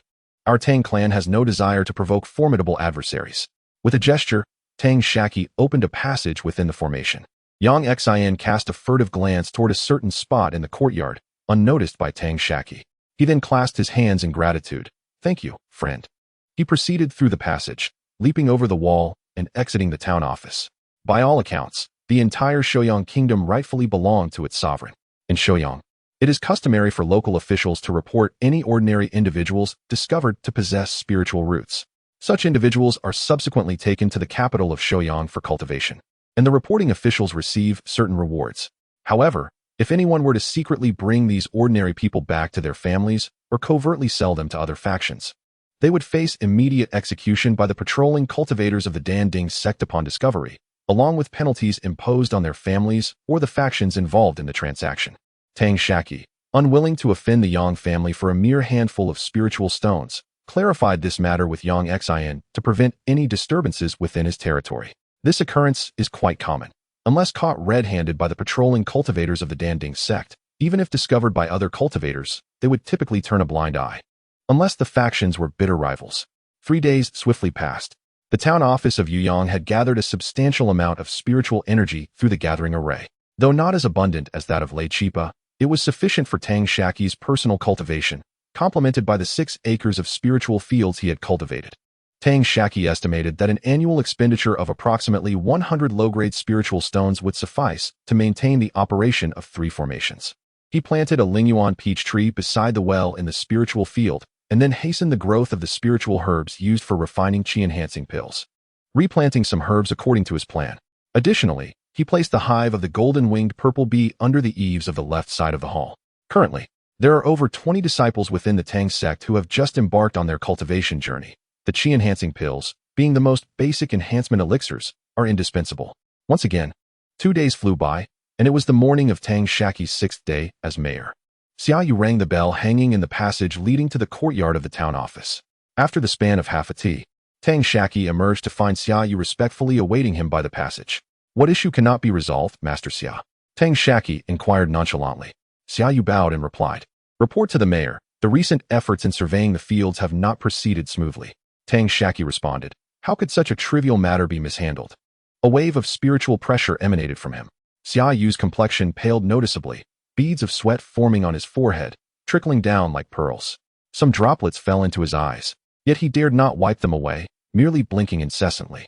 As Tang Shaqi retracted his spiritual pressure, Xiaoyu sighed in relief, though his breathing became somewhat labored. Feeling aggrieved, he stated, "Mayor, if it weren't for the dire circumstances, I would not have come to you." Initially, everything was going smoothly. But when we reached the estates of the prominent families, their servants and tenants came forth to obstruct us. Tang Shaqi replied, "Did I not advise you to seek Shuiyong? Capture or eliminate as necessary?" Xiaoyu responded, "The crux of the matter is that just as we were preparing to act, over 20 landlords united and arrived at the town office, insisting that only those families with members cultivating on Immortal Mountain would be registered, and we agreed without question. However," Tang Shaqi interjected coldly, "but there are always one or two families with issues, unwilling to comply, correct?" Xiaoyu nodded, stating, "Precisely. They argue that their children cultivate on the mountain, claiming a kinship with the mayor, asserting that how could you possibly infringe upon their interests? It is undoubtedly us insignificant individuals who incite such matters from behind the scenes, and they are bound to approach the town mayor to lodge complaints." Tang Shaqi, however, found amusement in the situation, remarking on the limited horizons of these individuals. "You may convey to them that this is precisely my intent. I shall spare them this time, but should they transgress again, I will ensure that even their families, who are practicing on the mountain, have their cultivation abilities stripped and returned to them, condemning them to a lifetime without the chance to cultivate further." Xiaoyu replied affirmatively but hesitated, her face contorted in a struggle as she remained rooted in place for a moment. Noticing her predicament, Tang Shaqi inquired, "Why are you still standing here? Shouldn't you be attending to your tasks? Is there something you cannot resolve?" Xiaoyu confessed, "Actually, I have a personal matter I wish to discuss with the mayor. I seek to understand how to ensure that my descendants possess that elusive spiritual root. Otherwise, even if we suppress those individuals this time, they will inevitably rise again. Without descendants capable of cultivating on the Immortal Mountain, we, the ones who execute tasks, will always find ourselves at a disadvantage. Might I implore the mayor to share the secrets of this matter?" After a moment's contemplation, Tang Shaqi responded, "I can only provide you with a direction. I cannot guarantee the outcome." Xiaoyu's excitement was palpable as she exclaimed, "Indeed, if it does not come to fruition, I shall only blame my own lack of fortune." Tang Shaqi suggested, "You may wed a relative of those who possess the spiritual root or seek a son-in-law from among them. Perhaps within your descendants, one may emerge with the spiritual root. If not, further intermarriage among your descendants may yield results in 3 to 5 generations." Xiaoyu, brimming with enthusiasm and gratitude, departed. Outside, a throng of household personnel eagerly surrounded him, demanding, "Master Xia, what did the mayor say?" Clearing his throat, Xiaoyu confidently declared, "You should speak directly to those two families. Which tenant farmer, servant, or scholar would dare to critique the heir's affairs? If such a situation befell your own household, how would you respond? Do you require me to instruct you further on how to proceed?" All the household personnel responded with renewed confidence, affirming his words. They promptly turned and exited the premises. Tang Shaqi, upon hearing Xiaoyu's interpretation of his words, couldn't help but commend him silently. Subsequently, Xiaoyu convened the heads of the other 5 households to conspire within the chamber. Over the course of the following month, joyous tidings resonated from the homes of the 6 heads almost daily. It was either Xiaoyu taking a concubine, or Head Feng's son marrying, or Head Shui recruiting a son-in-law, or Head Zhang's grandson becoming engaged to someone. Such a flurry of activity soon caught the attention of astute observers, who speculated about the underlying secrets. By the time they acted, however, suitable matches had dwindled, leaving them to settle for relatives of those practicing at Lei Chi Pa, albeit distantly related. Ultimately, any connection, however slight, to the townsfolk of Yuyang who cultivated at Lei Chi Pa saw a significant rise in desirability. The bride's dowry tripled, while the groom faced no dowry yet received a substantial bridal gift. In truth, Xiaoyu had retained a strategic advantage. He surmised that the lost infants from Yuyang town in the past likely possessed spiritual roots as well. Thus, their blood relatives also serve as their secondary choices for marital alliances. Tang Shaqi once casually surveyed that most offspring of cultivators possess spiritual roots. The progeny of cultivators and mortals also frequently exhibit spiritual roots. In contrast, the likelihood of spiritual roots among the offspring of mortals is relatively low. This reflection conjured memories of his childhood in Hutong village, where he tended to pigs, selectively breeding only the strongest boars and sows. All other piglets were castrated, resulting in an increasingly robust herd. Tang Shaqi could not articulate the underlying principles, only recognizing it as a consequence of heredity. He too yearned to enhance the probability of individuals with spiritual roots within his domain, which could effectively augment the number of cultivators within the Tang sect. Whether this would prove beneficial remained uncertain, yet it at least provided a potential avenue for exploration. Chapter 57. The re-entry into Yangxin. 3 months elapsed in the blink of an eye. As per Tang Shaqi's knowledge, within this span, 27 individuals from the households of the 6 clan leaders had successfully conceived. Moreover, Tang Shaqi had amassed a considerable collection of spiritual herbs intended for the refinement of chi-enhancing elixirs. Calculating the time, it was evident that those literate individuals among those taken from the territory should have commenced their cultivation by now. With the increasing number of people on the Lei Chipa, the demand for chi-enhancing elixirs would soon surpass the supply. In 3 to 4 years, when they gradually entered the sect, the Tang clan would require an additional batch of capable cultivators. Furthermore, with the acquisition of territory, the sect's requisition tasks would inevitably rise. Thus, it was imperative to cultivate this batch of individuals swiftly, ensuring that the Tang clan would not face a shortage of personnel after their departure. Moreover, he had received a red mission through his lord's token, which involved acquiring 100 bottles of chi-enhancing elixirs. This endeavor would not only yield a substantial profit in spiritual stones, but also exempt the Danding sect from requisitioning a chi-refining cultivator from the Tang clan. For missions accepted via the Lord's token, those valued below 500 inferior spiritual stones did not require a security deposit, should the task remain unfulfilled within the stipulated time frame. A penalty must be paid at the nearest Danding pavilion within a month, or else the family's territory would be revoked, rendering them ineligible to reapply for 50 years. Tang Shaqi chose to depart for Lei Chipa on the 27th day of the 12th lunar month, primarily due to the inclement weather that hindered the acquisition of the Hunyuan Songguan. Prior to his departure, he replaced the spiritual stones at various array bases. Subsequently, he rode home on Mantu in front of the town yamen. Upon reaching Lei Chipa, Tang Shaqi learned that the individuals brought back from Yuyang town had been divided into 3 groups. The first group was engaged in reading and writing, instructed by a teacher also brought from the Li room of Yuyang town. The second group, literate individuals, received cultivation knowledge from female cultivators on Lei Chipa. The third group, having attained a certain level of cultivation, had all taken on masters in Lei Chipa to pursue their training. Tang Shaqi first greeted everyone, and those who had been brought back all bowed in respect, addressing him as senior brother. As the senior brother, Tang Shaqi felt obliged to reciprocate, bestowing a piece of inferior spiritual stone to each. He then proceeded to the alchemy chamber, where he refined the collected herbs into elixirs, continuing until the eve of the new year. It was only after dark that he emerged from the alchemy chamber to share a dinner with his family. The original 11 members of the Tang clan sat at one table, while the subsequent 27 were seated at 3 others. At Tang Shaqi's table, the feast comprised various meats of demonic beasts paired with spiritual herbs, with the staple being mid-tier spiritual rice combined with the meat of foundational demonic beasts and a kanji enriched with high-tier spiritual herbs, accompanied by a spiritual wine infused with royal jelly from the golden-winged purple bee. The other 3 tables featured porridge made from low-tier spiritual rice, with dishes consisting of early-stage demonic beast meat and initial spiritual herbs, and drinks made from fruit juice sweetened with a touch of golden-winged purple bee honey. Tang Binglan took the first bite, announcing the commencement of the New Year's Eve dinner, which was followed by the cultivators newly arrived at Lei Chipa, with the older ones leading the younger to toast to Tang Binglan's table. After offering their toasts, they returned to their own table, leaving behind a scene of disarray. Their daily sustenance primarily consists of ordinary rice accompanied by a modest quantity of spiritual rice, which is boiled into a kanji. They indulge in an additional dish only once a month, which is merely a single plate of spiritual food, while the staple comprises pure spiritual rice simmered with the flesh of early-stage demon beasts. A few spiritual beasts linger around the tables of Tang Shaqi and the others. Apart from sesame, they have also generously fed these creatures with ample spiritual food. Meanwhile, at several other tables, a few audacious patrons attempted to summon some spiritual beasts for feeding, only to be met with disdainful glances from the creatures. Tang Binglan was in high spirits that evening, welcoming every toast with open arms and draining his cup without hesitation. Before the meal was concluded, he succumbed to intoxication, shedding tears while rambling emotionally, one moment reminiscing about the past, the next exclaiming the resurgence of the Tang sect. That night, 2 disciples successfully cultivated their magical powers and were taken under the wing of the couple, Tang Dong and Zhang Yudao, becoming their apprentices.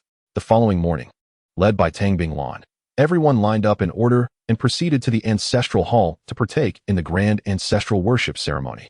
Upon its conclusion, the older disciples guided the younger ones in paying New Year's respects to the former members of the Tang sect.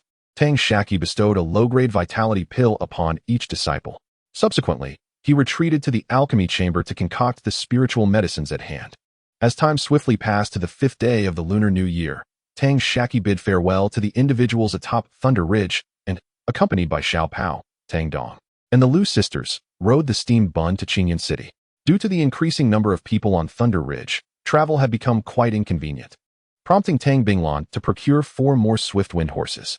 True to its reputation, Qingyun City witnessed an influx of visitors during the first market of the new year, with the crowd doubling, if not more. After handing over the swift wind horses to the stable management, Tang Shaqi and Xiao Pao each collected their steam bun and sesame ball before entering Qingyun City. Some patrons were there to purchase goods, while others came to sell, each attending to their own business upon entering. Tang Shaqi made his way directly to the local Dan Ding Pavilion, where he encountered Steward Zhao at the entrance. The two exchanged New Year greetings with a respectful bow and engaged in a brief conversation. Subsequently, Tang Shaqi retrieved 100 vials of vitality pills from his storage pouch and placed them on the counter alongside his Lord-S token. He then remarked, "I have accepted the task of procuring 100 vials of vitality pills. I would appreciate your assistance with the handover, Steward Zhao." Steward Zhao replied, "Ah, little Tang, you flatter me. For ordinary tasks, I can manage the handover. However, for a red-level task, it must be completed with the pavilion master." He added, "Feel free to browse. I will notify you shortly." "Thank you, Steward Zhao," Tang Shaqi replied. Afterward, Steward Zhao ascended to the 2nd floor with quick steps. Within a short span of time, the pavilion master descended. Tang Shaqi offered his respects, saying, "Happy New Year, Pavilion Master. I must trouble you once more. During my visit to Dan Ding Workshop, I met with my great-uncle, Tang Ming. He expressed his gratitude for your care and mentioned wanting to invite you for a drink sometime." The pavilion master chuckled. "I am unworthy of such praise. I fear that by then, Brother Tang may become Uncle Tang Ming." He continued, "I am aware of your purpose. Allow me to inspect this batch of pills." With that, he swept his divine sense over the 100 vials on the counter. The quality of this medicinal elixir is notably high, comprising 70 vials of chi-enhancing pills and 30 vials of superior chi-enhancing pills, which illustrates the diligence you have applied to this task. Kindly hand over your lord's token to me." Tang Shaqi surrendered his lord's token to the master, who then retrieved a jade plaque from his storage pouch. With a swift stroke across Tang Shaqi's token, he returned it to him. Subsequently, with a wave of his hand, the elixirs on the counter were drawn into the master's storage pouch, and a heap of inferior spirit stones appeared upon the counter. The master remarked, "First, examine the task records within the token. Here are the 990 inferior spirit stones due to you." Tang Shaqi pressed the token to his forehead, revealing that he had completed the chi-enhancing pill task, thereby exempting one late-stage chi-refining disciple from sect duties. As for the inferior spirit stones on the counter, Tang Shaqi did not count them. With a flick of his right hand, he stored them away in his pouch. He then proceeded to purchase 2 saplings of snow jade mulberry and 2 pairs of jade gold silkworms. The silk from the jade gold silkworm had once been one of Tongmin's primary products for sale. The snow jade mulberries, essential for concocting mid-stage elixirs, particularly the snow jade pill, necessitated the raising of 2 pairs of spirit insects to prevent waste. Just as he was about to leave, Tang Shaqi seemed to recall something. "Oh, almost forgot. May I inquire if you have any clear heart tea tree fruits available for sale?" The master, intrigued, asked, "Is your grandfather in need of tea oil for concocting some spirit liquid to assist in the cultivation of certain spiritual techniques?" "I don't have that much," Tang Shaqi replied. "Not quite. I merely wish to purchase 1 or 2. The spirit tea cultivated by the magistrate of Jinyang County last time proved beneficial to my cultivation. Hence my desire to grow 2 plants." The master confessed, "To be honest, I once harbored the same ambition. I spent nearly 300 inferior spirit stones to cultivate 8 tea fruits, yet none yielded a clear heart tea tree. Currently, I possess 1 fruit that has been harvested for 7 years. Although it still shows some vitality, I doubt it can produce a tea tree. Please consider carefully whether you wish to purchase it." Tang Shaqi affirmed, "I shall buy it. If it cannot be cultivated, I will simply press it for oil. It is hardly a loss." The master ceased his persuasion and handed the tea fruit to Tang Shaqi. Tang Shaqi then acquired enough mulberry leaves for the jade gold silkworms to feed for a month, along with any spirit herbs he could afford. After settling the payment with spirit stones, he exited the Dan Ding Pavilion. In truth, the master had acted out of goodwill. Cultivating tea trees not only requires seeds, but also the preparation of special spirit liquids and fertilizers to promote the sprouting of tea fruits. The value of these spirit liquids and fertilizers rivals that of the tea fruits themselves. Tang Shaqi, however, remained optimistic, as he recalled that the three-light divine water could revive even the most lifeless innate spiritual roots. Although the three-light spiritual water he possessed had been diminished in potency, the tea fruit was not from a particularly high-grade spirit tree. Moreover, since the tea fruit still retained some vitality, he believed that the spiritual water he had could sufficiently encourage the sprouting of the spirit tea fruit. Tang Shaqi was then inclined to explore other shops and stalls to gather more spirit herbs. Although the three lights and one chi mixed origin great array gathers the three lights of mixed origin to hasten the maturation of spiritual herbs, it remains woefully insufficient.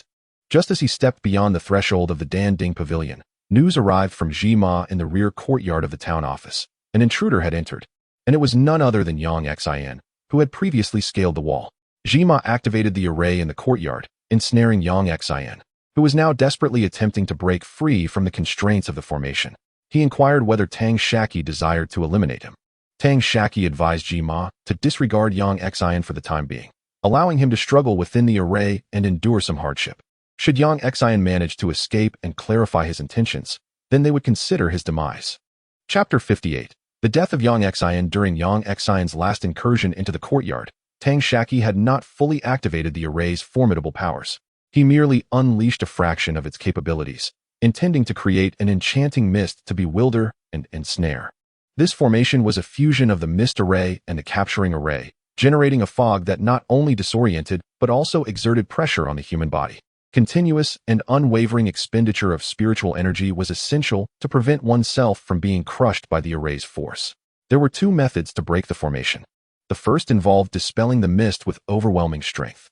The second required exhausting all the spiritual energy that powered the array.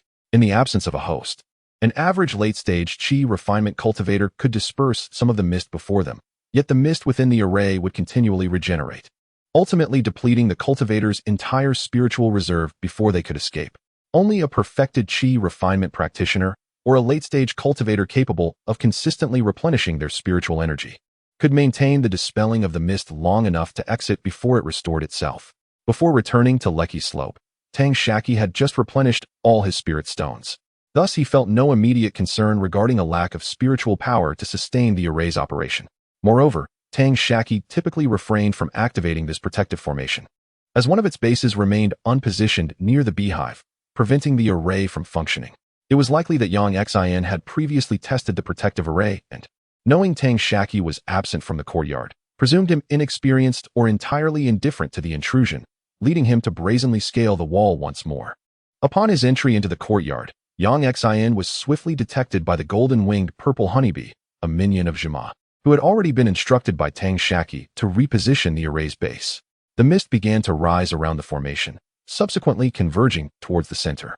Caught off guard and unable to dispel the newly formed mist with sheer force, xianxia had no choice but to establish his footing at the point of least pressure, the center of the formation, which also coincided with the courtyard center, and lay down the array's base to dismantle it from within. Initially, this center had the least pressure. Yet once the array reached its maximum operational capacity, it would become the most pressured area. Thus, decisively, xianxia erected two flags as the bases for the formation.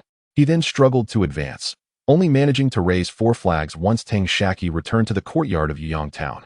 At the onset of the mist, xianxia speculated whether he had triggered the grand formation by stepping on a mechanism or if Tang Shaqi had returned to the courtyard and activated the array upon noticing the intrusion. He attempted to call out loudly, surrendering in desperation, but once the grand array was in effect, it isolated the inside from the outside. Apart from the array's host, no one could hear the sounds within, unless immense spiritual power was employed to disrupt the formation. Naturally, xianxia's cries went unheard, and no one came to his aid. Nonetheless, unwilling to capitulate, xianxia persevered in his resistance. During his ongoing struggle, he gradually realized that the formation was operating autonomously, lacking a host, prompting him to hasten his efforts in establishing the array's basis. In the process, he lost count of the number of spirit talismans he consumed and the restorative elixirs he depleted. Tang Shaqi, however, held unwavering confidence in Lin Es array. He had perused the intricate details of the formation. Even in the absence of a master, it could ensnare a late-stage chi refinement practitioner. Should someone take command, it could potentially trap a fully realized chi refinement master or 3 late-stage practitioners. First, He was curious to discern the motive behind xianxia's repeated clandestine incursions into the courtyard of the Yuyang town government. At the same time, he contemplated giving him a taste of his own medicine to alleviate the pent-up ire in his heart. After visiting the Tang Shaqi in Qingyun City, he bid farewell to his father and the others, then exited Qingyun City, releasing his mount and leisurely returning to the Yuyang town government. From an external perspective, the courtyard of the Yuyang town government appeared unchanged. Yet, those attuned to the cultivation arts could sense the unusual fluctuations of spiritual energy within. Upon entering the government office, Tang Shaqi was greeted by numerous officials who offered their respects and New Year greetings. The staff members stationed in the various offices behind the main hall, upon hearing the return of the town chief, also emerged to convey their salutations. Tang Shaqi smiled warmly, nodding at everyone, and instructed the head of the household department, Xiayu, to distribute an additional month's salary to all Yuyang town officials.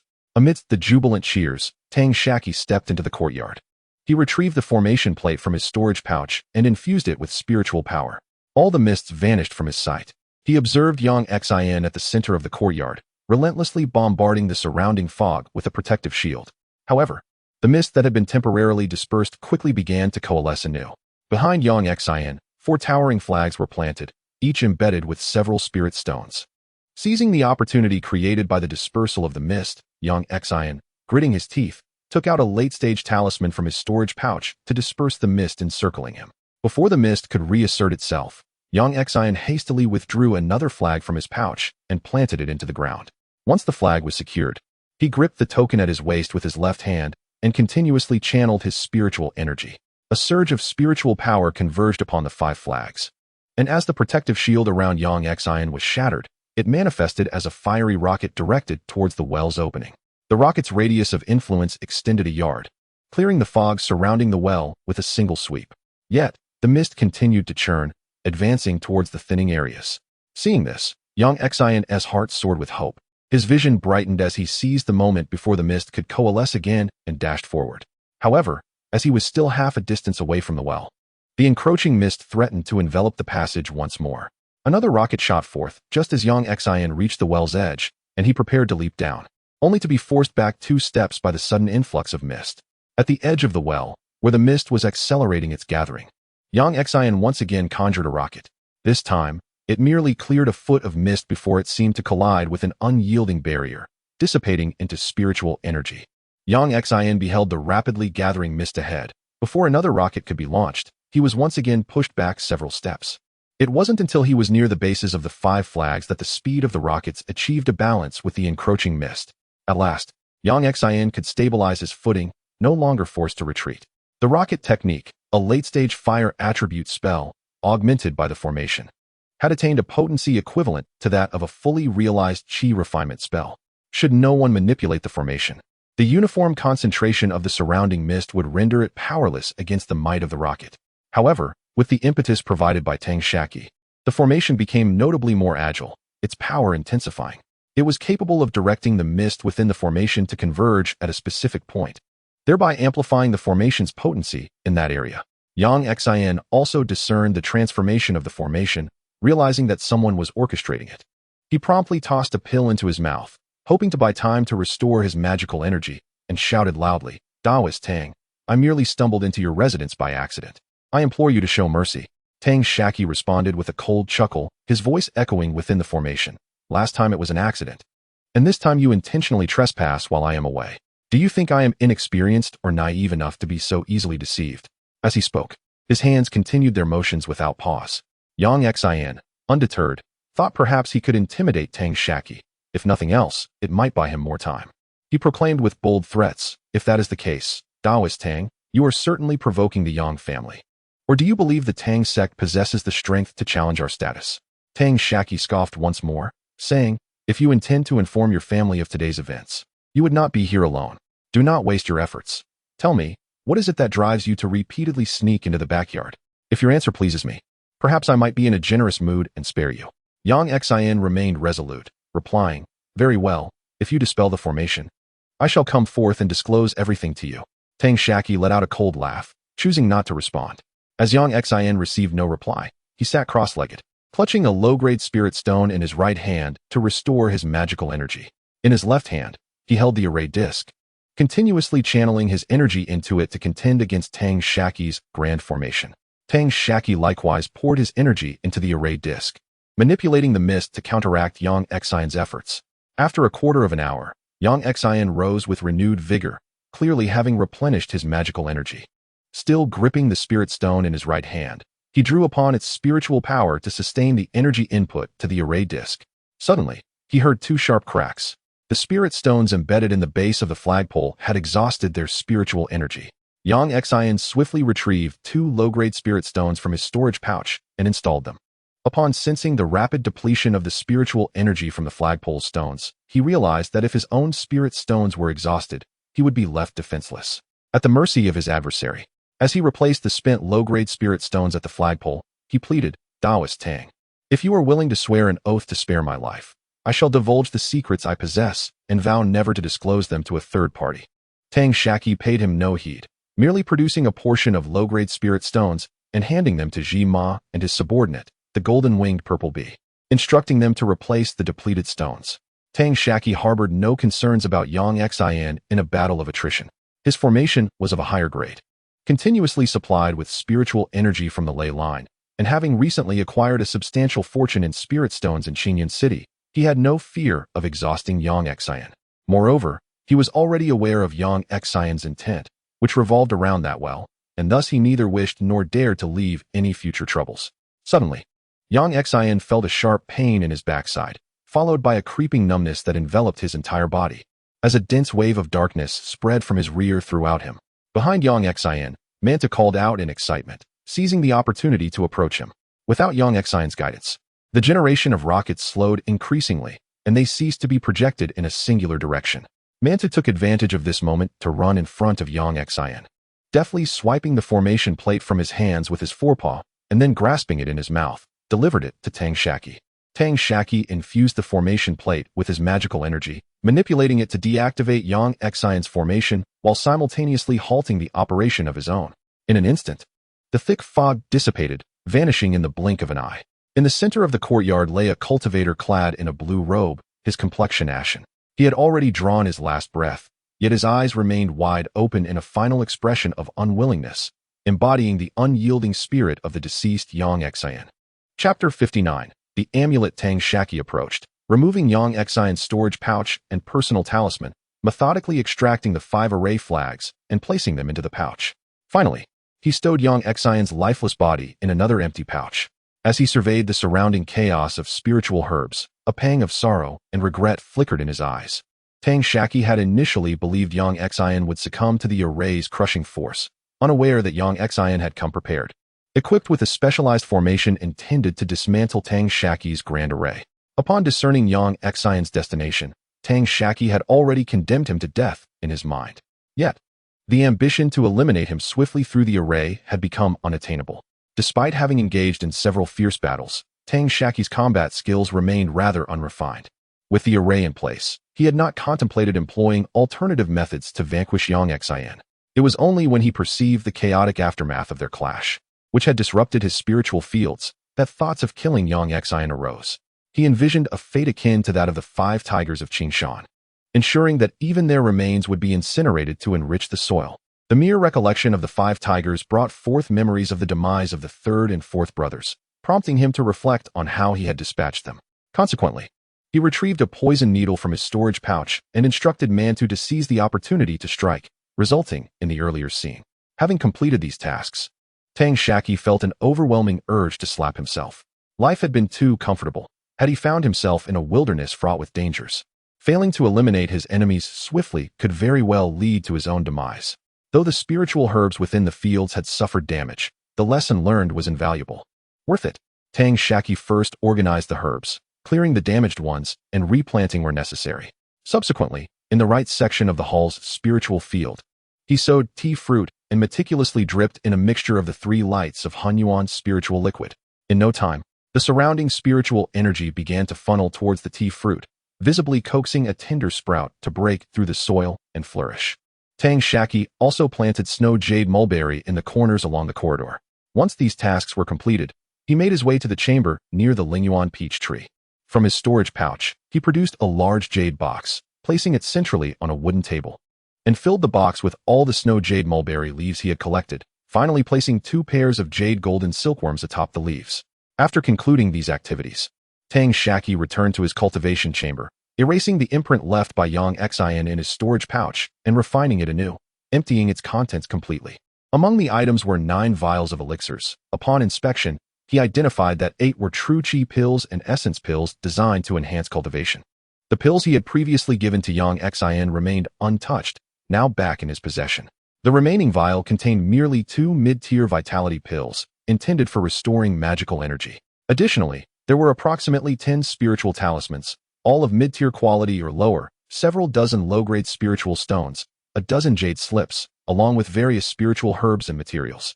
Tang Shaqi sorted and organized everything, excluding the jade slips, into his storage pouch.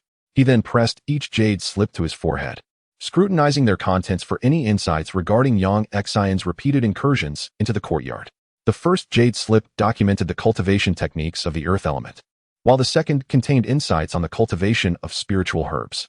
As he continued to peruse, he reached the 7th jade slip. Tang Shaqi immediately straightened his posture, excitement illuminating his face, for this jade slip contained a comprehensive compendium on the crafting of puppets, spanning from the qi refining stage to the nascent soul stage. With a leap of elation, Tang Shaqi wondered if perhaps the well concealed high-grade puppets. Taking several deep breaths to quell his rising excitement, he proceeded to examine the remaining jade slips. Among them, he discovered a technique dedicated to cultivating one's spiritual consciousness, specifically designed for post-foundation establishment. According to the description, this method had been practiced by a nascent soul cultivator known as the 9 Lives True Monarch, who had lived tens of thousands of years ago. The 9 Lives True Monarch was a master of artifact refining, particularly skilled in puppet creation. It was said that he had amassed an incalculable number of high-level puppets, often employing them to avert death in perilous situations, thus earning him the moniker of 9 Lives True Monarch among his fellow cultivators. After thoroughly reviewing all the jade slips, Tang Shaqi found that the others merely contained common techniques or insights. Eager to delve into the secrets buried within the well, he approached its edge.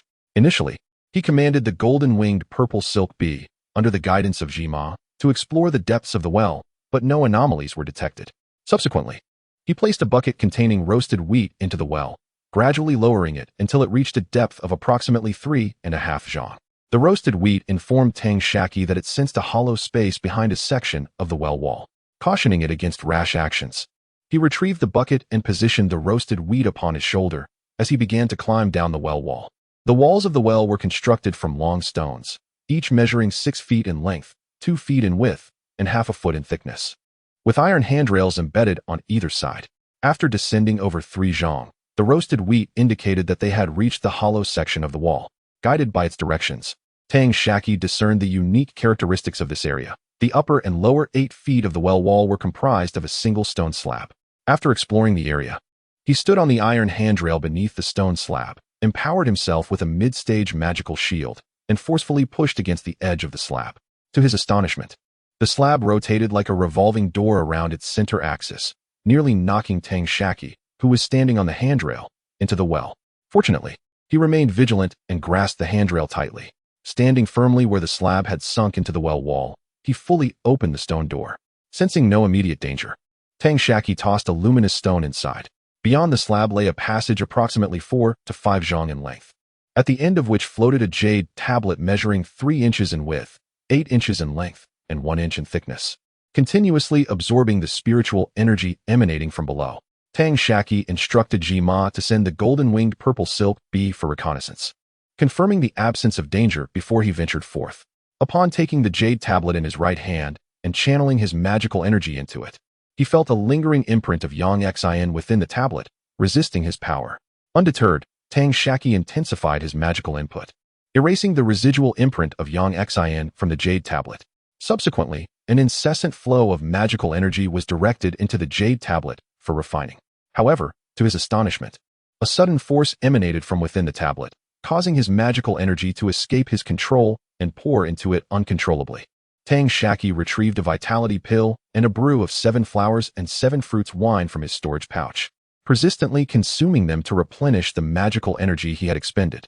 After consuming 2 vitality pills and taking a sip of the wine, The jade tablet ceased its absorption of his magical energy, allowing Tang Shaqi to seize the opportunity to imprint his mark at the core of the tablet. It was then he realized that this jade tablet was, in fact, a unique talisman, a sealed treasure containing part of the power of the inferior-grade magical artifact, the Mountain River Seal. This talisman could be utilized a total of 9 times, with 5 uses already exhausted. However, due to the passage of years, its spiritual energy had dissipated, rendering it inoperative unless replenished with a substantial amount of spirit stones or by placing it at the source of a spiritual vein to absorb fresh energy.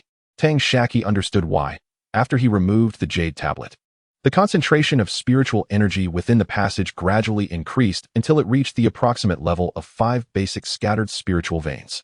He also comprehended why xianxia had repeatedly infiltrated the well in the backyard, refusing to divulge his intentions even at the cost of his life. It appeared that this talisman was placed there by xianxia to absorb spiritual energy for its restoration, or perhaps it had originally resided in this secret chamber, only discovered by xianxia later. Tang Shaqi took a few deep breaths to quell his excitement.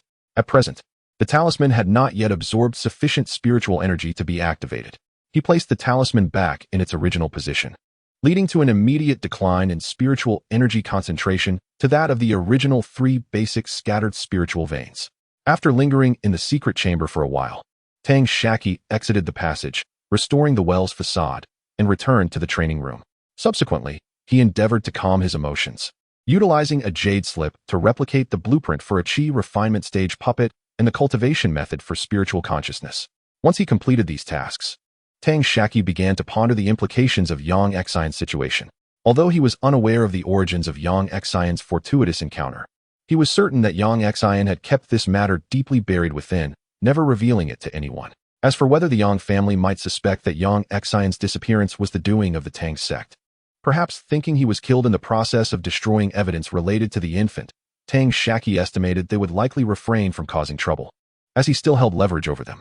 He considered the situation from the perspective of the Yang family's leadership and concluded that silence would be the best course of action, treating the incident as if it had never occurred.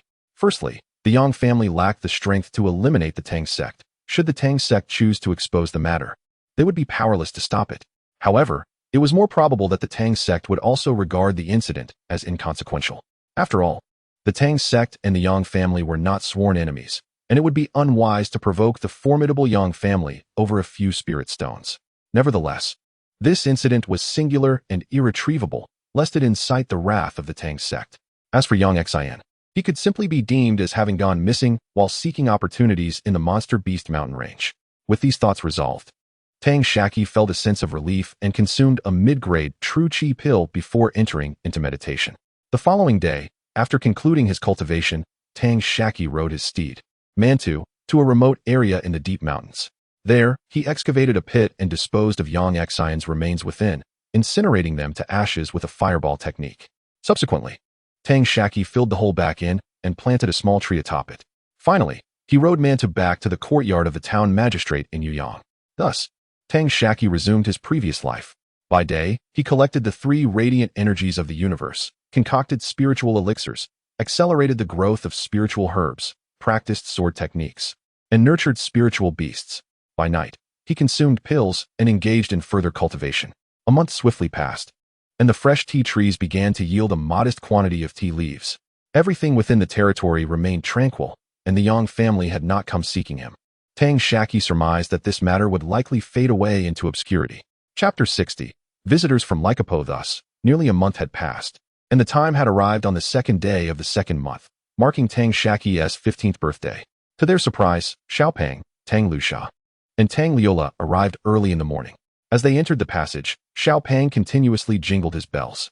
The incessant sound attracted the attention of several residents, who peeked out to see who was seeking the town chief, while others informed the heads of their respective households. Zheng Deqiang, the head of the administrative office, and Xia Yu, the accountant at the treasury, who were present at the town office, ushered the onlookers back to their homes. Subsequently, the two approached the trio and paid their respects. As they were acquainted with Xiaopeng and the others from the last visit of the Tang clan for the spiritual root assessment, Xiaopeng and his companions urged them not to stand on ceremony and to attend to their duties. The two complied while remaining nearby. When Mantu emerged, the two bowed to him, saying, "We pay our respects to the esteemed Mantu." Xiaopeng rushed over, embracing Mantu, and exclaimed, "Huh? Mantu, you rascal. Feasting daily with Chi Gu? You've grown quite robust." Mantu wagged his tail excitedly and barked a few times. Xiao Bai and Xiao Qing crawled out from the sleeves of Tang Liola and Tang Luxia, curling up around Mantu's neck. Mantu barked again, wagging his tail, and then turned to head toward the backyard, with Xiao Pang and the others following closely behind. Zheng Deqiang and Xia Yu waited until the figures of Xiao Pang and his companions completely vanished before returning to their respective offices. Upon entering the backyard, Xiao Pang and the others walked along the corridor to the main hall. The spiritual fields in the courtyard were shrouded in thick mist, obscuring their form. On the main table in the hall, several spiritual peaches, a small bamboo tube, a jade vial, a large ceramic jar, and a set of tea brewing tools were displayed. Xiao Pang wasted no time and grabbed a spiritual peach, wiping it on his clothes before biting into it, juice spilling forth. While relishing the peach, he mumbled, "Le Jie, Sha Sha, you two should eat as well. No need for empty formalities among us." Upon hearing this, Tang Liola took a peach for herself and began to eat. Tang Luxia, however, appeared a tad shy. Xiao Pang directly picked a peach from the basin, rubbed it on his clothes, and handed it to Sha Sha, who then took the peach and started to nibble at it in small bites. After finishing the peach, Xiao Pang set the pit aside and reminded them, "Don't discard the pits. We can take them to the mountain to cultivate new spiritual peach trees." Tang Liola remarked, "Xiao Pang, you seem quite knowledgeable about this. Confess honestly. How many delicacies have you pilfered?" Xiao Pang replied, "You flatter me. When have I ever hoarded good things without sharing them with you too? Even my favorite golden-winged purple bee honey, Haven tea, I shared plenty with you?" Tang Luxia nodded vigorously in agreement. Tang Liola playfully poked Tang Luxia's forehead and said, "This Xiao Pang seems loyal, but he is quite cunning. Don't let his exterior deceive you. He definitely has many more treats hidden away."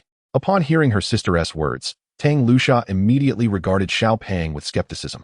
Xiao Pang hastily shook his hands, insisting, "No, no, absolutely not. In times past, when Chi Gu was in Lycopo, delectable delicacies were ever present. However, now it has become a struggle. Everyone is facing a shortage of provisions, and thus I have brought you here to partake in the autumn breeze. I have witnessed the passage of days. Today marks Chi Ji's birthday, and as his siblings, we must indulge him with a feast. Should there be leftovers, we can certainly take some with us, can we not?" With that, I exchanged knowing glances with the sisters Tang Luxia and Tang Liola, provoking a fit of laughter from them. Little Pang reached out to touch the jade bottle. Lifting the cork for a peek, his eyes lighting up instantly. Leaning closer to the bottle's mouth, he inhaled the fragrance, a smile blossoming on his face. He then opened a small bamboo canister, and a refreshing aroma wafted forth. It contained the cherished Qingxin tea leaves. Finally, he uncorked the ceramic bottle, revealing the dew produced daily by the divine medicine. Little Pang exclaimed, "I knew it. If one seeks delightful treats, coming to Chi Gu is undoubtedly the right choice. Just look at all these delicacies laid out on the table, and who knows how many more are tucked away in the storage pouch. To prevent his pouch from overflowing, we shall do a good deed and help him consume some." He picked up the kettle, pouring the dew from the ceramic bottle into it. With bamboo tweezers, he grabbed some charcoal and placed it in the stove, casting a fireball spell to ignite the charcoal. From the bamboo tube, he retrieved some tea leaves and added them to the teapot, drizzling in a few drops of honey. Once the dew in the kettle reached a boil, he poured it into the teapot, releasing a fragrant steam that enveloped the entire hall. Meanwhile, Mantu, playing outside with Xiao Bai and Xiao Qing, caught a whiff of the aroma and rushed in, eyes filled with anticipation as he stared at the teapot in Little Pang's hands, his tongue lolling. Little Pang placed the kettle back on the stove to keep the water warm. He then retrieved the sesame balls from his storage pouch, exclaiming, "How could I forget about you, my friend?" The sesame ball barked in discontent at Little Pang, then exchanged a few words with Mantu. Before mimicking Mantu's eager gaze towards the teapot, Little Pang poured 3 cups of spiritual tea from the teapot and fetched a bowl for the sesame ball from his pouch. Shaking the bowl, he inquired, "Mantu, where is your bowl? How can I serve you tea without it?" Mantu pointed with his front paw at the teacups on the table. "Woof, woof." With a puzzled expression, Little Pang pointed to the cups, asking, "You mean you wish to drink from the teacup?" Woof. The impatience in Mantu's bark was unmistakable. Thus, Little Pang simply stored the bowl back in his pouch and poured 2 more cups of tea. He first offered the 2 cups of spiritual tea to Tang Luxia and Tang Liola, then set 2 cups on the ground. Just as he was about to lift his own cup, he noticed that Ji Ma was already drinking from the table. Little Pang remarked, "You all are quite the gluttons. Xiao Qing and Xiao Bai, would you care for a sip?" Just as Little Pang poured himself a cup of spiritual tea, he heard Tang Luxia say, I asked Xiaoqing, and it expressed a desire for a cup as well. Upon hearing these words, the chubby boy promptly filled the remaining 2 teacups on the table. He placed them on the ground, where Little Bai and Little Qing approached, eagerly dipping their heads into the cups. Watching as the tea within diminished at a visibly rapid pace. The chubby boy lifted the last teacup from the table, yet before he could take a sip, he heard Tang Shaqi's voice emanating from within the room. "Chubby, you glutton, are you again indulging in my delightful treasures? Hurry, pour me a cup as well." Upon hearing Tang Shaqi's voice, the chubby boy quickly lowered his head and took a sip of the spirit tea, grimacing in pain from the heat. With a muffled voice, he protested, "There's none left. It's all gone. No cups available." Upon seeing the 3 humans and 5 beasts enjoying tea, Tang Shaqi lamented, "Is it easy for me to trade for good things? You glutton, you always manage to pilfer a fair share of my treasures." Addressing Tang Lu and Tang Lu Sha, he added, "Sisters, before you leave, be sure to help me wash the cups. If I were to be poisoned by Little Qing and Little Bai, no one would be left to barter for delectable treats for you in the future." Tang Lu Sha quickly reassured him, "Brother, you need not worry. Little Qing and Little Bai can control their venom. The cups they've used are free of poison." Tang Shaqi chuckled, while Tang Lu Sha shot him a knowing glance. "You know he's just teasing you." Tang Shaqi laughed, "Not at all. Absolutely not. Oh dear. After all this chatter, I'm quite parched. I too desire a cup." With that, he retrieved a small jade cup from his storage pouch and approached the table. As he lifted the teapot, preparing to pour himself a cup of spirit tea, he felt something amiss and shook the teapot lightly. He exclaimed indignantly, "Chubby, how inconsiderate of you. Not only did you leave me without a cup, but you didn't even reserve a drop of tea for me." The chubby boy retorted, "Are you not aware of your own belongings? This pot contains 8 cups of tea. Count for yourself how many cups are currently in use." Tang Shaqi ignored the chubby boy and was about to clear the tea leaves from the pot when he suddenly exclaimed, "Chubby, you prodigal. Do you have any idea how rare these tea leaves are? You've wasted a dozen by giving me just a few." Tang Lu chimed in, "We rushed over from Lei Chi early this morning to celebrate your birthday, merely to enjoy a few cups of tea. Now, bring forth all your delicacies and drinks to entertain us. If there's any left over, we'll take it with us to spare your storage pouch from bursting. Do not be so miserly. It's unbecoming and unlikely to win you a spouse. TSK, TSK. Such stinginess." The chubby boy joined in, "Indeed. Sister Lu is right. We're only having a couple of cups of tea, and you act as though you're hoarding it. When you go out, do not let it be known that we are from the Tang clan. I cannot bear such disgrace." Tang Lu Sha nodded vigorously, affirming with a soft Tang Shaqi relented, all right. You may be generous, and I shall be stingy. Let me indulge you this time." He then added another 10 or so tea leaves into the pot, extracted a few drops of royal jelly from his storage pouch, and finally poured in a kettle of water. Once again, he poured some unboiled dew into the kettle and filled each teacup with a serving. This time, he only filled them to 8/10, so Tang Shaqi also received a cup. Tang Shaqi first took a seat in the main position, gently sipped the spiritual tea, closed his eyes, and displayed an expression of rapture on his face. After a while, he opened his tightly shut eyes and took out a small stack of snow jade mulberries from his storage pouch, inviting everyone to partake. "Brother, your place is truly delightful. On the mountain, grandfather never allows us to eat the mulberries. Every time they ripen, he only gives me one to taste. The rest, he says, must be reserved for crafting the snow jade elixir. Do you need me to help out? I could stay here indefinitely, and you needn't feel embarrassed. Just provide me with food and drink every day." Little Fatty remarked while sipping the spiritual tea and munching on the mulberries. Chapter 61, The Puppet Brother. "Brother, please let me stay as well. I can be of great help," Tang Lu Sha interjected eagerly. Scram. "You gluttons. Are you here to assist or to torment me?" Tang Shaqi feigned annoyance. "Brother, the tea is finished. Could you brew me another cup?" "This small cup is hardly satisfying," Little Fatty remarked. Tang Shaqi pushed the tray toward Little Fatty, exclaiming, "You consume my food and drink, yet expect me to serve you. Brother, why do you say Little Fatty is not very attractive? What does that have to do with drinking tea?" Tang Lu Sha inquired, puzzled. Tang Liola chuckled and explained, "Shaqi means that Little Fatty is not particularly appealing, yet he has the audacity to think otherwise." "Oh." Tang Lu Sha nodded vigorously, as if enlightenment had struck her. "Humph. Don't think this will dampen my appetite. I assure you, the more you criticize me, the angrier I become, and I shall transform that rage into hunger."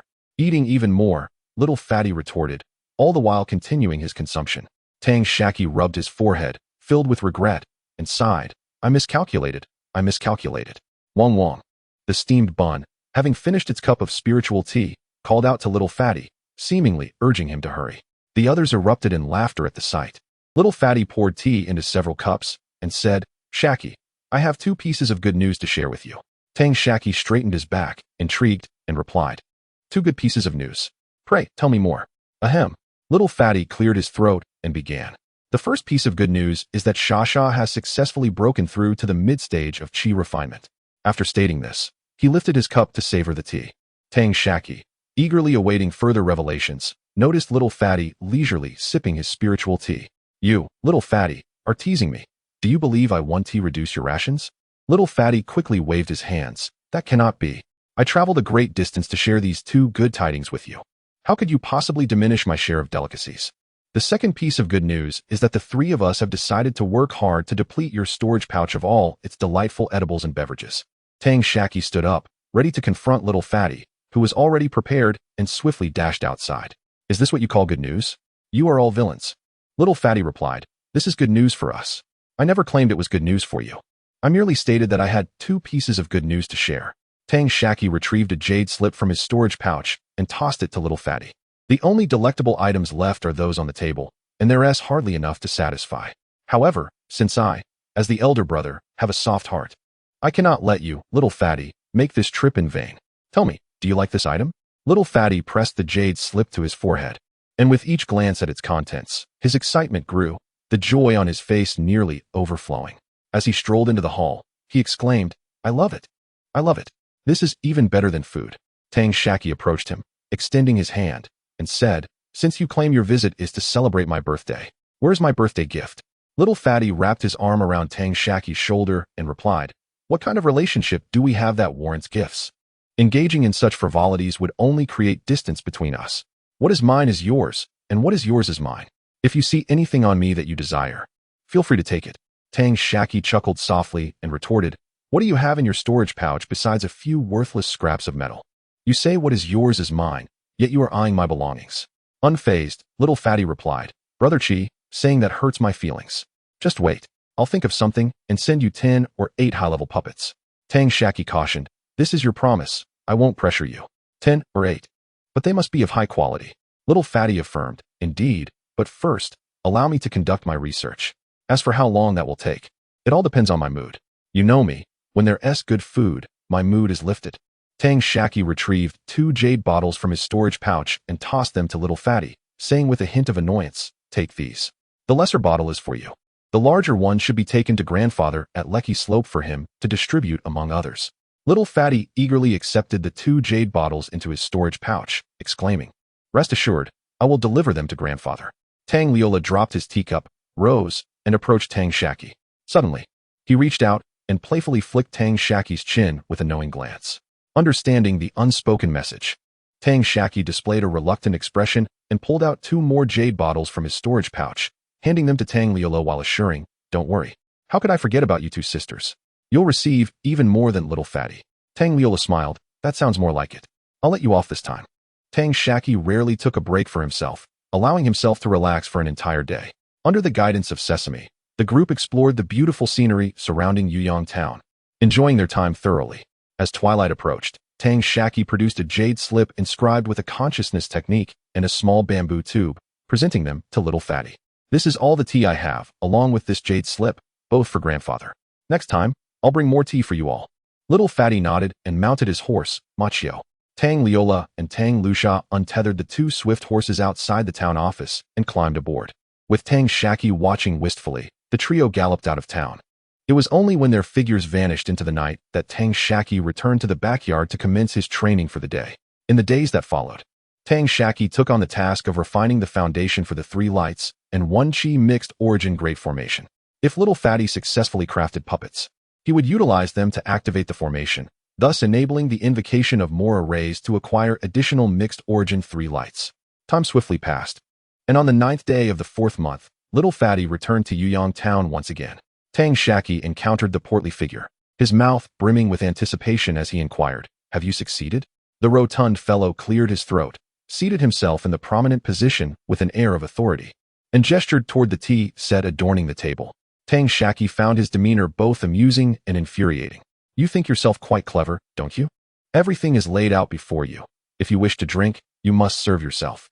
Should you fail to present me with a puppet today, I shall ensure your next drink is nothing but plain water."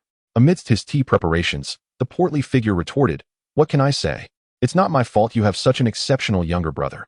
Even if I desired plain water, I would find no opportunity." Tang Shaqi's eyes widened, his voice involuntarily rising. "Is it truly a success?" The rotund fellow withdrew a 3-foot-tall wooden puppet from his storage pouch, brandishing a blue steel shield in his left hand and an azure blade in his right. He proclaimed with pride, "Of course. This is the fruit of my 2 months of diligent effort. This creation is akin to an artifact or a spiritual beast, with a bit of refinement. You can command it. It is a level 1 early-stage puppet, classified similarly to spiritual beasts." Eagerly, Tang Shaqi refined the puppet, only to cast a puzzled glance at the rotund figure. The latter awkwardly admitted, "You haven't installed any spirit stones. Without power, it's merely a pile of wood." "Immobile," Tang Shaqi retorted. "Why didn't you mention that sooner? Where's the switch? Where do I place the spirit stones? How many are needed?" The rotund figure replied, "You're in such a hurry, yet you blame me. The switch is located at the chest. Just 1 low-grade spirit stone will suffice. The chest can accommodate a maximum of 4 low-grade spirit stones, but the power remains unchanged. It merely saves you the time of replacing stones during combat." Under the guidance of the rotund fellow, Tang Shaqi inserted the spirit stones, immediately establishing a connection with the puppet, as if it were an extension of his own limbs. As he maneuvered, the wooden puppet leaped and bounded under his command. Suddenly, it lunged with the azure blade toward the rotund figure, who, seemingly anticipating the move, calmly extended 2 fingers of his right hand to catch the blade. The puppet then opened its mouth, emitting a stream of spiritual light aimed straight at the rotund figure's chest. Startled, he leaned back, toppling his chair to the ground. "What are you doing, Brother Qi? Are you playing tricks on me?" he exclaimed. Although this wooden puppet is somewhat weak, appearing to possess only the strength of the 1st or 2nd layer of Qi refining, it may not be of much assistance in battle. However, in the realm of exploration, such a puppet is invaluable for navigating traps. Tang Shaqi remarked, "Indeed, it is a remarkable creation. I shall keep this one. Now, return to the mountain and craft a few more for me." The rotund figure replied, "No problem. I'm glad you're satisfied. As a novice, my success rate is somewhat low. Moreover, the cost of this creation rivals that of a mid-tier artifact, which leaves me devoid of spirit stones. I shall need your support." With that, the rotund fellow rubbed his thumb against the tips of his index and middle fingers. Tang Shaqi waved his hand, and a pile of low-grade spirit stones appeared on the table. "Here are 200 low-grade spirit stones. If this is insufficient, feel free to seek me out again." This initial tier wooden puppet can indeed be crafted with the basic spirit wood. Xiao Pang remarked, "Indeed. Once I have mastered the art of puppet making, each of us could possess 1 or 2 puppets of the same or even higher caliber, effectively granting one individual the strength equivalent to 3 or 4 people. We would be capable of venturing into the Beast Mountain range on our own." Tang Shaqi interjected, "Do not indulge in fanciful dreams just yet. Even the most rudimentary puppets require a considerable amount of materials. First, you must enhance your success rate. I will keep an eye out and procure suitable spirit wood for you when I find it." The two continued their discussion regarding the puppets for a while longer. Ultimately, Tang Shaqi bestowed upon Xiao Pang some honey, tea leaves, and spiritual herbs. With the items received, Xiao Pang released his marbles, cheerfully mounted them, and returned to Lechi Slope. Chapter 62. Mental power. Having successfully acquired the puppet, Tang Shaqi was unable to resist the urge to experiment with its manipulation of the formation. With the sun still lingering in the sky, he wished to seize the opportunity presented by the synthesis of the primordial 3 lights and familiarize himself with the process beforehand. Tang Shaqi employed the puppet to control the defensive formation of the town office, while simultaneously orchestrating the offensive formation laid out in his backyard. Initially, he struggled with the challenge of multitasking, but gradually, he discerned the underlying patterns, and his movements became increasingly proficient. His command over the puppet grew more intuitive, akin to the effortless coordination of his own limbs. As evening approached, Tang Shaqi arranged the foundational bases for the 2 primordial 3 lights formations he had crafted over the past 2 months, positioning them according to the designated alignments. Seizing the right moment, he activated both formations concurrently through the puppet and himself, successfully initiating their operation to condense the primordial 3 lights. Witnessing this success, he proceeded to activate the remaining 6 formations. Once the primordial 3 lights were gathered, Tang Shaqi, accompanied by the puppet, meticulously collected each one. An exhilarating sense of excitement surged within him as he realized he could now cultivate spiritual herbs on a grand scale, liberated from the limitations of the primordial 3 lights. From that point onward, In addition to his daily cultivation, Tang Shaqi took on the task of refining the foundational bases for the primordial three lights formations. The once diminutive sesame seeds, constrained by the limited nectar, had seen their growth slow considerably. Now, with an ample supply of spiritual flowers available for harvesting, the sesame returned to its previous rapid growth phase. Below, the swarm of bees continued to expand in number and strength. A month later, Little Fat returned, bringing with him yet another wooden puppet. Thanks to the previous success, this puppet's capabilities had significantly increased, along with its agility. Tang Shaqi began to practice multitasking with three entities, attempting to control both puppets simultaneously, yet he found himself repeatedly thwarted. He recognized that his mental power was insufficient. The challenge of handling two tasks was already at the limits of his capacity. Unless there were means to augment his mental power, often referred to as spiritual consciousness, he would remain hindered. For practitioners of chi refinement, until one reaches the foundational stage and connects the two bridges of heaven and earth, spiritual consciousness cannot be projected externally and can only be introspected, thus defining mental power. Tang Shaqi sought ways to enhance his mental power through the enigmatic technique he had discovered.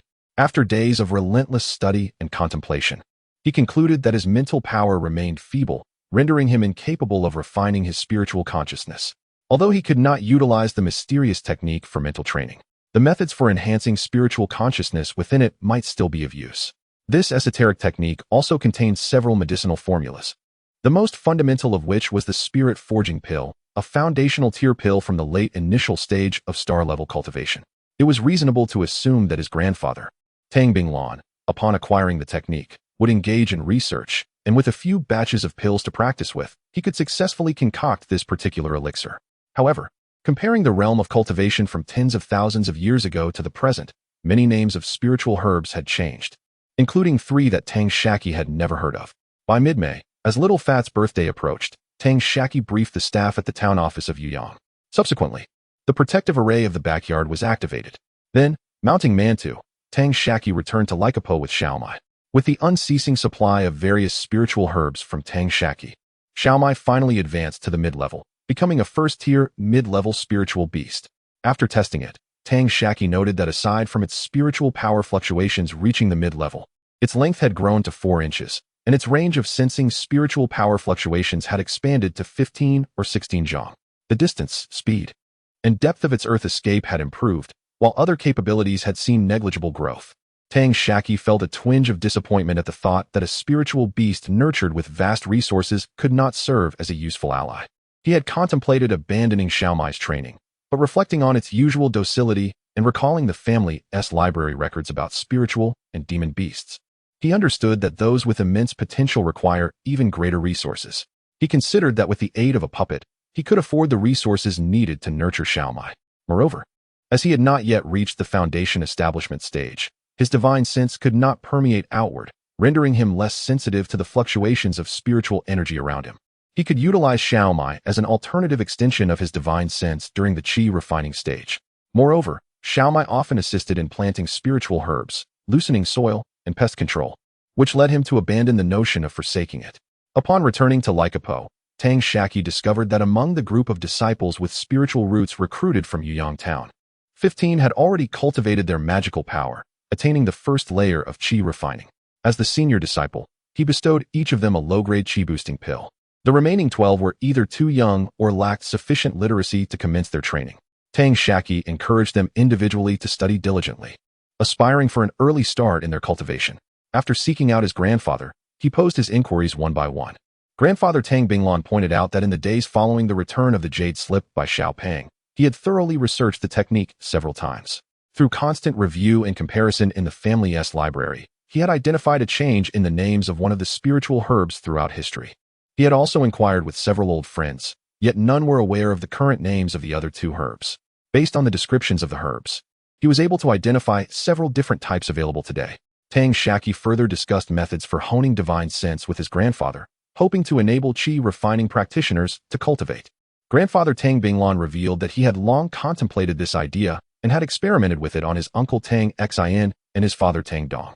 Indeed, practitioners with stronger mental faculties find it easier to break through bottlenecks in their cultivation. They had derived a set of effective techniques for refining mental power during the chi refining stage based on this method, which they were continuously improving. Desiring to learn this technique, Tang Shaqi was informed by Tang Binglan that it was still in the refinement phase. Although it could enhance mental power to a degree, it also carried certain risks. Nevertheless, Tang Binglan handed over the jade slip detailing the technique to Tang Shaqi, cautioning him to cease cultivation immediately if he sensed anything amiss. The following day, Tang Shaqi arrived in Qingyun City, entered the Dan Ding Pavilion, and sought out the pavilion master, issuing a bounty task. He offered 200 low-grade spirit stones for the current names of the 2 spiritual herbs. The master, who was laughing heartily at that moment, resolved the situation. He informed Tang Shaqi that the Dan Ding sect has disciples dedicated to verifying the ancient and modern names of spiritual herbs, compiling them into a book. He had previously exchanged a certain amount of contribution points to obtain a copy, when Tang Shaqi wished to exchange this book for spirit stones. He was taken aback by the master's refusal, who stated that the book is unique to the sect and not available for external sale. There were only 2 methods to obtain it. First, to achieve merit. Second, to exchange it using sect contribution points. When Tang Shaqi inquired about the required contribution points for the exchange, the master revealed that it would take 10,000, vowing that this information must not be disclosed. Tang Shaqi then issued a task, offering a reward for 5 unknown spiritual herbs necessary for refining the intermediate-level spirit refining pill from an obscure technique.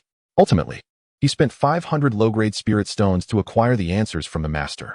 In the end, Tang Shaqi procured all the available spiritual herbs in Qingyun City and purchased seeds for the herbs required to concoct both types of pills, depleting most of his spirit stones, leaving only a medium-grade spirit stone and over 200 low-grade spirit stones. Upon returning to the town office, Tang Shaqi first expedited the growth of a batch of herbs for refining the vitality pill and the true qi pill, and then he planted seeds for the herbs needed for the divine refining pill and the spirit refining pill in the vacated spiritual fields. On the 28th of this month, Tang Shaqi returned to Lei Chi Pu with the spiritual herbs he had purchased and hastened to maturity. He handed over the herbs he could not use to his grandfather, Tang Binglan, which included 11 batches suitable for refining the divine refining pill. He also informed his grandfather of the contemporary names of these herbs and generously provided some seeds for herbs that were absent from Lei Chi Pu. Upon careful calculation, it was revealed that the Tang clan's treasury owed Tang Shaqi over 30,000 low-grade spirit stones. Entering the alchemy room, Tang Shaqi refined the herbs he had on hand into pills, yielding over 60 bottles of vitality pills, more than 40 bottles of true qi pills, and 9 bottles of spirit gathering pills. He retained all the vitality pills and 20 bottles of true qi pills for his family. Tang Binglan gifted Tang Shaqi 35 low-grade divine refining pills along with some herbs and spirit stones, balancing the debt to 30,000 low-grade spirit stones owed to him by the Tang clan's treasury. Finally, Tang Binglan imparted a more refined technique for cultivating spiritual power during the qi refinement period to Tang Shaqi, repeatedly cautioning him that this method was not yet perfected and required careful practice. Simultaneously, Tang Shaqi gained a general understanding of the classification of spiritual power during the qi refinement phase. Typically, early-stage cultivators can only manipulate 1 magical artifact at a time. Mid-stage cultivators can handle 2 artifacts of the same or lower grade. Late-stage cultivators can control 3, and those at the great perfection can manage 4. In terms of puppets, this means maintaining flexibility allows for the control of only 1 puppet, while late-stage cultivators can manage 2, and those at great perfection can command 3. Through his recent training, Tang Shaqi had significantly enhanced his spiritual power, enabling him to barely control 2 wooden puppets. Yet he still could not simultaneously activate and manipulate the 3 lights and 1 qi mixed origin formation. Upon returning to the town office in Yuyang Town, Tang Shaqi awaited the evening, commencing his daily body refining practice. After a brief rest, he consumed a divine refining pill and proceeded to cultivate his spiritual power. Initially, there was no sense of discomfort. However, suddenly, the effects of the medication surged forth, and Tang Shaqi felt as though his head had been struck by a blade, accompanied by a searing, almost torturous pain. Enduring this agony, Tang Shaqi diligently practiced his mental cultivation techniques, gradually alleviating the pain in his head until it vanished entirely. After completing his mental discipline exercises, he did not resume his qi cultivation but instead succumbed to slumber on his bed.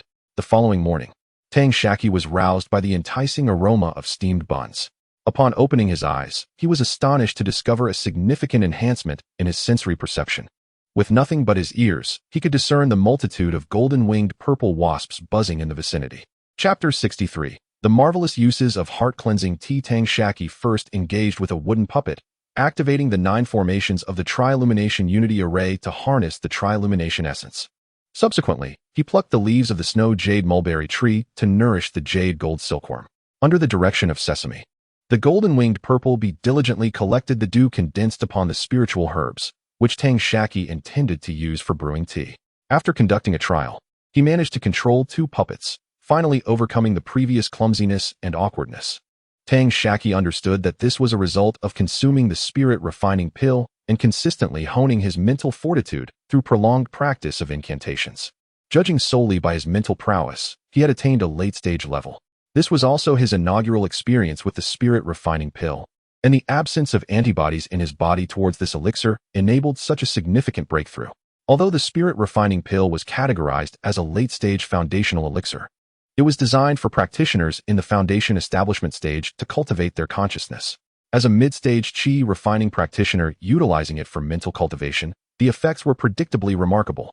Consequently, the foundational resources for the Trilumination Unity Array became insufficient. Given his mediocre level of artifact refinement, it remained uncertain how long it would take to forge a sufficient foundation for personal use. By the time he successfully crafted 13 foundational units, his mental prowess would likely have advanced once more. It appeared that the assistance of Little Fatty was still necessary, as he possessed greater expertise. As night fell again, after refining his mental strength, Tang Shaqi commenced his daily qi cultivation. The outcome of this session was comparable to that of 2 or 3 previous ones, a testament to the enhancement of his mental faculties. Thus, by the 4th day, Tang Shaqi's qi refinement broke through to a new level, reaching the 6th layer of qi refinement. 2 days later, Little Fatty arrived from Thunder Peak, bringing with him another wooden puppet and a jade slip. Little Fatty remarked, "Grandfather has said that this is an improved method for refining one's mental strength during the qi refinement stage, having addressed its previous shortcomings." Tang Shaqi inquired, "Little Fatty, have you begun practicing this method? How does it feel now?" Feeling at home, Little Fatty first brewed himself a cup of tea, then poured a cup for Tang Shaqi before responding, "We elders of the Tang clan have all commenced our practice. Although the defects have been amended, practitioners in the early qi refinement stage often find their mental strength too feeble to engage in this cultivation. If they forcefully attempt it, they risk succumbing to madness, leading to mental chaos and ultimately resulting in madness." Tang Shaqi took a sip of tea and asked, "What are your current results in cultivation?" Little Fatty replied, "So far, it is manageable. I can barely control 2 puppets, though it is not yet effortless. I estimate I am nearing the late-stage qi refinement level." Tang Shaqi further asked, "Have you yet consumed the spirit-refining pill?" Little Fatty countered, "What is this spirit-refining pill? Is it a miraculous elixir beneficial for refining consciousness?" Tang Shaqi explained, "Indeed. However, during my first experience with the spirit-refining pill, the pain in my head was unbearable, as if a worm were incessantly stirring within. I have some spirit-refining pills here. Would you care to try one? It may only happen the first time. Thereafter, everything will be fine." I surmise 2 possibilities. First, it could be due to my feeble mental capacity, unable to accommodate the sudden surge of spiritual energy. Once your spiritual energy reaches the late stage of qi refinement, you will adapt to this influx. Second, it might simply be a side effect of taking the divine refinement pill for the first time, which should be manageable upon subsequent use. Little Fatty shook his hand and continued, "Then let's forget it. I will seek out Grandfather. He surely possesses the divine refinement pill as well, and I can take it under his supervision to avoid losing my way and descending into madness." Tang Shaqi replied, "That is indeed the most prudent course. Please remember to inform Grandfather of my speculations regarding the first use of the divine refinement pill." Little Fatty nodded, saying, "Understood. Do you still require the wooden puppets? With your current level of spiritual energy, you can only control 2 puppets at most. Even with future breakthroughs, you will manage at most 3. Tang Shaqi remarked, "For now, I do not need the puppets. However, I still require your assistance in refining several array bases that I previously taught you." Little Fatty responded, "Very well, I will help you with however many you need. But what purpose do these arrays serve? I have already refined many at your behest." Tang Shaqi suddenly asked with gravity, "Little Fatty, do you trust me? If you do not inquire further. I need you to refine around 10 more of these array bases for me." Tang Shaqi calculated that even if his spiritual energy reached the pinnacle of qi refinement, he could only manipulate 3 puppets simultaneously. In other words, within a day, he could activate 24 formations of the 3 lights and 1 qi harmony array to condense the primordial 3 lights. Upon hearing this, Little Fatty nodded solemnly, speaking with care. "I understand you harbor your own secrets. This secret has the potential to elevate the Tang clan, yet it could also bring about its ruin. Your relocation from Lei Chi Pa to become the mayor of Yuyang Town stems from a concern that our growing numbers might expose your secret and invite calamity upon the Tang clan. I shan't pry. In a month, I will bring you 5 array bases. Tang Shaqi felt deeply moved by his words, longing to divulge the secrets within his heart to little Fatty. Yet he knew he could not, as it would heighten the risk of exposing his hidden truths. Tang Shaqi replied, "Indeed. Just know that I would never cause you harm. Although we are not blood brothers, my affection for you surpasses that of kin." Little Fatty, somewhat choked with emotion, said, "I know. I am well aware of everything." He then tilted his head, suppressing the tears that threatened to spill, and added, "Please refrain from such sentimental words in the future. They nearly bring me to tears. Truly, brothers must keep accounts clear. Having helped you so much, you ought to share some good food and drink." Tang Shaqi chuckled, "Every time you visit, it seems you come not just to bring me gifts, but for the delightful food and drink I provide." Little Fatty feigned a wounded expression, indignantly declaring, "Such words cut deep. Visiting to enjoy the food and drink is merely incidental. More importantly, it is not merely about bestowing upon you these useful items. Yet, since you have always perceived it this way, should I refrain from indulging myself in food and drink, and refrain from taking what I can? Wouldn't that be a significant loss on my part? Hurry, present me with those delectable treats." Tang Shaqi retrieved several spirit peaches from his storage pouch, followed by a stack of snow jade mulberries, and a small vial of royal jelly, placing them upon the table with a hint of reluctance, pushing them towards the chubby figure before him. Take them all. Out of sight, out of mind. This is my last stock. If you come again, you'll have to make do with the wind from the northwest." The chubby one remarked, "Why is there so much less than last time? Brother Chi, couldn't you procure more?" Tang Shaqi feigned impatience, exclaiming, "Go away. During the year, they only yield 2 tails. I spend a considerable sum to deplete his stock over several years. Do you think the Qingxin tea tree is easy to cultivate? I've already asked the county magistrate of Jinyang to keep an eye on his fellow disciples to see if they have any Qingxin tea leaves. I am willing to pay handsomely for them. But so far, he has not delivered a definitive response." The chubby one lamented, "Well, there is nothing to be done. Actually, this Qingxin tea is quite beneficial for the cultivation of mental strength. Brother Chi, if you have a way, do procure some more." Tang Shaqi, with a serious expression, replied, "Yes, I understand. I will urge the magistrate to pay extra attention." "Very well. I shall await your tea leaves," the chubby one said, before trailing off deliberately, extending his right thumb and rubbing it against the tips of his index and middle fingers. Tang Shaqi chuckled. "I see your desire for cultivating your mental strength is a facade. Your true intention is to obtain tea leaves from me. Will 400 low-grade spirit stones suffice?" With a wave of his hand, a small pile of variously colored low-grade spirit stones appeared on the table. The chubby one swiftly accepted the stones, exclaiming joyfully, "Not at all. I am merely indulging myself in a little enjoyment." The 2 brothers then engaged in light-hearted conversation before the chubby one exited the town office, riding back to Lei Chi Pa on his spherical mount. As for the claim that Qingxin tea leaves could enhance mental cultivation, Tang Shaqi had not discerned this before. Ever since the Qingxin tea tree began to yield leaves, drinking tea had become a habit for him. Each morning, after his cultivation, he would enjoy a cup of Qingxin tea sweetened with honey, and another cup before evening practice. Having never experienced a day without it, he could not compare and thus remained unaware of the tea's potential benefits for mental cultivation.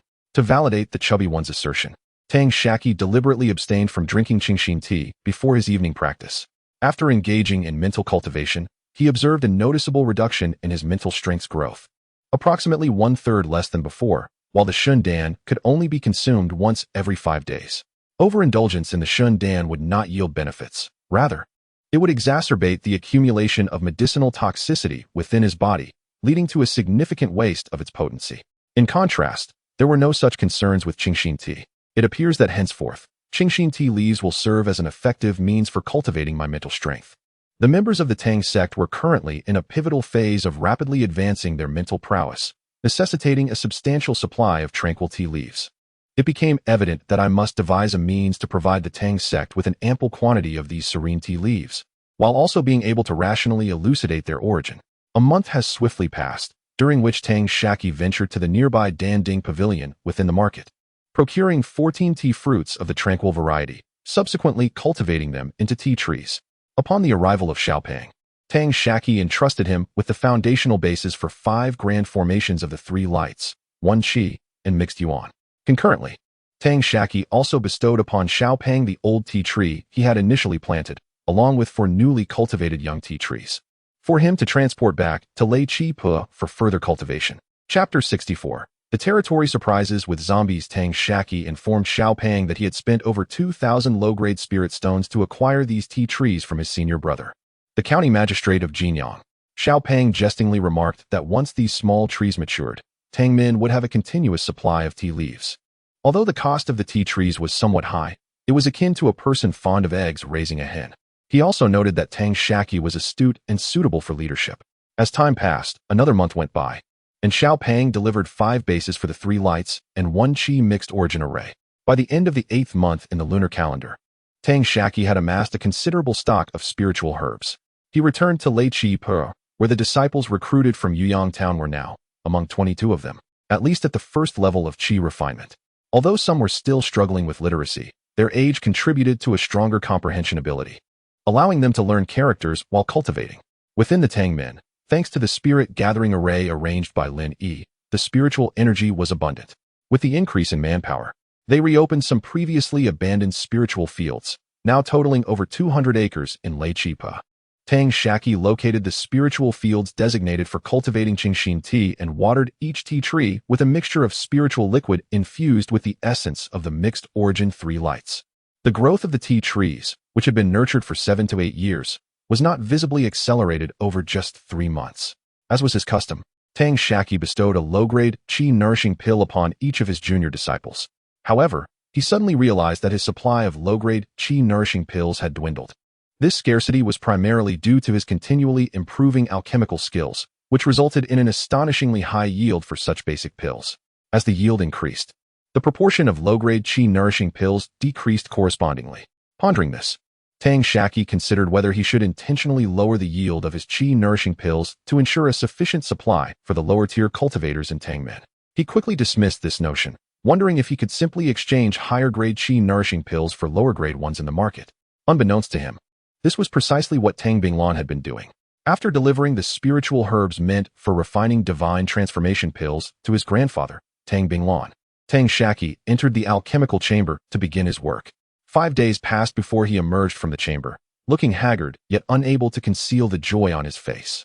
The enhancement of his mental acuity had significantly improved his alchemical prowess.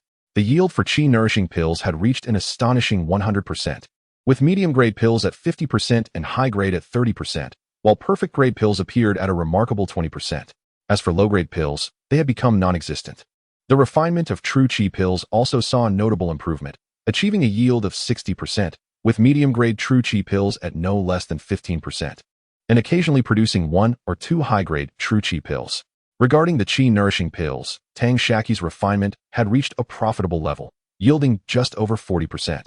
With the occasional acquisition of several medium-grade, qi-nourishing pills. Other mid-tier pills, such as Vitality pills and Snow Jade pills, also yielded a rate of 20%. At present, the value of the elixirs in Tang Shaqi's possession has astonishingly reached 7,000 low-grade spirit stones. However, Tang Shaqi's excitement stems not solely from the acquisition of a substantial quantity of elixirs, but rather from the remarkable advancement of his alchemical skills. The formulation of the Vitality pill and the Snow Jade pill remains elusive merely due to his lack of proficiency. With time, as he cultivates a sufficient array of spiritual herbs for practice, the yield of his elixirs is bound to improve. During his alchemical endeavors, Tang Shaqi received a message via his territory token from the magistrate of Jinyang County. Reports of zombies feeding on human blood had surfaced in the neighboring Jinyang County, with several town officials having fallen victim to these malevolent creatures. The magistrate urged Tang Shaqi to exercise caution and to exterminate any zombies he might encounter, offering a reward of 200 low-grade spirit stones for each one dispatched, should he find himself lacking the strength to vanquish the zombies. He was instructed to report the situation to the Danding sect, which would dispatch personnel for their eradication. Depending on the timeliness, accuracy of the information, and the strength of the zombies, varying rewards of spirit stones would be bestowed by the sect.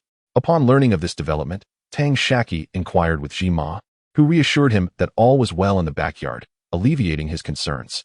Unbeknownst to him, however, within the territory of Yuyang Town, due to the absence of any cultivators stationed there, several incidents of monsters preying on humans had occurred over the past few days, instilling widespread fear among the populace.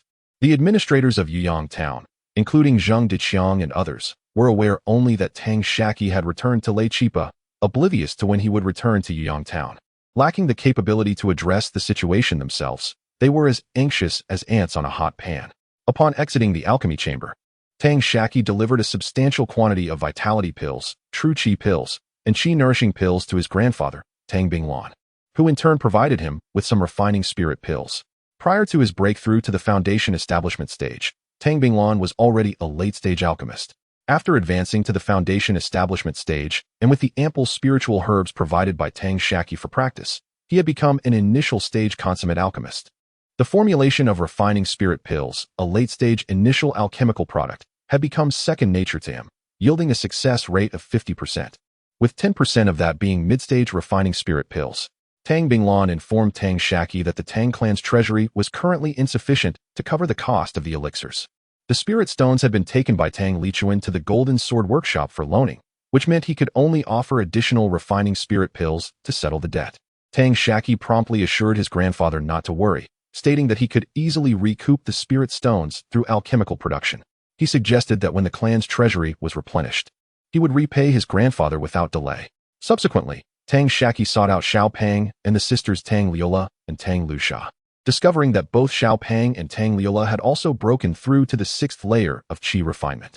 Tang Shaqi first bestowed upon each of them 10 bottles of medium-grade vitality pills and 5 bottles of high-grade vitality pills, intended for the nourishment of their spiritual beasts.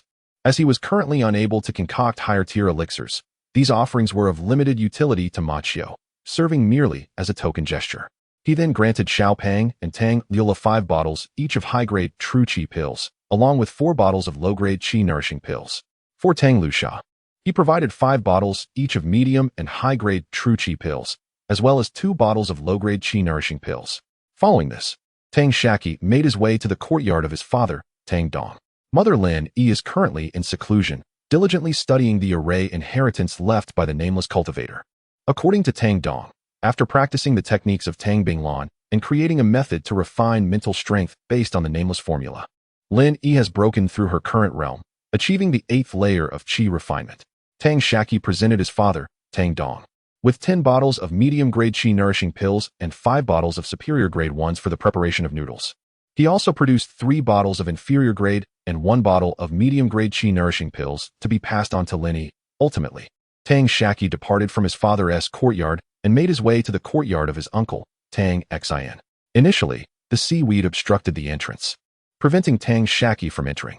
It was only after he offered a medium-grade qi-nourishing pill that the seaweed graciously cleared the path. To Tang Shaqi's surprise, his 4th uncle, Tang Xian, after practicing the techniques of their grandfather, Tang Binglan, and utilizing ample medicinal pills to assist in his cultivation, had remarkably broken through to the 7th layer of qi refinement in a short span of time.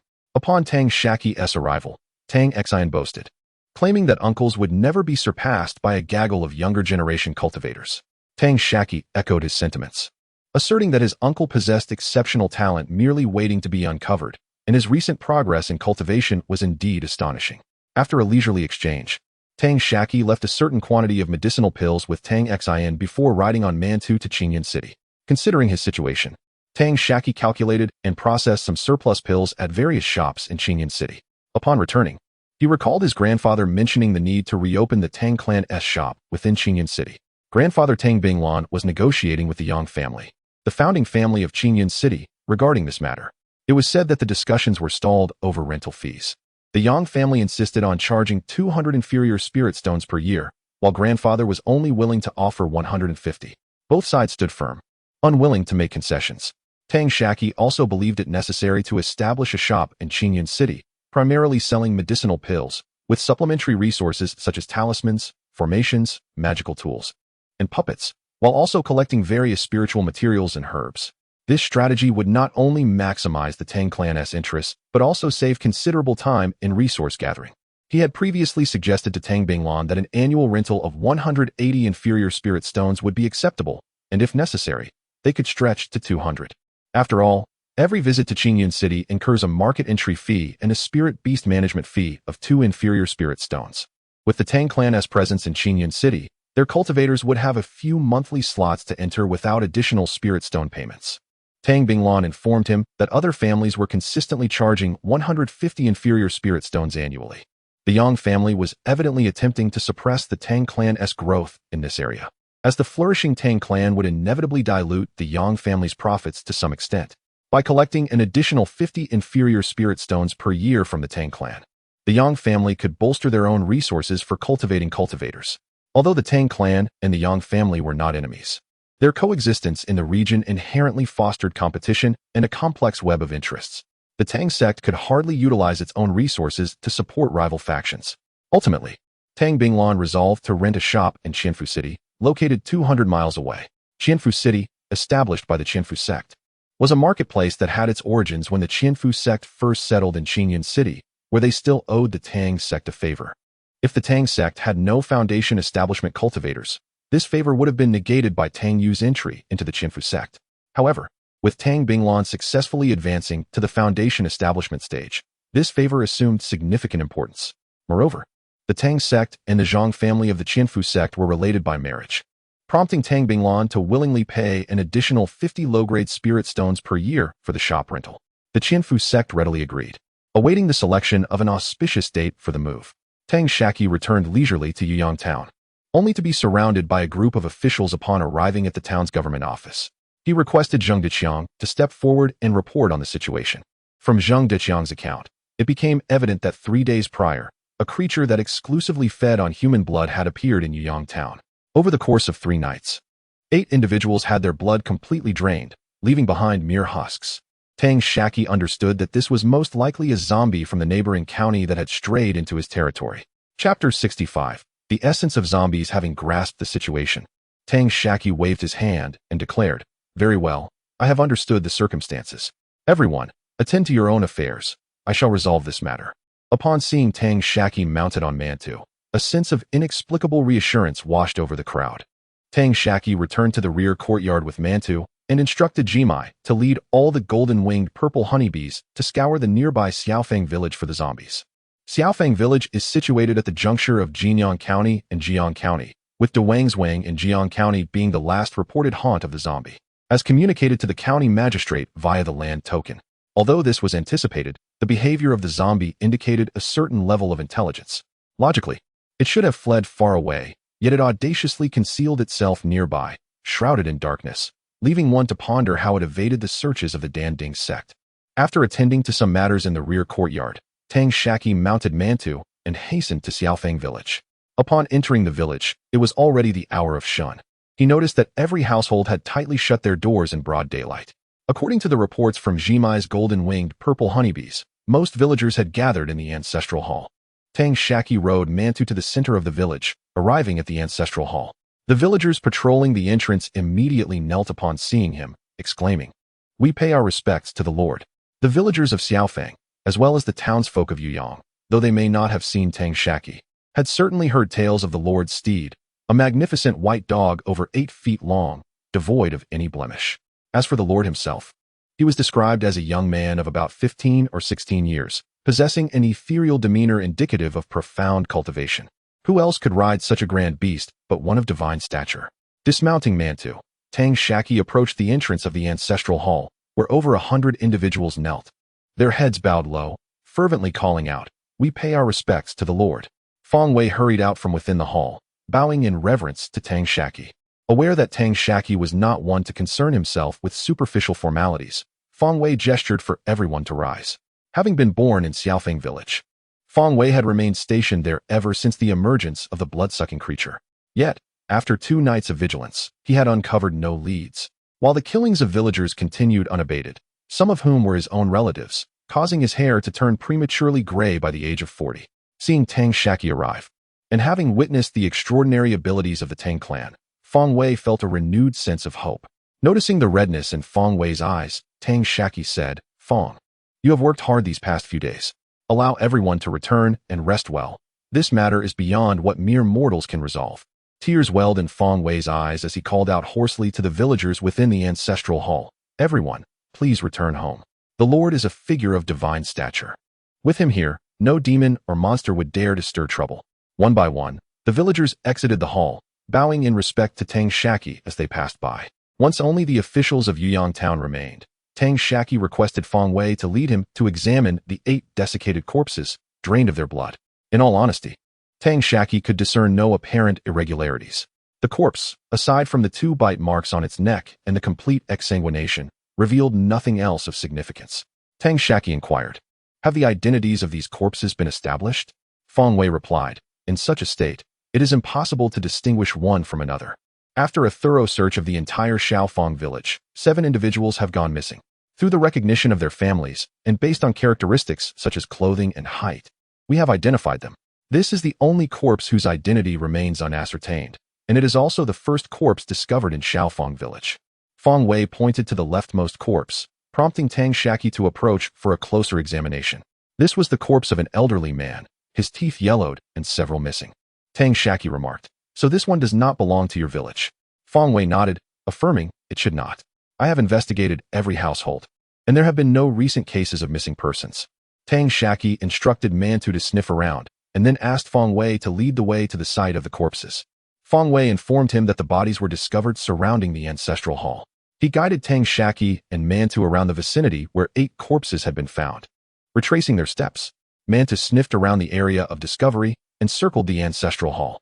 Ultimately, he entered the main door of the hall and called out twice towards a small room located on the west side, where the ancestral tablets of Xiaofeng village were arranged. Through Mantu's translation, Tang Shaqi learned that the target resided within that small room. He queried Feng Wei, "Who lives in this small house?" Feng Wei replied, "This is the dwelling of the 12th uncle, the caretaker of the ancestral hall. He has remained unmarried throughout his life, with no children or family to care for him. In his old age, he has no one to attend to him and refuses assistance from the clan. To ensure he has a meal, the clan has assigned him the duty of guarding the ancestral hall. This way, he can legitimately receive food from the clan. Do you suspect that the 12th uncle is the creature that drinks human blood?" Tang Shaqi responded, "Indeed. I suspect your so-called 12th uncle is that nameless corpse. The individual inside has already been replaced and is the true perpetrator of the blood draining." Feng Wei admitted, "I have my suspicions as well." The son of the 3rd brother claimed that the corpse was the 12th uncle. He said the 12th uncle favored him most, only consuming what he provided. The 12th uncle lost his front tooth while biting into the apple given by him. Yet, every night, the 12th uncle is seen at the ancestral hall. And considering that Nyodan is merely a 4-year-old child, Tang Shaqi interjected, "You all should return and bring the ancestral tablets. Instruct everyone to stay away from any commotion. The ancestral hall cannot be preserved. We will request funds from the town for reconstruction."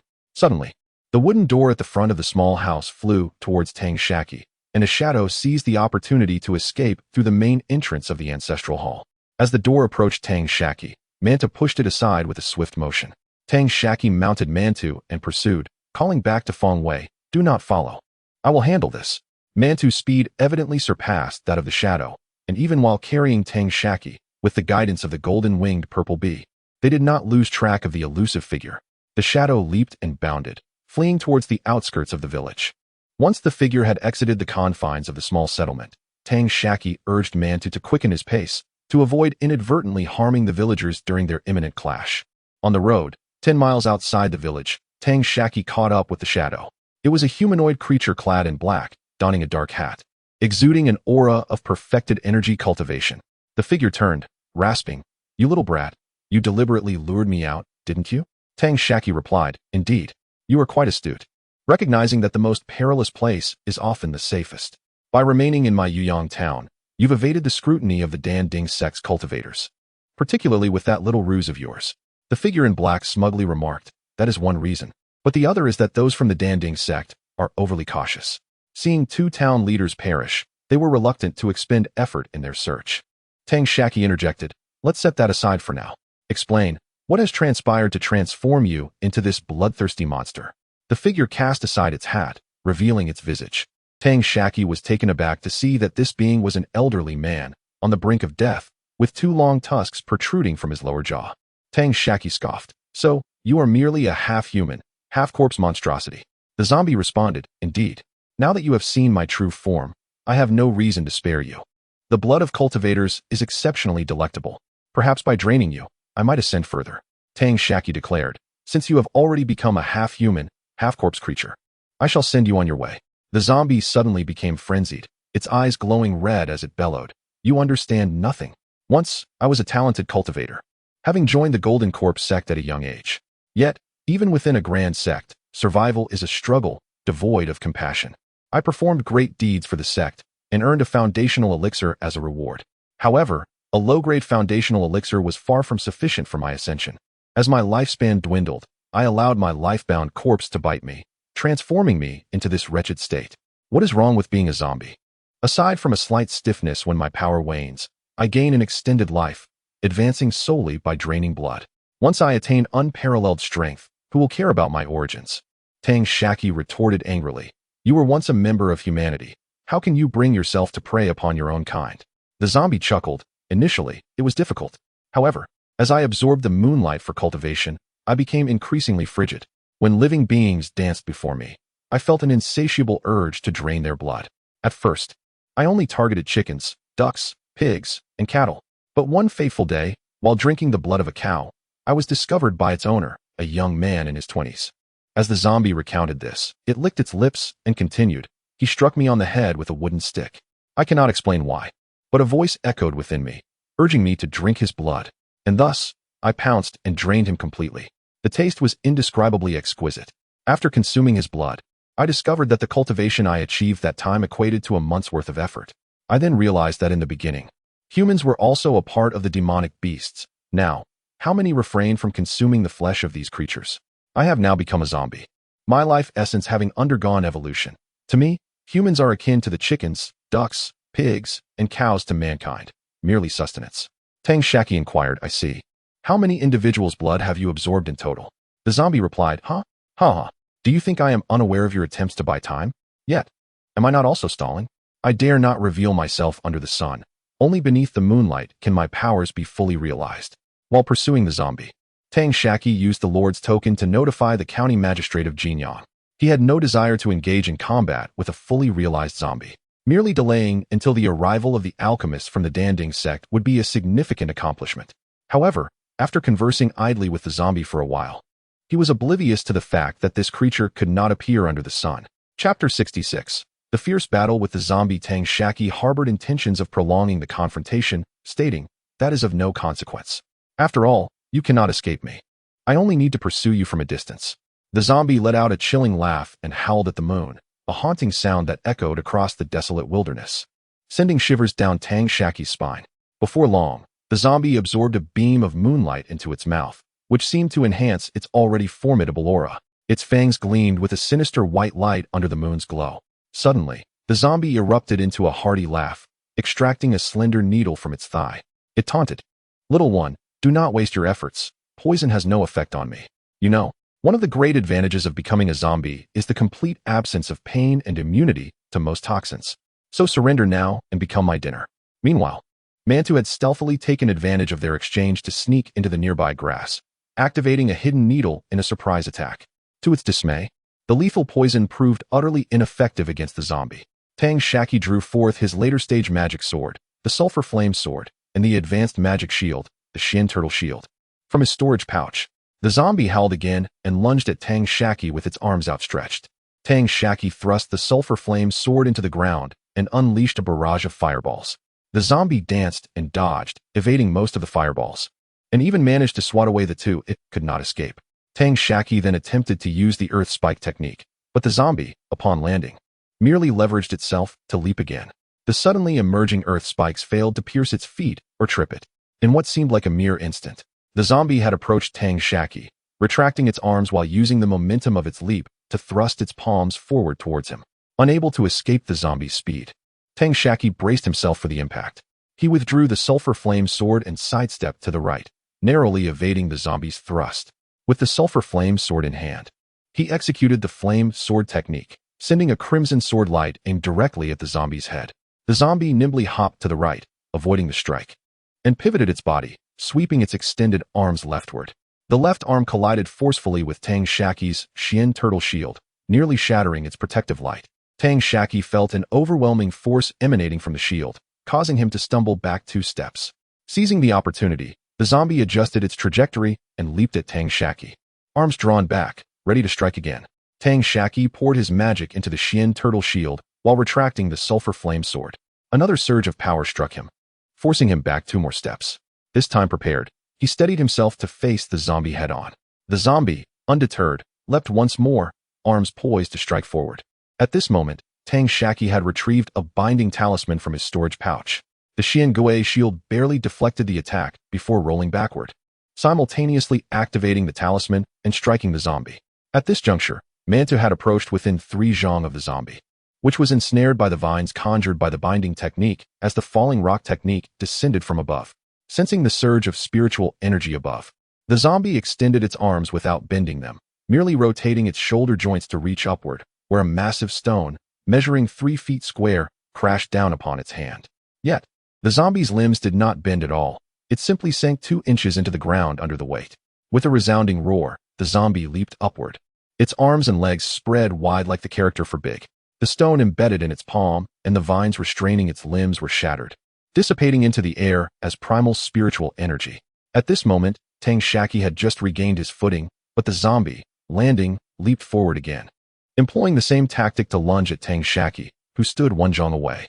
Anticipating the trajectory, Manta triggered a falling rock technique directly above the spot where the zombie landed. It was unclear how the zombie found leverage midair, but it forcefully landed on its feet before the rock could descend. The 3-foot stone plummeted to the ground, stirring up a cloud of dust.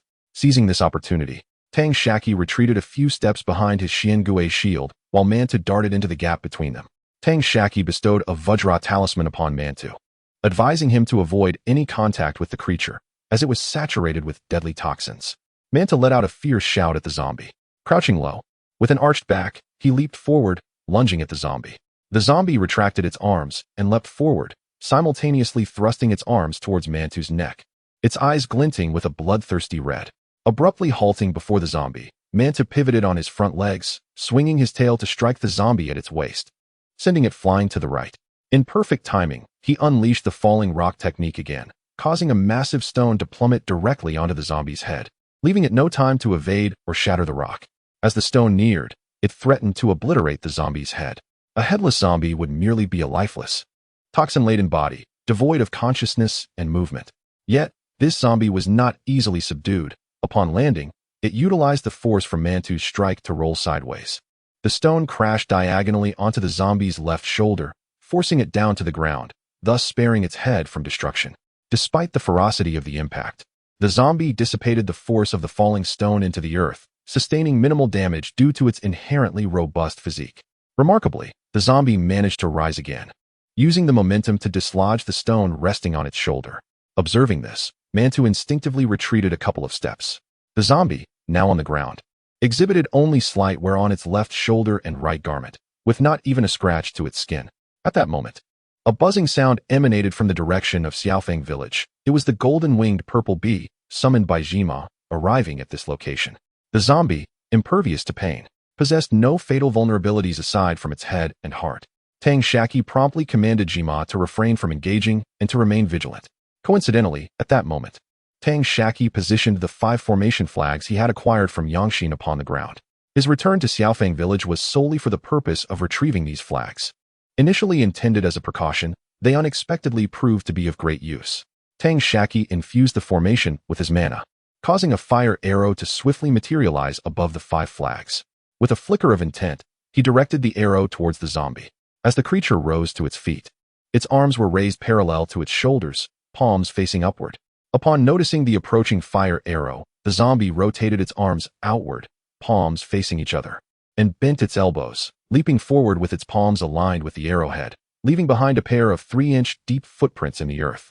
Utilizing the momentum from its jump, the zombie extended its arms, catching the arrowhead, causing the entire fire arrow to dissipate into motes of spiritual energy in the air. Having shattered the first fire arrow, the zombie's feet had yet to touch the ground, its body still suspended in midair.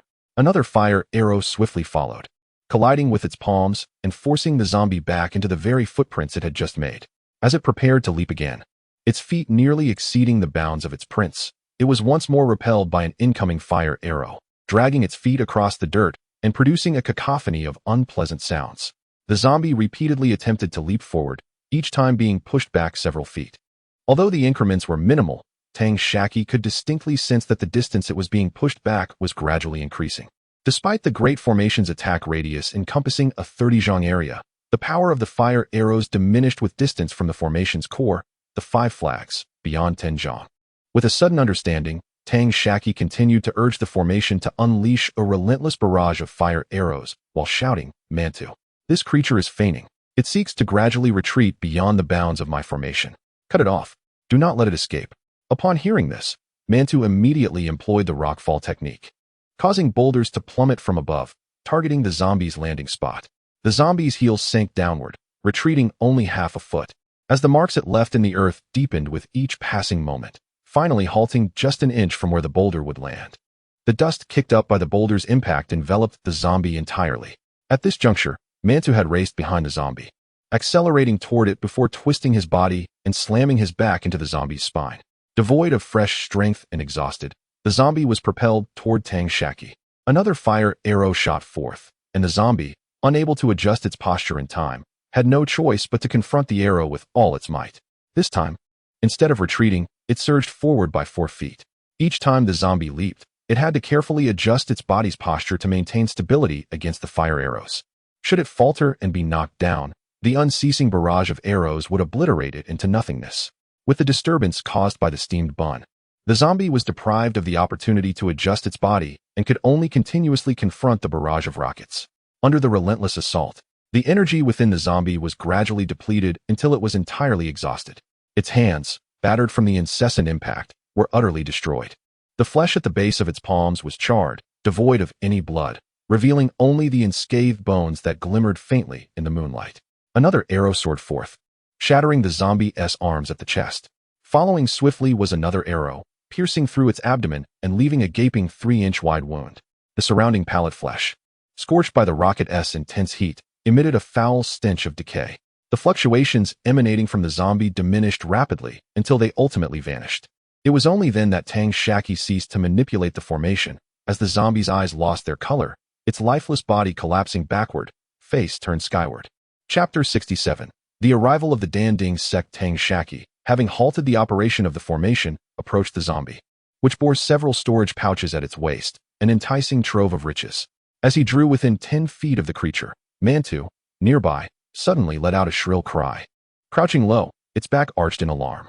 In that instant, the aura emanating from the zombie surged back to its original intensity, and a glimmer of consciousness flickered in its eyes. With a powerful strike of its arms against the ground, it rebounded upwards, seizing Tang Shaqi in a vice-like grip, its rancid maw lunging toward his neck. Despite the imminent threat of the creature's jagged fangs, Tang Shaqi felt no fear, only a sense of regret. He had only just begun to integrate into this world, forging connections with newfound kin, and yet death loomed once more. A lingering sense of unwillingness gripped his heart. He had yet to uncover the reason for his arrival in this realm, nor had he found his biological mother. He pondered whether this demise would cast him back to his previous life on Earth or awaken him from a vivid dream, a dream that felt far too real. Perhaps he would traverse into another world, where there truly existed the Tenyama Kings and the Meng Pasup, leading to another cycle of reincarnation. In a fleeting moment, a sensation of weightlessness enveloped him, leading him to wonder if this was the essence of a soul departing the body. Yet, the foul visage of the zombie remained before him, its stench still clinging to the air. As the scenery around him began to whirl, a sudden crash echoed, and the world stilled, stirring up a cloud of dust. Caught off guard, he inhaled a mouthful of debris, triggering a fit of coughs. A sharp pain radiated from his left shoulder. He struggled against the zombie's iron grip that ensnared his elbows. Simultaneously, a white paw pressed the zombie's head firmly to the ground, rendering it incapable of escape. The creature thrashed violently, yet it dared not relinquish its hold on Tang Shaqi for fear of losing him. Time rewound to the moment the zombie attempted to bite Tang Shaqi. After seizing him, the zombie turned its head, aiming to bite from its right side, which corresponded to Tang Shaqi's left. Observing this, Mantu instinctively twisted its body, delivering a swift strike of its tail to the zombie's right cheek, forcing its head back. The momentum sent both the zombie and Tang Shaqi tumbling to the ground. As they landed, Mantu swiftly pressed its front left paw onto the zombie's head. At the same time, 2 fine needles remained unactivated in Mantu's right foreleg guard. Seizing the opportunity, it launched one needle at the zombie's temple and the other at its brow. Struck by both, the zombie's eyes dimmed once more, its strength waning. Mantu deftly nudged the zombie's right arm away, freeing Tang Shaqi from its grasp. He rolled away, collapsing to the ground in a fit of dry heaves. Hurriedly, He retrieved a flask of spirit wine from his storage pouch and gulped down a couple of swigs, his mind blank as he lay on the ground, gasping for breath. Mantu approached, affectionately licking Tang Shaqi's face. In response, he produced a jade bowl the size of his head, filling it with spirit wine. Mantu, brimming with excitement, eagerly licked the surface of the wine within the bowl. Tang Shaqi sat up, lightly touching the dumpling, his face reflecting the relief of having survived a perilous encounter. He exclaimed, "Dumpling, you are quite the drunkard." The dumpling lifted its head from the bowl, barking at Tang Shaqi, before burying its head back into the bowl to continue drinking. Once the dumpling had finished its drink, Tang Shaqi steadied his breath and stood up. This time, there was no need for worry. The zombie should be irrevocably dead. He picked up a wooden stick from the ground and began to rummage through the zombie's storage pouches and items radiating with spiritual energy. At that moment, news arrived from Jima that 2 cultivators had reached the ancestral hall in Xiaofeng village. One was the county magistrate of Jinyang, while the other wore the robes of the Danding sect. According to the information gathered by the golden-winged purple bee beneath Jima, the other cultivator exuded the spiritual energy of a perfected chi refinement stage. Simultaneously, Tang Shaqi's lord token emitted a message. The county magistrate of Jinyang inquired if he required assistance. Tang Shaqi, engaged in intense battle, swiftly requested aid. However, the 2 cultivators remained idle, lingering in the ancestral hall of Xiaofeng village without venturing forth. Tang Shaqi understood from the zombie's remarks that these sect cultivators were terrified of death. Despite knowing a perfected chi refinement zombie was being detained, neither the later stage nor the perfected cultivator came to offer help. Tang Shaqi scoffed, disregarding them, and focused on his own affairs. He employed a fireball technique to incinerate the storage pouches on the ground, filled a gourd with water, and added 2 crushed snow jade pills. After shaking it a few times, he rinsed the storage pouches with the water from the gourd. He then repeated the fireball incineration 3 times. Meanwhile, Tang Binglan arrived, soaring through the skies with the guidance of the golden-winged purple bee. Upon returning to Yiyang town, Tang Shaqi sent a message to the county magistrate of Jinyang and dispatched a sound transmission talisman to his clan. His grandfather, Tang Binglan, upon receiving the information, immediately took to the skies on his sword. Ideally, the county magistrate of Jinyang and the Danding sect cultivator should have arrived long ago, but it was unclear how long they had dawdled on the way, as they still hesitated nearby. There were 4 storage pouches on the ground, a jade pendant, and an identity token. Tang Shaqi informed the county magistrate that the zombie had been eliminated. Together with Tang Binglan, they erased the marks from the 4 storage pouches, refined them slightly, and freed the smallest pouch to store the zombie's body and identity token. After concluding these tasks, Tang Shaqi and Tang Binglan were on their way back to Xiaofeng village. They had only traversed a third of the distance when they encountered the hurriedly approaching county magistrate of Jinyang and the Danding sect cultivator. Just as the county magistrate was about to pay his respects, Tang Binglan concentrated his aura upon him, rendering the magistrate immobile and speechless, as if he bore the weight of a mountain. The Danding sect cultivator, oblivious to the magistrate's predicament, smiled broadly at Tang Shaqi and said, "Esteemed Taoist Tang and your companion, since you have vanquished this zombie, might I suggest handing over the body to me? Rest assured, I will not let you suffer any loss. This perfected chi refinement zombie has a bounty of 1,000 low-grade spirit stones from the sect, and I will provide you with that amount." The monk deliberately refrained from mentioning the annihilation of a fully realized chi refinement practitioner, as not only would he gain a reward of 1,000 low-grade spirit stones, but he would also earn a certain amount of merit. This merit, though lacking in other utility, could exempt the family from the sect's conscription tasks. On the journey, Tang Binglan elaborated on the details of the matter to Tang Ming, who was cultivating at the Danding sect. This would allow Tang Binglan to claim the bounty for the corpse, but she advised against handing over the identity token, as the identity of the corpse could still be of use. With a smile, Tang Binglan remarked, "If we deliver it to the Danding pavilion, we stand to receive not only 1,000 low-grade spirit stones, but also some merit points. A mere 1,000 low-grade spirit stones is hardly." The monk cleared his throat, maintaining his composure, unaware that the county magistrate of Jinyang beside him had already turned beet red. The monk continued, "Although my junior brother Chen Xiong and I have exerted ourselves to come here, even if we could not lend a hand, our efforts still count for something. It would be unwise to be overly greedy. 1,000 low-grade spirit stones is no small sum. It is far better to have one more friend in the Danding sect than one more enemy." Tang Binglan's expression shifted. "Are you implying that you are threatening me? May I inquire as to the name of this friend from the Danding sect?" The monk, believing Tang Binglan was about to concede, wore a smug expression, oblivious to Chen Xiong's despondent demeanor. With his hands behind his back and chest puffed out, He proclaimed, "Listen well, I am Wang Lin, a participant in the recent sect gambling match." Tang Shaqi chuckled, "Oh, so you are Wang Lin. I wonder if you recall the mysterious valley within the Green Mountain." Wang Lin's demeanor faltered, and his gaze began to evade. He forced a denial. "What mysterious valley in the Green Mountain? Who knows what nonsense you are talking about? Stop with the rambling. Hand over the corpse, and I will give you an additional 100 low-grade spirit stones." Tang Shaqi smiled again, saying, "You truly are forgetful. Have you forgotten that you were the one who exposed the 5 tigers of Green Mountain?" Upon hearing this, Wang Lin straightened up once more, brimming with self-importance, "Indeed. Do you know how ruthless the 5 tigers of Green Mountain are?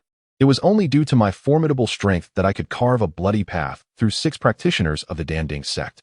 Unfortunately, when I returned with my fellow disciples to rescue them, they had already fallen victim to treachery. This tale may circulate widely within the Danding sect, but outsiders remain oblivious. I did not expect it to have reached your family's practitioners." Tang Shaqi remarked meaningfully, as long as one has breath. Is not every tale merely fabricated? Whether one carved a bloody path or feigned death to flee, who would delve deeper?" Upon hearing this, Wang Lin placed his right hand on his storage pouch at his waist, growling, "You brat. One may speak freely of many things, but words should not be spoken carelessly. Such rumors are best left unvoiced." Tang Shaqi maintained his smile, responding, "Is that so? Whether it is truth or mere hearsay, you know it in your heart. Are you aware that the mission of the 5 tigers of Green Mountain has concluded? I sincerely apologize for the unfortunate demise of the formidable 5 tigers of Qingshan, who fought valiantly only to meet their end at my hands. Do you think they had any final words before their passing?" The phrase "fighting with all one's might" was deliberately emphasized by Tang Shaqi. Wang Lin's complexion shifted from crimson to ashen, then to pale white, ultimately reddening again in suppressed fury. With wide eyes, he pressed his right hand firmly against his storage pouch. After taking several deep breaths, he spoke, "I see you also intend to join the Danding sect. You, young man, are so reckless. Do you not fear that once you enter the sect, I shall deal with you?" With that, Wang Lin turned to leave. Tang Shaqi laughed heartily and added, "There is one more thing you might not know. Your master's uncle, Tang Ming, is my great-uncle." Upon hearing this, Wang Lin, who was hastily retreating from the scene, briefly paused before hastening his escape. Chapter 68. Intrigues and Deceit. Tang Binglan retracted his imposing aura, allowing the county magistrate of Jinyang, Chen Xiong, to regain his composure, a bittersweet smile gracing his face. He performed a respectful gesture customary for juniors towards Tang Binglan. Tang Binglan remarked, "There is no need for you to be overly formal, County Magistrate Chen. I must extend my gratitude for your assistance with the Qingxin tea. However, I must say, the manner in which this affair was handled leaves much to be desired. Rest assured, I shall not disclose this incident. Rather, I could offer you a token of merit, should you desire it." Chen Xiong immediately adopted a serious demeanor, expressing, "Thank you, Tang Gong, for your understanding. Please, do not hesitate to instruct me on any matter." Tang Binglan continued, "You mentioned that you have discerned the identity of this zombie and that it could yield benefits for our sect. Would that not constitute a commendable achievement?" Chen Xiong nodded vigorously. "Indeed. Certainly. I humbly request your guidance, Tang Gong." Tang Binglan instructed, "You shall report to the sect that this incident involving the zombie was precipitated by He Yuncheng, a disciple of the Gene Corpse sect, who, in his fear of death, succumbed to corruption and transformed into a zombie, wreaking havoc in Jinyang. Ultimately, we were compelled to eliminate him." Chen Xiong, being a seasoned bureaucrat, promptly grasped Tang Binglan's intent. It was clear that Tang Binglan aimed to expand the pie for all parties involved, seeking greater gains from the Danding sect, while simultaneously allowing the Danding sect to carve out a portion from the Gene Corpse sect. His report would serve as an overture from Tang Binglan, gifting him a measure of credit. Under Tang Ming's guidance, Tang Binglan recognized that the distinction between slaying an ordinary perfected chi zombie and one affiliated with the Gene Corpse sect was significant. Simply submitting He Yuncheng's corpse would yield a meager reward of 1,000 low-grade spirit stones and a few merit points. However, should the Danding sect become aware of the zombie's identity, they could leverage it to their advantage, leaving Tang Min with little to gain. If someone were to relay this information to the Danding sect, He Yuncheng's identity token would become a pivotal piece of evidence in their legal dispute. Consequently, the Danding sect would be compelled to issue a new bounty, and with Tang Ming mediating, the reward would likely be substantial. As for the messenger, who could say it would not happen? By fostering goodwill here, one could reasonably expect that should any future incidents arise in Yuyang Town, County Magistrate Chen Xiong would not remain indifferent. Upon arriving at Xiaofang village, Tang Binglan soared back to Leichi Slope on his sword, taking with him He Yunqiang's identity token. Tang Shaqi entrusted He Yunqiang's corpse to County Magistrate Xianxia, who utilized his own magistrate's token to facilitate the transfer of duties while reporting He Yunqiang's identity to the Danding sect. After presenting Tang Shaqi with 1,000 low-grade spirit stones, the two hastened back to Yuyang Town that very night, where Tang Shaqi treated Xiong to a cup of Qingxin tea. During their tea drinking, Xiong unexpectedly informed Tang Shaqi that his own reward had arrived, amounting to 600 contribution points. As for other matters, negotiations were still in progress, and Tang Shaqi could monitor task updates through the Lord's token. Later, Tang Shaqi invited Xiong to rest at the town office for the night, but Xiong graciously declined, expressing gratitude for Tang Shaqi's kind offer, stating he had numerous affairs to attend to at the county office and would not impose on him. Tang Shaqi understood that Xiong's refusal stemmed from embarrassment and chose not to press the issue, instead escorting him to the door. In truth, this merit was originally intended for Wang Lin. At the outset, Tang Binglan sought to assert dominance over Xiong, fueled by his intense anger and desire to impose punishment.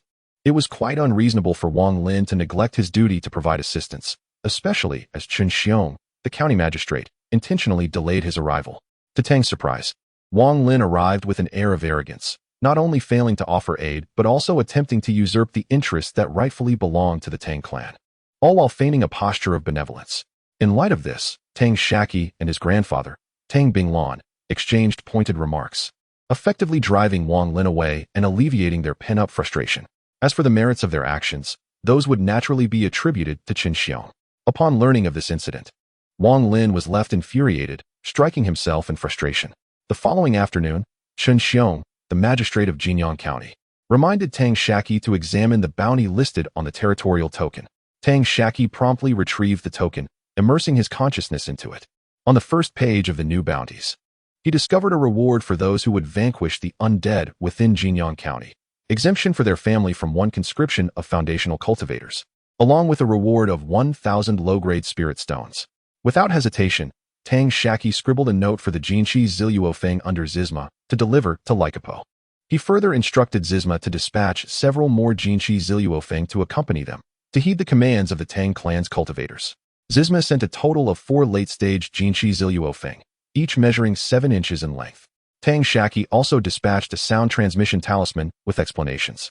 Grandfather Tang Binglan, stationed at Lycopo, merely responded with 4 words: be patient and calm.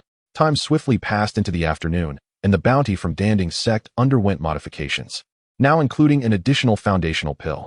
Tang Shaqi promptly relayed the new bounty details via the Jinshi Ziluofeng to Lycopo. The reply from Lycopo was succinct: wait. By nightfall, the bounty experienced yet another transformation. The 1,000 low-grade spirit stones had been upgraded to a single medium-grade spirit stone. Tang Shaqi reasoned that, given the singular identity token, acquiring such resources was indeed commendable. After all, the Tang clan was merely a family under the Danding sect, akin to the juniors of the Tang clan themselves. Achieving merit and playfully requesting rewards was to be expected. However, should one become increasingly ungrateful, it would inevitably lead to repercussions. Tang Shaqi communicated his concerns and the revised bounty back to Lycopo through the Jinshi Ziluofeng. This time, the response was lengthier, filled with densely written lines. Tang Ming had previously informed them that they had not yet approached the sect's limits. The contribution hall was not merely offering such meager rewards. Any surplus would be consumed by the Bureau of Affairs, which should be the one in a state of urgency. If the tasks were completed within the stipulated time frame, the rewards would naturally be distributed among the heads of the Bureau of Affairs. Conversely, failure to meet the timeline would place the burden of responsibility squarely on their shoulders. As for offending them, the initial delay in presenting the identity token had already incurred the ire of the Bureau of Affairs. Since matters had escalated to this extent, it would be wiser to fully embrace the confrontation and secure the maximum benefits available. Was it truly wise to grovel at the feet of the Bureau of Affairs? Tang Ming's standing within the Danding sect was on par with that of a hall master. Thus, the bounty transformed 3 times within a single day, once in the morning, again at noon, and once more by nightfall. By the 3rd day, the situation reached a climax, with 2 inferior foundation establishment pills for medium-grade spirit stones, and the exemption of the sect's requisition of 1 foundation establishment stage practitioner and 1 peak chi refinement stage cultivator's merit points. It was only then that Tang Binglan took the token to the Pill Cauldron Pavilion in Qingyun City, completed the task, and received the reward. Later, Tang Shaqi learned from Tang Binglan that the Affairs Hall not only gained nothing from this event, but also incurred a loss of 4 medium-grade spirit stones, thus offending the Affairs Hall gravely. At this juncture, the Tang clan had to hand over the task. Otherwise, if the Affairs Hall failed to complete it within the stipulated time, it could jeopardize significant matters concerning the Pill Cauldron sect, leading to enmity not just with the Affairs Hall, but with the entire sect. Given that the Affairs Hall had already softened its stance and offered some compensation, the Tang clan could no longer be obstinate and should take advantage of the situation. However, the developments were far from straightforward. While the Tang clan was engaged in a battle of wits with the Affairs Hall of the Pill Cauldron sect, the sect directly approached its own leader, the Spirit Cauldron sect. The Spirit Cauldron sect intervened to question the Golden Corpse sect about its intentions to invade their territory. The Pill Cauldron sect was merely a force at the core formation stage, while the Golden Corpse sect was one of the 6 major sects, boasting 3 cultivators at the nascent soul level. Even if the Golden Corpse sect was at fault, the Pill Cauldron sect had no choice but to endure.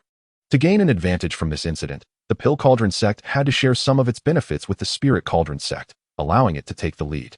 The Golden Corpse sect adamantly denied any wrongdoing and even accused the Spirit Cauldron sect of fabricating evidence by claiming that they had randomly picked a corpse of a zombie to slander them. They alleged that the Spirit Cauldron sect sought a conflict with the Golden Corpse sect, using this as a pretext. The representative from the Pill Cauldron sect, who accompanied the Spirit Cauldron sect for negotiations, was reprimanded, and the chief negotiator from the Spirit Cauldron sect demanded the identity token of Xianxia. Although the representative from the Pill Cauldron sect appeared inconspicuous before the cultivators of the Spirit Cauldron sect, those who interfaced with the higher sects typically possessed at least the core formation level of cultivation, representing figures of great importance within the Pill Cauldron sect. Having suffered humiliation in front of the Spirit Cauldron sect, he naturally vented his frustration on the subordinate staff within his own sect. This back and forth ultimately led to the revelation of the crux of the matter. It turned out that the Affairs Hall was still attempting to capitalize on the sect's bounty at such a critical juncture. The situation could no longer be concealed. The Affairs Hall lost face within the entire Pill Cauldron sect and was severely reprimanded by the sect's elders. This was also the reason behind the sudden escalation of the bounty offered by the Affairs Hall. The Affairs Hall had invested more than just this. To restore its standing in the eyes of the elder, it borrowed a flying spirit beast from another elder of the sect, incurring a significant favor, and hastened to the Spirit Cauldron sect. They expended several medium-grade spirit stones to activate the teleportation array, sending a cultivator bearing Xianxia's identity token directly to the Golden Corpse sect. Upon receiving the identity token, the cultivators of the Spirit Cauldron sect trembled with trepidation. Armed with the exclusive identity token of the Golden Corpse sect, which bore Xianxia's mark, along with the distinctive aura of Xianxia on the wounds of the corpses, the evidence was irrefutable, leaving no room for denial. The Golden Corpse sect staunchly refused to acknowledge sending cultivators to cause havoc within the territory of the Spirit Cauldron sect. Only acknowledging the laxity and discipline, the Gene Corpse sect expresses regret over the misconduct of a few unworthy disciples from its ranks that have caused turmoil in your territory. Every prominent sect has its share of wayward disciples, akin to the withered branches on a grand tree. The Gene Corpse sect is willing to compensate for the losses incurred due to this incident involving its undisciplined disciples. The Lingding sect found this statement particularly favorable. After extensive negotiations filled with exorbitant demands, the Gene Corpse sect agreed to cede 10% of the profits from a medium-grade spirit stone mine they would jointly exploit with the Lingding sect. This mine, when harvested according to the planned schedule, can yield spirit stones worth 100,000 inferior-grade spirit stones annually and can be continuously mined. Thus, a 10% share from the medium-grade spirit stone mine would amount to 10,000 inferior-grade spirit stones each year, enhancing the Lingding sect's alliance with the Danding sect. The 2 inferior-grade foundation establishment pills are but trifles. Yet the Danding sect has gained a golden hen that lays eggs. In this affair, the Tang sect, Danding sect, and Lingding sect all reaped benefits, while only the Danding sect's administrative hall and the Gene Corpse sect suffered minor losses. Consequently, upon discovering that the instigator was Tang Shaqi, the Gene Corpse sect secretly offered a bounty of 1,000 inferior-grade spirit stones for the head of Tang Shaqi. The administrative hall of the Danding sect has also begun to regard the cultivators of the Tang sect as adversaries. Chapter 69. At 18, half a year had passed since the arrival of news regarding the Golden Corpse sect, leaving Tang Shaqi in a state of bemusement, unaware that he had inadvertently attracted such a formidable adversary. Fortunately, the Golden Corpse sect dared not brazenly invade the territory of the Danding sect to commit murder. Otherwise, Once discovered, he could only imagine the demands that the Ling Ding sect would impose upon him. From that point onward, Tang Shaqi chose to live a life of seclusion, rarely venturing outside until he celebrated his 18th birthday. With a substantial supply of Hunyuan Songguang, he had unknowingly accelerated the maturation of numerous spiritual herbs. Moreover, the Shuyu mulberry had produced an abundant amount of mulberry leaves. With an ample supply of these leaves, the Bu golden silkworm was able to spin silk, cocoon, and lay eggs throughout the year. Additionally, each generation of the Bu golden silkworm exhibited increasingly potent fluctuations of spiritual energy, nearly reaching the initial stage of breakthrough during the last cycle, with the length of the silkworms measuring 3 inches and 9/10, and their population expanding to 40 pairs. Due to the lack of sufficient spiritual veins to supply spiritual energy, all the spiritual trees ceased to grow after reaching around 150 years of age, remaining at the initial stage. However, with the infusion of spiritual water containing Hunyuan Songguang, the trees would still continue to sprout leaves and bear fruit. As for the talisman-like treasure, it had completed its charging a year prior. Before departing, Tang Shaqi excavated all the spiritual trees within the courtyard and replanted those that were only a few decades old back in their original spots. During this period, he also accelerated the maturation of several spiritual herbs suitable for refining intermediate-grade elixirs. The sesame had reached the pinnacle of qi refinement, measuring 9 inches, 9/10, and 9/100. It refrained from breaking through its current realm in order to accompany Tang Shaqi during the sex trials and betting contests. Furthermore, Sesame had successfully cultivated a queen bee, which had attained the cultivation level of a mid-tier spiritual beast. In these years, Tang Shaqi had made significant progress in his cultivation, advancing to the 7th level of qi refinement. He had even achieved a certain success rate in refining late-stage elixirs. On the 3rd day of the 4th month of the year, he turned 18. Zhang Yudao and his wife descended from Leichi Slope to take over Tang Shaqi's watch over Yuyang Town. The Tang sect also recruited a batch of disciples aged 4 to 6 in Yuyang Town. This group consisted of 6 individuals, all of whom had been identified as possessing spiritual roots, making them highly sought after and igniting a wave of marriage fervor within the town. Tang Shaqi introduced all the civil servants within his domain to Zhang Yudao and his wife, handing over the territorial token. He also gifted them a 60-year-old Lingyuan peach tree, a 57-year-old Qingxin tea tree, and 2 35-year-old Shuyu mulberry trees, all to remain in the courtyard as a token of his goodwill. The array for gathering spiritual energy and the protective formation were also left for Zhang Yudao. Moreover, he presented the mid-tier golden-winged purple honeybee queen and her swarm to Zhang Yudao as well. The low-tier spiritual herbs that had not yet matured in the spiritual fields were similarly left in the courtyard. With these several acres of spiritual fields and trees, sustenance for the swarm was assured, with a potential surplus of honey. However, the queen bee faced difficulty in further advancement, and the swarm could not expand in size. Due to Tang Shaqi's consistent visits to the mountain over the years, he had occasionally dripped some spiritual liquid mixed with Hunyuan Songguang onto the Lingyuan peach tree. Moreover, under Tang Shaqi's relentless efforts to accelerate growth on Lycopo, the spirit origin peach tree has been cultivated into a mid-tier spiritual tree. With the enhancement provided by this mid-tier spiritual tree, the spiritual veins have once again converged, and the spiritual well has resumed its production of spiritual water. The spiritual energy on Lycopo has further intensified, returning to the phase of the most abundant energy that Tang's sect once experienced. Coupled with Lin Yi's spirit-gathering formation, the concentration of spiritual energy has slightly surpassed previous levels. However, the radiation range of the spiritual energy has significantly expanded, and as Lin Yi is merely a novice formation master, she is temporarily unable to devise a gathering formation that encompasses the entirety of Lycopo. Consequently, she has established 5 large formations to envelop all the spiritual vein radiation within Lycopo. The spiritual fields on Lycopo have also greatly increased, with the Tang sect's ancestral hall at the center, allowing for the expansion of spiritual fields within a radius of 7 miles. The first batch of 27 individuals from Yuyang Town who joined the Tang sect have already commenced their cultivation, with the highest level of cultivation reaching the 3rd layer of qi refinement. This rapid advancement is attributable to the substantial supply of elixirs provided by the Tang sect. With the assistance of this group, there are ample hands to cultivate the spiritual fields. Tang Binglan has stated that in a few years, the Tang sect will achieve self-sufficiency and will no longer require Tang Shaqi and himself to provide resources. They will gradually repay the spiritual stones owed to Tang Shaqi. Tang Shaqi specifically inquired with his mother Lin Yi regarding the optimal placement for the spiritual trees he cultivated on Lycopo. Upon hearing this, Lin began to explore the vicinity of the mid-tier spirit origin peach tree. After 6 days of meticulous calculations and explorations, Lin confirmed 6 points within a mile surrounding the mid-tier spirit origin peach tree. After consulting with his grandfather Tang Binglan, Tang Shaqi rented the surrounding spiritual fields within a 1-mile radius.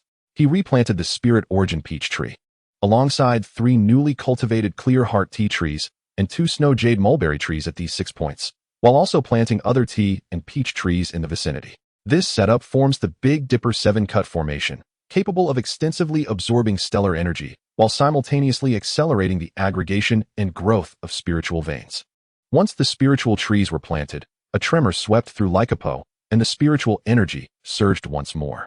The spiritual well beneath the mid-tier spirit origin peach tree continuously churned, exuding a copious amount of spiritual water.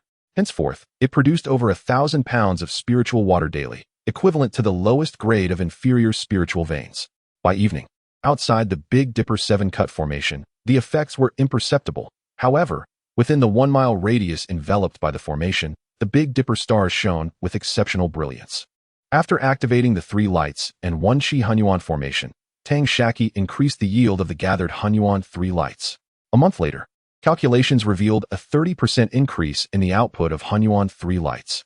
With an unending supply of clear heart tea and divine refinement pills, Tang Shaqi's cultivation of spiritual power advanced at an astonishing pace, reaching the pinnacle of Qi refinement. He could directly manipulate 3 puppets without compromising his own strength. In the past few years, Xiaopeng has kept pace with Tang Shaqi in cultivation, breaking through to the 7th layer of Qi refinement even earlier than Tang Shaqi, and has also achieved the pinnacle of the Qi refinement stage in spiritual power cultivation. Not only has he reached the mid-level of novice weapon crafting, but he also adeptly crafts mid-tier puppets and occasionally produces late-tier magical artifacts. Having remained within the Tang sect, he has consistently enjoyed ample spiritual sustenance, allowing his body refinement practice to progress without interruption. Little Fat's physical cultivation unexpectedly surpassed his Qi cultivation, allowing him to ascend to the realm of a late-stage body refinement practitioner. Simultaneously, he imparted all the knowledge of artifact crafting he had acquired at the Mo family's forge to Zhang Yudao, meticulously inscribing it onto jade tablets and depositing them in the Tang clan's library. With Little Fat's guidance, Zhang Yudao evolved into a late-stage artifact craftsman. Under Zhang Yudao's leadership, with Little Fat and his disciples assisting, they successfully forged 2 late-stage puppets. Tang Luxia attained a 6th layer of Qi cultivation, her mental prowess reaching the pinnacle of late-stage Qi practitioners, establishing her as a low-tier, mid-level talisman master. Both Tang Liola and Tang Xian advanced to the 8th layer of Qi cultivation, their spiritual strength matching that of average perfected Qi practitioners. Although Tang Liola had not yet become a late-stage talisman master, her skills in crafting certain advanced talismans had already reached the level of a late-stage talisman master. Lin, on the other hand, had reached the late stage of Qi cultivation, attaining the 9th layer, with her mental strength at the perfected level, solidifying her status as a fully realized formation master. However, due to limitations in her cultivation, she was temporarily unable to break through in her formation skills. Tang Dong made significant strides, advancing directly to the 11th layer of Qi cultivation. Both Zhang Yudao and Li Qingru progressed by 1 level, reaching the 10th and 11th layers of Qi cultivation, respectively, with their mental capabilities also reaching the perfected level. Tang Lichuan and Tang Binglan made some progress in their cultivation, albeit not markedly. Tang Binglan's consciousness vastly exceeded that of a foundational stage practitioner, yet she had yet to attain the mid-foundational stage. With her significant advancements in consciousness, Tang Binglan's alchemical skills improved considerably. Although she had not yet reached the level of a mid-tier alchemist, with the spiritual herbs provided by Tang Shaqi for practice, she achieved a certain success rate in crafting mid-tier pills. Mantu remained by Tang Shaqi's side, continuously supplied with pills and honey of considerable quality. Mantu had also become a first-level fully realized spirit beast, measuring 9 feet 4 inches in length. As for Maji, although it had trailed closely behind Little Fat and consumed fewer pills and honey than Mantu, it had still ingested a fair amount of spiritual food from Little Fat, becoming a first-level fully realized spirit beast, albeit slightly smaller at 9 feet 1 inch. The likes of Kelp, Noodle, Xiaobi, and Xiaoqing also consumed ample pills, evolving into first-level mid-tier spirit beasts, each measuring over 2 zhang in length. Only Xiaomai, whose advanced bloodline remains a mystery, had consumed an indeterminate number of pills yet only exhibited slight growth, still remaining a first-level mid-tier spirit beast measuring 6 inches. Although Sesame's cultivation could not increase, it successfully raised a number of golden-winged purple bees, totaling 999, each at least a late-stage spirit beast, with no fewer than 300 at the perfected level. After careful consideration, Tang Shaqi instructed Sesame to cultivate a new queen bee, which recognized Lin Yi as its master, exhibiting a spiritual energy fluctuation indicative of a second-layer qi practitioner. Currently, Tang Shaqi's qi cultivation was not poised for significant advancement in the short term. While his body refinement cultivation had not stagnated, it had also not progressed. This year provided an ideal opportunity for him to enhance his body refinement cultivation, as rapid advancement necessitated not only the consumption of spiritually rich sustenance, but also the replenishment of vital energy. To replenish one's vital energy and blood, aside from the gradual cultivation of one's own abilities, one must consume food rich in such life force. Among the easily obtainable sources of vitality, the flesh of mystical beasts stands out. However, the beast meat that Lei Chipa procured from Black Bear Mountain has long been exhausted. Despite several excursions into the Beast Mountain range, the insatiable appetite of Tang Lichuan rendered the efforts insufficient. Consequently, Tang Shaqi resolved to venture alone into the Beast Mountain range to hunt for mystical beasts. During this period, Tang Shaqi also prepared extensively for the expedition. He gathered several storage pouches from the Tang clan and sought counsel from his grandfather regarding the clan's secret routes into the Beast Mountain range. With the assistance of no fewer than 990 late-stage gold-winged purple honeybees, even second-tier mystical beasts would be compelled to flee. Coupled with a talisman in hand, Tang Shaqi felt a profound confidence in embarking on this solitary journey into the Beast Mountain range. Chapter 70. Mooncake according to Tang Binglan's instructions. This expedition into the monster Beast Mountains would allow for the collection of spiritual herbs along 2 routes. Tang Shaqi set off from the rear mountain of Lechi Slope, intending to embark on the southern route and return via the northern path. With the golden-winged purple bee scouting ahead, the journey proved remarkably smooth, successfully harvesting 2 batches of family spiritual herbs and vanquishing 2 beastly foes, one in the mid-stage and the other in the late stage. The primary objective of this venture was to eliminate more monsters, but upon nearing Black Bear Mountain, Tang Shaqi decided against proceeding westward. After all, the previous extermination by Tang Lichuan had left the area devoid of monsters, with only the Earth Black Bear subordinates remaining. Instead, he veered southward, with 200 golden-winged purple bees covering a 10-mile radius in all directions. After a month of traveling southward, he had slain a total of 25 monsters. Among these, there were 11 early-stage first-level beasts, 8 mid-stage first-level beasts, 4 late-stage first-level beasts, and 2 fully matured first-level beasts. The spiritual herbs collected amounted to over 3,000 low-grade spiritual stones. Many of the materials obtained were unfamiliar and thus unpriced, but those recognized by Tang Shaqi alone were valued at over 900 low-grade spiritual stones. Additionally, he procured 11 eggs from the early-stage fire-type monster, the Jinyan chicken. This creature is known for its prolific breeding capabilities. A mature hen, given ample spiritual nourishment, can lay an egg almost daily. Its droppings serve as an exceptional spiritual fertilizer, ideal for cultivating various spiritual herbs and enhancing yields. Tang Shaqi also established several family spiritual fields and locations where herbs were harvested. Initially, he had not contemplated this scenario, but fortunately, Tang Binglan had made preparations prior to his departure, providing him with over 1,000 pounds of absolute spirit powder and 30 engraved stone tablets bearing the Tang clan's insignia. Throughout his journey, Tang Shaqi successfully opened 7 spiritual fields. He did not continue southward, but instead traveled westward for 100 miles, then turned north. After a month and a half of walking, he circumvented 2 second-level beastly mountain peaks and 1 third-level beastly peak. Unexpectedly, he found himself on the planned northern route. Opting not to press further north, he immediately followed the path established by his clan and resumed his westward trek. Along the way, he dispatched more than 30 monsters. Among them were only 11 early to mid-stage first-level beasts, with the remainder being late-stage fully matured beasts. The golden-winged purple bees had also discovered the whereabouts of over 100 mid to early-stage beasts, but the detours required to pursue them were extensive, and Tang Shaqi chose not to engage. During this segment of the journey, he again established 11 spiritual fields. After defeating the guardian monster of 1 family spiritual field and collecting the herbs, he scattered seeds and continued westward. 2 days later, he arrived at Black Bear Mountain. Upon reaching his destination, Tang Shaqi hung a pouch around Mantu's neck, containing various elixirs gathered by the Tang clan or concocted by Tang Binglan. intended to enhance his foundational cultivation. Mantu ascended the stone steps leading directly into the Black Bear Cave. This time, Tang Shaqi aimed to harvest herbs from 2 spiritual fields, specifically the Qi Jinghua, located to the northeast, essential for crafting the Qi Jing Elite Qi Pill. Tang Shaqi had another task to accomplish, to bring some seedlings of the spirit trees back to his family's spiritual fields for cultivation. He dispatched a first-level perfected guardian beast that resided in the spiritual field. Subsequently, he began to collect the crimson essence fruits, only to discover a first-level mid-stage golden-furred iron-backed monkey lurking in the grassy thicket to the north, its eyes gleaming with desire for the crimson essence fruits.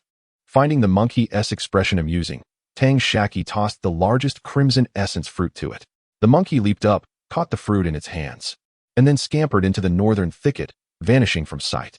After gathering all the crimson essence fruits, Tang Shaqi commenced the excavation of the crimson essence tree seedlings. When the monkey approached him, cradling a stone bowl, it set the bowl down 4 paces away and retreated 5 or 6 paces. The monkey extended its furry paw, pointing at the stone bowl on the ground, chattering excitedly at Tang Shaqi. Gg. The little creature perched on Tang Shaqi's shoulder, Xiaomai, interpreted the monkey's chirps for him. As it turned out, the monkey was expressing gratitude for the fruit Tang Shaqi had gifted. In return, the monkey offered its homemade fruit wine. Tang Shaqi stepped forward, lifted the stone bowl, and was instantly enveloped by a rich and intoxicating aroma that made his mouth water. He understood that beasts were generally straightforward and adhered to their word. After a discreet examination, he discerned that the wine was likely free of toxins. Tentatively, he took a sip, his eyes brightening with delight. In no time, he drained the bowl, savoring the exquisite flavor that lingered on his palate, while simultaneously feeling a subtle enhancement in his cultivation. For reasons unknown, a desire to befriend the monkey suddenly arose within Tang Shaqi. He retrieved the finest 10 flower and 10 fruit wine from his storage pouch, poured a bowl into the stone vessel, and set it down on the ground. Stepping back 4 or 5 paces, addressing the monkey, he declared, "If you consider me a friend, I too regard you as one. You have treated me to your brew. Now allow me to share mine with you." The monkey gazed at Tang Shaqi with a puzzled expression, glancing between him and the stone bowl, its eyes shimmering with anticipation. Noticing the monkey's reaction, Tang Shaqi instructed Xiaomai to convey his intentions. Xiaomai chirped towards the monkey. Zhi. Hearing this, the monkey grinned, revealing an almost human-like smile, and bounded over to the stone bowl. It sniffed the contents before cautiously tasting a sip. Holding the bowl aloft, the monkey chattered. Gg. Xiaomai informed Tang Shaqi that the monkey acknowledged the quality of the ingredients used in his wine, but noted that the order of their application had been misguided, resulting in some waste. This not only affected the flavor, but also diminished some of the wine's efficacy. Tang Shaqi proposed to Xiaomai to inquire if the monkey would be willing to accompany him, promising to treat it as a brother and provide an abundance of spiritual flowers, fruits, and herbs for its brewing endeavors. He also assured it of ample elixirs to aid in its advancement, allowing it to transcend its current realm and possibly evolve into a second-level beast or even higher. Xiaomai relayed this to the monkey. Gg. The monkey responded, Gg. After an exchange of sentiments, the monkey waved its paw at Tang Shaqi while clutching the stone bowl, then darted back into the northern thicket, disappearing from sight. Xiaomai informed Tang Shaqi that the monkey was quite eager to accompany him. However, it could not make this decision independently and needed to consult its parents and the elders of its clan. Tang Shaqi smiled, recognizing the monkey's unique skill in brewing liquor, which he wished to utilize for his own purposes. The spirit liquor contained no Dan poison, thus avoiding the development of drug resistance. With an ample supply of spiritual herbs, he could continuously brew liquor that would aid in enhancing his cultivation. Although the efficacy of spirit liquor did not rival that of Dan pills, it served as a supplementary means for cultivation when Dan pills could not be consumed. Typically, Dan pills could only be ingested every 3 days. Otherwise, the Dan poison would not be fully expelled, adversely affecting their effectiveness. Even with honey to assist in expelling some of the Dan poison, Tang Shaqi would still require 2 days before being able to take another Dan pill for cultivation. Given Tang Shaqqi's average spiritual root talent, he sought to shorten the gap between himself and the top-tier geniuses through these external means. This excellent spirit liquor would enable him to maintain efficient cultivation during the intervals when Dan pills could not be consumed. After collecting the saplings of the Qijing fruit tree, he ventured to another spiritual field, where he defeated the guardian beast and gathered more spiritual herbs. Ultimately, he made his way to the summit of Black Bear Mountain, where the little bear awaited him before the stone tablet inscribed in front of the Black Bear Cave. Perhaps it could no longer be called a little bear, as it had evolved into a second-level beast, standing over 16 feet tall. Upon spotting Tang Shaqi, the little bear displayed an excited expression, raising its paw and calling out, "Roar! Roar!" Xiaomai conveyed to Tang Shaqi that the little bear was requesting honey. Tang Shaqi turned to see Manta trailing behind the bear, undoubtedly having boasted about him to the bear. Noticing Tang Shaqi's disapproving gaze, Manta quickly averted his eyes. Tang Shaqi retrieved the 20 pounds of golden-winged purple honey he had prepared earlier from his storage pouch and presented it to the little bear. The bear, as before, dipped a finger into the honey and tasted it, making a satisfying slurping sound. At that moment, the large bear arrived with the mother bear, who had finally broken through to level 4, standing at 31 feet tall. The large bear had also grown 2 feet taller since their last encounter, reaching a height of 39 feet 7 inches. The large bear led Tang Shaqi into the alchemy room once more. Tang Shaqi informed the black bear that he had brought some good things for it, and requested that they fill their bowls with spiritual water. The 3 bears brought their bowls, which differed in diameter, one measuring 10 feet, another 7 feet, and the smallest 3 feet, indicating that the little bear's strength had indeed increased, resulting in a larger bowl. Tang Shaqi controlled the fireball technique to heat the water in the bowls until it reached a boil. He then added varying amounts of fresh tea leaves according to the bowl sizes, along with a specific quantity of golden-winged purple honey. The 3 bears eagerly drank the refreshing tea from their bowls. Although the tea did not contain a significant amount of spiritual power, they could distinctly feel the beneficial effects of this special spiritual liquid.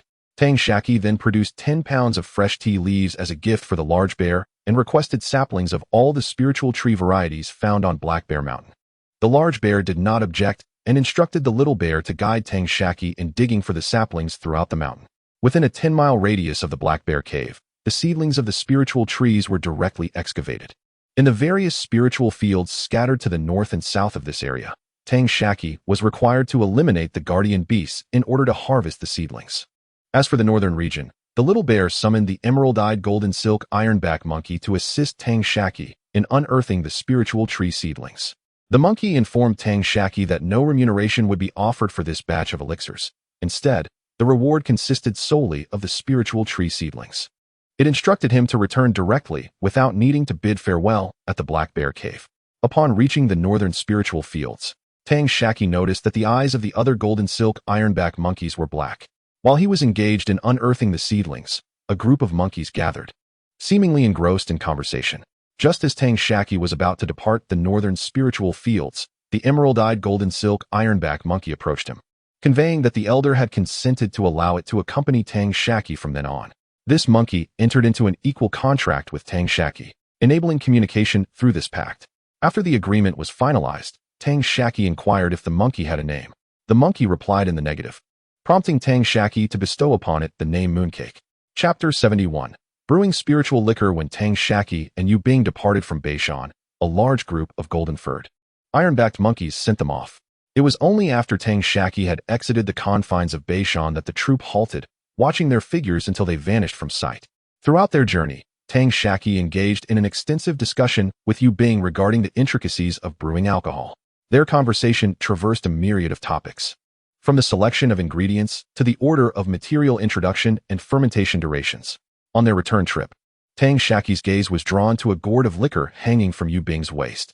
The memory of the fruit wine she had previously offered lingered in his mind, a tantalizing flavor that he could not forget. This gourd was a special possession that Yu Bing had brought from Heixiong Mountain, representing her sole treasure. According to Tang Shaqi's understanding, it was likely the exquisite wine brewed by Yu Bing herself. Several times, he noticed her gazing longingly at the gourd, nearly succumbing to the temptation of uncorking it. There were moments when even Tang Shaqi felt he could share a sip. Yet, Yu Bing always restrained herself, opting instead to request some of Tang Shaqi's own brewed 10 flowers and 10 fruits wine to satisfy her cravings. After collecting the final piece of spiritual medicine from the last piece of spiritual field on their return journey, Yu Bing once again implored Tang Shaqi for a drink. He realized that before reaching Lycopo, he would likely not have the opportunity to taste the fine liquor contained within her gourd. He directly inquired, "What exquisite nectar does that gourd hold? You seem reluctant to partake. Tell me what spiritual herbs are needed, and we shall brew a few vats together." Yu Bing replied, "This gourd contains the original liquor extracted from the oldest brewing pool within our clan, known as the Ancestral Pool. This pool has existed for over a century, during which countless precious spiritual herbs have been infused. It is the most treasured possession of our clan. Whenever a new brewing pool is constructed, the initial batch of liquor can only be requested from the ancestral pool in an amount equivalent to half of this gourd's contents, serving as the base for brewing. Uncertain of how to express a quarter, Yu Bing gestured with her hands near the gourd before continuing. The initial liquor from a new brewing pool is divided into 3 portions. 2 must be returned to the ancestral pool to nurture the original liquor. The remaining portion is used to ferment the next vat of spiritual liquor. Only through this meticulous process can the quality of the brewed liquor improve with each batch. As for the ancestral pool, even the great Black Bear King is unaware of its existence. The spiritual liquor provided to him is always drawn from the oldest brewing pool beneath the ancestral pool. The original liquor is bestowed only upon those clan members who have rendered significant contributions or exchanged their own spiritual liquor in a specified ratio. This gourd of original liquor was exchanged for my private brewing pool, including all its spiritual liquors and herbs. This original liquor cannot be consumed. It is my offering to establish a new brewing pool. At this juncture, a pained expression crossed Yu Bing's face. Tang Shaqi then produced some spiritual liquor, and they both took a moment to satiate their cravings. Tang Shaqi continued his inquiry. Do all members of your clan possess their own private brewing pools? With a proud countenance, Yu Bing responded, of course not. Only the most distinguished members of our clan are permitted to establish their own brewing pools.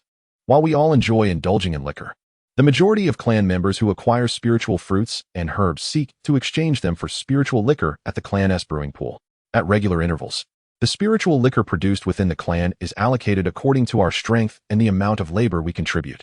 Only we, the most exceptional golden silk ironback monkeys, are permitted to reserve the spiritual herbs and fruits for ourselves, while exchanging the allocated spiritual liquor with other clan members for additional spiritual herbs and fruits. Once we gather enough spiritual herbs to brew the minimum required 2 vats of liquor, we establish our own liquor pool. These pools are reclaimed by the clan upon the death of the members who possess them. Alas, Yu Bing sighed deeply at this point, his expression tinged with melancholy, and continued, what a pity for my liquor pool that has only produced 8 vats of spiritual liquor. Had it not been for nurturing this pool, I might have reached a greater height and become a late-stage spiritual beast long ago. As he mentioned height, he gestured with his hands. Tang Shaqi comforted him, saying, do not lament over those jars. I will provide you with superior spiritual fruits and higher-grade spiritual herbs, ensuring that your liquor pool will eventually rival or even surpass the ancestral pools. You shall also ascend to a higher echelon of spiritual beast. At this, Yu Bing became excited, exclaiming, indeed. The clan elder once remarked that I possessed the same eyes as our ancestors, marking me as a genius among the golden silk ironback monkeys. I am destined to become a being akin to our forebears. Tang Shaqi then inquired, by the way, I have yet to hear you explain why all your kin have black eyes, while yours are azure. Yu Bing replied, the majority of our golden silk ironback monkeys possess black eyes, yet occasionally, azure-eyed individuals emerge. Those with azure eyes are the most intelligent and gifted among the troop. We once had an azure-eyed ancestor who, it is said, followed a great power, ultimately becoming a master of the age and ascending to become a celestial being. Do you believe there are truly celestial beings in this world? Are they omnipotent? Tang Shaqi mused, half inquiring of Yu Bing and half lost in thought. Yu Bing asserted confidently, certainly, celestial beings exist. Our clan has passed down tales of our ancestors who became celestial beings. I too shall aspire to ascend to the heavens and join them. I wonder if celestial beings indulge in endless fruits and exquisite wines. With that, Yu Bing gazed skyward, his fingers poised in anticipation. Tang Shaqi, filled with fervor, proclaimed, you are right. We shall both become celestial beings. When that time comes, we will feast on as many fruits as we desire and drink as much fine wine as our hearts wish. Thus, the duo, a man and a monkey, journeyed back to Lycopo, filled with dreams. The addition of Yu Bing as a new member stirred a commotion within Lycopo. Tang Shaqi planted a seedling from each spiritual tree in his own spiritual field. That very night, upon returning to Lycopo, Tang Shaqi commenced his arduous body tempering training once more. As for Yu Bing, he requested some spiritual herbs and fruits from Tang Shaqi and ventured into the underground wine cellar of Tang Shaqi's quarters, where he adjusted the fermenting spiritual liquor, converting one of the 4 liquor pools for brewing liquor that enhances cultivation and 2 for producing liquor that restores magical power. The final wine pool mooncake was intended to serve as an ancestral pool, prompting Tang Shaqi to request a batch of exquisite spiritual herbs and fruits. In order to gather these rare ingredients, Tang Shaqi embarked on a journey to Qingyun City and enlisted the help of Tang Dong, who was overseeing the shop in Qianfu City. This endeavor consumed an entire month. during which he specifically nurtured certain spiritual herbs and fruits to meet the requirements for the mooncake's creation of the ancestral pool. On the day designated for the establishment of the ancestral pool, Tang Shaqi arrived at his underground wine cellar, where an intoxicating aroma of wine enveloped him. From this rich fragrance, he discerned that the spiritual liquor, enhanced by the mooncake, was indeed superior to his own concoction based on the traditional recipe. As he traversed past the first 2 wine pools, originally designed for brewing 5 flowers and 5 fruits wine and 7 flowers and 7 fruits wine, he noted that they had been transformed by the mooncake into specialized vessels for producing restorative spiritual liquor. According to the mooncake's explanation, the spiritual wine brewed from golden silk iron-backed monkeys was suitable for all beings at the first level, regardless of their developmental stage. Moving further along, he observed the left pool, which previously contained semi-finished 10 flowers and 10 fruits wine, also intended for mana restoration.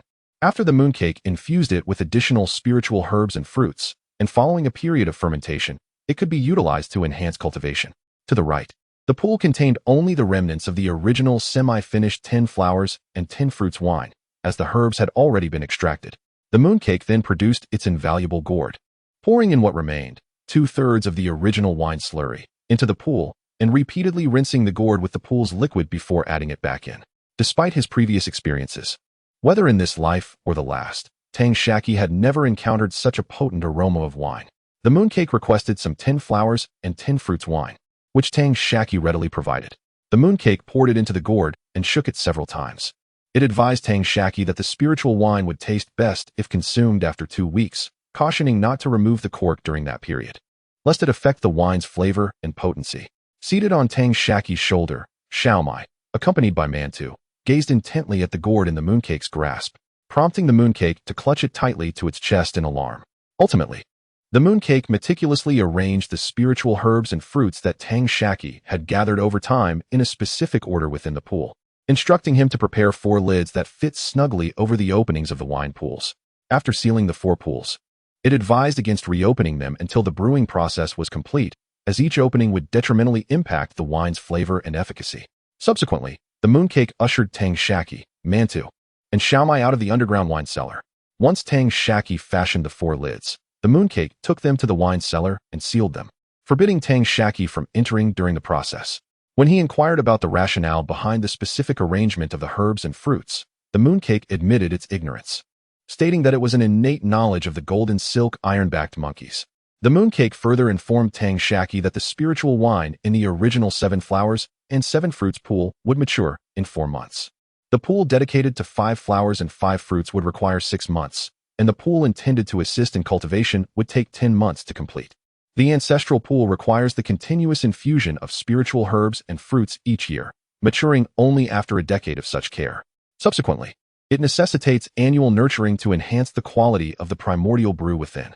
It is now mid-August, and the recruitment period for disciples at the Danding sect has elapsed. Originally, the Tang clan had resolved to utilize the Ascension Order to admit Tang Xian and Tang Lulu into the Danding sect during this enrollment phase.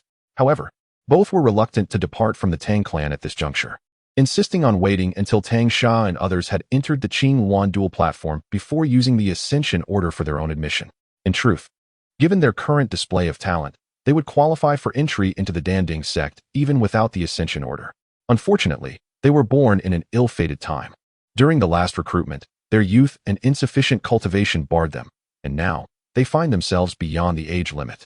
Thus, in pursuit of a broader platform, they must resort to the Ascension Order for their entry into the Danding sect. Chapter 72. The bustling Qingyuan Pavilion upon returning from the Demon Beast Mountain Range. Tang Shaqi embarked on the arduous journey of body refinement. During his tenure as the mayor of Yuyang Town, he had consciously accelerated the maturation of several mid-tier spiritual grains.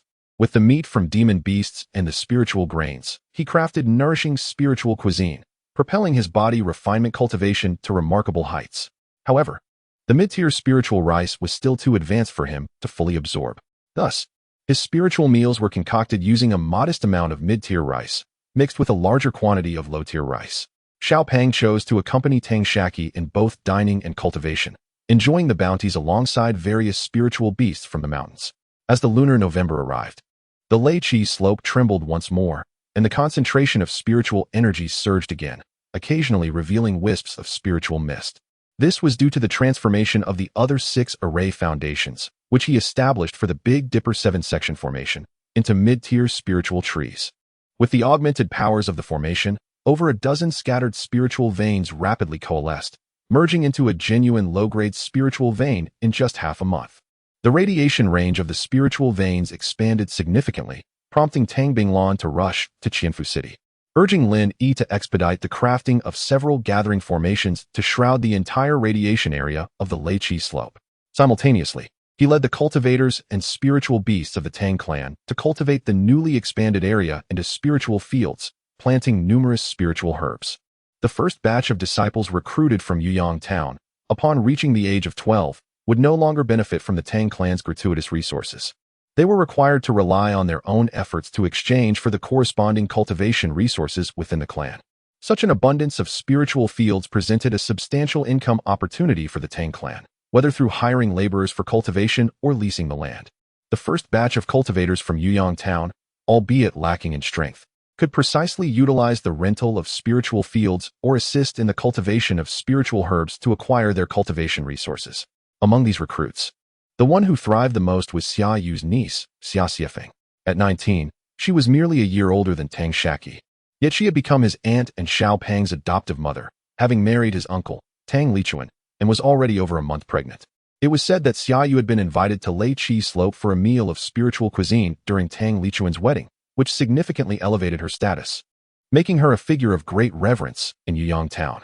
Upon learning about Xia Xiefeng, Zheng Deqiang dared not provoke Xia Yu any further and willingly accepted his subordinate role. After 7 months of body refinement training, Tang Shaqi finally advanced his cultivation to the late stage of skin refinement, coinciding with the celebration of his 19th birthday. Xiao Pang reached the pinnacle of the late stage of skin refinement, but inexplicably found himself stalling at this juncture without further progress. Meanwhile, the Jinyan chickens that Tang Shaqi had brought back from the Demon Beast Mountain range hatched successfully, yielding 4 roosters and 7 hens. The husks of the spiritual grains, milled into fine powder, became the finest nourishment for the Jinyan chickens. Each chick grew robustly, soon ready to lay eggs. During this period, Tang Shaqi harvested 2 vats of restorative spiritual wine, each containing 20 pounds. He set aside 1/3 from each vat, equating to 7 pounds, to serve as the catalyst for the next batch. After sampling some, he discovered that this wine restored spiritual power more swiftly than the 10-flower and 10-fruit wine, with a longer recovery duration and a gentler potency, only slightly inferior to the exquisite 10-flowers and 10-fruits wine. This particular brew renders one more susceptible to intoxication. As July swiftly approached, Tang Shaqi reaped another 2 pools of spiritual liquor. One pool was dedicated to cultivation, while the other was harvested for the second time. The 16th day of the lunar month marked the commencement of enrollment at the Qingyuan dueling sect, hosted by the Golden Sword Workshop, with registration closing on the 20th. The preliminary selection was to be completed by the 24th, with departures on the 25th. By the 2nd day of August, the initial selection list was to be submitted to the Qingyuan dueling sect, and the final selection was to be completed by the 15th, when the newly chosen disciples would officially join the sect.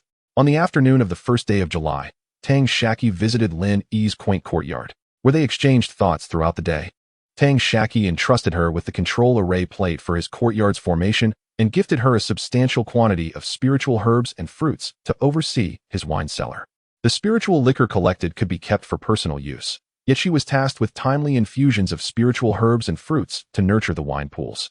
As for the spiritual trees and herbs within the confines of the Big Dipper 7 Interceptions formation, they were entrusted to Tang Binglan, who also received 40 pounds of honey and 10 pounds of royal jelly. Tang Shaqi, on the other hand, carried away various seeds of spiritual herbs found on Thunder Peak. Regarding the spiritual trees, he took the fruits capable of propagation and 2 saplings of those that could not be cultivated from fruit. In Qinyan City, Tang Shaqi procured 2 additional spiritual beast bags. The steamed buns and mooncakes were to accompany him to the Qingyuan dueling sect, as they had yet to acquire their own designated spiritual beast bags. On the morning of the 2nd day of July, Tang Shaqi donned an array of storage pouches and spiritual beast bags, humorously likening himself to Hong Qigong's ancestral figure, an elder with numerous bags. However, he was merely exaggerating. Both Little Fatty and Tang Lusha also bore several storage pouches and spiritual beast bags. This time, the entire Tang clan embarked en masse to the Golden Sword Workshop, consisting of Tang Binglan, the Tang Dong couple, the Zhang Yudao couple, Tang Shaqi, Little Fatty, Tang Luxia, Tang Liula, and Tang Xian, with Tang Lichuan remaining behind to guard Thunder Peak, marking a complete mobilization. Even the shops in Xianfu City had enlisted Tang Yu for temporary oversight. During Tang Shaqi's first venture into the Demon Beast Mountain range, Tang Yu had already been pregnant, subsequently giving birth to a daughter named Zhang Yi. Now, while assisting Tang Dong in managing the shop, she confirmed her second pregnancy, already 5 months along. To avoid the inconvenience of seeking rental caves at the Golden Sword Workshop, the Tang clan set out early. Those with spiritual beasts rode them, while others galloped on swift-winged steeds. On the 7th day of July, the Qixi Festival, the group arrived at the Golden Sword Workshop and rented several cave dwellings.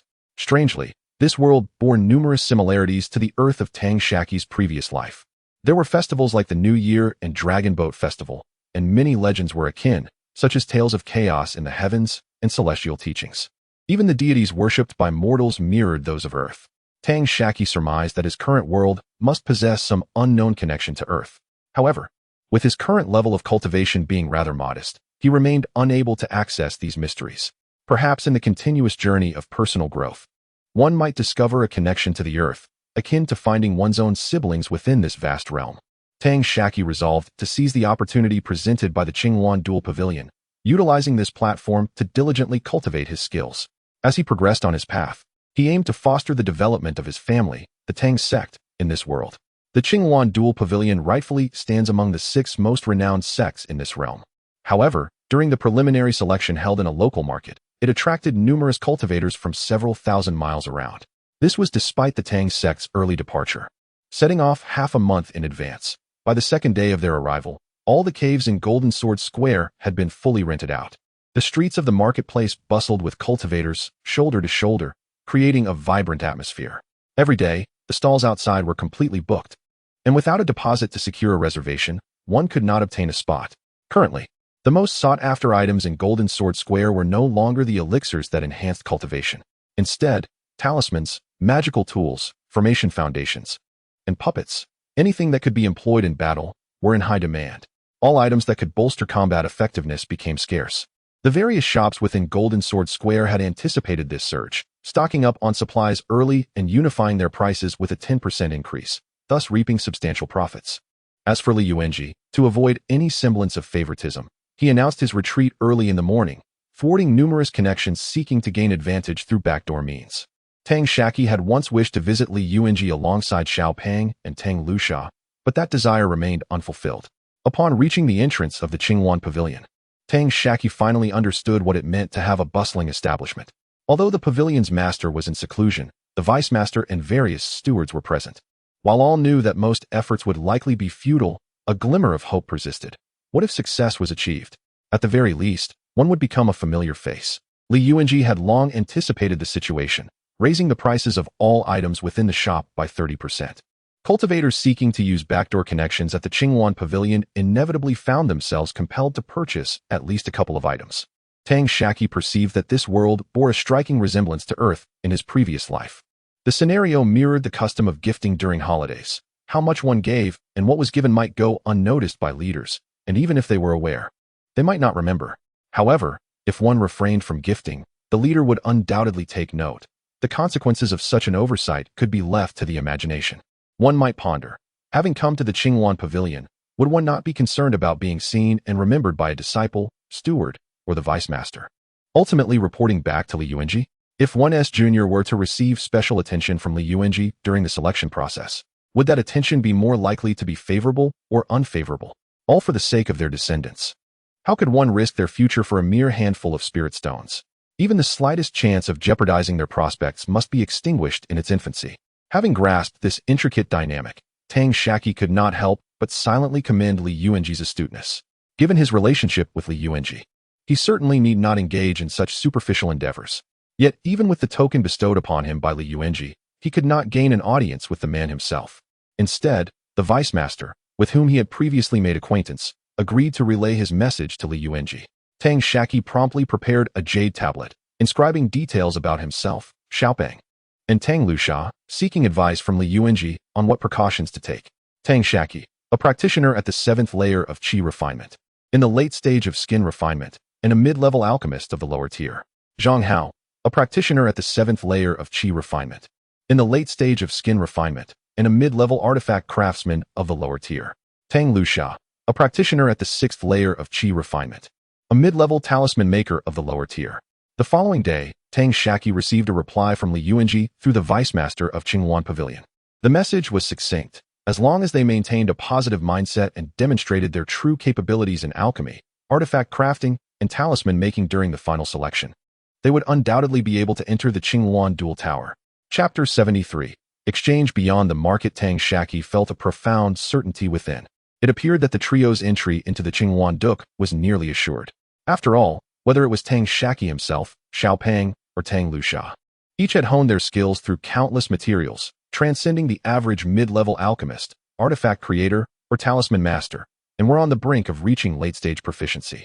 Even if their mental state faltered during the final assessments, leading to some errors, they should still attain a commendable mid-level professional standard. In these few days, it was imperative that the duo refrained from further cultivation. The last-minute efforts would yield little benefit. Instead, it would be wiser to relax, allowing their minds to ease, thus maintaining a favorable condition for the evaluations, potentially enabling them to perform at their best, or even surpass their usual capabilities. Tang Shaqi, accompanied by Xiao Peng and Tang Shaqi, meandered through the streets. The observant Tang Shaqi discerned the prevailing trends in the marketplace and shared her insights with Tang Shaqi. "Brother," she remarked, "have you noticed that materials which enhance combat capabilities are being sold at exorbitant prices, regardless of their grade, and there is a persistent shortage? Given that we have items on hand that we have no use for, why not sell or exchange them for spirit stones or various spiritual materials and elixirs?" Tang Shaqi responded with a hearty laugh. "Indeed, Shaqi, your keen observations are commendable.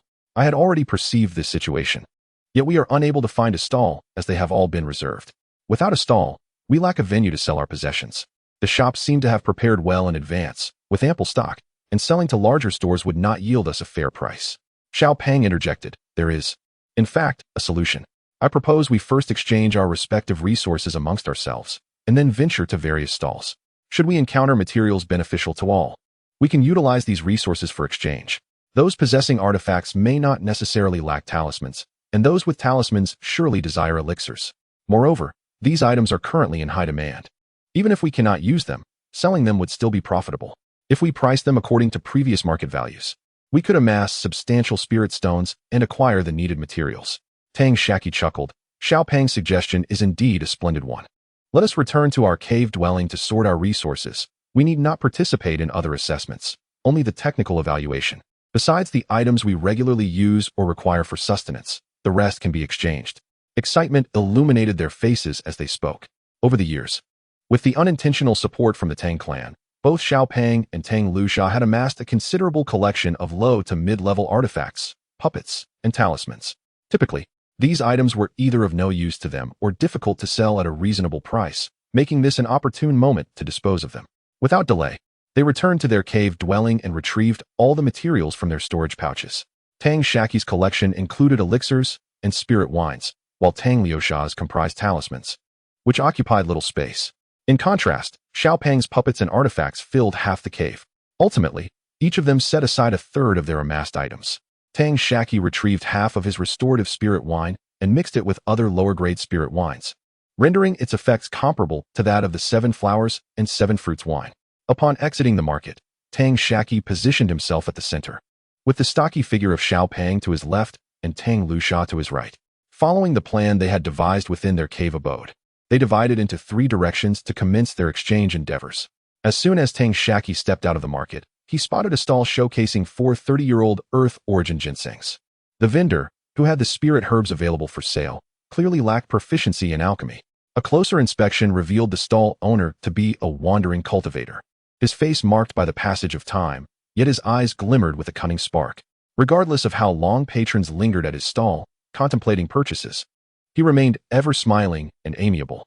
Moreover, being the first vendor at the entrance of the market suggested a close relationship with the market management, as only those well-acquainted could secure such a prime spot. Based on his attire and demeanor, it was evident that he was a frequent trader of goods. Tang Shaqi examined the Earth origin ginseng closely. Its appearance was pristine, though its prolonged storage had resulted in some loss of potency. It was likely worth the spirit herbs needed to concoct a low-tier perfect completion pill. Tang Shaqi pointed at the ginseng and inquired, "How much for this Earth origin ginseng?" The stall owner chuckled. "Young man, you seem to possess an eye for quality. Just look at the impeccable condition of this ginseng. If it were anyone else, I would charge them 32 lower-grade spirit stones. However, for you, let's say 30, as a gesture of goodwill towards your promising future. Should you one day become my senior. Do keep me in mind." Though Tang Shaqi had a mental price of 28 lower-grade spirit stones, he was nearly tempted to agree. Fortunately, having run a stall in his previous life and possessing ample experience in bargaining, he could see through this exchange.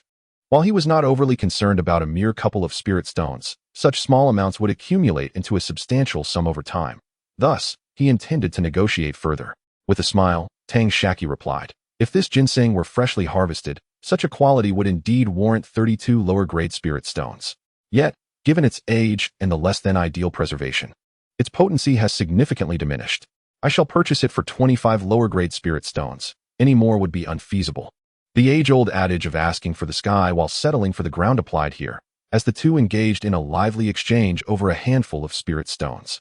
Eventually, they each made concessions, and the vendor agreed to Tang Shaqi's final offer of 27 lower-grade spirit stones. Tang Shaqi produced a vial of his blended spirit wine and presented it to the vendor, saying, "This is a restorative spirit wine, equivalent in effect to the ordinary 7 flowers and 7 fruits wine, but with a shorter recovery time, milder efficacy, and no harm to the meridians, no risk of Dan poison." The vendor, intrigued, accepted the vial and sampled its contents, exclaiming, "Your spirit wine is indeed remarkable. I cannot deny its quality. You wish to exchange this wine for my earth origin ginseng, but alas, it seems insufficient. Might there be something else required to complete the trade?" Tang Shaqi remarked, "My friend, your candor is refreshing. I assure you, I am well equipped with various alchemical symbols and artifacts. It merely depends on the quality of spiritual materials you possess. Of course, I refer to those of lower tier, preferably before the late stages, as I cannot afford anything too extravagant." The vendor, brimming with excitement, responded, "Certainly. These items are currently in demand, and I cannot stock higher-grade materials with my modest means. How about this? I will acquire your goods at the market price previously set by the Golden Sword Workshop, and you shall purchase my spiritual materials at the same valuation." "Very well," Tang Shaqi replied. "You must have invested significantly to establish this stall, and it is only fair that you make a profit. Pray, assess the value of this collection based on low-grade spirit stones." With a flourish of his hand, Tang Shaqi revealed a pile of elixirs, wines, talismans, artifacts, and a few early-stage puppets. The vendor hesitated for a moment, then quickly began to appraise each item alongside Tang Shaqi. Once the valuation was complete, the vendor gathered all his goods, excluding the raw materials, into a storage pouch and extracted a substantial quantity of raw materials from his own pouch. Tang Shaqi meticulously evaluated each item, engaging in a spirited negotiation with the vendor. Ultimately, they reached an agreement on the prices of their respective goods. The vendor even agreed to compensate Tang Shaqi with 236 low-grade spirit stones. After some deliberation, the vendor produced the specified amount, and upon counting, Tang Shaqi confirmed the accuracy. He organized the raw materials and spirit stones into his storage pouch. "May our collaboration be fruitful," Tang Shaqi declared. The vendor encouraged him to return the following day if he wished to continue trading, mentioning that he had a wealth of raw materials yet to be brought, primarily due to the recent lack of demand. Tang Shaqi nodded in agreement, suggesting the vendor bring a greater assortment of raw materials the next day. And if he found himself short on elixirs, talismans, or artifacts, he would be willing to purchase them with spirit stones. Instead of inquiring at every stall, Tang Shaqi sought out those cultivators who were known for liquidating goods, proceeding to negotiate accordingly. Having previously set up stalls outside the Golden Sword Workshop himself, he recognized several vendors, ultimately encountering 4, though only successfully trading with 2, who agreed to bring more goods for exchange the next day. As night fell, Tang Shaqi returned to his cave dwelling, where Xiao Pang and Tang Lusha were busy arranging a vast assortment of raw materials in the center of the chamber. He too presented the materials he had acquired that day, confirming that his collection was indeed the most substantial. Each of the trio then stored away the materials they intended to use. Subsequently, Tang Shaqi imparted his methods to Xiao Pang and Tang Lusha. In conclusion, Tang Shaqi enlisted Tang Binglan to rent a 2-room alchemy chamber. Xiao Pang and his father, Zhang Yudao, rented a smithing room, while Tang Lusha partnered with Tang Liola. Each diligently endeavored to transform their raw materials into finished products. The following day, with only an hour remaining before the market closed, Tang Shaqi made his appearance at the designated stall, proceeding to execute the exchanges. The vendor who had first traded with him the previous day expressed his interest in acquiring any medicinal herbs that could enhance cultivation. Tang Shaqi assured him of his commitment and arranged to continue their transactions the following day. Upon returning to their cave, the trio continued to exchange the raw materials at hand for what they required, diligently refining them into finished products. Thus, as time passed, the 16th of July arrived, a time when all cultivators aspiring to join the Qinghuan Dual Pavilion would flock to Qinghuan Pavilion to register. Naturally, Tang Xia and his companions ceased their exchanges with the various vendors outside the market. Through their recent transactions, Tang Xia now possessed over 6,000 low-grade spirit stones, along with a substantial collection of mature spiritual herbs. Aside from a few personal magical tools, talismans, and the elixirs necessary for 3 months of daily cultivation, Tang Xia had essentially traded away all of his surplus resources. Consequently, the internal treasury of the Tang sect experienced significant growth, as the high-quality magical tools, elixirs, talismans, and puppets accumulated by the group were all collected by Tang Binglan into the sect's treasury. Remarkably, the stock of spirit stones within the treasury did not diminish. Rather, it increased by several hundred low-grade spirit stones, given that Tang Binglan's elixirs yielded greater profits. Chapter 74. Registration for preliminary selection on the 16th day of the 7th lunar month, when dawn had barely broken. Tang Shaqi, along with Xiao Pang and Tang Lusha, accompanied by their families, arrived at the central square of the Golden Sword Workshop. The Wang family, the founding clan of the Golden Sword Workshop, was merely a subsidiary family under the auspices of the Qinghuan Duke. In the recruitment of disciples, the entire Wang family was obliged to provide assistance. The Qinghuan Duke aimed to maintain a count of 10,000 Qi refinement period cultivators among its inner disciples, a figure often referred to as the myriad immortals paying homage. This was said to be a rule established by the founder of the Qinghuan Duke. What qualifications must a Qi refinement period cultivator possess to be considered an inner disciple of the Qinghuan Duke? Those in the mid-Qi refinement stage before the age of 20, those in the late Qi refinement stage before 30, and those who achieve the peak of Qi refinement before 40. However, cultivation level is merely the most fundamental criterion. There are additional detailed requirements as well. Every 20 years, the ranks of inner disciples witness a shift as some ascend, some pass away, and others meet their demise while seeking opportunities, among other circumstances. Each recruitment cycle is conducted to fill the void left by those who have departed from this world. The Qinghuan Duke has not tasted victory in the sect's competitions for quite some time. It is said that in preparation for the next sect competition, the Qinghuan Duke has dispatched all Qi refinement cultivators over the age of 80 to various outposts, ostensibly reclassifying them as outer disciples, solely to attract a greater number of new disciples and infuse the sect with fresh blood. This phenomenon is not exclusive to the Qinghuan Duke. Reports suggest that the other 6 major sects, Lingding sect, Lingfu sect, Baibao Pavilion, Jinshi sect, and Lingshou sect, are engaging in similar practices. Although Tang Xia and others arrived relatively early, there were those who had come even earlier. The entire central square was densely packed with cultivators. Some were there to register for the preliminary selection, while others, like Tang Binglan, accompanied their younger kin, and some merely came to observe the spectacle. As the hour of Qin approached, over a dozen foundation establishment cultivators clad in the Qinghuan Duke's designated attire soared to the central platform. More than 100 peak Qi refinement cultivators from the Qinghuan Duke were already present, preparing for various tasks on the platform while also maintaining order to prevent other cultivators from ascending. After a prolonged period of seclusion, Li Yuanji finally emerged, standing facing south, with the disciples recruited for new initiations lined up behind him according to their cultivation levels. Li Yuanji cleared his throat, and his voice resonated clearly across the densely packed square, silencing the previously tumultuous crowd to the point where one could hear a pin drop. With a satisfied smile, he bowed slightly to the multitude of cultivators. He then addressed them. Firstly, I would like to express our gratitude for your support of the Qinghuan Duke. This time, our sect needs to recruit 4,362 inner disciples, a fact that some well-informed cultivators may already be aware of. There are 25 registration points within the Qinghuan Duke, each tasked with selecting 500 candidates under the age of 20. Should any of you become one of these 500, congratulations. You will have at least secured the status of an outer disciple of the Qinghuan Duke. If one can successfully navigate through the final selection of the Qinghuan Duke, they shall be regarded as a disciple of the inner sect. I shall refrain from further superfluous discourse. Do you see these several spiritual artifacts? Only upon passing the examination shall you be considered to have met the foundational threshold for registration. Observe the insignia upon the banners. Each individual should queue in accordance with their cultivation level for the testing. I kindly request that all accompanying friends vacate the square to allow space for the children. As Li Yuanji's words resonated, the square erupted with a cacophony of voices, akin to a pot boiling over. The family members accompanying Tang Bingshan and others from the Tang sect exchanged a few words of encouragement with Tang Shaqi and swiftly departed the square. The participants lined up beneath the banners designated for the 5th, 6th, 7th, and 8th levels of Qi refinement, as well as the later stages of Qi refinement and the pill, talismans, and array artifacts. Before each line stood a spiritual artifact for testing age, akin to a spirit testing device, requiring a drop of blood for evaluation. A bright red light would indicate an age below 20, while also determining the individual's spiritual root. Among them, a cultivator attempted to deceive the process and was promptly apprehended. Upon discovery, this cultivator protested vehemently, claiming he had only just turned 20 the previous day.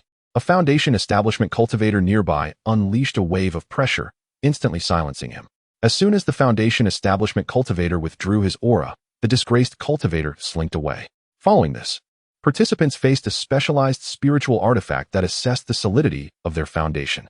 Those capable of continuously infusing 10 breaths of magical energy while maintaining a lit indicator would be deemed qualified. The testing for the pill, talismans, and array artifacts was rather straightforward.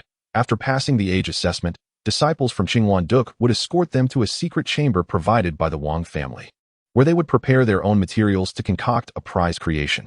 Achieving a mid-tier level of the lower ranks was sufficient to pass this examination. During the initial selection, there was no need to demonstrate mid-tier professional abilities, nor was there a requirement to test the solidity of their foundations within this group. Tang Shaqi, the portly youth, and Tang Lusha arrived at the banner for the pill, talismans, and array artifacts, where only a handful of individuals awaited their turn.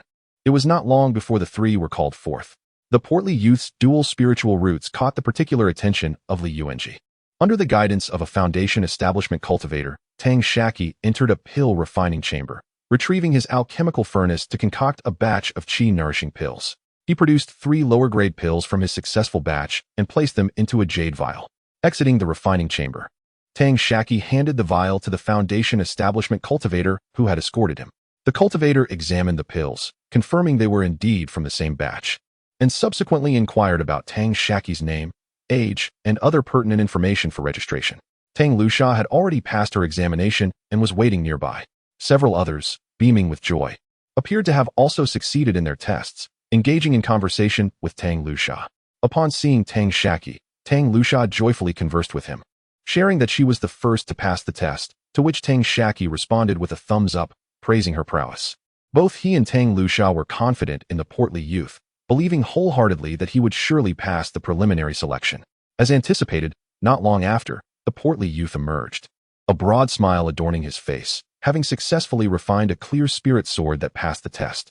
Subsequently, a number of individuals emerged one after another, among whom were both the successful and the unsuccessful. Ultimately, the leading foundational cultivator brought the 23 who had passed the preliminary selection before Li Yuanji. Once again, Li Yuanji inquired of several whether they were willing to join the Qingwan Duk. He also cautioned them that if there were any among them who harbored ill intentions towards the Qingwan Duk, it would be best for them to depart immediately. Otherwise, should their treachery be discovered, their lives would be in peril. The individuals promptly affirmed their sincerity, expressing a genuine desire to join the Qingwan Duk, assuring him of their unwavering loyalty. Li Yuanji then had identity jade tokens crafted for them on the spot. From that moment forth, they would be recognized as outer disciples of the Qingwan Duk. Under Li Yuanji's guidance, they familiarized themselves with the functions of the identity jade tokens. Tang Shaqi, having previously refined an identity jade token, navigated the process effortlessly. Li Yuanji instructed them to remain vigilant in monitoring the information contained within their jade tokens in the coming days, so as not to miss the time for the final selection at the Qingwan Duk. They were now disciples of the Qingwan Duk. Should they fail to arrive on time, they would be deemed traitors and subjected to a manhunt by the sect. The new disciples nodded solemnly in response, engaging in further discussions amongst themselves, with a few establishing mutual marks within their jade tokens. The chubby one also introduced Mo Jiaxing to Tang Shaqi and Tang Lusha. Mo Jiaxing was the skilled artificer who had assisted Tang Lichuan in forging the vital blood weapon, and he was the nephew of Mo Dakian. Currently, he was at the 6th layer of Qi refinement and easily passed the test thanks to his family's inherited crafting techniques. After exchanging marks within their jade tokens and sharing a few casual words, they each set off to share the joyous news with their families. Tang Shaqi, accompanied by the chubby one and Tang Shaqi, navigated through the throngs of people at the plaza's edge until they located the composed members of the Tang clan. Upon learning that all three had successfully passed the preliminary selection, the Tang clan members displayed not a hint of surprise. Instead, the surrounding cultivators who overheard this news congratulated them warmly. Tang Binglan straightened his already stooped back, wearing a beaming smile as he engaged amicably with the congratulating cultivators, sharing insights on nurturing the next generation of their clan. After spending over an hour, they arrived at a restaurant within the Golden Sword Workshop that specialized in spirit cuisine. In a private room, the Tang clan members unleashed their spirit beasts to celebrate the three's induction into the Qingwan Duk. During this festivity, they consumed nearly 2,000 low-grade spirit stones worth of delicacies, marking it as the most extravagant meal Tang Shaqi had ever experienced since his arrival in this world. Tang Shaqi also raised his glass to toast and converse with the elders, while the chubby one and Tang Shaqi indulged in the sumptuous feast with great delight. The elders imparted their wisdom on interpersonal relations to the trio, ultimately including even Tang Xian and Tang Liola in their teachings. This time, Tang Shaqi genuinely became intoxicated, marking the first instance of his inebriation in this realm. He felt elated to have made a promising start, a fervent warmth igniting within him that could only be quenched by the strongest of spirits. Having strictly held himself to high standards since birth, Tang Shaqi finally broke his self-imposed restraint and indulged for once. It was Tang Dong who carried him back to his dwelling, and upon awakening, he found his mind a blank slate, utterly oblivious to his actions while intoxicated. The aftermath of his revelry left him feeling quite ill, beset by waves of nausea. Tang Shaqi retrieved a flask of spirit from his satchel and took 2 swigs. Having experienced the tumultuous battleground of intoxication in his previous life, he understood that the discomfort of a hangover could be alleviated with a restorative elixir. Indeed, after consuming a couple of mouthfuls, the nausea that plagued him began to subside considerably. Next, Tang Shaqi procured his tea set and prepared a cup of calming tea infused with honey. Once he had finished the tea, the agony of the hangover gradually faded away. He vaguely recalled that Xiao Pang had also indulged in drink, prompting him to seek out Tang Shaqi to inquire whether he had exhibited any unusual behavior while intoxicated. Tang Shaqi informed him that during his drunken state, he had simply wept inconsolably, questioning why no one paid him any heed. Tang Shaqi breathed a sigh of relief, grateful that even inebriated, his subconscious had not betrayed his secrets. It seemed prudent to practice moderation in future libations, avoiding the depths of drunkenness. Chapter 75. Preliminary selection. Tang Shaqi visited the square once more to observe the bustling registration scene for the Qingwan dual platform. It remained as fervent as ever. It was said that people were still arriving continuously, calculating their time carefully to register, as many were reluctant to rent a cave abode in advance due to financial constraints. The registration process was rather mundane, primarily assessing age, spiritual roots, and foundational skills. Tang Shaqi possessed a batch of spiritual herbs, which he planned to refine into pills. For the final selection, there was no need to provide spiritual herbs, as the Qingwan dual platform would supply them. Participants were only permitted to bring their alchemical furnaces into the pill refining chamber. Tang Shaqi rented an alchemy room and commenced his pill crafting endeavors. Each day, he ventured out to survey the registration status in the square. On July 18th, the 3rd day of registration, the number of applicants had slightly diminished. By July 19th, the 4th day, the turnout had significantly decreased. On July 20th, the 5th day, only a few stragglers arrived to register. It was rumored that Li Yuanji was in good spirits these days, having discovered several promising talents: 6 with dual spiritual roots, 1 with a wind root, 1 with a lightning root, and 1 with a water root, while there were none among the late-stage qi refinement practitioners. To his knowledge, there was 1 mid-stage alchemist, 2 weapon refiners, and 1 talisman maker. The registration point at the Golden Sword Workshop for the Qingwan dual platform had always boasted commendable results. After all, it was situated at the intersection of the Lingding sect and the Golden Corpse sect, encompassing a vast area. This year, being a trial year for combat, the competition among the incoming disciples would be fiercer than in previous years, offering even greater opportunities. Many families had meticulously timed their offspring's births to align with this golden chance. On July 21st, at the Golden Sword Workshop Square, all successfully registered cultivators lined up in 4 rows according to their cultivation levels. The preliminary selection commenced, during which Li Yuanji announced the admission of several dual and single spiritual root practitioners as outer disciples of the Qingyuan dual platform. He also unveiled a list of dozens of specialized practitioners in alchemy, talismans, formations, and weaponry, who were accepted as outer disciples. Subsequently, Li Yuanji articulated the rules of the preliminary selection. The regulations were straightforward. Over 2,000 cultivators had successfully registered. Each participant was issued a specially crafted jade token, granting them entry into the Qingtao Mountain Villa. This villa harbored a vast area enveloped by a formation, containing wild spiritual herbs and numerous first-tier demonic beasts. Upon hearing this, Tang Shaqi understood why the spiritual vein of Qingtao Mountain Villa was so exceptional, yet the number of spiritual fields was limited. The rear mountains connecting to the demonic beast range were covered by formations, specifically designated as the venue for the preliminary selection of disciples at the Qingyuan dual platform. The jade token served a protective function. Should a participating cultivator feel threatened, they could shatter the token, resulting in an immediate teleportation out of the formation, albeit forfeiting their opportunity to become a disciple. Those remaining within the formation until the midnight hour of July 24th would be ranked according to their harvests, until 500 cultivators were selected. The harvest comprised the jade tokens of other participants, the corpses of demonic beasts, and various mature spiritual herbs. Notably, these jade tokens could not be stored in spatial bags, for if a token were to vanish, the formation would no longer perceive it, leading to the participants' expulsion from the array. As the introduction drew to a close, Li Yuanji reiterated his point. Those who have lost their jade tokens, regardless of the treasures they have amassed, have forfeited their chance to become disciples of the Qingyuan Duke. Furthermore, this preliminary selection comes with a measure of peril to life, and participants are permitted to withdraw. Once the jade token is claimed and one enters the formation, there is no opportunity for regret. Upon hearing this, Tang Shaqi observed a wave of chaos sweep through the ranks. Some cultivators radiated confidence, while others wore expressions of sheer horror. Some appeared to be well-informed, and others seemed utterly bewildered. Dozens of cultivators chose to withdraw, inciting a commotion that led even more to depart. The onlookers surrounding the square were largely silent, with few mocking those who withdrew.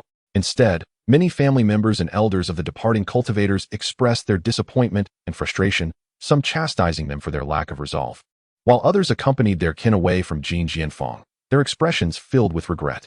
Once the tumult subsided and no one else chose to withdraw, Li Yuanji waved his hand, and a boat-shaped spiritual artifact descended onto the central platform.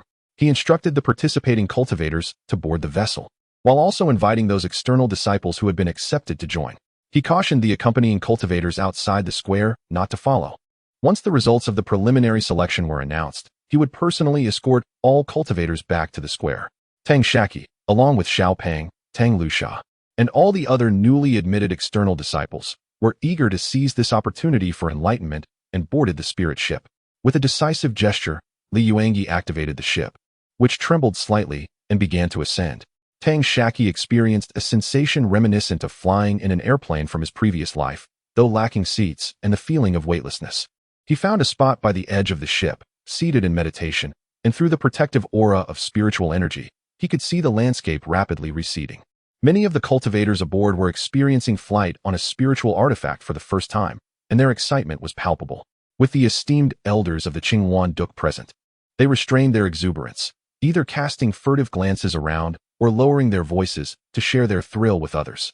Some cultivators, however, regarded them with disdain, mocking their naivety. Xiao Pang and Tang Lusha, having flown on swords numerous times under the guidance of their grandfather, Tang Binglan, displayed a calm demeanor, though they were still somewhat taken aback. In scarcely a quarter of an hour, the spirit ship soared to an altitude of 5 zhang above the Qingtao mountain villa. Upon reaching the rear mountain of Qingtao, a veil of mist shrouded the surrounding area for 10 miles. All participants of the preliminary selection had received their jade tokens. With a flick of his fingers, Li Yuanji conjured an unseen force that propelled the cultivators with jade tokens out of the spirit ship, casting them randomly into the mist. Li Yuanji, accompanied by other members of the Qingyuan Duke and the newly accepted external disciples, made their way to Qingtao Mountain Villa. There, a female cultivator at the peak of Qi refinement, stationed at the villa, bowed in greeting beneath the spirit peach tree. With a wave of his hand, Li Yuanji signaled her to rise.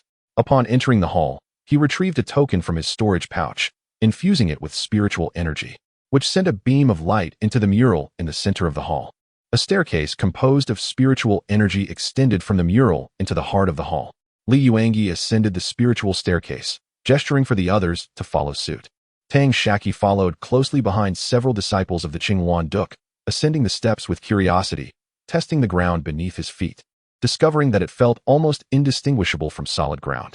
As he stepped into the mural, he experienced a sensation akin to plunging into water from the shore, only to be swiftly returned to the dry land. Glancing back, he beheld a mountain wall that appeared as if it had been hewn by a knife and axe, its surface smooth as a mirror. Beneath his feet lay a stone staircase, a foot wide, 10 feet long, and half a foot high, comprising 9 steps that seemed to have sprouted from the stone wall itself. Upon descending the stone steps, Tang Shaqi surveyed his surroundings, only to find that beyond a radius of 1 li, a thick mist enveloped everything. Within this 1 li, the ground was a flat stone surface, adorned with patches of moss, nothing more. Li Yuanji had long found the edge of the mist and sat cross-legged on a mat, eyes closed in meditation, occasionally taking out a jade token to sense the surroundings. While Tang Shaqi continued to examine the area, a sudden exclamation broke the silence. A faint blue spiritual energy shield enveloped a cultivator who burst forth from the mist, landing in the center of the square. The figure appeared somewhat familiar, a member among the 2,000 successful registrants. The cultivator, vigilant and scanning the surroundings, muttered incessantly, "What has happened to me? Am I dead?" A foundational cultivator from Qinghuan Duk exuded a calming pressure, prompting the cultivator to quieten. In his ears, he heard the foundational cultivator say, "You are safe now. Do not panic. Find a spot at the mist's edge to sit." The cultivator surveyed the area closely, unwilling to accept his fate, and asked, "Have I been eliminated?" Despite the lack of a verbal response, the answer lingered in his heart, reflected in the despondence on his face. The single spiritual root cultivator of the lightning element replied, "No need to look around. You are the first to emerge. It seems you did not pass the test." Although he had anticipated this outcome, the melancholy in his eyes was undeniable. Bowing his head, he dragged his feet to the mist's edge and sat down in silence. Tang Shaqi approached Li Yuanji, retrieving a mat from his storage pouch to sit beside him. He ventured to ask, "Elderly, might you enlighten me on the content of the final selection for Qinghuan Duk?" This query resonated with all the outer disciples who yearned to know the answer. Yet most were too apprehensive to ask, though some already possessed the knowledge. Regardless, upon hearing Tang Shaqi voice their collective curiosity, the distant outer disciples shifted their mats closer. Li Yuanji responded, "It is quite simple. For alchemists like you, it suffices to demonstrate your competence as a qualified mid-level alchemist during the final selection. As for the other cultivators, they must undergo the sect's test alongside all outer disciples. The content of the tests varies, but they are generally related to the upcoming sect competition."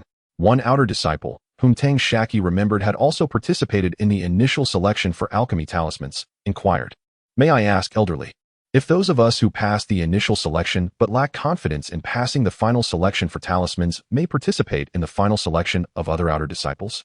Li Yuanji replied, "Yes, you may. You, the outer disciples, may choose any single mode for the final selection of the sect. However, it is limited to one choice. Should you succeed, you shall ascend to become an inner disciple. If you fail, regrettably, you will remain an outer disciple." Upon hearing this, several outer disciples displayed expressions of grave concern, as it appeared they did not possess complete confidence in their ability to pass the final selection and attain the status of inner disciples of the Qinghuan Duel.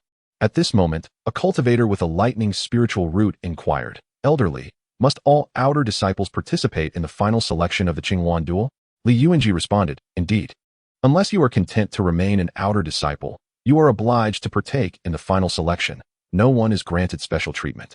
As he spoke, for reasons unknown, Li Yuanji notably emphasized his words. During their conversation, more than a dozen cultivators were cast forth from the mist. Following a stern reprimand from the foundational cultivators of Qinghuan Duel, they despondently sought a place to sit. Chapter 76. The preliminary selection concludes upon hearing this. The practitioner with the thunder spiritual root remarked, "Isn't this unfair to those who are younger and possess lesser cultivation?" "Humph," Li Yuanji scoffed. "If your cultivation is lacking due to your own negligence in training, you have no one to blame but yourself. As for age, are you not aware of the concept of opportunity in the realm of cultivation? This is your chance. Do you suggest that we should select practitioners based solely on their spiritual roots? If that were the case, the sect wouldn't need to conduct selections anymore. They could simply choose those with superior roots. Does having a good spiritual root guarantee formidable combat power? Does it ensure that resources will rain down upon you from the heavens? Can one with a superior spiritual root necessarily attain the nascent soul or transformation stages? No matter how favorable your innate conditions are, without personal effort, they are of no use. How Navi, the practitioner with the thunder spiritual root, having encountered a setback, felt his face flush with embarrassment. Once comfortably seated in the inner circle due to his exceptional spiritual root, he discreetly shifted his position to the outer circle. The chubby one inquired of Tang Shaqi, what if the practitioners who remain until the end cheat? Presenting the spiritual herbs and demon beast carcasses from their storage bags as their contributions to the Qinghuan dual platform? Tang Shaqi replied, you need not worry about that. Li Lao's intention is to incite fiercer competition among the practitioners inside. It is likely that they will select all participants before the preliminary selection concludes. Should the final number of those remaining exceed the quota set by the Qinghuan dual platform, such a large sect, having conducted numerous selections over the years, must possess mature methods to discern any cheating.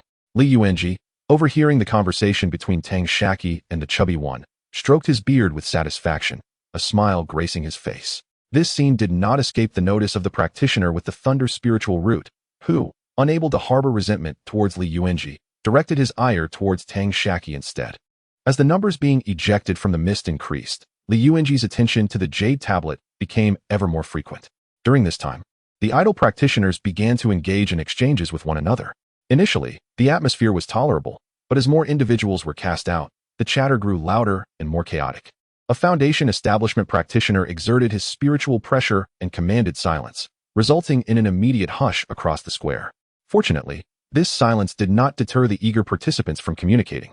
They began to exchange thoughts through jade slips. How did this method of communication work? They inscribed their intended messages onto the slips and passed them to those they wished to converse with. Since the entire process was quiet, the practitioners showed little inclination to engage verbally. Thus, this method of communication spread throughout the square. Tang Shaqi also exchanged words with some of the newly admitted outer disciples. Whether it was mere illusion or reality, he often felt that the practitioner with the thunder spiritual root was subtly targeting him. However, he had not offended this individual. Perhaps it was merely his own misperception, or perhaps jealousy of the other's spiritual root. With a self-deprecating smile, he dismissed the thought and set it aside. Tang Shaqi's self-mocking gesture was misinterpreted by the practitioner with the thunder spiritual root as a derisive response to Li Yuanji's earlier reprimand. This deepened his animosity towards Tang Shaqi.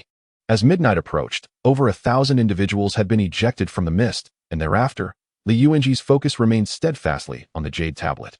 By midday the following day, Li Yuanji began to perform hand seals, yet the final gesture lingered unexpressed. As another individual was expelled from the mist, Li Yuanji directed a last seal toward the jade tablet. Suddenly, hundreds of pale blue spiritual shields emerged from the fog and descended upon the square. Many among the crowd, upon regaining their bearings, slumped to the ground in exhaustion. Others, with reddened eyes and armed with magical artifacts, continued their frenzied assaults, shouting and clamoring for violence. Some of the earlier participants, wielding their weapons, turned their aggression toward those encased within the shields. With a cold snort, Li Yuanji's presence commanded immediate silence, as if thunder had struck the assembly, compelling the cultivators to return to their positions. Using the jade tablet, he conjured a large spiritual shield beside the last of the emerging cultivators, simultaneously allowing the disciples of the Qinghuan duke to enter. Li Yuanji then spoke. I shall consider the previous events as if they never occurred. Those within the shield are all external disciples of my Qinghuan duke. Any act of unwarranted aggression shall be seen as a provocation against us. Upon concluding his words, Li Yuanji's demeanor turned grave, his eyes scanning the crowd with an intense glare. The cultivators who had just attacked averted their gaze, bowing their heads in deference. Meanwhile, the original disciples of Qinghuan duke began to meticulously record the information of the last 400 individuals who emerged, crafting their identity jade tokens. From that moment forth, they would be recognized as external disciples of Qinghuan duke. Alongside Tang Shaqi and a few others, the total reached 500. In contrast, over 300 cultivators were missing from the square, many grievously injured, with limbs severed in the tumult. Even among those now recognized as external disciples of Qinghuan duke, several bore the marks of such violence. In the realm of cultivation, this was not an extraordinary occurrence. As long as one still drew breath, with a certain price paid, healing was possible. Even for those who had succumbed, there existed legendary elixirs capable of bestowing life upon the dead. Each cultivator who passed the preliminary selection was issued their identity jade tokens. Subsequently, Li Yuanji retrieved the spiritual vessel, leading the original Qinghuan duke cultivators at the front, followed closely by the newly accepted external disciples. Those who had failed the preliminary selection brought up the rear, boarding the vessel in its entirety. Many cultivators reminisced about the perils of the selection process. Some engaged in lively discussions about their experiences, while others remained reticent. This time, no foundation-building cultivators intervened to impede them. Through their conversations, Tang Shaqi managed to piece together the essence of the preliminary selection, essentially a battle of wits and courage between humans and beasts. In a brief span, the spiritual vessel returned to the central square of Jinjianfang. As it approached, the sight of the vessel did not go unnoticed by the cultivators, quickly spreading the news from one to another. Once the vessel anchored, the crowd disembarked in an orderly fashion. Li Yuanji had previously instructed that any who did not pass the preliminary selection should leave the vessel directly. Those now recognized as external disciples of Qingwan Duk were to form a line on the square platform, awaiting further instruction. Upon disembarking, Tang Shaqi was greeted by a sea of heads in the square. Numerous applicants who had not been accepted sought out their families. Though disappointment lingered, relief washed over many as they found their kin still alive. Those who had not located their disciples fixated their gazes on the cultivators descending from the vessel. As the latter group descended, they were the successfully admitted outer gate disciples, lined up on the platform. Those who spotted their own kin among the ranks of the outer gate disciples called out to their friends, engaging in spirited discussions, their pride evident as they pointed towards their family members. The newly inducted outer gate disciples stood tall, embracing the honor bestowed upon them. Below, a count was being maintained. After the failed candidates disembarked, it was finally the turn of those who had been accepted as outer gate disciples to step down and line up. 496. An elderly man, fixated on the descending disciples of the Qingwan Duk outer gate, spoke with an involuntary tremor in his voice. 497. His voice unexpectedly grew louder. His wide eyes fixated on the spirit vessel. It seemed the surrounding cultivators were affected by his fervor, falling into an odd silence as many began to gather behind him. 498. The tremor in the old man's voice intensified, beads of sweat forming on his forehead, only to be interrupted by a piercing scream from behind. A middle-aged male cultivator, resembling an ordinary man in his 40s, shouted out amidst the crowd of hundreds behind the elderly man. With his right index finger extended, tears welling in his eyes, he pointed at the 498th outer gate disciple who had just disembarked, repeatedly exclaiming, "This is my daughter! This is my daughter!" Behind the old man, the once silent line of cultivators swelled, with others continuously pushing in. Particularly, the man who had just found his daughter saw more cultivators vying for his spot, as if claiming that position would bring them fortune in locating their own kin. Meanwhile, the man himself had long been shoved to an unknown corner. 499. The old man's voice, now infused with spiritual energy, drowned out the clamor surrounding the plaza. The atmosphere enveloped the other cultivators, silencing them as they turned their gazes toward the central platform and the vessel. Sweat poured from the old man's brow, forming droplets that dripped into his eyes. He did not wipe them away. Instead, he clenched his fists tightly, his eyes bloodshot. Fixated with an intensity akin to a desperate gambler who has wagered everything, awaiting the final revelation. When the 500th outer gate disciple disembarked, the anticipated announcement that the crowd had been waiting for did not materialize. The old man's aura dissipated, despair filling his eyes as he collapsed to the ground. Soon, his gaze lost focus, and he mumbled incoherently, words indistinct and unclear. As for the hundreds of cultivators behind him, their reactions varied widely. Some mirrored the old man's despair, wailing in grief, while others were restrained from self-harm. Yet, amidst the sorrowful crowd, two cultivators exhibited a markedly different demeanor, their eyes brimming with tears. Filled with excitement as they gazed upon the newly emerged 500th outer gate disciple, striving to suppress their exhilaration and refrain from vocalizing their joy. At that moment, a disciple from Qingwan Duk, who had achieved the pinnacle of qi refinement, emerged supporting a severely injured cultivator with a broken leg. Revealing that they were among those who had sustained grave injuries during the preliminary selection, rendered unable to move freely. The previously sorrowful procession fell into a profound silence. The limping monk, with his one remaining leg, swiftly bounded towards the elderly leader, his movements a blend of leaps and hops. With a fervent shake and a shout, he finally captured the old man's attention, gradually drawing him back from the depths of his reverie. The elder, still in disbelief, struck himself sharply across the face. The audible slap sending a chill across Tang Shaqi's countenance. Realizing the pain was not an illusion, the old man's eyes sparkled with astonishment. He reached out, gingerly probing the monk's body, his fingers brushing against the empty pant leg where the right foot should have been. Overwhelmed with emotion, he then embraced the limping monk, breaking down into heartfelt sobs. Chapter 77. A visit to Li Yuanji, the unfortunate cultivator, who had suffered a broken leg, was still somewhat fortunate. Although hindered by his injury, he remained otherwise intact. Many of the cultivators who followed were carried down, barely clinging to life. Those capable of moving sought out their relatives, while those unable to move were found by their waiting families in the square, collapsing into each other in a torrent of tears. It was only when Li Yuanji was the last to disembark from the spirit ship and stowed it away that those who had not located their kin began to calm down, their expressions heavy with melancholy as they prepared to leave the square. Li Yuanji did not interrupt the exchanges among the crowd. Instead, he employed his magical powers to convey his voice to everyone's ears. He expressed his profound apologies regarding the young cultivators who had not returned. With the approval of the sect, each cultivator who perished during the preliminary selection would have their direct blood relatives compensated with 400 low-grade spirit stones. Although this amount was meager and could not bring back their loved ones, it represented the utmost effort that our Qingyuan dual sect could muster at this time. For the injured, we have distributed healing elixirs, which will undoubtedly restore them to health. As for those who have lost body parts, we are willing to engage artifact craftsmen to create suitable magical prosthetics for them, along with an additional compensation of 100 low-grade spirit stones. While these artifacts may not function as seamlessly as their original limbs, they will not impede your ability to move normally in the future. For those who prefer not to accept the artifact limbs, we will convert the compensation into spirit stones for you. I now invite those with missing body parts from the preliminary selection to come forward to register. Additionally, the families of the unfortunate deceased cultivators are also invited to step forward to receive their spirit stones. For those family members who are not present in the square, they may come to Qingyuan Pavilion to collect their compensation in the future. I kindly ask all present to spread this message widely. Thus, 2 lengthy lines formed on the platform. One side comprised the families of the deceased cultivators receiving their spirit stones, while the other side was occupied by the cultivators who had suffered physical impairments registering their details. Many chose not to accept the artifacts. For instance, those who had lost an ear or damaged several teeth. For them, the loss of an ear was merely an aesthetic concern, and the technology for dental restoration among mortals was quite advanced.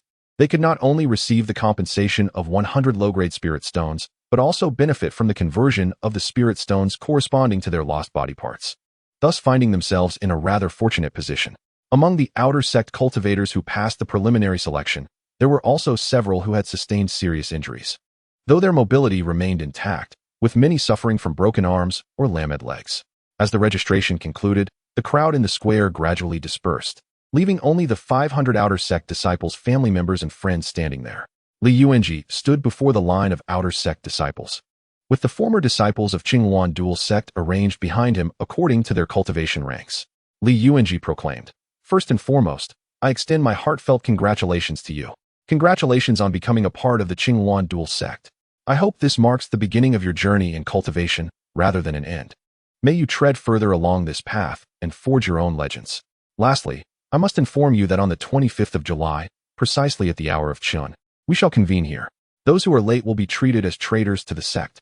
You still have a few days ahead. Cherish this time to enjoy your reunion with family. As for the future, it remains uncertain when I shall reunite with my family once more.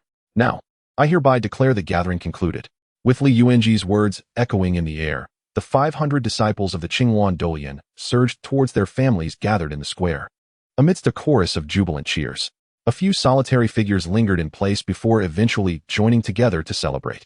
It is thus predictable that the taverns within the Jinjian workshop would be bustling with patrons that very night. Upon returning to his cave dwelling, Tang Shaqi resolved to accompany Little Fatty and Tang Luxia to pay their respects to Li Yuanji. The distinction between a public audience and a private visitation is profound. After all, certain matters cannot be openly addressed. Tang Shaqi promptly led Little Fatty and Tang Luxia to the Qingyuan Pavilion. Upon entering, he informed a servant of their intent, only to be told that several groups were ahead of them, consisting of outer disciples and their families awaiting an audience with Li Yuanji. If he was in no hurry, he could rent a private room upstairs to enjoy tea while waiting. Heeding the servant's suggestion, Tang Shaqi rented a private chamber upstairs, producing a jade slip to elucidate their purpose, and offered a low-grade spirit stone as a token of gratitude for the servant's assistance in conveying their message. Once inside the private room, the trio released their spirit beasts. Tang Shaqi took out his tea set, brewing a delicate cup of Qingxin tea with honey for the 2 companions and the spirit beasts. The servant exited the private room and approached the door of another nearby chamber, knocking gently before standing respectfully to the side. A voice from within called for him to enter. The servant opened the door and entered with deference, gently closing it behind him. Inside the chamber, several cultivators were present. The servant dared not gaze up, but could hear their breaths and the sounds of tea being poured. Holding the jade slip, he bowed before Li Yuanji, who sat in the main seat, presenting the slip with both hands. Once Li Yuanji accepted the slip, the servant moved behind him and whispered something in his ear. Li Yuanji responded with a thoughtful hum and a wave of his hand, prompting the servant to bow and exit, closing the door behind him. Within the private room, as Tang Shaqi and his companions had yet to finish their cups of spirit tea, Li Yuanji pushed open the grand door and entered. His face was aglow with a smile, his nose twitching slightly. He then remarked, "Ah, is this the Qingxin tea with honey?" Tang Shaqi was momentarily taken aback. He had anticipated a servant from the Qingyuan pavilion would guide him to a chamber to meet Li Yuanji, but it was the man himself who had come to them. Quickly rising from his seat, Tang Shaqi approached the entrance to welcome Li Yuanji to the main seat, saying, "Esteemed elderly, your discerning eye is commendable, indeed. It is Qingxin tea." Tang Shaqi hurriedly brewed a fresh cup of tea for Li Yuanji, taking a seat beside him. After Li Yuanji settled in, Little Fatty and Tang Lusha approached, each bowing in respect. Soon after, the spirit beasts were retracted, and everyone took their respective seats. Li Yuanji sipped the tea, a look of blissful enjoyment crossing his face. He remarked, "Qingxin tea is truly a treasure, a prized possession of the Danding sect. It was discovered and transplanted by one of its disciples in the Beast Mountain range. It is said that the Qingyuan Dolian once expended no less than a treasured artifact in their endeavor to cultivate the first Qingxin tea tree. This particular tree is merely a century old and has only recently borne fruit. Subsequently, the sect nurtured several saplings of tea trees, yet their age remains too tender to yield leaves. As for the leaves produced by the venerable tea tree of the sect, they have all been appropriated by the higher-ups of the Danding sect. I was fortunate enough to savor a cup brewed by my master. The essence was invigorating and refreshing, leaving an indelible impression that was simply irresistible. Little Tang, although your tea is not derived from a century-old tree, it is likely that your tree has already reached 40 years of age." Tang Shaqi secretly rejoiced at not having brewed tea from the oldest Qingxin tea tree, for that would have posed a challenge in explaining its origin. He promptly nodded in agreement, stating, "What Elderly said is absolutely correct. My family is indeed fortunate to have cultivated a tree. I possess some here, yet it is akin to a cow chewing on peonies for me. Since Elderly appreciates it, please take some for your tasting, lest this rare treasure be squandered." Having spoken, Tang Shaqi produced a bamboo tube from his storage, containing the esteemed leaves from the 40-year-old tea tree. Additionally, he presented 2 jade vials, one filled with refined honey and the other with royal jelly. He placed the jade vials and bamboo tube upon the table before the esteemed guest. Li Yuanji sat upright, maintaining his composure, as he waved his hand to accept the bamboo tube and jade vials. However, a slight twitch at the corner of his mouth betrayed his inner excitement. Tang Shaqi continued, "Ever since I learned about the marvelous uses of honey from you, Elderly, my family has organized another expedition into the Beast Mountain range, searching the vicinity of the recently discovered hive of the golden-winged purple bee. Indeed, we stumbled upon a new colony of the golden-winged purple bee. The jade vials contain the later harvested honey and royal jelly, a token of gratitude for your invaluable guidance." Upon hearing the contents of the jade vials, Li Yuanji could no longer maintain a stern facade. A smile graced his features. He then inquired, "Little Tang, you and your family are quite considerate. May I ask what brings you to me today?" Tang Shaqi replied, "I have 3 matters to discuss with Elderly.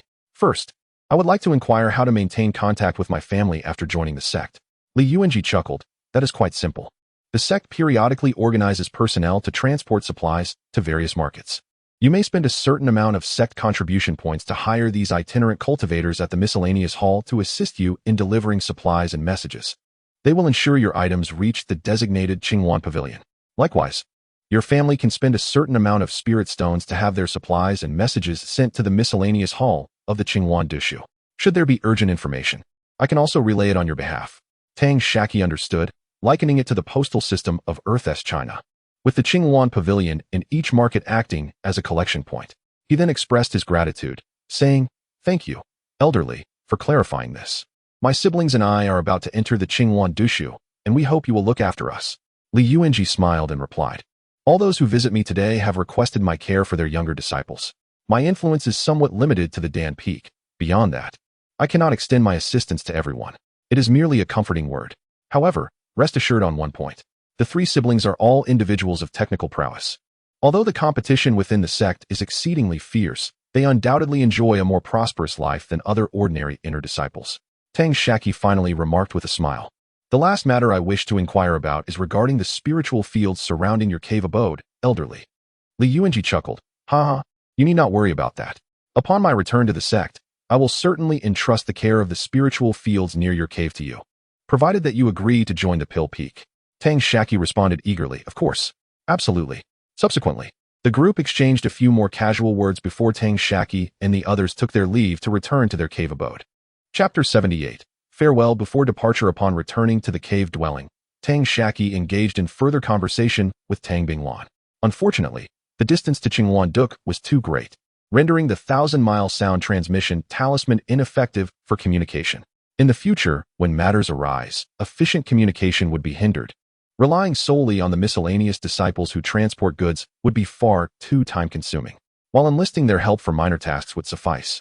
Urgent matters would render the delay in relaying information inconvenient. Ideally, if the disciples stationed at Qinghuan-duk were willing to assist, it would be most beneficial. The disciples of Qinghuan-duk could communicate amongst themselves through their identity jade tokens. Essentially, anywhere within Qinghuan Pavilion would fall within the communication range of Qinghuan-duk.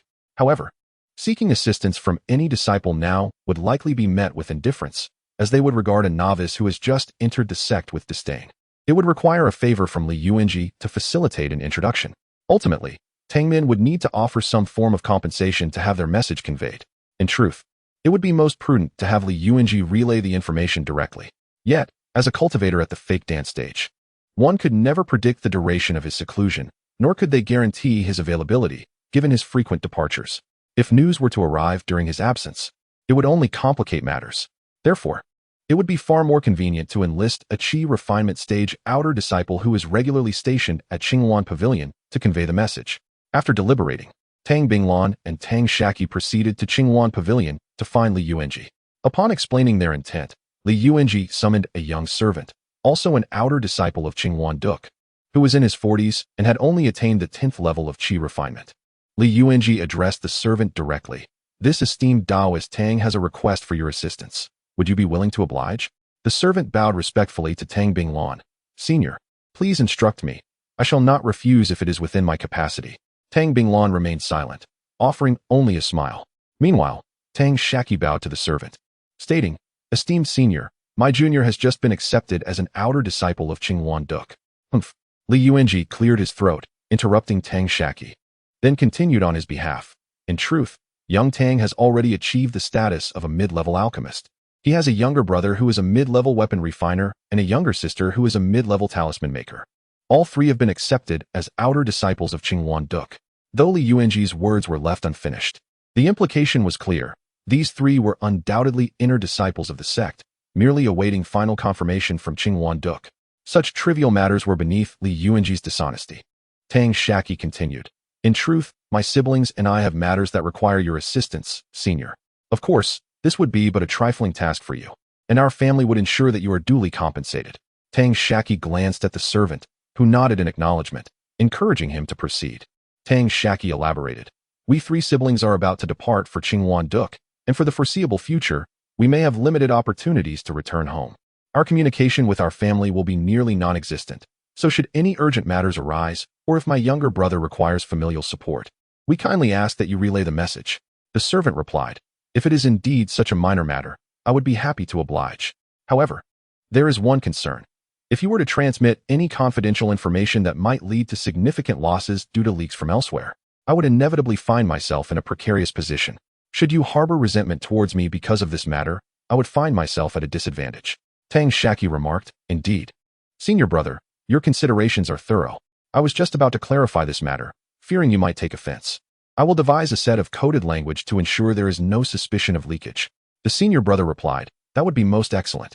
I do not seek any remuneration from you, but I do have a request. Tang Shaqi responded, Please, do not hesitate to speak. The senior brother continued, I have a partner who is 3 months pregnant. Both of us possess spiritual roots, and it is likely our child will also inherit such gifts. As a wandering cultivator, I was once bold and daring in my youth, ultimately joining the Qinghuan-duk. However, I did not anticipate that my foundational capabilities would be limited, and without extraordinary fortune, I would find it difficult to advance to a higher realm. I do not wish for my child to share my fate. Your family has nurtured 3 inner disciples of the Qinghuan Duk, indicating a rich lineage. My humble request is simply to allow my unborn child to join your clan, where you may guide him well. As for resources, my partner and I will surely provide for him.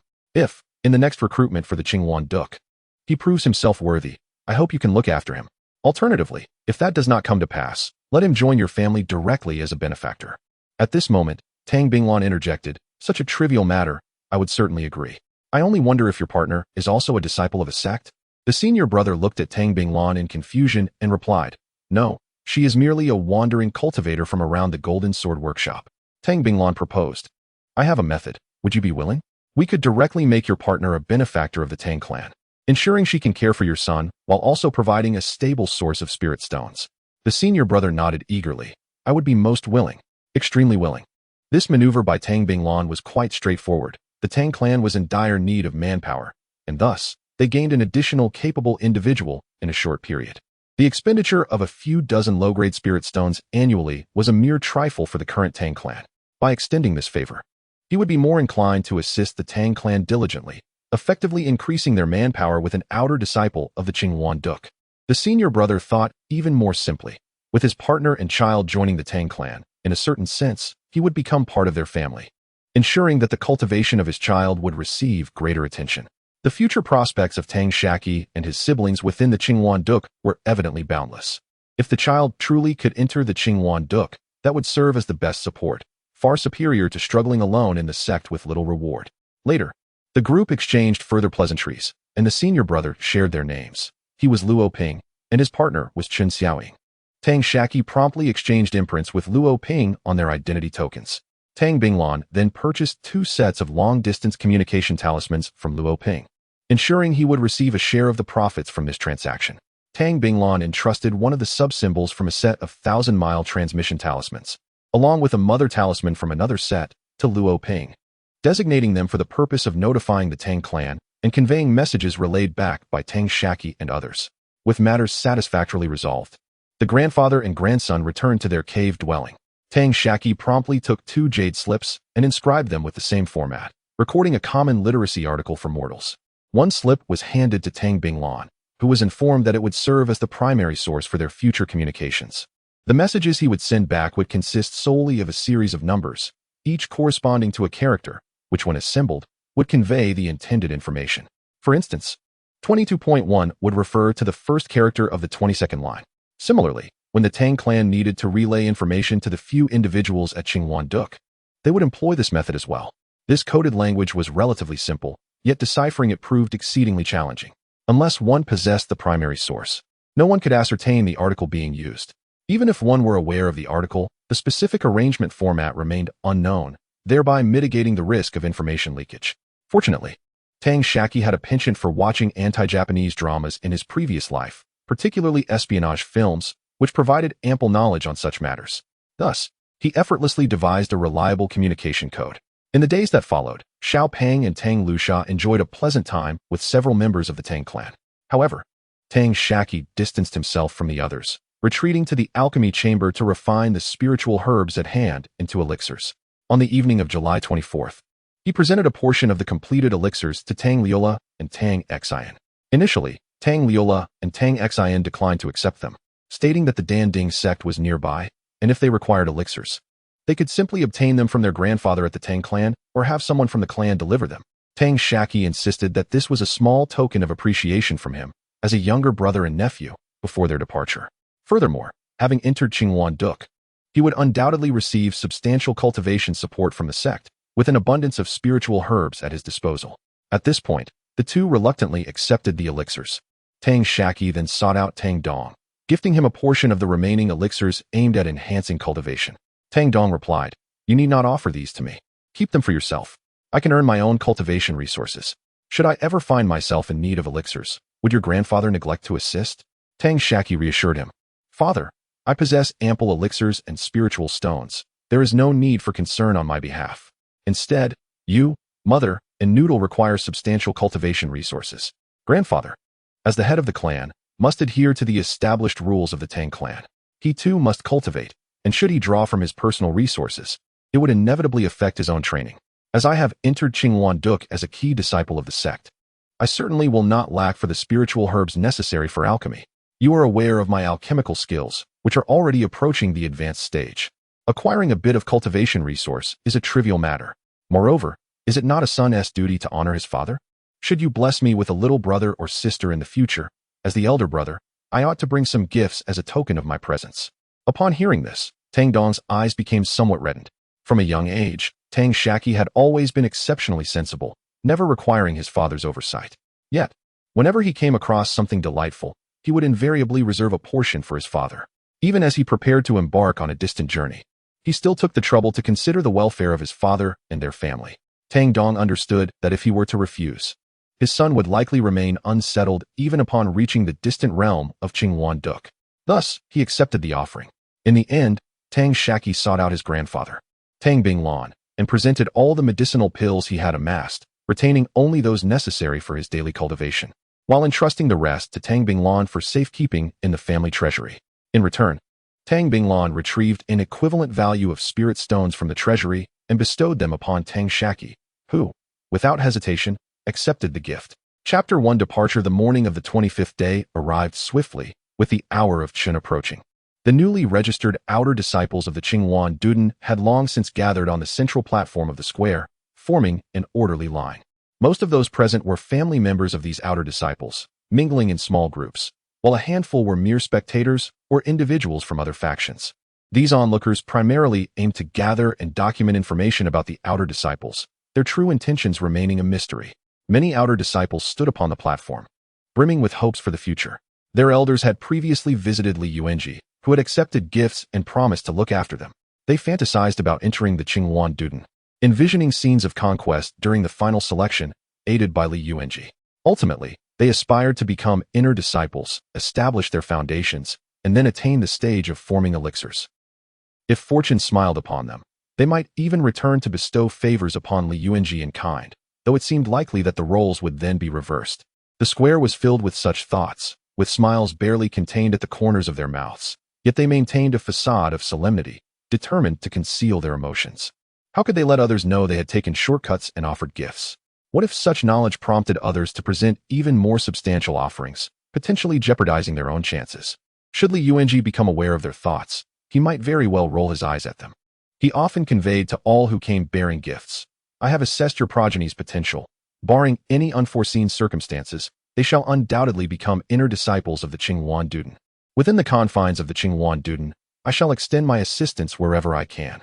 He would even imprint their identities upon his jade tokens at that moment. Astute individuals would interpret these words well. Unforeseen circumstances implied failure to pass the final selection, thus disqualifying them from becoming inner disciples of the Qinghuan Duden. As for the phrase I shall assist, it was ultimately at Li Yuanji's discretion whether assistance would be forthcoming. In truth, these exchanges were customary. The parents who brought gifts were well aware of their limited efficacy and thus prepared only modest offerings. They understood the nuances of the dialogue, which was merely a performance to bolster the confidence of these newcomers, a tacit understanding shared by both parties. Of course, if it required little effort, Li Yuanji would not mind lending a hand. However, for those who did not come bearing gifts, whether he would extend that helping hand depended on his impression of them. Those who caught his eye would receive assistance, while others would be met with indifference. For Li Yuanji, many matters were but trifles, even reducible to a mere utterance. Yet for a newly initiated outer disciple, no amount of effort could secure such favors. Perhaps a casual remark from him could alter the course of an outer disciple's life, an opportunity to cultivate a beneficial connection. At the stroke of Qin, Li Yuanji's spiritual vessel descended onto the platform. A disciple, proficient in the qi refinement stage, stepped forth and simply commanded, board.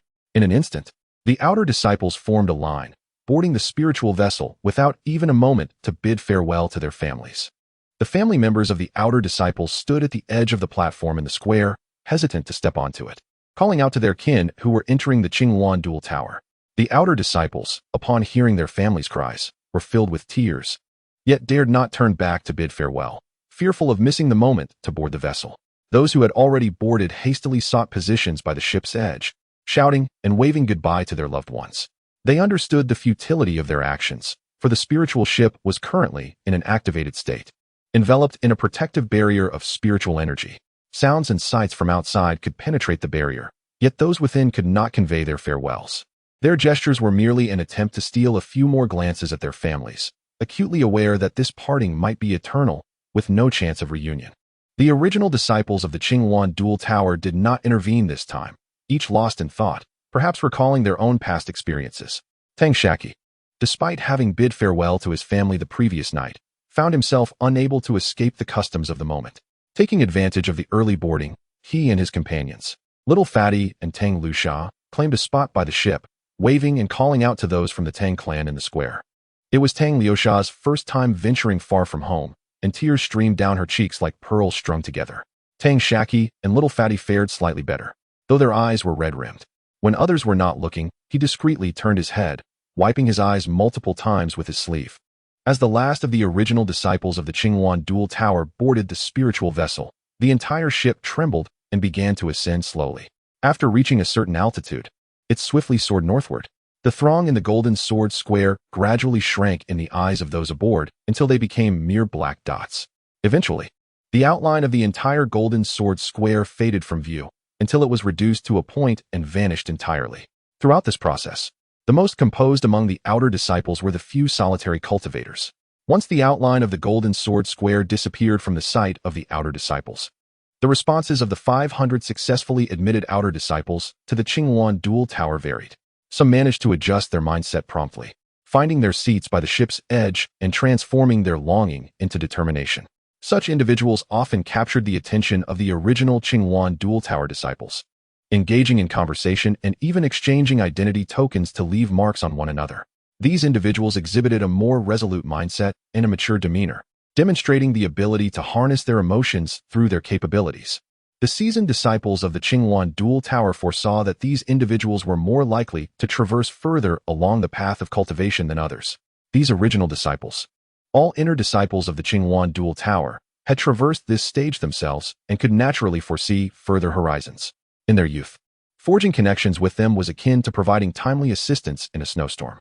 Perhaps, in a decade or two, during the sect's competitive trials, these individuals would become invaluable allies. Little Fatty and Tang Shaqi belonged to this category, yet Tang Shaqi was taken aback to realize that Tang Lusha had already adjusted her mindset, finding a place to sit by the ship's edge, radiating a spirit of determination while the silhouette of the Golden Sword Square was still visible. Tang Shaqi and his companions were also sought after by these inner disciples for camaraderie. Nearly all the inner disciples who come to the Qingyuan Duke Golden Sword Workshop to undertake tasks have long since discerned the intricacies of these technical personnel. Tang Sha and his companions, along with Mo Jiaxing, are undoubtedly capable of becoming inner disciples. Forming connections with other outer disciples may require a decade or two before any benefits are realized, whereas associating with Tang Sha and his peers can directly establish a relationship of mutual gain. Through interactions with these inner disciples along his journey, Tang Sha gleaned a wealth of information regarding the recruitment practices of the Qingyuan Duke sect. Firstly, within the Qingyuan Duke, there exists a clear hierarchy, divided into the main peak, Alchemy peak, Talisman's peak, Formation peak, Weapon peak, Sword peak, Law Enforcement hall, Administrative hall, and Miscellaneous hall. Once these outer disciples undergo the final selection and become inner disciples of the Qingyuan Duke, they will be allocated to one of the 9 major factions within the sect. The main peak will have the privilege of selecting first, specifically targeting all newly appointed female inner disciples, who are obliged to accept the selection.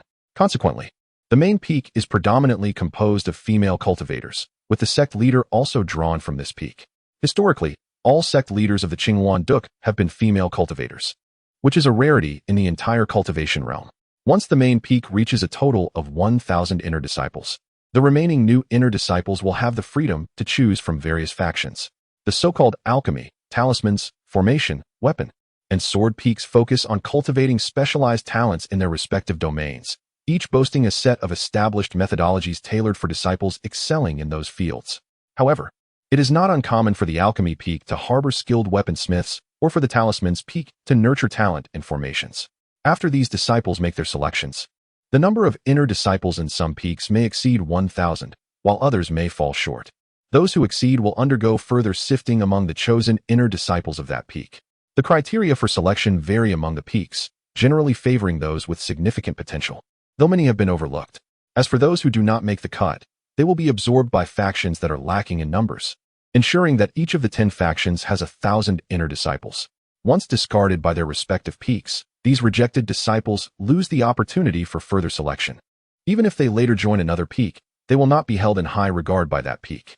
Thus, the initial choice of peaks is a critical decision for the new inner disciples, directly influencing their status, future, and fate within the Qinghuan Duke.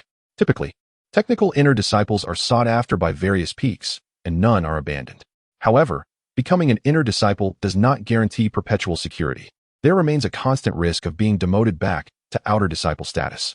Upon entering the sect, a cultivation assessment occurs every decade. If one fails to achieve the late stage of Qi training within the first decade or does not reach the consummate stage of Qi training in the subsequent decade, they will immediately lose their inner disciple status and be relegated to outer disciple. The vacancies created will then be contested by outstanding outer disciples who meet the cultivation requirements. The trials extend beyond mere cultivation. New inner disciples will not experience a change in status within the first 5 years of their tenure in the sect.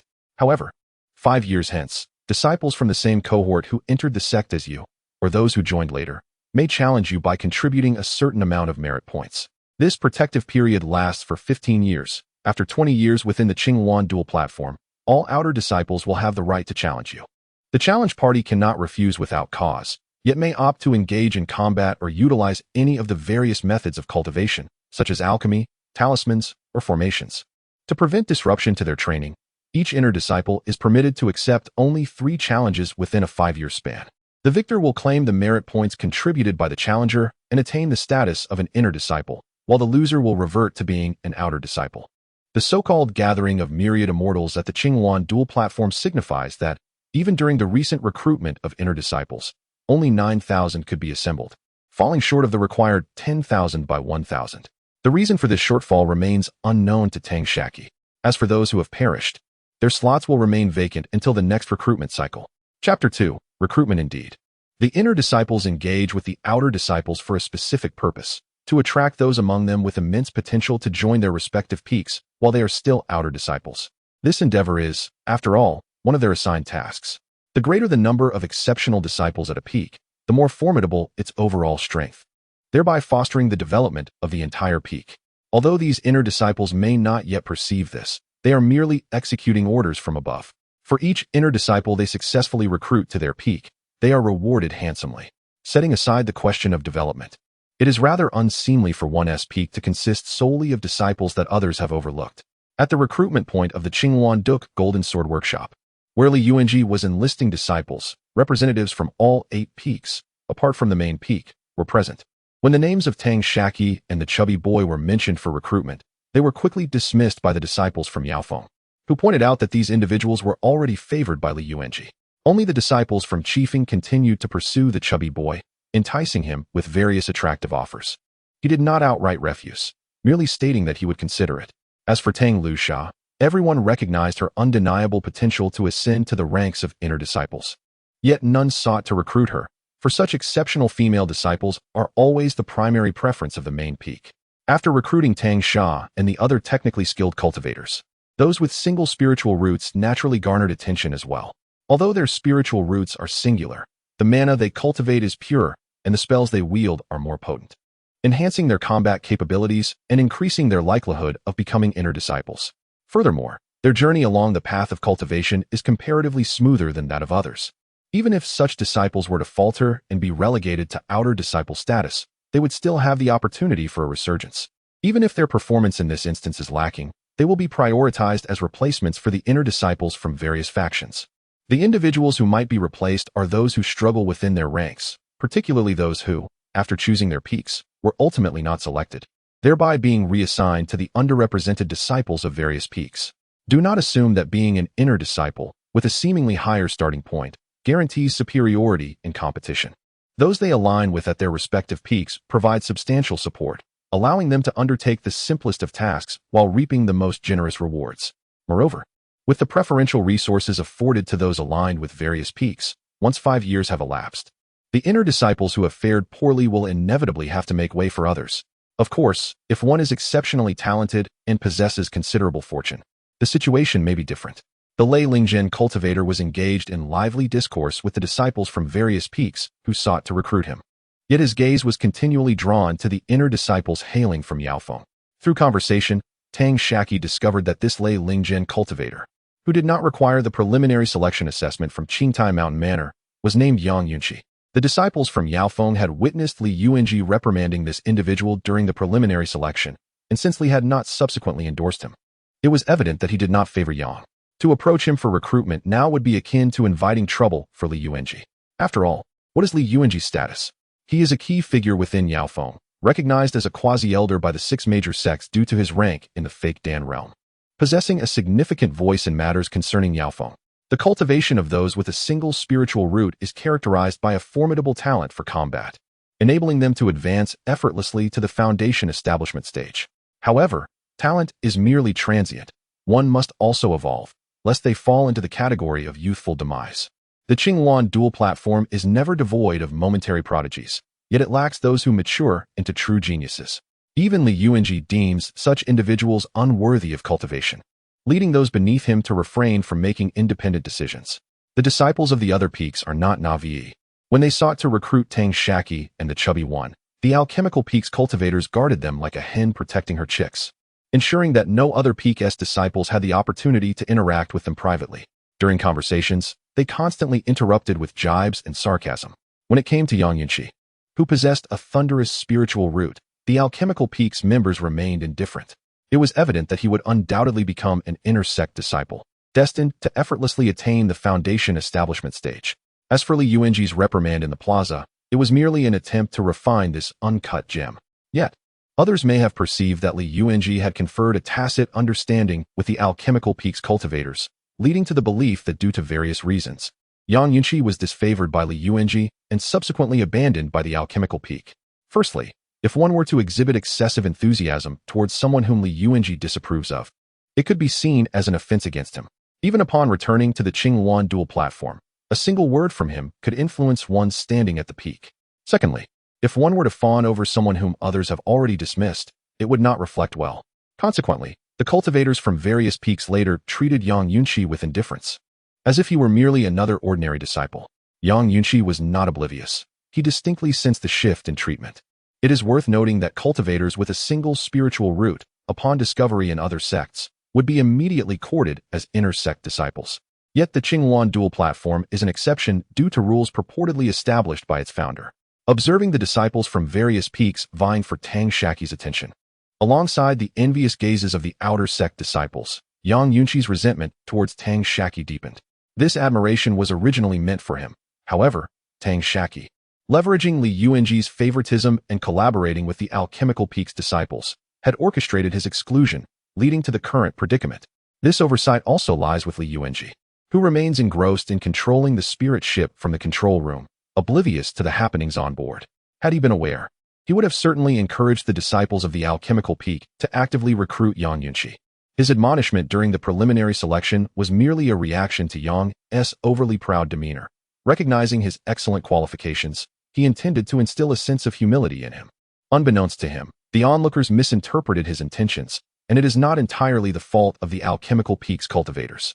Regardless of the situation, when the higher-ups express a stance without additional directives, the others will merely act according to the superficial implications from those in authority, often opting not to act at all.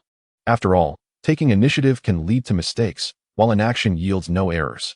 Unless one is particularly opportunistic or exceptionally confident, it would be prudent for anyone, including Li Yuanji, to adopt the same approach were he in their position.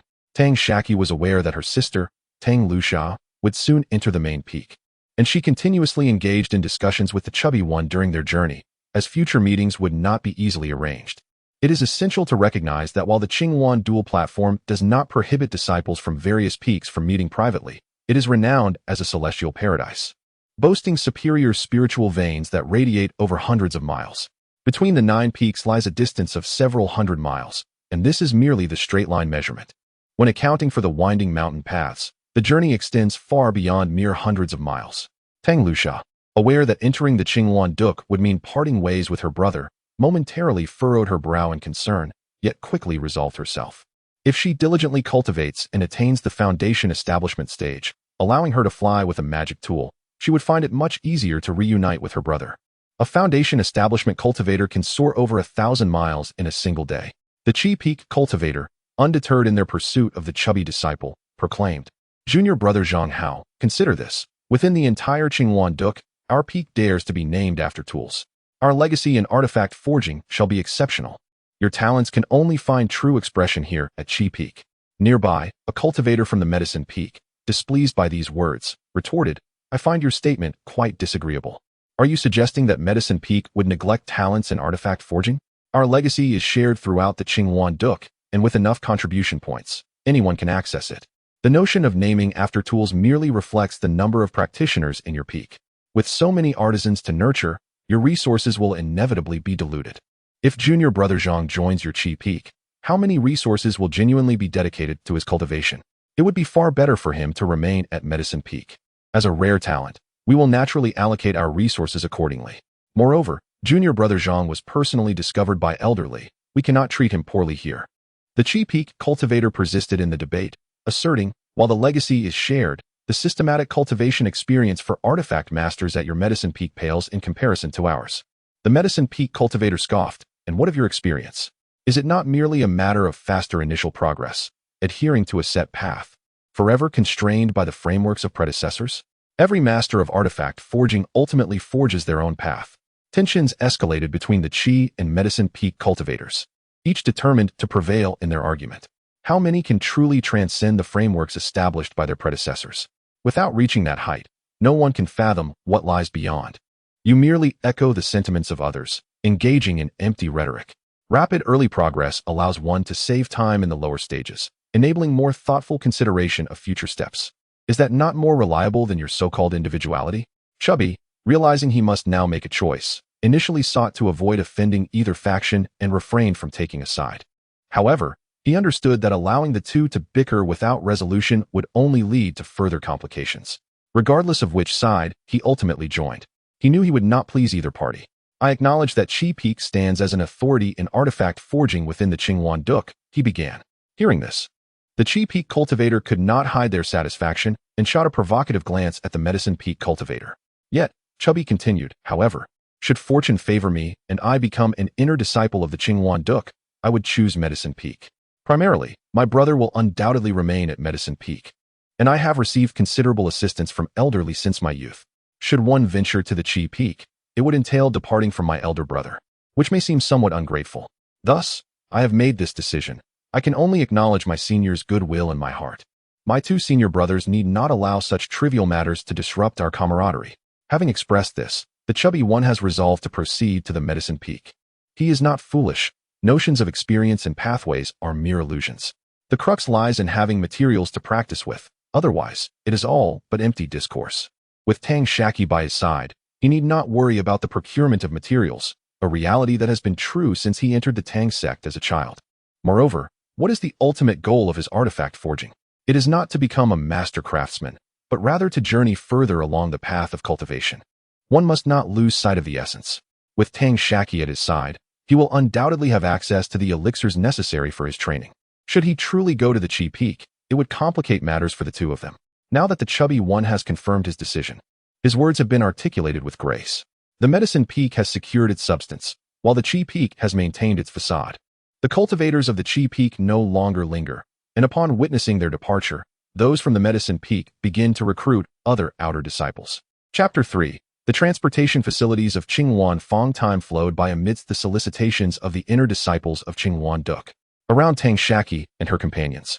Initial invitations soon dwindled, leaving them undisturbed as they engaged in leisurely conversation. As the days passed, it was the afternoon of July 29th when the group boarded a spiritual vessel, arriving at the marketplace of Qingyuan Fong, nestled at the foot of Qingyuan Duk Mountain. Distinct from other marketplaces, the one established by the infant soul stage powers featured teleportation arrays, enabling swift travel to other infant soul stage markets. The spiritual vessel glided above a sprawling array of pavilions and towers, where the radiant golden characters of Qingyuan Fong were visible from afar. Circling approximately 50 miles above the entrance of Qingyuan Fong, a sudden flash of spiritual light erupted from an open space before a thatched shelter, revealing the words Jin Jin Fong.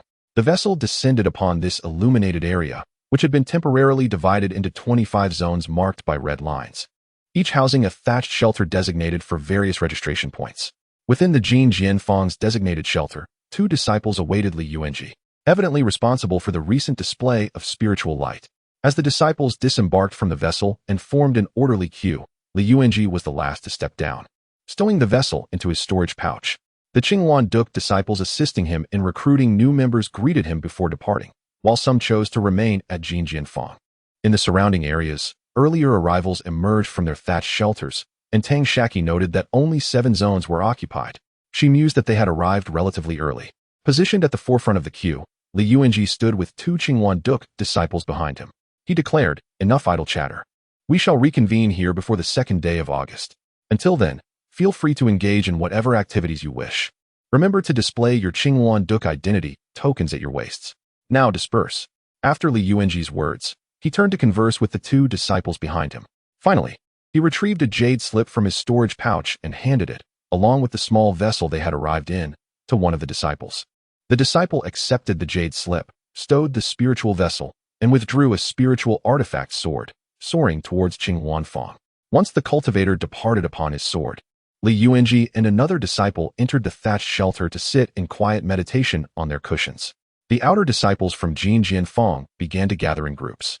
Making their way to Qinghuanfang, Tang Shaqi and her siblings resolved to explore Qinghuanfang and procure some resources. They exchanged greetings with Li Yuanji, who instructed them to return before the hour of the dog the following evening, promising to guide them then. Consequently, Tang Shaqi and the chubby one released their steamed buns and sesame balls, as Tang Lusha had no spirit beast for transportation. Thus, the group chose not to ride the spirit beasts and decided to walk to Qinghuan Square. Tang Shaqi simultaneously took out the mooncake from the spirit beast pouch. Having been cooped up for days, the restless mooncake expressed its dissatisfaction with a series of grumbles. Tang Shaqi offered the mooncake a gourd of honeyed spirit wine, a novel concoction invented by the mooncake itself. Calmed by the spirit wine, the mooncake settled down, while Xiaomai, who had been perched on Tang Shaqi's shoulder, leapt onto the mooncake's shoulder. Content: the mooncake held the gourd and rode atop Mantu, sipping occasionally and sharing with Xiaomai, Mantu, and Machio. A few spirit beasts chattered incessantly behind the trio, and in just over half an hour, they arrived at the entrance of Qinghuan Square. When it was time to stow the spirit beasts back into the pouch, the mooncake displayed its reluctance. Only after Tang Shaqi promised several jars of spirit wine did it grudgingly relent and allow itself to be put away. Qinghuan Square was distinct from other markets, characterized by its spacious entrance devoid of stalls. Upon reaching the entrance, the trio was recognized by the market's management personnel, who, upon seeing their identity tokens at their waists, did not require any spirit stones for entry. Beyond the entrance lay another realm, with shops neatly aligned. Informational plaques displayed the layout of the market and the rules to be adhered to, which were not vastly different from those of other markets. Tang Shaqi initially believed that such a large market would lack street vendors, but after perusing the map, he discovered that there were indeed stalls, albeit concentrated in the southeast corner of Qinghuan Square. Renting a stall here was calculated on a monthly basis rather than daily, with any duration shorter than a month still charged as a full month. If one rented a stall, it would remain unoccupied during the rental period, even if the renter was absent, unless another individual possessed the rental certificate. Thus, even if left empty, it could not be sublet to others. Qinghuan Square boasted an expansive area, and in principle, the release of spirit beasts was prohibited. However, small and weak creatures like Xiaomai, resting on Tang Shaqi's shoulder, were generally overlooked. To save time for everyone, Qinghuan Duk had arranged for puppet beasts or beast carts at the market's entrance. At the management desk for renting puppet beasts or beast carts, one would pay a fee in spirit stones in exchange for a token. Holding the token allowed one to bypass the spiritual barrier at the designated area to retrieve a puppet beast or beast cart, which could then be activated with additional spirit stones. This service primarily catered to affluent high-level cultivators, as the deposit for renting a puppet beast or cart equated to the price of several. A daily rental fee would be deducted from the deposit until it was exhausted. Congratulations. From that moment on, the puppet beast or cart would belong to you. Alternatively, one could purchase a puppet beast or cart directly from the management office. Tang Shaqi opted to rent, depositing 2,000 low-grade spirit stones at the management office, where he was given a magical artifact token in return. After a cursory examination, it became evident that the token contained maps of various locations within the entire Qinghuan Square. It turned out that there were multiple entrances to Qinghuan Square. and they had merely entered through the southern gate. Following the guidance of the token, Tang Shaqi discovered the beast cart corresponding to the token situated on the right side of the main road.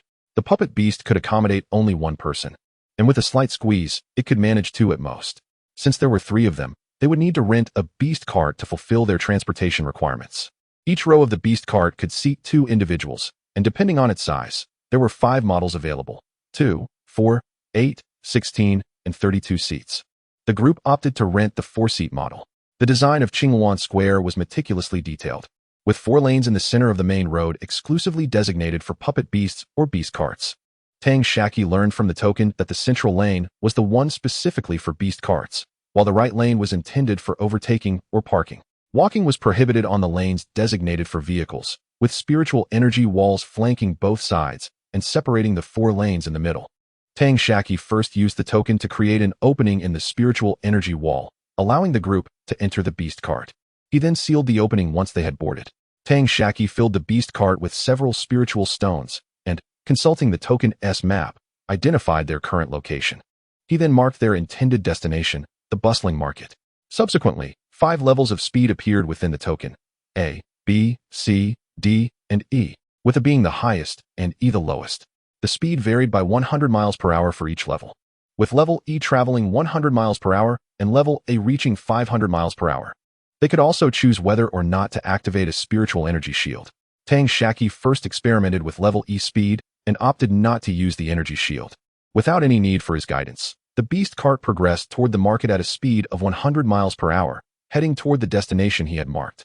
If there were multiple destinations, he could also mark them, and the token would automatically chart the shortest route. As they traveled, the shops on both sides caught their attention, and a gentle breeze wafted toward them, providing a sense of comfort. Tang Shaqi then tested the energy shield, which effectively blocked out the wind, ensuring that the sights and sounds within the cart remained contained. He pondered over the restriction against walking on the road. What if a cultivator wished to cross to the shops on the left side? After all, flying was also prohibited within the square. This question was soon answered as Tang Shaqi observed pavilions placed every mile, with stone steps beneath them. Cultivators continuously entered from one side of the pavilion and exited from the other. Tang Shaqi surmised that this was akin to underground passageways in the world of Earth. The group chose the slowest speed, and numerous puppet beasts or beast carts overtook them on the right lane. Little Fatty expressed his dissatisfaction, turning to Tang Shaqi and saying, "Brother Qi, why is our beast cart so slow? Xianxia and the others just passed us on their puppet beasts." Since it was their first visit to Qinghuan Square, they were still in the exploratory phase regarding the beast carts. Consequently, they had not activated the energy shield, allowing Xianxia's puppet beasts to accelerate past them with clarity.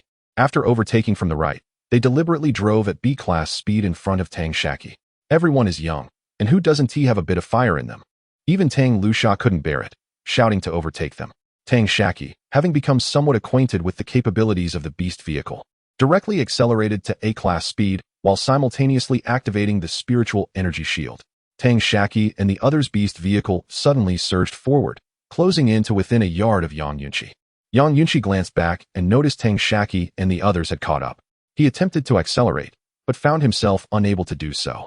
This was a precautionary measure that had been predetermined. When a trailing vehicle exceeds the speed of the leading vehicle and enters within 3 yards, the leading vehicle cannot increase its speed until the trailing vehicle has fully overtaken it.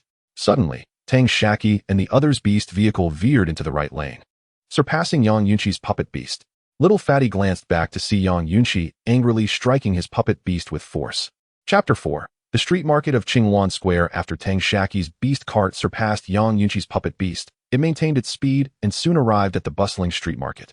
The beast cart, without the need for Tang Shaqi's command, autonomously halted in the right lane, snugly against the right side spiritual wall.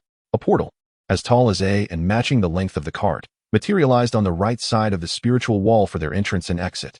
Once the last of Tang Shaqi exited the roadway, the portal vanished, reverting to its original state.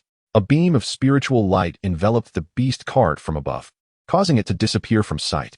Of course, the cart could remain parked as long as the owner did not disembark. The portal would not close. The timing for the portal commenced upon its opening, allowing 5 breaths of time without charge, after which a fee of 2 low-grade spiritual stones would be incurred for every subsequent 5 breaths. Once the deposit was depleted, the token would become invalid, and the beast cart would return to the management office at its utmost speed. Should one wish to wait for someone, they could conveniently step outside the lane to await, incurring neither fees nor occupying the thoroughfare. Upon entering the market, Tang Shaqi and his companions observed that the stalls here were distinct from those in other marketplaces. Each stall was an individually constructed space of spiritual energy, resembling small shops. Although not as expansive as traditional storefronts, the interiors were completely concealed from external view. The group chose a stall and stepped inside, instantly isolating themselves from the cacophony outside. At first glance, Tang Shaqi noted that the walls bore 3 rows of display racks crafted from ironwood, showcasing a variety of products for sale. It is essential to understand that ironwood is no ordinary timber. Though easily cultivated and with a short growth cycle, it is suitable for crafting low-grade mid-tier magical artifacts. Its hardness rivals that of iron, impervious to water and fire, capable of enduring for millennia without decay. In front of the display racks stood a circular platform made of ironwood, 3 to 4 feet high, where the stall owner positioned themselves between the platform and the racks. Tang Shaqi was reminded of the rural cooperative distribution centers from the 1970s and 80s in his earthly realm. Not only the stall owner occupied the space between the racks. A cultivator stood before each display, creating a lively atmosphere. The items on each rack were largely similar, yet many were duplicated. The merchandise was straightforward, various low-grade spiritual materials, medicinal herbs, talismans, magical artifacts, and elixirs, predominantly from the mid-tier, with scarce offerings from the late stages, and perhaps 1 or 2 items of full completion, seemingly placed there to attract customers. The trio each procured items of personal utility. Tang Shaqi acquired some spiritual herbs. The stout companion purchased spiritual materials, remnants of magical artifacts, and some unidentified ores. Tang Lusha collected talisman paper and additional materials for crafting talisman ink. Tang Shaqi noted that the prices here were slightly elevated, with the stalls matching the market rates of other squares. As they engaged in transactions, Tang Shaqi conversed with the other 3. It turned out that this stall was jointly rented by them, with each occupying a display rack. They had agreed not to undermine one another. Should a customer express interest in an item, they would purchase from the respective counter. The first rack, directly facing the entrance, naturally held a distinct advantage, as customers would first behold the items displayed there, and if satisfied, would be inclined to make a purchase. Consequently, items of similar nature on the other racks found it challenging to attract buyers. There is little that can be done. For those wandering cultivators and the scions of minor clans, earning spirit stones is no easy feat. They can only scavenge for inexpensive items from various markets and then profit from a small markup. Here, once a stall is rented, it must be secured for a month at a steep fee of 200 low-grade spirit stones, a cost that one individual cannot possibly bear. To put it into perspective, the price of a late-stage magical artifact is comparable. How, then, is this 200 low-grade spirit stones allocated? The proprietor of the display stand directly facing the entrance applies for the stall at the management office and bears 80 low-grade spirit stones, while the remaining 120 are equally divided among the other 2. Even at this price, the demand often exceeds supply, making it difficult to secure a stall. Tang Shaqi estimated roughly from outside the market that there are no fewer than 1,000 stalls, and over the course of a month, the rental fees alone surpass 200,000 low-grade spirit stones. Indeed, running a wholesale market is lucrative.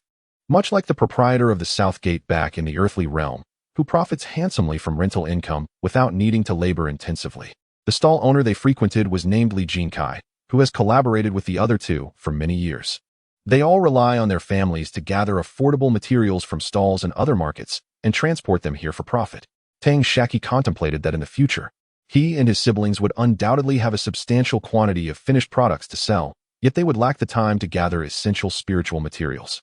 If they were to offer a portion of their profits to this stall owner to sell on their behalf or assist in gathering spiritual materials, it would surely save them a considerable amount of time. With this thought in mind, Tang Shaqi engaged in conversation with the stall owner. The owner neither opposed nor endorsed the idea, but suggested they could start with a small cooperation to assess each other's capabilities before considering further collaboration. This was indeed prudent advice. After all, the parties are not well acquainted, and it would be unwise to gamble one's fortune on mere words.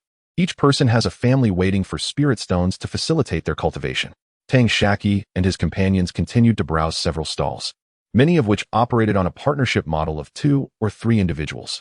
Only a handful had a sole proprietor without any collaboration. Tang Shaqi shared his thoughts with each of these stall owners, who similarly did not provide immediate consent. Some, like xianxia, merely stated they would consider it, while others outright refused. Remembering the words of Li Yuanji before he departed, Tang Shaqi dared not squander too much time. Their purpose for visiting the market was not only to broaden their horizons, but primarily to procure suitable gear for Xiaopeng and Tang Luxia. Initially, they had hoped to discover some delightful surprises among the stalls, yet after visiting numerous vendors, they found nothing suitable for their use. As for the remaining stalls, it was uncertain whether they held appropriate items. According to information gleaned from other stall owners, they had previously sought out those that might offer such goods. Yet either the items were unsatisfactory, the proprietors had changed, some merchandise had been sold, or there were even instances of deliberately disseminated false information intended to attract customers. If they could not find what they sought at the stalls, then it was time to venture into the shops. Tang Shaqi, along with Xiaopeng and Tang Luxia, first entered the Spirit Talisman Pavilion, where they procured a low-tier, fully realized talisman brush for Tang Luxia. This acquisition would suffice until she reached the foundation establishment stage, thus sparing her the need for further replacements. Following Tang Shaqi's suggestion, Tang Luxia also acquired some talisman paper and ink. He recalled that after upgrading his alchemical furnace, his initial success rate in refining pills had surprisingly decreased rather than increased, a consequence of not yet mastering the new tool. Tang Shaqi wished to prevent Tang Luxia from encountering similar difficulties during her assessments, encouraging her to become proficient with her new instruments. Should she fail to master her tools before the evaluation, she might have to revert to her old talisman brush, which at least guaranteed a higher success rate. At present, their priority was to become inner disciples of the Qingyuan Duke, avoiding any actions that would lead to a net loss. Being family, Tang Luxia readily accepted Tang Shaqi's counsel, viewing it as merely a slight expenditure of time. Given her high success rate in crafting early-stage spirit talismans, she could still garner some profit. But securing her position as an inner disciple was paramount. Unlike medicinal pills, talismans could be wielded effectively by any cultivator with suitable cultivation levels. A low-tier fireball talisman, if used adeptly, could alter the outcome of a battle. Talisman crafting was a consumable market with vast potential. A day or two's delay was inconsequential. After purchasing an adequate supply of talisman paper and ink, the trio proceeded to the Treasure Pavilion, a subsidiary of one of the 6 major sects, renowned for its craftsmanship of various magical artifacts. Xiaopeng sought to upgrade his forging hammer, similarly opting for a low-tier, fully realized forging tool to avoid further replacements before reaching foundation establishment. Upon entering the section dedicated to such artifacts, his attention was captured by a pair of striking forging hammers. According to the pavilion attendant, these hammers were known as the Qianxia golden hammers. They were not only designed for forging magical tools, but could also be wielded in combat, boasting power that rivaled magical treasures. Their success rate in crafting artifacts was exceptionally high, allowing even novices to become proficient blacksmiths when wielding the Qianxia golden hammers. Intrigued by the attendant's description, Tang Shaqi found himself tempted to acquire the hammers for personal use. After Xiaopeng practiced with them briefly, he nodded at Tang Shaqi, indicating his desire to purchase. However, Tang Shaqi swiftly interrupted the attendant's enthusiastic pitch, inquiring directly about the price. The attendant replied, "Esteemed friends, as outer disciples of the Qingyuan Duke, you must have recently joined. Given your apparent cultivation and demeanor, you are likely to be selected as inner disciples. Your discerning eye must surely recognize the value of the Qianxia golden hammers. They are priced at a mere 100 low-grade spirit stones, which is undoubtedly a fair deal." Xiaopeng cast a pleading glance toward Tang Shaqi, as his admiration for the hammers was evident. Yet Tang Shaqi knew all too well that Xiaopeng's finances were likely strained. Typically, a fully realized artifact would range from 600 to 800 low-grade spirit stones, with specialized items commanding a higher price. The young attendant opened his mouth, demanding 1,100 low-grade spirit stones. Clearly having set his sights on these individuals who were not in one of spirit stones and were enamored with the pair of Qianxia purple gold hammers. Although Tang Shaqi was not in need of spirit stones, he was unwilling to be taken advantage of. He boldly countered, "I shall take them for 800 low-grade spirit stones." The attendant's eyes instantly flared with indignation, as if Tang Shaqi had committed a grave offense against him. He exclaimed in a hurried tone, "This is not some mass-produced item. It was originally intended to be crafted into a spiritual weapon. It was only due to the craftsman's misstep that it was downgraded to a magical artifact. This pair of Qianxia purple gold hammers is truly one of a kind among magical artifacts. Should you gather enough spiritual materials in the future, it can be elevated back to a spiritual weapon. I can see that you esteemed friends genuinely cherish it. Therefore, I shall make my utmost concession. You may take them for 1,050 low-grade spirit stones." Chapter 5. The The cultivators of the bureaucratic hall, who knows what this contraption is? You might say it is a treasure of diminished rank. Since you lack sincerity, I shall say no more. Let us depart. I refuse to believe that in such a vast Qingwan workshop, we cannot find 2 items superior to this Qianquan purple gold hammer. As soon as Tang Shaqi finished speaking, he cast a knowing glance at the chubby boy. Having grown up together, the chubby boy understood his intent perfectly. He returned the Qianquan purple gold hammer to its original place and followed Tang Shaqi, turning to leave. Just as they were about to exit the treasure pavilion, the chubby boy hesitated momentarily. Unbeknownst to the attendant behind them, Tang Shaqi casually tugged at the chubby boy, signaling him discreetly. At this moment, they needed to display resoluteness. It was not as if once they stepped out of the treasure pavilion, they could not return to make a purchase. It was merely a matter of losing face. If they wished to avoid embarrassment, they could always concoct an excuse for a return visit, such as claiming that Tang Lusha had forgotten something and needed to come back, or that he had secretly come to buy a gift for an older brother with whom he was reluctant to part. Ultimately, the attendant could no longer maintain his composure and hurriedly approached Tang Shaqi, eager to appease him. "Friend," he said, "if the price is unsatisfactory, we can certainly negotiate further. Why must you leave? Such a fine magical artifact, if missed, may be difficult to encounter again. As the saying goes, what is dear to the heart is worth its weight in gold. I can make one more concession. You may take it for 1,000 low-grade spirit stones." Realizing the attendant had lost his footing in the negotiation, Tang Shaqi utilized his skills from Earth. "That price remains excessive. We cannot accept it. Allow me to counter with 820 low-grade spirit stones. What do you think?" The attendant shook his head vigorously, exclaiming, "That simply will not do. Such a low offer cannot cover even our costs, let alone labor. How about this? 980 low-grade spirit stones. This is already my utmost concession, barely allowing us to recoup our expenses." Tang Shaqi understood that one must never yield in negotiations, and there remained ample room for profit. He symbolically increased his offer by a mere 10 low-grade spirit stones. Thus, they engaged in a spirited exchange, finally settling on 900 low-grade spirit stones. Tang Shaqi even managed to procure some low-grade spiritual materials from the attendant. As they exited, the attendant lamented, claiming he had suffered a significant loss, urging Tang Shaqi and his companions to return and support him in the future. He bid them farewell with a beaming smile, watching them depart, convinced that he had come out ahead. In the grand scheme of value, the question of who gained and who lost had become trivial. Tang Shaqi realized that had he pressed a little harder, he could have driven the price down further. However, the sum of spirit stones was of little consequence to him. He merely wished to avoid being perceived as a fool. Moreover, they had already expended considerable time wandering the market stalls. With the afternoon of July 30th having passed, only a few hours remained until the appointed time with Elderly. They still needed to complete some formalities at the Qingwan workshop and would require additional time for their journey. They could not allow Li Yuanji to wait for them, nor did they wish to appear rushed. Tang Shaqi arrived at the location where their beast cart was parked. Using his token, he traced a line along the spirit power wall, and a beam of spiritual light illuminated the path before him. In the blink of an eye, the rented beast cart materialized on the roadway. Simultaneously, a breach appeared in the spiritual barrier, allowing several individuals to ascend to the vehicle. Tang Shaqi marked the southern portal within the token and selected a speed of level C to activate the shield. The group, having arrived in haste, desired to leisurely appreciate the surrounding scenery on their return. Upon reaching the parking area, Tang Shaqi and the others disembarked and subsequently walked to the beast cart management office to return their tokens and settle their spiritual stones. Before exiting through the southern gate of Qingwan Square, Tang Shaqi, having been acquainted with many things in his previous life on Earth, was relatively unfazed.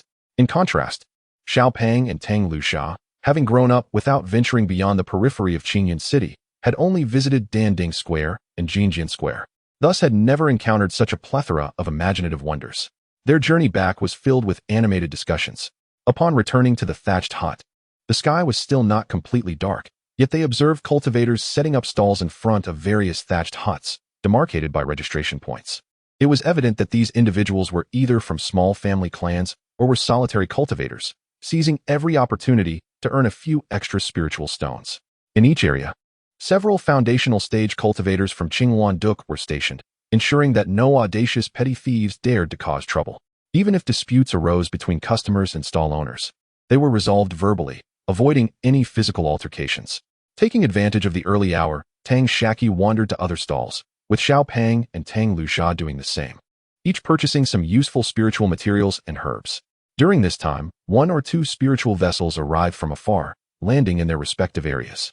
Returning to their designated thatched hut within the Jinjian Square registration area, Tang Shaqi settled beside Li Yuanji.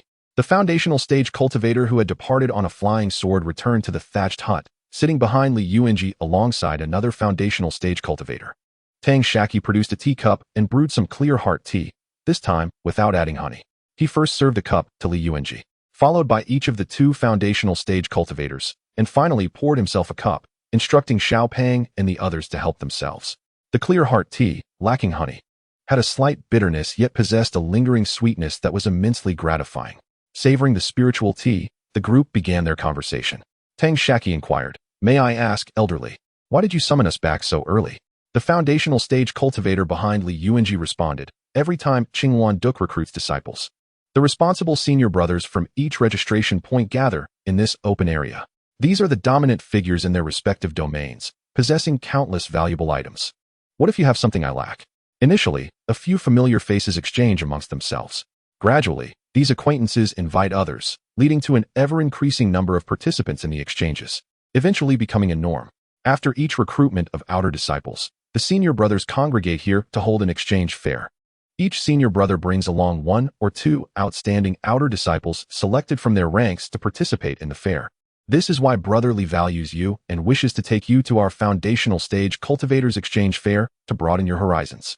Tang Shaqi clasped his hands in a gesture of respect towards the foundational stage cultivator, expressing, "Thank you, Senior, for clarifying my doubts."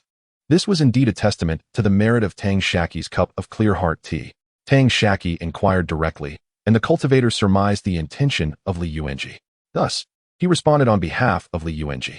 Since this was an outer sect disciple esteemed by Li Yuanji, it would be prudent to cultivate a friendship, leaving a favorable connection that might prove advantageous in the future. At this moment, Li Yuanji remarked, "These 2 are uncles from the Bureau of General Affairs. The one who has just spoken is Wang Zhaosheng, and the other is Lu Gang. Come now, pay your respects to your uncles." Tang Shaqi, the chubby boy, and Tang Lusha respectfully bowed as juniors. It was customary to present a token of greeting when befriending these 2 cultivators. Wang Zhaosheng chuckled, "You young disciples are truly remarkable. A selection among the finest. As uncles arriving in haste, we have not prepared any gifts. However, should you come to the Bureau of General Affairs to undertake tasks, if anyone dares to give you trouble, you may invoke the names of your uncles or Lu Gang." Tang Shaqi responded, "This gesture is the finest gift for us. We appreciate your thoughtfulness, uncle." Li Yuanji then added, "Your uncles possess considerable abilities. Consider where your final assessments will take place, within which alchemy or artifact refinement chambers. The quality of the spiritual herbs and materials will vary. Even the slightest advantage can lead to differing results. Though all are intersect disciples, the treatment of the 1st and 10th ranks differs greatly. Furthermore, the top 3 in each assessment will receive distinct contribution rewards from the Qingwan Duk." Wang Zhaosheng had intended to gloss over this matter, but found himself exposed by Li Yuanji. It was known that the more intersect disciples a leader brought forth, the better their qualifications, which in turn increased the contribution points for their sect. With 25 regions and 50 responsible foundation-building cultivators, for fairness, selections were made randomly from various peaks. The Bureau of General Affairs would choose 10, with each peak contributing 5 others. Ultimately, the disciples from the Bureau of General Affairs would be the ones assigned for the assessments, while the other 40 would merely supervise. Thus, those from the Bureau of General Affairs were entitled to a token of appreciation. After the pleasantries, it was understood that not only should they select the finest alchemy and artifact refinement chambers, but at the very least, they should avoid the worst options, aiming for those of moderate quality or better. Wang Zhaosheng replied, "That is only natural. Without a doubt, I will ensure that you young disciples are assigned to the best alchemy chambers and finest spiritual materials." Li Yuanji's expression darkened slightly. Wang Zhaosheng was being slippery, deliberately leaving his statements vague, indicating that he might need to part with some resources. This vague assurance had been mentioned by Li Yuanji while at the Golden Sword Workshop in the Qingwan Pavilion. While Li Yuanji pondered what to offer as a gesture, Tang Shaqi was already prepared. He swiftly retrieved 2 delicate jade bottles from his storage pouch and presented them to Wang Zhaosheng and Lu Gang, containing honey from the golden-winged purple bee. The 2 discreetly accepted the gifts, a subtle smile playing on their lips as they began to contemplate their next moves. They would wait until they were alone to examine the contents of the jade bottles and decide how much effort to exert. All of this transpired under the watchful gaze of Li Yuanji, who had a fair estimation of what Tang Shaqi had bestowed. After careful consideration, he concluded that the value of this item was already sufficient, and there was no need to draw from his own reserves. Lu Gang's demeanor shifted markedly upon receiving the item. He no longer maintained his silence. With a smile, he remarked, "Since this is a disciple of the outer sect whom brotherly holds in high regard, he will undoubtedly excel in the final selection. There is no need for us to embellish further. However, since brotherly has spoken, we might as well contribute our efforts." Li Yuanji understood that these two were agreeing to assist in providing certain advantages to a few individuals during the final assessment. Ultimately, the extent of their assistance would depend on the worth of the items that Tang Shaqi had presented. Chapter 6. The bottleneck of body refinement. A profound silence enveloped the group as they awaited the commencement of the exchange meeting. After several excursions from Wang Zhaoxing and Lu Gang, only a quarter of an hour remained until the hour of the dog. Li Yuanji instructed the outer disciples within his vicinity to avoid causing any disturbances before stepping out of the thatched hut, accompanied by Tang Shaqi and two others. As for Wang Zhaoxing and Lu Gang, they had not returned since their departure a quarter of an hour prior. Li Yuanji led Tang Shaqi and the others to a clearing situated far from the 25 designated areas. This clearing was as smooth as a mirror, devoid of weeds, and it was said that it had been meticulously arranged by the predecessors specifically for the exchange meeting. Suddenly, a Foundation establishment cultivator soared into the air on his sword, casually scattering several prepared array bases. With a swift hand gesture, the array was shrouded in spiritual light, obscuring its true nature. Standing before the formation, the cultivator welcomed a steady stream of fellow practitioners who emerged to exchange spirit stones from their storage pouches for jade tokens, thereby granting them free access to the array. Approaching the cultivator, Li Yuanji greeted him as brotherly. Li Yuanji inquired, "Shall we adhere to the usual protocol?" The cultivator affirmed, "Indeed, the same as always." Consequently, Li Yuanji retrieved 80 low-grade spirit stones from his storage pouch, which the cultivator accepted. In return, he produced 4 jade tokens and handed them to Li Yuanji. Li Yuanji distributed 1 token each to Tang Shaqi and the others, instructing them to fasten the tokens at their waists. They then followed Li Yuanji into the formation. To their astonishment, the ground displayed spiritual light indicating the location of the Golden Sword Workshop, situated directly before a platform composed of spiritual energy.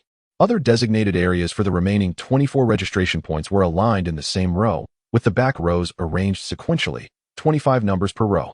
Li Yuanji settled onto a mat, while Tang Shaqi and the others gradually approached and sat beside him. He brewed some calming tea. Before long, the first row of 25 areas filled with attendees. Aside from the leaders of the 25 areas and their accompanying outer disciples, the remaining individuals were all Foundation establishment cultivators, seated in an orderly fashion. Surrounding Li Yuanji were the practitioners from Yaofeng, each referring to him as brother. They also prompted the outer disciples they brought along to pay their respects to Li Yuanji. In turn, Li Yuanji encouraged Tang Shaqi and the others to reciprocate the gesture. Among them was a robust individual exuding a fragrant aura of medicinal herbs, appearing to be in his 30s. He was a mid-stage alchemist with a perfect Foundation establishment cultivation, named Yuan Guoxiang. The outer disciple accompanying him was an orphan he had adopted during his tenure as the head of the Qingwan Pavilion. He was both a foster son and apprentice, inheriting Yuan Guoxiang's alchemical skills and bearing his surname, known as Alchemist Yuan. He was at the 6th layer of qi refinement and a mid-level alchemist. Another individual, tall and sturdy like a martial artist, was named Chao Jun. As introduced by Li Yuanji, he practiced dual cultivation of body and technique. Although he had only reached the mid-stage of Foundation establishment, he had attained the pinnacle of body refinement. The cultivator following him was named Qin Gang, who bore a similar physique but lacked body refinement, possessing a robust build, and was at the 7th layer of qi refinement. Tang Shaqi prepared calming tea for each of them. Li Yuanji bestowed upon Qin Gang and Master Yuan each a formidable artifact of the late stage. Aware that Tang Shaqi was an alchemist, Yuan Guoxiang presented him with a jade slip containing insights into the crafting of qi-refining pills. He also gifted Tang Lusha and Little Fatty each a vial of low-grade late-stage elixirs. Chao Jun provided Tang Shaqi with some spiritual herbs, Little Fatty with various spiritual materials, and several stacks of low-grade late-stage talismans to Tang Lusha, with each gift approximately equating to the value of a late-stage artifact. Chao Jun remarked with a chuckle, "Masterly, you have truly profited this time, bringing along 3 promising outer sect disciples, which has left me and Master Yuan quite financially drained." Yuan Guoxiang responded, "I thought Master Li would bring a disciple from the Mo family." Li Yuanji replied, "Ultimately, The Mo family disciples are not of my Yaofeng. Even if their final assessment yields outstanding results, they remain part of Qifeng, and I would only receive a modest share of the contribution value. Tang Shaqi was engrossed in studying the jade slip gifted by Yuan Guoxiang, while amidst the cacophony, Tang Luxia familiarized herself with the talisman brush, occasionally producing a few low-level talismans, some successful, others not, before eventually sitting quietly, seemingly gleaning some insights. Little Fatty, on the other hand, was preoccupied with the pair of Qianquan purple gold hammers, eager to master them swiftly for the final selection. The actions of the trio did not escape the notice of those at Yaofeng, and Li Yuanji wore a satisfied expression. Noticing the familiar hammers in Little Fatty's hands, Chao Jun requested to examine them. Zhang Hao, may I have a look at that pair of hammers you hold? Little Fatty hesitated briefly before handing over the Qianquan purple gold hammers to Chao Jun. Initially, Chao Jun did not scrutinize them closely, but upon closer proximity, he discerned Little Fatty's uniqueness. Instead of accepting the hammers, he pinched an exposed area on Little Fatty's arm, causing him to recoil in surprise and gaze at Chao Jun with a puzzled expression. Ignoring Little Fatty's look, Chao Jun stood up and used his spiritual sense to scan Little Fatty thoroughly several times. Only Li Yuanji seemed to have an inkling of what was amiss, smiling silently from the side. After this unusual episode, Chao Jun returned to his mat and began to ponder deeply. His peculiar behavior interrupted both Tang Luxia and Tang Shaqi, who exchanged bewildered glances, hoping Li Yuanji would provide some clarity. Li Yuanji smiled and shook his head, reassuring them, there's no need for alarm. It may indeed be a fortuitous circumstance. He then turned to the contemplative Chao Jun and inquired, Chao, what have you discerned? Chao Jun replied, Masterly, you have truly stumbled upon a treasure this time. Regardless of what I have perceived, I must pose a question. Little Fatty, have you recently found that no matter how many restorative spiritual items you consume, your body refinement cultivation cannot progress even a fraction, as if you have reached a bottleneck? Little Fatty affirmed, indeed, that is the case. I have also posed this question to my adoptive father. He too experienced a similar stagnation for several years, but he said that as long as one does not cease the practice of body refinement, a breakthrough will eventually come. Chao Jun responded, indeed, it appears your adoptive father is quite an adept in the realm of body refinement. This indeed represents one method capable of overcoming the bottleneck in your physical cultivation. Little Fat did not immediately grasp the meaning behind Chao Jun's words, while Tang Shaqi, on the other hand, discerned their significance at once. Inquisitively, he asked, does the esteemed elder imply that there exists an even better method? I humbly request your guidance. Chao Jun, adopting a nonchalant attitude, glanced at Tang Shaqi and Tang Luxia before smilingly inquiring, is it possible that Tang Shaqi and Zhang Shaqi share the same lineage? The techniques and methods of physical cultivation appear quite similar. Tang Shaqi replied, Little Fat, that is incorrect. Zhang Hao's adoptive father is my biological uncle. Chao Jun understood at once. Ah, no wonder. Li Shixiang interjected with a smile. I have not heard of any renowned physical cultivation families in the vicinity of the Jinjin workshop. Li Yuanji responded. They are neither disciples nurtured by the subordinate forces of the Qinghuan Duk nor unanchored loose cultivators. Their family belongs to the Danding sect, and their ancestors have indeed produced individuals of the Golden Core stage. In fact, it is not just these two. The young lady behind me is also their sister. Chao Jun remarked, you are indeed fortunate, Li Shixiang, to have gathered talents in alchemy, talismans, and weaponry all at once. Moreover, these two youngsters have also made considerable progress in their physical cultivation. The Danding sect and Lingding sect share a lineage, and such pettiness in dealings inevitably leads to an inability to retain talent, allowing you, Shixiang, to benefit. In other sects, such occurrences would be unthinkable. Upon hearing this, Yuan Guoxiang comprehended the reason behind Chao Jun's earlier lapse in composure. Expanding his consciousness, he scanned Little Fat and Tang Shaqi. Noticing that the cups of the three individuals, Li Yuanji, Chao Jun, and Yuan Guoxiang, had become empty, Tang Shaqi promptly replaced their tea leaves and added 2 drops of royal jelly to each cup. Before he could even steep the tea, Yuan Guoxiang snatched the royal jelly from Tang Shaqi's hands. Yuan Guoxiang sniffed the jade vial containing the royal jelly, his eyes sparkling with intrigue. Initially surprised, Tang Shaqi soon resumed his tasks and returned to his mat after completing the tea preparation. Li Yuanji had been observing Tang Shaqi intently, and seeing his demeanor, a satisfied expression emerged in his eyes. After savoring a sip of the spiritual tea, he gazed at Yuan Guoxiang with keen interest. The freshly brewed Qingxin tea, exuding a fragrant aroma, attracted the attention of surrounding foundation-building cultivators. Witnessing this, Li Yuanji waved his hand, conjuring a spiritual energy barrier to shield their area from prying eyes. The moment Chao Jun caught a whiff of the intoxicating aroma of the Qingxin tea, he could not help but lift the cup to his nose and inhale deeply. He then took a delicate sip, savoring the flavor before swallowing. Once Chao Jun had swallowed the tea, Tang Shaqi called out again, "Elder Chao?" With a wry smile, Chao Jun replied, "Li Shi Xiao, this outer sect disciple you have recruited is quite astute. One must be cautious when accepting gifts. So I shall share what I know with you." Taking another sip of tea, Chao Jun continued, "Although the legacies of physical cultivation differ among various sects, the foundational practices in the early stages are largely similar, primarily involving internal and external applications. Internal consumption strengthens vitality and enhances life force, while external stimulation and medicinal applications facilitate recovery.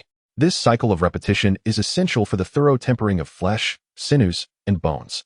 The ointment you apply externally is presumably crafted from the blood of various magical beasts. Is that correct?" Tang Sha nodded slightly and affirmed. Chao Jun continued, stating that the blood of magical beasts indeed harbors immense vitality, yet it simultaneously retains fragments of the beast's consciousness. No matter how meticulously the ointment is applied, there will invariably be minute areas of the body that fail to absorb its medicinal properties. These vulnerabilities then become the very domains where the consciousness of these magical beasts resides.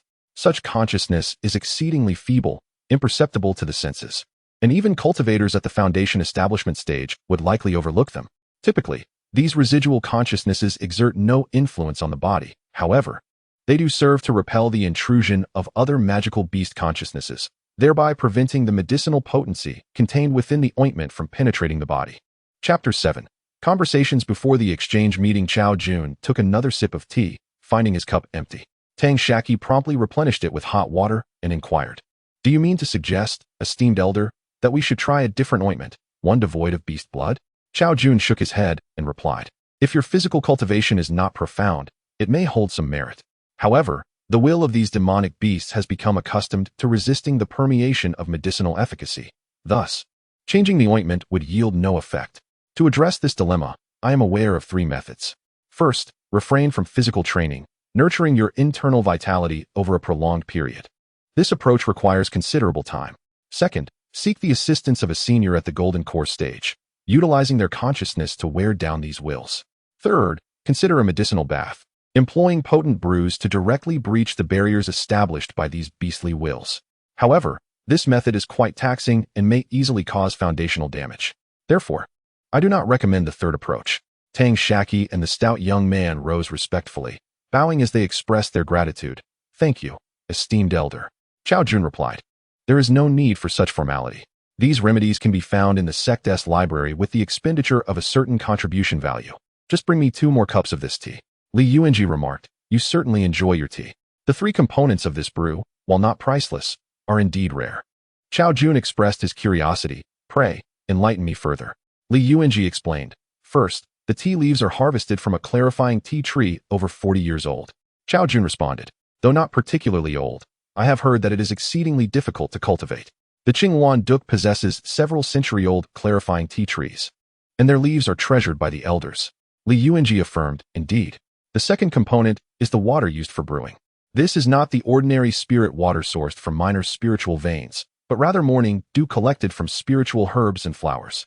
Chao Jun remarked, "Such meticulousness explains the tea's refreshing and lingering flavor." Li Yuanji continued, "The rarest element is the last 2 drops added. Do you know what they are?" Chao Jun chuckled. "Brotherly, are you testing my knowledge? The final 2 drops of spiritual liquid are honey. While not exceedingly rare, we have encountered some in our tenure at the Qingwan Pavilion. Comparatively, the tea leaves are indeed more uncommon." Li Yuanji exclaimed, "Oh, by consuming this exquisite concoction, you have squandered its value. This is not mere honey from ordinary spirit bee colonies, but royal jelly produced by a colony led by a first-level perfected queen, the golden-winged purple bee. Did you not notice how distressed junior brother Yuan appeared? Though the little vial contains only half a gene, he is likely troubled by what to offer in exchange with young Tang." Chao Jun mused, "The golden-winged purple bee is indeed the pride of the Lingding sect, possessing immense potential, comparable to our Qingwan Duk's spiral shell bee and the Beastmaster sect's crimson origin bee. Other sects may have spirit bees, yet their queens stagnate at the 4th level peak without further advancement. Several other establishments have sought to procure bee species from our Qingwan Duk, Yet it seems they have consistently failed to cultivate them beyond the second tier. Brother Yuan, do not clutch that vial so tightly. Allow me to indulge in a couple more drops to savor the taste. Upon saying this, I turned to solicit the opinion of Tang Shaqi. Cousin Tang, do you have any objections? Tang Shaqi readily nodded in agreement. Observing this, Chao Jun lifted his teacup and swallowed the tea that had been steeped for the second time. Along with the tea, the leaves also found their way into Chao Jun's mouth, which he chewed and swallowed. Li Yuangi and Yuan Guoxiang were still savoring their first brew, yet to finish.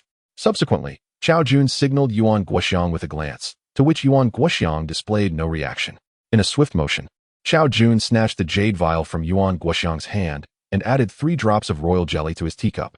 Realizing what had transpired, Yuan Guoxiang's expression reflected his dismay as he reclaimed the jade vial, exclaiming, "Consuming it this way is a waste of a precious resource. With just these 3 drops of royal jelly, I could refine at least 1 mid-tier pill. Such a small amount is of little benefit to you." Chao Jun retorted, "Why concern ourselves with that? If it's delicious, that suffices." The owner isn't distressed, so why should you be, Brother Yuan? Cousin Tang, please add a bit more tea leaves and water for Uncle. Tang Shaqi promptly added a few more tea leaves to Chao Jun's cup, along with some water. At this moment, Yuan Guoxiang raised the jade vial and remarked, "Cousin Tang, you see, half a pound of first-tier royal jelly contains approximately 32 drops. Half a pound, which is equivalent to 8 ounces, can increase the success rate of refining mid-tier pills by 10% and enhance their quality. There should be around 23 or 24 drops left in the vial. I won't take advantage of you. I propose a trade of 2 mid-tier pills in exchange for it. What do you think?" Tang Shaqi turned his gaze towards Li Yuangi, who responded, "You need not seek my approval. If you wish to trade, then proceed. Brother Yuan is a renowned alchemist in our Yaofeng, and many of the pills I possess have been exchanged from him. If you seek anything specific or foresee a need in the future, feel free to negotiate directly with Brother Yuan." Yuan Guoxiang added, "Indeed, you may openly request any mid-tier pills." Understanding Li Yuangi's implication, Tang Shaqi was also willing to negotiate. He then stated, "Since the esteemed elder has a need, I agree to the exchange. I do have some modest requests." Realizing that Li Yuangi had set him up, Yuan Guoxiang attempted to prevent Tang Shaqi from continuing. But Tang Shaqi seized the opportunity and continued, "I require 2 vials of Qihua Yuan Dan. The Yuan Dan is a pill commonly utilized by foundational stage practitioners to assist in their cultivation. In the realm of mid-tier pills, it holds considerable value.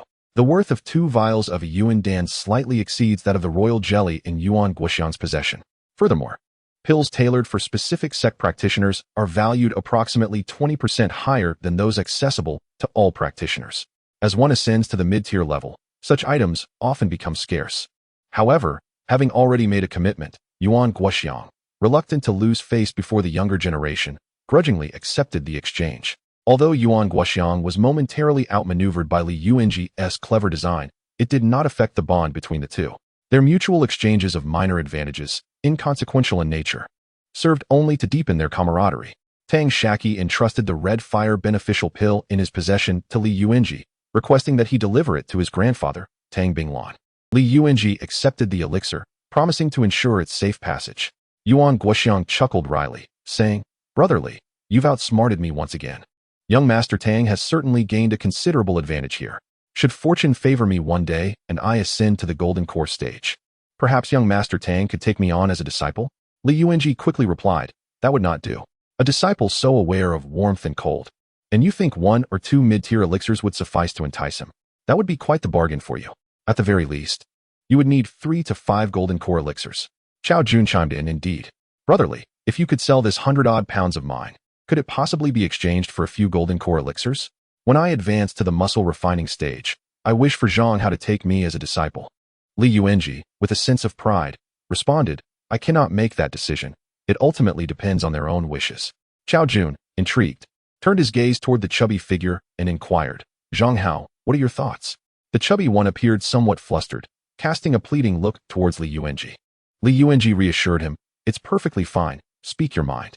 A cultivator in the mid-foundation establishment stage, having perfected the body refining realm, would find it beneath him to confront a junior. Upon hearing this, the chubby one asked, "May I inquire if the esteemed elder is skilled in artifact crafting?" Chao Jun replied honestly, "I am not." The chubby one then earnestly asked, "Could I perhaps have 2 masters? One to teach me body refinement, and another to instruct me in artifact crafting?" Chao Jun explained, "You may seek guidance from many, but a disciple can have only one master. The chubby one continued. If I agree, would that mean I would become a disciple immediately? Or is there more to it? Xiao Jun clarified, not quite. In the Qingyuan duel, you must first become an elite disciple, which means reaching the foundation establishment stage in qi cultivation or the body refining realm to qualify for apprenticeship. Furthermore, I must attain the golden core stage or the muscle refining realm to be eligible to take disciples. Li Yuanji added, in essence, it is merely an expression of intent to accept disciples. It will take at least 20 years for you to become elite disciples at the foundation establishment stage. What may transpire in those 20 years is uncertain. Of course, breaking through to the golden core or muscle refining stages is no trivial feat. Among the thousands within our sect at the foundation establishment or body refining stages, only a little over 100 have reached the golden core or muscle refining stages. This is primarily due to their significantly longer lifespans, having accumulated experience over the years. Yuan Guoxiang then remarked, it's entirely possible that by that time, your cultivation may surpass ours. Such occurrences are not uncommon in the world of cultivation. Xiao Jun chuckled. Others struggle to break through due to a lack of resources. However, Master Yuan, your situation is different. Your master is the younger brother of our Medicine Peak S leader, who has no disciples of his own. You are essentially the young master of our Medicine Peak, and in a few years, you may very well become the chief of Medicine Peak. Hence, there is no need to worry about resources. Yuan Guoxiang remarked, you are aware that I have senior brothers above me and junior brothers beneath me. Although my master holds a fondness for me, fairness must prevail. However, your situation is quite different. You are the sole pillar under your master. Thus resources will naturally be inclined towards you. Li Yuanji interjected, let us not dwell on such matters. What cultivator does not aspire to elevate their cultivation and prolong their lifespan? The primary herbs required for concocting the golden core can also be utilized for crafting moon-tier elixirs, which even our master finds difficult to acquire. Our respective masters can only lend a helping hand, unless, of course, you possess a master of the nascent soul stage. Otherwise, why should we forsake the Qingyuan Duqi and remain stationed at various Qingyuan pavilions, if not to gather spiritual herbs? It is worth noting that you, junior brother Yuan, are in a relatively better position, as your master is a high-ranking alchemist. Yet, considering his longevity, he has a multitude of younger disciples, not to mention your senior brothers, each of whom is no less formidable. If you have not been by his side for an extended period, you may have already fallen out of favor. Chapter 8. Exchanging high-grade valley seeds. After Li Yuanji made this statement, a profound silence enveloped Xiao Jun and Yuan Guoxiang, and the topic was not revisited. Subsequently, several foundation establishment cultivators entered the formation and approached Li Yuanji and his companions, greeting them amicably. Li Yuanji lowered the spiritual energy shield and, alongside Yuan Guoxiang and Xiao Jun, introduced the outer sect disciples who had accompanied them to the foundation establishment cultivators. The outer sect disciples, including Tang Shaqi and the others, respectfully saluted these foundation establishment cultivators, who were primarily from Yaofeng. Most of the arriving foundation establishment cultivators donned garments marked with the emblem of the Qingyuan Duke, although a few belonged to other sections. As time progressed, more foundation establishment cultivators entered the venue. The outer sect disciples at the qi refining stage were confined to the front 25 areas. As the clock struck midnight, approximately 200 foundation establishment cultivators gradually filled the hall. The cultivator who had arranged the formation stepped forward, prompting the previously animated crowd to fall silent and focus their attention on him. It was evident to all that the exchange meeting was about to commence. Once the crowd had settled, the arranging cultivator addressed them. Welcome, fellow cultivators, to this exchange meeting. The rules remain consistent with previous gatherings, and I shall refrain from reiterating them, as I trust you are all familiar with them. Now, I hereby declare the exchange meeting officially open. Upon concluding his remarks, the first cultivator from the leftmost area of the first row ascended the platform, brandishing a shimmering blue spirit weapon sword.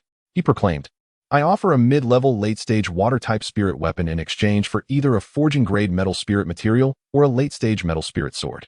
The hall fell into a hushed stillness as the exchanging cultivator continually nodded and shook his head, simultaneously murmuring incantations, clearly employing the technique of sound transmission. After a brief interval, another cultivator approached the platform.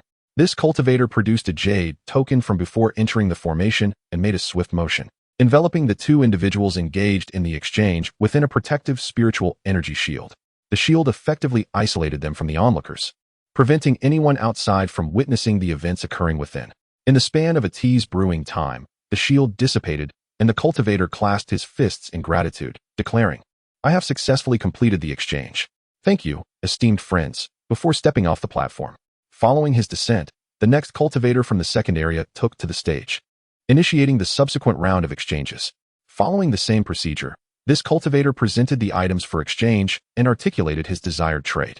Interested cultivators below engaged in mental communication to reach a consensus. Once an agreement was established, they would ascend the platform for verification. Upon confirming the accuracy of the items, the exchange was swiftly completed, ensuring efficiency while safeguarding their assets. More cultivators continued to enter the formation, taking their seats in an orderly fashion to participate in the exchange meeting. However, the majority of the later arrivals were cultivators from outside the Qingwan Duk, drawn by the news of the gathering. Soon, it was Chao Jun's turn. He produced a 4th-level Earth-type demon beast's inner core, seeking to exchange it for high-grade flesh or high-level spiritual rice, commodities that were always in high demand among body-refining cultivators. Chao Jun shook his head repeatedly on the platform, ultimately failing to complete the exchange and descended in disappointment. Li Yuanji then took the stage, presenting a selection of premium spiritual herbs, hoping to trade them for additional herbs used in the refinement of golden core elixirs. He presented a total of 7 varieties of exchangeable elixirs, yet ultimately succeeded in trading only 3. Yuan Guoxiang took the stage, producing a selection of elixirs and pills, intending to exchange for the remaining elixirs that Li Yuanji had not yet acquired. Tang Shaqi suspected that the two had likely been in communication, collaborating to gather and refine the elixirs necessary for concocting the golden core, and would subsequently share the profits after the process. In the end, Yuan Guoxiang managed to exchange for merely 1 elixir.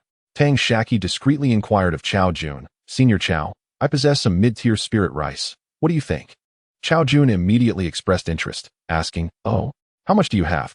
What would you like to exchange for?" Tang Shaqi replied, "Approximately 120 pounds. I would like to exchange it for some high-tier spirit grains." Chao Jun explained, "The value of 100 pounds of mid-tier spirit rice is roughly equivalent to 1.5 pounds of high-tier spirit rice, which translates to only 2 pounds of high-tier spirit grains. The benefits derived from that quantity would not match the effectiveness of over 100 pounds of mid-tier spirit rice. Are you certain you wish to proceed with the exchange?" Tang Shaqi resolutely affirmed, "Let us proceed. I will retain about 20 pounds of mid-tier spirit rice, which should suffice for my needs until I reach the refining body stage. Initially, I was unaware of our family's shortcomings in physical cultivation and did not request high-tier spirit grains from the clan. I aim to incorporate high-tier spirit rice into my spiritual meals, thereby accelerating the enhancement of my internal vitality and ultimately rectifying the deficiencies in my physical cultivation." Upon hearing this, Chao Jun became animated, grasping Tang Shaqi's hands and exclaiming, "Nephew, your words ring true. Your family truly has access to high-tier spirit grains. What is the specific quantity?" Tang Shaqi responded, "I am not entirely certain. However, I have a great uncle at the Danding sect, who is a consummate foundation establishment cultivator. While attending to their elders during discussions, I overheard that my great uncle possesses a batch of high-tier spirit grains." Chao Jun eagerly urged, "Do you have a means of communicating with your clan? Please inquire what your great uncle requires in exchange for those high-tier spirit grains." Tang Shaqi assured, "Of course. Once the inner sect disciple selection is complete, I will inquire for you. However, it may take a few days. For now, let us focus on the present and complete our current exchange." Chao Jun replied, "That is acceptable. I am not in a great hurry. I still have some stock on hand. Even if I exchange for your mid-tier spirit rice, I can manage for a while. You, however, seem more pressed for the exchange. So let us proceed." With that, Chao Jun retrieved a jade box from his storage pouch. Upon opening it, a fragrant aroma of grains wafted forth. Tang Shaqi beheld grains the size of plums, nestled within the jade box, their golden skins tantalizingly appealing. There were only about 40 to 50 pieces within the box. With a pained expression, Chao Jun sifted through the contents, ultimately selecting 6 high-tier spirit grains to present to Tang Shaqi. Upon receiving these 6 grains, Tang Shaqi estimated their weight to be around 2 pounds and 1 ounce. In truth, the jade box contained several smaller pieces. It appeared that Chao Jun intended to encourage Tang Shaqi to assist him earnestly by offering a small incentive, revealing a meticulous nature beneath his seemingly rugged exterior. Those who can cultivate to such levels are not to be underestimated. Every word and action is laden with intention. Should anyone truly perceive Chao Jun as merely a brawny simpleton, they would inevitably find themselves the fool. Tang Shaqi, too, retrieved a jade box from his storage pouch, containing 120 pounds of mid-tier spirit rice. He handed the jade box to Chao Jun, who accepted it, opened the lid for inspection, and subsequently stored it in his own pouch. Tang Shaqi then produced an empty jade box from his storage, carefully placing 6 grains of spirit rice into it before securing it back in his pouch. In reality, 2 pounds of high-tier spirit rice, once the husk is removed, yields only 1 pound and 2 taels of edible rice. Even the husks of lower-tier spirit rice possess a certain amount of essence and spiritual energy, which can be consumed to replenish vitality, albeit not as abundantly as spirit rice itself. Thus, the husks hold a degree of value. Xiao Jun surmised that Tang Shaqi's choice to trade spirit grains instead of directly exchanging spirit rice was undoubtedly aimed at utilizing the husks. After all, high-tier spirit rice was too advanced for Tang Shaqi at this juncture, risking wastefulness. By grinding the spirit grains along with the husks and incorporating a measured quantity into the preparation of spirit food, a significant replenishment of vitality could be achieved without waste. This would be particularly beneficial for Xiao Pang, who was encountering a bottleneck in his physical cultivation, as it would bolster his internal vitality and conserve considerable time in breaking through. Unbeknownst to him, Tang Shaqi's true intention behind exchanging the grains was not to create spirit food, for he had yet to reach that level of cultivation. As for Xiao Pang, he currently had ample time and was not in a rush to enhance his physical cultivation. With sufficient mid-tier spirit rice at his disposal, his progress would not lag significantly. The crux of Tang Shaqi's exchange for high-tier spirit grains lay in acquiring the seeds of such grains. Spirit rice is not solely sought after by physical cultivators. It also serves the needs of chi cultivators. Regular consumption can improve one's constitution and facilitate cultivation without the risk of pill toxicity. In fact, Tang Shaqi could obtain these seeds from the administrative hall of the Qingwan Dual Tower. However, at present, he lacked the sect contribution points necessary for such an exchange. To earn points merely for a few grain seeds would inevitably delay his own efforts in cultivating high-tier spirit grains. In truth, Tang Ming possessed no high-tier spirit grains. It was all a fabrication by Tang Shaqi. Initially, he had merely coveted the monster core in Xiao Jun's possession, but seeing Xiao Jun's intense concern for high-tier spirit grains, he deduced that such grains were indeed a strategic resource within the Qingwan Dual Tower. Should he succeed in rapidly maturing a substantial quantity of high-tier spirit grains, he would undoubtedly be able to barter for a wealth of other cultivation resources. Moreover, spirit grains are not as scarce or sensitive as medicinal herbs or elixirs. Their origins are easily explainable, and they can be traded with relative ease. The exchange continued, and once all the leaders from the first row of 25 areas had showcased their treasures and completed their trades, the second row, designated as Area 1, proceeded to present their items for exchange. Each practitioner's displayed treasures were rare and coveted, eliciting palpable envy from Tang Shaqi and his companions behind Li Yuangi. Even Li Yuanji, Yuan Guoxiang, and Xiao Jun frequently took action, successfully completing several exchanges to acquire their coveted possessions. Each cultivator required a considerable amount of time to conduct their transactions on the stage. Tang Xia estimated that it must have been around the hour of high on the first day of August. Casting a glance back, he noted that the newly ascended foundational cultivator occupied the area numbered 124. Subsequently, 2 more foundational cultivators joined the stage, and after their exchanges were concluded, the cultivator who had initially set up the formation announced the end of the exchange event. With a graceful gesture, he gathered the formation bases that continuously fell into his hands. The foundational cultivators who were unable to showcase their treasures behind him displayed no signs of discontent. Once the formation was collected, they departed one by one. Chapter 9. Before the assessment after the exchange meeting concluded, Tang Shaqi and his 2 companions followed Li Yuanji back to their respective thatched huts in their designated area. Lu Gang and his companion had already returned to their own hut. Tang Shaqi observed that they had also attended the exchange meeting, but they had departed early, leaving with only a quarter of an hour remaining before the midnight hour on the 2nd day of the 8th month. Arriving at the thatched hut located in the registration area for the Golden Sword Workshop, Wang Xiaoxing and Lu Gang instructed the remaining 497 outer disciples to line up according to their cultivation levels. Among them, Wang Xiaoxing stood in front of a select group of outer disciples who would participate in the final assessments of alchemy, talismans, formations, and artifacts. Lu Gang positioned himself before the majority of the remaining outer disciples, some of whom believed they could not pass the assessments in alchemy, talismans, formations, and artifacts, and were preparing to opt for an alternative assessment method. Upon returning, Tang Shaqi, Little Fatty, and Tang Lusha quickly made their way to stand behind Wang Xiaoxing and joined the queue. Li Yuanji took his place in front of Wang Xiaoxing and Lu Gang. With still a cup of tea's worth of time remaining before midnight, Li Yuanji addressed the assembly. This assessment will be led by my esteemed junior brothers, Wang Xiaosheng and Lu Gang. There is no need for anxiety. Simply showcase your true abilities. However, this assessment will be particularly intense, and it is inevitable that some disciples may meet with misfortune. All of you are individuals I brought from the Golden Sword Workshop, and I personally hope for your safety. If anyone wishes to remain an outer disciple for the rest of their lives, you may step forward and opt out of the assessment, though this will forfeit your opportunity for advancement to the inner sect. This latter statement was particularly directed at the outer disciples standing behind Lu Gang. Most of them had emerged from the Qingtao mountain villa, their resolve remarkably steadfast. Even those few with singular spiritual roots chose not to withdraw. Whether their determination stemmed from their unwavering hearts or from a sense of pride remains ambiguous. As the clock struck midnight, two magnificent ships emerged above the crowd, resplendent as treasures of the highest caliber. A flash of spiritual light heralded the simultaneous appearance of 25 luminous stairways, descending into 25 designated areas. Lu Gang led the majority of the outer disciples up the luminous stairway to the ship on the left, while the remaining outer disciples followed Wang Xiaosheng onto the smaller vessel on the right. In but a moment, all had boarded the smaller ship. Only the heads of the 25 registration points remained in the area designated for the outer disciples.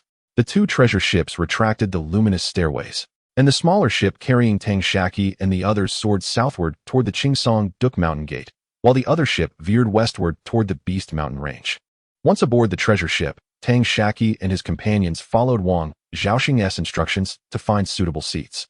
Tang Shaqi noted that aside from being slightly larger and possessing a more potent fluctuation of spiritual energy, this treasure ship bore little difference from the spiritual vessels they had traveled on from the Golden Sword Workshop. After ensuring the group's comfort, Wang Xiaosheng proceeded to register their identity tokens, meticulously recording their information before delivering it to a cultivator stationed at the bow of the ship. By the time they concluded these tasks, the treasure ship had already descended to its destination, landing gracefully. Stepping off the vessel, Tang Shaqi found himself standing on a ground paved with square stone bricks, each measuring 3 feet across, surrounded on all sides by towering stone walls. Each wall is adorned with a row of secret chambers, above which are intricately carved 4 characters: Dan, Fu, Zhen, and Qi. Each stone door to the chambers bears a number, and before each door stand 2 disciples of the Qinghuan Douqiao, both in the Qi refinement stage. One disciple holds a tray, upon which rest 2 jade slips, while the other stands empty-handed. The outer door disciples, selected from 25 zones, form a line behind their respective team leaders, all Foundation establishment cultivators. A venerable elder, his hair entirely white, approaches the assembly. Once all are lined up, he speaks. All participating outer door disciples, please present your identity jade tokens. Your examination numbers have been inscribed upon them. Though the elder's voice is not loud, it resonates in each individual's ear. All participating outer door disciples retrieve their identity jade tokens and discover their examination numbers, craning their necks to swiftly locate their corresponding examination areas among the 4 walls. Tang Shaqi's examination number is Dan 4, situated directly behind the white-haired elder. In the 4th chamber from the left, all present are accomplished cultivators, their vision surpassing that of ordinary folk. In no time, they identify their respective examination areas and then redirect their focus to the elder. Now, affix your identity jade tokens, the elder instructs. The outer door disciples obediently attach their tokens to their waists, some adjusting their garments. The elder continues, aside from your commonly used tools, no items related to the examination, including spatial storage devices, may be brought into the examination area. They must all be placed in the tray of the disciple at the front of the examination area. All necessary materials will be provided by the sect. Each disciple's tray will contain a blank jade slip for inscribing necessary materials, and another slip detailing the rules of your respective examinations. Now proceed to your examination areas and await the conclusion of the examination after completing your tasks within. With a wave of his hand, all participating outer door disciples make their way to the entrance of their designated examination areas. Seizing the moment, Tang Shaqi inquires about the examination numbers of Xiaopang and Tang Liashasha. Xiaopang's number is Qi 5, while Tang Liashasha's is Fu 3. Tang Shaqi recalls that Li Yuanji mentioned that the earlier 1's examination number, the greater the advantages within the examination. This has become an unspoken rule observed in past assessments. Tang Shaqi muses that the offerings he made have indeed yielded the desired effects. Arriving before his examination area, he glances at the 3 disciples whose examination numbers precede his. Among them is Yuan Yaosher, assigned to Dan 2. It is likely that Yuan Guoxiang has invested a considerable effort for his adopted son. It is noteworthy that Tang Shaqi had previously gifted 2 jars of fully matured golden-winged purple bee honey, each weighing 1 pound, roughly equivalent in value to the jar of royal jelly he exchanged with Yuan Guoxiang for the Qi Fire Yuan Dan. However, Tang Xia and his companions needed to attend to 3 individuals, while Yuan Guoxiang was solely responsible for the alchemist Yuan Yaoshi. Given the proximity of Yuan Yaoshi's examination number, it was likely that he had at least expended the cost of a mid-tier low-grade elixir. Upon arriving at the Dan 4 examination site, Tang Xia retrieved a fully perfected alchemical furnace from his storage pouch, alongside an array of instruments for processing spiritual herbs. He then placed his storage pouch and spirit beast bag onto the tray. As he prepared to enter the examination area, he took out 2 jade slips, but was halted by a disciple who was unarmed. The disciple said, "I apologize, junior brother, but according to protocol, I must conduct a search. It is my duty. I hope you do not take offense." Tang Xia spread his arms and replied, "Please proceed, senior brother." The disciple meticulously patted Tang Xia down, scrutinizing him thoroughly, leaving no minute detail overlooked. Anything emanating a spiritual energy fluctuation was required to be surrendered and placed into the disciple's storage pouch. Ultimately, only his clothing, shoes, and socks remained. His situation was fortunate. The assessment for weapon forging was even more stringent. The clothes and shoes worn by the chubby disciple were all magical artifacts, which provided not only additional benefits, but also the convenience of dust protection, eliminating the need for frequent washing. Even the spare items in his storage pouch were of artifact grade, nearly leaving the chubby disciple without any clothing for entry. Faced with this predicament, the searching disciple immediately sought advice from the white-haired elder, who ultimately permitted the disciple to enter the examination site clad in his magical attire, with the stipulation that everything would need to be documented. However, Tang Xia encountered a complication. He had not prepared an abundance of spirit beast bags. As Xiaomai had been nestled closely against his chest while he slept, he had not anticipated such stringent assessments, which even prohibited Xiaomai from entering the examination site. Tang Xia instructed Xiaomai to behave and remain still, advising it not to wander. He placed Xiaomai on the tray and addressed the disciple holding it, saying, "My spirit beast is rather timid. I would appreciate your supervision." The disciple nodded in agreement, though he said nothing further. Tang Xia then retrieved 3 qi nourishing pills from his storage pouch and placed them on the tray, which served as provisions for Xiaomai. The 2 disciples remained silent, but were inwardly astounded. This outer sect disciple participating in the assessment undoubtedly possessed considerable wealth, as he carried several spirit beasts with him and provided qi nourishing pills for their sustenance. Furthermore, the attire and accessories he wore exuded an intense aura of spiritual energy, explaining why he had been assigned to such a prominent examination site. Tang Xia first perused the regulations for the alchemical assessment. This examination lasted only 3 days, and each participating alchemist was required to select at least 3 types of mid-tier low-grade elixirs for crafting, with each type limited to a single set of materials. The specific scoring criteria were as follows. First, for every mid-tier elixir produced, if 3 pills were yielded, the base score would be 1 point. If fewer than 3, 1 point would be deducted. For any excess beyond 3, each low-grade pill would earn an additional point, each mid-grade 2 points, each high-grade 4 points, and each fully perfected pill 8 points. Outer sect disciples producing fewer than 3 pills would be required to compensate at 3 times the market value in spirit stones. Secondly, the assessment of disciples requires them to concoct more than 3 varieties of elixirs. For each additional mid-tier elixir produced, a basic score of 2 points is awarded if 3 or more pills are yielded. If fewer than 3, 2 points will be deducted. The other rules shall be consistent with the first stipulation. Thirdly, disciples are tasked with the extra challenge of crafting high-tier elixirs. A bonus of 5 points is granted for producing 3 or more pills. Conversely, failing to meet this threshold results in a deduction of 5 points. The remaining rules will align with the first and second stipulations. Fourthly, disciples must document the names and materials of the elixirs they intend to prepare in a blank jade tablet, with all materials limited to a single quantity. Should they successfully enhance the elixir formula, and if deemed to possess promotional value by the attending alchemists, a one-time bonus of 10 points will be awarded, along with a reward of 3 times the value in sect contribution points based on its merit. The elixir formulas are to be submitted by the Hour of the Dragon, with the alchemical process commencing at noon. Disciples who successfully refine 3 or more mid-tier elixirs will be directly promoted to inner disciples. The total value of the elixirs produced by each disciple will be assessed by the judges present, and all scores will be compiled to establish rankings. In the event of a tie, the rankings will be determined by the overall value of the elixirs created. The disciple ranked first will have their elixirs awarded directly by the sect, along with a reward of 3 times the value in sect contribution points. The second-place disciple will receive double the value, while the third-place disciple will be awarded an equivalent value in sect contribution points. Other inner disciples will only receive sect contribution points equivalent to the value of the elixirs for any quantity exceeding 3 pills. Chapter 10.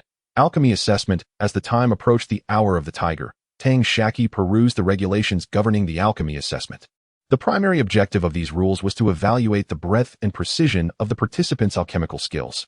The term breadth referred to the variety of elixirs they could concoct, while precision pertained to the success rate and quality of the produced potions. Tang Shaqi pondered 2 critical questions. First, how to categorize elixirs that fell between the early and mid-stage classifications. Should they be deemed early or mid-stage? Secondly, should he attempt to refine late-stage elixirs? It was known that successfully producing late-stage elixirs with a yield of 30% or more could significantly enhance his score. However, failure would adversely affect his ranking. The first question was easily resolved. Regardless of whether the elixirs were classified as early or mid-stage, he would compile a list of the elixirs he intended to create, along with the requisite spiritual herbs, for the judges to review. If approved, it would be splendid. If not, he would simply move on. Regarding the second question, after careful consideration, he concluded that he should indeed attempt to refine late-stage elixirs. His frequently concocted qi-nourishing pill had a yield of approximately 27 to 30%, meaning he could expect to produce at least 2 pills per batch. The possibility of achieving 3 was promising, thus, it was worth the risk. Tang Shaqi meticulously recorded the names of the mid-stage elixirs he could create onto a jade slip, appending the necessary spiritual herbs. In total, he listed 7 varieties, which encompassed the common mid-stage elixirs available on the market, including those that assisted in cultivation, healed internal injuries, treated external wounds, and restored magical energy. He also included the true qi pill, which lay between the early and mid-stage categories, the qi condensation pill, which fell between mid and late stages, as well as the late-stage recovery pill and qi-nourishing pill. After a thorough review, he found no errors and even had the audacity to add an extra herb to some of the formulas. Tang Shaqi handed the jade slip to a disciple standing at the entrance, who was empty-handed. As the hour of the dragon arrived, a disciple came to collect the jade slips. After submitting his slip, Tang Shaqi spent the time familiarizing himself with the geothermal flames in the alchemical arena. Truly, the alchemical chamber used for the Qinghuan Duk assessment boasted high and stable geothermal temperatures, making it far superior for alchemy and artifact forging compared to the flames on the Lei Qi slope. At the hour of the snake, the disciple at the entrance tolled the bell. Tang Shaqi emerged from the Danci alchemy room, where the disciple held a tray containing a jade slip and a storage pouch embroidered with the insignia of Danci. The disciple announced, "The storage pouch contains the spiritual herbs approved for your requested elixirs. This jade slip is the catalog of your requested herbs. Please verify that the catalog is accurate." Holding the jade slip, Tang Shaqi examined the contents and discovered that the additional herbs he had included had been entirely omitted. A note indicated that if any of the discarded herbs served a unique purpose, one could apply for them again. Tang Shaqi had approached this endeavor with a mindset of experimentation. The inclusion of an extra herb or 2 for each elixir could accumulate, thereby granting him additional materials for refining qi-nourishing pills. It appeared that the Qinghuan Duk had summoned seasoned alchemists specifically for this assessment, to scrutinize the spiritual herbs requested by the external disciples, ensuring that any contraband was thoroughly eliminated. As noon approached, the voice of the white-haired elder resonated through the various chambers. "Now, all of you, step outside and stand at the entrance of your respective examination halls. I have a few words to share before the assessment begins." One by one, the outer disciples participating in the evaluation emerged from their chambers, positioning themselves at the entrance. The elder's voice rang out once more. "At the time of material declaration, any instance of concealed intentions without justifiable reasons has been duly recorded, and a point will be deducted immediately. That is all. Swiftly collect your materials and commence the assessment." Tang Shaqi, upon hearing this, could not help but smile wryly, realizing that many aspects were not explicitly stated in the rules, yet still constituted part of the evaluation. He glanced at his peers, most of whom wore expressions of distress, likely contemplating ways to exploit loopholes, unaware that they were stepping into a trap. He then turned his gaze towards the chubby disciple and Tang Liashasha. Their eyes met, and he saw the same bitter expression reflected in the chubby disciple's face, indicating he too had entertained dubious thoughts. They exchanged a glance of mutual encouragement. In contrast, Tang Shaqi remained composed, directly taking the storage pouch from the disciple's tray and entering the examination hall. Not wishing to delay, Tang Shaqi knew he had to refine 11 batches of elixirs within 3 days. Although each batch varied, the overall workload was manageable. The complexity lay in the meticulous processing of the various materials. He began by extracting all the spiritual herbs from his storage pouch, performing a preliminary treatment on each. Some were sliced, some cut into segments, others ground or boiled. He then arranged the herbs according to the recipes, placing them in positions that suited his workflow. Finally, he set up the alchemical furnace, igniting the ground fire in preparation for elixir refinement. Prior to beginning, Tang Shaqi had contemplated the sequence of refining the elixirs. Ultimately, he resolved to tackle the less certain concoctions last, starting instead with the most assured, the true qi pill. The others would follow, arranged from easiest to most challenging based on his usual practice. There were 2 reasons for this strategy. First, the true qi pill had the lowest refining difficulty among the 11 elixirs and yielded the highest success rate for him, thus serving as a confidence booster. While most others would achieve the highest yield with the least difficult elixirs, Tang Shaqi was an exception. He found that his success rate improved with the more challenging concoctions. Among these 7 mid-tier elixirs, the most complex to produce was the qi-gathering pill. Tang Shaqi's family was prosperous, requiring him to support his own cultivation, provide for the spiritual beasts, and assist his peers like the chubby disciple in their training. Most of his resources stemmed from his alchemical endeavors. The qi-gathering pill, being a potent elixir for enhancing cultivation, posed significant challenges in its production, yet it was in high demand among cultivators. This scarcity in the market meant it could be exchanged for a greater quantity of spirit stones. Consequently, Tang Shaqi frequently refined such elixirs, resulting in a naturally higher yield. By scheduling the qi-gathering pill for later in the process, he could gradually adapt to the increasing difficulty of the refinement, while also maintaining a steady rhythm. He activated the spiritual energy barrier within the assessment hall, creating a sanctuary that isolated the entire chamber from the external world. Apart from his own breath and heartbeat, not a single sound could be heard. After a moment of quiet reflection, Tang Shaqi restored his inner peace, casting aside the negative emotions that had briefly clouded his mind. In the past, he would have first sipped a calming tea to soothe his spirit. Now, fully immersed in the art of alchemy, Tang Shaqi's expression sharpened with focus. His movements were precise and fluid, akin to a masterful performance of art. Once in the zone, he became utterly absorbed, and before long, the fragrant aroma of elixirs filled the air as he successfully concocted a batch of true qi pills. During his time at the Tang sect, Tang Shaqi had achieved a success rate exceeding 80% in producing these pills. As he lifted the lid of the furnace, 8 perfectly round pills rested at the bottom, 2 of superior quality, 3 of medium quality, and 3 of inferior quality. Tang Shaqi felt a sense of satisfaction. He had made no mistakes, demonstrating his usual proficiency. He retrieved a pill bottle from his storage pouch, already inscribed with the words True Qi Pill. For the 11 varieties of pills he had applied to concoct, he possessed 11 jade bottles, each meticulously labeled to correspond with the names of the pills.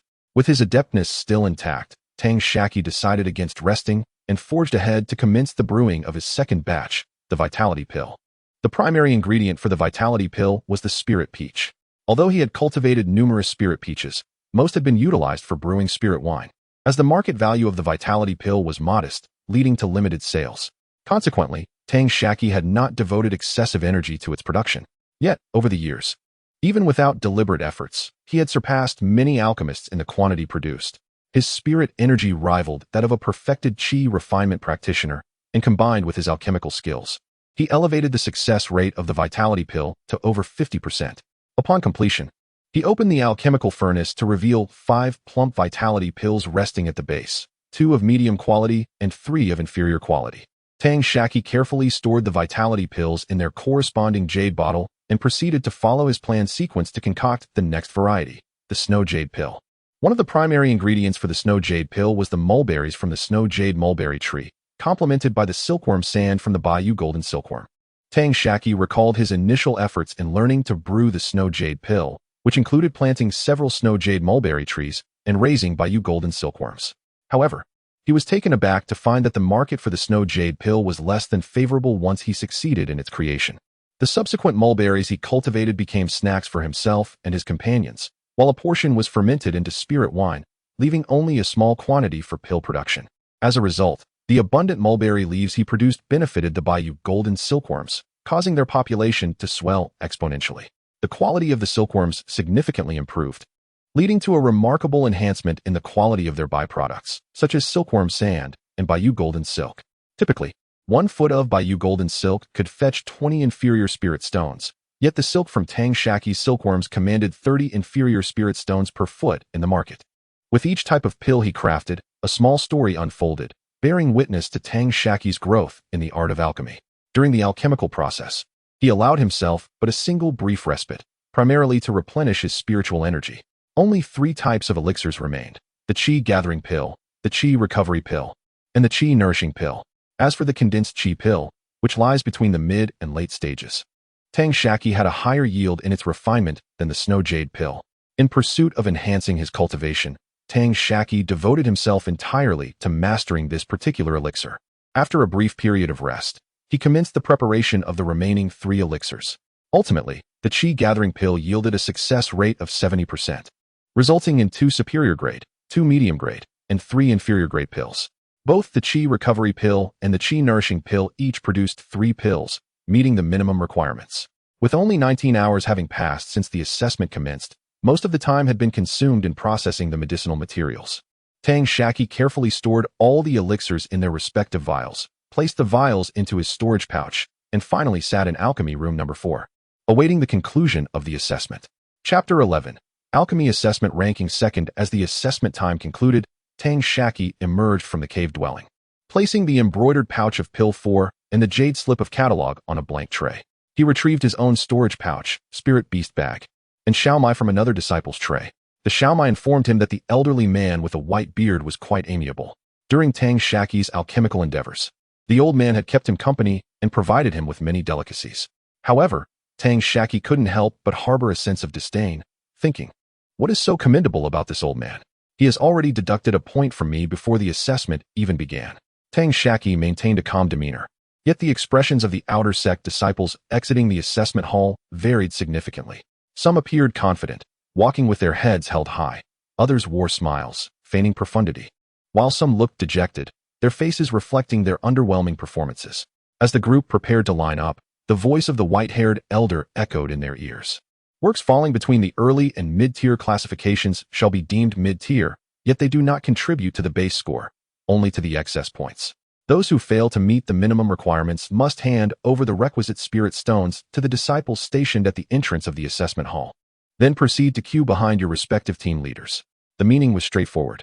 Taking Tang Shaqi's true Qi pill as an example, he had successfully refined 8 pills, 3 of which were of inferior quality and thus would not be scored. To attain a genuine mid-tier pill, he would need to earn a base point. He could only receive points for the excess above the minimum. However, he had produced more than 3 types of pills, and the true Qi pill could be categorized among them, allowing him to earn 2 base points for the others. For those who could only refine 2 types of mid-tier pills, achieving a success rate of over 30%. If they successfully concocted a pill that fell between the mid and late tiers, they would also meet the minimum requirements. The scene was tumultuous, with some disciples even bargaining with those at the entrance. Observing the commotion, the elder scoffed and declared, "Complete your lineup within 10 breaths." This prompted those outer sect disciples who had not met the minimum requirements to hasten their calculations significantly, with many completing their lineup within 3 breaths. Tang Shaqi noted that among those remaining for the formation assessment, only 7 were left. His own pill assessment group had 11 disciples. The weapon refinement group, represented by the chubby ones, had 13, while the largest contingent was the talisman assessment group led by Tang Luxia, with as many as 23 disciples. Once again, the voice of the white-haired cultivator resonated. "Congratulations to those disciples who have not lined up. You have successfully become intersect disciples of the Qinghuan Duke. Now, stand 3 feet to the right of the disciples holding your assessment results." As soon as the words were spoken, the disciples holding trays with Tang Shaqi's assessment results lined up according to alchemy, talismans, formations, and weaponry, positioning themselves to the left of the failed outer sect disciples, maintaining a spacing of 3 feet in front and back, and a distance of 1 yard to either side, with the order determined by their assessment numbers. Tang Shaqi took his place beside the disciple at the front of his assessment group, who was identified as Pharmacist Yuan from the 2nd pill assessment. The outer sect disciple from the 3rd pill assessment, having failed, stood behind their team leader, as Tang Xia and the others stood firm.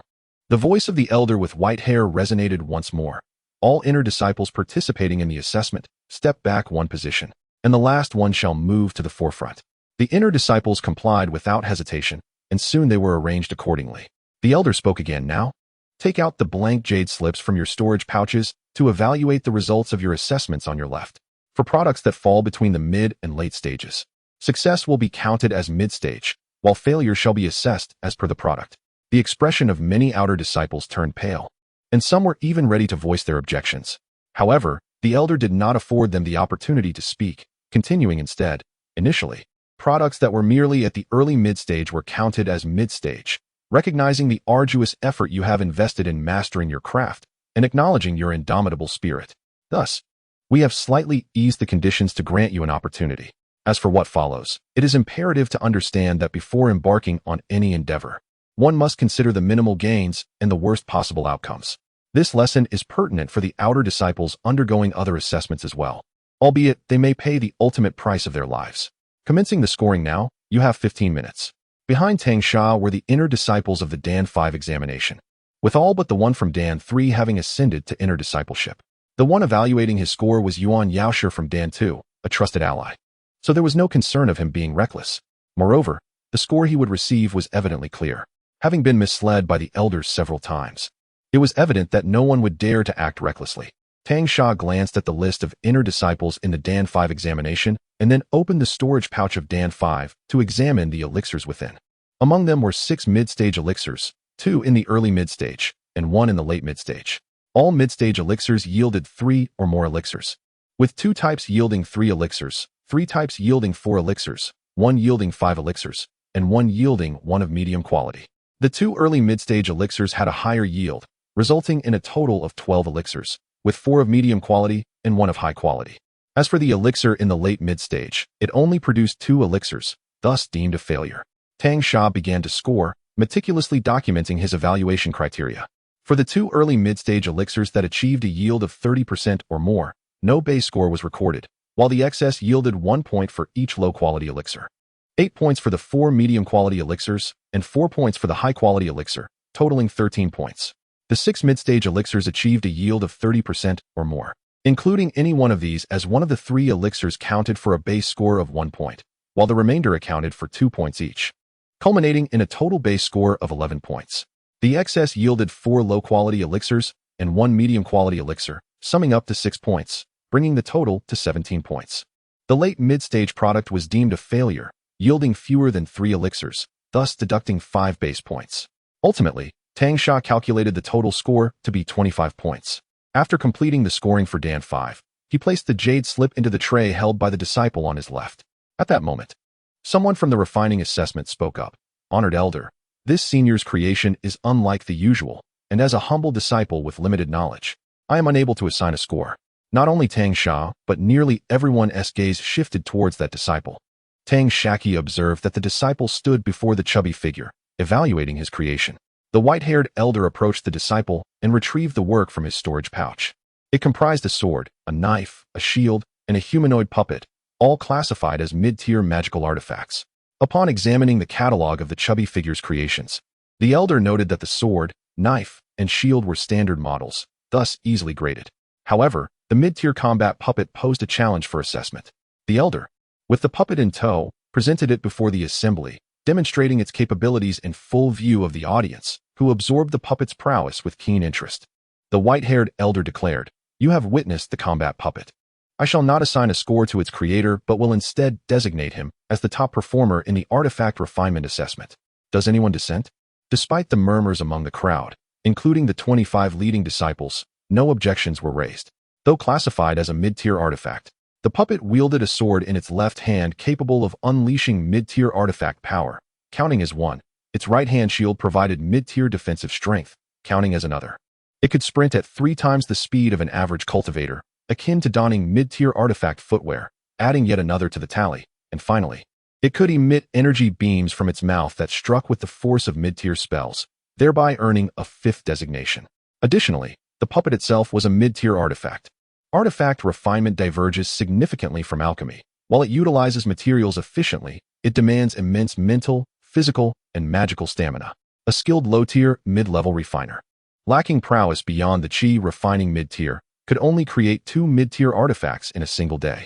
The chubby figure utilized materials equivalent to crafting 3 standard mid-tier artifacts, yet produced a creation tantamount to 5 mid-tier artifacts, earning his rightful place at the top. He suppressed his elation, for had he been at La Chipa, he would have likely leaped for joy. Instead, he cast grateful glances towards Tang Shaqi, recognizing that without the elder's generous provision of over 60 years' worth of spiritual wood for practice, he would not have succeeded in refining the puppet for this assessment. The white-haired elder continued, "Excellent. Now, all inner disciples should return to their respective creations and review their scores for any discrepancies." Tang Shaqi glanced at the jade slip, noting that the score assigned by Master Yuan was precisely as he had predicted, 84 points. He promptly returned the slip to the tray. After reviewing their scores, the assembly unanimously expressed satisfaction. The elder proclaimed, "Since there are no objections, present all assessed disciples' works and scores. My fellow leaders, and I will directly rank you based on your scores and the value of your creations."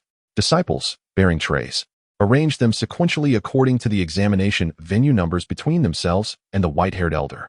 The elder remarked, "Leaders, please compile their rankings.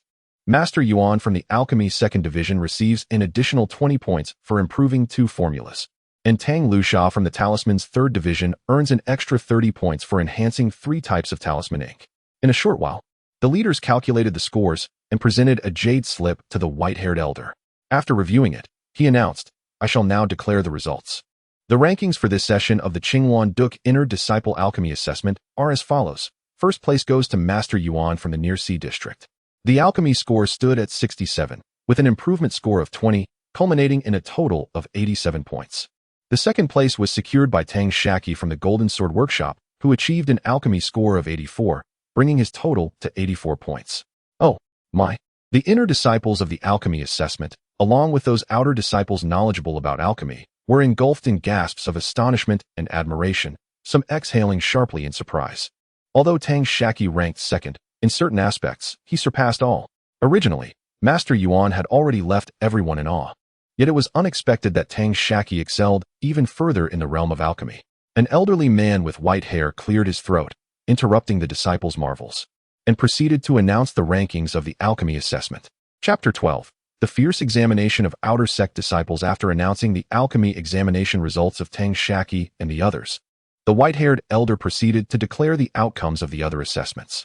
Aside from Tang Shaqi's rather remarkable performance in alchemy, the results of the remaining examinations were deemed quite standard. The chubby disciple secured first place in the artifact forging assessment without accumulating any scores. Mo Jiaxing, a talent nurtured by the renowned Mo family of artifact forging, achieved an impressive second place. Had it not been for the chubby disciple's exceptional skill, the first position would undoubtedly have belonged to Mo Jiaxing. Tang Lusha also excelled, claiming first place in talisman crafting with a score exceeding that of the second place by 16 points. Jin Jianfang gained notable recognition, producing first-place winners in both talisman crafting and artifact forging, alongside 2 second-place finishes in alchemy and artifact forging. The team leaders were all aware of the individual responsible for Jin Jianfang's success, and they collectively admired Li Yuanji's fortunate circumstances. The white-haired elder continued, stating, "Regarding the distribution of contribution points for the inner sect disciples, these will be allocated to your respective identity tokens after the values have been calculated. Now, I would like to inquire of Yuan Shi from the Coastal Pavilion and Tang Lusha from Jin Jianfang. Your formulas have now been recorded by the sect, and you have 2 options. The first is a direct buyout by the sect, after which the management of the formulas will be the sect's responsibility. The second option is a profit-sharing model, where for every individual who exchanges it, the contribution value earned will be split evenly with the sect. Should you choose the second option, you cannot revert to the first. Furthermore, upon your passing, the formulas will belong entirely to the sect." Both individuals expressed their willingness to proceed with the first option. The elder then asked, "Zhang Hao, are you willing to contribute the crafting blueprints of this combat puppet to the sect?" The chubby disciple glanced at Tang Shaqi, who nodded in acknowledgement, but unexpectedly, he outright declined. "The blueprints for this combat puppet do not belong to me. They are the property of my family, the Tang clan. I lack the authority to share these blueprints with the sect, and I hope you can understand, esteemed elder." Seeing this, the white-haired elder responded, "Very well. If that is the case, we shall leave it at that. Everyone, please return to your respective team leaders and gather at the designated points. Further arrangements will follow. Disperse." The group returned to their respective leaders, and the magnificent treasure ship reappeared above them. The disciples ascended the spirit power staircase onto the vessel and settled in.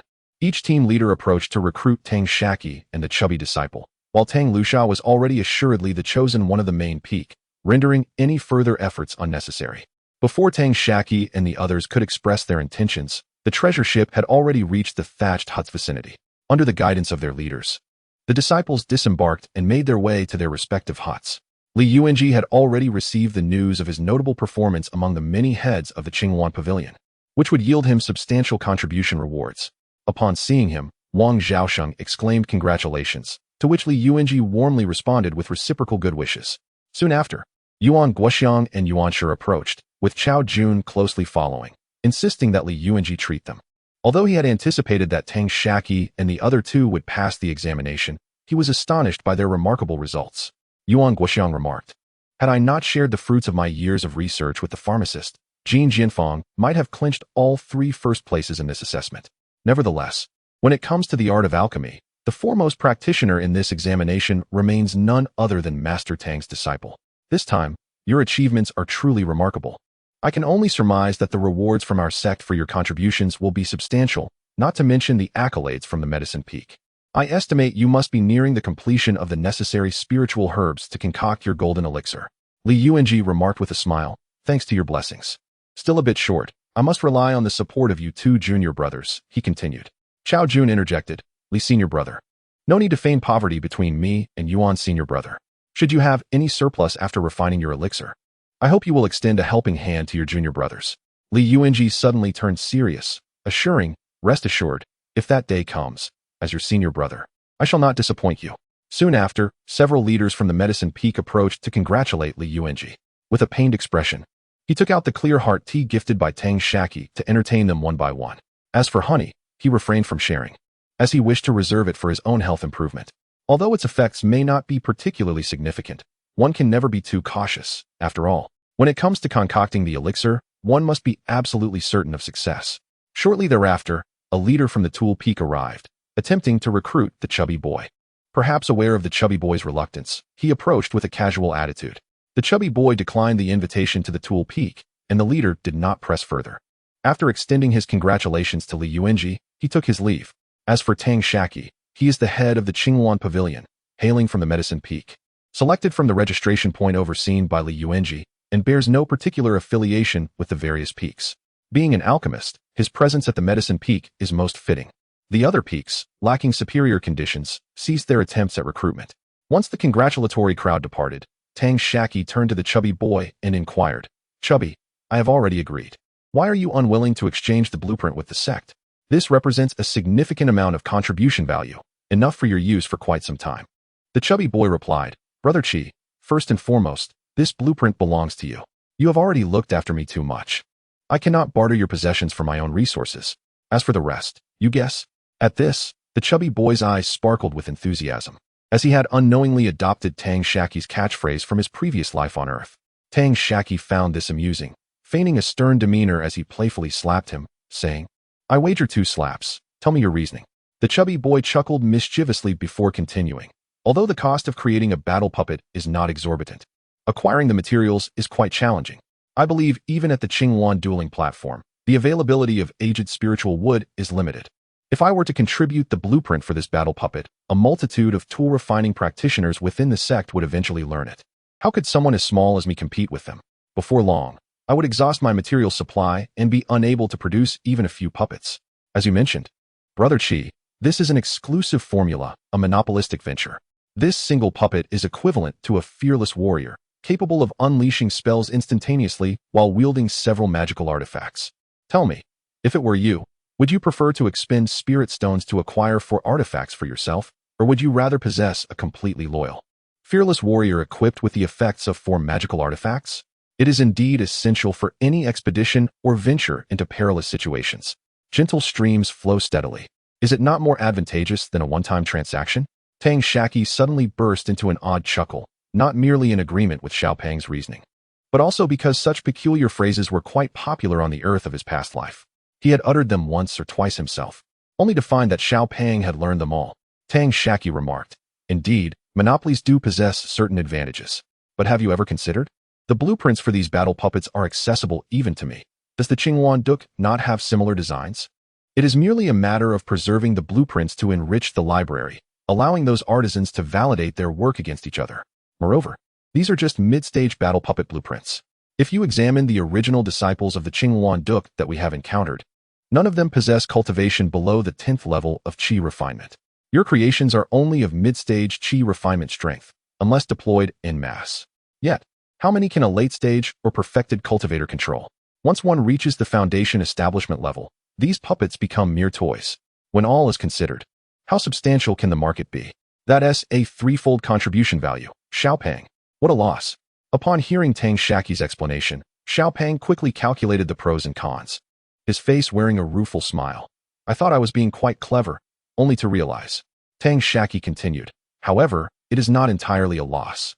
For the Qingyuan Duk, this item is dispensable. Yet for artisans desperate to elevate their crafting skills, it holds significant value. Do you think the numerous artisans within the Qingyuan Duk would not desire to procure a couple of puppets from a different school to study and validate against their teachings? Moreover, have you forgotten about Qingyuan Workshop? How many cultivators perpetually trapped in mid-stage qi refinement would find it unreasonable to buy a means of self-defense? These are not single-use products. Once utilized, they can be passed down to sons, and if an elder brother has no further use, they can be given to a younger brother.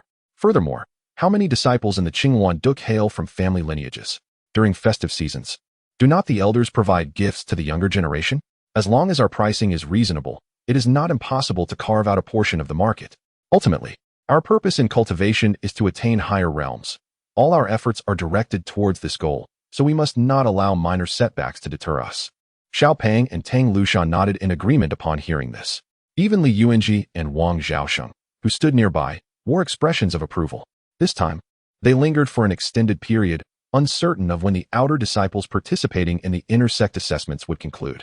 Thus, they refrained from allowing Tang Shaqi and the others to wander, patiently awaiting the return of the outer disciples. It was not until the 12th hour of the 8th month that another treasure ship appeared above them. 3 hours prior, Li Yuanji had received a message through his identity token. Initially, the good spirits stemming from Tang Shaqi and his companions' commendable performance were abruptly dampened, casting a shadow over his countenance. When Tang Shaqi observed the disciples disembarking from the ship, he finally comprehended the reason behind Li Yuanji's sudden change in demeanor. 83 individuals were lost in an instant, with over 40 suffering grievous injuries, some of whom were carried away. Although Yang Yunqi himself was not severely injured, he had lost his pinky and ring fingers on his left hand. After all, these were all disciples personally brought over by Li Yuanji from the Golden Sword Workshop. From a certain perspective, they were all considered his students, and the tragic casualty rate weighed heavily on his heart. Initially, Tang Sha did not comprehend the profound meaning behind the white-haired cultivator's words regarding the cost of life, but the scene before him imparted a stark lesson. The casualty rate from a mere internal assessment within their own sect had reached an alarming 50%.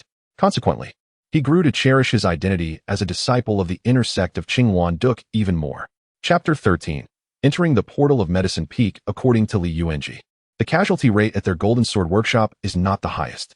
It is perplexing who could have compiled a ranking of the number of deaths, severe injuries, and those who ascended to inner disciples among the outer disciples at each registration point. Here, severe injuries does not refer to what one might consider grievous in the mortal sense. Those who have suffered grievous wounds, lying there on the brink of death, do not count, as long as they can be healed at a relatively low cost. The severe injuries here denote those who have lost vital parts or whose foundational essence has been harmed, directly affecting their future cultivation. The Golden Sword Workshop ranked 7th in terms of mortality rate, with the top-ranking group suffering the loss of 128 outer disciples. In terms of severe injuries, the Golden Sword Workshop stood at 14th place.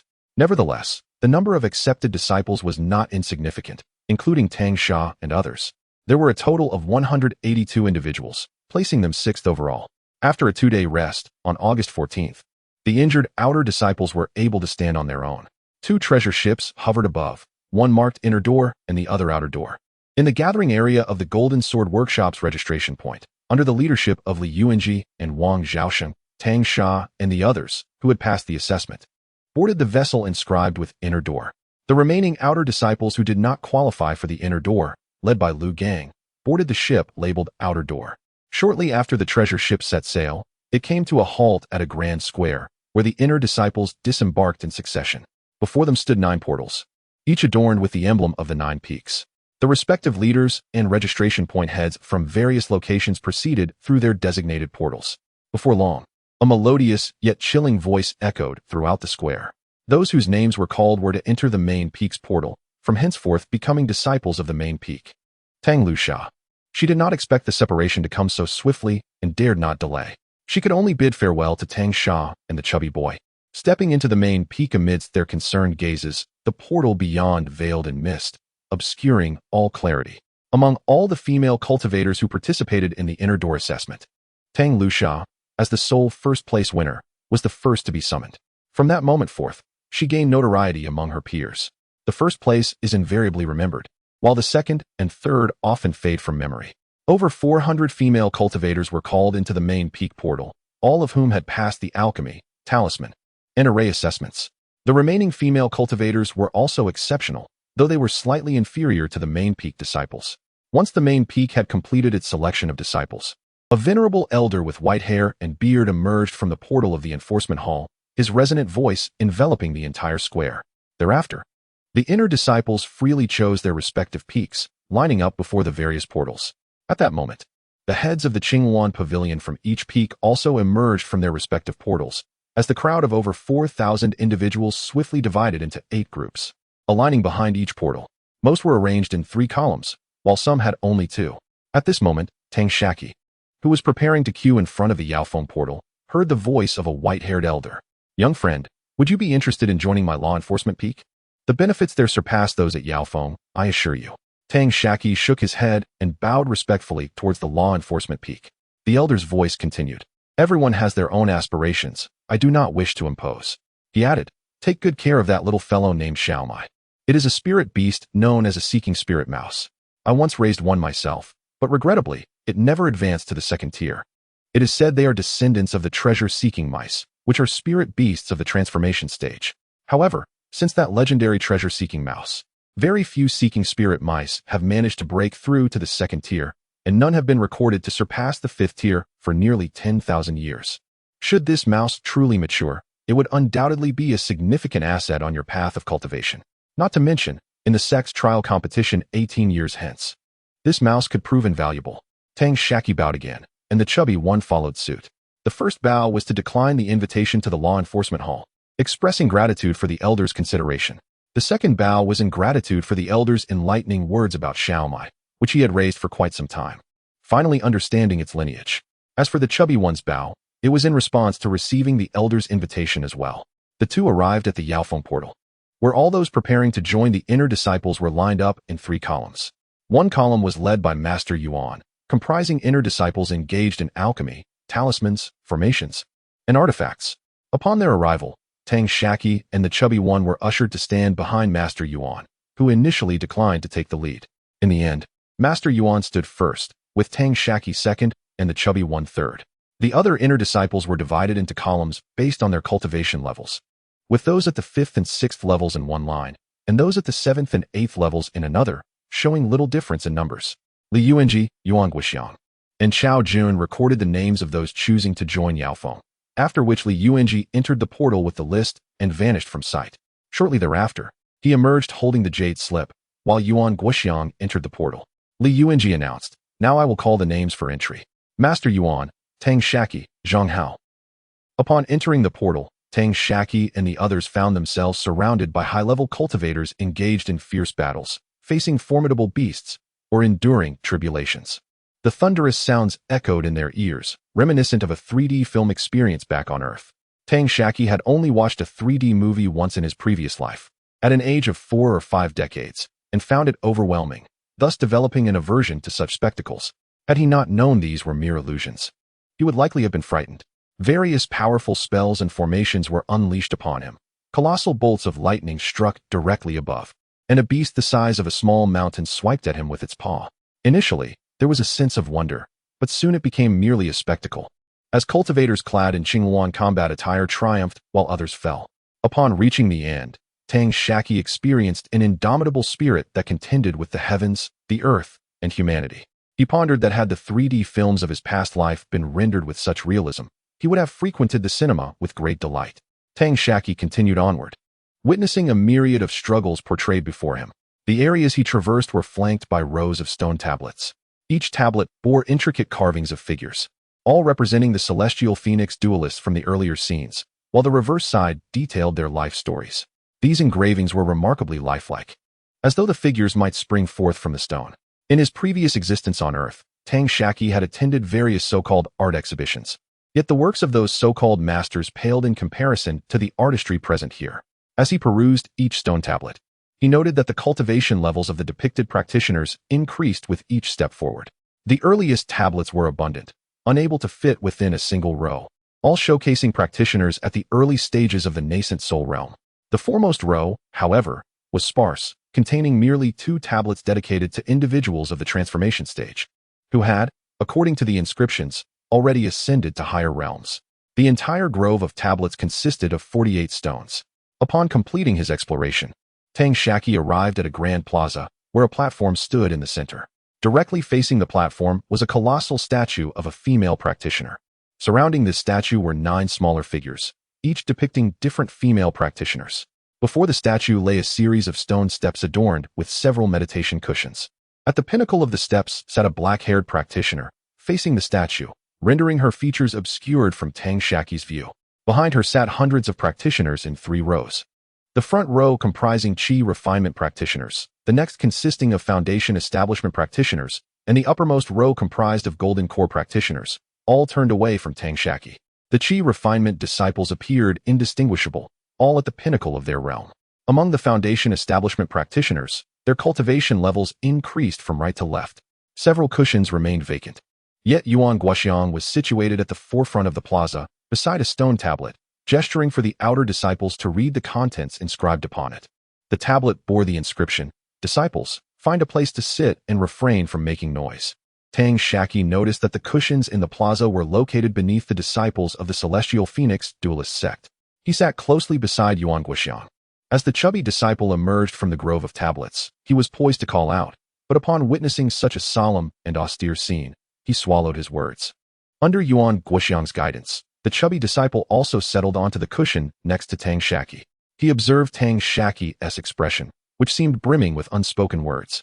Tang Shaqi shook his head gently, then closed his eyes in meditation, ceasing all further movements.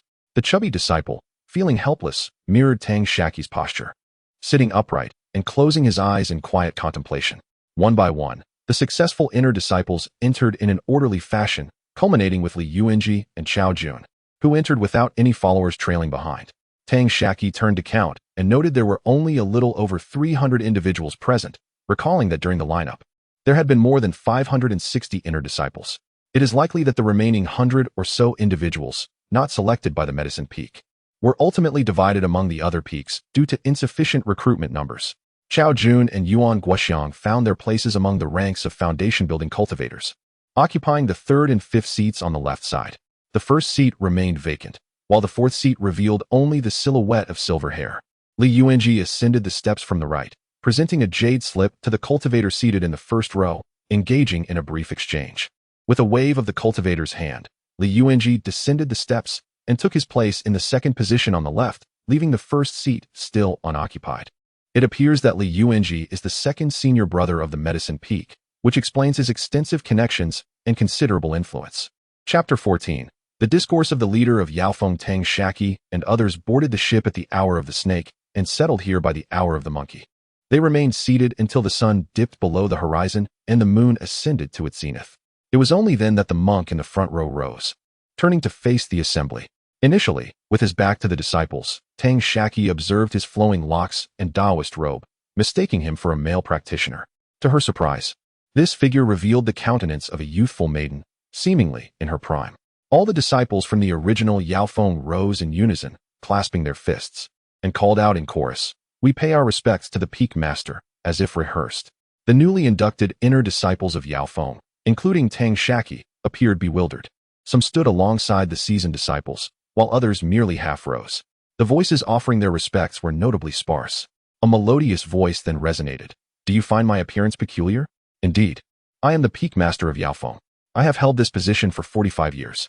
And I am about to repeat the words I spoke upon my entry into the Qinghuan Duk, words once uttered by the former peak master of Yaofeng. I am somewhat indolent and have no desire to craft new phrases, hence I recite this verbatim. Should any of you harbor objections, strive to occupy my position. And during the recruitment of inner disciples every 20 years, speak your minds freely. Presently, if you have grievances, listen closely and restrain them with your inadequate strength. Upon concluding her address, the peak master's eyes gleamed as she began to meet the gazes of the disciples. Starting from the right side of the foremost row, which was, in fact, the left side for Tang Shaqi. An aura of immense spiritual pressure radiated from her, characteristic of a perfected golden core practitioner. A few in the front row managed to hold her gaze for a brief moment before averting their eyes, while those further back could maintain eye contact for only a fleeting instant. When her gaze fell upon Tang Shaqi, it felt particularly piercing, as if a great weight bore down upon her. A haunting voice echoed in her mind, urging her to avert her gaze, to escape this scrutiny for a sense of relief. Yet, for reasons unknown, she found herself dwelling on the peak master's earlier words, feeling a sense of frustration. In the vast expanse of Yaofeng, it was disheartening that a woman held the title of peak master. Even if my strength does not compare to yours, I shall not lose the courage to challenge you. As the pressure mounted, time seemed to stretch interminably for Tang Shaqi, and beads of sweat began to form on her brow. Suddenly, darkness enveloped her vision, and she collapsed to the ground. The confrontation of gazes had drained her of all mental fortitude. She could not discern how long she had been out, though it was scarcely a breath. After a brief pause, as the time it takes to brew a cup of tea, her mental energy began to recover. Rising to her feet, she touched her forehead and back, noting that the sweat had yet to dissipate. Tang Shaqi was not the only inner disciple to succumb to exhaustion. Once all the disciples regained their mental clarity and stood once more, the voice of the peak master echoed again. Indeed, although your strengths may be lacking, you possess fervor and determination. At the very least, you have not lost the courage to meet my gaze. Upon hearing this, the newly initiated disciples of the inner sect of Yaofeng straightened their postures with utmost effort. Particularly those who had previously fainted stood tall, brimming with an extraordinary spirit. The voice of the sect leader echoed forth. Damn it, I don't know why, but the leader of Yaofeng has suddenly changed his tone. At first, he resembled an inspiring general, but soon transformed into a foul-mouthed bandit. You lot are already quite commendable. Back in my day, I didn't even have the qualification to stand here. When I first joined, I was merely an outer disciple. Otherwise, with my exceptional talents, I would have long been chosen by the main peak, and today I wouldn't be here lecturing you. Many of my former acquaintances, who were not even as capable as I, became inner disciples and strutted around before me. I wondered why. I am so exceptional, yet only an outer disciple, born into a prominent family. But later, my grandfather told me it was for no reason at all, simply because of my laziness and lack of effort. From that moment on, I vowed to rise above this group and trample them beneath my feet. Fueled by this determination, I ascended from an outer disciple to an inner disciple of Yaofeng, then to an elite disciple, and finally to a core disciple. Eventually, I became an elder, then deputy sect leader, and ultimately outlasted the old man to become the sect leader myself. Each step of this journey could fill 3 days and nights of tales. My purpose in sharing this today is not to boast, but to inform you newcomers that being an inner disciple is not such a remarkable feat. It merely offers a slightly better starting point than the outer disciples. Should you become complacent, the outcome will serve as a lesson. Those you now face with indifference may one day become figures you must look up to with respect. In the future, you will have to bow before them, addressing them as Uncle Master or even Grandmaster. At this point, the sect leader paused deliberately, then suddenly bellowed. Do you wish for such a fate to befall you? Absolutely not. Tang Shaqi shouted energetically, as if invigorated. Having conducted countless orientation sessions for newcomers in his past life on Earth, he felt he still had much to learn compared to today. The sect leader grunted, a hint of satisfaction in his tone. The atmosphere shifted once more, resembling a thief whispering to an accomplice. Imagine, one day, those who once called you Junior will bow to you, addressing you as Uncle Master. Those you previously referred to as Uncle and Elder will pat you on the shoulder, saying in a condescending tone, Junior, do not be lax. Strive diligently. How delightful would that sensation be? Delightful. Ha! The former disciples of Yaofeng remained silent, while the newly initiated disciples were filled with excitement. Before they could finish their exclamations, the sect leader continued. To realize such a scenario, there are only 2 methods. The first is to dream, and even that depends on luck. For those with poor fortune, even dreaming about it will remain a distant wish. Amidst the newly initiated inner disciples, A chorus of laughter resonated. Subsequently, the voice of the Peak Master grew somber. As for the second matter, I shall impart to you a single word. The Peak Master's gaze sharpened once more, sweeping across the assembly, finally adopting a grave demeanor as he clenched his right fist and raised it skyward. A thunderous declaration erupted from his lips. Fight! Fight! The latter exclamation echoed in perfect unison from the mouths of all disciples present. Tang Shaqi seemed to strain his voice to the breaking point. As the collective shout surged forth, piercing through the ethereal mist that enveloped them due to the excessive concentration of spiritual energy above. Once the throng settled slightly, the Peak Master continued. When the old man took me on as his disciple, he remarked thus, "You, young lady, are not without merit. I know you, Wei Tong, the granddaughter of Wei Lao. Though you began as merely an outer disciple, your eventual acceptance into my fold signifies a moment of clarity. However, I must caution you, once you become my disciple, do not bring disgrace upon me. Lastly, I shall impart a lesson. This lesson, I once shared with all inner disciples when they joined the Medicine Peak. At that time, you were absent. Today, I shall ensure you receive this instruction." The old man spoke thus. "Listen closely, you new little rascals. At each ancestral ceremony, seating must not be arbitrary. It depends on strength. You shall sit in orderly rows according to your rank. Wherever you belong in that hierarchy, that is your designated seat. The individual to your left must possess greater strength than you, and you shall address them as senior brother or sister. Should you be dissatisfied, it is simple. You may challenge them, and if you prevail, their seat shall be yours. Even in their absence, their position remains reserved. Do not dare to proclaim your supposed nobility as an alchemist. Utter such claims before enemies or beasts and see if they heed you. An alchemist who cannot wield their fists is but a mere laborer, fit only for tilling soil or stoking furnaces. And we at the Medicine Peak have no need for such ineptitude. Should you disagree, that is acceptable. When outer disciples challenge you, you may choose to feign defeat. I will not hinder your departure to another peak, nor will I lament your absence. This sentiment extends to those who engage in weapon forging or talisman crafting. If you possess skill, you shall reap the rewards. If not, then I regret to say, you ought to remain where it is most comfortable for you. Such is the law of the Medicine Peak. If any of you little rascals aspire to occupy my current position, merely excelling in alchemy is insufficient. You must also best me in combat. In summation, I wish to convey this. In the realm of cultivation, all is illusory. Only your own cultivation and strength are authentic. Remember this, at the Medicine Peak, we favor those with might. Of course, if you can persuade others solely with your words, that too is a skill. Here at my Medicine Peak, I shall not interfere with your methods, provided you do not contravene the sect's regulations, betray the Qingyuan dueling platform, or abandon the Medicine Peak. Those who suffer misfortunes due to their own ineptitude need not come to me with grievances. Although I consider most of the old man's words to be as worthless as flatulence, I must admit that I willingly embrace this lesson. Do not assume that my position as the leader is solely due to my alchemical skills. I assure you, a significant part of it stems from my own prowess. Among my numerous senior brothers, their alchemical abilities surpass mine. However, there is one aspect in which they cannot compete with me. Thus, it is I who occupies this esteemed position, while they remain beneath me, turning to address me as their senior sister.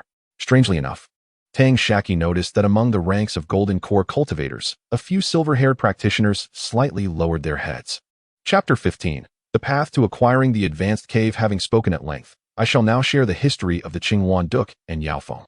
The grand statue in the center represents the founder of Yaofeng, known as the Fairy of Colorful Clouds. Surrounding her are 8 disciples, all of whom were gathered by her during the establishment of Yaofeng, with the least among them having attained the mid-stage of the nascent soul realm. As for the founder of Qingyuan Duke, she is referred to simply as the princess. Do not inquire about her dynasty or era, for I am equally uninformed. And the sect records offer no clarity. All that is known is her title, and she is indeed a woman. The founders of the other peaks were followers of the princess, all female cultivators as well. Thus, it is not surprising that the leader of Qingyuan Duke, like myself, is a woman, for this is my inherent capability. This encapsulates the founding history of Qingyuan Duke. For further particulars, those interested may peruse the archives in the library. Concerning Yaofeng, all significant historical events are inscribed within the forest of monuments. Though I have yet to earn the honor of a statue, one day I shall ensure my likeness stands among those stones. I also hope that each of you present will stand with me in that monument grove, witnessing the grandeur of future generations. Perhaps Peak Master Wei Tong had already calculated the moment, as she concluded her words. A female cultivator composed of ethereal light ascended from the direction of the main peak's portal, exuding a dignified and solemn aura, her radiance surpassing even the full moon in the sky. Tang Shaqi felt an uncanny familiarity with this female figure, yet could not recall her identity. Then, Peak Master Wei Tong announced, "This is the founder of Qingyuan Duk, the princess. All disciples, bow with me." With that, Peak Master Wei Tong knelt before the spirit of the princess, and the disciples followed suit, one by one. At that moment, a solemn male voice resonated from an unknown source, echoing throughout the plaza at the entrance of Yaofeng. First bow. Under the guidance of Peak Master Wei Tong, the disciples bowed to the spirit of the princess. Second bow. Third bow. The ritual is complete. As Peak Master Wei Tong rose, all disciples stood. With a serious demeanor, Wei Tong proclaimed, "We have paid our respects to the founding ancestor. Now we shall honor the founding master of Yaofeng." Bow. First bow. Second bow. Third bow. The ritual is complete. Now, I invite you to recite with me. We, Wei Tong, Tang Shaqi, and Zhang Hao, before the statue of our ancestor, vow with our inner demons. We pledge lifelong loyalty to Qingyuan Duk and Yaofeng. We shall uphold the principles of Qingyuan Duk and Yaofeng, abide by their rules, fulfill our duties as inner disciples of Qingyuan Duk and Yaofeng, and strive tirelessly for the prosperity of both sections. Should we violate this vow, may we be eternally ensnared by our inner demons, and may our cultivation progress come to a halt.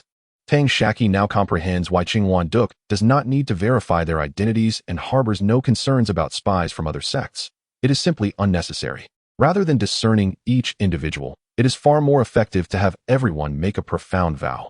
First and foremost, those who gain entry into the inner sanctum of Qingyuan Duk must possess exceptional talents, whether through outstanding qualifications, superior cultivation compared to their peers, or a unique skill. Even the outer disciples are chosen from the elite, akin to dragons and phoenixes among men. It seems that the outer disciples also engage in similar oath-taking behaviors. Such exemplary disciples, when utilized as scouts, are not as beneficial as those nurtured within the confines of their own homes.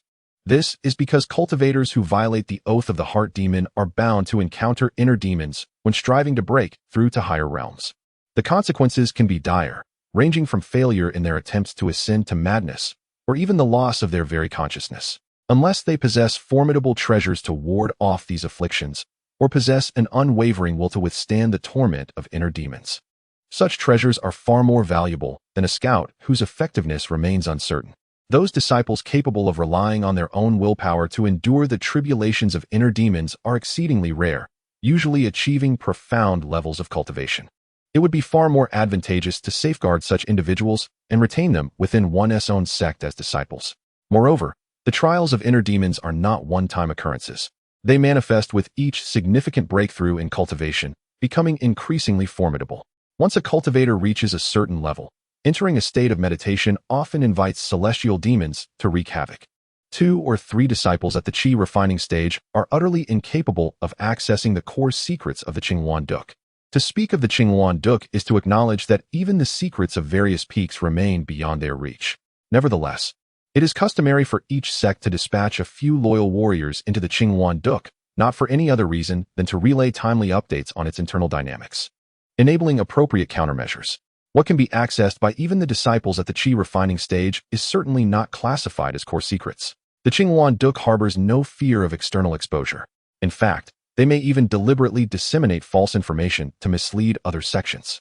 After declaring the oath of the heart demon, Wei Tong gestured, and a treasure ship materialized above the crowd.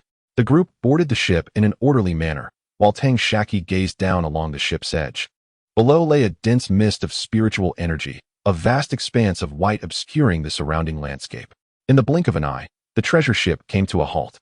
Upon disembarking, Tang Shaqi found himself on a plaza paved with stone bricks.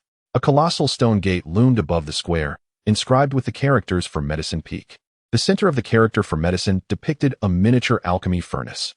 Beyond the gate, numerous towering peaks reached for the heavens, with stone steps stretching like a spider's web toward their summits. After all had disembarked from the treasure ship, Wei Tong retracted the vessel and entered the gate, ascending the stone steps toward the highest peak. The remaining disciples of the Qingyuan Duk's Medicine Peak, aside from 1 Golden Core Elder and 10 Foundation Establishment disciples, traversed through the stone gate, heading toward their respective peaks. Only the newly initiated inner disciples were retained in the plaza. The Elder of Golden Core level turned to face the newly arrived inner disciples of Medicine Peak, stating, "Follow me to the arena." Having said this, he turned and passed through the gate, taking one of the stone steps. The other 10 Foundation Establishment disciples followed closely behind, with the new inner disciples trailing at the end. Even among these accomplished cultivators, it took nearly the duration of a tea break to reach their destination. Upon arrival, Tang Shaqi beheld a series of square stone platforms of varying sizes, each marked in accordance with the heavenly stems. The foremost row of platforms was the smallest, occupying a space of approximately 10 yards, consisting of 10 platforms numbered from Jia E to Gue E.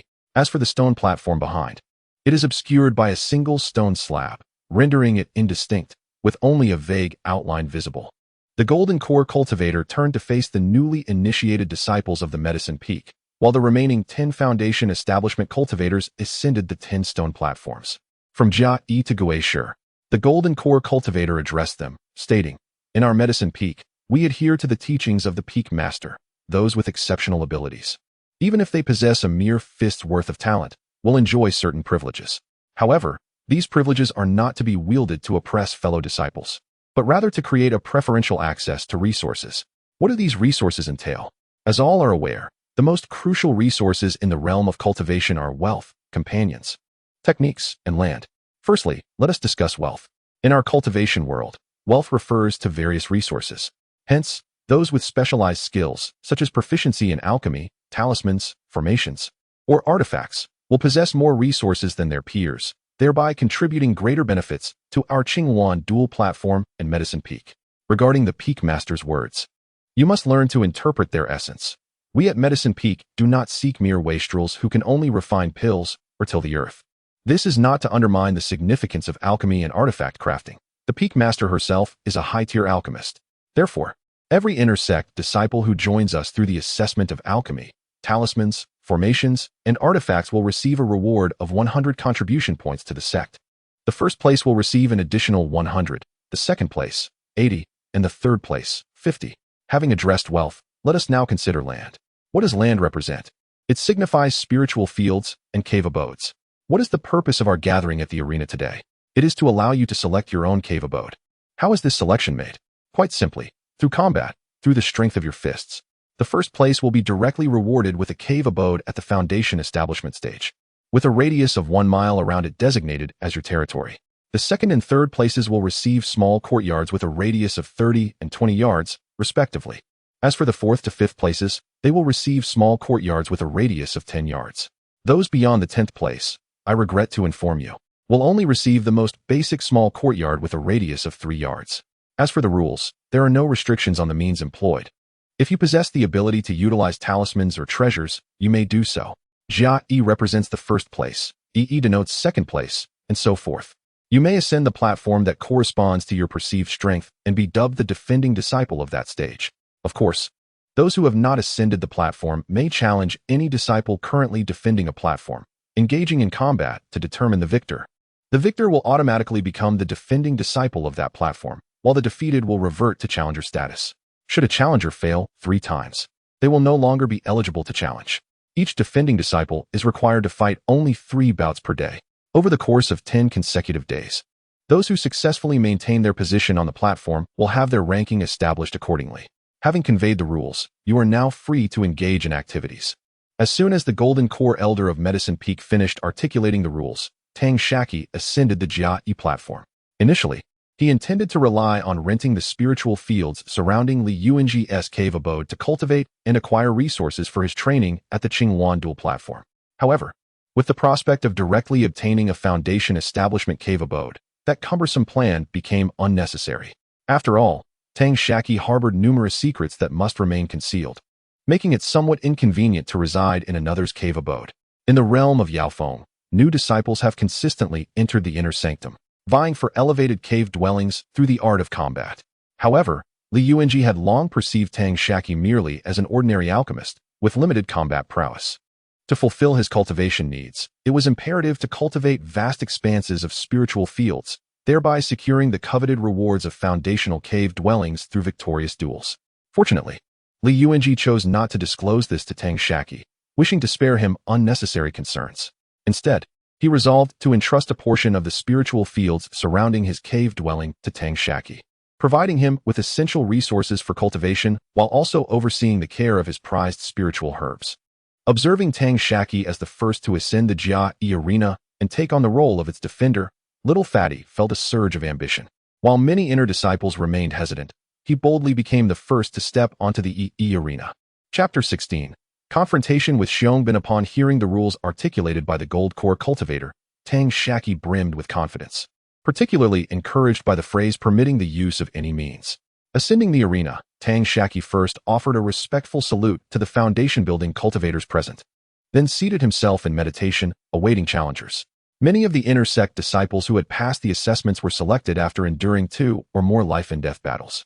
Observing the actions of Tang Shaqi and the chubby individual, a sense of inequity stirred within numerous onlookers. Tang Shaqi, a pill refiner, and his companion, a weaponsmith, were inner sect disciples who had gained their status solely through alchemical and crafting evaluations. To pit themselves against those who had fought their way through with blood and sweat seemed utterly presumptuous.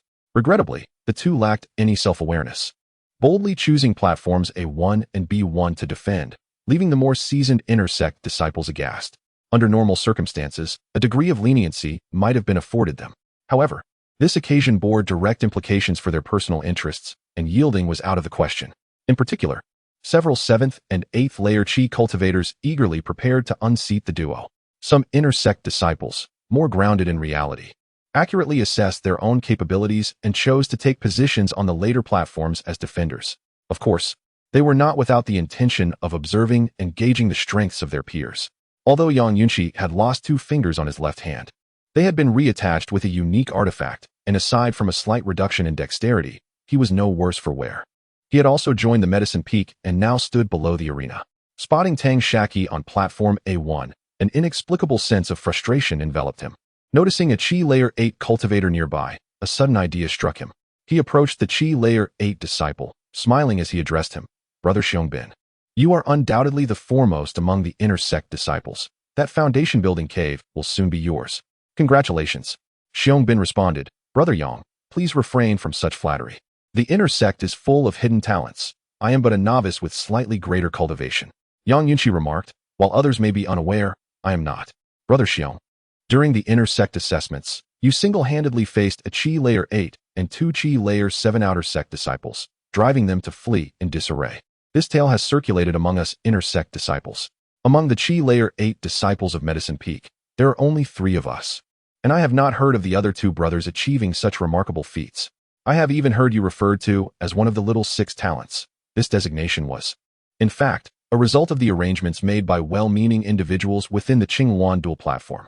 The 8 peaks, excluding the main peak, each had a senior disciple of Chi Layer, collectively referred to as the 2 prodigies and 6 talents. The 8 individuals who performed notably during this inner sect assessment were dubbed the little 2 prodigies and 6 talents. As for Xianxia, he had become acquainted with Xianxia during the assessments, and the 2 ultimately joined forces. Regarding the confrontation between a lone practitioner wielding a staff and a disciple of the 8th level of Qi refinement, alongside 2 disciples of the 7th level, the tale of their ignoble retreat was relayed from the lips of Xianxia. This remarkable achievement was forcefully elevated to the ranks of the illustrious 6 outstanding talents.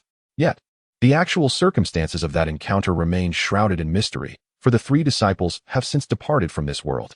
This incident stands as the crowning glory of Xianxia's life, particularly as it was publicly mentioned by Xianxia. He basked in the admiration of his fellow inner disciples, feeling an indescribable pride swell within him. Xianxia proclaimed, Junior Brother Yang is indeed a prodigy, demonstrating exceptional mastery of thunderous spells, evenly matched against a disciple of the 7th level of Qi refinement, ultimately vanquishing him beneath his blade. I fear that Junior Brother will soon surpass me, leaving me in his wake. Xianxia humbly replied, Brother Xianxia, you are but a step away from becoming a late-stage cultivator. I do not seek to outshine you. I merely aspire to stay closely aligned with your path, without being left too far behind. However, Brother Xianxia, a suitable cave dwelling is essential on the path of cultivation. Only such a foundation can befit your esteemed status among the 6 outstanding talents. Why not ascend to the first arena and defeat the alchemist Tang Shaqi, thereby claiming the title of defender of the first arena? Xianxia hesitated momentarily, stating, After all, Tang Shaqi is an alchemist. If I were to undermine his reputation, would it not? Yang Yunqi interjected with earnestness. Brother Xiong, that sentiment is misguided. In the realm of cultivation, one must never concede. A single step back leads to a cascade of setbacks. Moreover, while the Pill Peak may lack in many respects, it is replete with alchemists. If this Tang harbors a grudge, what of the others named Liu and Wang? Xiong Bin conceded. Junior brother Yang makes a valid point. I shall proceed. With that, he leapt onto the first arena and respectfully acknowledged the foundation-level cultivator present. He then withdrew a late-stage staff from his storage pouch, declaring, Esteemed Junior Brother Tang, I am Xiong Bin. This cave dwelling is of utmost importance to me, and I cannot concede. In the heat of battle, weapons are indiscriminate, and I hope you will bear with any offense caused. Tang Shaqi responded, I am aware of you, Brother Xiong, one of the 6 outstanding talents. I am not one to harbor resentment. Please feel free to unleash your full potential. Furthermore, with a foundation-level elder present, we shall not suffer any harm. As he spoke, Tang Shaqi offered a respectful gesture toward the foundation-level cultivator. The cultivator replied, Indeed. Unless you both employ talismans, I assure you, no harm shall befall you. You may position yourselves anywhere along the arena's edge. Upon hearing this, Tang Shaqi took his place at the edge of the arena, 1 yard away. With his left hand forming a seal and his right hand wielding the late-stage sword, the Sulphur Flame Sword, Xiong Bin suspected that Tang Shaqi, cognizant of his own limitations, wished to create distance, relying on talismans for victory. It was well known that Tang Shaqi, as an alchemist, had outperformed even the esteemed Yuan Yaosher in the recent intersect alchemical examination. He must have amassed a fortune in spirit stones, raising concerns about the potential pitfalls of his endeavor. Thus, Xiong Bin chose to minimize the distance for an attack, positioning himself centrally within the arena. The two individuals nodded towards the foundation-building cultivator on the arena, indicating their readiness. With the utterance of the word begin, the duel between the two commenced. They stood 4 zhang apart, while the effective attack range of a qi refining stage cultivator was merely 3 zhang. Holding a staff-like magical instrument, Xiong Bin took cautious steps forward, encroaching upon Tang Shaqi's vicinity, narrowing the distance to within 3 zhang. Noticing Tang Shaqi's lack of movement, a wary expression emerged in Xiong Bin's eyes, prompting him to hasten his advance. Xiong Bin's strategy was straightforward. Having observed no talismans being produced by Tang Shaqi, he aimed to engage in close combat before Tang could react, denying him the opportunity to utilize any talismans. A multitude of inner disciples gathered beneath the Jia Yi arena, captivated by the spectacle of a renowned alchemist and a remarkable contender emerging from thousands of disciples. The inaugural battle on the Jia Yi platform commanded the attention of nearly all inner disciples. Even those preparing to challenge other arenas paused to witness the clash, eager to gauge the strength of their peers. Among the inner disciples, Yang Yunqi observed as Xiong Bin appeared poised to defeat Tang Shaqi, a faint smirk curling the left corner of his mouth, hinting at an underlying amusement. What thoughts occupied his mind remained solely his to ponder. Lost in his own musings, Yang Yunqi was abruptly roused by a chorus of gasps surrounding him. Instantaneous spellcasting. It was the instantaneous fireball technique, as Xiong Bin sought to close the distance. Intending to interrupt Tang Shaqi's incantation before he could summon defensive spells or talismans, he was unprepared for the immediate onslaught of Tang Shaqi's fireball technique. The sudden fireball caught Xiong Bin off guard. However, he was a formidable contender who had triumphed over countless adversaries. With a swift twist of his body, he evaded the fireball, which then shot forth like a volley of arrows, relentlessly targeting him from all directions. Xiong Bin found himself unable to dodge, resorting to deflecting the fireballs with his staff. The staff technique required both hands to wield effectively. Although single-handed maneuvers existed, they were infrequent and lacked fluidity. In typical combat scenarios for qi refining cultivators, one would wield an offensive instrument in one hand while employing a defensive spell with the other. This was precisely why Xiong Bin had not drawn forth a defensive artifact. In accordance with customary combat protocols, Xiong Bin would typically activate a defensive talisman. However, given that this was merely a contest among peers on the arena, coupled with his recent acquisition of the title Little 6 June, he could not help but underestimate his opponent. Of course, conserving spirit stones was also a contributing factor. After dispersing the first fireball, Xiong Bin found himself limited to mere defense, unable to counterattack. The instantaneous spellcasting of the fireball technique compelled Tang Shaqi to unleash a barrage akin to a mid-level spell, effectively keeping Xiong Bin within 3 zhang, bombarding him relentlessly with the instantaneous fireball spells. This strategy stemmed from Tang Shaqi's hard-earned experience from his previous life-and-death battle against He Yun of the Golden Corpse sect. Are you not proficient in close combat? I shall persist in my remote assaults, keeping you at bay until you are utterly exhausted. Aside from the initial flurry of confusion, Xiangbin quickly regained his composure. When faced with the incoming fireballs, he evaded them whenever possible. If not, he used his talismans to disperse them. As a cultivator at the 7th layer of Qi refinement, I ponder how your internal energy can possibly withstand that of a cultivator at the 8th layer. When Tang Shaqi found his internal energy reduced to half, he retrieved a mid-grade xianxia pill from his storage pouch and consumed it. He then took a sip from a gourd of wine before hanging it at his waist. To the naked eye, it was evident that Tang Shaqi's internal energy was instantly replenished. The fluctuations of his energy not only did not diminish, but rather began to increase steadily. Xiangbin understood clearly that if this contest of endurance continued, it would inevitably be he who depletes his energy first. After all, no one could ascertain the extent of a potion master's reserves of restorative elixirs. Chapter 17. The defeat of Xiangbin. Xiangbin harbored intentions akin to those of Tang Shaqi. Both sought to outlast one another. With an ample supply of modified fruit wine and a dozen potions to restore his power, he was unperturbed by the prospect of a protracted confrontation. Yet, Xiangbin hesitated to engage in such a war of attrition, realizing he could not outlast a pill maker whose cultivation level was not significantly inferior to his own. Thus, he ceased evading and boldly faced Tang Shaqi's fireball spells, employing his formidable staff technique to disperse the fireballs one by one, aiming to close the distance. Tang Shaqi, purely seeking to validate a particular combat method, was untroubled by the prospect of close combat with a mid-stage Qi practitioner. Given his advanced physical cultivation at the late stage of body refinement, utilizing his superior speed afforded by his high-level magical shoes, he outpaced Xiangbin considerably while simultaneously accelerating the output of his fireball spells, keeping Xiangbin at bay within a distance of approximately 3 zhang. Xiangbin abandoned defense, occasionally retaliating from afar with his staff's energy. However, Tang Shaqi either evaded the strikes with his extraordinary speed or absorbed them with his sulfur flame sword. The staff's energy, after traversing nearly 3 zhang, had diminished greatly in potency.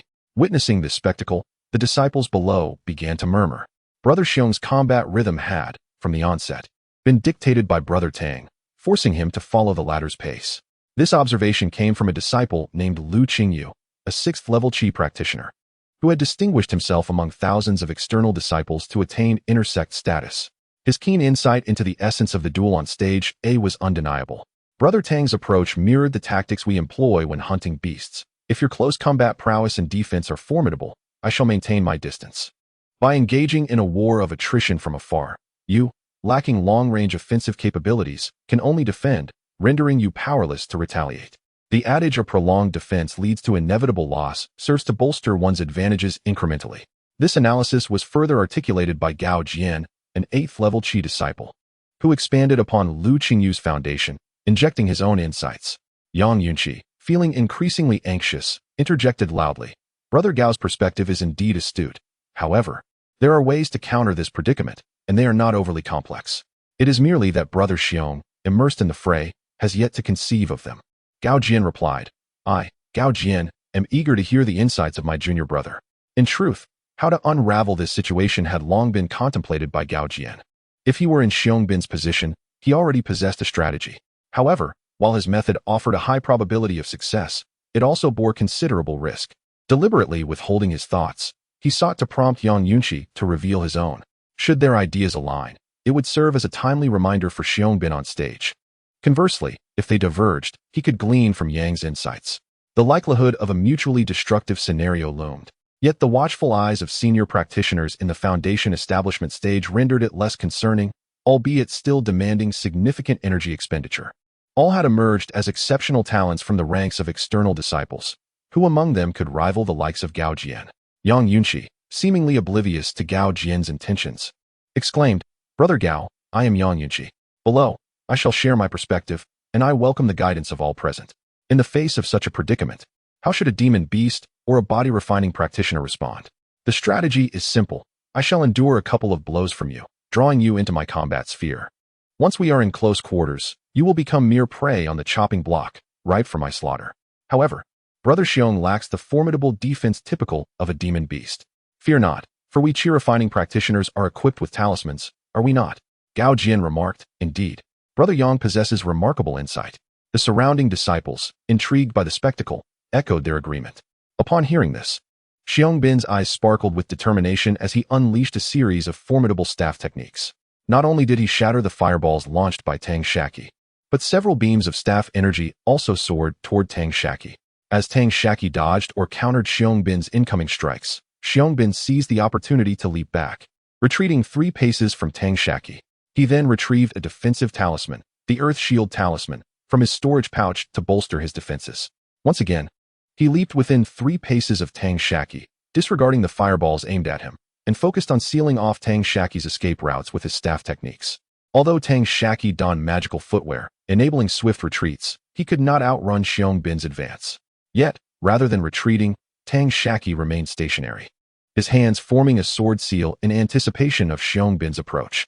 Xiangbin mistakenly believed that Tang Shaqi had surrendered, a victorious smile creeping across his face. Tang Shaqi's expression remained serene as he pointed at Xiangbin's feet with his left hand, invoking a spell. Xiangbin, expecting another fireball that would deplete the energy of his Earth Shield Talisman, paid him no heed. However, what Tang Shaqi unleashed was not a fireball, but rather the Earth Spike technique. He had calculated Xiangbin's landing point perfectly, executing the spell in an instant. The Earth Spike technique was the second instant cast spell mastered by Tang Shaqi. Another instant cast spell. This was the second instant cast spell demonstrated by Brother Tang. Could there be a third? It is uncertain and difficult to say. Alchemists often possess an abundance of elixirs, their mana replenishing at a much swifter pace than ours. If Brother Tang were to specialize in spells, it would not be surprising if he could instantaneously cast 3 early-stage techniques. Xiangbin's combat awareness was commendable. He thrust his staff forward and lightly tapped his right foot on the Earth Spike, propelling himself over it.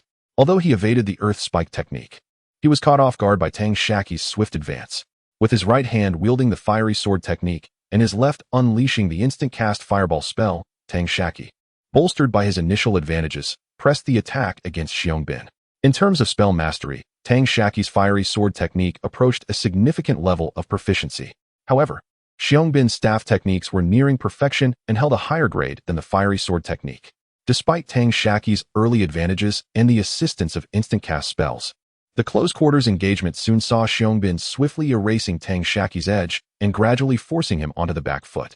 As another fireball surged toward him, Xiangbin deflected it with a deft motion.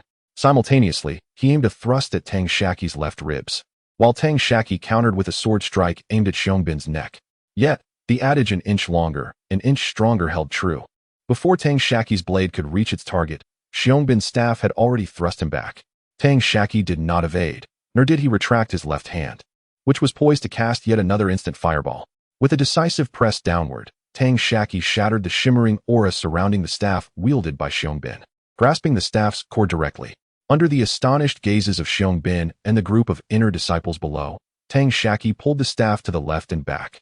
At the same moment, his sword radiance flickered across Xiangbin's neck, igniting the particles upon it.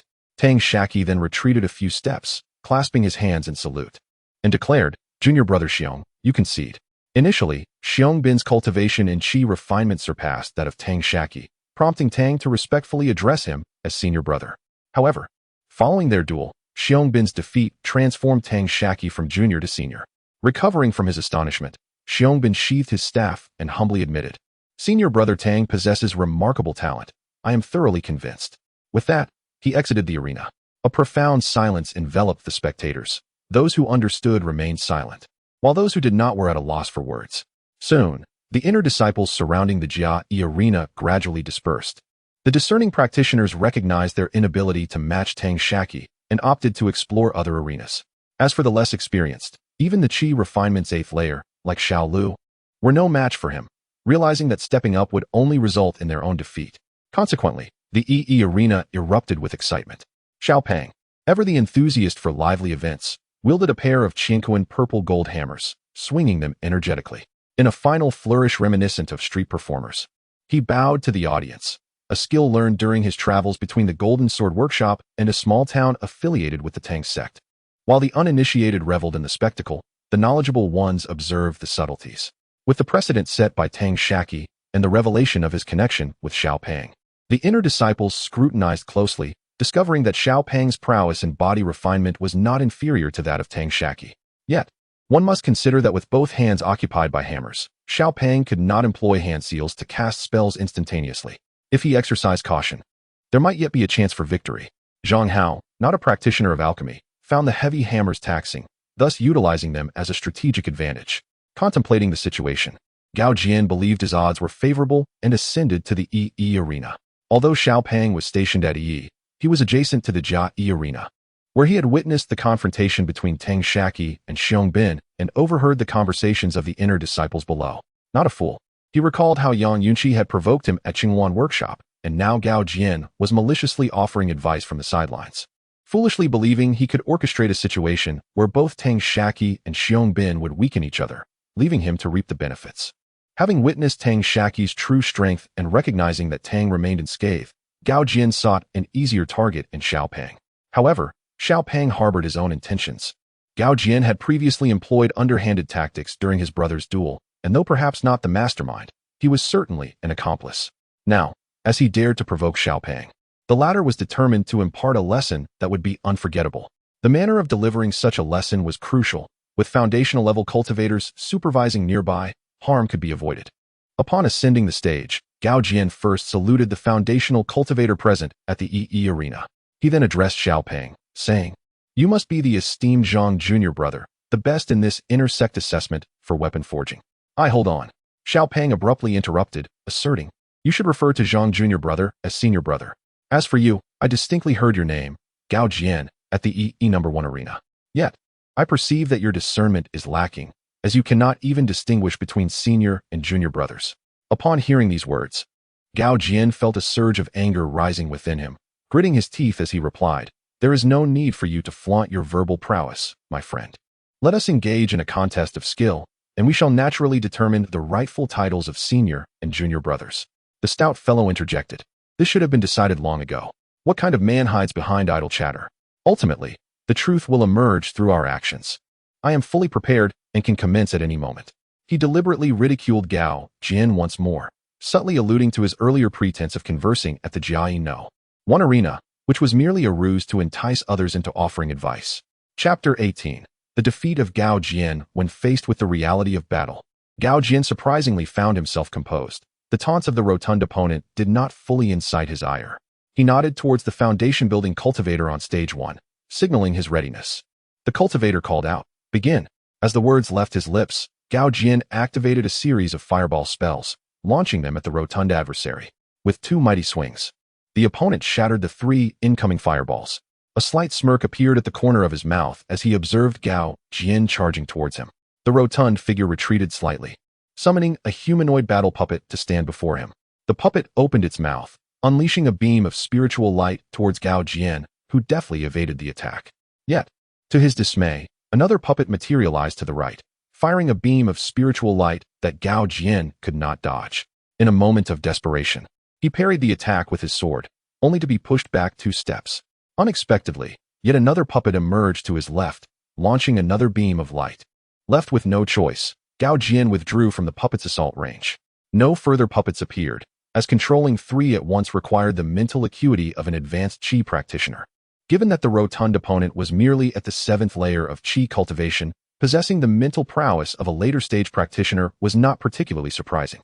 However, he still held back, refraining from revealing the full extent of his mastery in Qi cultivation. With 3 puppets under his command, the rotund adversary advanced steadily. The moment Gao Jian stepped into their attack range, he would face yet another beam of light. Frustrated, Gao Jian called out, "What skill is it to rely on external objects? Even if you win, it is a hollow victory. Have the courage to confront me directly." The rotund figure chuckled. "Am I to take you for naive? Do you truly believe that a mere exchange of words would compel me to relinquish my advantage? As an artificer, it is only fitting that I prevail through my unique methods. Should we then forsake our instruments? You strike me once, and I strike you once. Without evasion, whoever cannot withstand the blows loses. Save your rhetoric for those who might believe it when you confront them in earnest." As the pressure mounted and the threat of being forced off the stage loomed, Gao Jian, finding no means to sway his opponent with words, relinquished his artifacts and clasped his hands in acknowledgement. "Thank you for your guidance. I concede." The rotund figure halted the puppets, maintaining the pressure, and with a hint of amusement remarked, "A loss of person does not equate to a loss of strategy. What is it? Are you dissatisfied with your defeat? I appreciate your guidance. But who exactly are you thanking?" Gao Jian's face flushed crimson as he proclaimed loudly, "Thank you. Senior brother, for your teachings. I will repay this matter in due time. With that, he leaped down from stage 1 and made his way towards the back. At that moment, the voice of the rotund figure reached his ears. Junior brother, there is no need for formality. As your senior brother, it is my duty to offer guidance. Do not take it to heart. You are always welcome to seek my counsel.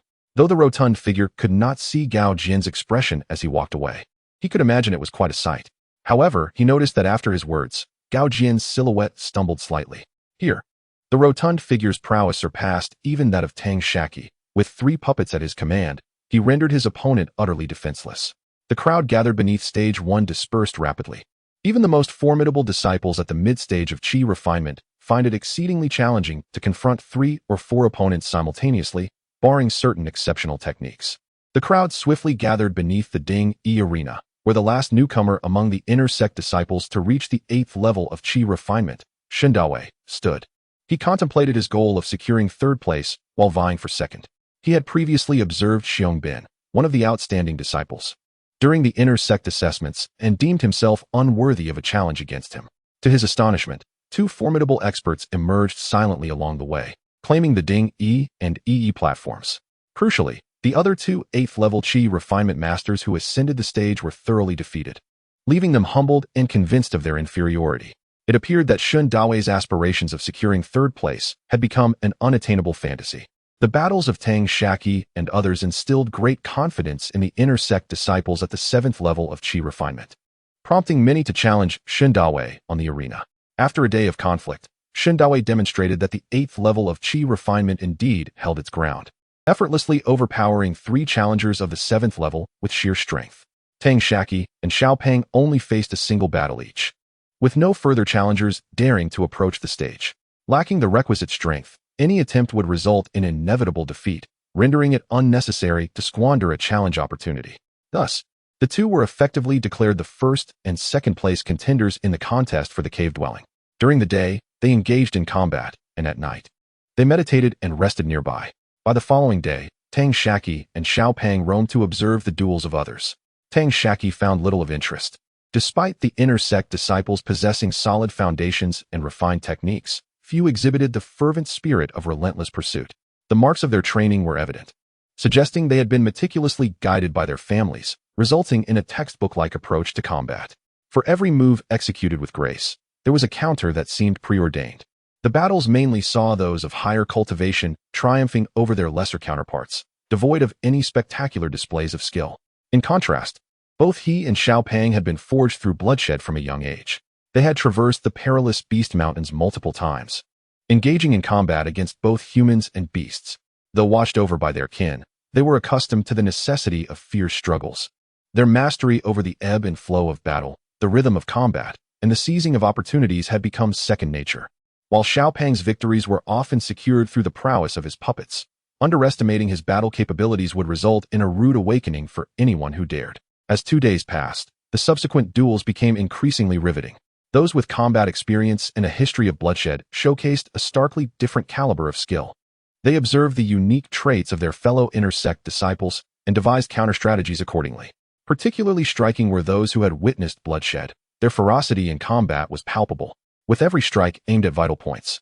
Their tactics revolved around exchanging injuries for life, fighting tooth and nail. Most inner sect disciples from affluent families, having rarely faced life and death confrontations, clearly lagged behind. Even those who had endured 1 or 2 skirmishes during assessments had yet to transform their experiences into instinct. The fleeting opportunities in battle left little time for contemplation. The standout performer during these duels was Qin Gang, who claimed the Ding Yi platform on the 3rd day of combat. Indeed, it is no surprise that Qin Gang has garnered the attention of the Chao army, participating closely in the exchange meetings. His mastery over combat is remarkably precise, and his approach to dueling is ruthlessly effective. He strikes with ferocity, first targeting himself before turning his wrath upon his adversaries. Once the duel commences, he activates a defensive talisman, then swiftly closes in with dual blades, delivering a relentless onslaught. Each strike is lethal, focused solely on offense, often trading injury for victory, ultimately forcing his opponent off the platform. Under the watchful eyes of foundation-building cultivators, Qin Gang remains unscathed. Otherwise, he would bear numerous wounds. By the 5th day of the dueling, the outcomes were already evident. Tang Shaqi, and the portly youth were the clear frontrunners. It was no surprise that Xianxia held the third position, having faced no challengers since the fourth day.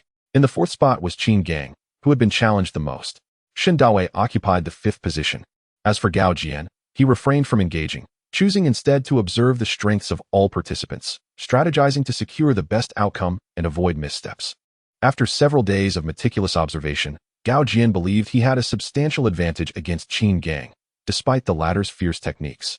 He reasoned that if he were in the position of Qin Gang's opponents, there would be several strategies to defeat him. Therefore, as the fifth day began, Gao Jian eagerly ascended the platform designated for the fourth position. He forewent the customary pleasantries of brotherhood, having been left with a lingering shadow from his previous encounter with the portly youth. After greeting the foundation-building cultivators present, he commenced the duel, sticking to his established tactics. Qin Gang activated a defensive talisman before swiftly advancing. However, this time there was a subtle shift. Upon entering Gao Jian's proximity, he unleashed a mid-tier wind blade barrage talisman. Gao Jian, having analyzed Qin Gang's prior duels, had devised a strategy specifically tailored to counter him. He anticipated that as Qin Gang charged forward, he would first shatter Qin Gang's protective shield with his talisman, then employ another to hinder his momentum. As Gao Jian calculated Qin Gang's distance, the latter, upon nearing 3 yards, accelerated and initiated his offensive talisman first. Gao Jian miscalculated, his response delayed, allowing only enough time to activate a fireball barrage talisman to counter the wind blades. Before he could deploy his second talisman, Qin Gang closed in. Faced with Qin Gang's crimson gaze, Gao Jian immediately felt the weight of the pressure. His meticulously crafted strategy became irrelevant, as he found himself on the defensive, continually reacting to Qin Gang's relentless assault. Each time he attempted to formulate a counter, Qin Gang had already launched his next attack.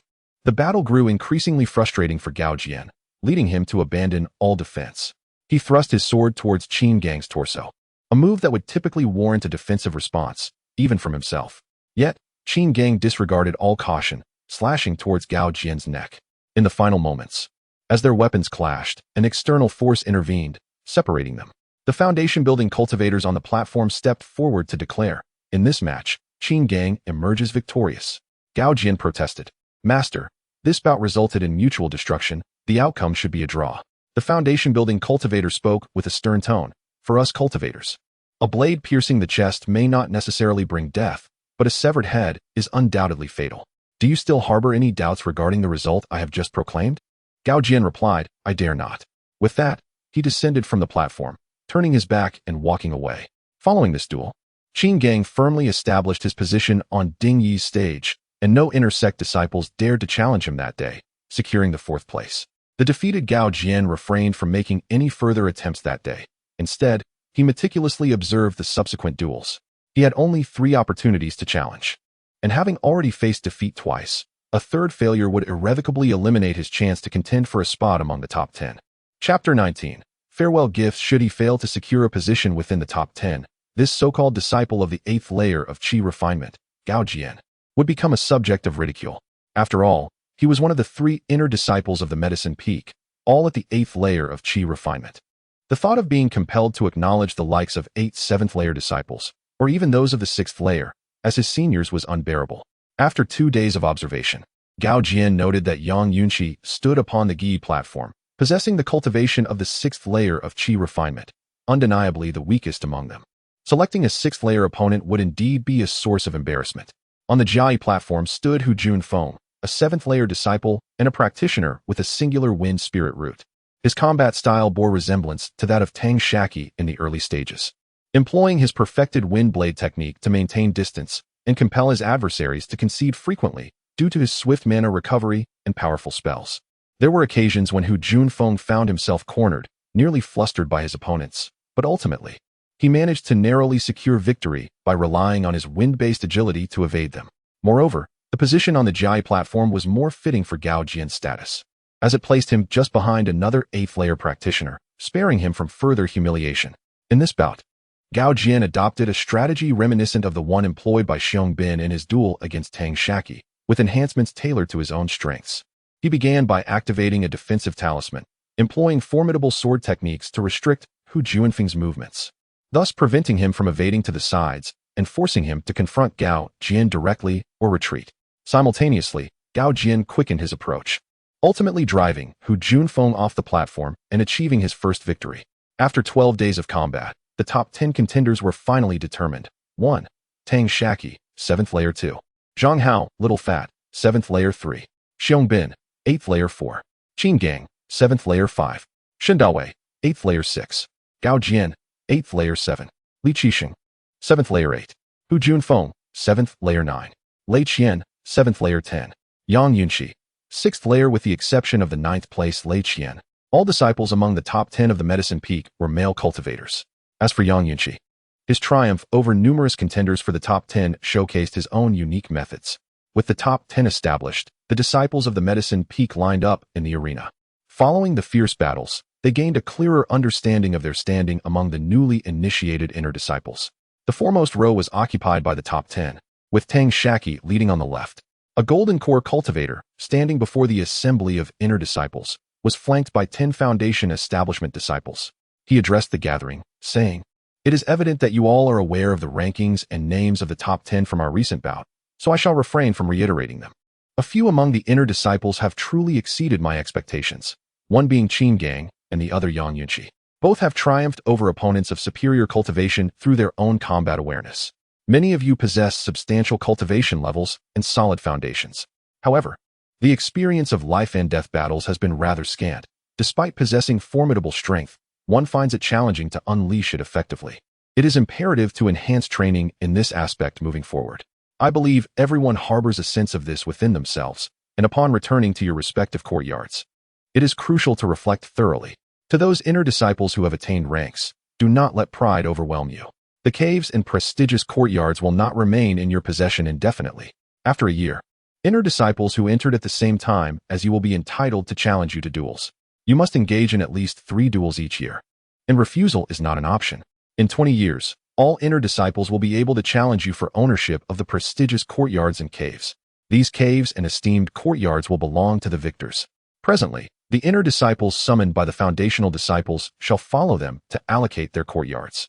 10 foundational cultivators produced jade slips, and the names of the inner disciples were called one by one, each subsequently aligning behind these foundational practitioners.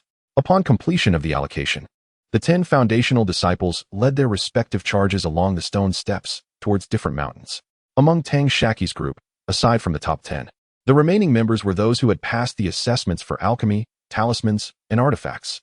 They ascended the stone steps to the foot of a nearby peak, where more foundational disciples awaited.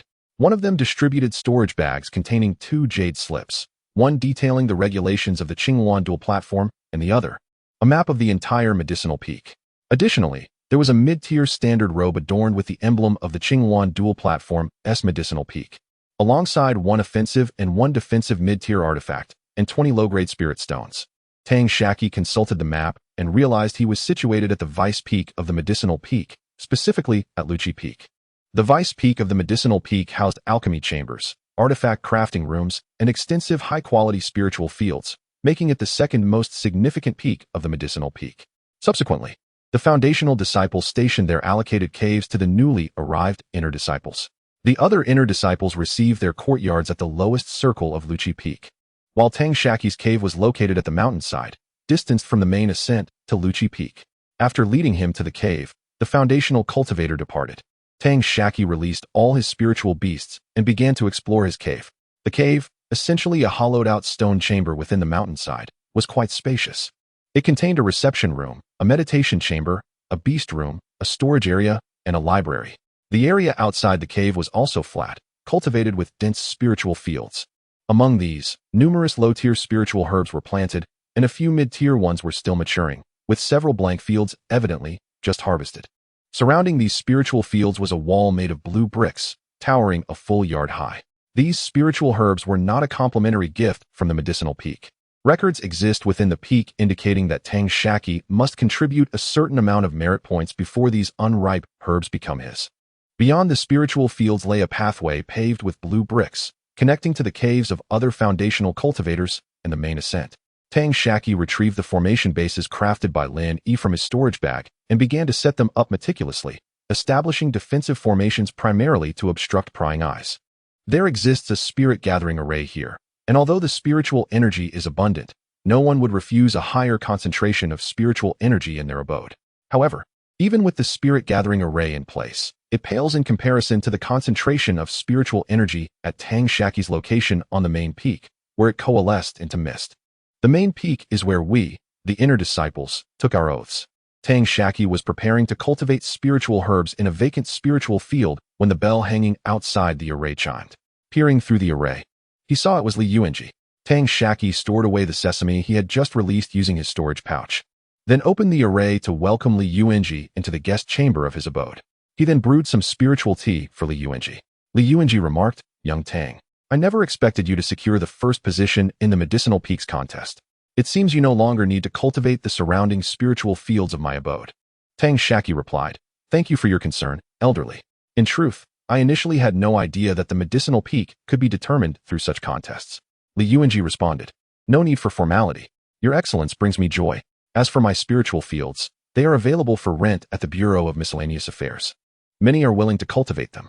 With that, Li Yuanji scanned the surroundings of the abode with his spiritual sense, his brow furrowing slightly. He then said, "Your abode is commendable, though the defensive array leaves much to be desired. Everyone harbors their own secrets, and no one wishes to be spied upon. Although we are within the medicinal peak, one must remain vigilant." Tang Shaqi acknowledged, "I understand. I never anticipated acquiring a foundation-building abode, thus I was unprepared in this regard. I could only make do with the limited array I possess, planning to later replace it with a mid-tier defensive array." Li Yuanji offered, "I happen to have a mid-tier array that I am not currently using.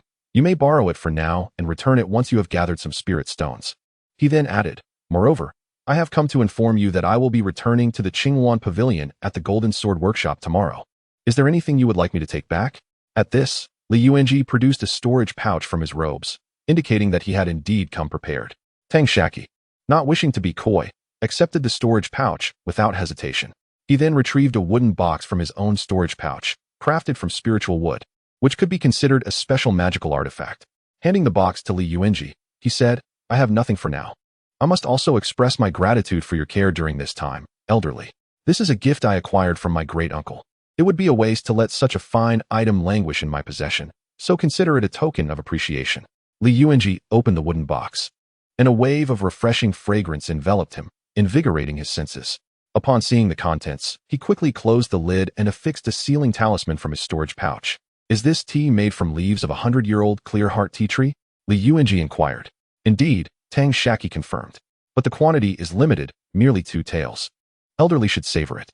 Li Yuanji placed it directly into his storage pouch, a smile gracing his face as he said, "That is more than sufficient. In terms of value, it surpasses my array.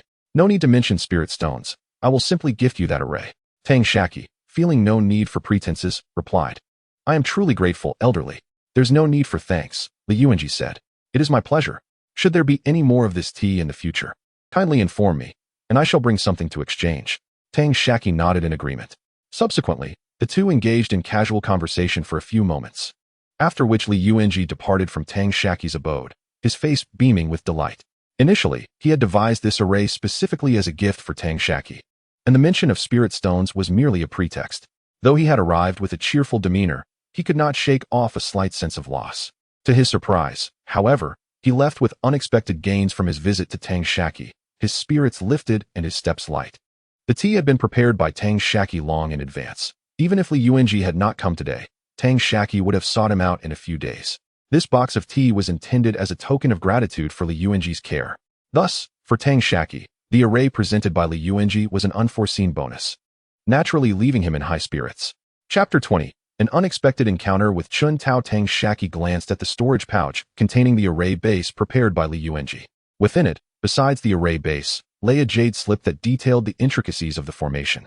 This particular array was a mist formation of the water type, an advanced version of a lower-tier mist array, aptly named Flowers in the Mist, primarily designed to obscure external observation. With the formidable protective formations of the Qingyuan Dual Tower and Yaofeng, safety was assured. If even these protective arrays were rendered ineffective, then no matter how formidable Tang Shaqi's personally arranged formation was, it would be of little use. Upon reviewing the array's details, Tang Shaqi felt quite satisfied with the formation. However, a frown soon crossed his face, as it meant he would have to excavate the recently laid array base and rearrange it anew. Fortunately, Tang Shaqi had an ample supply of puppets and various spirit beasts to assist him. After 2 days of diligent effort, the formation was finally completed. He then transformed the library into a wine cellar, excavating 4 wine pits. One was designated for brewing spirit wine for cultivation, 2 for concocting restorative spirit wine, and 1 was reserved as the ancestral pit. Collaborating with the mooncake, Tang Shaqi completed the wine cellar and commenced the brewing of spirit wine. From the spirit wine brought by xianxia, they poured 7 pounds into the 3 wine pits outside the ancestral pit to serve as the base. After this, Tang Shaqi could no longer assist, as mooncake meticulously arranged the prepared spiritual flowers, fruits, and herbs in a specific order within the wine pits. As for the ancestral pit, it remained empty, as Tang Shaqi lacked both the wine base from Xianxia Mountain and the requisite high-tier spiritual flowers, fruits, and herbs, rendering him temporarily unable to set it up. Having concluded his tasks in the wine cellar, Tang Shaqi turned his attention to cultivating spirit fields. He first planted several saplings of spirit trees from his storage pouch, which he had gathered from Xianxia Mountain and xianxia. Additionally, he set aside a plot of land specifically for high-tier spirit grains. Unlike their mid- and low-tier counterparts, high-tier spirit grains required a lengthy maturation period of a full 60 years before harvest. After completing these endeavors, Tang Shaqi intended to take a 2-day respite. However, early the next morning, he received a message from the chubby figure through his identity token, stating that his courtyard was ready and he wished to visit to see what a foundation-building cave abode looked like. Tang Shaqi responded through the token, providing the location of his cave, and the chubby figure promptly replied that he would arrive immediately. Indeed, just as Tang Shaqi finished a cup of spirit tea, the sound of bells echoed from outside the spirit fields, signaling the arrival of the chubby figure. He instructed Mantu to guide the visitor in and waited in the reception room. To his surprise, it was not only the chubby figure who arrived, but also Yuan Yaosher and Qin Gang. Upon entering the reception room, Yuan Yaosher greeted Tang Shaqi with a bow, saying, "Myself and senior brother Qin have come uninvited and intruded upon your tranquility. I hope you can forgive us, senior brother Tang." Tang Shaqi smiled and replied, "Not at all. You 2 esteemed junior brothers are guests I rarely have the pleasure to invite. Please, take a seat." The chubby figure chimed in, "Brother Qi, with esteemed guests arriving, why not bring out some fine food and drink to entertain them?" He had already settled at the stone table, clamoring for refreshments. Tang Shaqi cast a helpless glance at the chubby figure before inviting Qin Gang and Yuan Yaosher to sit down. After preparing several cups of tea for a few individuals, he simultaneously retrieved a stack of snow-white mulberries and approximately 7 or 8 spirit peaches from his storage pouch. The chubby one released the ball of fluff without needing Tang Shaqi's invitation, and helped himself to a cup of the pure heart tea from the table. He then tossed a spirit peach and several mulberries to the ball of fluff, subsequently allowing it to play with Mantu and Xiaomai. The chubby one then bit into a spirit peach, sipped his tea, and munched on a few mulberries. Observing Yuan Yaosher and Qin Gang quietly sipping their pure heart tea, he handed each of them a spirit peach, mumbling indistinctly, "7, 7, eat." Tang Shaqi chuckled and addressed the 2, saying, "My younger brother has always been a bit carefree. You 2 need not concern yourselves with him. A spirit peach will quench his thirst." Only then did the 2 begin to nibble on the peaches. Typically, Qin Gang and his companion were not stingy individuals. However, they had not reached the point of treating spirit peaches as snacks. Such precious herbs, meant for alchemy, were rarely offered to guests by Chao Jun and Yuan Guoxiang, unless they were esteemed visitors or long-separated brothers. They were both taken aback by Tang Shaqi's generosity and inwardly speculated that he must have amassed considerable wealth through his exceptional alchemy skills and the support of Li Yuanji. The chubby one brewed himself another cup of pure heart tea and remarked, "Qi, this place is quite impressive, far larger than mine." Tang Shaqi responded with a smile, "It's decent enough. At the very least, the several hundred acres of spirit fields in front are quite suitable for cultivating herbs." Yuan Yaosher interjected, Tang brother, this is what you call decent? I find myself at a loss. You all have at least a courtyard of 10 zhang in radius, which could be tidied up for cultivating spirit herbs. As for me, I cannot simply rely on what I have. I have spent the past few days studying the sect's rules and conversing with senior disciples, preparing to visit the main hall of our medicine peak to see if there are any suitable tasks available to earn some cultivation resources. I sought out senior brother Qin and senior brother Zhang, who suggested inviting you along, hence our visit to see if you would be interested. Tang Shaqi replied, "That sounds good. The sect's contribution rewards were distributed a few days ago, and I also wish to visit the miscellaneous hall at Medicine Peak to exchange for some herb seeds." Having finished his second cup of spirit tea, the chubby one exclaimed, "Then why wait? Let us go." Yuan Yaosher echoed, Indeed, let us go. Qin Gang added, let us proceed. The two of them quickly devoured their spirit peaches and sipped their pure heart tea in haste. Like Chao Jun, Qin Gang did not spare even the tea leaves, chewing and swallowing them. Once they had consumed their refreshments, Tang Shaqi led them out of the array and concealed the bell at his entrance with the array, indicating that he was either absent or in seclusion. Originally, Tang Shaqi and the chubby one intended to ride Mantu and the ball of fluff. But upon seeing that Qin Gang and Yuan Yaosher had to rely on their own feet, they decided to leave the two beasts at Tang Shaqi's abode. After a considerable trek, the group arrived at Medicine Peak, ascending the stone steps to the summit of Yaofeng. Three imposing structures stood arranged in a triangular formation: the Miscellaneous Hall, the Administrative Hall, and the Elixir Hall. The group had agreed to reconvene at the Elixir Hall. Tang Shaqi and the chubby youth arrived first at the Miscellaneous Hall, while Qin Gang and Yuan Guoxiang proceeded to the Administrative Hall. Upon entering the Miscellaneous Hall, they found few disciples of Yaofeng present. Tang Shaqi approached the counter directly, using his contribution points to purchase some spiritual herb seeds. These herbs were not available in Lei Chipa and Heixiong Mountain. Most were intended for refining foundation-building elixirs, with a smaller portion for concocting qi refinement elixirs and golden elixirs. As Tang Shaqi slid his identity token into a jade groove, he noticed that his contribution points had diminished significantly, leaving him with merely 11 points. Many items he wished to acquire remained unattainable, and unfortunately, this establishment only accepted contribution points, rejecting spirit stones. The chubby youth, after much deliberation, had yet to select any materials. He approached Tang Shaqi, who had just completed his transaction, and remarked, "Brother Qi, the items here are exceptional and cannot be found in the outside markets. Yet my contribution points are woefully insufficient. As for what can be purchased outside, wouldn't it be unwise to trade with contribution points?" Having experienced the data-driven era of Earth in a past life, Tang Shaqi regarded contribution points as a mere numerical representation akin to bank deposits. In essence, they were a form of credit currency, circulating exclusively within the confines of the Qinghuan Duk. However, the unique products within Qinghuan Duk could only be exchanged for contribution points. He replied, "This currency is not for frivolous spending. We should procure what is useful and earn more when we run low. Each contribution point is equivalent to a low-grade spirit stone, but once outside Qinghuan Duk, they lose their value. Observe, one contribution point can be exchanged for one low-grade spirit stone." Despite Tang Shaqi's assertions, the chubby youth refrained from spending any contribution points. The duo then proceeded to the Administrative Hall, where the Miscellaneous Hall was a place for expenditure. The Administrative Hall served as a venue for earning contribution points. Here, they encountered a greater number of disciples, with colossal walls displaying tasks related to qi refinement, foundation building, and golden elixirs, each adorned with densely packed jade slips. Tang Shaqi and the chubby youth approached the wall designated for qi refinement, retrieving the jade slips from the bottom row, which were labeled with a catalog for their study. Within these slips were tasks issued by the sect and its disciples, encompassing a wide array of activities: mining, material procurement, hiring alchemists, enlisting smiths, and even direct purchases of finished products. As Tang Shaqi perused the catalog, he extracted detailed task information by number from the upper section of the wall. After returning the jade slips to their original place, he approached the counter, retrieving a portion of spiritual herbs and elixirs from his storage pouch in preparation for task submission.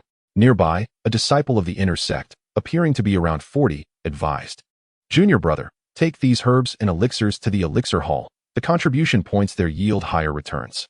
Tang Shaqi, gathering his herbs, bowed respectfully to the elder disciple and replied, "I am Tang Shaqi, a newcomer to Yaofeng. I sincerely appreciate your guidance, senior brother." Then the disciple spoke, "So you are the one renowned for your prowess in combat, the inner sect disciple who secured the Foundation Establishment Cave." "Haha, I am Qintao, and I have long coveted your cave dwelling. After 20 years, I shall undoubtedly challenge you to a duel. I hope you still possess the skill to reign supreme. Otherwise, that cave of yours may very well bear the Qin surname." Tang Shaqi chuckled and replied, "At that time, I warmly welcome you to come at me. Perhaps, by then, neither of us will have any use for that cave." Qintao responded, "You make a valid point, my junior. It has been a long time since I encountered someone with such boldness. On a future occasion, we must indulge in some fine drinking together." Tang Shaqi remarked, "As the saying goes, there is no time like the present. Let us seize the day. I have 2 bottles of my own brewed spirit. After we descend from the Medicine Peak, shall we retire to my cave on Deer Ridge for a drink?" Chapter 21. The Enlightenment Pill. Qintao remarked, "To speak candidly, junior brother, do not take offense. How much flavor can self-brewed spirit wine possess? When the time comes, I shall visit your cave abode and share with you the spirit wine I carry, which is indeed the finest 7 flowers and 7 fruits wine. Tang Shaqi chuckled. Rest assured, Brother Chun, my self-brewed spirit wine undoubtedly surpasses your 7 flowers and 7 fruits wine. Chen Tao's eyes sparkled with interest. Oh, then we must certainly give it a try. At that moment, Xiao Peng approached, presenting his identity jade token to the disciple at the administrative hall's counter. The disciple subsequently handed him the jade token along with a storage pouch. Xiao Peng inquired, Qi Gu, have you completed your tasks? What assignments have you received? I have taken on several tasks related to artifact refinement. Tang Shaqi replied, I finished mine long ago. This is Brother Chen Tao. And this is my younger brother Zhang Hao, whom our family affectionately calls Xiao Peng.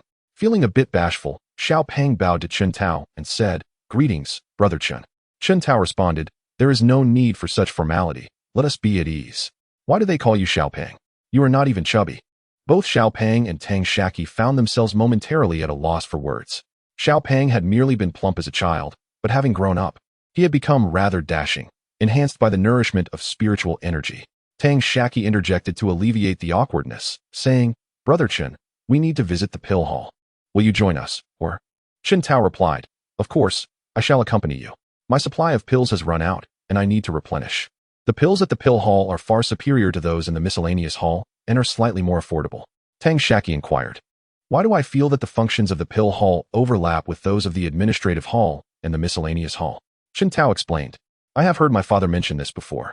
Each peak possesses its own dedicated grand hall. For instance, our medicine peak has the pill hall, while the artifact peak has the immortal artifact hall. These are the industries of each peak. They earn contribution points to maintain their own expenses and also issue simple tasks to train their disciples. Tang Shaqi continued, However, the scale is not as large as that of the miscellaneous hall or the administrative hall, and the variety of items is not as comprehensive. They rely on higher purchasing prices compared to the administrative hall and lower selling prices than the miscellaneous hall to capture some business. Chen Tao concurred. That is essentially the idea. A smaller scale and fewer personnel naturally result in lower costs. The trio arrived at the pill hall, where the disciples of the medicine peak outnumbered those in the miscellaneous hall, but were fewer than those in the administrative hall. Tang Shaqi perused the task walls directory, noting that the tasks issued here were only about 1/10 of those in the administrative hall. He glanced at the long-term procurement tasks for various spiritual herbs and pills. Realizing that the rewards were not as high as Chen Tao had claimed, the contribution points offered were equivalent to those in the administrative hall. However, there was a reward system in place. If one provided a quantity exceeding a certain threshold, they would receive a reward ranging from 1 to 10%. Tang Shaqi calculated the spiritual herbs and pills he currently possessed, finding that he did not meet the minimum target for rewards. Lacking sufficient contribution points, he decided to sell the pills he had on hand to the pill hall in order to earn some contribution points for purchasing spiritual herb seeds. Tang Shaqi sold a substantial portion of the elixirs he possessed, retaining only enough for 10 days of cultivation. The rest was exchanged at the Alchemy Hall's counter for contribution points. As he observed his identity token glide through a jade groove, he noticed an increase in his contribution points. He subsequently approached another counter dedicated to sales, perusing the catalog of items on offer.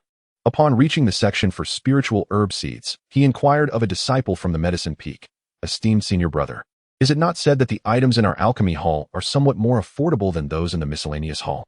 Yet, upon reviewing the prices, they appear identical. The disciple replied, Junior brother, it's evident that you are new to the mountain, thus unaware of the intricacies involved. While it can be argued that our Alchemy Hall's offerings are indeed cheaper from certain perspectives, it ultimately depends on the transaction amount. For any transaction exceeding 100 contribution points, a discount of 9% on the total price is applied. If the transaction exceeds 1,000 contribution points, the discount increases to 2% off. For 10,000, it is 3%, for 100,000, 4%, and for 1 million, 5%. As for whether there are greater discounts, I cannot say. In my 3 years here, I have rarely witnessed even a 7% discount. And that was only when exchanging for Foundation establishment pills. Realizing the conversation had revolved around promotional discounts, Tang Shaqi noted that his purchase of spiritual herb seeds, exceeding 200, qualified him for a discount, resulting in a reduction of 2 contribution points. Although he had yet to gather all the required seeds for concocting golden core elixirs, he had successfully collected those necessary for constructing the ancestral pool and refining Foundation establishment pills. Additionally, he had also assembled several seeds for other mid-tier elixirs. At the Alchemy Hall, he reunited with Master Yuan and Qin Gang, introducing each other before they all returned to Deerchi Peak. Master Yuan took on several alchemy tasks, opting not to visit Tang Shaqi's cave dwelling, but heading directly to the alchemy chamber at Deerchi Peak. Qin Gang mentioned he had accepted a mining task and needed to prepare before departing in a couple of days. After bidding farewell to Tang Shaqi and the others, he returned to his own courtyard. Chun Tao and Little Fatty accompanied Tang Shaqi to the entrance of his cave dwelling, where Tang Shaqi activated the formation to open a passage. The four spirit beasts, Mantu, Machio, Xiaomai, and Mooncake, stood at the entrance to greet them.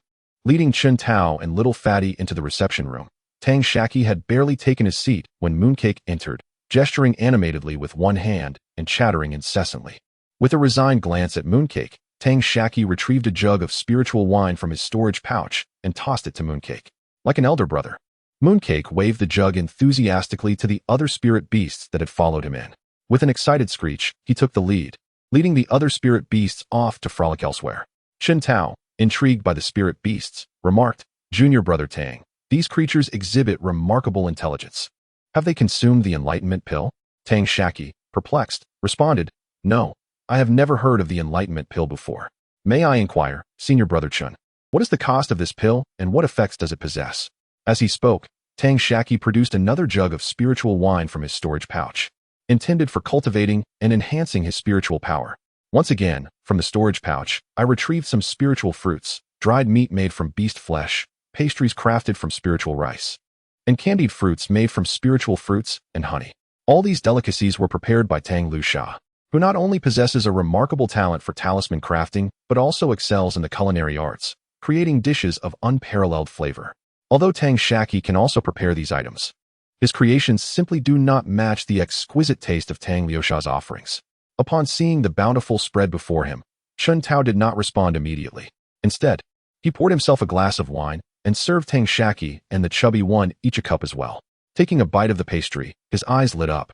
He then raised his glass and downed it in one swift motion. The cup was quite small, only the size of 2 coins. After savoring a piece of candied fruit and chewing on a strip of dried meat, he finished with another 2 coins worth of wine, his eyes turning into mere slits of delight. Regaining his composure, he popped a few mulberries into his mouth and finally spoke, "Tang Shaqi, you are far too gracious." Upon seeing such delectable food, I couldn't help myself. Since the old man went missing, I cannot recall the last time I enjoyed such exquisite spiritual cuisine or fine spiritual wine. Tang Shaqi replied, "No worries, Chen Shixiang, please indulge yourself. There may not be in abundance, but do enjoy what is on the table." Some individuals, despite knowing them for a lifetime, remain distant, while others, upon just meeting, feel as though they have been long-time confidants. This phenomenon is what one might call a bond that feels as fresh as the dawn, yet as familiar as old friends. In Tang Shaqi's view, Chun Tao epitomized this type of person, prompting him to present his finest offerings in hospitality. The chubby one interjected, "Chen Shixiang, do mind your manners. These delicacies are quite rare for me. Do save some for myself." However, Chun Tao showed no sign of embarrassment, continuing to eat and remarking, "It is you who should eat less. I am a guest invited by your brother, and these delights are prepared for me. You are merely a fortunate companion basking in my glow." The chubby one, undeterred by Chun Tao's words, devoured the food with even greater enthusiasm.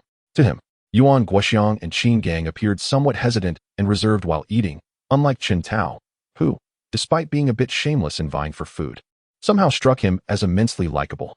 Once more, savoring a cup of spiritual wine, Chun Tao remarked, "Where were we in our discussion? Ah yes, the enlightenment pill. Originally, the enlightenment pill was a unique concoction of the spirit beast sect, known to enhance the intelligence of spiritual beasts when taken over an extended period. As you are aware, there are always some unsavory dealings between this sect and the central sect. For reasons unknown, Qingwan Duk managed to acquire the formula for the enlightenment pill. It is now available for purchase at the miscellaneous hall and the pill hall, or one can exchange for the formula at the pill hall or the administrative hall." Tang Shaqi inquired, "What grade of pill is this? How many must one consume? What effects can it produce?" Chun Tao replied, "I only know that a spiritual beast can consume a maximum of 10 enlightenment pills. Any more would be wasteful. As for the effects, at the very least, it can elevate a spiritual beast's intelligence to that of an average 10-year-old child. As for its grade, I am not certain. What I do know is that it is quite costly, with 10 pills requiring 800 contribution points." Tang Shaqi remarked, "As for my spiritual beasts, They already possessed the intelligence of a 5 or 6-year-old child, with the most intelligent among them, Mooncake, being on par with a 10-year-old child. Will the enlightenment pill still be effective? Qintao replied, I am not sure. I have not delved into it much. I only sought to acquire a mount in the past, which led me to gather some knowledge on the subject. However, after calculating, I realized I could not afford it. It requires an excessive amount of spirit stones, so I did not pursue it further. Tang Shaqi then inquired, how many contribution points are needed to exchange for the formula of the enlightenment pill? Qintao responded, I do not know. At this moment, Xiao Pang interjected. It seems you are unaware of anything beyond the name and price. With the information you have provided, you cannot continue indulging. You've already exceeded your limit. Qintao apologized. My apologies. I believe I should indulge a bit more. This may hold little value for you, but it is not necessarily the same for junior brother Tang. With that, he resumed his competition with Xiao Pang over the spiritual delicacies and fine wine on the table. Chapter 22. The sex scarcity of spiritual herbs. Tang Shaqi accompanied Qintao in consuming 2 cups of spiritual wine, and soon Qintao's tongue began to stumble. Although this wine was exquisite, assisting in cultivation and enhancing one's abilities, its after-effects were potent. Initially imperceptible, the effects would only be felt once one realized they had overindulged. Little Fatty was not much better off, lamenting and accusing Qintao of being shameless for snatching his food. Yet, inexplicably, he found the rascal pleasing to the eye and expressed a desire to form a brotherly bond with him. Tang Shaqi, although slightly tipsy, maintained a degree of clarity. He gathered the spiritual wine and food from the table and brewed a pot of calming tea. After sharing 2 cups of tea, the effects of the alcohol dissipated, and they regained their sobriety. Qintao then took his leave, expressing gratitude for Tang's hospitality, suggesting they should enjoy another feast together in a few days. He winked suggestively, leaving the implication hanging in the air. Subsequently, the 3 exchanged their identity tokens, marking their connection. Shortly after Qintao's departure, Little Fatty begged Tang Shaqi for a bounty of food before riding off on his trusty steed, Ma Qiu. He informed Tang that he would soon rent a crafting room to begin forging items and earn contribution points, indicating a busy period ahead. He assured Tang Shaqi that after this hectic phase, he would return to assist him with body cultivation. Tang Shaqi, understanding the urgency, encouraged Little Fatty not to rush and to focus on his own matters. The underlying reason for his calm was that he had limited spiritual rice left and needed to cultivate a new batch of mid-grade spiritual rice. Following their drinking session, Tang Shaqi's routine at Yaofeng became more structured. Each day was spent gathering the essence of the 3 lights and hastening the growth of spiritual herbs to enhance his cultivation. As he organized these tasks, the date had reached the 8th of September. Despite mastering 2 early-stage spells to perfection, which could be effective in combat, Tang Shaqi felt a sense of dissatisfaction. The potency of these initial spells was insufficient in battles, often easily countered by others. Thus, he resolved to cultivate several mid-stage spells to their utmost potential. With his current cultivation at the 7th layer of Qi refinement, he could perform the mid-stage fireball barrage technique 4 times before exhausting his internal energy, necessitating an hour of meditation for recovery. Tang Shaqi decided to dedicate 3 hours daily to practicing his spells, allowing for 12 repetitions of the fireball barrage. With the aid of spiritual wine, he could reduce his energy recovery time by 2/3, enabling him to unleash the technique 36 times in a single day. According to the records of a family elder, to achieve perfection in a spell, one must perform it 10,000 times. Thus, practicing the fireball barrage daily meant it would take approximately 280 days to reach full mastery. However, another challenge arose. The fireball barrage was not a trivial early-stage spell. It wielded immense power and required a designated area for practice. Initially, Tang Shaqi tested it in his spiritual fields. But thankfully, the Misty Illusion Array provided a degree of protective defense. Otherwise, he would have risked devastating 2 acres of crops. Tang Shaqi had inquired with Qintao about specific locations at Yaofeng designated for spellcasting and training, which required 2 contribution points per day. Although contribution points were essentially a form of credit, in the realm of Qinghuan Duk, they were considered hard currency, and one could not afford to be without them. In pursuit of contribution points, Tang Shaqi ventured to the administrative hall and the alchemy hall atop Yaofeng, where he set his sights on several tasks involving the refinement of mid-stage elixirs. These tasks were issued by disciples of the Qinghuan Duk, who, either individually or in small groups, had procured several cauldrons worth of materials. If they directly exchanged these for contribution points and subsequently traded those for elixirs, they would only be able to obtain 2.5 elixirs per cauldron's worth of materials. Consequently, they opted to procure some contribution points from the miscellaneous hall. offering a bounty for alchemists to assist them in their endeavors. Among these tasks, Tang Shaqi was particularly drawn to one that he discovered within the administrative hall.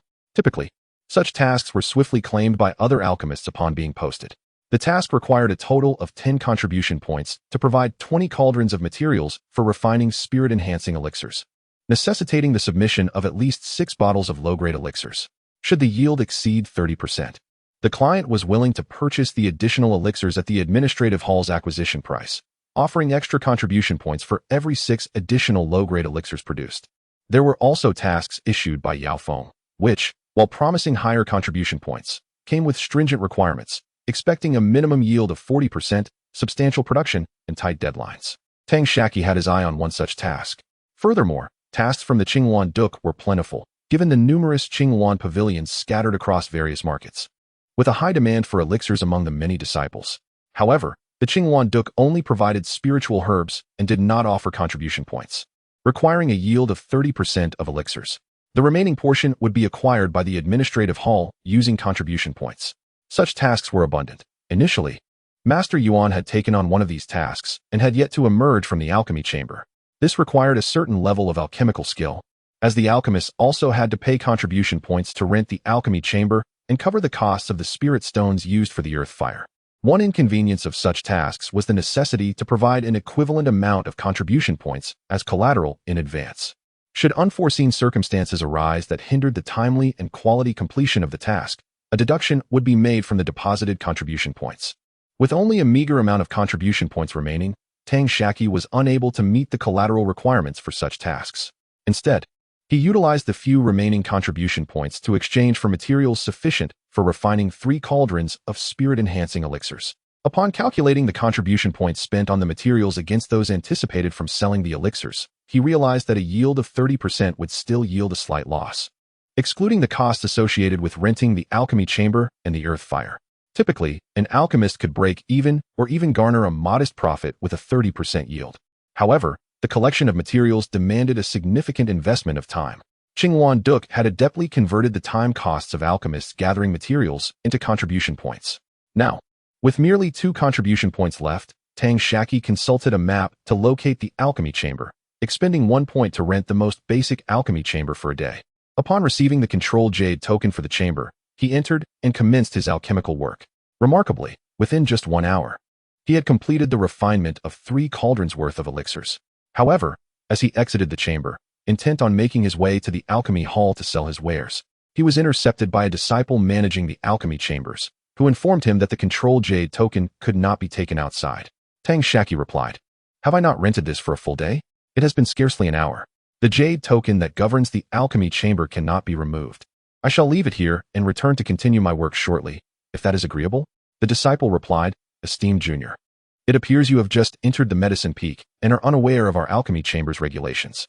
Once one departs the confines of the chamber, the rental period concludes, unless one has rented for over 10 days. My elder brother is aware that this rule may seem rather harsh, yet it is simply the established order. I, too, am but a laborer, unable to assist you." Tang Shaqi nodded in understanding and relinquished the control jade token of the alchemy chamber. He then returned to his cave dwelling, mounted his steed, and proceeded to the administrative hall to sell the elixirs he had concocted. Upon checking, he noticed that the task of refining 20 furnaces of chi-nourishing pills had not yet been claimed by anyone. In haste, he utilized his still-warm contribution points to purchase a batch of spiritual herbs for the production of chi-nourishing pills, then rode back to the alchemy chamber at Deer Ridge Peak. Tang Shaqi stored his steed in his spirit beast pouch and once more expended some contribution points to rent another alchemy chamber. This time, he took a bit longer, exceeding 3 hours before completing his concoction. He then exited the alchemy chamber and returned the control jade token, riding his steed down Deer Ridge Peak. He went back to the administrative hall of the medicine peak to sell the chi-nourishing pills he had just refined. Noticing that the task of refining 20 furnaces of chi-nourishing pills remained unclaimed, he accepted the task, and with his remaining contribution points, purchased the herbs for another 7 furnaces. This time, Tang Shaqi did not return to the alchemy chamber. Darkness had fallen, and he directly returned to his cave dwelling. After enjoying a cup of tea, he began his cultivation of spiritual energy and qi. Early the next morning, after gathering the 3 lights of primordial unity and tending to the various spiritual herbs in his spiritual field, Tang Shaqi rode to the alchemy chamber at Deer Ridge Peak once again. The same disciple was present, and Tang Shaqi rented the chamber for a day, unconcerned as the task's time limit was still ample. The key was to manage his time wisely to return and operate the three lights and Qi primordial unity formation to gather the three lights of primordial unity. This time, Tang Shaqi did not bring his steed but instead took along Xiaomai, primarily to remind him of the time. Upon entering the alchemy chamber and activating the ground fire, the temperature within rose swiftly. The jade pendant hanging from his waist glowed, insulating him from the high heat. Xiaomai felt not a trace of discomfort and slept soundly in Tang Shaqi's embrace. After a while, Xiaomai suddenly opened her eyes, gazing at Tang Shaqi as he refined the elixirs, remaining silent. Once Tang Shaqi completed the current batch of pills, Xiaomai informed him that 3.5 hours had passed. Tang Shaqi acknowledged this and proceeded to refine another batch. Upon exiting the alchemy chamber and returning the control token, he returned to his cave dwelling. After enjoying a cup of spirit tea, he began manipulating the puppets to activate the three lights and Qi primordial unity formation, gathering the three lights of primordial unity. The foundational arrangements for these lights had already been established in fixed positions, eliminating the need for temporary setups. Thus, 3 days passed, and by noon on the 12th of September, Tang Shaqi had completed refining the elixirs. After resting for a while, he exited the alchemy chamber and returned to his cave dwelling, riding Xiaomai back to the administrative hall. Tang Shaqi approached the counter, presenting all 20 mid to low-grade spirit-nourishing pills he had concocted to fulfill his task. After the disciple at the counter examined the pills, he informed him that the contribution points reserved by the disciple who posted the task were insufficient to cover the excess pills. Following the settlement of contribution points, the remaining pills were returned to Tang Shaqi. In a decisive move, he decided to exchange all of his mid to low-grade spirit-nourishing pills for sect contribution points. He then proceeded to the pill pavilion, intending to procure another batch of spiritual herbs for refining spirit-nourishing pills, as he could enjoy certain discounts. However, he was informed that several essential herbs for the production of spirit-nourishing pills were out of stock. Tang Shaqi then hurried to the miscellaneous pavilion, only to be told that the allocation for those specific herbs had already been exhausted for the month. From the disciples at the miscellaneous pavilion, Tang Shaqi learned that every month, the Qingwan Duke would allocate a certain quantity of spiritual herbs to the miscellaneous pavilion of the Medicine Peak. Yet, generally, after the 10th day of each month, those popular herbs would be completely sold out. Tang Shaqi had never considered that even such a prominent sect as the Qingwan Duke could face a shortage of spiritual herbs. Chapter 23. Daily cultivation at Yaofeng. Tang Shaqi originally intended to exchange his contribution points for spiritual herbs, refine them into elixirs, and subsequently trade the elixirs back for contribution points. Thus, a cyclical process would sustain his cultivation needs. However, circumstances altered his plans, necessitating a more adaptive approach. He proceeded to the pill hall and the administrative hall to peruse the task wall, hoping to undertake several alchemical assignments. To his dismay, the tasks he favored had all been claimed by others. The remaining tasks either required a contribution pledge he could not meet or exceeded his current capabilities. Upon inquiring with a disciple at the counter, he learned that these tasks were specifically designated for new disciples like himself. Each month, there exists a 10-day protection period during which higher-level cultivators are prohibited from undertaking tasks meant for lower-level cultivators. For instance, a foundation establishment cultivator cannot accept tasks intended for a Qi refinement cultivator unless it is an urgent sect task. However, after the 10th of the month, this protection no longer applies, and Qi refinement tasks may be posted in the foundation establishment area. Realizing this, Tang Shaqi acknowledged that he had missed the opportunity for this month's alchemical tasks. Fortunately, he did not leave empty-handed. He had accrued nearly 300 contribution points, allowing him to prioritize his mid-level spell cultivation.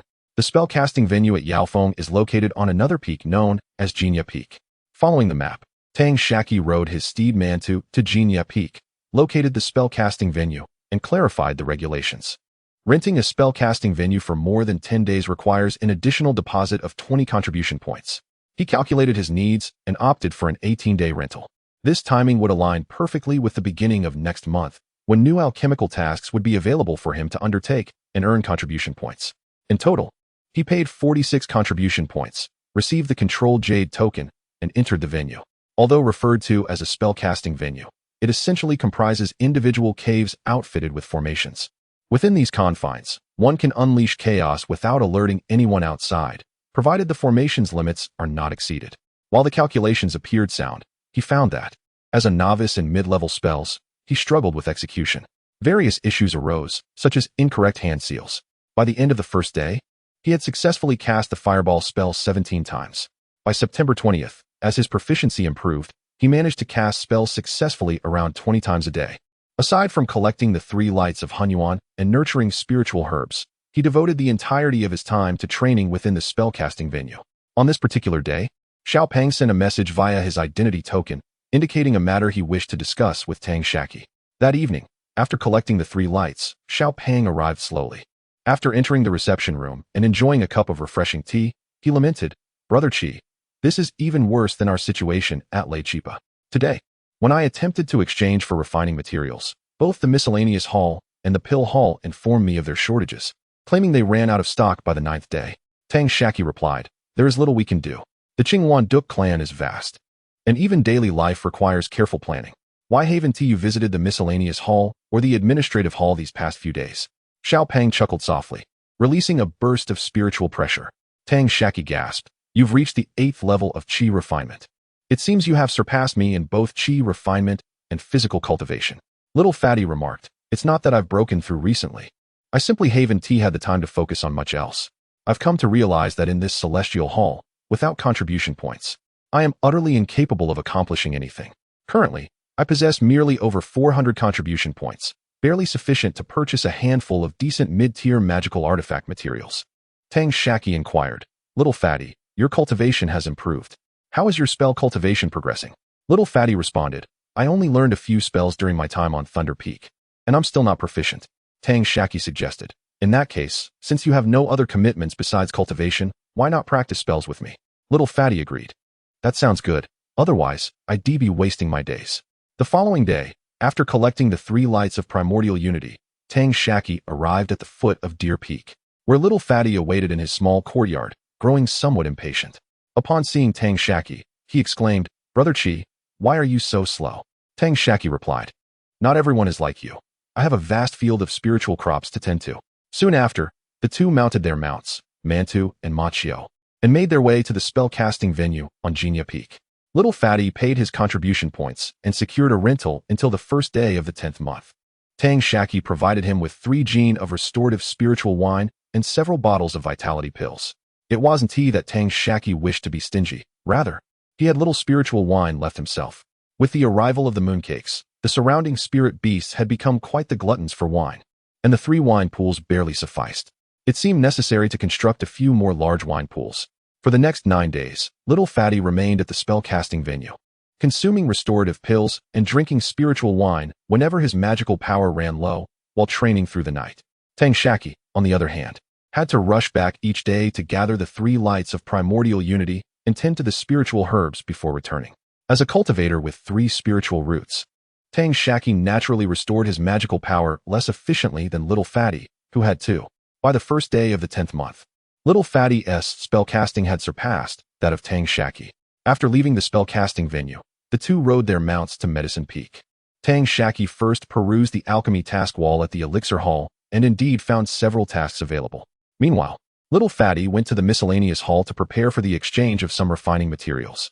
At that moment, Little Fatty hurriedly approached Tang Shaqi, who was examining the task wall, and said, "Brother Qi, there is something we might not have clarified. The exchange of spiritual materials in the miscellaneous hall is limited each day." Tang Shaqi then approached the counter of the Elixir Hall and addressed the disciple within, "Esteemed brother, I would like to exchange for 20 portions of vitality pills spiritual materials." After speaking, he handed over his identity token. The disciple scanned it and replied, "I'm sorry, junior brother, but your privileges do not allow for the exchange of 20 portions of vitality pills materials." Tang Shaqi inquired, "How many can I exchange then? Can I see this privilege?" The disciple responded, "You may exchange for 10 portions of vitality pills materials. Each type of spiritual material has its own exchange limit. You can check your exchange privileges in the relevant section of your identity token. Would you like to exchange for more spiritual materials?" Tang Shaqi affirmed, "Yes. Please proceed with the exchange. Little Fatty, use your identity token to exchange for the materials, and I will assist you in acquiring the refining materials afterward." Little Fatty promptly handed over his identity token to the disciple. Yet he could only exchange for 5 sets of chi-nourishing materials each day. With Little Fatty's consent, the disciple deducted his contribution points and procured 5 sets of elixirs for him. Little Fatty then casually handed them over to Tang Shaqi. The two turned and made their way to the miscellaneous hall, where Tang Shaqi examined his identity token and discovered his exchange privileges for various elixirs in both the elixir hall and the miscellaneous hall. Together, Tang Shaqi and Little Fatty exchanged for an additional 15 furnaces of chi-nourishing elixirs, during which a minor incident occurred. Tang Shaqi found that his contribution points were insufficient. The same disciple at the counter informed Tang Shaqi that contribution points could be transferred among disciples. As long as one identified the mark of the other's identity token, they could send their contribution points akin to sending a message. The recipient could either accept or decline. If declined, the points would automatically revert. Should the recipient neither accept nor decline within a month, the points would revert to the original owner. Upon hearing this, Tang Shaqi mused that it resembled a different version of WeChat red envelopes, adding friends and sending gifts. Acceptance entailed opening the envelope, while refusal meant a return. Tang Shaqi and Little Fatty experimented with this several times and found it quite amusing. Tang Shaqi instructed Little Fatty to wait for him while he went to concoct elixirs, subsequently converting them into contribution points to assist in obtaining materials. Little Fatty, eager to undertake a bounty task, readily agreed and began browsing the task wall. Tang Shaqi returned to Deerchi Peak, renting a refining room for 10 days and additionally depositing 20 contribution points as a security fee. By the time he arrived at the elixir hall, it was already late. He found Little Fatty and exchanged the refined mid-tier elixirs at the counter for contribution points, which he then used to help Little Fatty acquire the needed materials for artifact crafting. As expected, Tang Shaqi discovered that his exchange privileges for materials were only half of what Little Fatty possessed. After inquiring with the disciple at the counter, he learned that earlier in September, the sect and the managers of the Elixir Peak were preoccupied with handling the affairs of the new disciples and had not yet established their privileges. This was a courtesy extended to newcomers, allowing them unlimited exchanges of raw materials as long as they possessed sufficient contribution points. However, this leniency ceased after September. Nevertheless, they could enhance their purchasing privileges for elixirs and materials by completing bounty tasks from the Elixir Peak and the sect. As the time passed, the two exchanged elixirs and materials within their respective privileges until midnight. Tang Shaqi returned to the refining room, completing his cultivation for the day before continuing with the elixir preparation. Thus, each day was spent bustling between Deerchi Peak and Elixir Peak, engaging in alchemy and exchanges. By the 7th of September, he had nearly exhausted the popular elixirs available for exchange this month. Tang Shaqi found himself in possession of a substantial amount of contribution points and casually accepted 2 alchemy tasks, one released by the Administrative Hall and the other by the Elixir Hall. Even for elixirs that were not immediately needed, he chose to exchange for a portion daily, just in case. Due to the prolonged crafting time required by Little Fatty, which slowed the return of contribution points, Tang Shaqi supplemented Little Fatty with additional points daily. As they exchanged materials for artifact crafting, they also procured some talisman paper and materials for crafting talisman ink. On October 20th, Tang Shaqi completed 2 tasks and, upon receiving his contribution points, prepared to continue his cultivation of spells. Before proceeding, he contacted Tang Luxia to request her assistance in exchanging for spiritual herbs and materials. He also transferred 200 contribution points to her and delivered the talismans and materials for talisman ink he had exchanged during this period through the miscellaneous hall, expending 2 contribution points in the process. Having completed these tasks, Tang Shaqi resumed his spell cultivation. By early November, he emerged from seclusion to earn more contribution points. On November 3rd, Tang Luxia sent a message informing him that her contribution points were insufficient, prompting Tang Shaqi to transfer another 200 points to her. On November 10th, Tang Shaqi received a storage pouch sent by Tang Luxia through the miscellaneous hall. He distributed the refining materials contained within to Xiaopang. Thus, for months passed, and Tang Shaqi celebrated his 20th birthday, having advanced his cultivation to the 8th layer of qi refining. The identity tokens of Tang Shaqi, Xiaopang, and Tang Luxia accumulated over 2,000 contribution points collectively. Chapter 24. Chun Tao invites for a drink during this period. Tang Shaqi unearthed 2 grand wine pools. Not the modest ones measuring 10 feet in length, width, and depth, but rather profound pools extending 8 fathoms deep. A significant portion of the spiritual herbs, fruits, and flowers that Tang Shaqi had exchanged were deposited into these 2 reservoirs. To date, with the addition of the spiritual herbs he had hastened to mature himself, he finally amassed the necessary ingredients for the ancestral pool. However, the contents of the 2 vast pools were still less than a quarter full. Even if this batch of spiritual wine were to be brewed, it would merely serve as a catalyst within the large pools. On the afternoon of February 12th, Chen Tao sent a message, instructing Xiao Pang and Tang Shaqi to meet him at the stone gate of Yaofeng at the hour of Yu. Noting the cryptic nature of the message within the identity token, Tang Shaqi promptly informed Xiao Pang and arranged their meeting time. Arriving at Xiao Pang's courtyard on Luchi Peak, they mounted their steed, Mantu, and together journeyed to the stone gate of Yaofeng. Having calculated the time, Tang Shaqi found they had a quarter of an hour remaining before the appointed hour, yet to his surprise, Chen Tao was already awaiting them. Upon seeing Tang Shaqi and Xiao Pang arrive, Chen Tao greeted them, saying, "My dear junior brothers, time is of the essence. Let us converse as we walk." With that, he summoned a puppet beast from his storage pouch and mounted it, with Tang Shaqi and Xiao Pang following closely behind. Tang Shaqi inquired, "Chen Shixiao, what urgent matter brings us here at such haste?" Chen Tao smiled enigmatically and replied, "I have brought you here to indulge in some fine wine. Did I not promise to treat you both to a delightful feast?"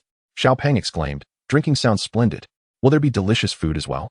Chen Tao reassured him, "Rest assured, without delectable food, the wine would lack its full flavor." Tang Shaqi then asked, "Where exactly are we going to enjoy this wine?"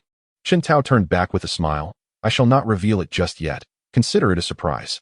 Upon reaching the mountain gate of Qinghuan Dulu, they presented their identity tokens for registration, and soon thereafter, they soared towards Qinghuan Fang. With the identity tokens of inner disciples of Qinghuan Dulu, they gained complimentary access to the establishment. Chen Tao then instructed Tang Shaqi to rent a beast cart, revealing their destination, Baiwa Street, Baiwa Tower. Once aboard the beast cart, Xiao Pang remarked, "Tao Zigu, you aren't expecting us to cover the bill, are you? We can hardly afford to rent a beast cart." Chen Tao responded, "Xiao Pang, your Tao Zigu still has a reputation to uphold within Qinghuan Dulu. I would not act in such an unbecoming manner. After all, last time, Tang Shaqi graciously hosted me, so it is only fitting for me to treat you both to a splendid meal. To fund this feast, I have exchanged all the contribution points I earned from my tasks over the past few months for spirit stones. This should suffice for the three of us. Otherwise, I would not require Tang Shaqi to cover the deposit for the beast cart. Fear not, Tang Shaqi. I shall reimburse you for the spirit stones used to rent the cart." Tang Shaqi replied, "The few spirit stones are of no consequence. I am merely curious about the exquisite spirit wine that demands several months of your labor to afford." Chen Tao elaborated, "If we are to discuss the wine, rest assured, it encompasses both the luxurious and the more economical varieties. With the spirit stones I have earned, I can only afford to treat you both to the most inexpensive offerings. However, the essence lies in the ambience of the drinking experience. Ah, what a unique charm it possesses." As I spoke, I squinted playfully and gesticulated animatedly. Tang Shaqi chuckled, "Senior brother Chen, your words have made me somewhat impatient." Chen Tao replied, "Why the delay? Let us proceed." Tang Shaqi, with a smile, declared, "Very well, as you wish." He adjusted the speed to its maximum and simultaneously deactivated the spiritual shield. Chen Tao, embraced by the wind, waved his hands and shouted exuberantly. The first to be influenced by his enthusiasm was the chubby one, who joined in the raucous revelry. To Tang Shaqi's surprise, at his advanced age of 70 or 80 years from his previous life, he too succumbed to the infectious excitement and joined the cacophony. This spectacle left many of the beast carriages and puppeteers around them in a state of bewilderment, though a few cultivators wore knowing smiles. They alighted in front of the Baiwa Tower on Baiwa Street. Chen Tao led Tang Shaqi and the chubby one through the grand entrance of the tower. Upon entering, they were greeted by 8 female cultivators, who smiled and bowed gracefully, saying, "Welcome." In the realm of cultivation, few female cultivators are not beautiful, and these 8 were no exception, appearing to be around 15 or 16 years of age. Each possessed her own unique charm, varying from slender to plump. Chen Tao halted at the entrance as 3 of the female cultivators retrieved trays from behind a chest. The trays emitted an enchanting fragrance, uplifting the spirits. Each tray held a pristine handkerchief, exuding warmth. Chen Tao took a handkerchief from a tray and wiped his hands and face. Tang Shaqi and the chubby one imitated him, with Tang Shaqi examining the fabric, deducing it was woven from silk produced by early-stage silkworm spirit beasts. The handkerchief was warm and fragrant, complementing the aroma of the trays. After wiping his face, Chen Tao discarded the handkerchief back into the tray and casually tossed 2 low-grade spirit stones onto it. The 3 maidens bowed, expressing their gratitude. "Thank you for your generosity, young master." Chen Tao urged, "Let us go, let us go. It's merely a matter of wiping our hands and faces. Why the delay?" Tang Shaqi returned the handkerchief to the tray and thanked the maiden holding it. The chubby one, mimicking Chen Tao, tossed his handkerchief back into the tray without hesitation. Chen Tao approached the counter, where another female cultivator stood behind it. It was unclear what he said to her, but her laughter was infectious, and she covered her mouth in amusement. Chen Tao pulled out over 100 low-grade spirit stones, and the maiden handed him a jade token while tugging on a red cord at the counter. Seizing the opportunity, Chen Tao playfully touched the back of her hand as he received the token. She responded with a gentle laugh, playfully slapping his hand away. Chen Tao feigned pain, eliciting another round of laughter from her. Just then, a female cultivator emerged from the room behind the counter, smiling as she addressed Chen Tao. "Young Master Chun, it has been some time since you last visited Baiwa Tower. Sister Qiqiong has been mentioning how long it has been since you came to see her." Chen Tao remarked. "That little girl, Qiqiong, I regard merely as a sister. In truth, my affections lie with you, Peony. Consider this, I currently lack a partner in my path. Would you do me the honor of being my companion?" Peony replied, "Dear Chen, please do not jest. My humble stature is unworthy of your esteemed presence." Chen Tao instantly protested, "You are more than worthy. Absolutely worthy." Suddenly, Peony shifted the conversation, saying, "These two gentlemen appear unfamiliar. I presume this is your first visit to our Baiwa pavilion." Tang Shaqi surmised that Chen Tao had summoned them for a drink, which explained his earlier enigmatic remarks. In response to Peony's words, Tang Shaqi offered a gentle smile. The chubby fellow, somewhat bashful, chimed in, "We came to drink with Brother Tao. He mentioned you have excellent wine here." Peony laughed sweetly indeed. "We have an abundance of fine wine. Do savor it, gentlemen." With that, she led the group into a cozy chamber. Surrounding them were 3 small tables, each adorned with various delicacies and a pot of spirit wine. To the right of the entrance stood a graceful yaoqin. A few oil lamps flickered in the corners, casting a dim light across the room. In the center, a beast-shaped incense burner emitted fragrant smoke from its mouth. Once the 3 were seated, Peony smiled and asked, "Chen Gongzi, shall I continue with Qiqiong? I will take the liberty of arranging these 2 gentlemen." Chen Tao responded with a grin, "Very well." Peony exited the room, closing the door behind her. As soon as she left, the chubby fellow seemed to shed some invisible constraint, abandoning his earlier solemnity and sitting cross-legged on the mat. He began nibbling on the food at his table, but soon grimaced in distaste. Pouring himself a cup of wine, he drank it down with a frown. "Brother Chun," he complained, "you invite us to drink this mediocre wine and eat these lackluster dishes. I saw you spent over 100 low-grade spirit stones. Surely you haven't been swindled by this unscrupulous establishment?" Chen Tao replied, "We are not here merely for the wine. We are here for—" Tang Shaqi interjected, "loneliness." Chen Tao enthusiastically concurred, "Precisely. We drink to alleviate loneliness." The chubby fellow, thoroughly puzzled, said, "I do not comprehend you two. Qi Gu, could you bring out something more appetizing? These dishes leave much to be desired." With that, he retrieved a wine jar and an empty one from his storage pouch. Pouring the contents of his jar into the empty one, he then filled the original jar with the spirit wine he had brought along, subsequently replenishing Tang Shaqi's and Chen Tao's cups. Tang Shaqi observed the chubby fellow's actions without objection, merely shaking his head with a smile as he took out some food from his own pouch and added it to their table. At that moment, the sound of a bell echoed from the entrance. Chen Tao straightened his attire and called, "Come in." Peony entered first, followed by 3 female cultivators, each embodying the essence of plum, orchid, bamboo, and chrysanthemum, each possessing their own unique charm.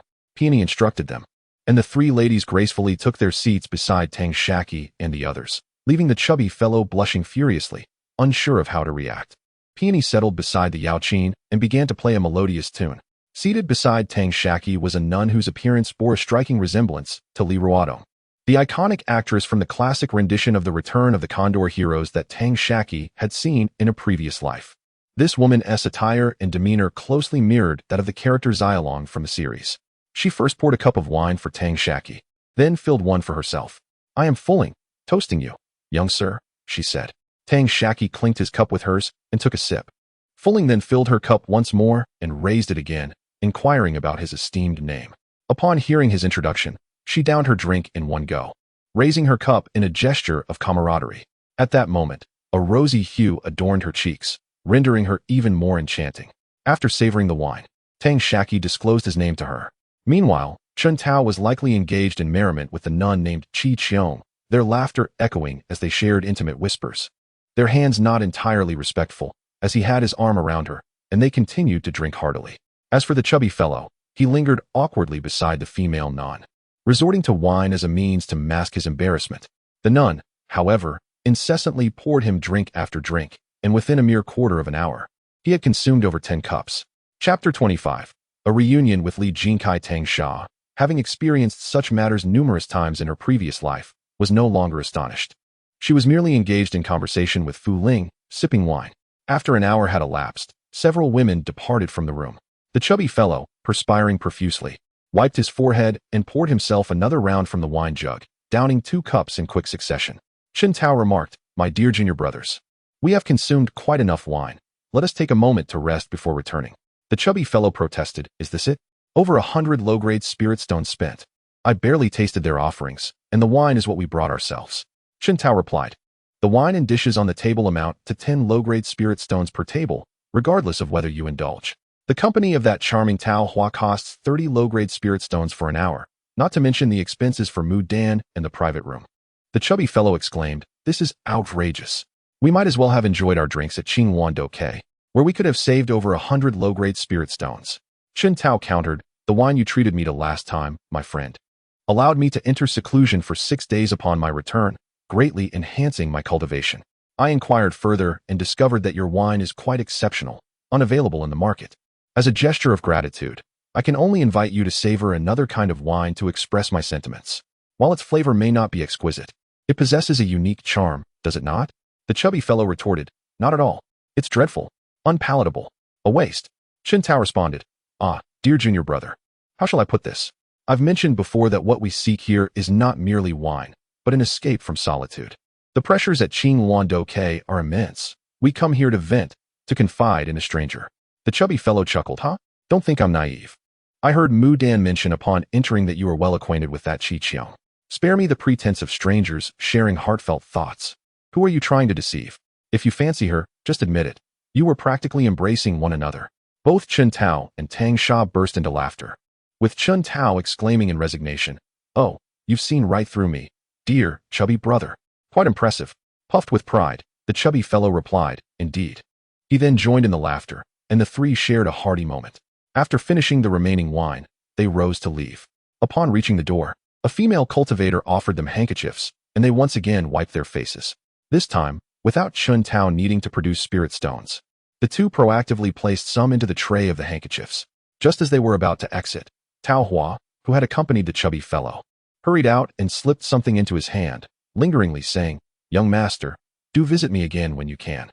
With a reluctant farewell, she turned back, glancing over her shoulder as she entered another room. It was only when Tao Hua's figure vanished from sight that the chubby fellow regained his composure.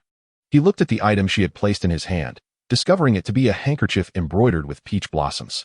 As they stepped out of the Baihua Lu, the chubby fellow, somewhat bashfully, inquired, "So, when shall we return, Brother Tao?" Chen Tao raised an eyebrow and teased, "Didn't you just say this was too extravagant?" The chubby fellow stammered, "Well, Chen Tao interjected, "Enough with the hesitations. This is a common tactic of theirs.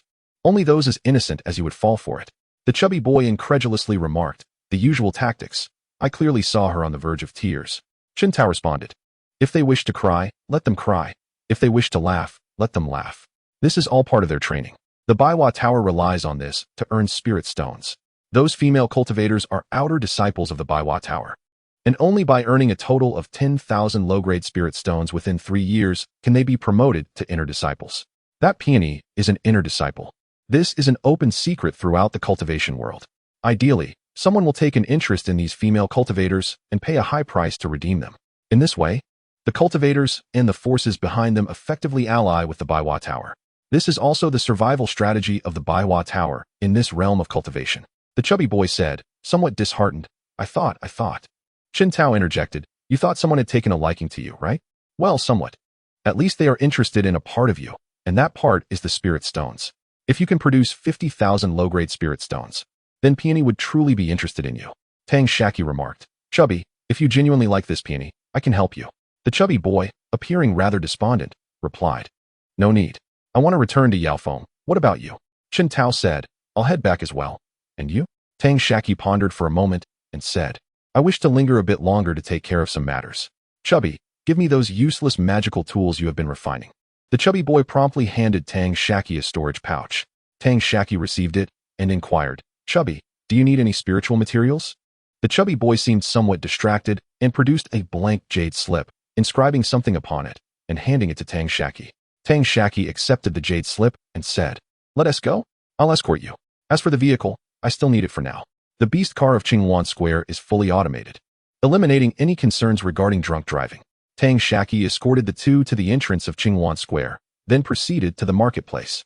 Having not fully explored during his last visit, he intended to browse thoroughly this time, while also procuring some spiritual herbs and materials, as well as disposing of some finished elixirs and magical tools. Tang Shaqi arrived at the first stall he had visited previously, recalling that the stall owner was named Li Jinkai. He had originally come to try his luck, hoping to encounter someone familiar, and to his surprise, half a year had passed, yet this stall was still being rented by Li Jinkai. Li Jinkai had remained at this stall, which is the first one upon entering the marketplace, a prime location. Most cultivators entering to shop would first encounter this stall. Although many customers frequented the stall daily, only a few had made special requests of Li Jinkai. Upon entering, Tang Shaqi was immediately recognized by Li Jinkai, who greeted him warmly and even took the time to brew a cup of tea for him. Noticing Tang Shaqi was dressed in the attire of Yao Feng, it was clear that he had become an inner disciple of Yao Feng, with a bright future ahead. Tang Shaqi browsed the shelves and observed that there were mostly raw materials, with few finished products available. Even those that were finished did not possess high grades. Tang Shaqi remarked, "Li, my friend, it seems you have very few items left." Li Jinkai replied, "Indeed. In just over 10 days, our rental period will conclude. In the past few years, I have gathered a considerable amount of merchandise, which has nearly all been sold." Tang Shaqi remarked, "As far as I know, each stall owner like you has the right of first refusal for lease renewal. This stall is strategically located at the entrance of the market, a prime spot indeed. I imagine securing this position required significant effort back in the day. Why not continue the lease?" Li Jinkai responded, "We do wish to carry on. However, as you can see, the items on this shelf are almost depleted. This represents the entirety of our stock collected over the years from various places." Tang Shaqi inquired, "Why not send your family out to continue gathering? With such a favorable location, are you concerned about selling out?" Li Jinkai replied, "The raw materials are manageable. I know several heads of small families and leading figures among the independent cultivators who can supply some from time to time. The real challenge lies in acquiring finished products, such as elixirs, talismans, magical tools, and formations. I cannot obtain these in a short time. Selling only the raw materials yields little profit, which means I would only be losing money." Tang Shaqi asked, "Are you saying you are also in need of finished elixirs and talismans?" Li Jinkai's eyes brightened as he quickly responded, "Indeed. Young man, do you perhaps have some connections? Please share them with me. I recall you mentioning something similar last time. I understand the rules and would not let you work for nothing." Tang Shaqi replied, "I have no connections." At this, disappointment flickered in Li Jinkai's eyes. "However, I am an intermediate alchemist, my brother is a tool smith, and my sister is a talisman maker. Each of us possesses some finished products. Naturally, their quality is not high, primarily intermediate, but we do have a few of higher grade. How about this? You help us gather raw materials, and I will provide you with finished products. As for the pricing, I will offer you the store's purchasing price. But your raw materials must also be sold to me at the store's purchasing price." Tang Shaqi said, "That sounds reasonable. However, I need to see how much you have. I don't want to find myself unable to recoup even the rent. We can transact a bit first. After all, words alone hold no weight. And I am unaware of your monthly output." Tang Shaqi replied, "Certainly. As long as your supply of raw materials is sufficient, our finished products will not be lacking. Take a look at these." With a wave of his hand, Tang Shaqi produced a stack of talismans on the counter. There were 11 types of common intermediate talismans, 24 of each type, with 12 in a batch. Additionally, there were 3 types of advanced talismans, with 6 of each. Li Jindo, being an experienced vendor, casually selected a few. Examining them closely, he found them to be of high quality, with ample spiritual energy. With another wave, Tang Shaqi revealed a long row of elixir vials on the table. There were 7 types of common intermediate elixirs, 3 vials of each, representing upper, middle, and lower grades. Additionally, there were 6 vials of mid-late stage elixirs, including the Qi condensation elixir, and 2 vials each of the late-stage vitality elixir and Qi recovery elixir. Li Jinkai randomly picked a few vials, inhaling their fragrance, inspecting their appearance, and even tasting a small amount with the tip of his pinky nail. Next, there were a dozen intermediate magical tools, 2 early-stage puppets, 2 intermediate puppets, and 3 late-stage magical tools. Li Jinkai tested one of the offensive magical tools by slicing it against a stone-like object, assessing its efficacy. In a defensive manner, Li Jinkai wielded an offensive artifact, striking twice. Upon witnessing a plethora of finished artifacts, talismans, and elixirs, his 2 partners approached to assist him in inspecting the goods. Li Jinkai inquired, "Are you planning to sell all of these, my friend?" Will it be settled in spirit stones, or? Tang Shaqi produced 3 jade slips and replied, if it were to be settled in spirit stones, I would have already gone to those large shops. These are the raw materials I require. I seek to exchange rather than sell. Each of the 3 picked up a slip to peruse, subsequently exchanging them to continue their examination. Once all 3 had thoroughly reviewed the contents of the jade slips, they retreated to a secluded corner to confer. Chapter 26. After reaching a consensus among the 3, Li Jinkai spoke to Tang Shaqi, saying, we have consumed this batch of items. May I trouble you to wait a moment? Tang Shaqi replied, no problem. With a wave of his hand, he gathered the items back. Subsequently, Li Jinkai hung a closed for business sign at the entrance and prepared a cup of tea for Tang Shaqi. Only Li Jinkai remained with Tang Shaqi, while the other 2 hurriedly exited. After a brief interval, one of them returned and took over the stall, relieving Li Jinkai. After another quarter of an hour, the other person came back. Yet another half an hour passed before Li Jinkai returned. The 2 presented him with a storage pouch, and the 3 engaged in further discussion. Li Jinkai then produced another storage pouch and handed it to Tang Shaqi. Li Jinkai remarked, in our haste, we found it difficult to gather so many materials. These were borrowed from familiar stall owners. Compared to what you possess, we are still short of over 400 low-grade spirit stones. Would you consider a trade? Tang Shaqi first inspected the goods, then responded, no worries. We can compensate for the shortfall with spirit stones. How long will this batch last for you? I hope when I return next time, you will have ample raw materials. With that, Tang Shaqi handed over the assortment of magical tools, talismans, and medicinal pills to Li Jinkai. He then transferred the raw materials from the 3 storage pouches into his own and returned the pouches. At the same time, he collected the 435 low-grade spirit stones that Li Jinkai had previously brought out. Li Jinkai examined the medicinal pills, magical tools, and talismans once more, then cheerfully displayed them on 3 shelves. Li Jinkai inquired, these items should last around 3 months. Will you continue to acquire these raw materials? As for the quantity, Tang Shaqi replied, I shall return on the 30th of next month. Let's set the quantity of today's materials as the upper limit, doubling it. If you can, please also procure higher grade materials. Additionally, gather at least 1 batch of seeds or seedlings for me, regardless of the cost. I will add an extra 10% to your remuneration. After concluding, Tang Shaqi produced a blank jade slip, inscribed some details, and handed it to Li Jinkai. Li Jinkai accepted it and assured him, rest assured, we will keep an eye out for you. Tang Shaqi responded, very well, you may continue your tasks. I have some matters to attend to and shall return to the mountain. Li Jinkai politely said, if you have matters to attend to, please do so. As Tang Shaqi exited, Li Jinkai and the others escorted him to the door and took down the closed for business sign. They watched Tang Shaqi depart until he was out of sight before returning to their stall. Soon after, they each left their stall in succession to settle accounts with others. Having achieved his objective, Tang Shaqi was disinclined to wander aimlessly. He was eager to return to Lukafeng to gather the 3 lights of Hanyuan. Thus, he harnessed his beast cart to the management office to reclaim his deposit.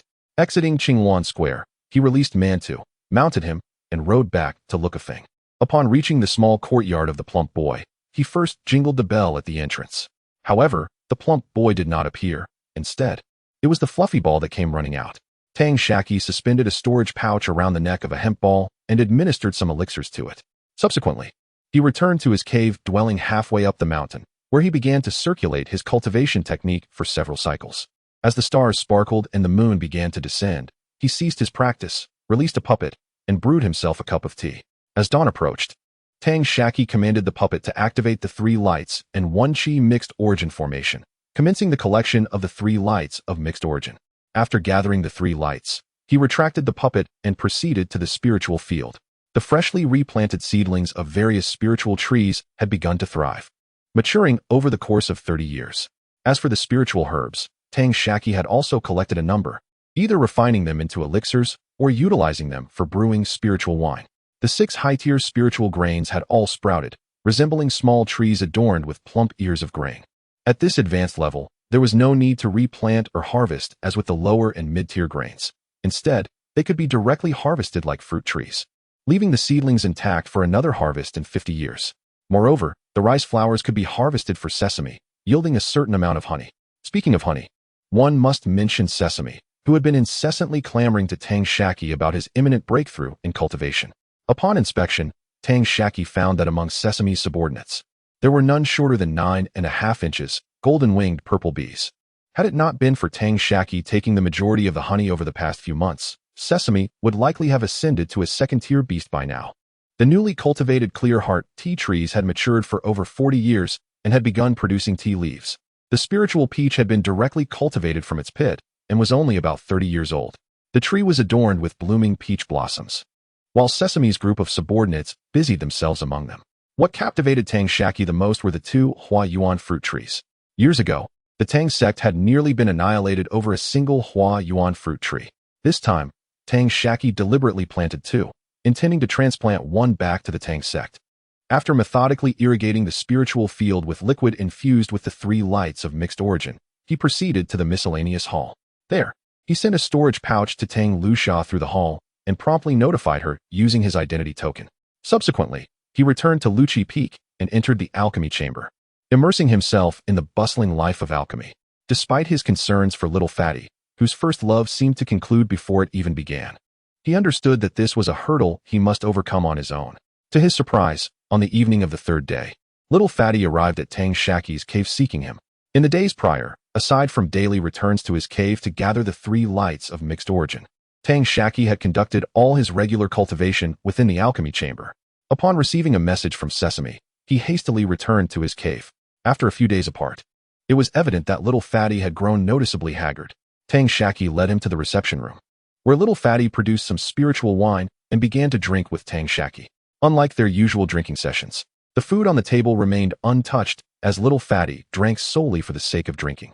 Before long, he began to weep profusely, tears and snot streaming down his face.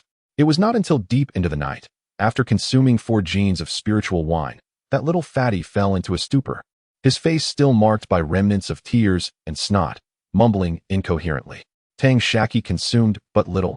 Most of the wine was enjoyed by the plump lad. He placed the boy atop the back of the giant ball and assisted him back to the small courtyard at the foot of the mountain. Rather than proceed to the alchemy chamber, Tang Shaqi returned to his own cave abode. After completing his routine cultivation, he succumbed to slumber. The following day, he awoke punctually, ready to embrace a new dawn. On his way to the alchemy chamber, Tang Shaqi encountered the rotund boy riding on the giant ball. A familiar smile adorned the boy's visage, yet Tang Shaqi sensed an unmistakable transformation within him.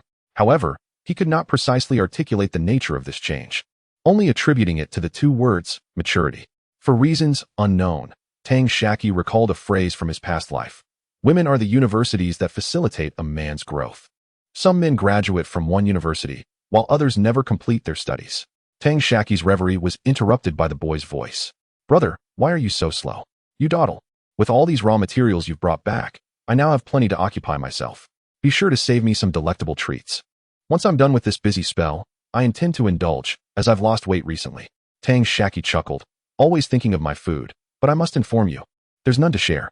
The boy retorted, don't be stingy. If there is no food, then spirit wine will suffice. I know that the mooncake is a master of brewing. That monkey wine of theirs is simply mouth-watering. Tang Shaqi replied, I dare say your wine is not lacking either. The boy explained, the wine I have was crafted with my adoptive father and grandfather. It was brewed using a blend of low-tier and mid-tier spirit rice, fermented to perfection. Then my grandfather added various spirit herbs and materials from magical beasts, such as gallbladder and deer antlers. He divided a jar for me, but it's nearly empty. Feigning annoyance, Tang Shaqi said, so, all that time you were asking me for spirit rice and herbs was solely for brewing wine, and yet, the one who toiled the hardest received not a single drop? The boy replied, I had indeed intended to share some with you. However, since you brought back mooncakes, which are far superior to our amateur efforts in brewing monkey wine, my grandfather allocated your portion to me. Tang Shaqi queried, was it truly given to you? Or did you pilfer it? The boy hastily insisted, it was given to me. Truly it was. Tang Shaqi smirked, if I believe you, then I must be a fool. Come here, so I may vent my frustrations upon you. The boy urged the giant ball to hasten away, and in the wind, his voice echoed. You want to hit me, yet expect me to deliver myself to you? Do you take me for a fool? Tang Shaqi activated his bun to pursue, and the two engaged in playful banter until they arrived at the alchemy chamber. The alchemy chamber stood adjacent to the forging chamber, though the latter was situated a short distance away. Noticing that the boy appeared unchanged, Tang Shaqi set aside his concerns and entered the alchemy chamber. Unbeknownst to him, the boy, heading towards the forging chamber, immediately concealed his smile, revealing a complex expression.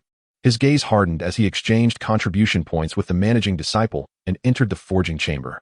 For Tang Shaqi, life continued as before, echoing the slogan from a past life, the same formula, the same flavor. Alchemy, cultivation, and the collection of the three lights of primordial unity, as well as the ripening of spiritual herbs, marked the beginning of the month when it was once again time to visit the pill pavilion, the miscellaneous pavilion, and the administrative pavilion to receive tasks, exchange materials, send storage bags to Tang Shaqi, and retrieve the storage bags sent by her. Time swiftly passed, and it had been 6 months since Tang Shaqi arrived at the Qingluan Dochuan, marking a year of his presence. During this period, he engaged in 2 exchanges with xianxia, resulting in the trio's liquid assets being entirely converted into pills, talismans, and magical artifacts. Moreover, xianxia informed Tang Shaqi that mid-level magical artifacts were no longer necessary, as a well-utilized artifact could serve for an extended duration, unlike pills and talismans, which were consumables. Certainly, although mid-level talismans and pills sold quickly at xianxia's, they had amassed sufficient stock for the time being. What was urgently needed now were high-level magical artifacts, pills, and talismans. Each time Tang Shaqi delivered supplies, they were sold out within days of arrival. Simultaneously, mid-level battle puppets had become sought-after commodities, with xianxia already having several on pre-order, urging Tang Shaqi to send more on his next visit. Chapter 27. A letter from the Tang clan in truth. Tang Shaqi has also considered this aspect and has made appropriate adjustments in the procurement of raw materials, striving towards future developments. As for the mid-stage elixirs, they are merely a means to acquire resources for cultivation. At present, only Tang Shaqi has advanced to the late stage of talisman crafting. Tang Shaqi has merely attained the level of a late-stage alchemist, with a success rate exceeding 30% in the refining of qi-nourishing pills and qi-recovery pills. Among the other late-stage elixirs, the best one Tang Shaqi has managed to produce is the Scarlet Elite Qi pill, which boasts a mere 25% yield. As for the little chubby one, he has been preoccupied with crafting battle puppets lately, resulting in a significant improvement in his forging skills. He has reached the standard of a late-stage forger. However, it remains unverified whether he has become a competent late-stage craftsman. With contributions at hand, not utilizing them is merely a collection of numbers. Acquiring the Enlightenment pill or its formula has become Tang Shaqi's foremost desire. Upon arriving at the pill hall and making inquiries, he discovered that a bottle of low-grade Enlightenment pill costs 800 contribution points, while the formula is even pricier at 1,000 points. After perusing the formula, Tang Shaqi could only glimpse the initial part, which detailed the spiritual herbs required for the refining of the Enlightenment pill, yet lacked specifics regarding the quantities, ages of the herbs, or the exact refining process. When he questioned the disciple at the counter about the price of this elixir, the disciple informed him that it necessitates long-aged spiritual herbs, which are typically used for the elixirs required by late-stage foundation establishment cultivators. However, the refining process is not complex and can be managed by a late-stage alchemist.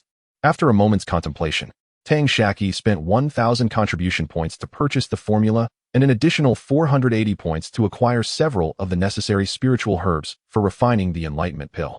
This expenditure nearly depleted his contribution points. Fortunately, Tang Shaqi still possessed a considerable stock of spiritual herbs and some elixirs, which he sold to the pill hall in exchange for additional contribution points. At present, Tang Shaqi, Little Chubby, and Tang Shaqi are not lacking in spirit stones or elixirs for cultivation.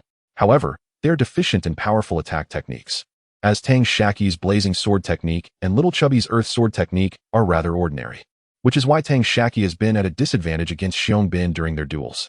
A proficient attack technique requires 2,000 contribution points for exchange and can only be practiced by one individual, with no possibility of imparting it to others. Moreover, they are constrained by time. To date, Tang Shaqi has yet to master the mid-stage fireball barrage technique to a satisfactory level. Collectively, the 3 siblings possess over 4,000 contribution points, marking the opportune moment for each to seek an attack technique. After deliberation, they resolve to first allocate the exchange for Tang Shaqi. Although she exhibits talent in talisman crafting, her lack of other offensive capabilities remains a concern.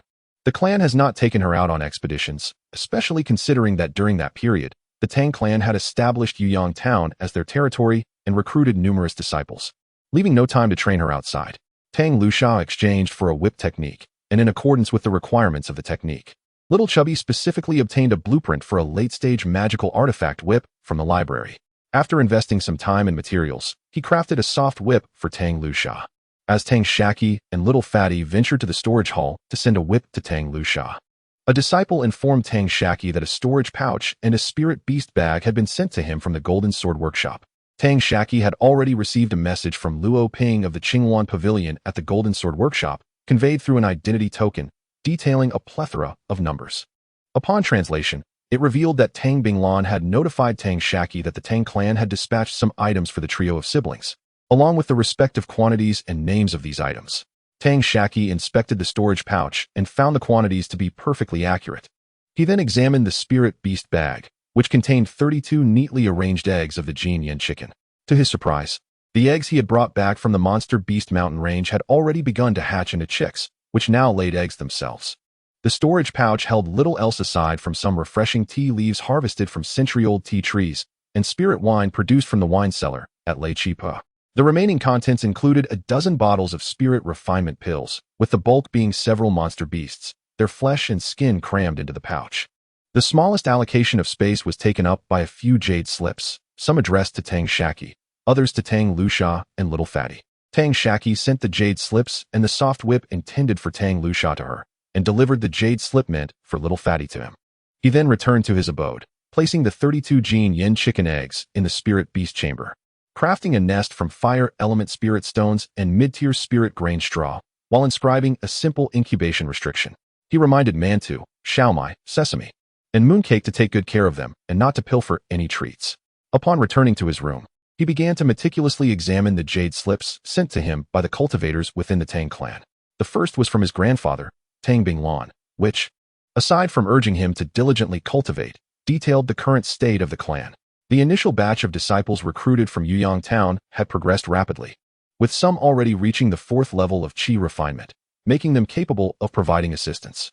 Tang Binglan and other senior members of the Tang clan commenced leading these disciples into the monster beast mountain range for training, thereby restoring several previously established routes into the mountains. However, some routes had been compromised by rogue cultivators who discovered and damaged the scattered fields. At this point, Tang Shaqi could almost envision his grandfather's beard trembling in fury. Next, he read about the tea tree he had planted upon his return from Yuyang Town, which had sprouted numerous new leaves. All the leaves from the century-old tree had been sent to them for the purpose of exchanging for cultivation resources. Finally, there was news regarding the yin chickens, of which dozens more had hatched, bringing the total count within the Tang clan to 46. The remaining eggs had all been sent to them, with assurances that more would be dispatched annually. The last jade slip was inscribed jointly by Tang Dong and Lin Yi. Tang Dong similarly urged diligent cultivation and mutual support among the siblings at the Qinghuan dueling platform. Lin Yi, however, provided more extensive details, first informing Tang Shaqi of the quantity of spirit wine produced by the wine cellar, all of which had been sent to him. Unfortunately, there was a shortage of spirit herbs, and the next batch would not be sufficiently supplied. Attached to this was a list detailing the missing types and quantities of spirit herbs. Later, Tang Shaqi was informed that several of the jade golden silkworms she had gifted had progressed to the mid-stage. However, there was a scarcity of mid-stage jade golden silkworm silk, so she decided to wait until a sufficient quantity was accumulated before sending them all at once. Ultimately, Lin Yi attached her research findings on formations, which included an introduction to formations and the crafting diagrams for formation bases. In total, there were 12 low-tier formations, of which 7 were in the later stages and 5 had reached great perfection. With these diagrams, the chubby boy would be able to craft the corresponding formations. Unlike other consumables, formations could last a long time under normal circumstances, sufficient for several generations. Therefore, it was common to have formation masters customize formations, as ready-made formations were rarely available on the market. In the future, Li Jin would be able to accept formation orders, as the profits from formations were quite substantial. Following this, there were jade slips sent by her uncle Tang Xinxin and sister Tang Liula, relayed through the Tang sect. Most of the messages were mere greetings. But Tang Xinxin informed Tang Shaqi that when they first entered the Danding sect, they had been deliberately troubled by an inner-sect disciple named Wang Lin. But they managed to resolve the issue thanks to the protection of a senior elder from the sect. However, the jade slip did not elaborate on the identity of this elder. On the other hand, Tang Liula requested Tang Shaqi to send her more honey, as the honey produced by the golden-winged purple bees raised by Zhang Yudao and Lin Yi was of poor quality and limited quantity, barely enough for her daily consumption. Next, there was a jade slip from her uncle Tang Lichuan, advising both her and the chubby boy to diligently cultivate, particularly emphasizing the importance of not neglecting their body refinement training. Consequently, he made a special trip to the Beast Mountain range, where he hunted several mid-stage and great perfection beast specimens specifically for their consumption to assist in body refinement. After reading the correspondence from the Tang sect, Tang Shaqi felt a sense of planning brewing within her. On the 30th of the month, she summoned the chubby boy, Chen Tao, and the assistant Yuan Yaosher to help dissect the beasts. She initially intended to invite Qin Gang as well, but regrettably, he had gone out to mine and was not present at the Qingwan Duk. A total of 8 beasts were to be processed, 5 in the mid-stage and 3 in great perfection. The 2 pairs began their work, meticulously categorizing the skins, meat, tendons, bones, blood, and internal organs. From dawn until dusk, they toiled tirelessly throughout the day until they had successfully dissected all 8 beasts. Tang Shaqi prepared a large pot of porridge using some mid to low-tier spirit rice, combined with bones, minced meat, spirit herbs, and various internal organs of little special value, alongside 8 eggs from the xianxia chickens. She also retrieved the spirit wine sent from the Tang sect for cultivation purposes, along with some spirit fruits, candied fruits, and jerky, allowing them to enjoy a delightful meal. The aroma of the xianxia chicken eggs was simply irresistible. After their hearty meal, Yuan Yaosher and Chen Tao departed from Tang Shaqi's cave dwelling, each taking some bones, internal organs, and beast meat with them. Tang Shaqi then chose to keep the chubby boy behind, and they chatted for a while longer before she made a copy of the formation diagrams sent by Lenny for him. The following day, aside from purchasing materials, Tang Shaqi and the chubby boy used their identity tokens to engage in a conversation with Tang Luxia. Yesterday, a portion of the blood from the demon beasts, some skins, 4 phoenix chicken eggs, and a selection of demon meat were sent to her via the miscellaneous hall. By the 9th day of the month, Tang Shaqi descended once again from the Deer Chi Peak, arriving at the marketplace of Qingwan Square, where she sought out Li Jinkai. Typically, Tang Shaqi would visit Li Jinkai once every 3 months for an exchange. However, she had returned far sooner than anticipated. Li Jinkai, along with his 2 business partners, had amassed a considerable fortune in spirit stones through the sale of magical artifacts, elixirs, and talismans. His greatest concern now was the abrupt cessation of their collaboration, which could significantly diminish his earnings. Thus, upon the unexpected arrival of Tang Shaqi, he felt an inexplicable tension, mirrored by the unease of his 2 partners. One of them hastily hung a sign declaring the shop temporarily closed at the entrance, welcoming Tang Shaqi inside. Chapter 28. Correspondence and xianxia chicken. As soon as Tang Shaqi entered, Li Jinkai eagerly inquired, "Brother Tang, what brings you here this time?" Tang Shaqi replied, "I have come to assess the quantity of raw materials you possess, as I require them urgently and intend to take them with me. I will provide you with a list, which includes the previous one I gave you. Please collect as many as you can by the 30th of this month." After speaking, Tang Shaqi handed Li Jinkai a jade slip.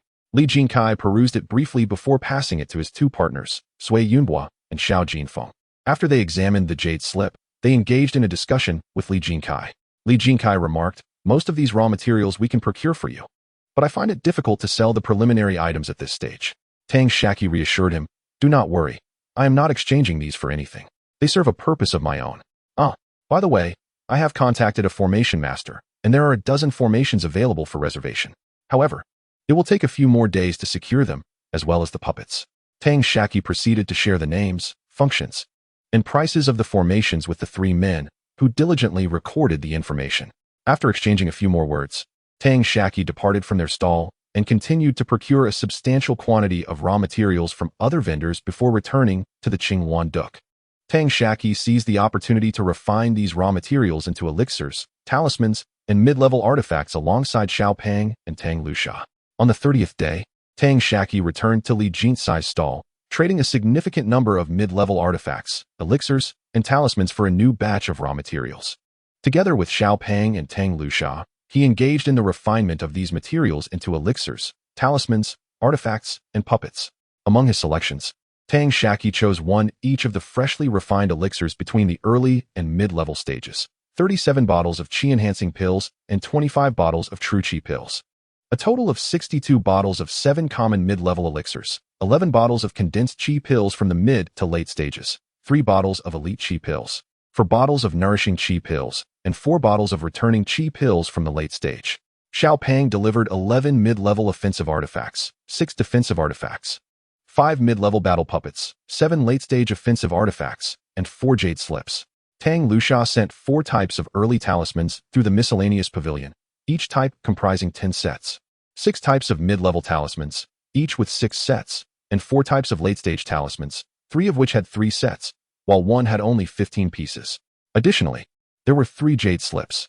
Tang Shaqi collected all these items into a storage pouch, adding 40 pounds of golden-winged purple bee, 10 pounds of royal jelly, and a batch of mid to high-level spirit grains. He also included various spiritual herbs suitable for concocting elixirs for foundation establishment cultivators or for brewing spiritual wine. These items were either hastily matured by Tang Shaqi during his time at Qinghuan, exchanged at the miscellaneous pavilion and the elixir pavilion, or specifically traded with Li Jinkai. Tang Shaqi himself inscribed 5 jade slips and placed them within the pouch. Once he had completed all his tasks, Tang Shaqi visited the miscellaneous pavilion, spending 30 contribution points to send the storage pouch and spirit beast bag to the Qinghuan pavilion at the Golden Sword Workshop. He also transmitted a string of numbers to Luo Ping, notifying the members of the Tang clan that he had sent them some items. Upon the arrival of the storage pouch sent by Luo Ping at Qinghuan Pavilion, Tang Shaqi promptly notified the members of the Tang sect to come and collect it. In merely a year since departing from the Tang sect, the pangs of longing had become unbearable for Tang Shaqi. The Tang sect lacked the means of communication spanning hundreds of thousands of miles, unlike in his previous life on Earth, no matter the distance. As long as it was within the coverage of the 3 major telecommunications providers, a video call could bridge any yearning. Tang Shaqi began to appreciate the adage that a letter from home is worth 1,000 pieces of gold, having read the few jade slips countless times. As for his reply, each word was meticulously pondered. Ultimately, it conveyed that he was thriving, that Xiao Pang and Tang Lusha were well-behaved, and that their cultivation had seen progress, among similar sentiments. He also selected certain events that transpired at Qinghuan, refining them before inscribing them onto the jade slips, with the intention of reassuring them that the 3 of them were faring well at Qinghuan, even better than their counterparts at Lecky Slope, urging them not to worry. He requested that no other items be sent, save for some beast carcasses. In the jade slip addressed to his grandfather, Tang Binglan, he specifically noted which spirit herbs were intended for Linny. In the slip meant for Linny, he indicated that there was no longer a need to send spirit wine, as it would be reserved for his own distribution. However, he welcomed the mid-stage jade golden silkworm eggs to be sent over, planning to retain the silk for his personal use. After enduring 2 months of such tribulations, the remaining contribution points for Tang Shaqi and his companions dwindled to less than 100. The finished elixirs and magical artifacts were merely sufficient for daily use, and they returned to the state they had been in upon first arriving at Qinghuan. It was not until 2 months later that Tang Shaqi received Luo Ping's reply, informing him that the items had been received. On the 1st of November, Tang Shaqi borrowed 100 contribution points each from Physician Yuan and Chen Tao, and the 3 of them resumed their accumulation of contribution points and resources. By the 8th of November, they returned the borrowed contribution points to Yuan and Chen. On the 30th of November, they visited Li Jintsai's stall, exchanging the elixirs, artifacts, and talismans accumulated that month for a batch of materials, thus embarking on a path of positive circulation. Tang Shaqi had his reasons for instructing Linny not to send him spirit wine. Firstly, Tang Dong possessed no particular skill, and while Linny could craft formations, the market for such formations was limited, and their usage span was extensive. Tang Dong and Linny had few avenues to earn cultivation resources, which Tang Shaqi considered a filial duty. Simultaneously, this would nurture his own reserve of spirit wine, achieving multiple benefits. Not only did Tang Shaqi refrain from asking Linny to send him spirit wine, but he also periodically dispatched spirit flowers, fruits, and herbs back home, specifically for the brewing of spirit wine. Regarding the mid-stage jade golden silkworms, Tang Shaqi had planted snow jade mulberry trees within his cave dwelling at Qinghuan. Aside from harvesting mulberries, the mulberry leaves would go to waste. The mid-stage jade golden silkworms were relatively rare, and the market value of the silk they produced was high. Cultivating from the early-stage jade golden silkworms would require an inordinate amount of time. On the 14th of December, Tang Shaqi's Jin Yin chicken eggs hatched the first chick, no larger than a fist. He entrusted 10 pounds of finely ground primary-level spirit grain to the mooncake, requesting its assistance in feeding the chick. In the following 2 days, 11 chicks hatched, comprising 5 roosters and 6 hens. Originally, the Tang clan had sent 32 eggs of the Jin Yin chicken, of which 8 were consumed by the beasts on the same day. Subsequently, 4 more were sent to Tang Lusha, leaving a total of 20. From these, 12 chicks emerged, with 8 eggs remaining. The Jin Yin chickens, though lacking in formidable abilities, possessed sharp beaks and claws, capable of spitting fireballs, yet they had no other offensive capabilities. However, They could glide briefly at low altitudes. Yue Bing, not only an adept brewer, also managed the Jin Yin chickens with remarkable efficiency. On the 6th day after the first Jin Yin chick hatched, she directed the flock to the spiritual fields, instructing them to consume only insects, ensuring no harm came to the spiritual herbs. Any shortfall in their diet was supplemented with spiritual grains. Furthermore, she organized the chickens to strategically deposit their droppings in the fields to enrich the soil. By the 10th day, Yue Bing expanded their diet beyond just spiritual grains, incorporating the vines and leaves from the spiritual herbs that were no longer useful, grinding them and mixing them with the grains to feed the Jin Yin chickens. This not only accelerated their growth, but also conserved a significant amount of spiritual grains. On the 29th day of the 12th month, Tang Shaqi visited Qinghuan Square, where he exchanged the last batch of supplies with Li Jinkai and arranged a time for future exchanges. During the New Year festivities, Li Jinkai and his companions planned to take a few days off to reunite with their families. The following day, Tang Shaqi and Xiaopeng awaited Tang Lusha at the stone gate of Yaofeng. Having just arrived in the first year and still unfamiliar with the surroundings, they had spent New Year's together. This time, Tang Shaqi invited Tang Lusha to join them in the celebrations. Setting out from the main peak, Tang Lusha summoned a puppet beast crafted by Xiaopeng for her journey, taking over 3 hours to arrive at the stone gate of Yaofeng. After a year apart, the three siblings reunited. Despite having communicated through their identity tokens, the absence of face-to-face interaction rendered the reunion profoundly joyful. They embraced, leaping and emitting jubilant, albeit nonsensical, sounds, attracting the attention of the Yaofeng cultivators passing through the gate, who gazed back with envy, nostalgia, and jealousy. In front of Tang Shaqi's cave, Qin Gang and Master Yuan awaited their arrival. As for Chun Tao, although invited, he chose to stay with his family. Tang Shaqi often heard Chun Tao mention his father, but never inquired further about his identity. Upon entering Tang Shaqi's cave, Tang Lusha instructed the accompanying Xiaoqing to play with Yue Bing and Mantu. Upon reaching the spiritual beast chamber, she excitedly called for Tang Shaqi upon seeing the Jin Yin chickens. From her storage pouch, Tang Lusha produced 3 Jin Yin chicks, 2 males and 1 female, significantly smaller than Tang Shaqi's. "Brother," she exclaimed, "I hatched 3 chicks from the Jin Yin chicken eggs you gifted me, but I consumed the remaining egg."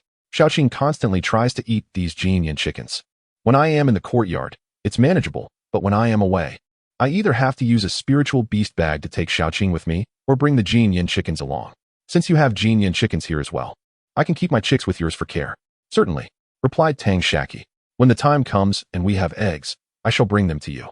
As the chicks mature, we will consume the males and retain 2 for breeding. The females will be kept to lay eggs, from which we will hatch more chicks."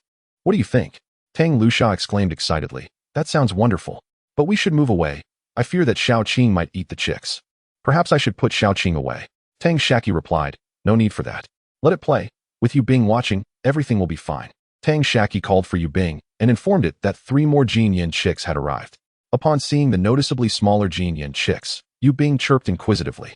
It wasn't until Tang Shaqi offered it a gourd of wine and promised a feast of delectable treats that it happily departed with Xiaoqing. Chapter 29. Celebrating the New Year shortly thereafter, Tang Shaqi accompanied Tang Lusha into the reception room. The others were already sipping tea, with the chubby one busily attending to their needs. After enjoying a couple of cups, they began to prepare the festive dinner. With Tang Lusha as presents, Tang Shaqi relinquished his position as head chef, while Dr. Yuan and Qin Gang also contributed various ingredients. They concocted a large pot of porridge using the meat of a demon beast, Jin Yin chicken eggs, mid-tier spirit rice, and medicinal herbs, in addition to brewing a soup. Preparing 4 dishes, and complementing the meal with 2 fruit platters, a dish of dried meat, and a plate of preserved fruits. Tang Shaqi also brought out 5 pounds of spirit wine, filling the reception table to the brim. When it was time to dine, Tang Shaqi, the chubby one, Tang Lusha, Qin Gang, Dr. Yuan, and the mooncake shared a table. Mantu, Xiaomai, Ma Balls, and Xiaoqing remained nearby. Although the mooncake was a golden silk iron-backed monkey, it bore little difference from humans, save for its inability to speak, its somewhat diminished intellect, and its thick golden fur. Tang Shaqi ladled out bowls of porridge for each spirit beast according to their size, adding some vegetables to each bowl and pouring them a cup of spirit wine. He then filled each person's cup at the table with spirit wine in small 2-dram cups. Rising to his feet, he delivered a heartfelt toast wishing everyone a year of rapid cultivation progress and abundant spirit stones. Everyone stood up, exuberantly shouting, "Cheers." After finishing their drinks, the 5 and 1 beasts settled back into their seats, and the mooncake filled each cup with spirit wine. They then began to toast one another, enjoy the dishes, and savor the porridge, all in high spirits. The mooncake, a seasoned drinker, often joined Tang Shaqi and the chubby one in their revelries, and had absorbed many drinking customs from Tang Shaqi. As the youngest and least experienced at the table, the mooncake was obliged to toast each person in turn, starting with a full round. After consuming a couple of mulberries, it poured wine for Qin Gang to its right. Raising its filled cup towards Qin Gang, it let out a series of chattering sounds. At first, Qin Gang appeared bewildered but soon reacted, lifting his cup to clink with the mooncake's and exclaiming, "Bottoms up!" The two downed their drinks in unison. The mooncake, elated, scratched its ears and, unable to remain seated on the stone bench, leaped onto it instead. The mooncake, imitating human manners, skillfully used chopsticks to pick up a piece of meat it could not identify. After tasting it, it jumped down from the stone bench, carrying the wine jug and cup to the chubby one. It first poured a cup for the chubby one, then filled its own cup again, chattering excitedly. The chubby one smiled and said, "Good, good, good. I wish you grow quickly and brew even more exquisite spirit wine. Cheers." They clinked their cups and downed their drinks, flashing the bottoms of their cups to the table's applause. The mooncake filled the chubby one's cup again before returning to its seat on the stone bench, where it began to eat and drink. Tang Shaqi, filled with curiosity, inquired, "Chubby brother, can you understand what the mooncake is saying?" Aside from Tang Shaqi and the mooncake, the others at the table looked at the chubby one with eager anticipation for an explanation. The chubby one grabbed 2 chopsticks of vegetables and sipped a small mouthful of wine. With a hint of impatience on several faces, it was remarked, "I believe that aside from Chigo, no one here comprehends what he is saying. Yet, it is of little consequence. After all, it is the new year. Let us utter some pleasant words for good fortune." Xianxia commented, "So that is the case. I was under the impression you truly possessed the ability to converse with beasts." Qin Gang inquired, "May I ask, Brother Tang, what did the mooncake just convey to me?" Tang Shaqi, with an awkward expression, replied with a blend of laughter and tears, "This fellow has been requesting that you all come over daily. It has been a long time since it enjoyed a hearty drink. Only your presence allows it to indulge to its heart's content."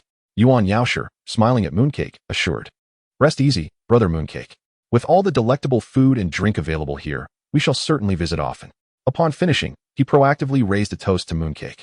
The latter, welcoming all, downed the drink with gusto, earning applause from the gathering. Subsequently, mooncake toasted Tang Shaqi, Tang Shaqi, and Xianxia in turn, then proceeded to offer a round of toasts from Xianxia to his right.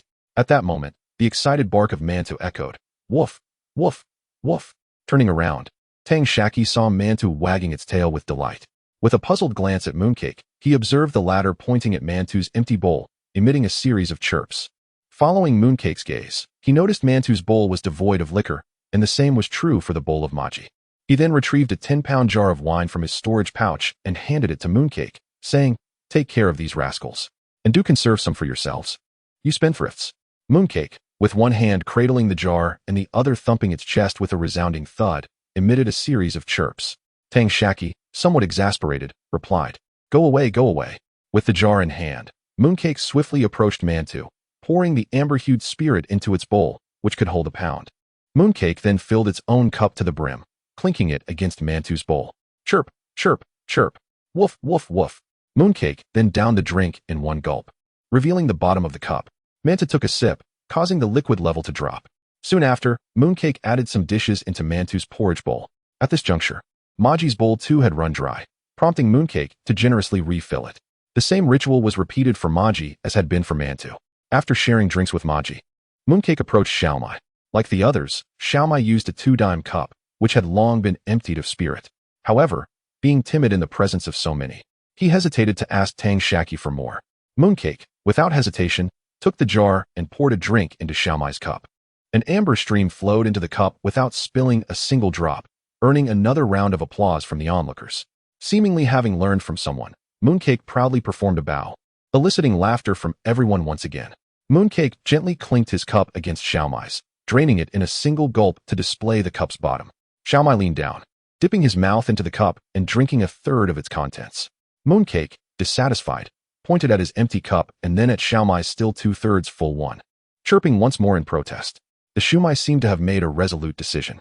With its forepaws cradling a wine cup, it leaned forward and tipped it, allowing a stream of amber liquid to cascade into its mouth as it swallowed the spirit. After draining the cup, The shumai languidly extended its forepaws, letting the cup slip from its grasp and clatter to the side. It then staggered forward a few steps before rolling over and collapsing onto the ground, slipping into a deep slumber. The mooncake approached the shumai, contentedly patting its head while emitting a series of chirps. After sharing a drink with the little green one, Mooncake returned to its seat. Qin Gang raised a toast to Tang Shaqi, simultaneously inquiring, "Brother Tang, what were you and that little mouse spirit discussing just now?" Tang Shaqi replied, "Do you genuinely wish to know?" Qin Gang nodded earnestly, and the surrounding crowd mirrored his curiosity. Tang Shaqi continued, "Though I cannot recount the exact words. The gist was something like this." Mooncake remarked, "You little rascal. Even while drinking, you cheat and play tricks, leaving so much behind. Are you planning to raise fish? When feelings run deep, one drains the cup in a gulp, clinking glasses until not a drop remains. When feelings are shallow, one merely sips. Is that all our bond means to you? Just a mere lick?"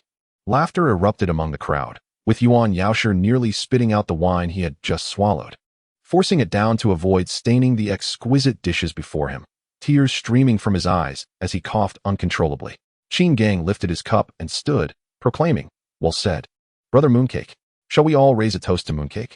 Nods of agreement filled the room as everyone rose, raising their cups in salute to Mooncake before downing their drinks, revealing the bottoms of their cups. Mooncake, seated obediently, pointed to the stool beneath him and those of the others, chirping in a playful manner. Tang Shaqi, with a wry smile, glanced at Mooncake and began refilling everyone's cups. He then declared, "Everyone, please take your seats. Your brother Mooncake has stated that the wine consumed earlier does not count. We must have another round. This is a case of once the bottom is lifted, everything starts anew." Mooncake heartily nodded in agreement, raising his cup in salute to the crowd and downing it in one go, showcasing the empty cup. The others followed suit, consuming their drinks once more. Thus, amidst laughter and merriment, the meal extended from the depths of night to the break of dawn, leaving the table in disarray. The remnants of their feast scattered about. After the meal, they tidied up, and Tang Shaqi brewed some spiritual tea, presenting fruits as well. Except for Mooncake. The remaining spirit beasts had indulged too much and lay sprawled on the ground, deep in slumber. Mooncake, however, staggered to the spirit beast chamber, lifting a stone slab from a corner to reveal a stone cave. From within, Mooncake retrieved a stone basin containing crushed low-tier spiritual grains. He took 2 handfuls of the grains from the basin and scattered them on the ground. The brocade chicken chicks nurtured in the beast chamber rushed over to peck at the scattered grains. After they finished, Mooncake ushered them out of the cave and proceeded to the spirit field. Once these tasks were complete, Mooncake returned to his bed in the spirit beast chamber and collapsed, falling into a deep sleep. The group continued drinking tea until midday, at which point they bid their farewells and departed. Tang Shaqi and Xiao Pang exchanged some items with Tang Liashasha before escorting her to the stone gate of Yaofeng. Only after her figure disappeared from view did he turn and make his way to Yaofeng. Subsequently, they each visited the miscellaneous hall and the pill hall, where they traded for various spiritual materials and herbs, before returning to their respective abodes. Upon returning to his dwelling, Tang Shaqi dragged the slumbering Xiaomai and Mantu into the spirit beast chamber, tossing them onto their beds. He then brewed 2 cups of tea, sweetened with honey, and summoned Jima for a brief conversation. After Jima had enjoyed 2 cups of spiritual tea, Tang Shaqi tidied up for a while before retreating to his cultivation chamber, collapsing onto his bed and succumbing to a deep, dreamless slumber. Chapter 30. 5 years. Tang Shaqi awoke the next day at noon, while several demonic beasts had already roused themselves and busied with their own tasks. He returned to the miscellaneous hall and the pill hall, exchanging for some spiritual herbs, materials, talisman paper, and ink, before proceeding to the alchemy room to commence a new day. On New Year's Day, Qin Gang had mentioned that he spent an entire year mining at a medium-sized spiritual stone mine in the Qinghuan Duk, only to earn a mere 470 to 80 contribution points. He had to compete fiercely with others in the mine, often finding himself on the brink of injury. Had it not been for his own relentless determination, adopting a stance of mutual destruction in his efforts, he would not have amassed such a sum of contribution points. Although mining promised high contribution values, it was an immense waste of time, leaving little opportunity for cultivation, resulting in no progress in his cultivation level over the year. Tang Shaqi and Qin Gang struck a deal. He would provide 3.5 low-grade pills in exchange for the spiritual herbs required to refine those pills. Since Qin Gang was also an inner disciple, he could exchange 5 portions of spiritual herbs daily at both the miscellaneous hall and the pill hall. 10 portions yielded 3 pills, allowing him to accumulate approximately 7 to 10 days' worth of spiritual herbs in a month, equating to 21 to 30 pills. This arrangement was dedicated to cultivation, enabling him to consume a pill every 3 days, leaving him with an additional 10 to 20 pills each month. These pills could then be exchanged for contribution points or other cultivation resources. Qin Gang was profoundly grateful to Tang Shaqi, recognizing that he was being particularly considerate. As a result, the contribution points Qin Gang earned over 2 to 3 months surpassed what he would have gained from a full year of mining. Subsequently, he helped Tang Shaqi find several willing inner disciples to assist, although their exchange limits were not as generous as Qin Gang's. 10 furnaces of spiritual herbs could only be exchanged for 33 pills, yet they were elated, as they could earn a late-stage pill daily. Although Tang Shaqi relinquished a portion of the profits, he was more than willing. The spiritual herbs required to refine late-stage pills typically needed over 10 years of age, with some requiring 15 to 20. Even with Li Jinzai's help, he could not collect a significant amount of herbs and had to rely on internal exchanges within the Qingyuan Duke. This was primarily aimed at enhancing his alchemy skills and, secondly, at procuring resources for cultivation. Tang Shaqi intended to refine enlightenment pills to enhance the intelligence of himself and his family's spirit beasts. Upon calculating, he was taken aback by the numbers. His own mantu, xiaomai, mooncakes, and sesame, xiaopang's sesame balls, and Tang Liuxia's little qing. In Leichipa, there were his father Tang Dong's noodles and his mother's golden-winged purple bee. In the Danding sect, there were his sister Tang Liula's little bai and his uncle Tang Xian seaweed. A cursory calculation revealed that he would need 10 bottles of enlightenment pills. And even considering the mother bear and cub from Heixiong Mountain, 10 bottles would still fall short. The intelligence of the large bear was nearly on par with that of an adult, likely having consumed similar pills in the past. 1 bottle of enlightenment pills required 800 contribution points, equivalent to a pill used for cultivation by a late-stage foundation establishment cultivator. The spiritual herbs required to refine a batch of enlightenment pills demanded 350 contribution points, necessitating a yield of 45% to ensure a modest profit. Moreover, Tang Shaqi had never attempted to refine enlightenment pills, necessitating the expenditure of several batches of spiritual herbs for practice. During the evenings, Tang Shaqi dedicated himself to cultivation, while during the days, he gathered the primordial 3 light herbs to hasten the maturation of spiritual medicines. At the beginning of each month, he would also visit the miscellaneous hall and the elixir hall at Yaofeng to exchange for spiritual herbs and materials. For the first 10 days of each month, he focused on alchemy, and for the latter half, he practiced magical arts. Thus, time quietly slipped by, and in the blink of an eye, 3.5 years had passed. Tang Shaqi had already celebrated his 24th birthday, and in 2 months, he would complete his first 5 years at the Qingyuan Duke Yaofeng. Throughout these years, Tang Shaqi reaped significant rewards. His cultivation had reached the 9th level of qi refinement, and he found himself on the brink of a breakthrough to the 10th level. His physical cultivation had also advanced to the pinnacle of the late skin refining stage, where he found himself at a bottleneck, akin to his companion, Little Fatty, persistently honing this threshold, awaiting the day of explosive progress. His mental strength continued to grow in both quantity and quality. Although he was uncertain of his exact capabilities, he was aware that he could control 6 puppets simultaneously. In these years, Tang Shaqi exchanged for a sword technique known as swift wind and rapid fire, which he had cultivated to a minor success. However, he had mastered the mid-tier fireball technique to perfection and had also achieved substantial progress in several other mid-tier spells.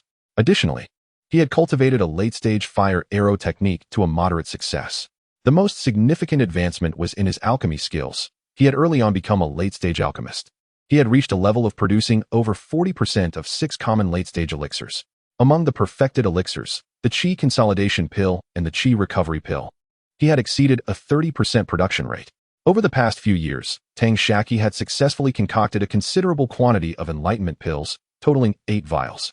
Aside from Tang Dong's noodles and Lin Yi's golden-winged purple honeybee, the spiritual beasts of other members of the Tang clan had consumed these pills, with the highest intelligence attained by the mooncake, reaching the level of an average human. In contrast, the lowest intelligence was observed in Little Qing, the 3 azure poison golden snakes, which had reached the mental capacity of an average 10-year-old child. Due to frequently undertaking sect tasks, his purchasing authority for spiritual herbs at the miscellaneous hall had increased to 13 portions daily, and his quota at the elixir hall had risen to 12 portions. Consequently, the number of inner sect disciples exchanging spiritual herbs for elixirs under Tang Shaqi's guidance had also grown to 7. Mantu had similarly reached a limit. measuring 9 feet and 8 inches in length, approaching its maximum size. Although it remained a first-level perfected spiritual beast, its intelligence had developed to the level of an average 14 or 15-year-old human. Mooncake had successfully grown to 8 feet and 6 inches, becoming a first-level late-stage demon beast, with intelligence indistinguishable from that of a human. Little Fatty had even crafted a late-stage magical artifact staff for it, while Tang Shaqi selected a technique called whirling wind, falling leaves from the library for its training. Unexpectedly, Mooncake displayed remarkable aptitude for this staff technique, managing to cultivate it to a moderate success within 2 years. This compelled Tang Shaqi to rent an additional spell-casting venue each time he practiced his own magical arts and sword techniques. Sesame, however, showed no progress in cultivation, although its intelligence had increased to that of a 10-year-old child. In contrast, its subordinate, the 999 golden-winged purple honeybees, had all grown to 9 inches and 9/10. With Sesame's cultivation stagnating, the progress of its subordinates was naturally limited. The unscrupulous master Tang Shaqi deprives the bee colonies of their fill of golden-winged purple honey, consistently weakening their strength through hunger, only to allow them to feast intermittently for recovery.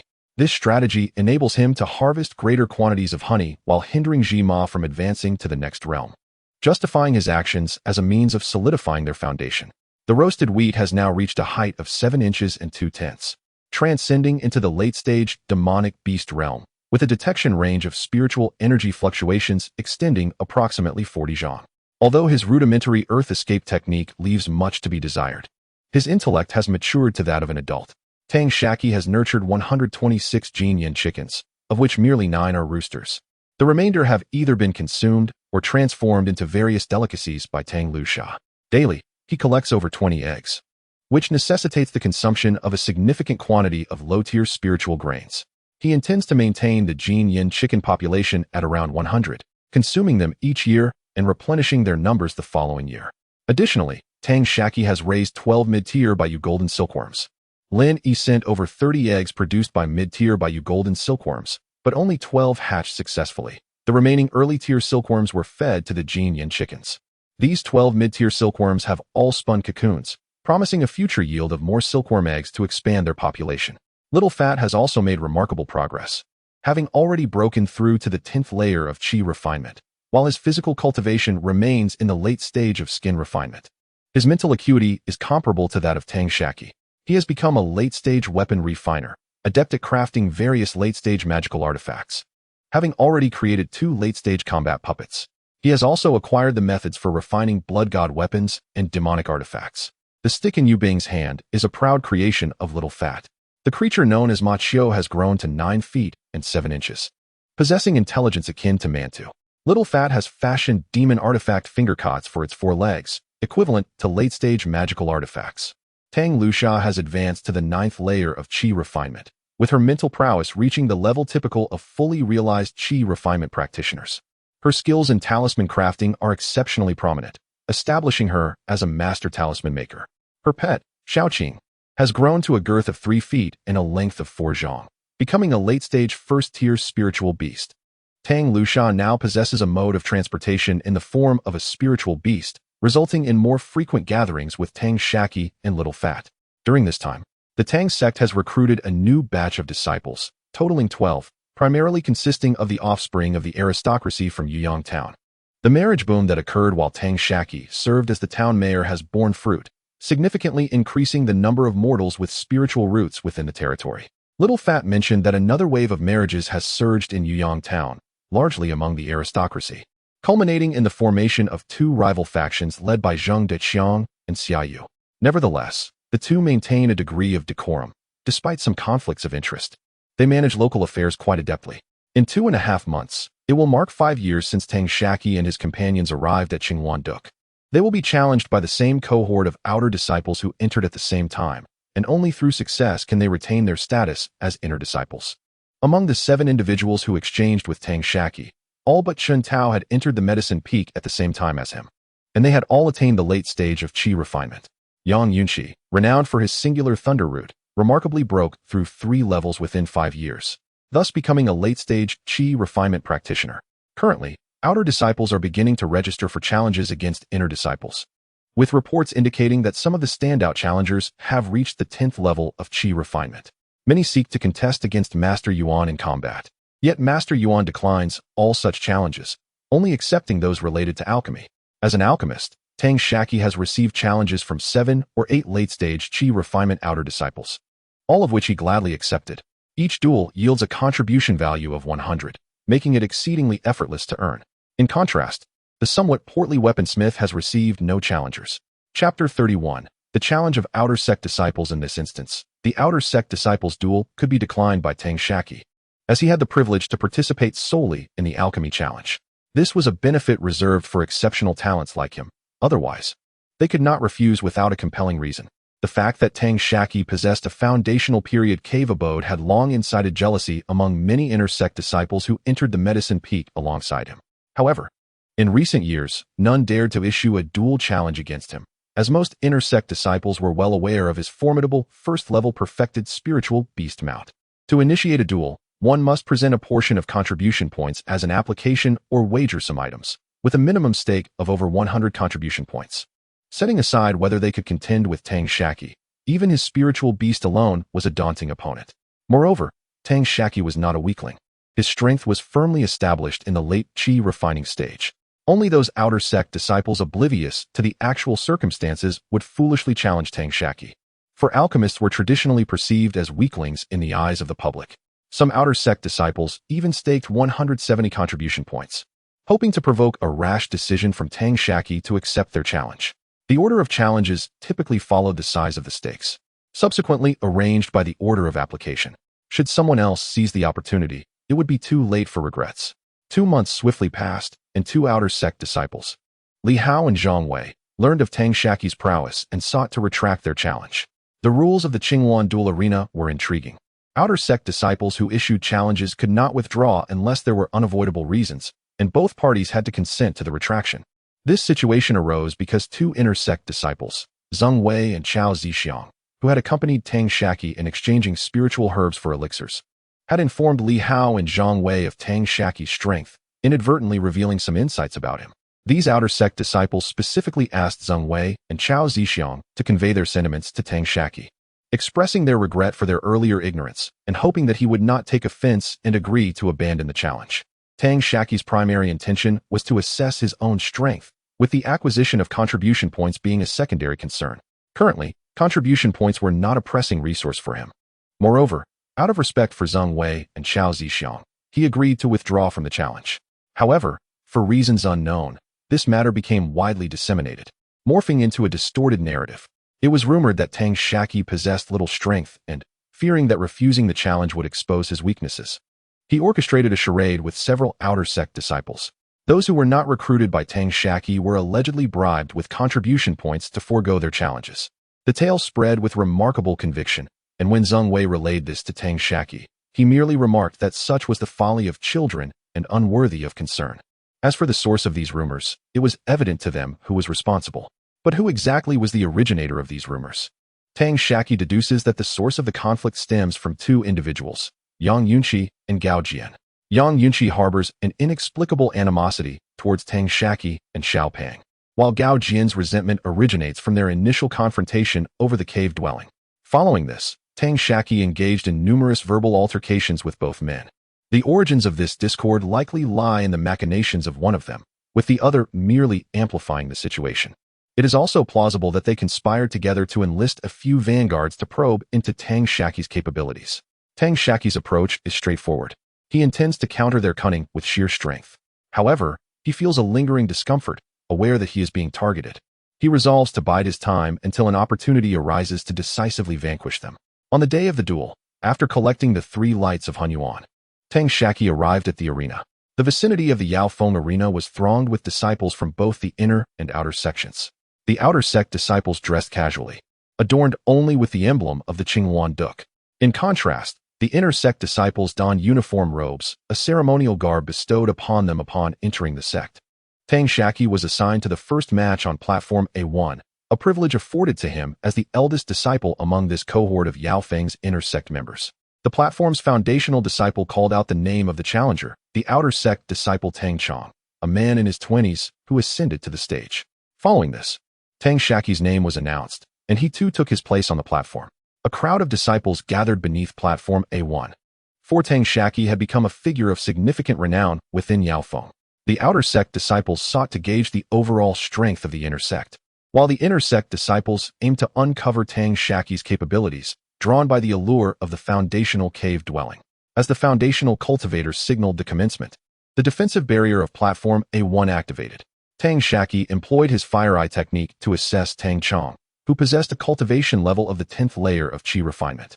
Wielding a long-handled axe with a spearhead, Tang Chong initiated the assault, first activating a mid-level defensive talisman, charging towards Tang Shaqi, intent on bringing him within 3 paces of the axe.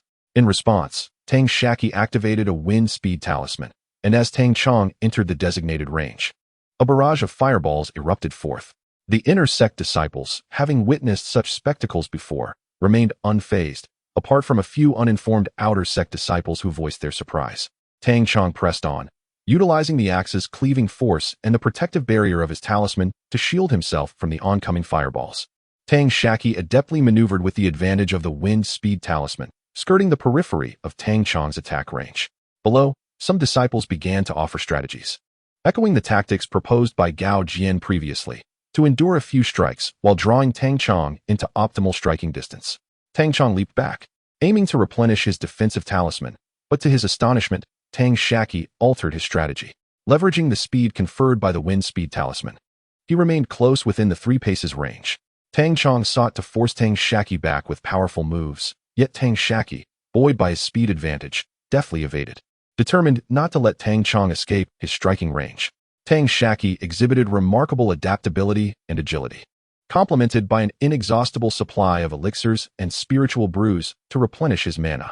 In contrast, Tang Chong wielded a colossal axe, delivering formidable power but consuming a significant amount of mana. He found himself unable to spare a moment to consume potions for mana recovery, reduced to mere defense with no opportunity for counterattack. Ultimately, Tang Shaqi adeptly exhausted Tang Chong's mana using only his instant fireball technique and wind talismans, compelling him to surrender. Truly, as an inner sect disciple, he defeated an outstanding outer sect disciple solely with his swift fireball technique. Tang Shaqi had the option to either continue accepting challenges or postpone until the following day. After meditating for an hour to restore his mana, he signaled to the foundation-building disciples on the arena, expressing his desire to continue. The next challenger, Li Taotao, possessed similar strength, being at the 9th level of Qi refinement. Upon stepping onto the stage, Li Taotao produced a late-stage defensive talisman. After the foundation-building disciple announced the commencement of their duel, he held another talisman in suspense, remaining stationary. This was the first time Tang Shaqi encountered an opponent who refrained from initiating an attack. Undeterred, he first empowered himself with a wind talisman, closing the distance to within 3 zhang and launching a fireball at Li Taotao. Li Taotao deftly sidestepped the fireball with a quick maneuver, focusing intently on Tang Shaqi. Tang Shaqi attempted several probing strikes. Li Taotao either evaded or braced against them with his shield. Consequently, Tang Shaqi unleashed a barrage of fireballs, strategically surrounding Li Taotao. Though notably, 2 fireballs were concentrated on the left. In a bid to conserve mana, Li Taotao sidestepped to the right, channeling mana into his shield to withstand the fireball approaching from that side.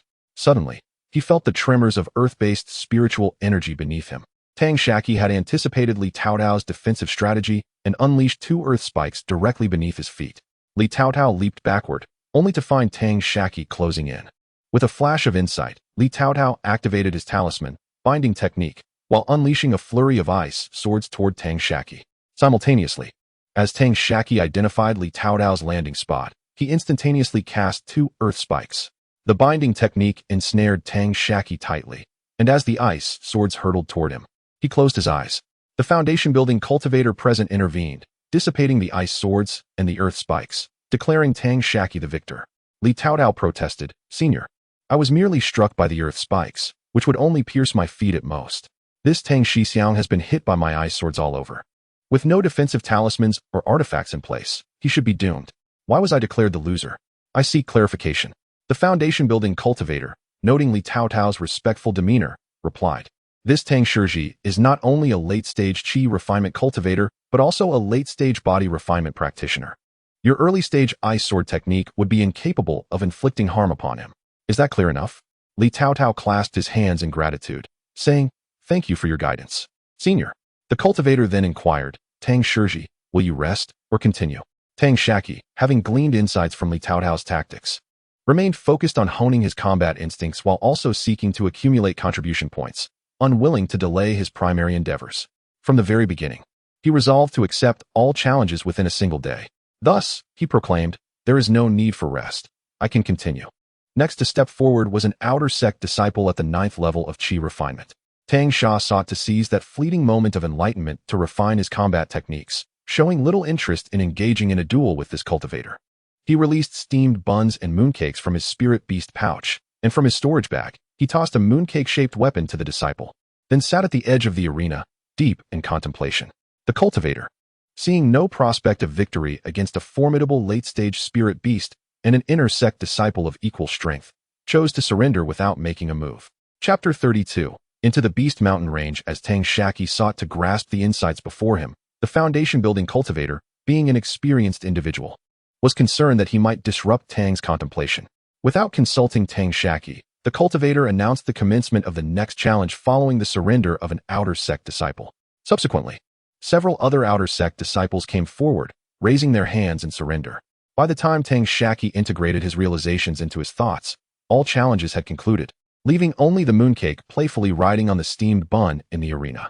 Tang Shaqi, lacking any interest in the matches of other disciples, merely exchanged pleasantries with the foundation-building disciple on the stage before returning to his cave dwelling. A few days later, all challenges wrapped up. A total of 14 inner sect disciples from Yaofeng, whose cultivation had not reached the late stage, faced defeat in their duels. Losing their inner sect status and relegated to outer sect disciples, escorted away by the disciples of the miscellaneous hall. For reasons unbeknownst to him, Tang Shaqi acquired the nickname of White Dog Taoist during this event, while the portly disciple, Xiao Pang, who did not even participate in the challenges, earned the moniker Maggot Dog Taoist. Upon hearing this from Chao Zixiang, Tang Shaqi chuckled, remarking that he and Xiao Pang had inadvertently become renowned at Yaofeng through the antics of the steamed bun and the ball of dough. Li Taotao, despite his peculiar fighting style, proved to be exceptionally effective, rendering opponents defenseless. After his defeat by Tang Shaqi, he successfully triumphed over another Yaofeng disciple, thus obtaining the status of an inner sect disciple. Li Taotao was acquainted with another inner sect disciple named Wang Zhun, who also exchanged spiritual herbs with Tang Shaqi for elixirs. This small group of Tang Shaqi's was quite elated, having lost not a single member to challenges. The 7 individuals who exchanged spiritual herbs with Tang Shaqi included, aside from Chen Tao, Chao Zixiang, Qin Gang, Zheng Wei, Wang Zhun, Peng Yuanji, and Chang Cheng. Through Wang Zhun's introduction, Li Taotao later joined this collective. Li Taotao disclosed that outer sect disciples lacked the privilege to select tasks, as assignments were entirely dictated by the stewards of the miscellaneous hall and the administrative hall. Although the contribution points were substantial, many times, one had to risk their life for them or waste copious amounts of time, leaving no room for cultivation. He considered himself fortunate as a single spirit root cultivator of the ice spirit root. Even the disciples of the administrative hall extended considerable care towards him. Tang Shaqi reflected that although his group had continuously improved in strength, their closed-door training and incessant sparring on the stage had not exposed them to the life-and-death risks essential for advancing their combat awareness. After discussing his thoughts with Xiao Pang and Tang Lusha, both agreed to venture out for some practical experience. The trio resolved to prepare thoroughly this year and set off next year after Tang Shaqi's birthday. Tang Shaqi first dedicated time to perfecting the gravity technique to its utmost completion. He then reported to the disciples of Yaofeng, planning to venture into the Beast Mountain Range for training on the 10th day of the 2nd month next year. The Qinghuan Dual Platform had a treasure ship that traveled between the Beast Mountain Range and the Qinghuan Dual Platform on the 10th of every month, specifically for transporting intersect disciples seeking resources in the Beast Mountain Range. However, the journey was not easy. It required a payment of 150 contribution points per person. Tang Shaqi meticulously prepared an abundance of antidotes, mana recovery elixirs, and healing potions for both internal and external injuries. Little Fatty diligently crafted 2 advanced battle puppets and 4 intermediate ones, while also forging a finger ring artifact for Mantu. As for Tang Lusha, any useful talismans were prepared, with each receiving 2 dozen. By the 10th day of the 2nd month, Tang Shaqi and Little Fatty arrived at the stone gate of Yaofeng. In the square before the gate stood dozens of inner disciples, some accompanying Tang Shaqi and others seasoned Yaofeng disciples. Before noon, a treasure ship descended onto the square. Tang Shaqi, along with the inner disciples, boarded the ship and found Tang Shaqi, where the three of them sat together. The treasure ship had set sail from the main peak, making stops at various peaks to pick up passengers. Once all the individuals from the 9 peaks were aboard, a foundation-building cultivator distributed maps. These maps were compiled from entries made by disciples who had ventured into the Beast Mountain, detailing areas frequented by high-level beasts, locations of spiritual herbs, and mineral deposits. However, they were not exhaustive, so each disciple entering the mountains was tasked with noting any changes or unrecorded areas, with the sect offering contribution rewards at their discretion. Tang Shaqi and the others arrived at a cultivation marketplace near the Beast Mountain known as Luyun Fong, established by a sect called Luyun under the Qingyuan Duke. Luyun's sect was also a golden core power, boasting 5 golden core elders. The golden core elder aboard the treasure ship informed the disciples that a ship would return to Qingyuan Duke on the first day of each month, with a contribution value of 150. Unbeknownst to Tang Shaqi, a cloaked disciple from Yaofeng harbored a deep resentment towards him. Tang Shaqi released Mantu. Little Fatty unleashed Machio, and Tang Shaqi summoned Xiaoqing, each riding their respective spiritual beasts as they ventured into the depths of the Beast Mountain according to the map. In secluded areas, Tang Shaqi also summoned Sesame and a type of golden-winged purple bee to patrol the surroundings for 10 miles. The trio armed themselves, progressing in a triangular formation along their predetermined route. Xiaomai, not perched on Tang Shaqi's shoulder, walked among them. Before encountering any beasts, Xiaomai discovered numerous scattered items from concealed locations, including damaged artifacts, scattered spiritual stones, and low-grade ores and herbs, collectively worth over 30 inferior spiritual stones. Initially, their journey was relatively easy, but upon entering areas frequented by beasts, the golden-winged purple bees began to sound alarms. Following their guidance, Tang Shaqi and his companions encountered solitary beasts, each engaging individually those of late first tier and below. The other 2 stood by, only intervening in life-threatening situations. For formidable foes, 2 or 3 would team up against them. Over the course of half a month, they had slain 2 perfect completion beasts, 6 late-tier beasts, and 11 mid-early tier beasts, additionally acquiring materials and herbs valued at 400 to 500 inferior spiritual stones. Finally, after encircling and slaying another perfect completion beast, they encountered a scattered team of 7 rogue cultivators lurking ominously nearby, but were exposed by Tang Shaqi. He called out loudly to the concealed 7 fellow cultivators hiding in the bushes, "Reveal yourselves." A young male cultivator dressed in a green tunic stepped forward, stating, "Your vigilance is commendable, yet the rule of the Demon Beast Mountains is that those who witness partake. This beast was slain by several fellow cultivators. Thus it rightfully belongs to you. However, regarding the other spoils," Tang Shaqi chuckled, saying, "I may be young, but I am not naive. Are there still rules in the Demon Beast Mountains?" The male cultivator replied, "Since you are already aware, I shall refrain from further words. Shall I personally escort you?" Tang Shaqi retorted, "On what grounds?" The cultivator answered, "What gives you the right to claim sustenance in the Demon Beast Mountains?" Little Fatty interjected, "Are you suggesting you will resort to force?" The cultivator replied, "Let us not phrase it thus. As long as you understand." Little Fatty continued, "You have seen us adorned in the attire of the Qingyuan Dulu, and you have already revealed yourselves. Even if we were to concede, would you not silence us? We are not fools. A confrontation is inevitable, so why the unnecessary chatter? Bring forth the others you have." The cultivator called out, "Brothers and sisters, step forth to reveal yourselves." Following this, 3 men and 2 women emerged from the thicket, while 1 female cultivator remained concealed nearby. The corners of Tang Shaqi's mouth lifted, as he remarked, "You can still leave unharmed. I shall pretend this incident never occurred. Otherwise," the same male cultivator urged, "act swiftly. Do not waste time conversing with them. They are likely summoning reinforcements using their identity tokens. Let us adhere to the old ways." Tang Shaqi declared, "I will handle the 2 at the peak of chi refinement, 1 male and 1 female. The rest can be divided among you." Little Fatty grinned. "Then I shall take the 2 on the left. Sha, the 2 weaklings on the right are yours." The cultivator cautioned, "These individuals may prove somewhat troublesome, or they could merely be bluffing. If we find ourselves outmatched, let each party fend for themselves and regroup at the designated location."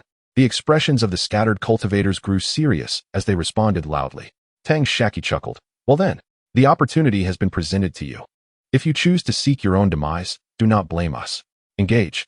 Aside from the male cultivator, the others charged towards the 3.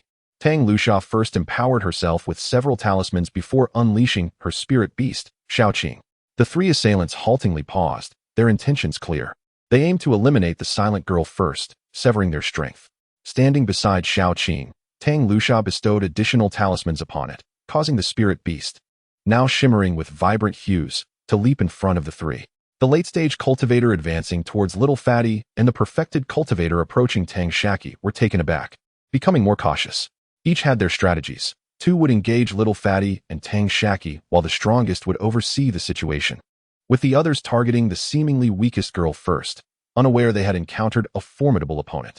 Tang Shaqi released Mantu and Yuebing, proclaiming, "That one lingering to the side is yours. Earn your drinks with a job well done."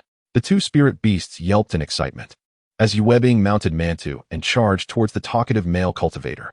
As for the remaining cultivator at the peak of chi refinement standing before him, Tang Shaqi adorned himself with several talismans and boldly approached the man's side. He unleashed a barrage of spells, including the fireball technique, earth spike technique, and a continuous barrage of fireballs. This cultivator, having forged his path through countless perils, matched Tang Shaqi blow for blow, even without the aid of such numerous talismans. Meanwhile, the plump fellow chuckled, releasing a ball of paralysis and pointing at one of the cultivators, saying, "That one is mine. You assist Xiaoqing." After empowering the paralysis ball with several talismans, he charged like a whirlwind towards the designated cultivator, isolating him with a few stonefall techniques. As for the other cultivator facing the plump fellow, he stood 5 zhang away, not daring to advance, but instead retreating a couple of steps, cautiously on guard. Chapter 33. Infighting. Seeing his opponent unmoving, the stout figure boldly pressed forward. The male cultivator across from him displayed a pained expression, continuously extracting attack talismans from his storage pouch, igniting them indiscriminately, sending a flurry of colorful projectiles hurtling towards the stout figure. Rather than confront the onslaught head-on, he unleashed a late-stage and 3 mid-stage combat puppets, advancing step by step. Suddenly, a piercing howl erupted from the mouth of a fully realized cultivator engaged with Mantu and Mooncake. The scattered cultivators, already embroiled in battle, fought with all their might. The cultivator facing the stout figure hurled a multitude of attack talismans at him. Although their grade was not high, their vibrant hues lent them an impressive aura. Meanwhile, the cultivator enhanced himself with 2 talismans and attempted to flee, only to hear a buzzing sound. He looked up to see a swarm of 30 fully realized golden-winged purple honeybees encircling him. The scene was peculiar. Tang Luxia wielded a soft whip against a late-stage female cultivator, dominating her with an array of talismans. Maji and Xiaoqing each held back a late-stage chi refinement cultivator, rendering their opponents utterly defenseless. The cultivator opposing the stout figure had yet to engage directly. He was surrounded by 4 puppets, protected by a spiritual energy shield, resulting in a strange standoff where neither side initiated an attack. The golden-winged purple honeybees completed their task of obstruction and then dispersed from sight. The female fully realized cultivator engaging with Tang Shaqi exchanged blows, exhibiting a back-and-forth struggle, even gaining a slight upper hand. Another fully realized cultivator, restrained by Mooncake and Mantu, was the same one who had been conversing with Tang Shaqi earlier. Though continuously at a disadvantage, he subtly manipulated the battlefield, steering towards the thicket where he and his companions had concealed themselves. Mooncake's staff technique, known as whirlwind falling leaves, was a display of sheer momentum. Once unleashed and uninterrupted in its flow, its power would escalate exponentially. The cultivator, unwilling to fight desperately, inadvertently allowed Mooncake's technique to reach an impressive level of mastery. The pressure mounted upon him, rendering him increasingly unable to withstand the assault. Yet, a smirk crept upon his face, as if a cunning plan was about to unfold. After exchanging several more blows with Mooncake and Mantu, he felt a sharp grip on his chest from Mantu and a jab to his left arm from Mooncake. Suddenly alarmed, he called out, "Old Five, make your move." The stout figure responded loudly, "Since the moment you decided to strike, Old Five has already become a corpse." The cultivator's face twisted in disbelief as he shouted, "Old Five! Old Five!" Tang Shaqi suddenly cast 2 gravity spells, enveloping the female fully realized cultivator engaged with him. The abrupt shift in gravitational force ensnared her, as though she were trapped in a quagmire, unable to move. 6 pre-prepared late-stage attack talismans were activated by Tang Shaqi. In the midst of her incredulous and fearful gaze, 6 fiery arrows surged towards her in quick succession. 3 of them shattered the magical shield in her grasp. One was barely deflected by her sword, while she managed to sidestep just enough to narrowly avoid another. The final arrow struck, tearing away half of her left side, leaving a crescent-shaped wound in its wake. The nun, still clinging to life, wore an expression of disbelief, murmuring to herself, "It's fine. I'm fine." The The wounds, previously scorched by the searing heat of a rocket, split open once more, causing blood to flow profusely. Whether from pain or fear, she let out a series of anguished cries, their meaning lost in the air. Blood and fragments of her innards surged from her mouth, choking her into a fit of coughs, her voice growing fainter until it finally ceased, even as more blood froth continued to escape her lips. The monk, facing the creature, felt a wave of dread wash over him, his composure slipping as he was caught off guard, losing his footing and receiving a lethal strike to his neck from the beast. In disbelief, he clutched his neck, only to be crushed into a pulp by the falling rocks summoned by the creature. The beast, pleased, returned to the chubby figure, proudly carrying a pouch smeared with the remnants of flesh, wagging its tail. The chubby figure, disgusted, retrieved a gourd from the pouch and washed the creature's paws and the pouch with clean water. Meanwhile, the monks surrounded by puppets noticed the chubby figure's distraction and prepared to break free. As he confronted the chubby figure, he identified the optimal escape route, unaware of the concealed smile of the chubby figure. Just as he was about to act, the puppets struck first, their mouths opening to unleash beams of spiritual light. The monk's colorful protective shield shattered instantly, and before he could react, he was struck multiple times by the beams, which pierced through his body, rendering him a mere husk.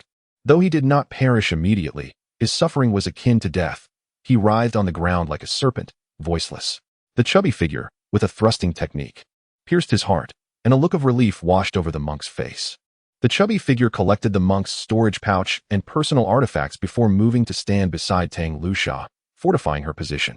Tang Shaqi, having only sparred with her fellow disciples or members of the Tang clan, faced the life-and-death struggle against others for the first time. Despite her talismans overwhelming the nun and keeping her at a disadvantage, she struggled to achieve a decisive victory. The nun, too, found herself in dire straits. Though Tang Shaqi could not eliminate her outright, she was rendered unable to retaliate. The nun felt her magical energy waning, unable to replenish it. Realizing that depleting her power would leave her vulnerable to slaughter, and with 4 of her companions already dead, surrender seemed her only path to survival. In a desperate move, she unleashed a powerful attack, dispersing Tang Shaq's talismans, and sank to her knees, pleading for mercy. "Please, miss, spare me. I was forced into this." Tang Shaqi, taken aback by the situation, looked imploringly at the chubby figure nearby.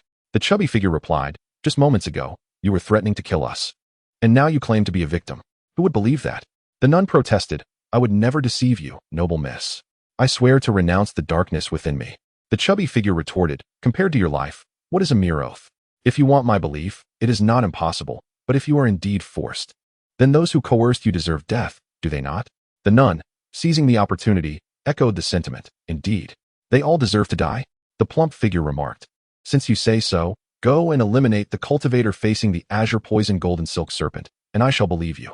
I have heard others refer to this as a token of allegiance. Of course, you may take a moment to recover. We are in no haste." The female cultivator replied without hesitation, "Very well."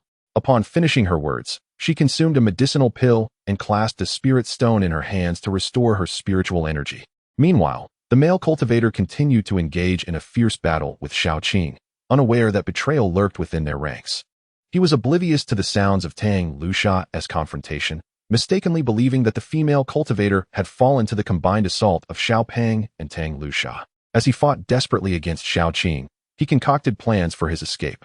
Xiaoqing, being a late-stage spirit beast, fortified by various talismans from Tang Shaqi, matched the male cultivator blow for blow. However, the male cultivator's resolve had waned. His techniques became increasingly cautious, prioritizing the conservation of his energy and self-preservation, rendering his attacks less fierce.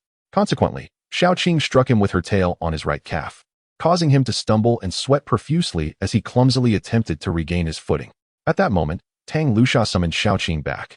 The female cultivator had completed her meditation and had restored a significant portion of her power. The cultivator confronting the azure poison golden silk serpent remained oblivious to the turn of events, only to find himself encircled by 4 puppets, 2 figures, 1 serpent, and 1 dog. Among them stood his teammate, the female cultivator. With a look of joy, he exclaimed, "Xing, I'm relieved to see you unharmed. I hadn't heard from you and feared the worst." Xiao Peng chuckled, "Whether Xing is safe depends on your compatibility." The male cultivator's expression shifted as he stared intently at Xing, asking, "Xing, what is the meaning of this?"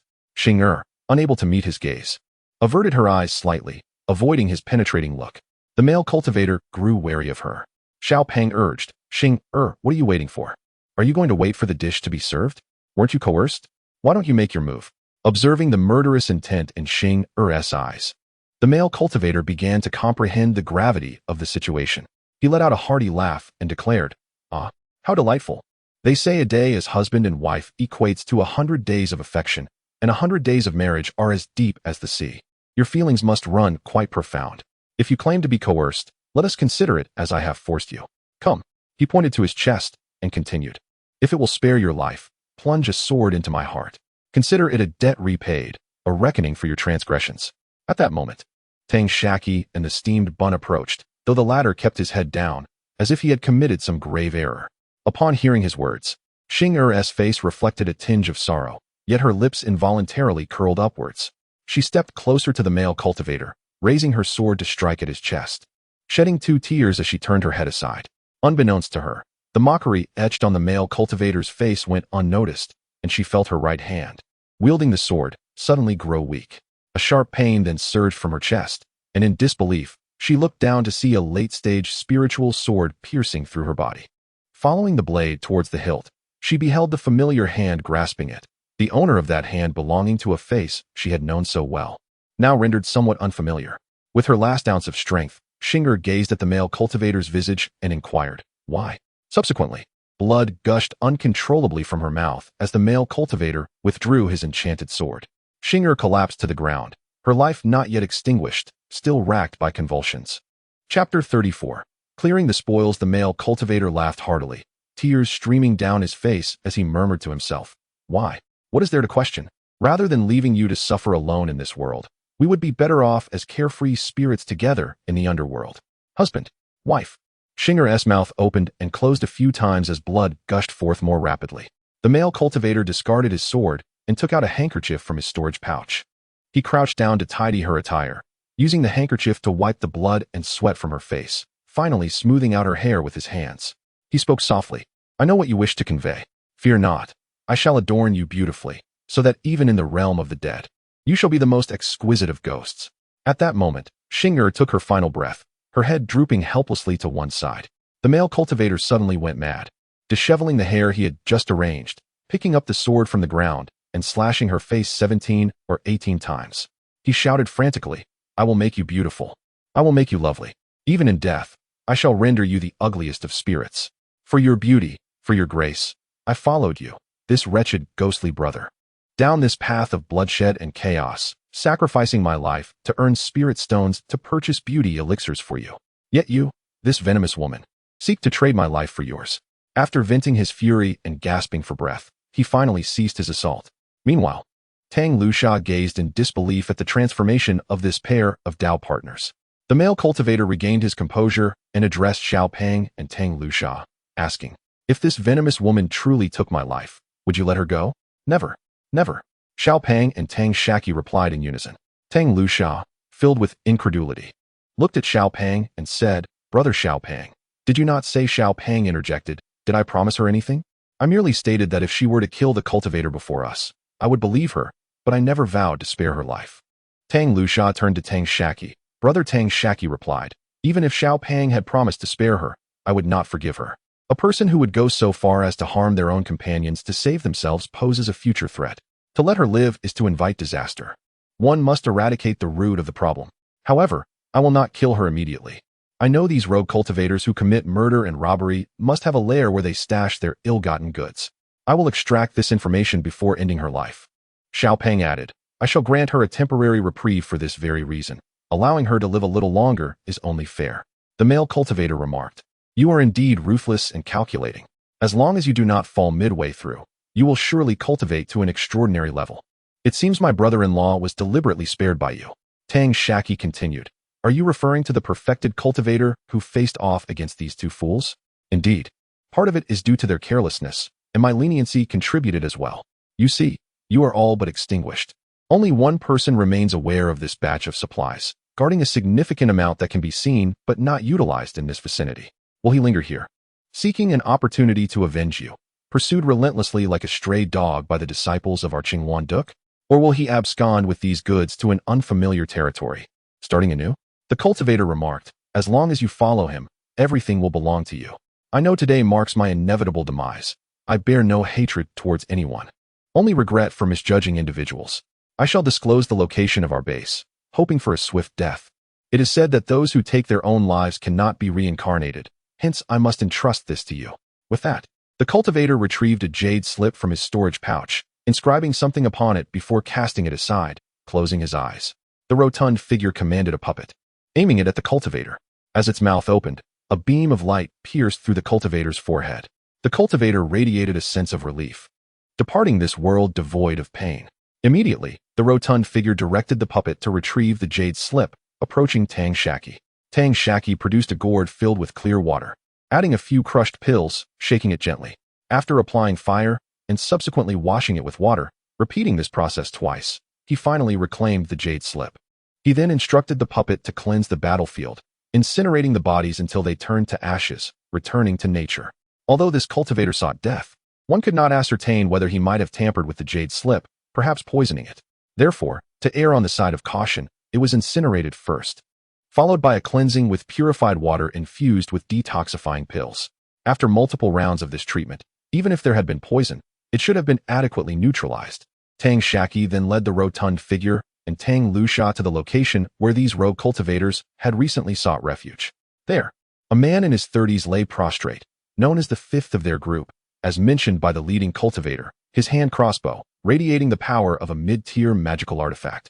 Discarded nearby, a sizable, purple growth had formed on the fifth's neck, resembling an adult's fist. His hands were clasped around the growth, which had already been ruptured, oozing a purple liquid. His complexion was a ghastly blue-purple, eyes bulging and bloodshot, mouth agape but silent. The signs of his struggles were evident nearby. Tang Shaqi collected his storage pouch and personal magical artifacts, incinerating him into a pile of ash with a fireball technique. Tang Luxia, who had been following Tang Shaqi, appeared pale and silent. After finishing with the fifth, Tang Shaqi approached, gently patting Tang Luxia's shoulder, saying, "Xia, let it out. You will feel better. We have all been through this, and we will not mock you." As soon as Tang Shaqi finished speaking, Tang Luxia leaned against a nearby large tree, bowing her head to expel her distress. Tang Shaqi produced some spirit wine, sharing it with the rotund figure and the mooncake as the two sat on the ground, indulging in the drink. Mantu, the sesame ball, and Xiaoqing quickly gathered around the mooncake, who occasionally offered them a taste. From an unknown source, 2 low-grade spirit stones were brought by a Xiaomai, joining the mooncake in seeking a sip of wine. Having witnessed countless slayings of demonic beasts during her time in the Tang sect, Tang Luxia had also participated in the slaughter of many herself. Even Tang Shaqi's carefully raised Jin Yin chickens were intended for her slaughter, which rendered Tang Luxia indifferent to the act of killing beasts. However, taking a life was a first for her, and witnessing a kindred spirit perish before her eyes was a profoundly unsettling experience. Had it not been for Tang Luxia's repeated, albeit unintentional, restraint, the creature named Xinger would have long since met its demise at her hands. After Tang Luxia had expelled a considerable amount of pent-up frustration, Tang Shaqi tossed her a wine gourd. Upon receiving it, Tang Luxia drank deeply, emptying the gourd in a few swigs. A rosy hue blossomed on her face, and she stumbled unsteadily before collapsing onto the ground. Both Tang Shaqi and the chubby one refrained from indulging too much in drink, mindful of the lurking dangers within the beast-infested mountains. The chubby one stored away the puppet and mounted the Maji ball, while Tang Shaqi assisted Tang Luxia onto the mantu, walking beside her to provide care. Following the guidance of Jima, they discovered a cave inhabited by a fully matured beast. The chubby one swiftly dispatched this creature and expanded the cave's interior. Inside, the chubby one had already laid down a mattress on a level section of the cave floor, and Tang Shaqi helped Tang Luxia to lie down upon it. They then proceeded to set up 2 formations around the cave and station Jima as a lookout. Before returning to the interior, the 2 meticulously organized the spoils of their day's endeavors. 4 pieces of fully matured magical tools, 12 late-stage magical tools, and 8 mid-stage magical tools. Apart from a hand crossbow, they found little of value in these artifacts.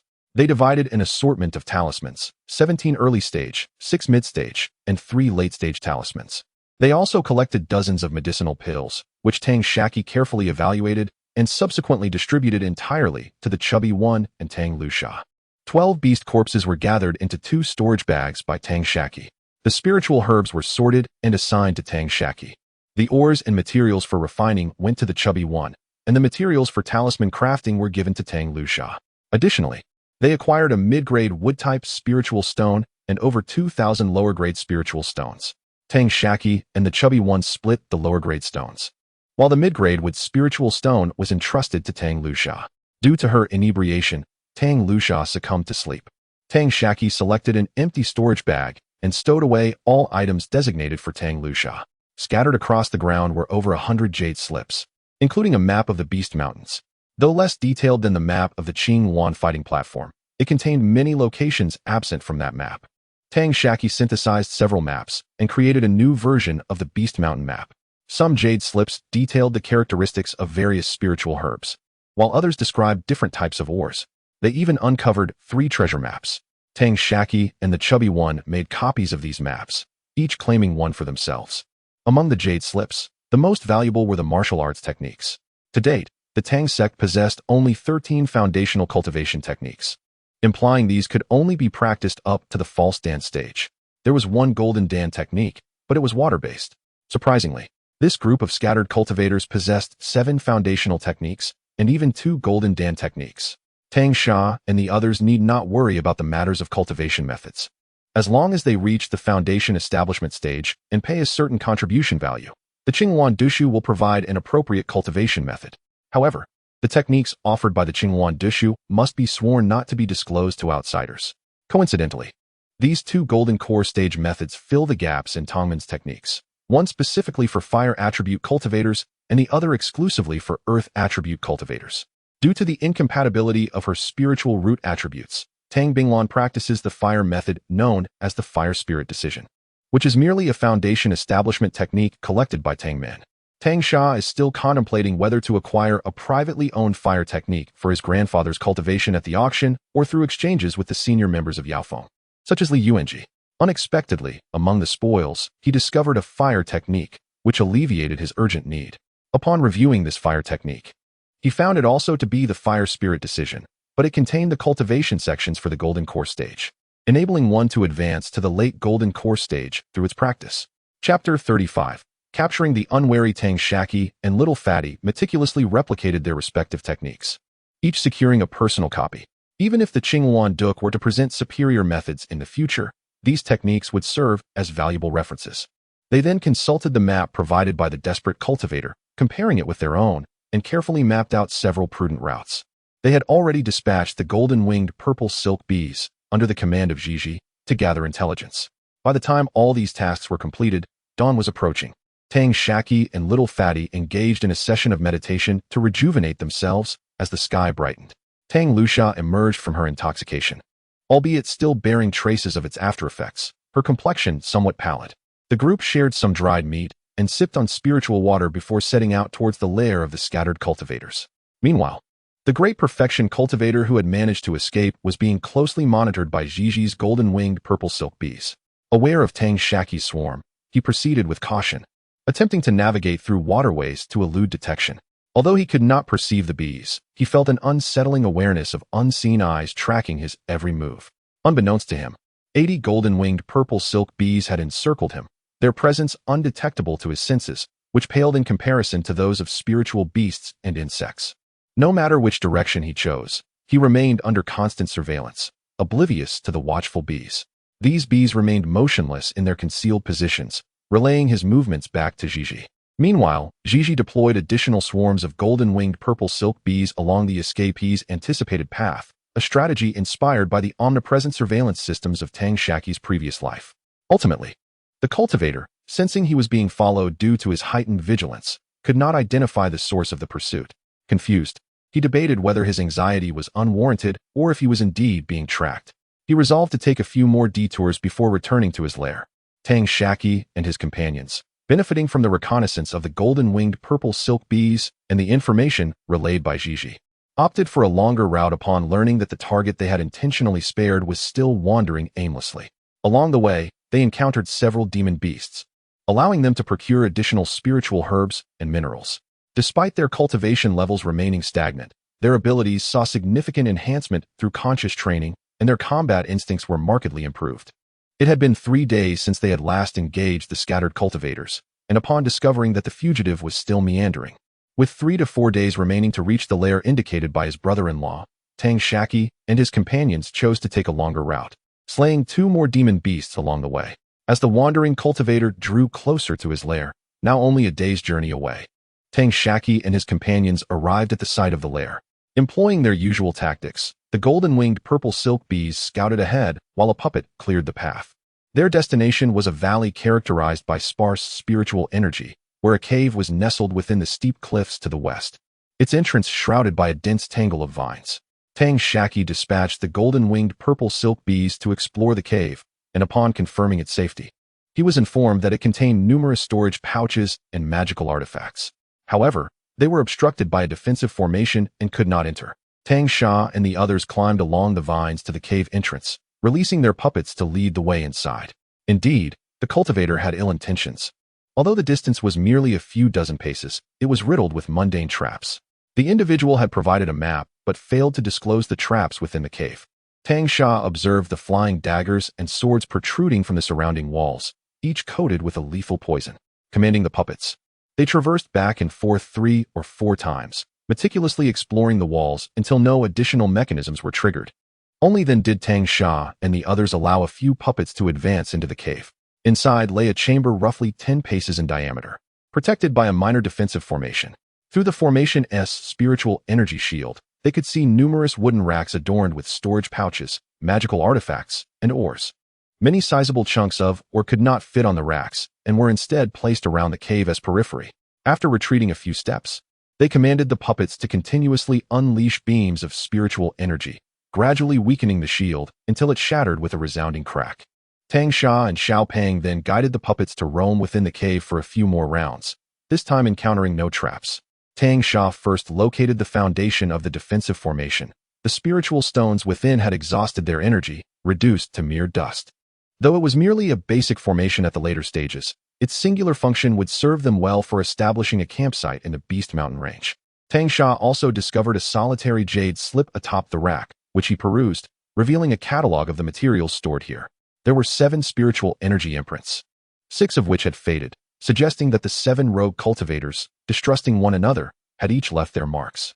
The dimmed imprint undoubtedly belonged to the 6 individuals slain by Tang Xia and his companions. Upon finishing the catalog, a smile crept upon Tang Xia's lips. Xiao Pang and Tang Luxia continued to sift through the storage pouches. Tang Xia remarked, "There's no need to look further. The catalog is here." We've struck it rich this time. Xiao Pang and Tang Luxia ceased their rummaging, and Xiao Pang eagerly inquired, "What treasures are there? Tell us." Tang Xia chuckled. "There are plenty of fine items. There are 7 middle-grade spiritual stones alone. The rest, you may discover for yourselves." Unable to contain his excitement, Xiao Pang snatched the jade slip from Tang Xia, exclaiming with glee, his eyes nearly squinting shut. Tang Luxia, shaking Xiao Pang's arm, implored, "Brother Xiao Pang, let me see. Let me have a look." After Xiao Pang finished examining the catalog, he passed the jade slip to Tang Luxia. He then turned to Tang Xia and exclaimed, "Brother Xia, we've truly struck gold this time. There are 12,000 low-grade spiritual stones, alongside raw materials worth over 20,000 low-grade spiritual stones. This could purchase 3 or 4 low-grade foundation establishment pills. However, there's an abundance of goods, and the storage pouches have limited space, making it impossible to carry everything in one trip. Especially the raw ores, which are bulky, but many contain rare spiritual materials." At this moment, Tang Luxia also regained her focus from the catalog, exclaiming, "We've indeed hit the jackpot. The hide of the demon beast shall be utilized to craft talisman papers, relieving me of any concerns regarding them for quite some time." Tang Shaqi remarked, "It seems that the one who fled has lost much of his value. We can only—" He made a gesture across his throat, and both Tang Luxia and the chubby one nodded in agreement. Subsequently, the trio reconfigured 2 formations within the cave. Meanwhile, the fleeing rogue cultivator was nearing his supply storage, exercising an abundance of caution. What would typically take an hour was now taking 2, as he constantly scanned his surroundings. Suddenly, he felt a numbness in his right thigh, a wave of darkness swiftly spreading throughout his body.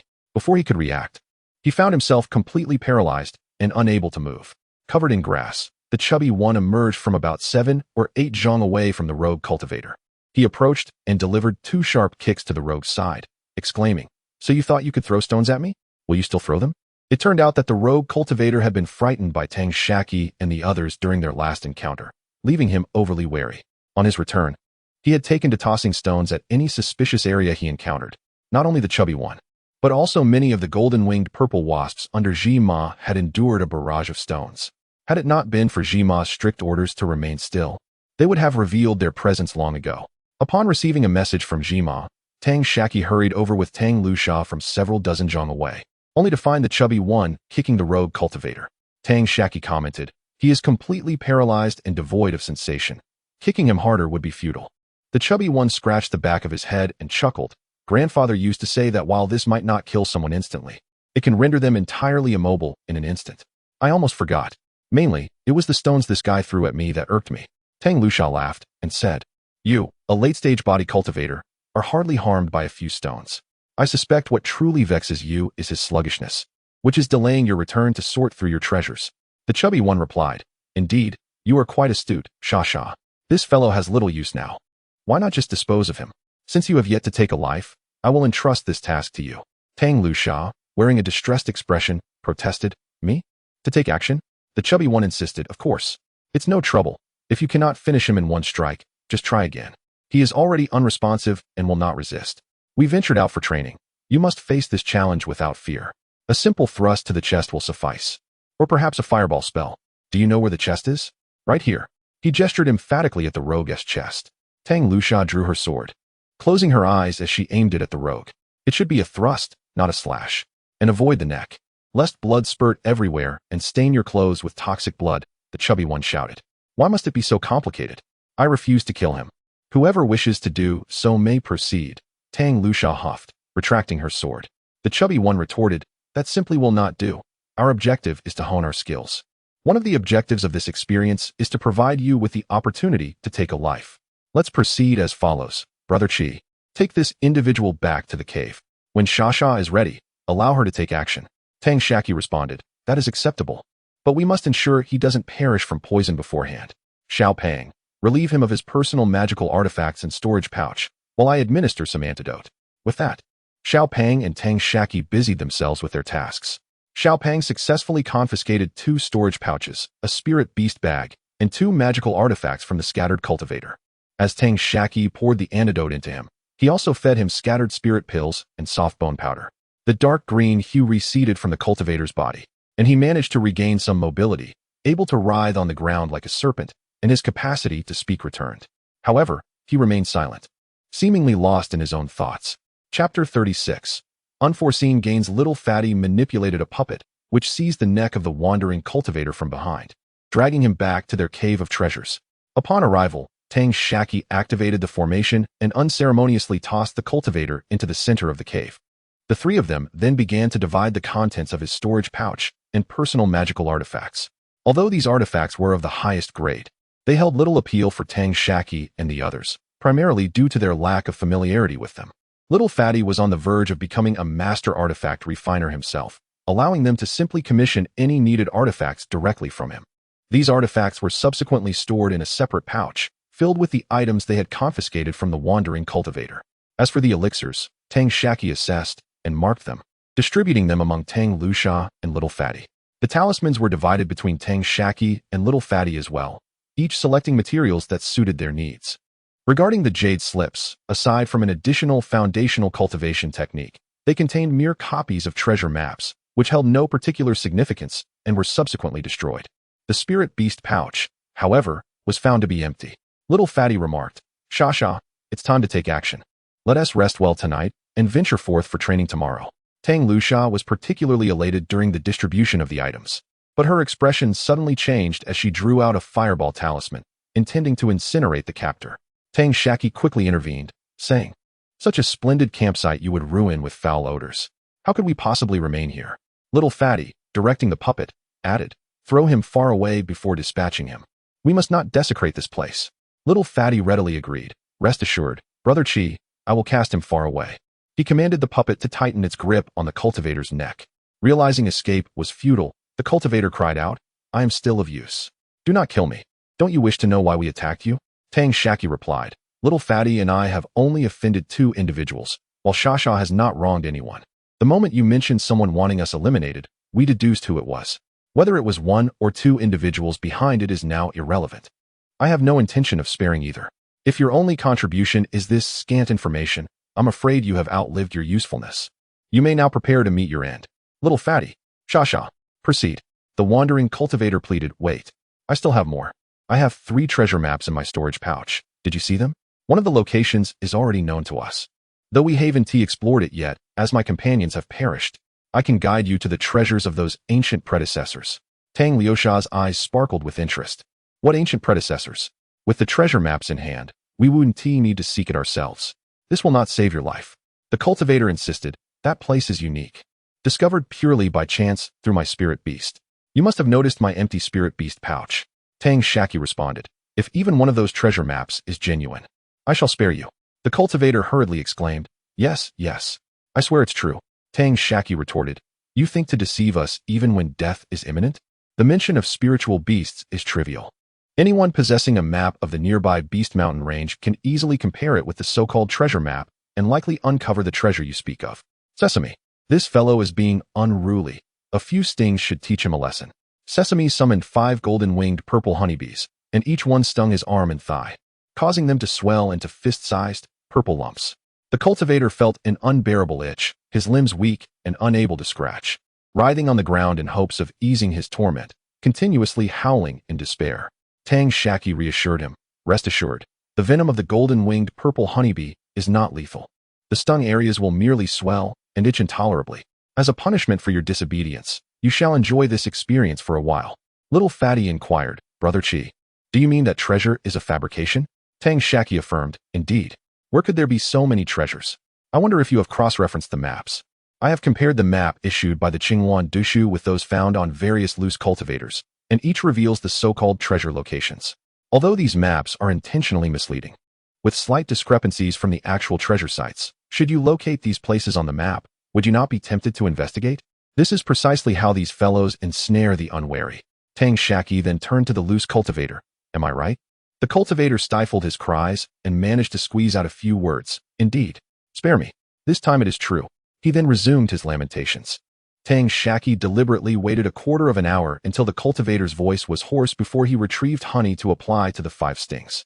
The cultivator immediately felt a cool sensation at the sites of the stings, and the maddening itch vanished without a trace. The cultivator confessed, I was wrong. I should not have harbored any false hopes or deceived you esteemed gentlemen and ladies.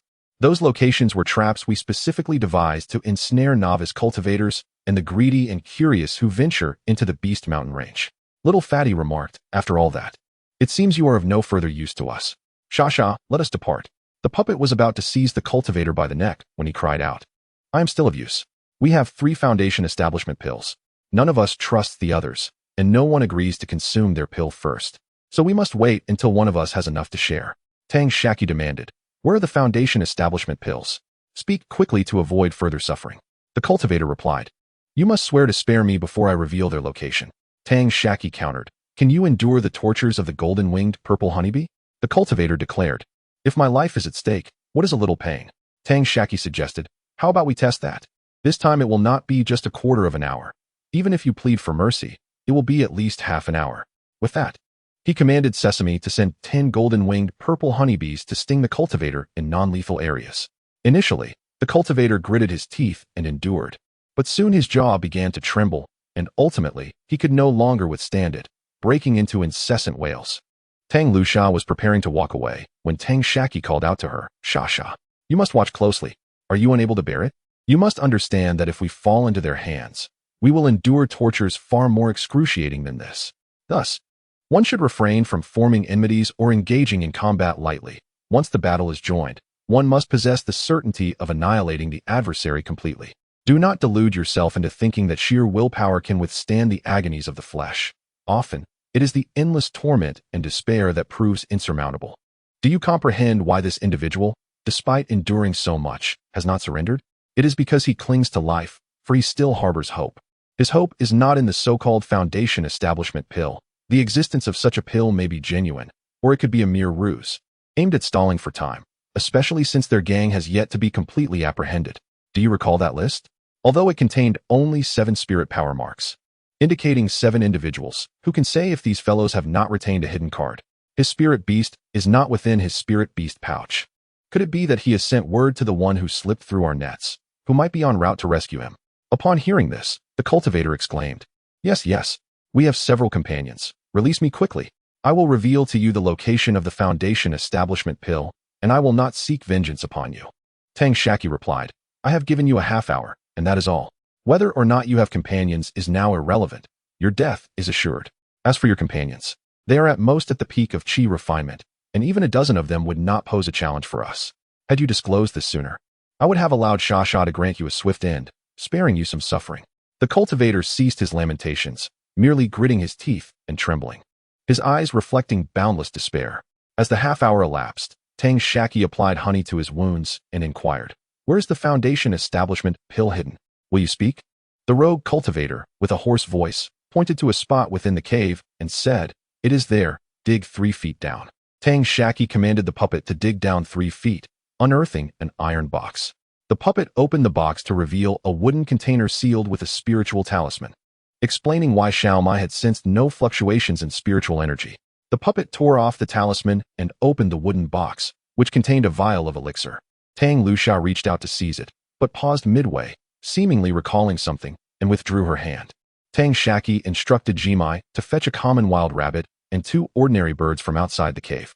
First, he directed the puppet to open the vial and pour out the contents, then scraped a bit of powder from each of the 3 pills, mixing these powders with water to feed the rabbit and birds. Half an hour later, the rabbit and birds remained lively, even more spirited, displaying a certain fluctuation of spiritual energy, having transformed into low-level, early-stage spirit beasts. Tang Shaqi collected the pills and released the rabbit and birds. Turning to Xianxia, he said, "Now it is your turn. If you find it difficult to act, just imagine our fate if they were to capture us and subject us to similar tortures." Tang Luxia stood still for a moment, then shivered.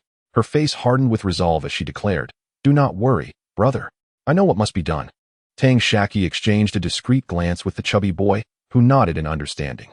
He commanded the puppet to grasp the neck of the wandering cultivator and dragged him out of the cave. Tang Luxia followed closely behind. Shortly thereafter, the chubby boy returned. Accompanied by the pallid Tang Luxia, she settled onto a nearby stone, her arms wrapped around her knees, burying her head between her legs in silence. The chubby boy then nodded toward Tang Shaqi. After a brief conversation, Tang Shaqi departed the cave, leaving Mantu, Ma Qiu, and Ergo behind. Chapter 37. A moment of respite. In that fleeting moment of the dissipating spirit of the scattered cultivator, a spirit bird nestled in Yang Yunqi's embrace suddenly breathed its last. At that time, Yang Yunqi was in the company of 4 others, one of whom was a disciple from the Qinghuan Duk Yaofeng.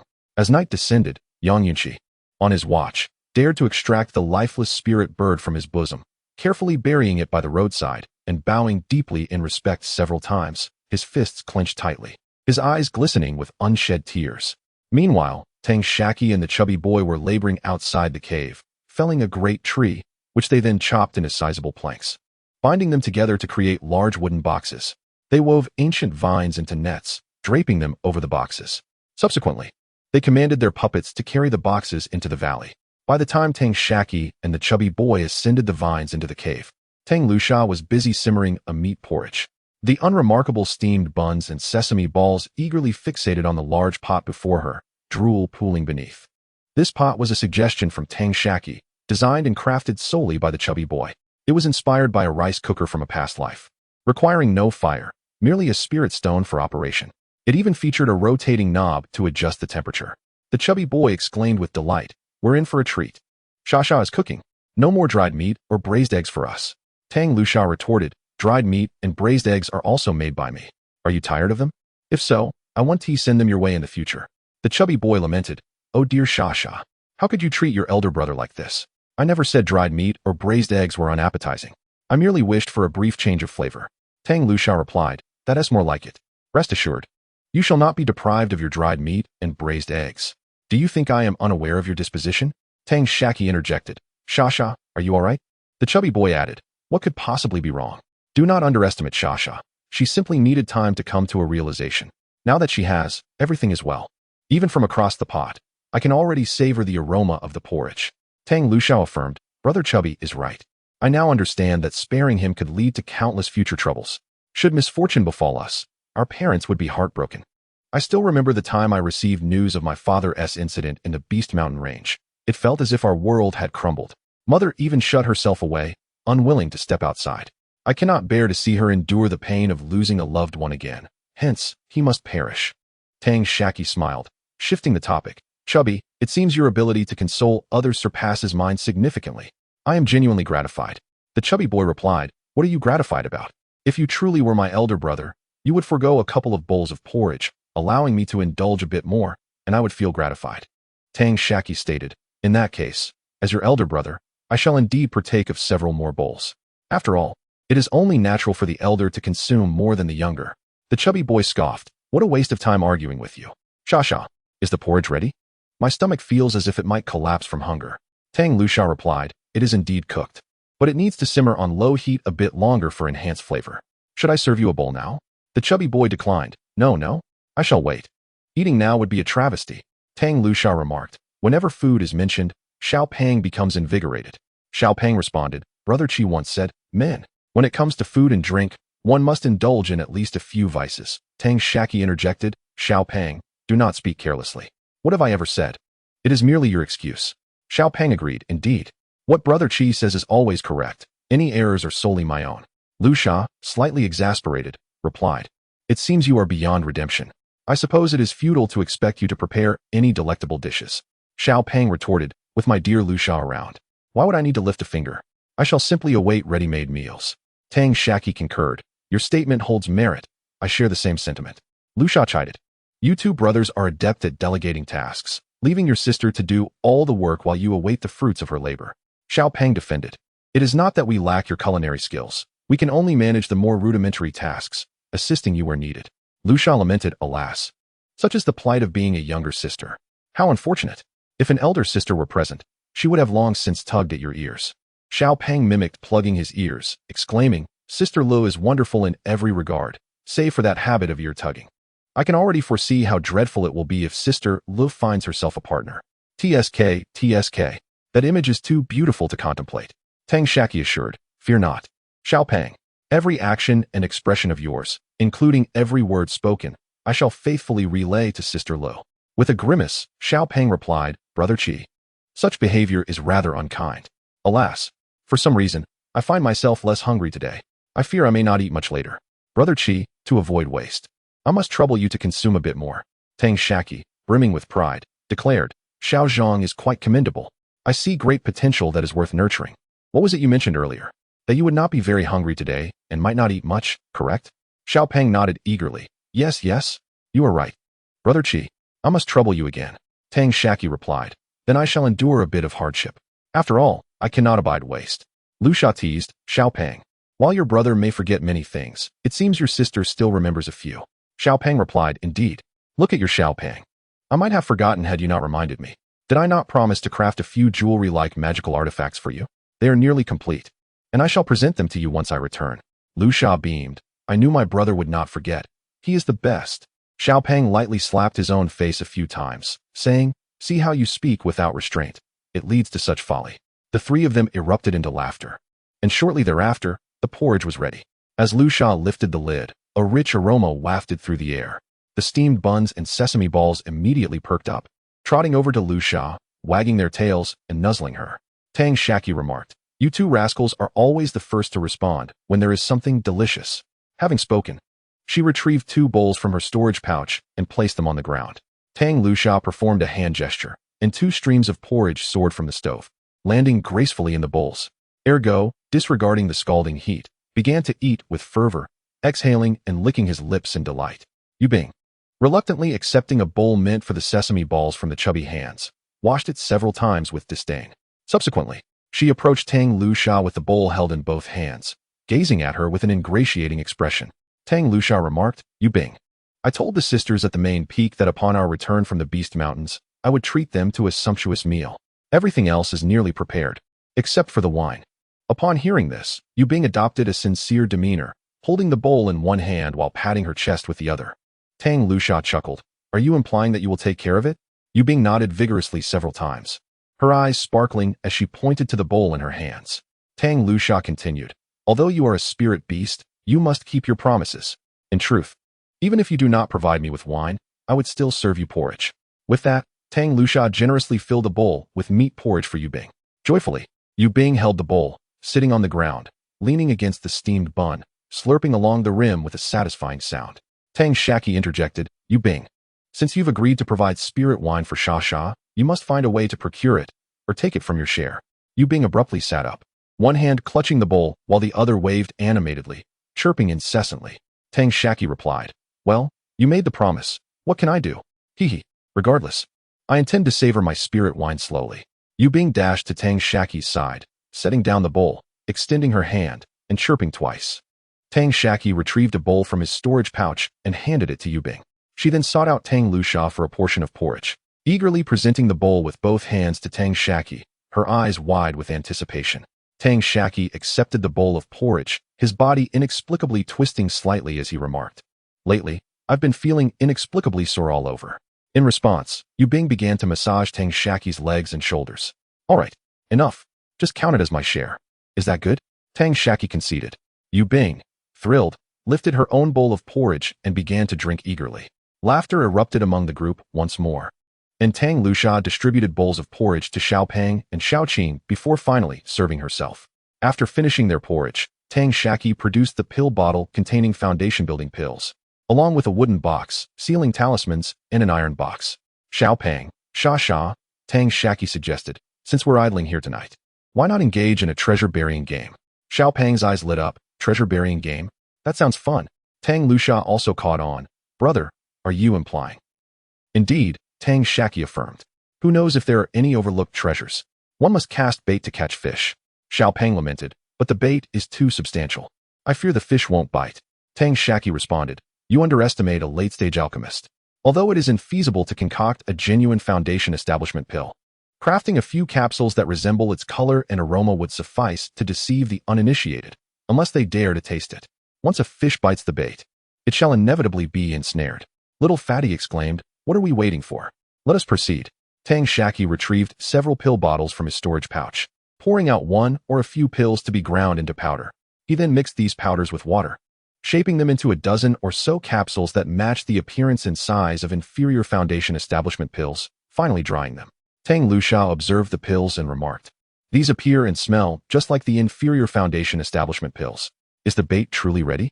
Chapter 38. The heavenly net. Tang Shaqi earnestly remarked, this alone is insufficient. We must enhance it further. Fish that do not bite the bait will slip off the hook. With that, he produced a small vial and distributed a pill to each person. First, let's stow away the spirit beasts. This antidote is quite costly. Once the plump boy and Tang Liashasa had each ingested their respective pills and secured their spirit beasts into their bags, Tang Shaqi retrieved another jade vial. He then employed a spell to gather moisture from the air, forming 2 ice blocks. He placed the vial containing the foundation-building pill alongside the newly retrieved jade vial upon the ice blocks. As tiny droplets of water began to condense on both vials, Tang Shaqi swiftly uncorked the vial containing the foundation-building pills and inserted 3 of his own concocted pills into it. He quickly uncorked the last vial and added a single drop into the foundation-building pill vial before promptly sealing both vials. The entire process was executed seamlessly, rendering the plump boy and Tang Liashasa silent with anticipation. It was only after Tang Shaqi stowed the vials into his storage pouch that they finally exhaled a sigh of relief. The plump boy inquired, Brother Chi, is this the formula for the forgetfulness water that you exchanged last time? Has it been successfully concocted? Has anyone tested its efficacy? Tang Shaqi chuckled, causing the plump boy to suddenly feel a chill. Well, no one has tested it yet, but a monkey fortuitously tried it last time, and the results were satisfactory. How about you assist me in testing it, plump boy? The plump boy, visibly frightened, replied, I think it best not to. Brother Chi is a renowned alchemist of the Qingyuan Dual Tower. Your masterpiece must undoubtedly be exceptional. Tang Liashasa then asked, what exactly is forgetfulness water, dear brothers? The plump boy responded, such a technical inquiry should be addressed by the finest alchemist of the Qingyuan Dual Tower. Tang Shaqi reassured them, no need to rush. I will first circulate some air. Otherwise, the lingering effects in this cave may render our antidote ineffective. The plump boy nodded in agreement. Yes. Brother Chi is right. Let's act swiftly. Tang Shaqi activated the array he had set up within the cave, allowing a gust of wind to flow in from the left entrance and out from the right. After a quarter of an hour, feeling that all was well, he ceased the array's operation. As soon as Tang Shaqi halted the array, Tang Liashasa immediately pressed, Brother, you still haven't explained what forgetfulness water is. Tang Shaqi replied, Forgetfulness water is a colorless and odorless poison, which easily vaporizes at room temperature and disperses rapidly in the air. It only condenses into liquid at temperatures akin to ice. Should a certain concentration of forgetfulness water exist in the air, anyone who inhales it will perish within 3 breaths, completely unaware. Just a single drop can ensure death in a confined space of 5 zhang in diameter, whereas its effects are significantly diminished outdoors. The plump boy interjected. What a marvelous item. It is truly essential for domestic travels and nefarious deeds. Brother Qi, since you have successfully concocted it, do share some with me. Tang Xianxia also gazed at Tang Shaqi with eager eyes. Her intentions unmistakably clear. She desired some as well. Tang Shaqi remarked, do not even think about it. Not only is the concoction of this substance arduous, requiring the proficiency of a mid-level alchemist, but it also poses considerable danger. I have no desire for your demise to be shrouded in mystery. Tang Luxiao interjected, brother, have you attained the level of a mid-tier alchemist? Tang Shaqi replied, not quite. I merely managed to concoct an antidote, which can be achieved with the skills of a late-stage novice alchemist. However, I cannot fathom how many materials were squandered before I succeeded. It was rather serendipitous. Xiao Peng chimed in. That unfortunate monkey-esque situation seems less a matter of chance and more a consequence of unintended folly, I fear. Tang Shaqi cast a mischievous glance at Xiao Peng and inquired, what did you say, Xiao Peng? Are you volunteering to test the efficacy of the potion? Xiao Peng hastily waved his hands, exclaiming, no, absolutely not. Brother Qi, you must have misheard me. I was merely stating how fortunate that monkey is to inadvertently witness the esteemed works of the renowned alchemist of the Qingwan Duke. Tang Shaqi nodded in satisfaction. As I grow older, my hearing seems to falter. Xiao Peng rolled his eyes playfully, provoking a hearty laugh from Tang Luxia. Tang Shaqi then produced 4 jade vials, 2 red and 2 green, distributing one of each to them. He continued, the red vial contains soul-dispersing water, while the green vial holds the antidote. Be certain to consume the antidote before handling the soul-dispersing water. You have seen the state of that rogue leader. Once poisoned, one becomes utterly immobile. By then, seeking the antidote would be futile. Xiao Peng queried, Brother Qi, did grandfather pass the formula for the soul-dispersing water to you? What about the arm needle diagram? I have pondered it for quite some time without success. Although the library has similar diagrams, they require a considerable contribution value. I thought if you had it, I could avoid wasting resources. Tang Shaqi responded, I inquired with grandfather as well. He mentioned that the diagram has been lost. Regardless of the contribution value, we should exchange for a copy. Once concocted, we can distribute one to each person and beast, don't you think? It would be ideal to also equip the puppets. Xiao Peng agreed, that makes sense. I shall directly exchange for the highest level available. With the resources we have in the cave, it will be more than sufficient. Tang Shaqi cautioned, this substance is only effective for ambushes during the qi refining stage. The primary focus should be on enhancing our own strength, for that is fundamental. Both Xiao Peng and Tang Luxia nodded in affirmation. Subsequently, Tang Luxia proceeded to clean the vial containing the fake foundation establishment pill, ensuring it was dry, and returned it to the wooden box, affixing a sealing talisman in the designated spot. After confirming with Tang Shaqi and Xiao Peng that there were no discrepancies, she placed it into an iron box. She then returned the iron box to its original position, covering it with soil while compacting it meticulously. Finally, she sprinkled a fine layer of dust on top and gently blew away the excess debris. After inspecting it several times without discovering any issues, they deemed their task complete. Xiao Peng remarked, after all our efforts, even if this is merely a trivial game, we ought to bestow it a resonant name, do we not? Tang Shaqi proposed. Let us call it the fishing operation. Xiao Peng responded, excellent. It is both vivid and evocative. Tang Luxia expressed her disdain, saying, brother, your naming skills are utterly lacking. Fishing operation has no grandeur, no resonance whatsoever. Tang Shaqi replied, then why don't you come up with a more illustrious name? After a moment's contemplation, Tang Luxia declared, let it be called Heavenly Net. The heavenly net is vast and all-encompassing. No elusive fish can escape its grasp. Little Fatty chimed in. This is even better. Tang Shaqi affirmed, excellent. We shall call it Heavenly Net. Now that we have the bait for fishing, we still need to set the trap. It seems we must alter our plan slightly. Tang Luxiao inquired, what plan? What trap? Tang Shaqi explained. Our storage bags are filled to the brim with various supplies and the corpses of demon beasts. Even with the additional storage bag from the loose cultivator leader, we cannot accommodate everything. Little Fatty and I have been busy crafting a few wooden boxes. Initially, we intended to have the puppets carry them back near the Luyan workshop, and then we would venture into the market to purchase more storage bags before returning. After all, wealth should not be flaunted. Tang Luxia asked, and what now? Tang Shaqi replied, I had a sudden inspiration regarding this method, and it certainly requires refinement. We shall not conceal our spoils. Rather, we will make a grand display as we carry them back. We might even let slip some rumors, such as claims that the loose cultivators possess Foundation establishment pills, which we, alas, have not discovered. If anyone inquires about the location of these loose cultivators' hidden treasures, they too might seek their fortunes. And we could collect some spirit stones in return for the information.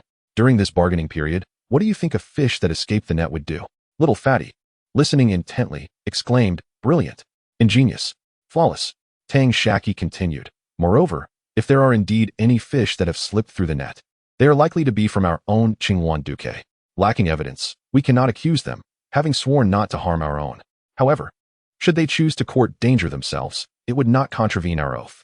Little Fatty nodded thoughtfully, while Tang Luxia inquired if they had any suspects, to which both replied in the negative, urging her not to overthink it. The following day, the trio commanded 6 puppets, transporting 3 enormous wooden boxes filled with sizable chunks of ore, securely bound with woven vines, making their way to crowded areas. Along the way, they encountered many cultivators, some of whom engaged in friendly conversation with the 3. Among those from Qinghuan Duque, many inquired about their circumstances. Soon, a rumor began to circulate among the cultivators seeking fortune in the Demon Beast Mountains. The 3 disciples from the Medicine Peak of Qinghuan Duque had turned the tables on 7 loose cultivators who attempted to ambush them. They had discovered the treasure trove of these cultivators and amassed a wealth of resources, so abundant that their personal storage bags could not contain it all, with many items being carried back by several puppets. Furthermore, from the storage bags of the fallen cultivators, they unearthed 3 treasure maps, the origins of which remain unknown, whether they belong to ancestral caves or the hidden lairs of these loose cultivators. All parties involved had sworn solemn oaths, asserting that the treasure maps were indeed retrieved from the storage bags of the loose cultivators and were not fabricated by them or any other party. They have amassed a considerable wealth of resources and thus have little inclination to further investigate the 3 treasure maps, opting instead to auction them off in exchange for spirit stones to directly retreat to the Qinghuan Dushu for cultivation. Naturally, they will disclose the locations of the treasure sites they have scoured after the auction. However, those wishing to acquire this knowledge must pay a fee of 10 inferior spirit stones. The auction is scheduled to be held on July 30th at the Qinghuan Pavilion in Luoyuan Square, and interested cultivators are invited to arrive before the morning of the 30th. Along their journey back, there were certainly cultivators who harbored intentions towards Tang Shaqi and the others, contemplating nefarious schemes. Yet, the trio traversed through crowded areas and were disciples of the inner sect of Qinghuan Dushu, accompanied by several cultivators eager to glean information. They rendered it impossible for others to eradicate them entirely. By the time several ruthless rogue cultivator gangs had negotiated their terms and gathered, Tang Shaqi and the others had already returned to Luoyuan Square. Chapter 39. The accomplishments of the heavenly network. Tang Shaqi and his companions commanded their puppet to halt at the entrance of Luoyuan Square, while the portly figure ventured inside to procure a storage pouch. Nearby, a passing cultivator approached with inquiries. One cultivator asked, "Friend, I have heard that you've vanquished 7 rogue cultivators who specialized in murder and robbery?" With a smile, Tang Shaqi replied, "Indeed, my friend. I have been asked this question numerous times along our journey. As you can see, our storage pouches are already filled to capacity, leaving no room for additional items. The corpses take up space, and, lacking any bounty, we naturally did not bring them back. I cannot provide you with evidence. I can only say, look at our gains. As for your belief, that is for you to discern. Regardless, on the 20th of this month, I shall rent a private chamber at Qinghuan Pavilion to auction our spoils from this expedition into the mountains. You are welcome to come and see for yourself." With that, he produced several magical artifacts belonging to the rogue cultivators for display. A crowd of cultivators gathered, listening intently, when suddenly one inquired, "I have heard you obtained several treasure maps. Is that true?" Tang Shaqi affirmed, "Indeed. The treasure maps are among the items we shall auction. As for their origin, they were discovered within the storage pouches of those rogue cultivators."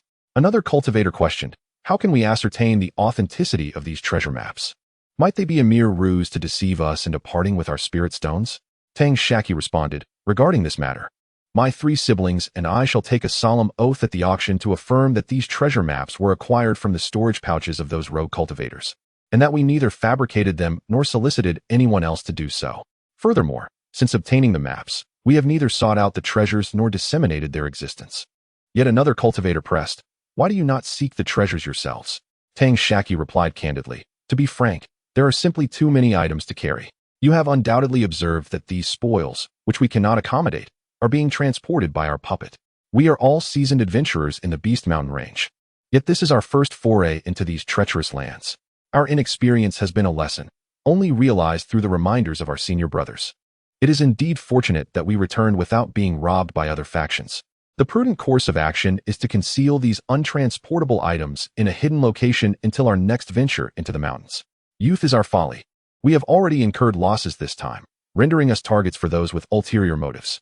For a considerable period, we shall hesitate to return to this Beast Mountain range in search of opportunity. Holding onto the treasure maps would be wasteful. What if the treasures are inadvertently uncovered by others? Would that not be a considerable loss? A rogue cultivator interjected.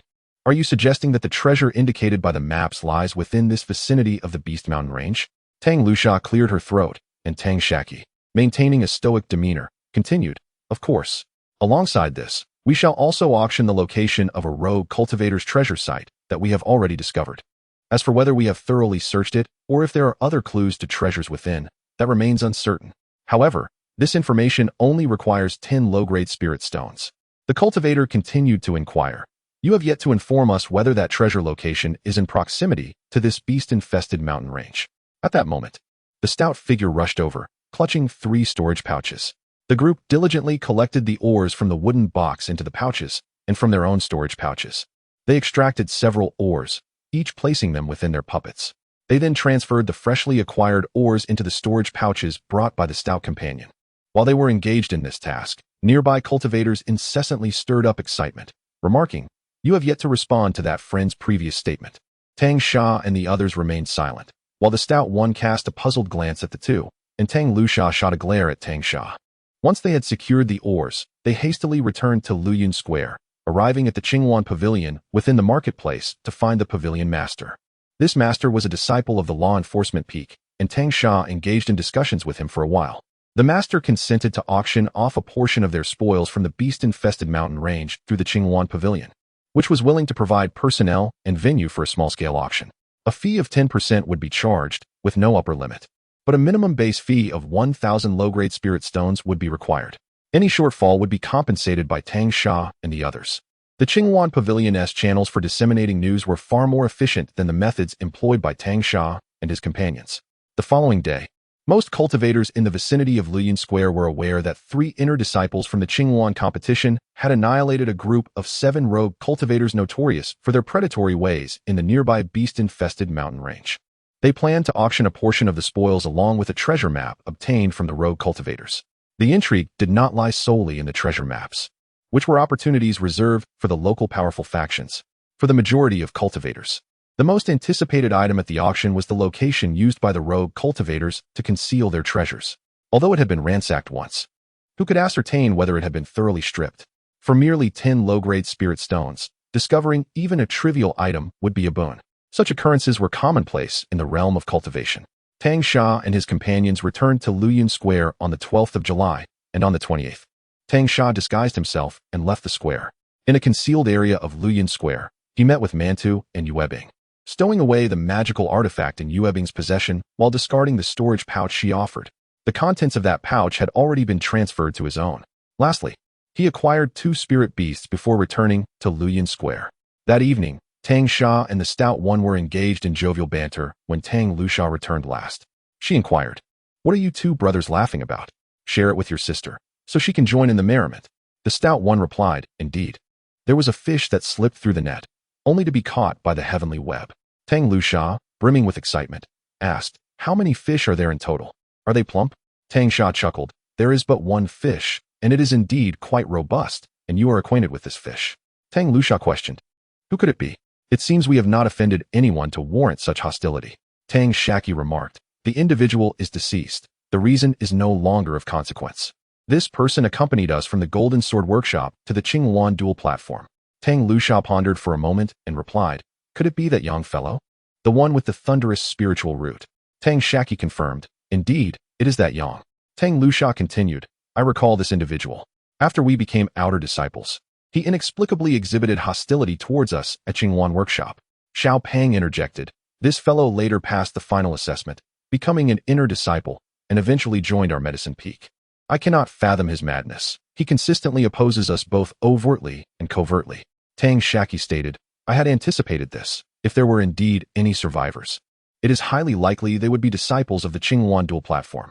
If not this xianxia, then certainly that fellow named Gao Jian. Xiao Peng questioned. I wonder how he managed to connect with those rogue cultivators. No wonder his cultivation has advanced so rapidly, with unlimited elixirs from his brother. He has ascended 3 levels since entering the Qingyuan dual platform. This fellow has also progressed 3 levels in recent years. It seems these rogue cultivators have provided resources for him. Tang Shaqi replied, all of this is inconsequential. There is no need to delve further. In any case, having eliminated this individual who constantly lurked behind us, we can finally breathe easy. Tang Lushao inquired, will we face trouble for killing an inner disciple of the Medicine Peak? Xiao Peng retorted, what concern is it of ours? Who could possibly know we were involved? Even if they did, what of it? It merely complicates matters with a bit of explanation. He brought this upon himself. Tang Shaqi affirmed, precisely. Moreover, I have already instructed Mooncake to feed the corpse to the demonic beasts. Who would bother to investigate the death of a deceased and solitary inner disciple of the Medicine Peak? Tang Lushao said, since my brothers have said so, I feel reassured. However, these treasure maps are counterfeit. Will it not pose an issue if we auction them through Qingyuan Pavilion? Xiao Peng responded, Qingyuan Pavilion auctions countless treasure maps each year. Who can guarantee that every single one is authentic? We have sworn with our heart demons that these maps were discovered from the storage pouch of rogue cultivators, not fabricated by us. We have neither explored nor disseminated them. As for whether anyone purchases them or discovers their falsity later, that is beyond our concern. Tang Shaqi added, do not be deceived by the apparent value of these treasure maps. I estimate that the greatest gain will stem from selling the treasure site we have already explored. After all, cultivators are human and possess a modicum of luck-seeking mentality. They may think, what if we did not search thoroughly? Perhaps there are hidden clues to other treasure locations? Merely 10 low-grade spirit stones. Finding even a small item would yield great profit. For instance, foundational elixirs or talismans. A few of those do not require much spirit stone, but with many purchasers, it accumulates. This conclusion was derived from Tang Shaqi's experiences of lottery purchases in his past life. He bought tickets himself and observed others doing the same. Merely 2 yuan is inconsequential. However, the potential returns could soar into the millions.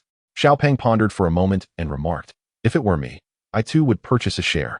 We constantly proclaim our quest for opportunities in the monster beast mountains. Is this not an opportunity in itself? Tang Shaqi concurred, precisely. That is the essence of it.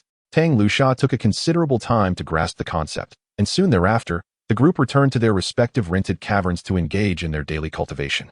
Meanwhile, Tang Shaqi continued to contemplate the content of the oath he would declare on the day of the auction, striving to avoid ensnaring his companions while also convincing a greater number of individuals of the authenticity of these treasure maps. For reasons unknown, he found himself recalling the speech he had delivered at the employee conference in his previous life. Initially, it was his own composition. Thereafter, it was transcribed by his secretary. Chapter 40. The auction on the morning of July 30th, within the auction hall on the 3rd floor of the Qingyuan Pavilion at Luyan Square. The atmosphere was electric with anticipation. The hall was filled with a multitude of individuals, numbering over 1,000, primarily cultivators in the Qi refinement stage, alongside a handful of Foundation establishment cultivators. As the clock struck the designated hour, a resounding drum echoed, bringing an immediate hush over the assembly. Ascending to the main platform was a female cultivator at the pinnacle of the Qi refinement stage, known as Enlu, the auctioneer from the local Qingyuan Pavilion and a disciple of the outer sect of the Qingyuan Duke. With the attention of the crowd firmly upon her, Enlu smiled warmly and addressed the esteemed guests. Welcome to this auction. I am Enlu, your auctioneer for the day, and it is my pleasure to serve you. The items for auction today primarily consist of treasures recently acquired by several inner sect disciples from the Demon Beast Mountain range, as well as a selection from their personal collections. I hope each of you finds joy in this event and departs with satisfaction. She continued, of course, for those who may find themselves short on spirit stones, we welcome you to present spirit artifacts in exchange for participation in the auction. Our Qingyuan Pavilion has dedicated appraisers on hand, and all items will be valued at 80% of their market price in spirit stones. With a flourish, she announced, now, without further ado, let us unveil our first auction item, a complete set of grand perfection level defensive artifact, the fish scale shield. A young attendant from the Qingyuan Pavilion stepped forward, holding a tray that bore the impressive shield.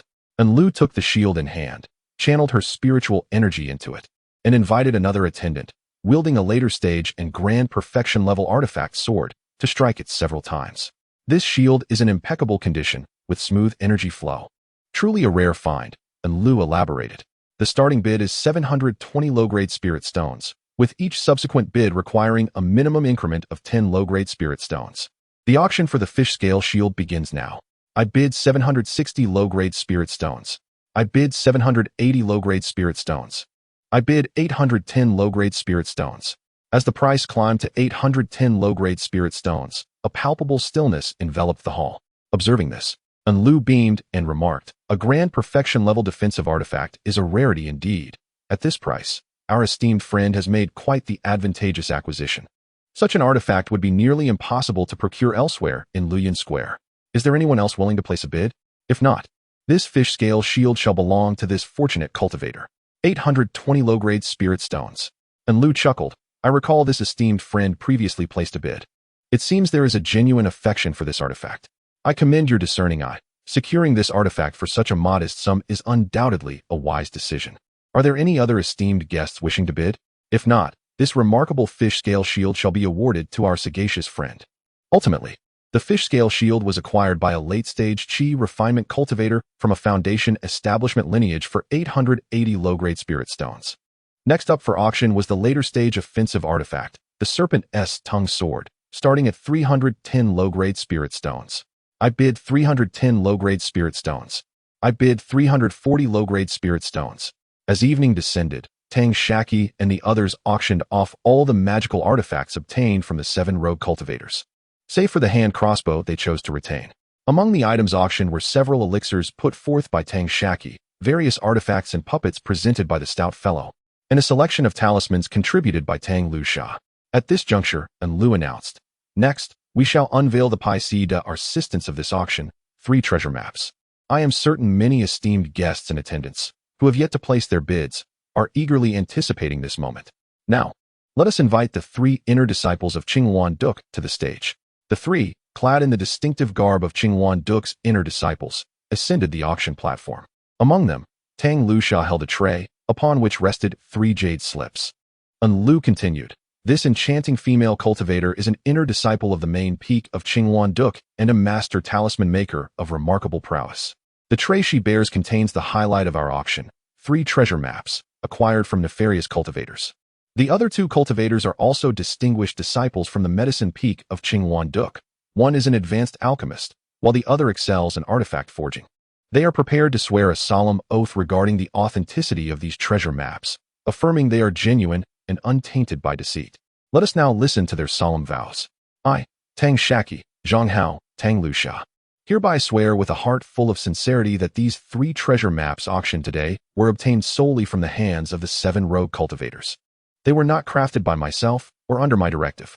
Since acquiring these maps, we have neither sought the treasures depicted nor disclosed any core content pertaining to them in any form. Should anyone purchase these maps, we vow not to reveal a single word of their essence for a decade. If any part of this declaration be false, may we be forever tormented by our own hearts, never to advance in our cultivation. Who can truly ascertain the veracity of these maps? What a travesty it would be to spend a fortune on a counterfeit treasure map," came a voice from the crowd. The stout fellow retorted, "Every year, countless treasure maps are sold at these auctions. Who can guarantee each one is authentic? I am not compelling anyone to buy. If you wish to bid, I welcome it. If not, kindly refrain from causing a disturbance." Immediately, a disciple from Qinghuan Duk chimed in. "There are indeed individuals in this world who cannot bear to see others prosper. Even if they cannot ruin your endeavors, they will still seek to sow discord. I suspect he is not merely poor, but rather miserly," he added.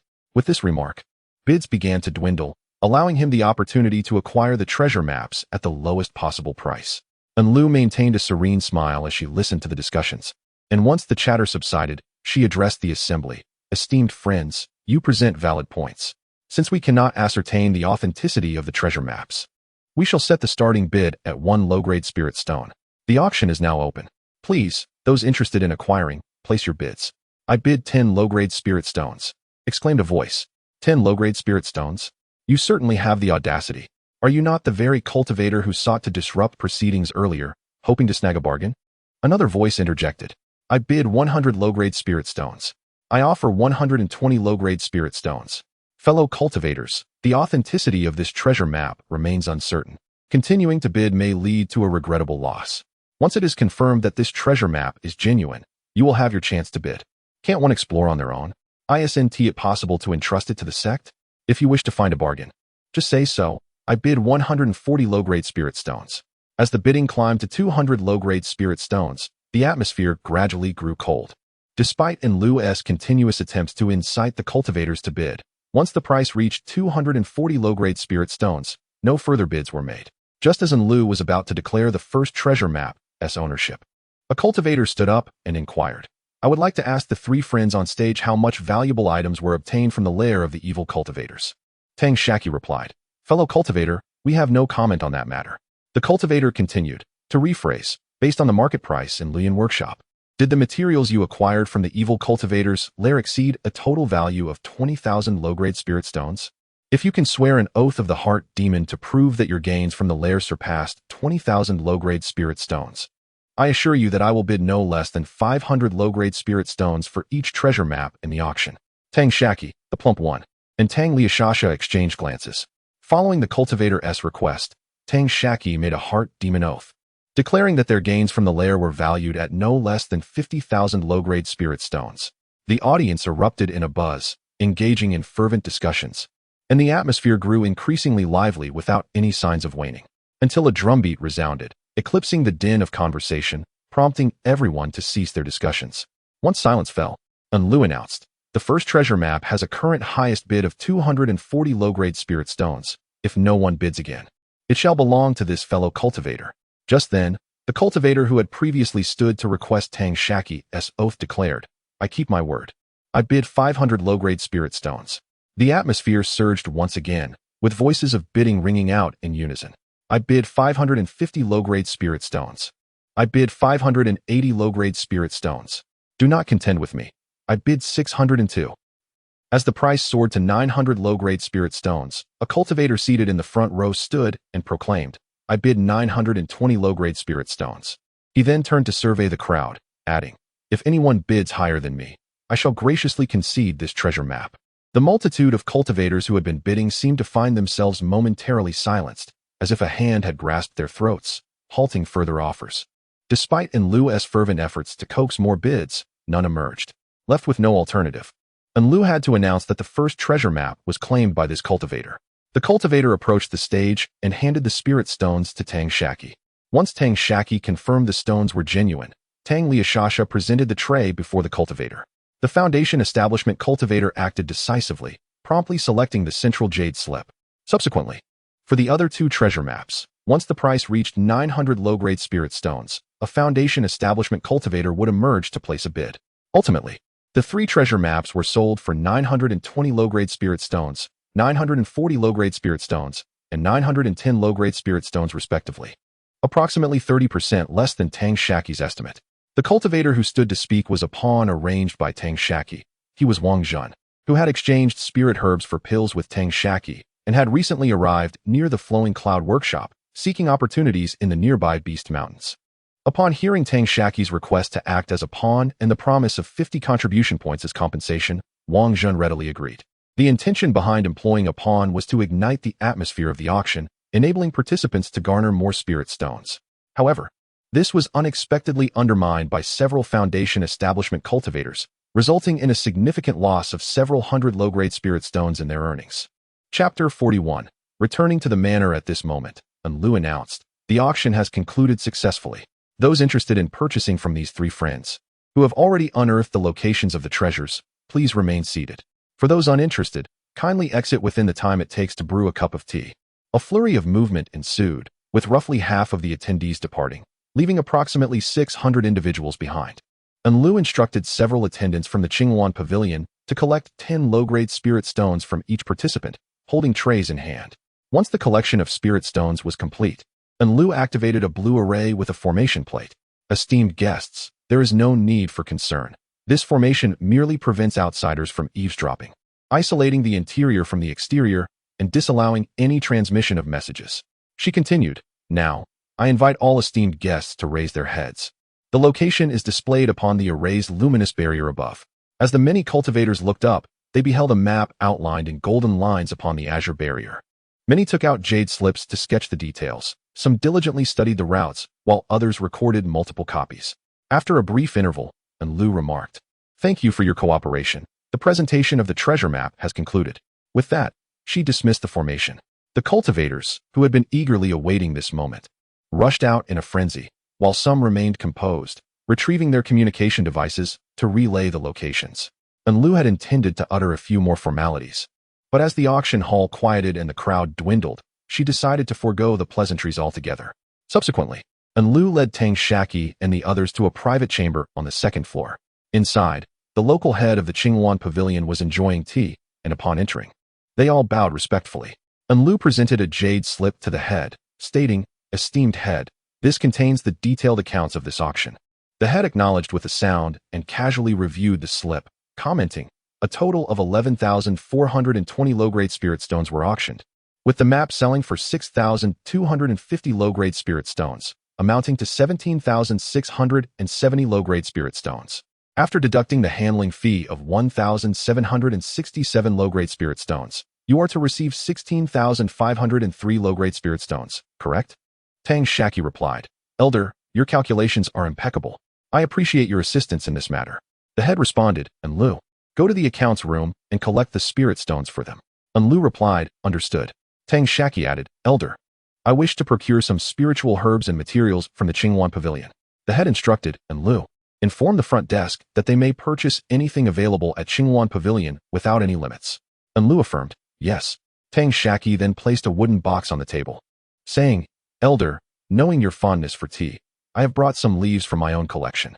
While they may not be of the highest quality, they possess a unique flavor. It is a small token of gratitude for your assistance. I hope you will accept it." The head barely glanced at the wooden box, simply responding with an acknowledging sound. Enlu guided the group outside, carefully closing the door to the private chamber. Tang Shaqi smiled and said, "Thank you, Fairy Enlu, for your invaluable assistance during the auction. This is a modest gesture of our gratitude, offered to soothe your throat." Tang Shaqi produced a bottle containing 4 taels of honey and handed it to Enlu. Enlu, with a cheerful smile, readily accepted it, uncorked the bottle to take a whiff, and hastily stored it in her pouch. With a hint of uncertainty in her voice, she inquired, "Is this spiritual honey?" Tang Shaqi replied with a smile, "Indeed, this is honey from the golden-winged purple bee." Enlu remarked, "It seems you all are quite affluent. We must procure more supplies later." The three shared a laugh, but did not engage in further conversation. Conventionally, Enlu, as an outer disciple, should regard the inner disciples with respect and address them as senior brothers and sisters based on their cultivation levels. However, as a perfected Qi refinement outer disciple, she found it difficult to refer to the later stage disciples in such a manner, thus consciously avoiding the issue. Tang Shaqi and the others were understanding, opting to refer to her as Fairy to maintain the decorum of the Qingyuan Duque and to spare Enlu's feelings. Upon reaching the first floor, Enlu informed the Foundation establishment steward at the counter, then allowed the others to select their items while she went to retrieve spirit stones for them. Before long, Tang Shaqi and the others summoned a servant to gather the necessary spiritual materials and herbs for billing. As they awaited payment, Enlu unexpectedly emerged from an unknown direction, handing a small storage pouch to Tang Shaqi. After confirming its contents, he nodded in acknowledgement. Subsequently, Enlu spoke to the Foundation establishment steward about something. A servant from behind the counter presented Tang Shaqi with a storage pouch, announcing, "Esteemed senior brothers and sisters, the total comes to 16,428 low-grade spirit stones. I shall waive the remaining 28 low-grade spirit stones as a courtesy and gift you this storage pouch." At that moment, the Foundation establishment steward overseeing the first-floor hall approached and inquired, "How many spirit stones did these esteemed disciples procure?" The servant truthfully replied, "They procured a total of 16,428 low-grade spirit stones, and I took the liberty of waiving the 28 low-grade spirit stones." The steward then instructed, "Waive the remaining 428 low-grade spirit stones as well." The servant responded affirmatively. Tang Shaqi and the other two expressed their gratitude with a salute. From the spirit stones provided by Enlu, they extracted 503 low-grade spirit stones to place in their own storage pouches, handing the remainder along with the storage pouch to the servant. The servant checked the pouch, confirmed the count was accurate, and then presented another pouch to Tang Shaqi. After passing the pouch among themselves to ensure its contents were correct, they accepted it and departed from the Qingyuan Pavilion. Upon returning to the cave dwelling they had rented in Luoyun Square, The three distributed the supplies they had just purchased. The following day, before dawn, they vacated the cave. Exiting Lian Square, they arrived at an open area already bustling with dozens of inner disciples from the Qingyuan Duque. Tang Shaqi and his companions had become local celebrities, and many inner disciples approached them to converse. Numerous individuals exchanged identity tokens to leave marks, agreeing to seek opportunities together when the chance arose. By noon, a treasure ship appeared overhead, captivating the attention of the gathered crowd. The disciples ascended the spiritual power staircase and boarded the treasure ship, paying the fare before promptly finding their seats. After 2 days' journey, they finally returned to the gate of the Qingyuan Duque Mountain. The treasure ship first arrived at the stone gate of Medicine Peak, where Tang Shaqi and the stout boy greeted Tang Lusha before disembarking. After leaving the ship, they made their way to the Medicine Peak's pill hall. They sought out the steward in charge to erase their prolonged absence record, which was due to their expedition in the Monster Beast mountain range. Upon learning that they had returned from Lian Square, the steward inquired, "We have an intersect disciple from Medicine Peak named xianxia, who entered at the same time as you. It is said that he also ventured to the Monster Beast mountain range near Lian Square in search of opportunities. However, his identity token left at Medicine Peak has shattered, raising concerns about his safety. Can you provide any information regarding him? The sect will reward you with contribution points accordingly." Tang Shaqi replied, "I regret to inform you, esteemed elder, that I am unaware of his whereabouts. What about you, stout boy?" The stout boy replied, "I have mostly been with you or remained within Lian Square. If you are unaware, how could I possibly know?" The steward responded, "Very well. Should you recall anything, feel free to report to me at the pill hall at any time." The two bowed respectfully and replied, "Understood." They then purchased some raw materials from the pill hall and the miscellaneous hall before returning to their respective caves. Upon arriving at his cave, Tang Shaqi entered the spirit beast chamber and activated the formation, only to be immediately assailed by a foul odor that almost made him retch. It turned out that before his departure, he had sealed the spirit beast chamber with the formation, confining the Jin Yin chickens inside and leaving behind some spiritual grains. He had been concerned that without supervision, these chickens would wreak havoc on the spiritual herbs in the fields. The 100 or so Jin Yin chickens, trapped in the chamber, had spent their days eating and sleeping. The accumulated waste, having piled up for nearly half a year in a corner, emitted an unbearable stench. Despite the odor, Tang Shaqi examined the Jin Yin chickens within the chamber, noting their dejected and emaciated state. He had initially contemplated returning home after a long journey and treating himself to a soup made from a plump hen, but seeing their condition, he abandoned the thought. Instead, he discovered an additional 300 or 400 chicken eggs in the nest. Before his departure, Tang Shaqi had left a year's worth of basic spiritual grains for the Jin Yin chickens, based on their usual feeding amount.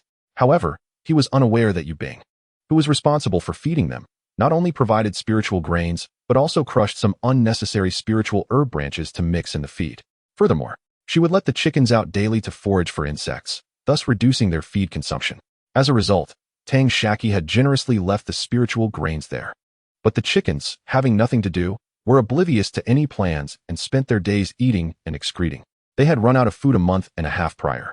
Had it not been for their ability to sustain themselves on the natural spiritual energy, they would have perished from starvation long ago. Tang Shaqi brought out Yu Bing, Mantu, and Xiaomai, instructing them to clean the spirit beast chamber thoroughly. He also provided some spiritual grains to Yu Bing, urging her to take good care of the chickens. Yu Bing led the Jin Yin chickens to the entrance of the cave, scattering handfuls of spiritual grains across the ground. Just moments ago, the dejected Jin Yin chickens suddenly perked up. The handful of spirit grain they had just been given was devoured with remarkable speed. Subsequently, they clamored for Yu Bing to hastily provide more sustenance. Yu Bing, having increased their rations by 50%, ceased feeding them. Despite the persistent cacophony of clucking from the flock, with a gesture towards the spirit field, Yu Bing emitted a few sharp calls. Instantly, the Jin Yin chickens dashed towards the spirit field to peck at the insects. Tang Shaqi collected the eggs laid by the Jin Yin chickens and instructed several spirit beasts to tidy the spirit beast chamber. He then exited his dwelling and rented an alchemy room. Chapter 42. Reaching an agreement as dusk approached, Tang Shaqi returned to his cave abode, where several spirit beasts had nearly finished tidying up the spirit beast chamber and were busy fetching water to wash. Mooncake was at the entrance of the cave, feeding the Jin Yin chickens, whose little bellies were already quite round from the meal. Tang Shaqi mused that it would not be long before he could slaughter a couple for a nourishing soup. Releasing his puppet, he directed it to operate the formation and collect the essence of the 3 lights of Hunyuan. After nourishing the spiritual herbs, he proceeded to the alchemy chamber. Currently, Tang Shaqi and his companions had amassed a substantial quantity of raw materials for alchemy and artifact crafting. However, their stock of finished products was rather meager, having been auctioned off at the Qingwan Pavilion. Although he had informed Li Jinkai of his plans and replenished his inventory, half a year had passed, and it was likely that Li's stock had dwindled significantly as well. Tang Shaqi planned to gather some elixirs and magical artifacts to take to Li Jinkai on the 30th of the month. Otherwise, without items to sell, his stall would be at risk of being relinquished, and he and his companions would lose a crucial partner in sourcing raw materials. On the 30th of the month, Tang Shaqi, along with Xiao Pang and Tang Lusha, made their way to Qingwan Square. Xiao Pang and Tang Lusha had spent the past month in seclusion, crafting artifacts and drawing talismans, which had left them feeling somewhat stifled. They were eager to venture outside. Upon learning that Tang Shaqi intended to visit Qingwan Square to exchange goods with Li Jinkai, they decided to accompany him. The trio entered Qingwan Square and rented a puppet beast cart to reach Li Jinkai's stall. Upon entering, they noticed that although the shelves were sparsely populated with finished magical artifacts and talismans, the raw materials were plentiful. Just then, a customer was haggling with Li Jinkai over a few items. With a reminder from Sui Yunhua, Li Jinkai finally noticed the arrival of the three siblings. He was disinclined to engage in protracted negotiations over a few low-grade spirit stones. So he acquiesced to the customer's request and allowed him to purchase the desired items at a reduced price. Subsequently, Li Jinkai instructed Xiao Jinfeng to hang a closed for business sign at the entrance and asked Sui Yunhua to brew some tea. He then retrieved a few chairs from his storage pouch to accommodate the three guests. Xiao Pang and Tang Lusha expressed a desire to explore other stalls and agreed to reconvene at this stall later. As Sui Yunhua was preparing to pour water, Tang Shaqi called out to him, halting his actions. He presented a jade vial and a bamboo tube, saying, "Please, esteemed brothers, do sample my spiritual tea." The jade vial contained dew collected each morning by the golden-winged purple bee from various spiritual herbs, while the bamboo tube held leaves from the Qingxin tea plant.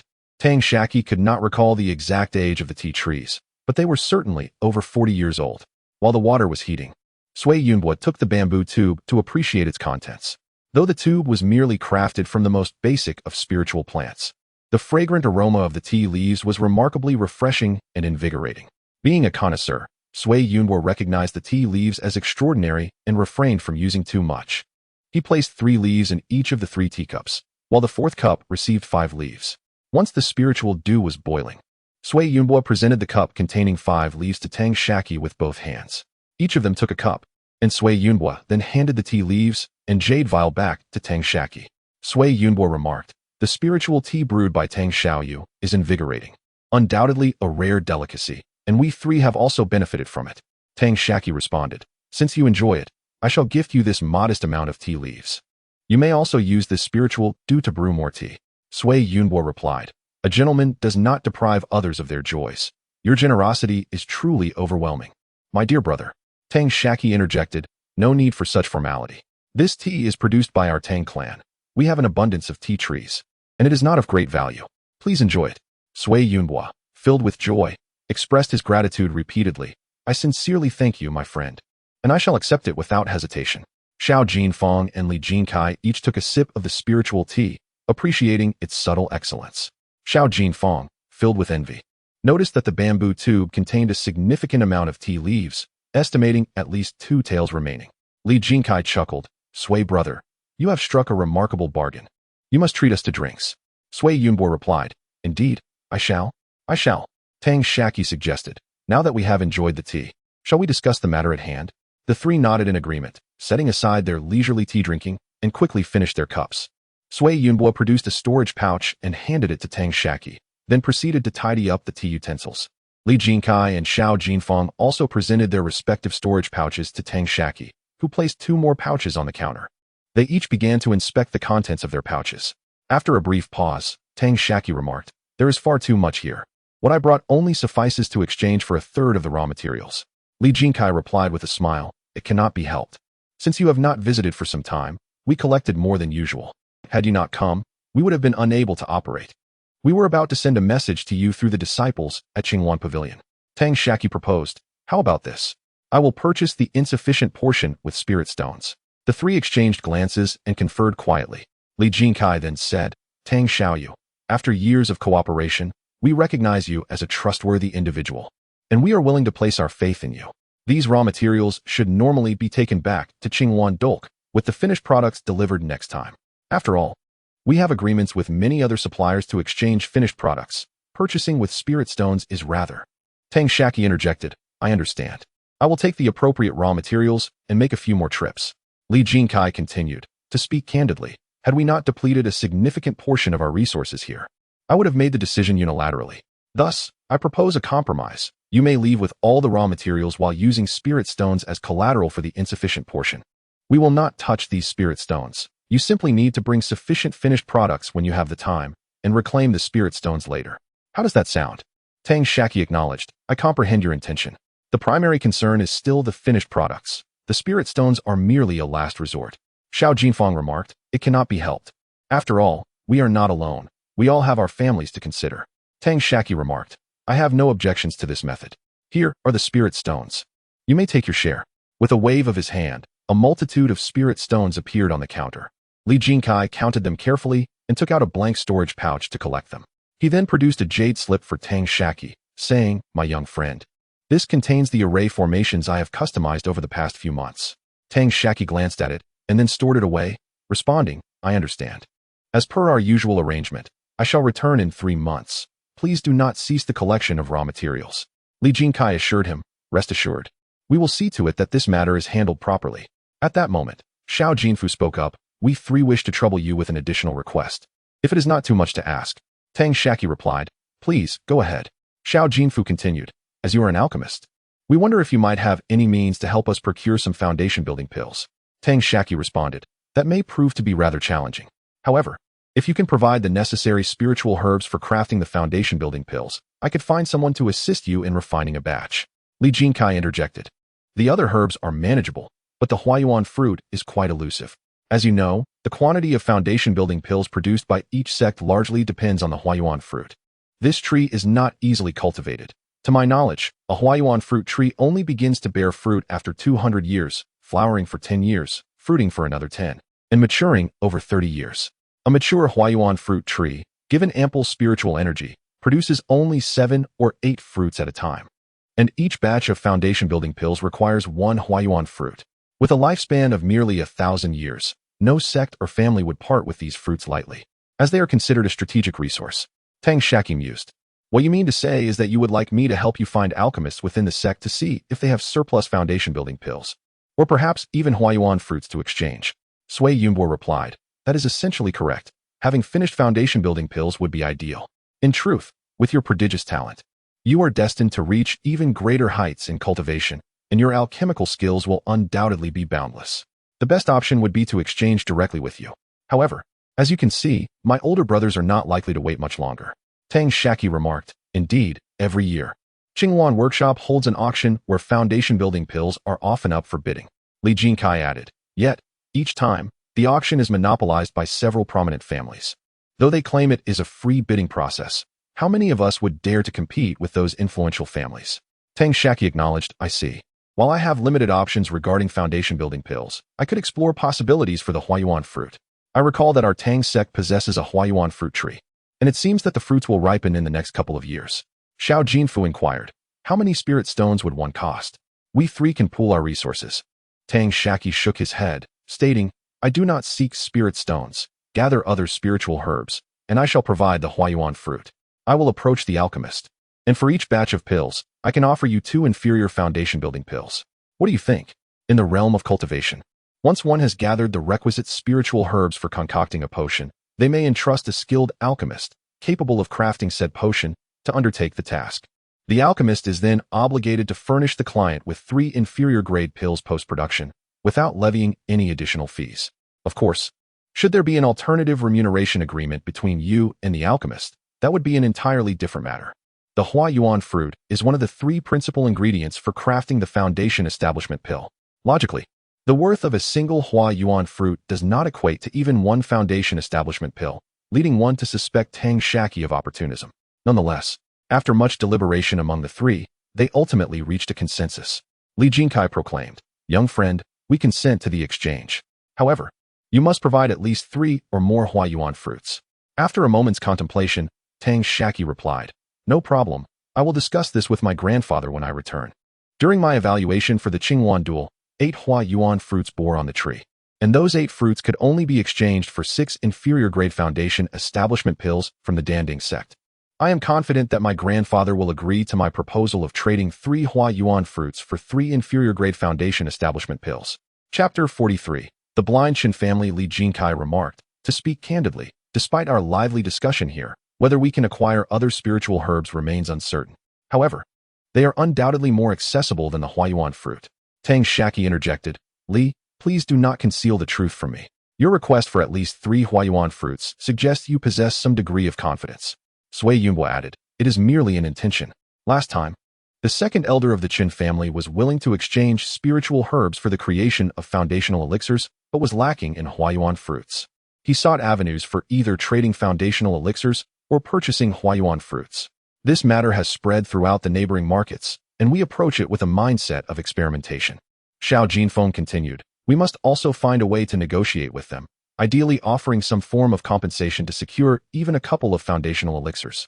Tang Shaqi inquired. The Qin family? Indeed, Sui Yunbo confirmed. They are the most renowned family beneath the Qinghuan duke. The current head of the family, known as the Ghost Eye, has been in seclusion for many years. His nephew has inherited the Qin family's profound techniques and is now nicknamed the Divine Ear. Tang Shaqi expressed, I have not heard of them. Is there such a famous family in the Qinghuan duke? Li Jinkai responded, my young friend, you have devoted yourself to arduous cultivation, naturally lacking the inclination to inquire about such matters. Tang Shaqi conceded, true. Not to mention the Qin family, I am unfamiliar with other families as well. But what is the significance of the Ghost Eye and the Divine Ear? Are they associated with some unique techniques of spiritual sight and hearing? Li Jinkai replied, I cannot say for certain. Perhaps you could inquire with a few disciples of the Qun family at the Qinghuan duke. They would likely be privy to the details. At that moment, a chubby boy entered, and Sui Yunbo reluctantly prepared a cup of tea for him. Tang Shaqi asked, Chubby, do you know about the Qin family at the Qinghuan duke? The chubby boy answered, the Qin family? I am unaware. Is that the family of Taozi? Tang Shaqi admitted, neither of us knows, but I have heard that this Qin family has 2 legendary figures, and I am curious to learn more. Just then, Tang Lushao entered. Having overheard part of their conversation, she inquired, are you discussing the blind Qin family? Both Tang Shaqi and the chubby boy responded in unison, the blind Qin family? Tang Shaqi continued, are you suggesting that there is more than one Qin family in the Qinghuan duke? We are speaking of the family associated with the Ghost Eye and the Divine Ear. Tang Lushao clarified, are they not the blind Qin family? Tang Shaqi asked, are you implying that the Ghost Eye Qin family and the blind Qin family are one and the same? What is the story behind this? Tang Lushao responded, I am not entirely certain of the specifics. I have only heard some tales from the senior sisters at the main peak. It is said that the ancestors of the Qin family joined the Qinghuan duke at its inception. This family, which claims to share both glory and hardship with the Qinghuan duke, appears to have neither flourished nor declined over time. Each descendant of the Qin family currently exists at the Golden Core stage. However, the head of the Qin family is an elder of the Qinghuan duke and can meet with the Grand Elder at any time. It is rumored that they have cultivated a family martial art that leads to certain deficiencies, which in turn produce unique and extraordinary transformations. As for the nature of these transformations and their powers, I cannot say. Little Fatty remarked, no wonder the Ghost Eye is also referred to as the Blind One. Might the Divine Ear be called the Deaf One as well? Tang Shaqi interjected, Little Fatty, refrain from speaking indiscriminately. Surely, these terms, Blind One and Deaf One, are designations employed by rival factions. They are esteemed elders of the sect, deserving of our respect. Tang Lushao added, it matters not. I have addressed my senior sister in a similar manner before. They claim that the Qin family cultivators are indifferent to such names, even within their own ranks. They are called thus. Little Fatty exclaimed, how peculiar. It appears this Blind One from the Qin family harbors some mysteries. Tang Shaqi cautioned, let us not speculate further and disrupt Master Li's business. We should take our leave. Li Jinkai and his companions had been eavesdropping on this clandestine conversation until Tang Shaqi suggested they depart. Li Jinkai then said, no worries, no worries. We were quite engrossed in your discussion and owe our gratitude to Fairy Tang for enlightening us. Tang Shaqi replied, we shall take our leave now. Master Li, I will keep that matter in mind and discuss it with my grandfather upon returning. I shall inform you of the outcome on my next visit. You may consider making initial contact. Li Jinkai and his companions nodded, bidding farewell to Tang Shaqi and her companions as they exited. At that moment, the entrance of Li Jintsai's stall was already surrounded by a dozen cultivators. Upon seeing Li Jinkai and his friends emerge, one of the cultivators approached and asked, "Master Li, your temporarily closed for business sign is back up. Does that mean you have restocked?" Li Jinkai smiled and replied, "Indeed. The stall has acquired a batch of exquisite items from elsewhere. We were just organizing them." Nearby stall owners were also drawn to the gathering of cultivators, one of whom remarked, "Old Li, there's no need for you to be so evasive. Whenever this young man from the Qinghuan Duk Yaofeng arrives, your shop always has something to offer, doesn't he it? Young sir, would you care to join me for a cup of tea? I have some tea leaves picked from a 300-year-old spiritual tea tree."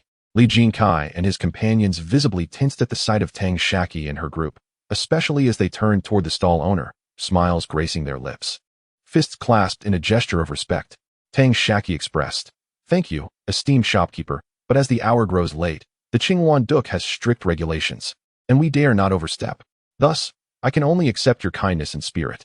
Next time, I shall certainly pay a visit to savor the treasures in your collection."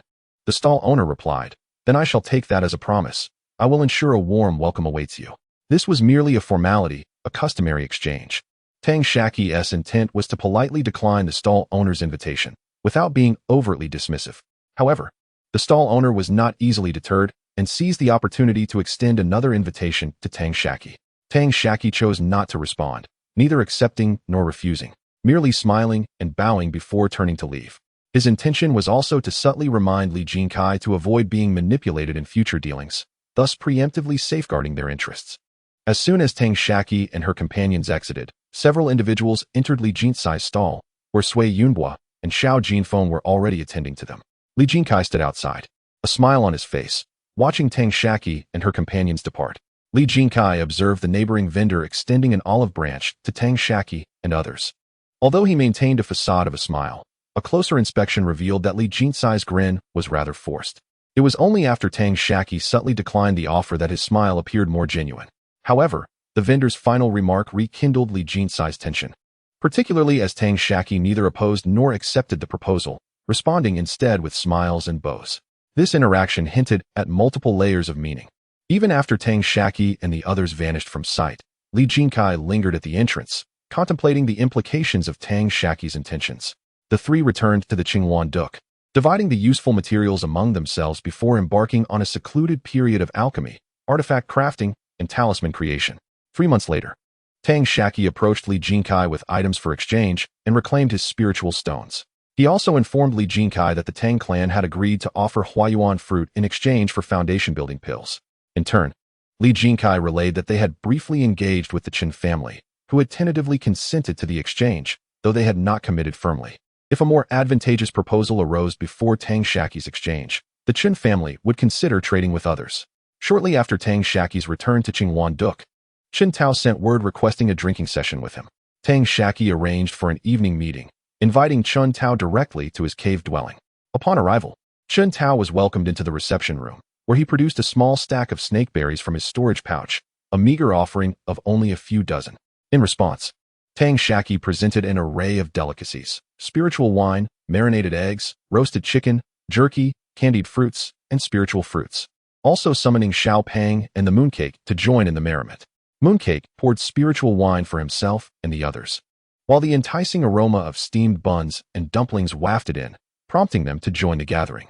As the drinks flowed and dishes were savored, Chen Tao remarked, "Brother Tang, it is truly more comfortable drinking here. The wine is splendid, and the food delightful."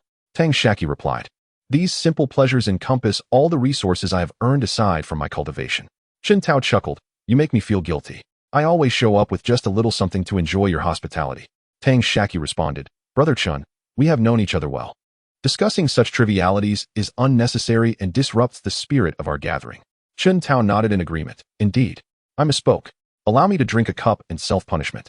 1 cup is insufficient. I shall self-punish with 3. With that, he raised a 2-copper cup and downed it in one go. Just as he reached for the wine jug to refill his cup, Xiao Pang interjected, "What have you said wrong? Self-punishment is merely an excuse to indulge in more wine. The supply of fine wine is limited. You mustn't take advantage." Chen Tao replied, "I do not see you displaying such keen insight in other matters. When it comes to food and drink, you are sharper than a dumpling." Upon hearing his name, the dumpling made a sound of protest. Chen Tao, in a generous gesture, placed a marinated egg into the dumpling's bowl.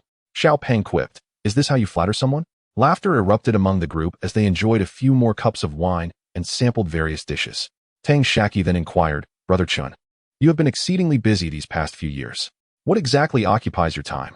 Share with me, perhaps I can lend a hand. Chen Tao remarked.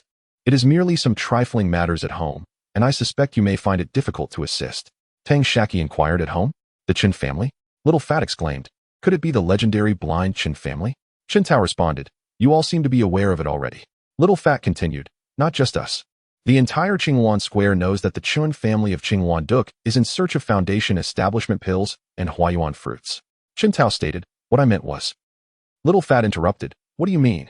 Chen Tao sighed, never mind. It's nothing. I've been in the Demon Beast mountain range lately, in pursuit of the Huayuan fruits, or their trees. It appears there has been a lead regarding the Huayuan fruits, and my family has summoned us back. Chapter 44. The Identity of Chun Tao. Tang Shaqi remarked. Your Chen family is reputed to share both glory and misfortune with the Qinghuan Duk. Since the establishment of the Qinghuan Duk, your family has been present. How could it be that you lack the Huayuan fruit trees? Chen Tao replied, in the past.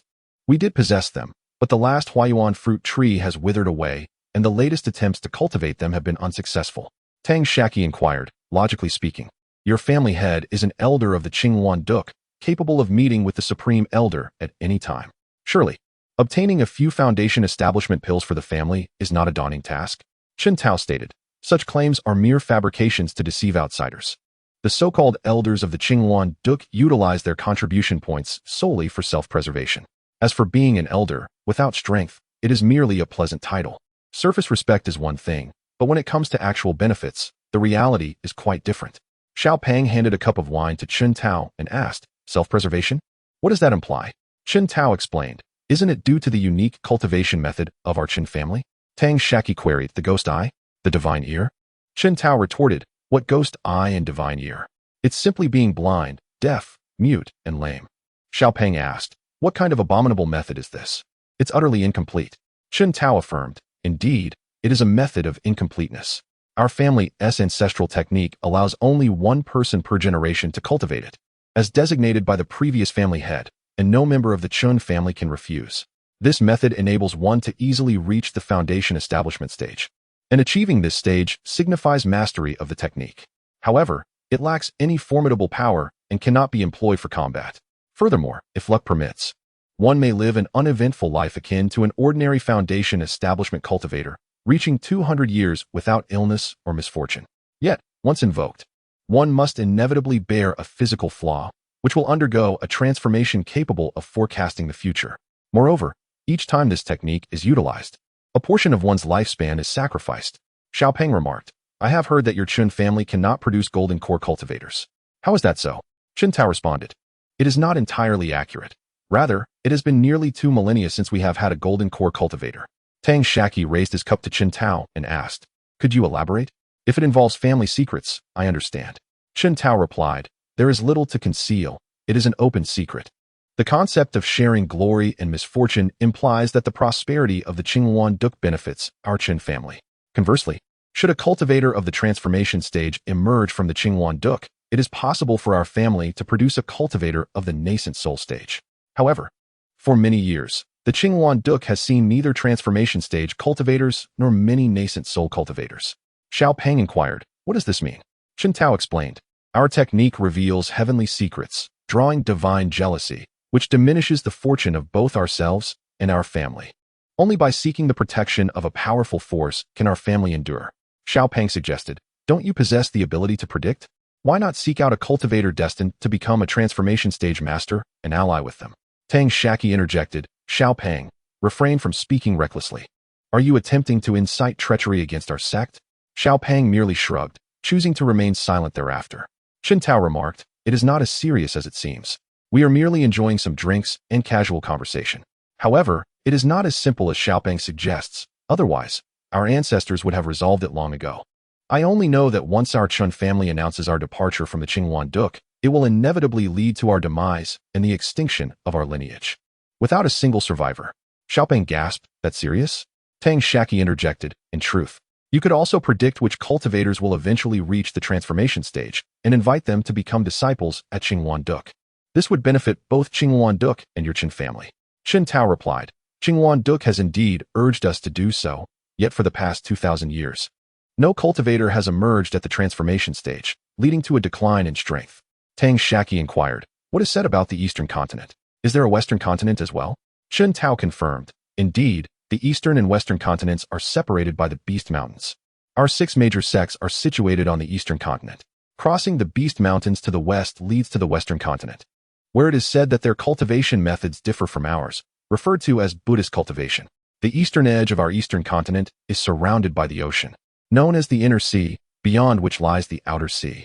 By traversing the Inner Sea, one can reach another land we call the Outer Sea continent. Xiaoping questioned, what is this other continent? I must say, your cultivation techniques seem ineffective. After all these years, Duk has yet to produce a cultivator at the transformation stage, and instead, its strength continues to wane. Chen Tao replied, I have asked my father the same question, but he stated that it is not the techniques that are lacking. Rather, it is the failure to discover the correct interpretive approach, which leads to. Xiaoping interrupted, a correct interpretive approach? It sounds like a riddle. Chen Tao continued, this is indeed a flaw of our Chun family's techniques. Those who cultivate this method can perceive things related to predictions through their altered bodily senses. Anyone with intent who speaks or acts in relation to a prediction will, with each word or action, diminish their lifespan by a certain amount, depending on the circumstances. Xiaoping queried, what is the reasoning behind this? Chen Tao responded, I am uncertain. I only know that the greater the impact of the prediction, the more significant the reduction in lifespan. However, it is not determined by what you perceive as the size of the impact. There is no definitive standard. My brother-in-law once predicted my foundation-building opportunity with just a single word, eat, and I lost 3 years of lifespan. Xiaoping exclaimed, no wonder you enjoy eating and drinking just like me. I noticed my brother often indulges in good food, seizing every opportunity to feast. It turns out it is for foundation building. If it is so accurate, perhaps you should ask your brother-in-law to. Tang Shaqi suddenly realized and interjected, brother-in-law? Father? Your father is the current head of the Blind Chen family? Chen Tao admitted, after a few too many drinks, I let it slip, and you caught on. Tang Shaqi said, then I am not sure what I was thinking, and fell silent. Xiaoping, aware of Tang Shaqi's curiosity, took the initiative to speak. Brother Qi, are you not interested in knowing the fate of Aunt Xianxia? Indeed, Tang Shaqi interrupted the chubby one sternly. It is not permissible. The chubby one hastily replied, have you not been inquiring about the whereabouts of that eminent figure from the sect, seeking his assistance in locating Aunt Xianxia? Yet that venerable master has been in seclusion for over a decade, and his sole disciple is nowhere to be found. Perhaps Aunt Xianxia is trapped somewhere, awaiting our rescue. Tang Shaqi retorted, there is no need to speak further. Can one truly disregard the lives of others for personal gain? Let this matter not be mentioned again. Following this exchange, the group lost interest in drinking and hastily concluded their gathering. The chubby one and Chen Tao departed from Tang Shaqi's cave dwelling, during which the chubby one informed Chen Tao about Tang Shaqi's mother being swept away by a strange wind, her whereabouts now unknown. Chen Tao expressed his concern that his father and brother-in-law would likely remain uninvolved in this affair. In truth, Tang Shaqi understood clearly that neither Chen Tao's father nor his brother-in-law would consent to intervene unless he could offer a substantial amount of precious materials for extending one's lifespan. After all, risking one's life essence for someone unwilling to act, without any certainty of the cost, was akin to wagering one's very existence. Tang Shaqi had his own calculations and had prepared several contingencies. He had already gathered information about the cultivator who could ascertain Aunt Xianxia's fate and location through his blood. This cultivator was known as the Red-Faced Taoist. Though his true name had been forgotten after years without mention, he had been in seclusion for 14 years, hoping to break through to the late stage of muscle refinement. Tang Shaqi had been attentively monitoring the Red-Faced Taoist's situation, awaiting his emergence from seclusion. He had also cultivated a batch of precious spiritual herbs to entice the Red-Faced Taoist into action. As for the Red-Faced Taoist's disciple, known as Bloodhand, Tang Shaqi learned that he had already ventured to the outer seas in search of opportunities to advance in his cultivation. Tang Shaqi expended contribution points to have a disciple from the Bureau of Affairs convey a message to him, though there had yet to be any response, as the vast distance of the outer seas might have exceeded the communication range of their identity tokens. Ultimately, he was left with only his own means. 3 approaches remained.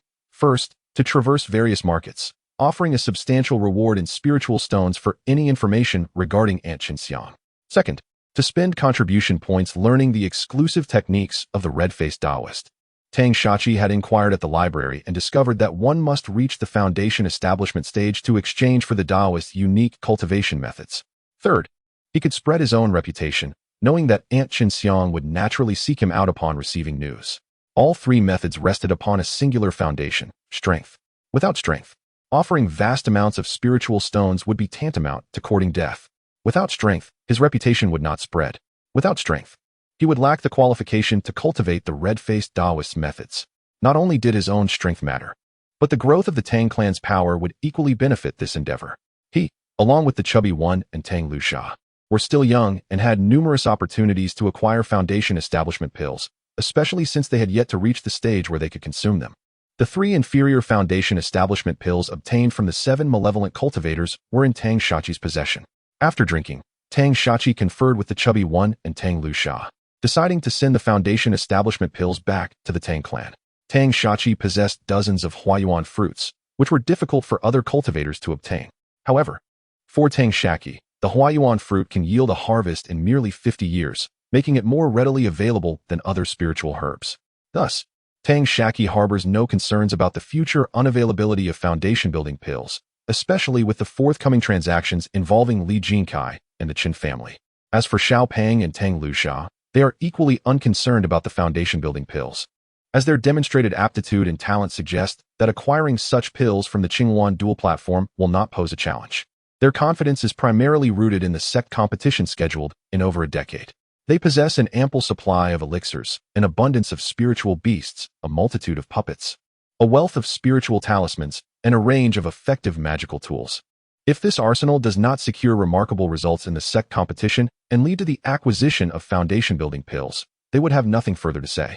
Chapter 45. An exchange with Chao Jun. Setting aside the nature of the foundation establishment pill, Tang Shaqi recalled his promise to Chao Jun to facilitate contact with his granduncle regarding the exchange for advanced spiritual grains. In truth, Tang Ming possessed no such advanced spiritual grains. Rather, they were merely fruits ripened through the use of the primordial triad of light by Tang Shaqi.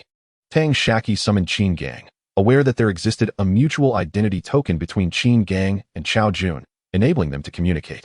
After all, Qin Gang was the disciple most favored by Chao Jun. Upon Qin Gang's arrival at Tang Shaqi's cave, Tang Shaqi led him to the reception room, brewed a cup of spiritual tea, and presented some spiritual fruits and dried delicacies. After a pleasant tea session and a few bites of food, Tang Shaqi said, "Junior brother Qin Gang, I require your assistance in contacting Uncle Chao Jun. Inform him that I have made progress on the matter he asked me to look into, and the items have already been sent over and are with me." Regarding matters related to Chao Jun, Qin Gang was meticulous. He promptly retrieved his identity token and transmitted the message to Chao Jun. After waiting throughout the afternoon, no reply arrived from Chao Jun.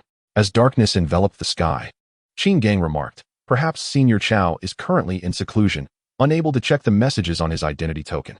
Once he responds, I shall notify you immediately." Tang Shaqi replied, "I appreciate your efforts, Junior brother Qin." Qin Gang responded, "It is no trouble at all. Senior Chao has shown me great kindness, and you have taken good care of me at Yaofeng. Your matters are my own. Should there be anything else you require, please do not hesitate to ask. If there is nothing further, I shall take my leave." Tang Shaqi said, "Very well, allow me to escort you, Junior brother Qin." He accompanied Qin Gang outside the bounds of the cave's protective array and then paused. Once Qin Gang had departed, he turned back to his cave. 4 days later, Qin Gang conveyed news that Chao Jun had arrived at the Qinghuan Duke and was currently reporting on the affairs of the Qinghuan Pavilion at Yaofeng. After concluding his duties, he would come to meet Tang Shaqi. As night fell, Tang Shaqi had just directed his puppets to gather the primordial triad of light when he heard the sound of bells at the entrance. He approached the door, activated the array to open a pathway, and found Chao Jun and Qin Gang standing there. Tang Shaqi performed a gesture of respect as a junior, saying, "Greetings, Uncle Chao." Chao Jun replied, "No need for formality." Tang Shaqi led the way, saying, "Please, this way, Uncle Chao." Chao Jun followed Tang Shaqi into the cave and arrived at the reception room, where Tang Shaqi prepared to brew tea. Chao Jun waved his hand and said, "Nephew Tang, I have heard from Qin Gang that you possess fine wine. There is no need for tea. If you have good wine, let us indulge in that instead. What do you think?" Tang Shaqi replied, "As you command, uncle. I shall comply." He retrieved a 5-pound jar of spiritual wine from his storage pouch, along with a wine jug and cups, while calling for Yu Bing to assist. Experienced in such tasks, Yu Bing swiftly poured the spiritual wine from the jar into the jug and then into the cups. Meanwhile, Tang Shaqi arranged the spiritual fruits, dried delicacies, jerky, marinated eggs, and roasted chicken on the table. Drawn by the enticing aromas, the steamed buns and Xiao Mai scurried out from the spirit beast room, eager to partake. Tang Shaqi awkwardly said, "Master Chow, please forgive me. My spirit beasts are rather unruly. Every time we drink, they come over to beg for food and drink." Chao Jun waved his hand dismissively and replied, "Spirit beasts complement their masters, akin to brothers in life and death. When the moment is critical, they can shield you from harm. What is the matter with sharing a meal and drink? I am not like those ancient relics." Manta barked at Chao Jun, "Woof, woof, woof." Meanwhile, Yu Bing filled Chao Jun's cup with wine and poured some for itself as well. Raising its cup towards Chao Jun, it then chattered excitedly. After finishing the spirit wine in one gulp, it proudly displayed the bottom of the cup. Chao Jun chuckled and said, "Excellent. Little Tang, your spirit beasts possess true character. I admire that. I shall drink to this." With that, Chao Jun downed his cup of spirit wine and raised it towards Yu Bing. Yu Bing bounced with excitement, scratching its ears and paws. After refilling Chao Jun's cup with spirit wine, it incessantly chattered at him, pointing at the food on the table. Though Chao Jun, a Foundation establishment cultivator, could not comprehend Yu Bing's words, he could discern the spirit beast's intentions through its soul fluctuations. Chao Jun smiled and remarked, "Very well. I shall sample this marinated egg. Let us see what exquisite flavors it holds." He picked up a marinated egg made from a xianxia chicken egg and took a bite. Instantly, his eyes sparkled, and he devoured another. Washing it down with spirit wine, he turned to Tang Shaqi and inquired, "What kind of spirit fowl produces this egg?" "It contains a subtle essence of fire attribute spiritual energy and can replenish vitality to some extent. Long-term consumption is beneficial for our physical cultivation, comparable to mid-tier spirit rice." Tang Shaqi replied, "It is merely an egg from the xianxia chicken. If you like it, I can send you some when you leave. You should also try this roast chicken, made from the same fowl." Chao Jun tore off a chicken leg, chewing it along with the bone. After finishing, he couldn't resist tearing off another piece. Observing that Chao Jun's cup was empty, Yu Bing promptly refilled it. After indulging for a while, Chao Jun addressed Yu Bing, saying, "Little monkey, you need not serve me. Go and enjoy your own food and drink." Yu Bing returned to its seat. Setting down the wine jug, Manta called out to Yu Bing a couple of times, prompting it to take some food from the table and place it in their bowls, also pouring them each a bit of spirit wine. Chao Jun then remarked, "Little Tang, I see your spirit beasts possess considerable intelligence. Have you fed them enlightenment pills?" Tang Shaqi responded, "Master Chao, you truly have a discerning eye." Chao Jun continued, "Once I return to Qingwan Duk, I shall come to you for some autumnal merriment. I cannot take advantage of you. If Brotherly finds out, he will mock me. Here, take this low-tier vitality weapon I used in my early years. It holds no value for me now. Use it as you wish." Chao Jun retrieved a pair of gauntlets known as tiger claws from his storage pouch, their cold gleam indicating their sharpness. Tang Shaqi donned the gauntlets, playing with them for a moment, finding them quite handy, as they were of the great circle level. After storing the tiger claws in his pouch, Tang Shaqi raised his cup of spirit wine towards Chao Jun and said, "I humbly accept your generosity, elder." "Thank you for the precious gift, master." Chao Jun remarked, "This item holds little significance for me. Keeping it merely serves as a fond memory. I hope you can truly harness its potential and not tarnish its esteemed reputation." Tang Shaqi responded, "Rest assured, Master Uncle, I shall not let your illustrious name, gained through the use of these tiger claws, be diminished. However, I am curious, what name do you bestow upon these claws?" Chao Jun replied, "I call it the lotus." Tang Shaqi, momentarily taken aback and unsure how to continue the conversation, deftly shifted the topic, saying, "I have reported to Great Uncle that you wish to exchange the inner cores of the demon beasts for high-grade spiritual rice. Great Uncle has expressed his agreement to this exchange and has sent me some high-grade spiritual grain." Tang Shaqi retrieved a jade box from his storage pouch and placed it upon the table.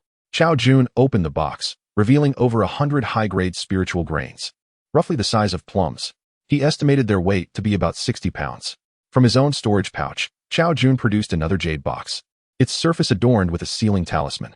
He tore off the talisman, uncovering an 8-inch earth-type demon beast's inner core. "Xiao Tang, please examine this inner core," he said. Tang Shaqi replied confidently, "No need. I trust you, Master Uncle." He then closed the box, reaffixed the sealing talisman, and placed it back into his storage pouch. Chao Jun also stored the box filled with high-grade spiritual grains into his own belongings. The group, along with a few beasts, then indulged in several more drinks. Xiao Jun proposed, Xiao Tang, I have some additional items. Please inquire with your great uncle if he has any surplus high-grade spiritual grains, so we might facilitate another exchange. Tang Shaqi inquired, what items are we discussing? I will report this to great uncle. However, he did mention that if there are foundation establishment pills available, he could trade 100 pounds of high-grade spiritual grains for a low-grade foundation establishment pill, though no more than 10, as his supply of high-grade spiritual grains is limited. Xiao Jun continued, I possess 2 mid-tier spiritual artifacts. One is a fire-type spear, and the other is a gold-type spiritual sword. As a practitioner of earth-type cultivation, these items are not particularly useful to me. Please consult your great uncle to see if he is interested in an exchange. Or perhaps his fellow disciples might be willing to trade their high-grade spiritual grains. Tang Shaqi replied, I can certainly ask. Yet, I wonder if Master Uncle has any means to procure a few foundation establishment pills? After all, these pills are intended for our Tang sect cultivators. And I am included in that number. Xiao Jun sighed. These are not easily obtained, as foundation establishment pills are a strategic resource for the sect. I wonder if Brother Yuan has any in his possession. I will inquire with him. If he has surplus foundation establishment pills, I will find a way to procure them. Tang Shaqi suggested, Master Uncle could use the identity token to send a message to Brother Yuan? If so, I can immediately relay this back to the Tang sect, allowing my grandfather to contact great uncle. However, this will require some patience on your part. Xiao Jun reassured him, Xiao Tang, there is no need to rush. I have waited for so many days. A few more days are inconsequential. Brother Yuan, you, and I, along with brotherly Yuanji, have long agreed to enjoy a hearty drink after the duties at the Qing Wan Do, Quebec. We set off at the same time, since I live closer. I arrived earlier. I estimate they will arrive in a day or two. Tang Shaqi inquired, is Elderly returning as well? That would be splendid. Ever since he gifted me a formation when I first entered Yaofeng, I have not seen him again. Xiao Jun replied, in the span of 6 or 7 years. We return to the sect to report our duties. Sometimes, upon returning, we choose not to leave again, opting to remain within the sect for secluded cultivation, while the sect arranges for others to take over our responsibilities. This time, I heard from Brother Li that he is merely one medicinal herb short of concocting a golden elixir. He intends to forego visiting the Qingwan Pavilion at the Golden Sword Workshop and instead seeks to explore opportunities in the inner and outer seas. Chapter 46. The arrival of Li Yuanji. Tang Shaqi inquired, do you know what kind of spiritual herb Elderly is lacking? Xiao Jun replied, it is a 400-year-old water yuan ginseng. As for other varieties such as fire yuan ginseng and earth yuan ginseng, those are all accounted for. Tang Shaqi remarked, don't you or Uncle Yuan have any on hand? The 5 elemental ginsengs are not particularly rare. Xiao Jun responded, indeed, the 5 elemental ginsengs are not rare. However, those that have aged are exceedingly scarce. After all, the 5 elemental ginsengs are essential for concocting various elixirs that enhance cultivation. If these ginsengs lacked sufficient spiritual energy during their growth, even with age, their medicinal properties would be inadequate.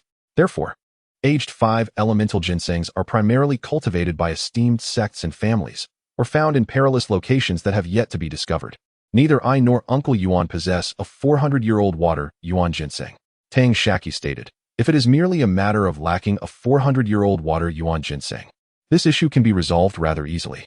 Xiao Jun straightened his posture and asked Tang Shaqi, what do you mean by that? Do you have one in your family? Or does your great-uncle possess one? Tang Shaqi smiled and replied, neither. In fact, I have a nearly 500-year-old water yuan ginseng in my possession. Xiao Jun immediately questioned, are you referring to a water yuan ginseng that has grown for nearly 500 years, or one that possesses that age? As an alchemist, you must understand the distinction. Tang Shaqi asserted firmly, it does not possess 500 years of age, it is merely close to that. I estimate it to be at least 480 or 90 years old, and I am certain it is the age of the herb, not the growth duration.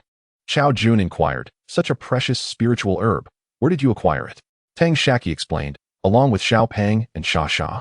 We sought opportunities in the Monster Beast mountain range near Lu Yunfeng, but were ambushed by 7 malevolent cultivators.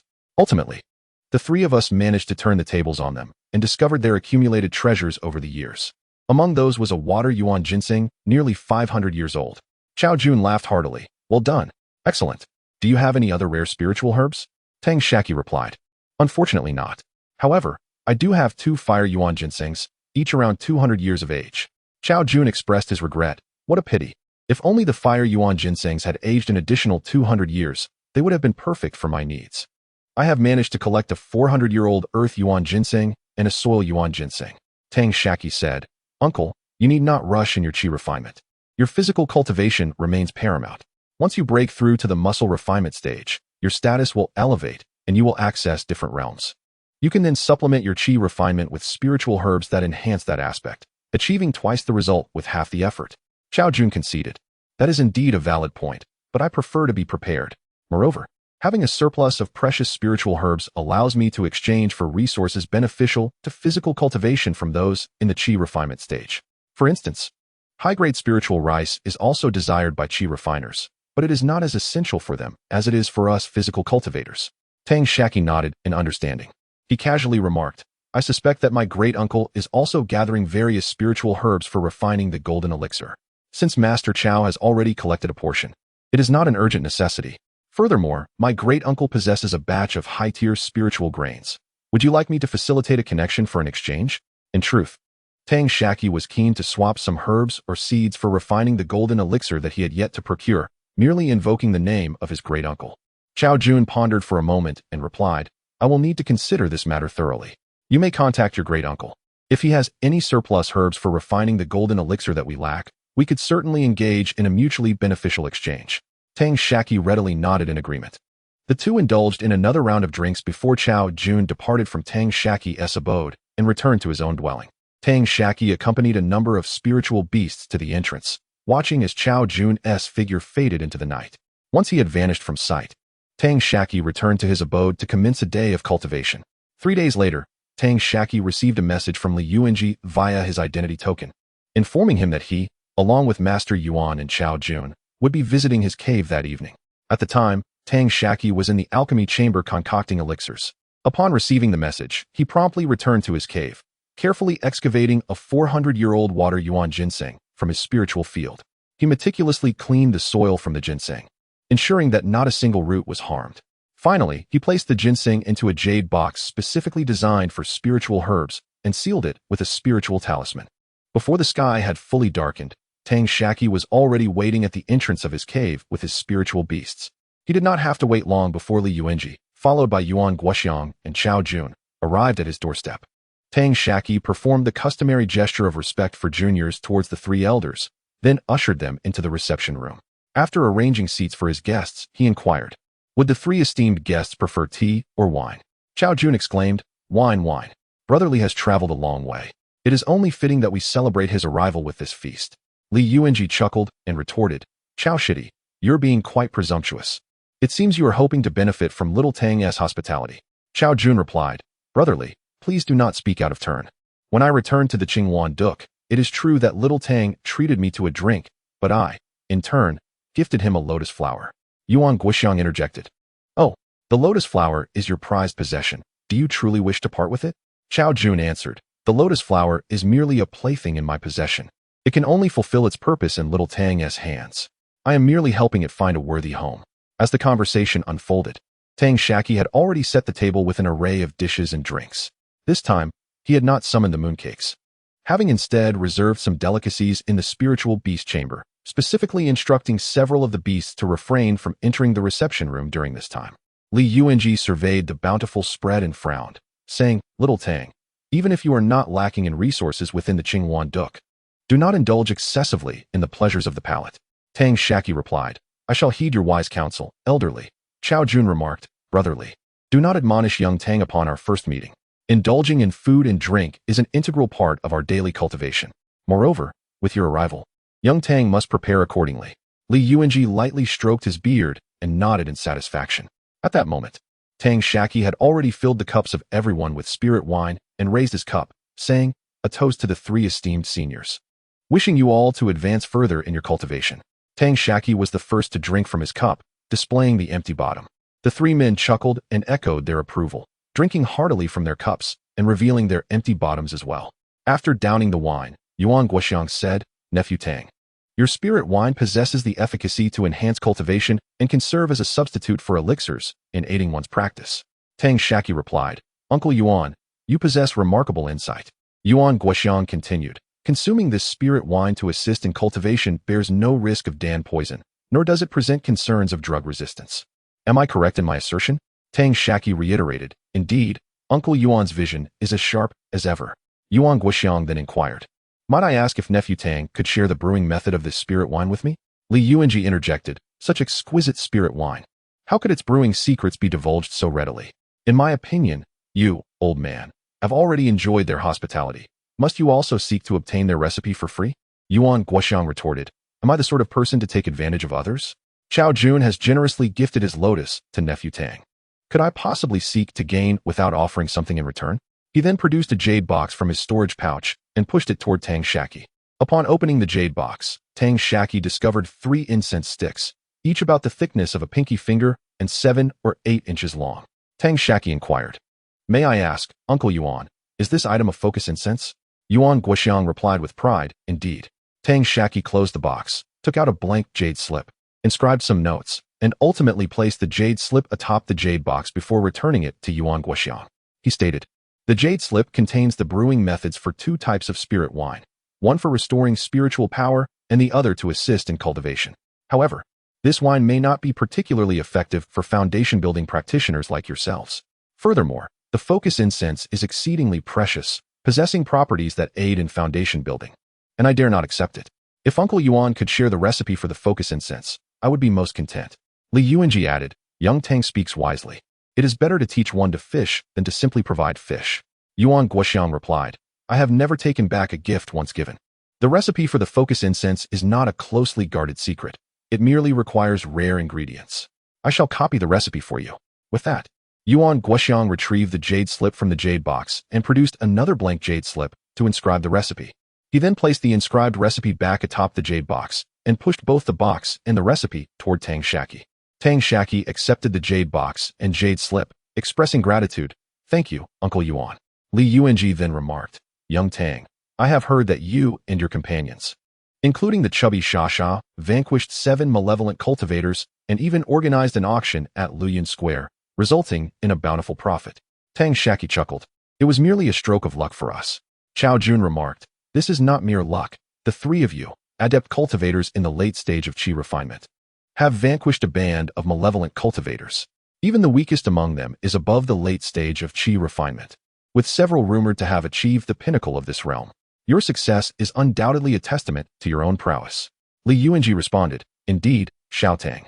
Although spirit beasts, magical tools, puppets, and talismans can be considered extensions of one's abilities, they ultimately constitute external forces. One must not overlook the cultivation of one's intrinsic combat awareness. Tang Shaqi and Xiao Pang have also gained a measure of renown within the Medicine Peak, their monikers, White Dog Taoist and Mongoose Taoist, having spread throughout the entire peak. A brief inquiry would reveal the myriad events involving them at the Medicine Peak, particularly during the contests for cave dwellings and challenges posed by outer disciples. The White Dog Taoist employed spirit beasts, while the Mongoose Taoist utilized puppets, rendering many disciples hesitant to compete. Tang Shaqi nodded and said, Thank you, elderly, for your guidance. It is precisely because the 3 of us sensed a deficiency in our combat awareness that we specifically ventured to the Monster Beast Mountains near Luyan Workshop for rigorous training. Chapter 47.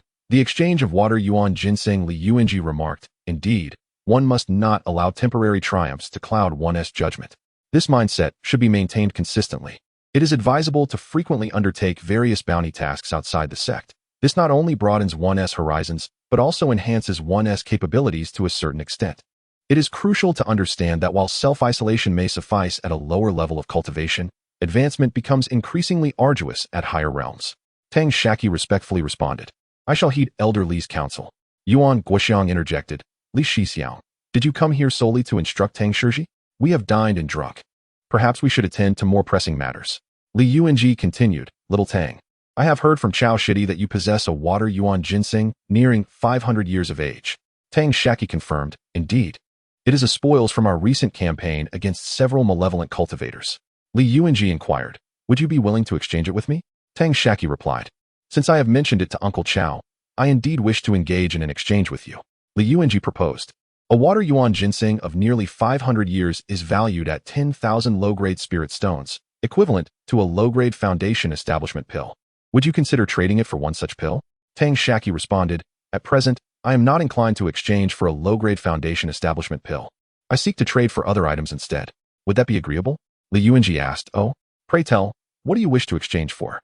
Tang Shaqi produced a jade slip and stated, I wish to exchange for some seeds or seedlings of spiritual herbs. Here is the catalog.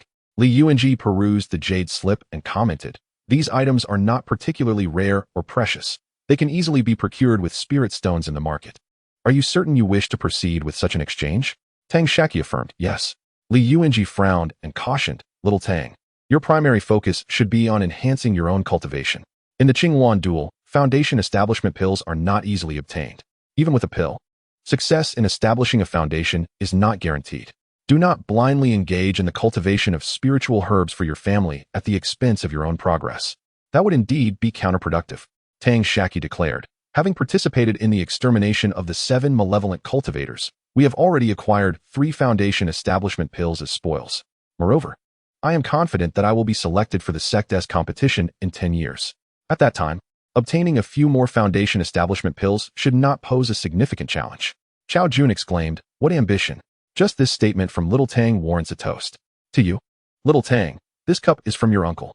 Chao Jun raised his cup and clinked it with Tang Shaqi's, both consuming the spirit wine and revealing the bottoms of their cups, earning a round of applause from those present. Tang Shaqi set down his cup, refilled Chao Jun's, and then filled his own. Subsequently, he retrieved a jade box from his storage pouch and placed it on the table, sliding it towards Li Yuanji. Tang Shaqi said, "This is the water yuan ginseng. I invite elderly to appraise it." Li Yuanji removed the sealing talisman and opened the box. The 3 of them scanned the contents with their spiritual senses and inhaled its fragrance. Li Yuanji remarked, "Very good, very good. The appearance is pristine, and the age is indeed around 480 to 90 years. Yuan Guoxiang exclaimed, "How peculiar, how peculiar. I perceive that this water ginseng is brimming with vitality, as if it has just been unearthed." Tang Shaqi remarked, "Master Yuan, your discerning eye is indeed remarkable. When I acquired this water ginseng, it still retained its active properties.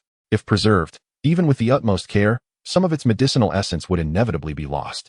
Since I have no immediate use for it, I decided to cultivate it in my own spiritual field. After considerable effort, I finally succeeded in nurturing this water ginseng.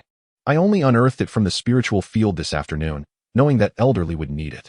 Yuan Guoxiang seemed to have an epiphany and exclaimed, "Now I understand. Brotherly, ever since you encountered the young disciple Tang at the Golden Sword Workshop, your good fortune has been unceasing. This young disciple Tang is indeed your lucky star." Li Yuanji burst into hearty laughter and said, "Indeed. Many of the spiritual herbs I have for refining golden elixirs were gathered with Little Tang's assistance. At last, I have collected all the requisite herbs for concocting a batch of golden elixirs, though the hardships endured are not for outsiders to know. Brothers, you both have been of great help, so I shall raise a toast to you with Little Tang's wine." They all raised their cups, clinked them together, and drank to the last drop. Tang Shaqi filled the cups of those present with spiritual wine once more. He then raised his cup to Li Yuanji and said, "Congratulations on completing your collection of spiritual herbs, and may you soon refine your golden elixir and attain the great way." Li Yuanji lifted his cup to clink with Tang Shaqi's, and they both downed their cups, earning applause from everyone present. Li Yuanji placed the jade slip that Tang Shaqi had produced onto the table and said, "Dear brothers, among the spiritual herb seeds or seedlings that Little Tang needs to exchange, there are some that I do not possess. Those I lack have been marked. Please take a look and see if you can assist in gathering them." The 2 of them perused the jade slip, and finally, Chao Jun set it down and said, "We have marked what we possess. As for the unmarked items, we do not have those either. However, we can inquire among our acquaintances.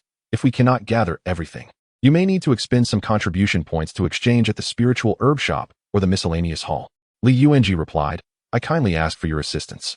You both are aware that I have only just gathered enough contribution points to refine a batch of golden elixirs. If I were to exchange more, I fear I would not have enough left for the elixir refinement." Tang Shaqi said, "Elderly, I have some contribution points that I can transfer to you. Could you facilitate the exchange for me? The last time I attempted to exchange, both at the miscellaneous hall and the elixir hall, they informed me that my level was insufficient." Laughter erupted among them, leaving Tang Shaqi somewhat perplexed. Li Yuanji explained, "Little Tang, contribution points at each cultivation stage in the Qingyuan Duke cannot be interchanged. Contribution points from the Qi refinement stage can only be used during that phase. You cannot transfer them to me, do you understand? Otherwise, higher-level cultivators could simply complete simple tasks to amass contribution points." Tang Shaqi's expression indicated his understanding, and he added, "What if I have not exhausted my contribution points from the Qi refinement stage and advance to the foundation establishment stage?" Li Yuanji responded, Any amount below 1,000 will be fully converted into contribution points for the foundation establishment stage. Tang Shaqi inquired, what if it's over 1,000? Li Yuanji replied, I cannot say for certain. Perhaps you could consult junior brother Yuan. I estimate that among us, only he possessed more than 1,000 contribution points when he advanced to the foundation establishment stage. Yuan Guoxiang added at that time, I had slightly over 1,100 contribution points, all converted into foundation establishment contributions. Later, I heard from my master that contributions exceeding 1,000, provided they did not involve transfers from others within a decade, can all be counted as foundation establishment contributions. Those portions that were transferred from others can still be utilized for procurement within the qi refining stage. Furthermore, this procurement is unlimited for both the miscellaneous hall and the alchemy hall. Tang Shaqi nodded, indicating his understanding. Li Yuanji slid the jade box containing water ginseng back to Tang Shaqi, stating, Little Tang, for now, this ginseng will be with you. Keep it safe and do not exchange it with others. Once I gather the materials you require, we can negotiate an exchange. Tang Shaqi then asked, Elderly, may I pose a question? Li Yuanji replied, Speak your mind. Tang Shaqi continued, In your experience, do you find that your connections are broader during the foundation establishment stage or the golden core stage? Li Yuanji asserted, There is no doubt about it. Speak plainly, Tang Shaqi suggested. In that case, keep this water ginseng for now. The sooner you refine it into a golden core, the sooner you can prepare for the golden core matters, thereby increasing your chances of success. After you achieve the golden core, it will be simpler for you to procure the seeds or seedlings I need. Li Yuanji questioned, What if I fail in the golden core refinement? Tang Shaqi asked, Which alchemist do you intend to approach for your golden core refinement, with the contribution points you have prepared? Li Yuanji disclosed, It will be the master of our medicine peak, who is junior brother Yuan's master. Tang Shaqi remarked, Isn't it said that contribution points cannot be exchanged between cultivators of different ranks? Yuan Guoxiang clarified, Exceptions exist for alchemical breakthroughs such as foundation establishment pills, golden core pills, and infant condensation pills. However, this must be registered within the sect and conducted under the supervision of the elders in the law enforcement hall. The produced pills must be documented within the sect, and a vow against inner demons must be sworn. After a breakthrough, any remaining pills must be exchanged for sect use or distributed amongst the sect's internal cultivators. They cannot be returned to one's family or sold privately. Tang Shaqi nodded in understanding and remarked, The peak master likely has a success rate of around 40 to 50% for golden core refinement. If there are 4 or 5 opportunities for golden core cultivation, elderly, you will Li Yuanji interjected, I fear you may not be able to wait that long. Tang Shaqi countered, But there are still 2 uncles, are there not? What I require is hardly a rarity. It is simply that my circle is small, making it difficult to encounter. I believe for the 2 uncles, it would merely be a brief expenditure of time. Li Yuanji raised his cup and said, Then this matter shall be entrusted to both of you, junior brothers. The contribution points expended will be reimbursed by me later. Senior brother raises a toast to the 2 junior brothers, assuring them that should there be any surplus after the successful formation of the golden elixir, he will prioritize them in the exchange. The trio shares another drink, and Chao Jun remarks that there is no need for such formalities. Both he and Yuan senior brother will wholeheartedly commit to this endeavor. After all, Little Tang is a person of great fortune, and I hope he can assist me in acquiring more high-tier spiritual grains. Yuan Guoxiang adds, Rest assured, brotherly, given our decades-long friendship, this modest amount of spirit stones is of little consequence. For now, set aside all other concerns and focus solely on the formation of the elixir. Let us assess any resources you may be lacking, and I will coordinate with Chao Junior brother to keep an eye out for you. Chapter 48. A falling out. Li Yuanji remarked, At present, I cannot think of a solution. Tomorrow, I shall seek my master's guidance on the art of forming the golden core, and concurrently request Elder Wei Tong to assist me in concocting the elixir. Yuan Guoxiang replied, This matter should not be delayed. Let us conclude our discussions for the evening, lest we hinder your important endeavors tomorrow, brotherly. Both Chao Jun and Li Yuanji nodded in agreement, and naturally, Tang Shaqi offered no objections. Li Yuanji carefully stored the jade box containing the water yuan ginseng into his storage pouch, and, accompanied by Chao Jun and Yuan Guoxiang, followed Tang Shaqi as they exited his cave abode. After tidying up, Tang Shaqi settled into a meditative state to cultivate. 2 months passed once more, and Tang Shaqi received a storage pouch sent by Yuan Guoxiang through the miscellaneous hall, which contained a portion of the spiritual herb seeds he had exchanged with Li Yuanji. Another 3 months elapsed, and Tang Shaqi received a storage pouch from Chao Jun, which, apart from one type of spiritual herb seed, contained the rest of the items he required. Finally, After another 5 months, Yuan Guoxiang sent the last spiritual herb seed through the miscellaneous hall. By this time, it had been 7 years since Tang Shaqi had arrived at the Qinghuan Dushu. He had successfully gathered all the spiritual herb seeds necessary for concocting the foundation establishment pill and had hastened the growth of several batches of the requisite herbs. He had also collected the seeds needed for the golden core pill and had expedited the growth of a portion of those herbs. A year passed once again, and 3 days ago, Li Yuanji conveyed a message via his identity token. The golden core pill had been successfully refined, and he was preparing to enter seclusion to break through to the golden core stage. During this period, Tang Shaqi had made multiple trips to Qinghuan Workshop to exchange with Li Jinkai. Li Jinkai had urged Tang Shaqi on several occasions to expedite the completion of the foundation establishment pill exchange. Tang Shaqi assured him that he would bring the Huayuan fruit next time.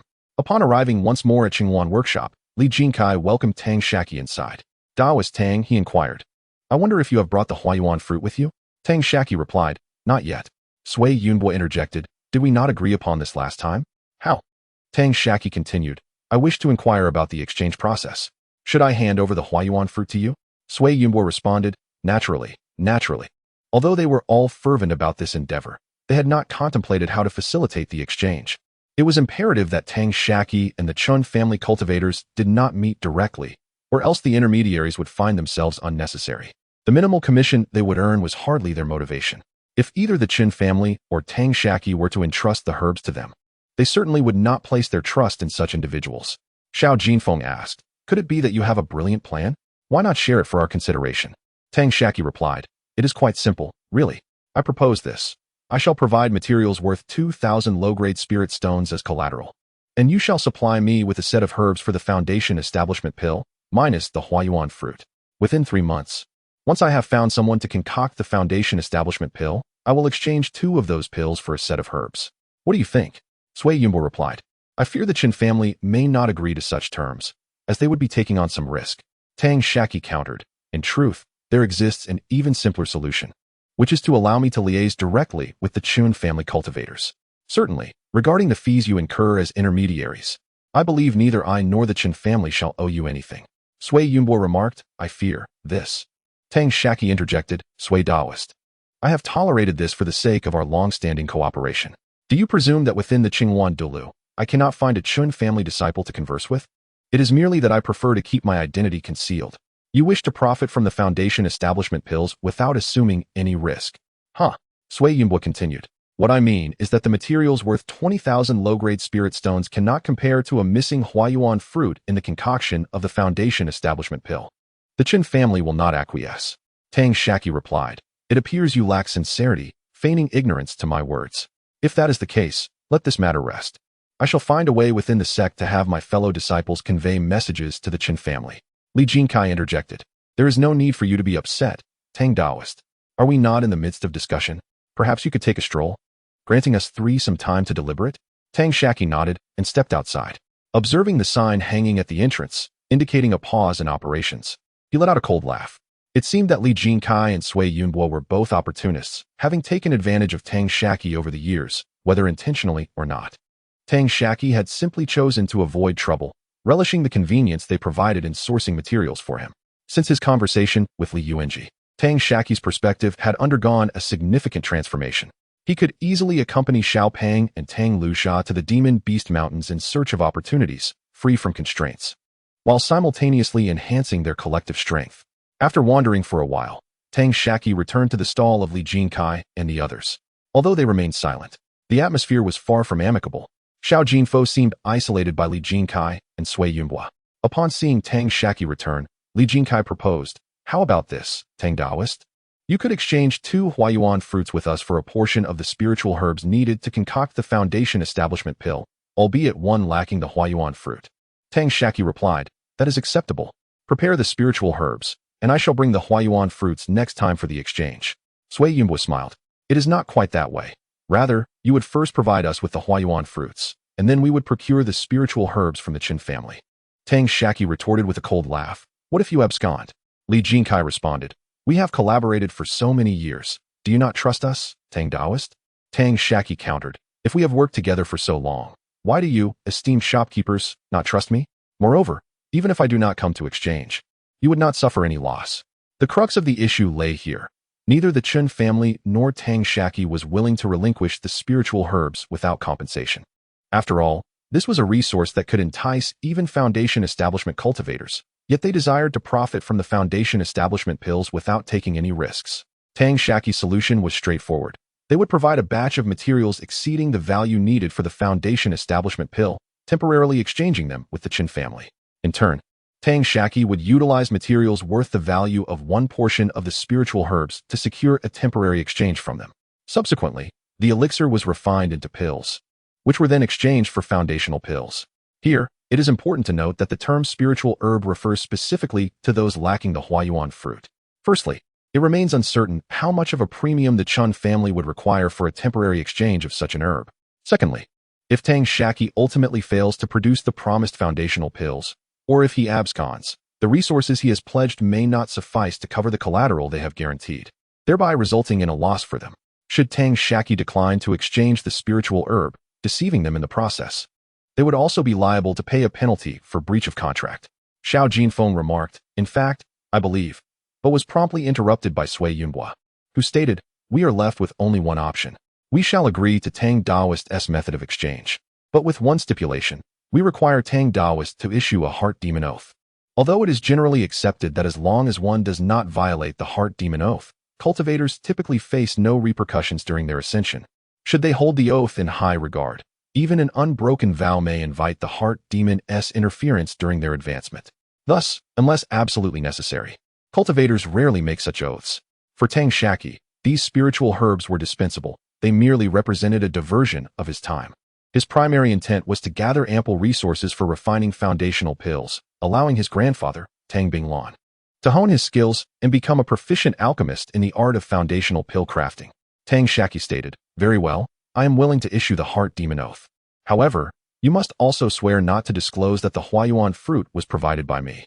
Furthermore, regardless of whether this transaction materializes, our dealings shall conclude here, and we shall not engage further."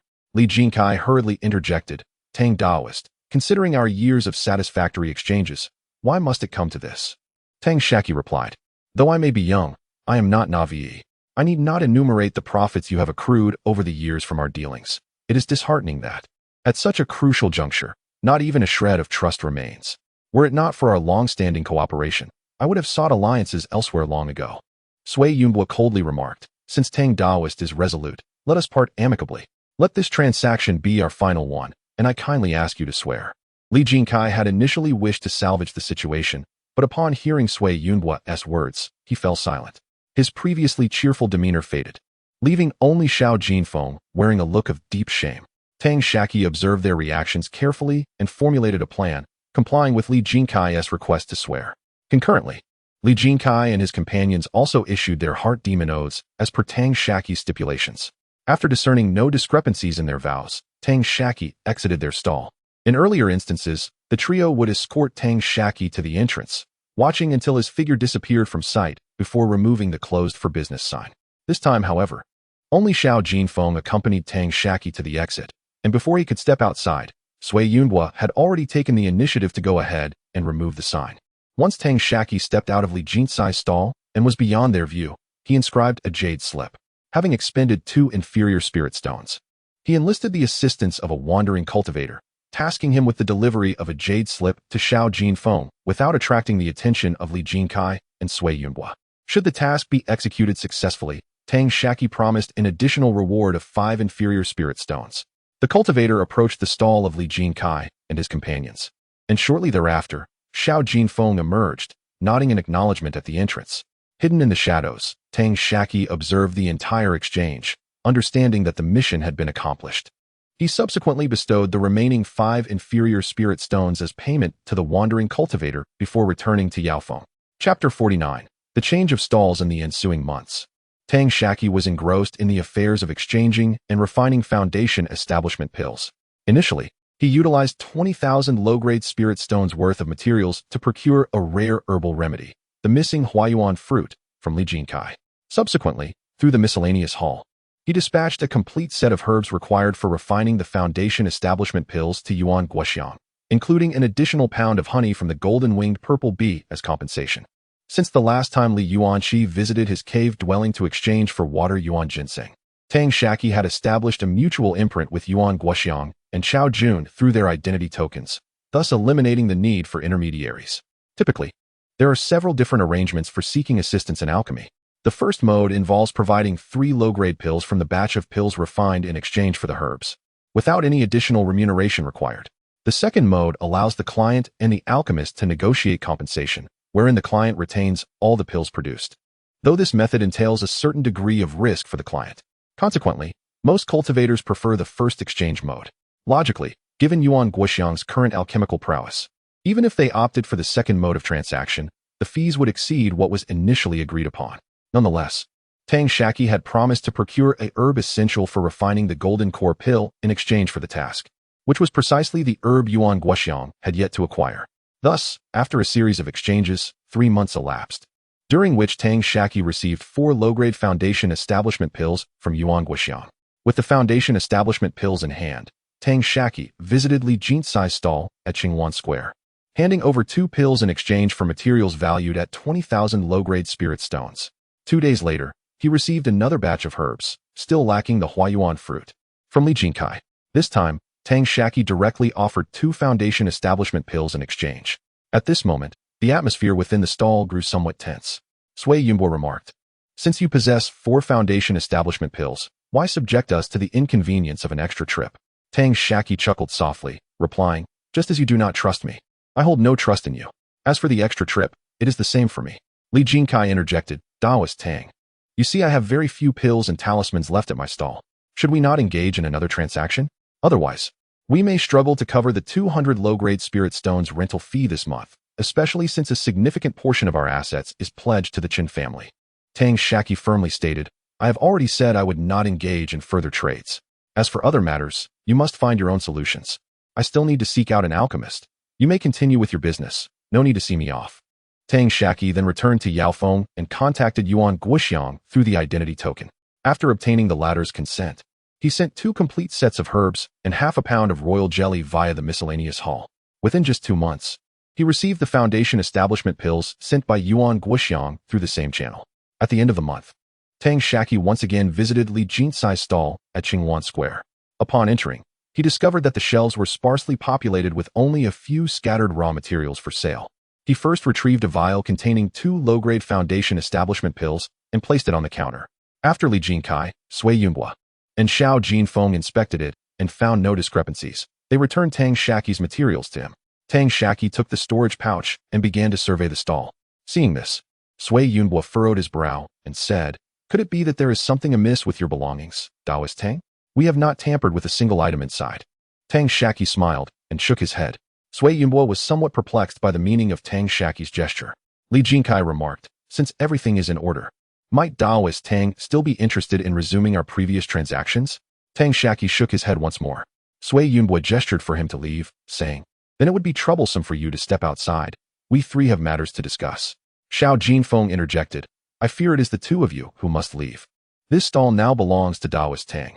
Sui Yunbo and Li Jinxai exchanged incredulous glances, with Sui Yunbo pointing at Xiao Jinfeng and exclaiming, "Have you 2 been scheming together all along?" Tang Shaqi frowned and replied, "Daoist Sui, despite our failed business, must we resort to such harsh words, forsaking our past camaraderie?" Li Jinxai chuckled, "Daoist Tang, you possess great cunning. No wonder Brother Xiao chose not to compete with us for the foundation establishment pill, but instead opted for this stall and some raw materials as compensation. It turns out the mastermind behind it all was you." Xiao Jinfeng added, "Indeed, first of all, I am merely a practitioner at the 12th level of qi refinement, yet to achieve the great perfection of qi refinement. Secondly, even if I wished to contend, I could not stand against the 2 of you. Do you truly think I was unaware that you had reached an agreement?" Sui Yunbo said, "So you conspired with this Daoist to obtain the stall and raw materials as compensation?" Xiao Jinfeng replied, "You speak as though this stall holds immense value. Even if I did not secure it, today would be its last day. It would change hands tomorrow regardless." Li Jinxai remarked, "I should have anticipated this. How could you suddenly present a sum of spirit stones to extend the lease for another year? It seems you had long since allied yourself with Daoist Tang. But I fail to understand why Daoist Tang, who previously collaborated so well with us, would choose to partner solely with Brother Xiao." Tang Shaqi responded, "Did we collaborate so well? Since you claim it, Daoistly, I must concede. In truth, I hail from a humble lineage, not a pampered scion of a grand family. Do you comprehend my meaning? Sui Yunhua nodded. Indeed. There were some unreasonable aspects in our previous pricing. Future collaborations can certainly be negotiated. Xiao Jinfeng interjected. You are mistaken. It is not I, Xiao, who collaborates with Daoist Tang, but rather Daoist Tang has employed me, and henceforth, I shall work for him. Sui Yunhua and Li Jinkai ceased their conversation, tidied up a bit, and departed from the stall. Initially, the three had collaborated to rent this stall, each selling their own goods and sharing the rent. Later, upon encountering Tang Shaqi, they divided the profits according to the proportions of the raw materials each had sourced. Ultimately, they parted ways. Li Jinkai and Sui Yunhua left, while Xiao Jinfeng remained behind. Reflecting on past events, Xiao Jinfeng couldn't help but feel a sense of nostalgia. Tang Shaqi handed the storage pouch containing materials valued at 20,000 low-grade spirit stones to Xiao Jinfeng, saying, From now on, you shall be the steward of this stall. Do not underestimate it. Although it may appear diminutive, ostensibly a mere stall, in reality, it bears little distinction from a small shop, remarked Xiao Jinfeng. Shall I pledge a heartfelt vow? With such abundant resources, are you not concerned I might abscond with the funds? Tang Shaqi replied, No need. I place my trust in my own discernment. In our previous exchanges, initially, they did not employ any trickery. However, the subsequent raw materials they procured were merely acceptable at best, whereas those you have sourced consistently exemplify superior quality, indicating your foresight. Xiao Jinfeng continued, Truth be told, I did not contemplate so deeply at the outset. I merely thought that since the proprietor has made it easier for me to acquire resources than before, I must devise a way to uphold this transaction and not dishearten the owner, lest it ultimately falter. Tang Shaqi concurred. Indeed, it is your reliability that I have taken note of. Henceforth, there is no need to continually refer to the owner. I shall call you Brother Xiao. And you may address me as Brother Tang. Xiao Jinfeng protested. That is not appropriate. After all, I am merely an employee of the owner. Tang Shaqi insisted. We do not operate under an employer-employee dynamic. Rather, we are partners.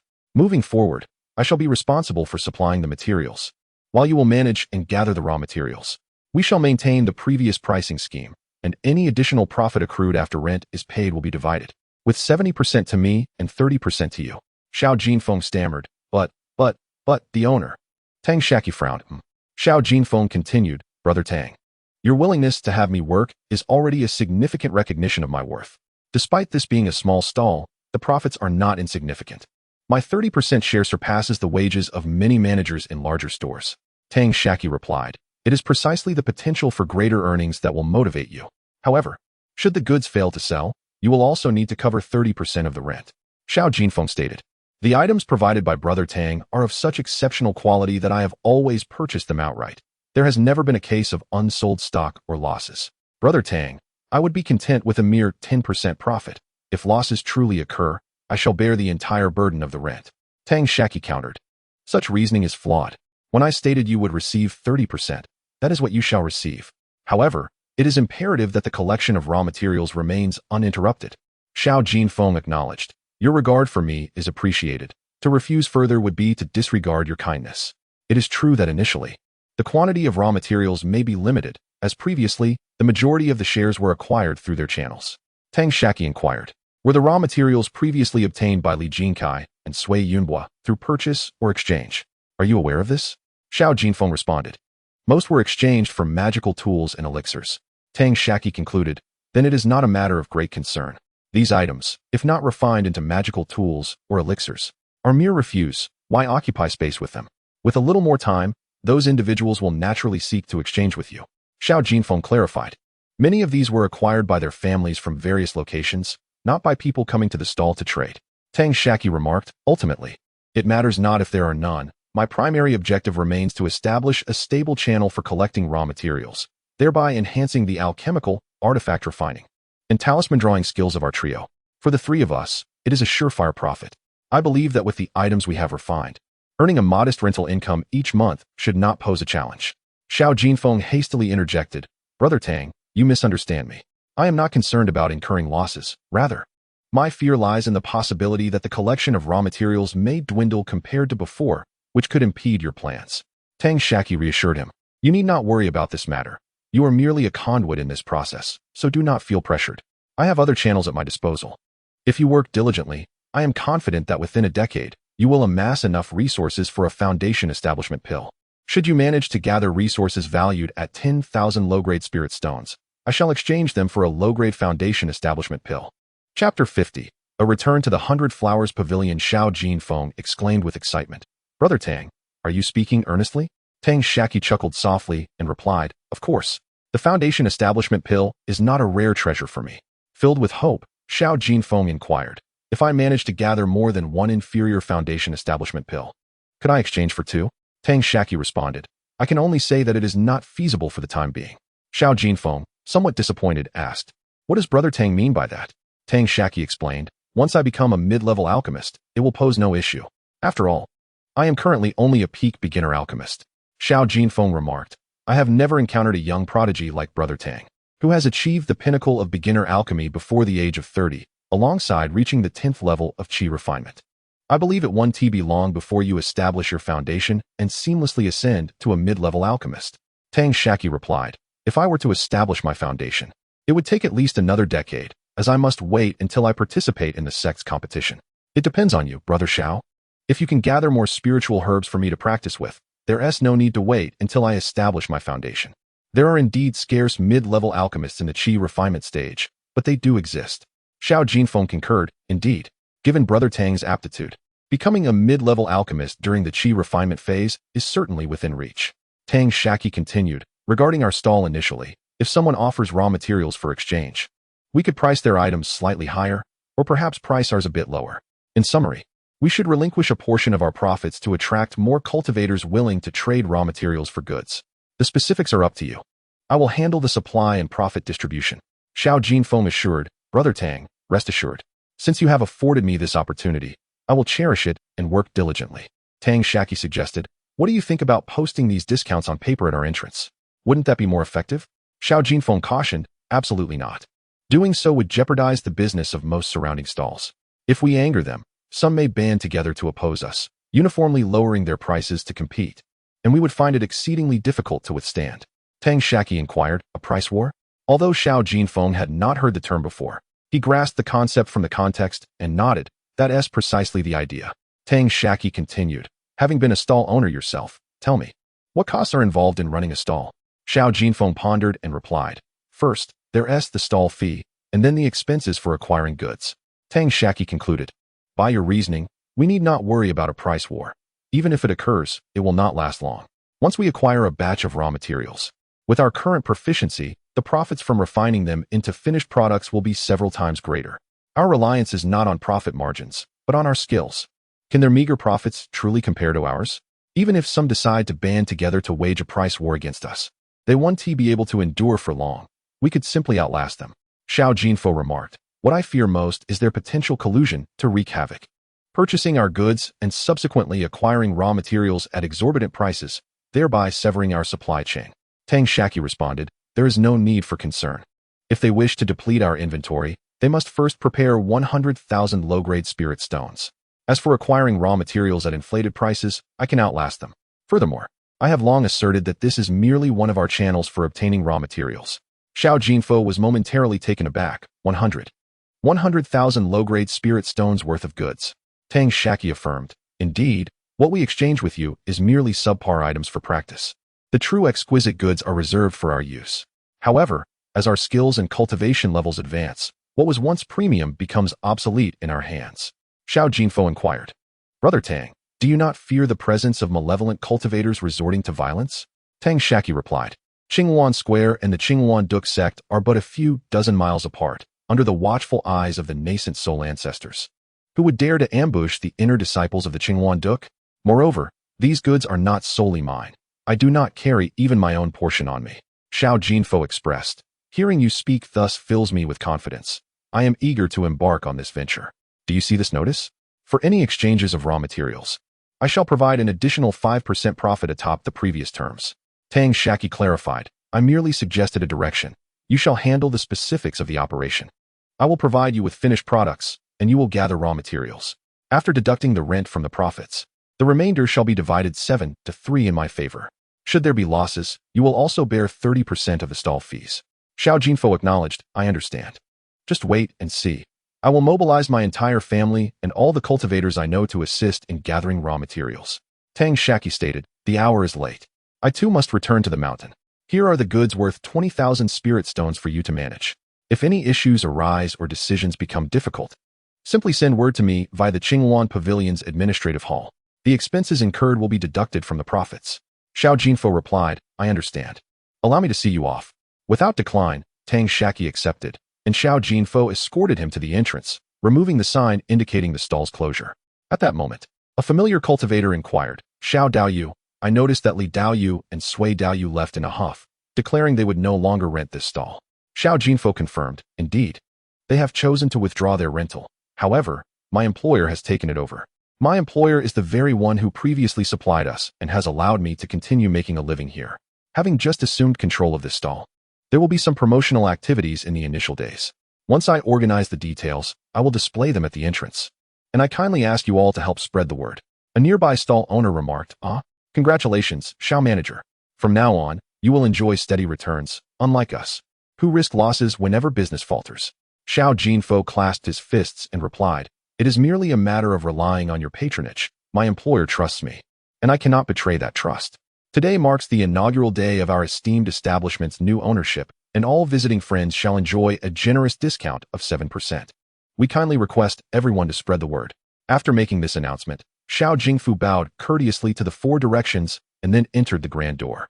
Some cultivators who had been observing at the entrance followed him inside, including several local vendors. Tang Shaqi did not return directly to the Qinghuan dueling pavilion, but instead resolved to explore the larger shops. Although he had assistance in gathering materials, the quality was rather mediocre, primarily consisting of abundant but basic resources for crafting mid to late-stage elixirs, magical artifacts, and talismans. Rarely did he encounter materials for creating perfected elixirs, let alone those of higher caliber. Nevertheless, there were occasional surprises.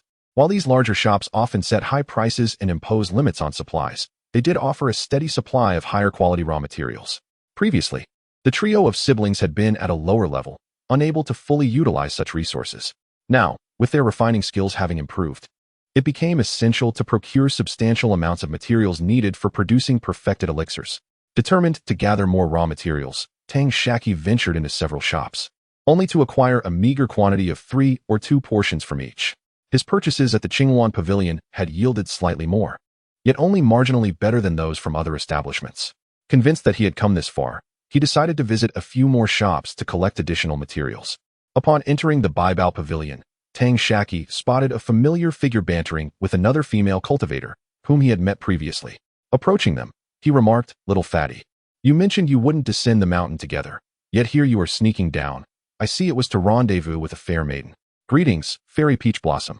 Your beauty surpasses even that of the past. Little fatty appeared flustered, as if caught in a transgression. Just as he was about to explain, he stammered. Brother Chi Tang Shaqi interjected, A graceful lady is a worthy match for a gentleman. Little fatty, you have grown. I am genuinely happy for you in finding someone you cherish. Little fatty, in disbelief, responded, Brother Chi, are you being sincere? Tang Shaqi affirmed, Of course. This is not the place for idle chatter. Shall we retreat to the Baiwa Pavilion for a drink? Sounds delightful. What say you, Fairy Peach Blossom? Little fatty queried. Fairy Peach Blossom replied, As you gentlemen decide, I shall follow your lead. With a casual wave of his hand, Tang Shaqi declared, Then it is settled. Off we go. I have rented a puppet beast for transportation. What about you two? Little fatty, slightly bashful, replied, I have rented a 2-person beast cart. Very well. Let us meet at the entrance of the Baiwa Pavilion, Tang Shaqi instructed. He arrived at the Baiwa Pavilion ahead of them, requested a private chamber upon entry, and ordered the company of fulling, forgoing any spirit wine or delicacies. He merely instructed the front desk manager to inform Little Fatty and Fairy Peach Blossom to join him directly in the reserved chamber upon their arrival. Fulling guided Tang Shaqi into the chamber, where they took their seats. Tang Shaqi retrieved some spirit wine and food from his storage pouch, and Fulling arranged them carefully. Filling their cups, Fulling raised her glass to Tang Shaqi, saying, It has been quite some time since you last visited me, young Master Tang. Since the last time I indulged in young Master Tang's exquisite spirit and delicacies, I find myself unable to relish the food in our establishment. I have eagerly awaited his return, and at long last, young Master Tang has graced us with his presence. Just behold how I have slimmed down during this period. Just as I have begun to readjust to the culinary offerings here, he arrives once more. Is he here to torment me? Tang Shaqi chuckled and remarked, It seems to me that you have not slimmed down at all. Rather, You appear to have gained a bit of plumpness. Fuling retorted, how can you be so vexatious? Young master, this is not. Oh dear. As she spoke, Fuling turned her face away, partially concealing it with a handkerchief, a blush adorning her cheeks. Though Tang Shaqi was well aware that her display was largely theatrical, he found himself captivated nonetheless. With a smile, he inquired, what do you mean by this is not? Your words are so vague. How am I to understand? Chapter 51. The affection of the chubby one. Fuling gently tapped Tang Shaqi and remarked, young master, you are incorrigible. Do you not understand the heart of a young lady? How can I utter such embarrassing words? Tang Shaqi, still with a radiant smile, leaned closer to Fuling and whispered, I cannot foresee the future. Your words are so vague that I cannot grasp their meaning. Fuling, feigning anger, shot him a glare and then said, it is not that I do not admire you, dear sir, but rather I hope you would visit me more often, and thus I used the pretext of food. Oh, how can I utter such shameful words? It is truly mortifying. Tang Shaqi replied, that is easily remedied. I shall visit often. Even if it means redeeming you from your current predicament, I would not hesitate. Fuling inquired, are you truly sincere, young master? I, a mere willow in the wind, feel unworthy of your attention. If you could simply visit me more regularly, I would be utterly content. You have already spent so many precious spirit stones on me. It pains my heart.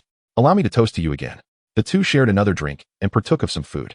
Tang Shaqi asked, has young Master Chen visited recently? Fuling covered her face with her hand, pretending to wipe away tears, and lamented, so you were not here to see me, but rather to inquire about affairs. Which truly saddens me. Tang Shaqi reassured her, how could that be? I was merely asking out of curiosity. If you would rather not discuss it, we shall refrain. My sworn brother shall be arriving shortly. If the Peach Blossom Fairy were to see you in this state, she would surely mock you. Fuling retorted, your brother is far more devoted than you. Unlike you, who has not visited for ages, he comes 3 to 5 times a year, each time bringing beautiful garments and jewelry for Sister Taohua. You finally come to see me, and yet you speak of others. Tang Shaqi conceded, it is my fault. How about I toast to you as an apology? Fuling responded, I dare not accept such an offer. To be honest, your visit brings me immense joy. It has been so long since you last came that I have begun to feel a sense of longing. Thus, I shall toast to you once more. At this point, Fuling had nestled into Tang Shaqi's embrace, her delicate arm raised, holding the wine cup to her lips before offering it to him. Tang Shaqi accepted it without hesitation and drank deeply. Just then, Xiaopeng burst through the door. It was only after Xiaopeng and Taohua entered that Fuling seemed to notice their presence. She quickly straightened up from Tang Shaqi's embrace and gently pinched his arm. Xiaopeng promptly brought over 2 cushions and set them beside Tang Shaqi's table, seating himself directly across from him, with Taohua snugly beside him. Xiaopeng declared, it is always delightful to be in your company. There is never a shortage of delectable food and drink. Taohua, please eat freely, do not hold back. Did you not always say that the food here is subpar? Enjoy yourself. Tang Shaqi chuckled, indeed. Fairy Taohua, do not be shy. Indulge yourself. Fuling added, it is rather pitiful that I have been here so long without anyone encouraging me to eat more, and instead, they merely remark on my weight, as if they fear I might consume their share. Tang Shaqi laughed, oh dear, what shall we do? I neglected my dear Fuling, and for that, I am at fault. Allow me to serve you some dishes. No, it would be better if I fed you myself. Tang Shaqi used his own chopsticks to pick up a piece of dried meat and offered it to Fuling. As she consumed it, she appeared as if she had just committed an unspeakable act, her face flushing crimson. Under the light, her beauty became increasingly enchanting. Even Tang Shaqi, despite his numerous experiences on Earth in a past life, found himself momentarily captivated. Fuling exclaimed, young master, those are your used chopsticks. Oh dear, how embarrassing. Tang Shaqi replied, what is yours is mine, and what is mine is yours. Seeing this, the chubby friend chuckled, Brother Chi has never treated a girl this way before. Fuling, you are indeed fortunate to have captured his favor. Fuling responded, young Master Zhang only teases me. Young Master Tang is remarkable, and I cannot fathom how many celestial maidens from noble sects are infatuated with him. I am but a humble willow. How could young Master Tang possibly take notice of me? Otherwise, he would not have taken so long to visit. How can I compare to young Master Zhang and Sister Taohua, whose bond is as strong as gold? He visits her 3 to 5 times a year, each time bringing gifts. Just look at those earrings, hairpins, and jade bracelets that young Master Zhang has given her. Tang Shaqi laughed. I never would have guessed, chubby. I still lack a decent hairpin, and you, my friend, appear to have no regard for the opposite sex. Taohua interjected, young Master Tang, please do not jest at our expense. You are a person of great ambition, which is why you are so occupied. Otherwise, you would visit Sister Fulling more often. The group engaged in light-hearted banter for over 2 hours during their meal. After several prompts, Tang Shaqi reluctantly took his leave from the 100 Flowers Pavilion, accompanied by the reluctant Chubby. They returned the puppet beasts and beast card, collected the remaining spirit stones, and exited the Qingwan Square. Both mounted their respective mounts, Mantu and Machio, and rode in silence for several miles, an unusual occurrence for them. Chubby could no longer contain himself, and said, "Brother Chi, I did wrong. Please scold me, but do not sulk in silence." Tang Shaqi paused before replying, "You have done nothing wrong. I have simply been neglectful in my care for you. Besides, it is entirely natural for young men and women to have affections. You have grown, and it is the age for such matters." Chubby gasped what? He had envisioned various reactions from Tang Shaqi, such as a fierce reprimand or a silent treatment, or perhaps a heartfelt admonition. In short, he presumed Tang Shaqi would disapprove of his relationship with Tao Hua, particularly given her status. To his surprise, Tang Shaqi showed no opposition whatsoever. Tang Shaqi retorted, "What are you gasping for? Am I some vain hypocrite? As long as you, Chubby, are happy, nothing else matters." Chubby exclaimed, "You nearly frightened me. I thought this was the calm before a storm, and you were preparing to lecture me." Tang Shaqi responded, "Are you afraid of my lectures? Whatever happened to your courage? Sneaking off to partake in flower wine without my knowledge? Flower wine is one thing, but you have even grown fond of a girl. Tell me, have you lost your innocence? Since my childhood, I have reminded you that many profound techniques require a pure young body for mastery. Even in the foundational stage, a youthful physique offers advantages." Xiao Pang interjected, "Brother Chi, what are you talking about? My feelings for Tao Hua are genuine, rooted in affection yet restrained by propriety. We are truly in love." Tang Shaqi scoffed, "A pile of dry wood and a handful of hay can easily ignite with just a single spark. When did you and this Tao Hua become close?" Xiao Pang replied, "I was on the verge of forgetting her, but after returning from Lu Yunfang, I inexplicably found myself at Baihua Go. Perhaps, as you said, I just wanted to converse with a stranger. Upon entering, they paired me with Tao Hua for drinks. Before I knew it, we were deep in conversation, and to my surprise, she still remembered me after all this time. With so many others absent, it was Tao Hua who remained. I felt a connection between us, so I visited a few more times, until..." Tang Shaqi interrupted, "Until today when you encountered me, right? I'm not angry about other matters, but I am upset that you didn't confide in me. What is the matter? Are you afraid I would disapprove or look down on Tao Hua?" Xiao Pang hastily assured, No, Brother Chi, you are the most open-minded." Tang Shaqi continued, "So, you genuinely have feelings for this Tao Hua?" Xiao Pang, slightly embarrassed, nodded while pretending to focus on the road, yet stealing glances at Tang Shaqi. Tang Shaqi probed, "Are you certain that Tao Hua truly cares for you and isn't merely using you as a means to an end, coaxing you into spending or gifting her?" Xiao Pang exclaimed, "Tao Hua is not that kind of person. We are sincerely in love. She told me that since we began our relationship, she hasn't accompanied anyone else." Unbeknownst to him, his voice had initially risen before tapering off. Tang Shaqi, however, keenly observed, "My foolish younger brother, you lack confidence, don't you? How about this? Leave the rest to me. If Tao Hua is sincere, I will find a way to secure her freedom, all right?" Xiao Pang gasped, "What? Brother Chi, please don't harm her." Tang Shaqi reassured him, "Rest assured, I would not act carelessly towards someone who might become my sister-in-law." Xiao Pang grinned, "Of course. Brother Chi is the most reliable." Yet he pondered, "But how can we gather so many spirit stones to redeem Tao Hua in such a short time?" Tang Shaqi replied, "Do not concern yourself with the spirit stones. When has this ever been your burden to bear?" Xiao Pang sheepishly smiled, "That's true. With Brother Chi around, I need not worry about these trivial matters." Tang Shaqi affirmed, "Indeed, I owe you for my past life. However, while you need not fret over these minor issues, there are still matters that will require your concern." Xiao Pang inquired, "What other matters?" Tang Shaqi stated, "First and foremost, can Tao Hua withstand the trials ahead?" Xiao Pang reassured, "You need not worry. Tao Hua will undoubtedly endure any test." Tang Shaqi said, "What do I have to worry about? This is your own affair. There are certain matters we agreed upon beforehand. During this period, you must not seek her out. If Tao Hua is insincere, merely deceiving you into spending as a mere guest, you must not allow yourself to be infatuated with her any longer." Xiao Pang replied softly, "I understand." Tang Shaqi continued, "If Tao Hua fails the test, you need not trouble yourself so much. However, if she passes, you will find yourself burdened with many concerns." Xiao Pang inquired, "And why is that?" Tang Shaqi responded, "You must consider how you will explain this matter to your parents, as well as to my elder brother, your adoptive father." Chapter 52, Details of the Gamble Little Fatty. With a sorrowful expression, implored, "Brother Chi, Why don't you help me talk to them? If you speak, they will not oppose. Tang Shaqi responded. What happened to your earlier confidence? If you lack the conviction to persuade your own parents, I advise you to abandon this endeavor. Clenching his fists with determination, little Fatty asserted, I will not give up. Tang Shaqi replied. Then you should carefully consider how to convince these elders. I know their personalities, and it may be quite challenging. Little Fatty insisted, we are genuinely in love. I believe that appealing to their emotions and reasoning will lead them to agree. Tang Shaqi remarked, it seems that the peach blossoms have yet to withstand the test. Why are you so anxious? Little Fatty protested, Brother Chi, you are teasing me. Tang Shaqi retorted, of course. Just having a bit of fun with you. What is wrong with that? I am still reeling from the fact that you concealed such a significant matter from me. Furthermore, you crafted a hairpin and accessories without even informing me. It's disheartening. Little Fatty exclaimed, how could I forget? I could never overlook you, Brother Chi. That was merely a trial piece. I wasn't entirely satisfied with it. I promised to create some exquisite items for you. Otherwise, how could I possibly be worthy of the title of senior brother of our Medicine Peak, the White Dog Taoist? Tang Shaqi teased. If only those junior brothers and sisters could see their esteemed second senior brother, the Mad Dog Taoist, in such a state. TSK. It would surely tarnish your image in their eyes. Little Fatty challenged, halt.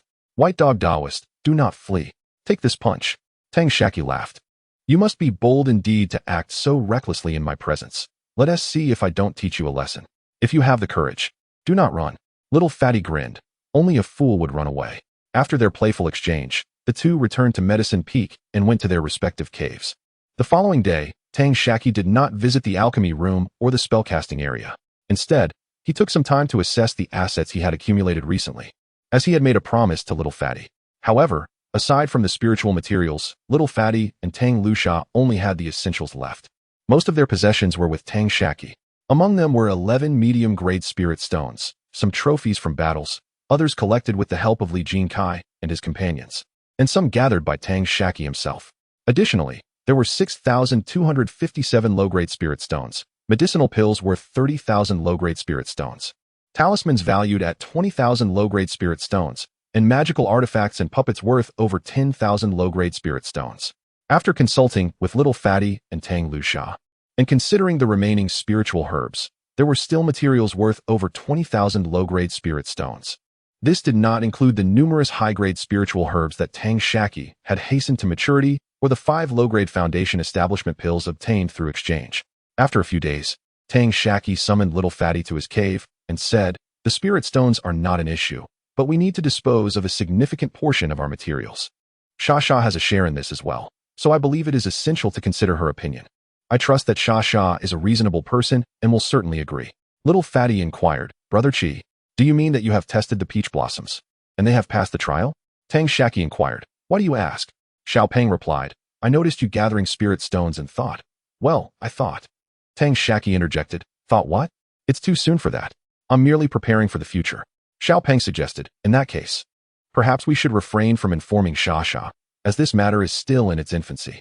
Tang Shaqi remarked, are you concerned that should this endeavor fail, Xianxia might mock you?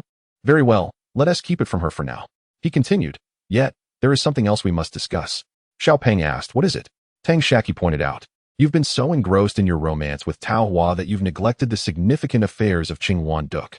Xiao Peng, feeling a bit embarrassed, admitted, I have indeed been somewhat remiss lately. Tang Shaqi pressed, setting that aside. Your cultivation hasn't faltered, has it? Xiao Peng quickly reassured him, rest assured. I am well aware of this matter. I wouldn't dare let my cultivation slip. Tang Shaqi affirmed, very well. Let us wait for Xianxia to arrive before we discuss further. After a brief interlude, the bell at the door chimed.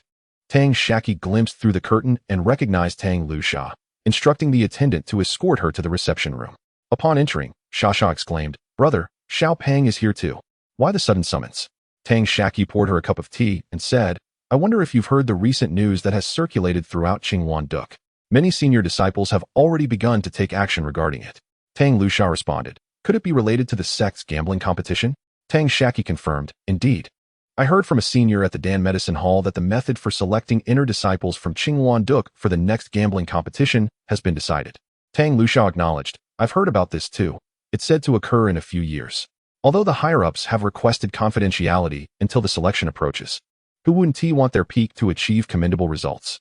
Thus, the selection method has circulated through various channels. Tang Shaqi urged. Please share what you've learned at the main peak regarding the selection method, and I'll compare it with what I've gathered at the medicine peak so we can strategize accordingly. Tang Luxia explained. The selection method I heard at the main peak is as follows. A total of 100 disciples will be chosen from Qingwan Duk. Each peak sets its selection criteria to choose 100 inner disciples, while outer disciples will be selected through arena contests, culminating in a total of 1,000 candidates. These 1,000 will then be placed in a closed environment. The specifics are unclear, but ultimately 100 will be selected. Tang Shaqi remarked. That aligns with the information I've received. However, I also consulted the library regarding this upcoming sect competition and spoke with Elder Li and the others. I can roughly deduce the final selection method. Xiao Pang inquired. What is the selection method? Tang Shaqi retorted. Do you remember the external disciples assessment? How are inner disciples selected? Little Fat replied. Are you suggesting that we are to be cast into some secret realm and our gains will determine who participates in the sect's gambling contest? Tang Shaqi affirmed. Precisely. Little Fat questioned. Wouldn't that be excessively cruel to us disciples? Would it not hinder the unity of the sect? Tang Shaqi explained. This is merely a hypothesis based on the format of the upcoming sect gambling contest. Not only our 6 major sects, but many first-tier sect families will also participate. A total of 1,000 disciples will engage in the contest, with each of our 6 sects dispatching 100 disciples, while the remainder will be divided among other families and sections. Little Fat remarked. It appears that the numbers are quite substantial. Our 6 major sects don't hold much of an advantage. Tang Luxia added. I have also seen this in the library, in addition to us humans. The beast from the Beast Mountain will send some high bloodline first-tier beasts as well. However, they will not partake in our human gambling. Little Fat inquired. Why are the beasts getting involved? Tang Shaqi revealed. It is said that the gambling contest will take place within a high-level moongrade formation, situated on a high-grade spiritual vein equivalent to 16 basic intermediate spiritual veins. This location lies deep within the Beast Mountain, and only our 6 major sects possess the method and critical items to enter. Little Fat exclaimed. No wonder the beasts from the Beast Mountain want to share. He continued. I have also heard that this formation can only be activated once every 2 decades, but what treasures lie within that warrants such global contention? Tang Shaqi responded. It is said that this treasure site once housed the caves of over a dozen transformation stage cultivators, along with some of their disciples, all of whom mysteriously vanished overnight. Among these transformation stage beings were humans, beasts, and both chi refiners and body refiners. The formation is filled with countless spiritual herbs, as well as innumerable treasures and high-level cultivation techniques. Little Fat pondered. How long has this trial been ongoing? The treasures within must have long been cleared out by high-level cultivators. Tang Shaqi countered. Since it is a high-level moongrade formation, even without a host, it can slay cultivators of the transformation stage. Only those below the foundation establishment stage may enter during the formation's activation. Anyone who exceeds the chi refinement stage in their magical power will be actively obliterated by the formation. Little Fat asked, so? Does that mean there are still plenty of treasures awaiting our acquisition? Tang Shaqi cautioned, do not view this matter too optimistically. While any acquired technique will indeed belong to you, all other items must be surrendered to the sect. The sect will grant you contribution points based on what you submit and may reward you with foundation establishment pills and other treasures. Even for technique inheritance, it is best to make a copy for the sect. Little Fat queried, why is that? Tang Shaqi clarified, if the sect does not already possess the technique, they will bestow a substantial amount of contribution points as a reward, potentially even granting a golden core. Little Fat wondered, how many beasts will also venture in to seek resources? Do the spirit beasts we carry count as a quota? Tang Shaqi replied, the demon beasts also number 1,000. As for the quota, they allocate it themselves. The spirit beasts carried by us human cultivators do not count towards the quota. Xiao Pang inquired, could it be that demon beasts also use spirit beast bags to bring their own into the trials? Tang Shaqi responded, I am not certain about that. I believe the senior members of the sects have already considered these matters when they negotiated with them in the past. They must have imposed restrictions on this issue long ago. Xiao Pang said, that's a relief. It means there are only 1,000 cultivators and 1,000 demon beasts. Tang Shaqi elaborated. Do you think that every human cultivator and demon beast participating in the trials emerges each time? Those that do not emerge reproduce within.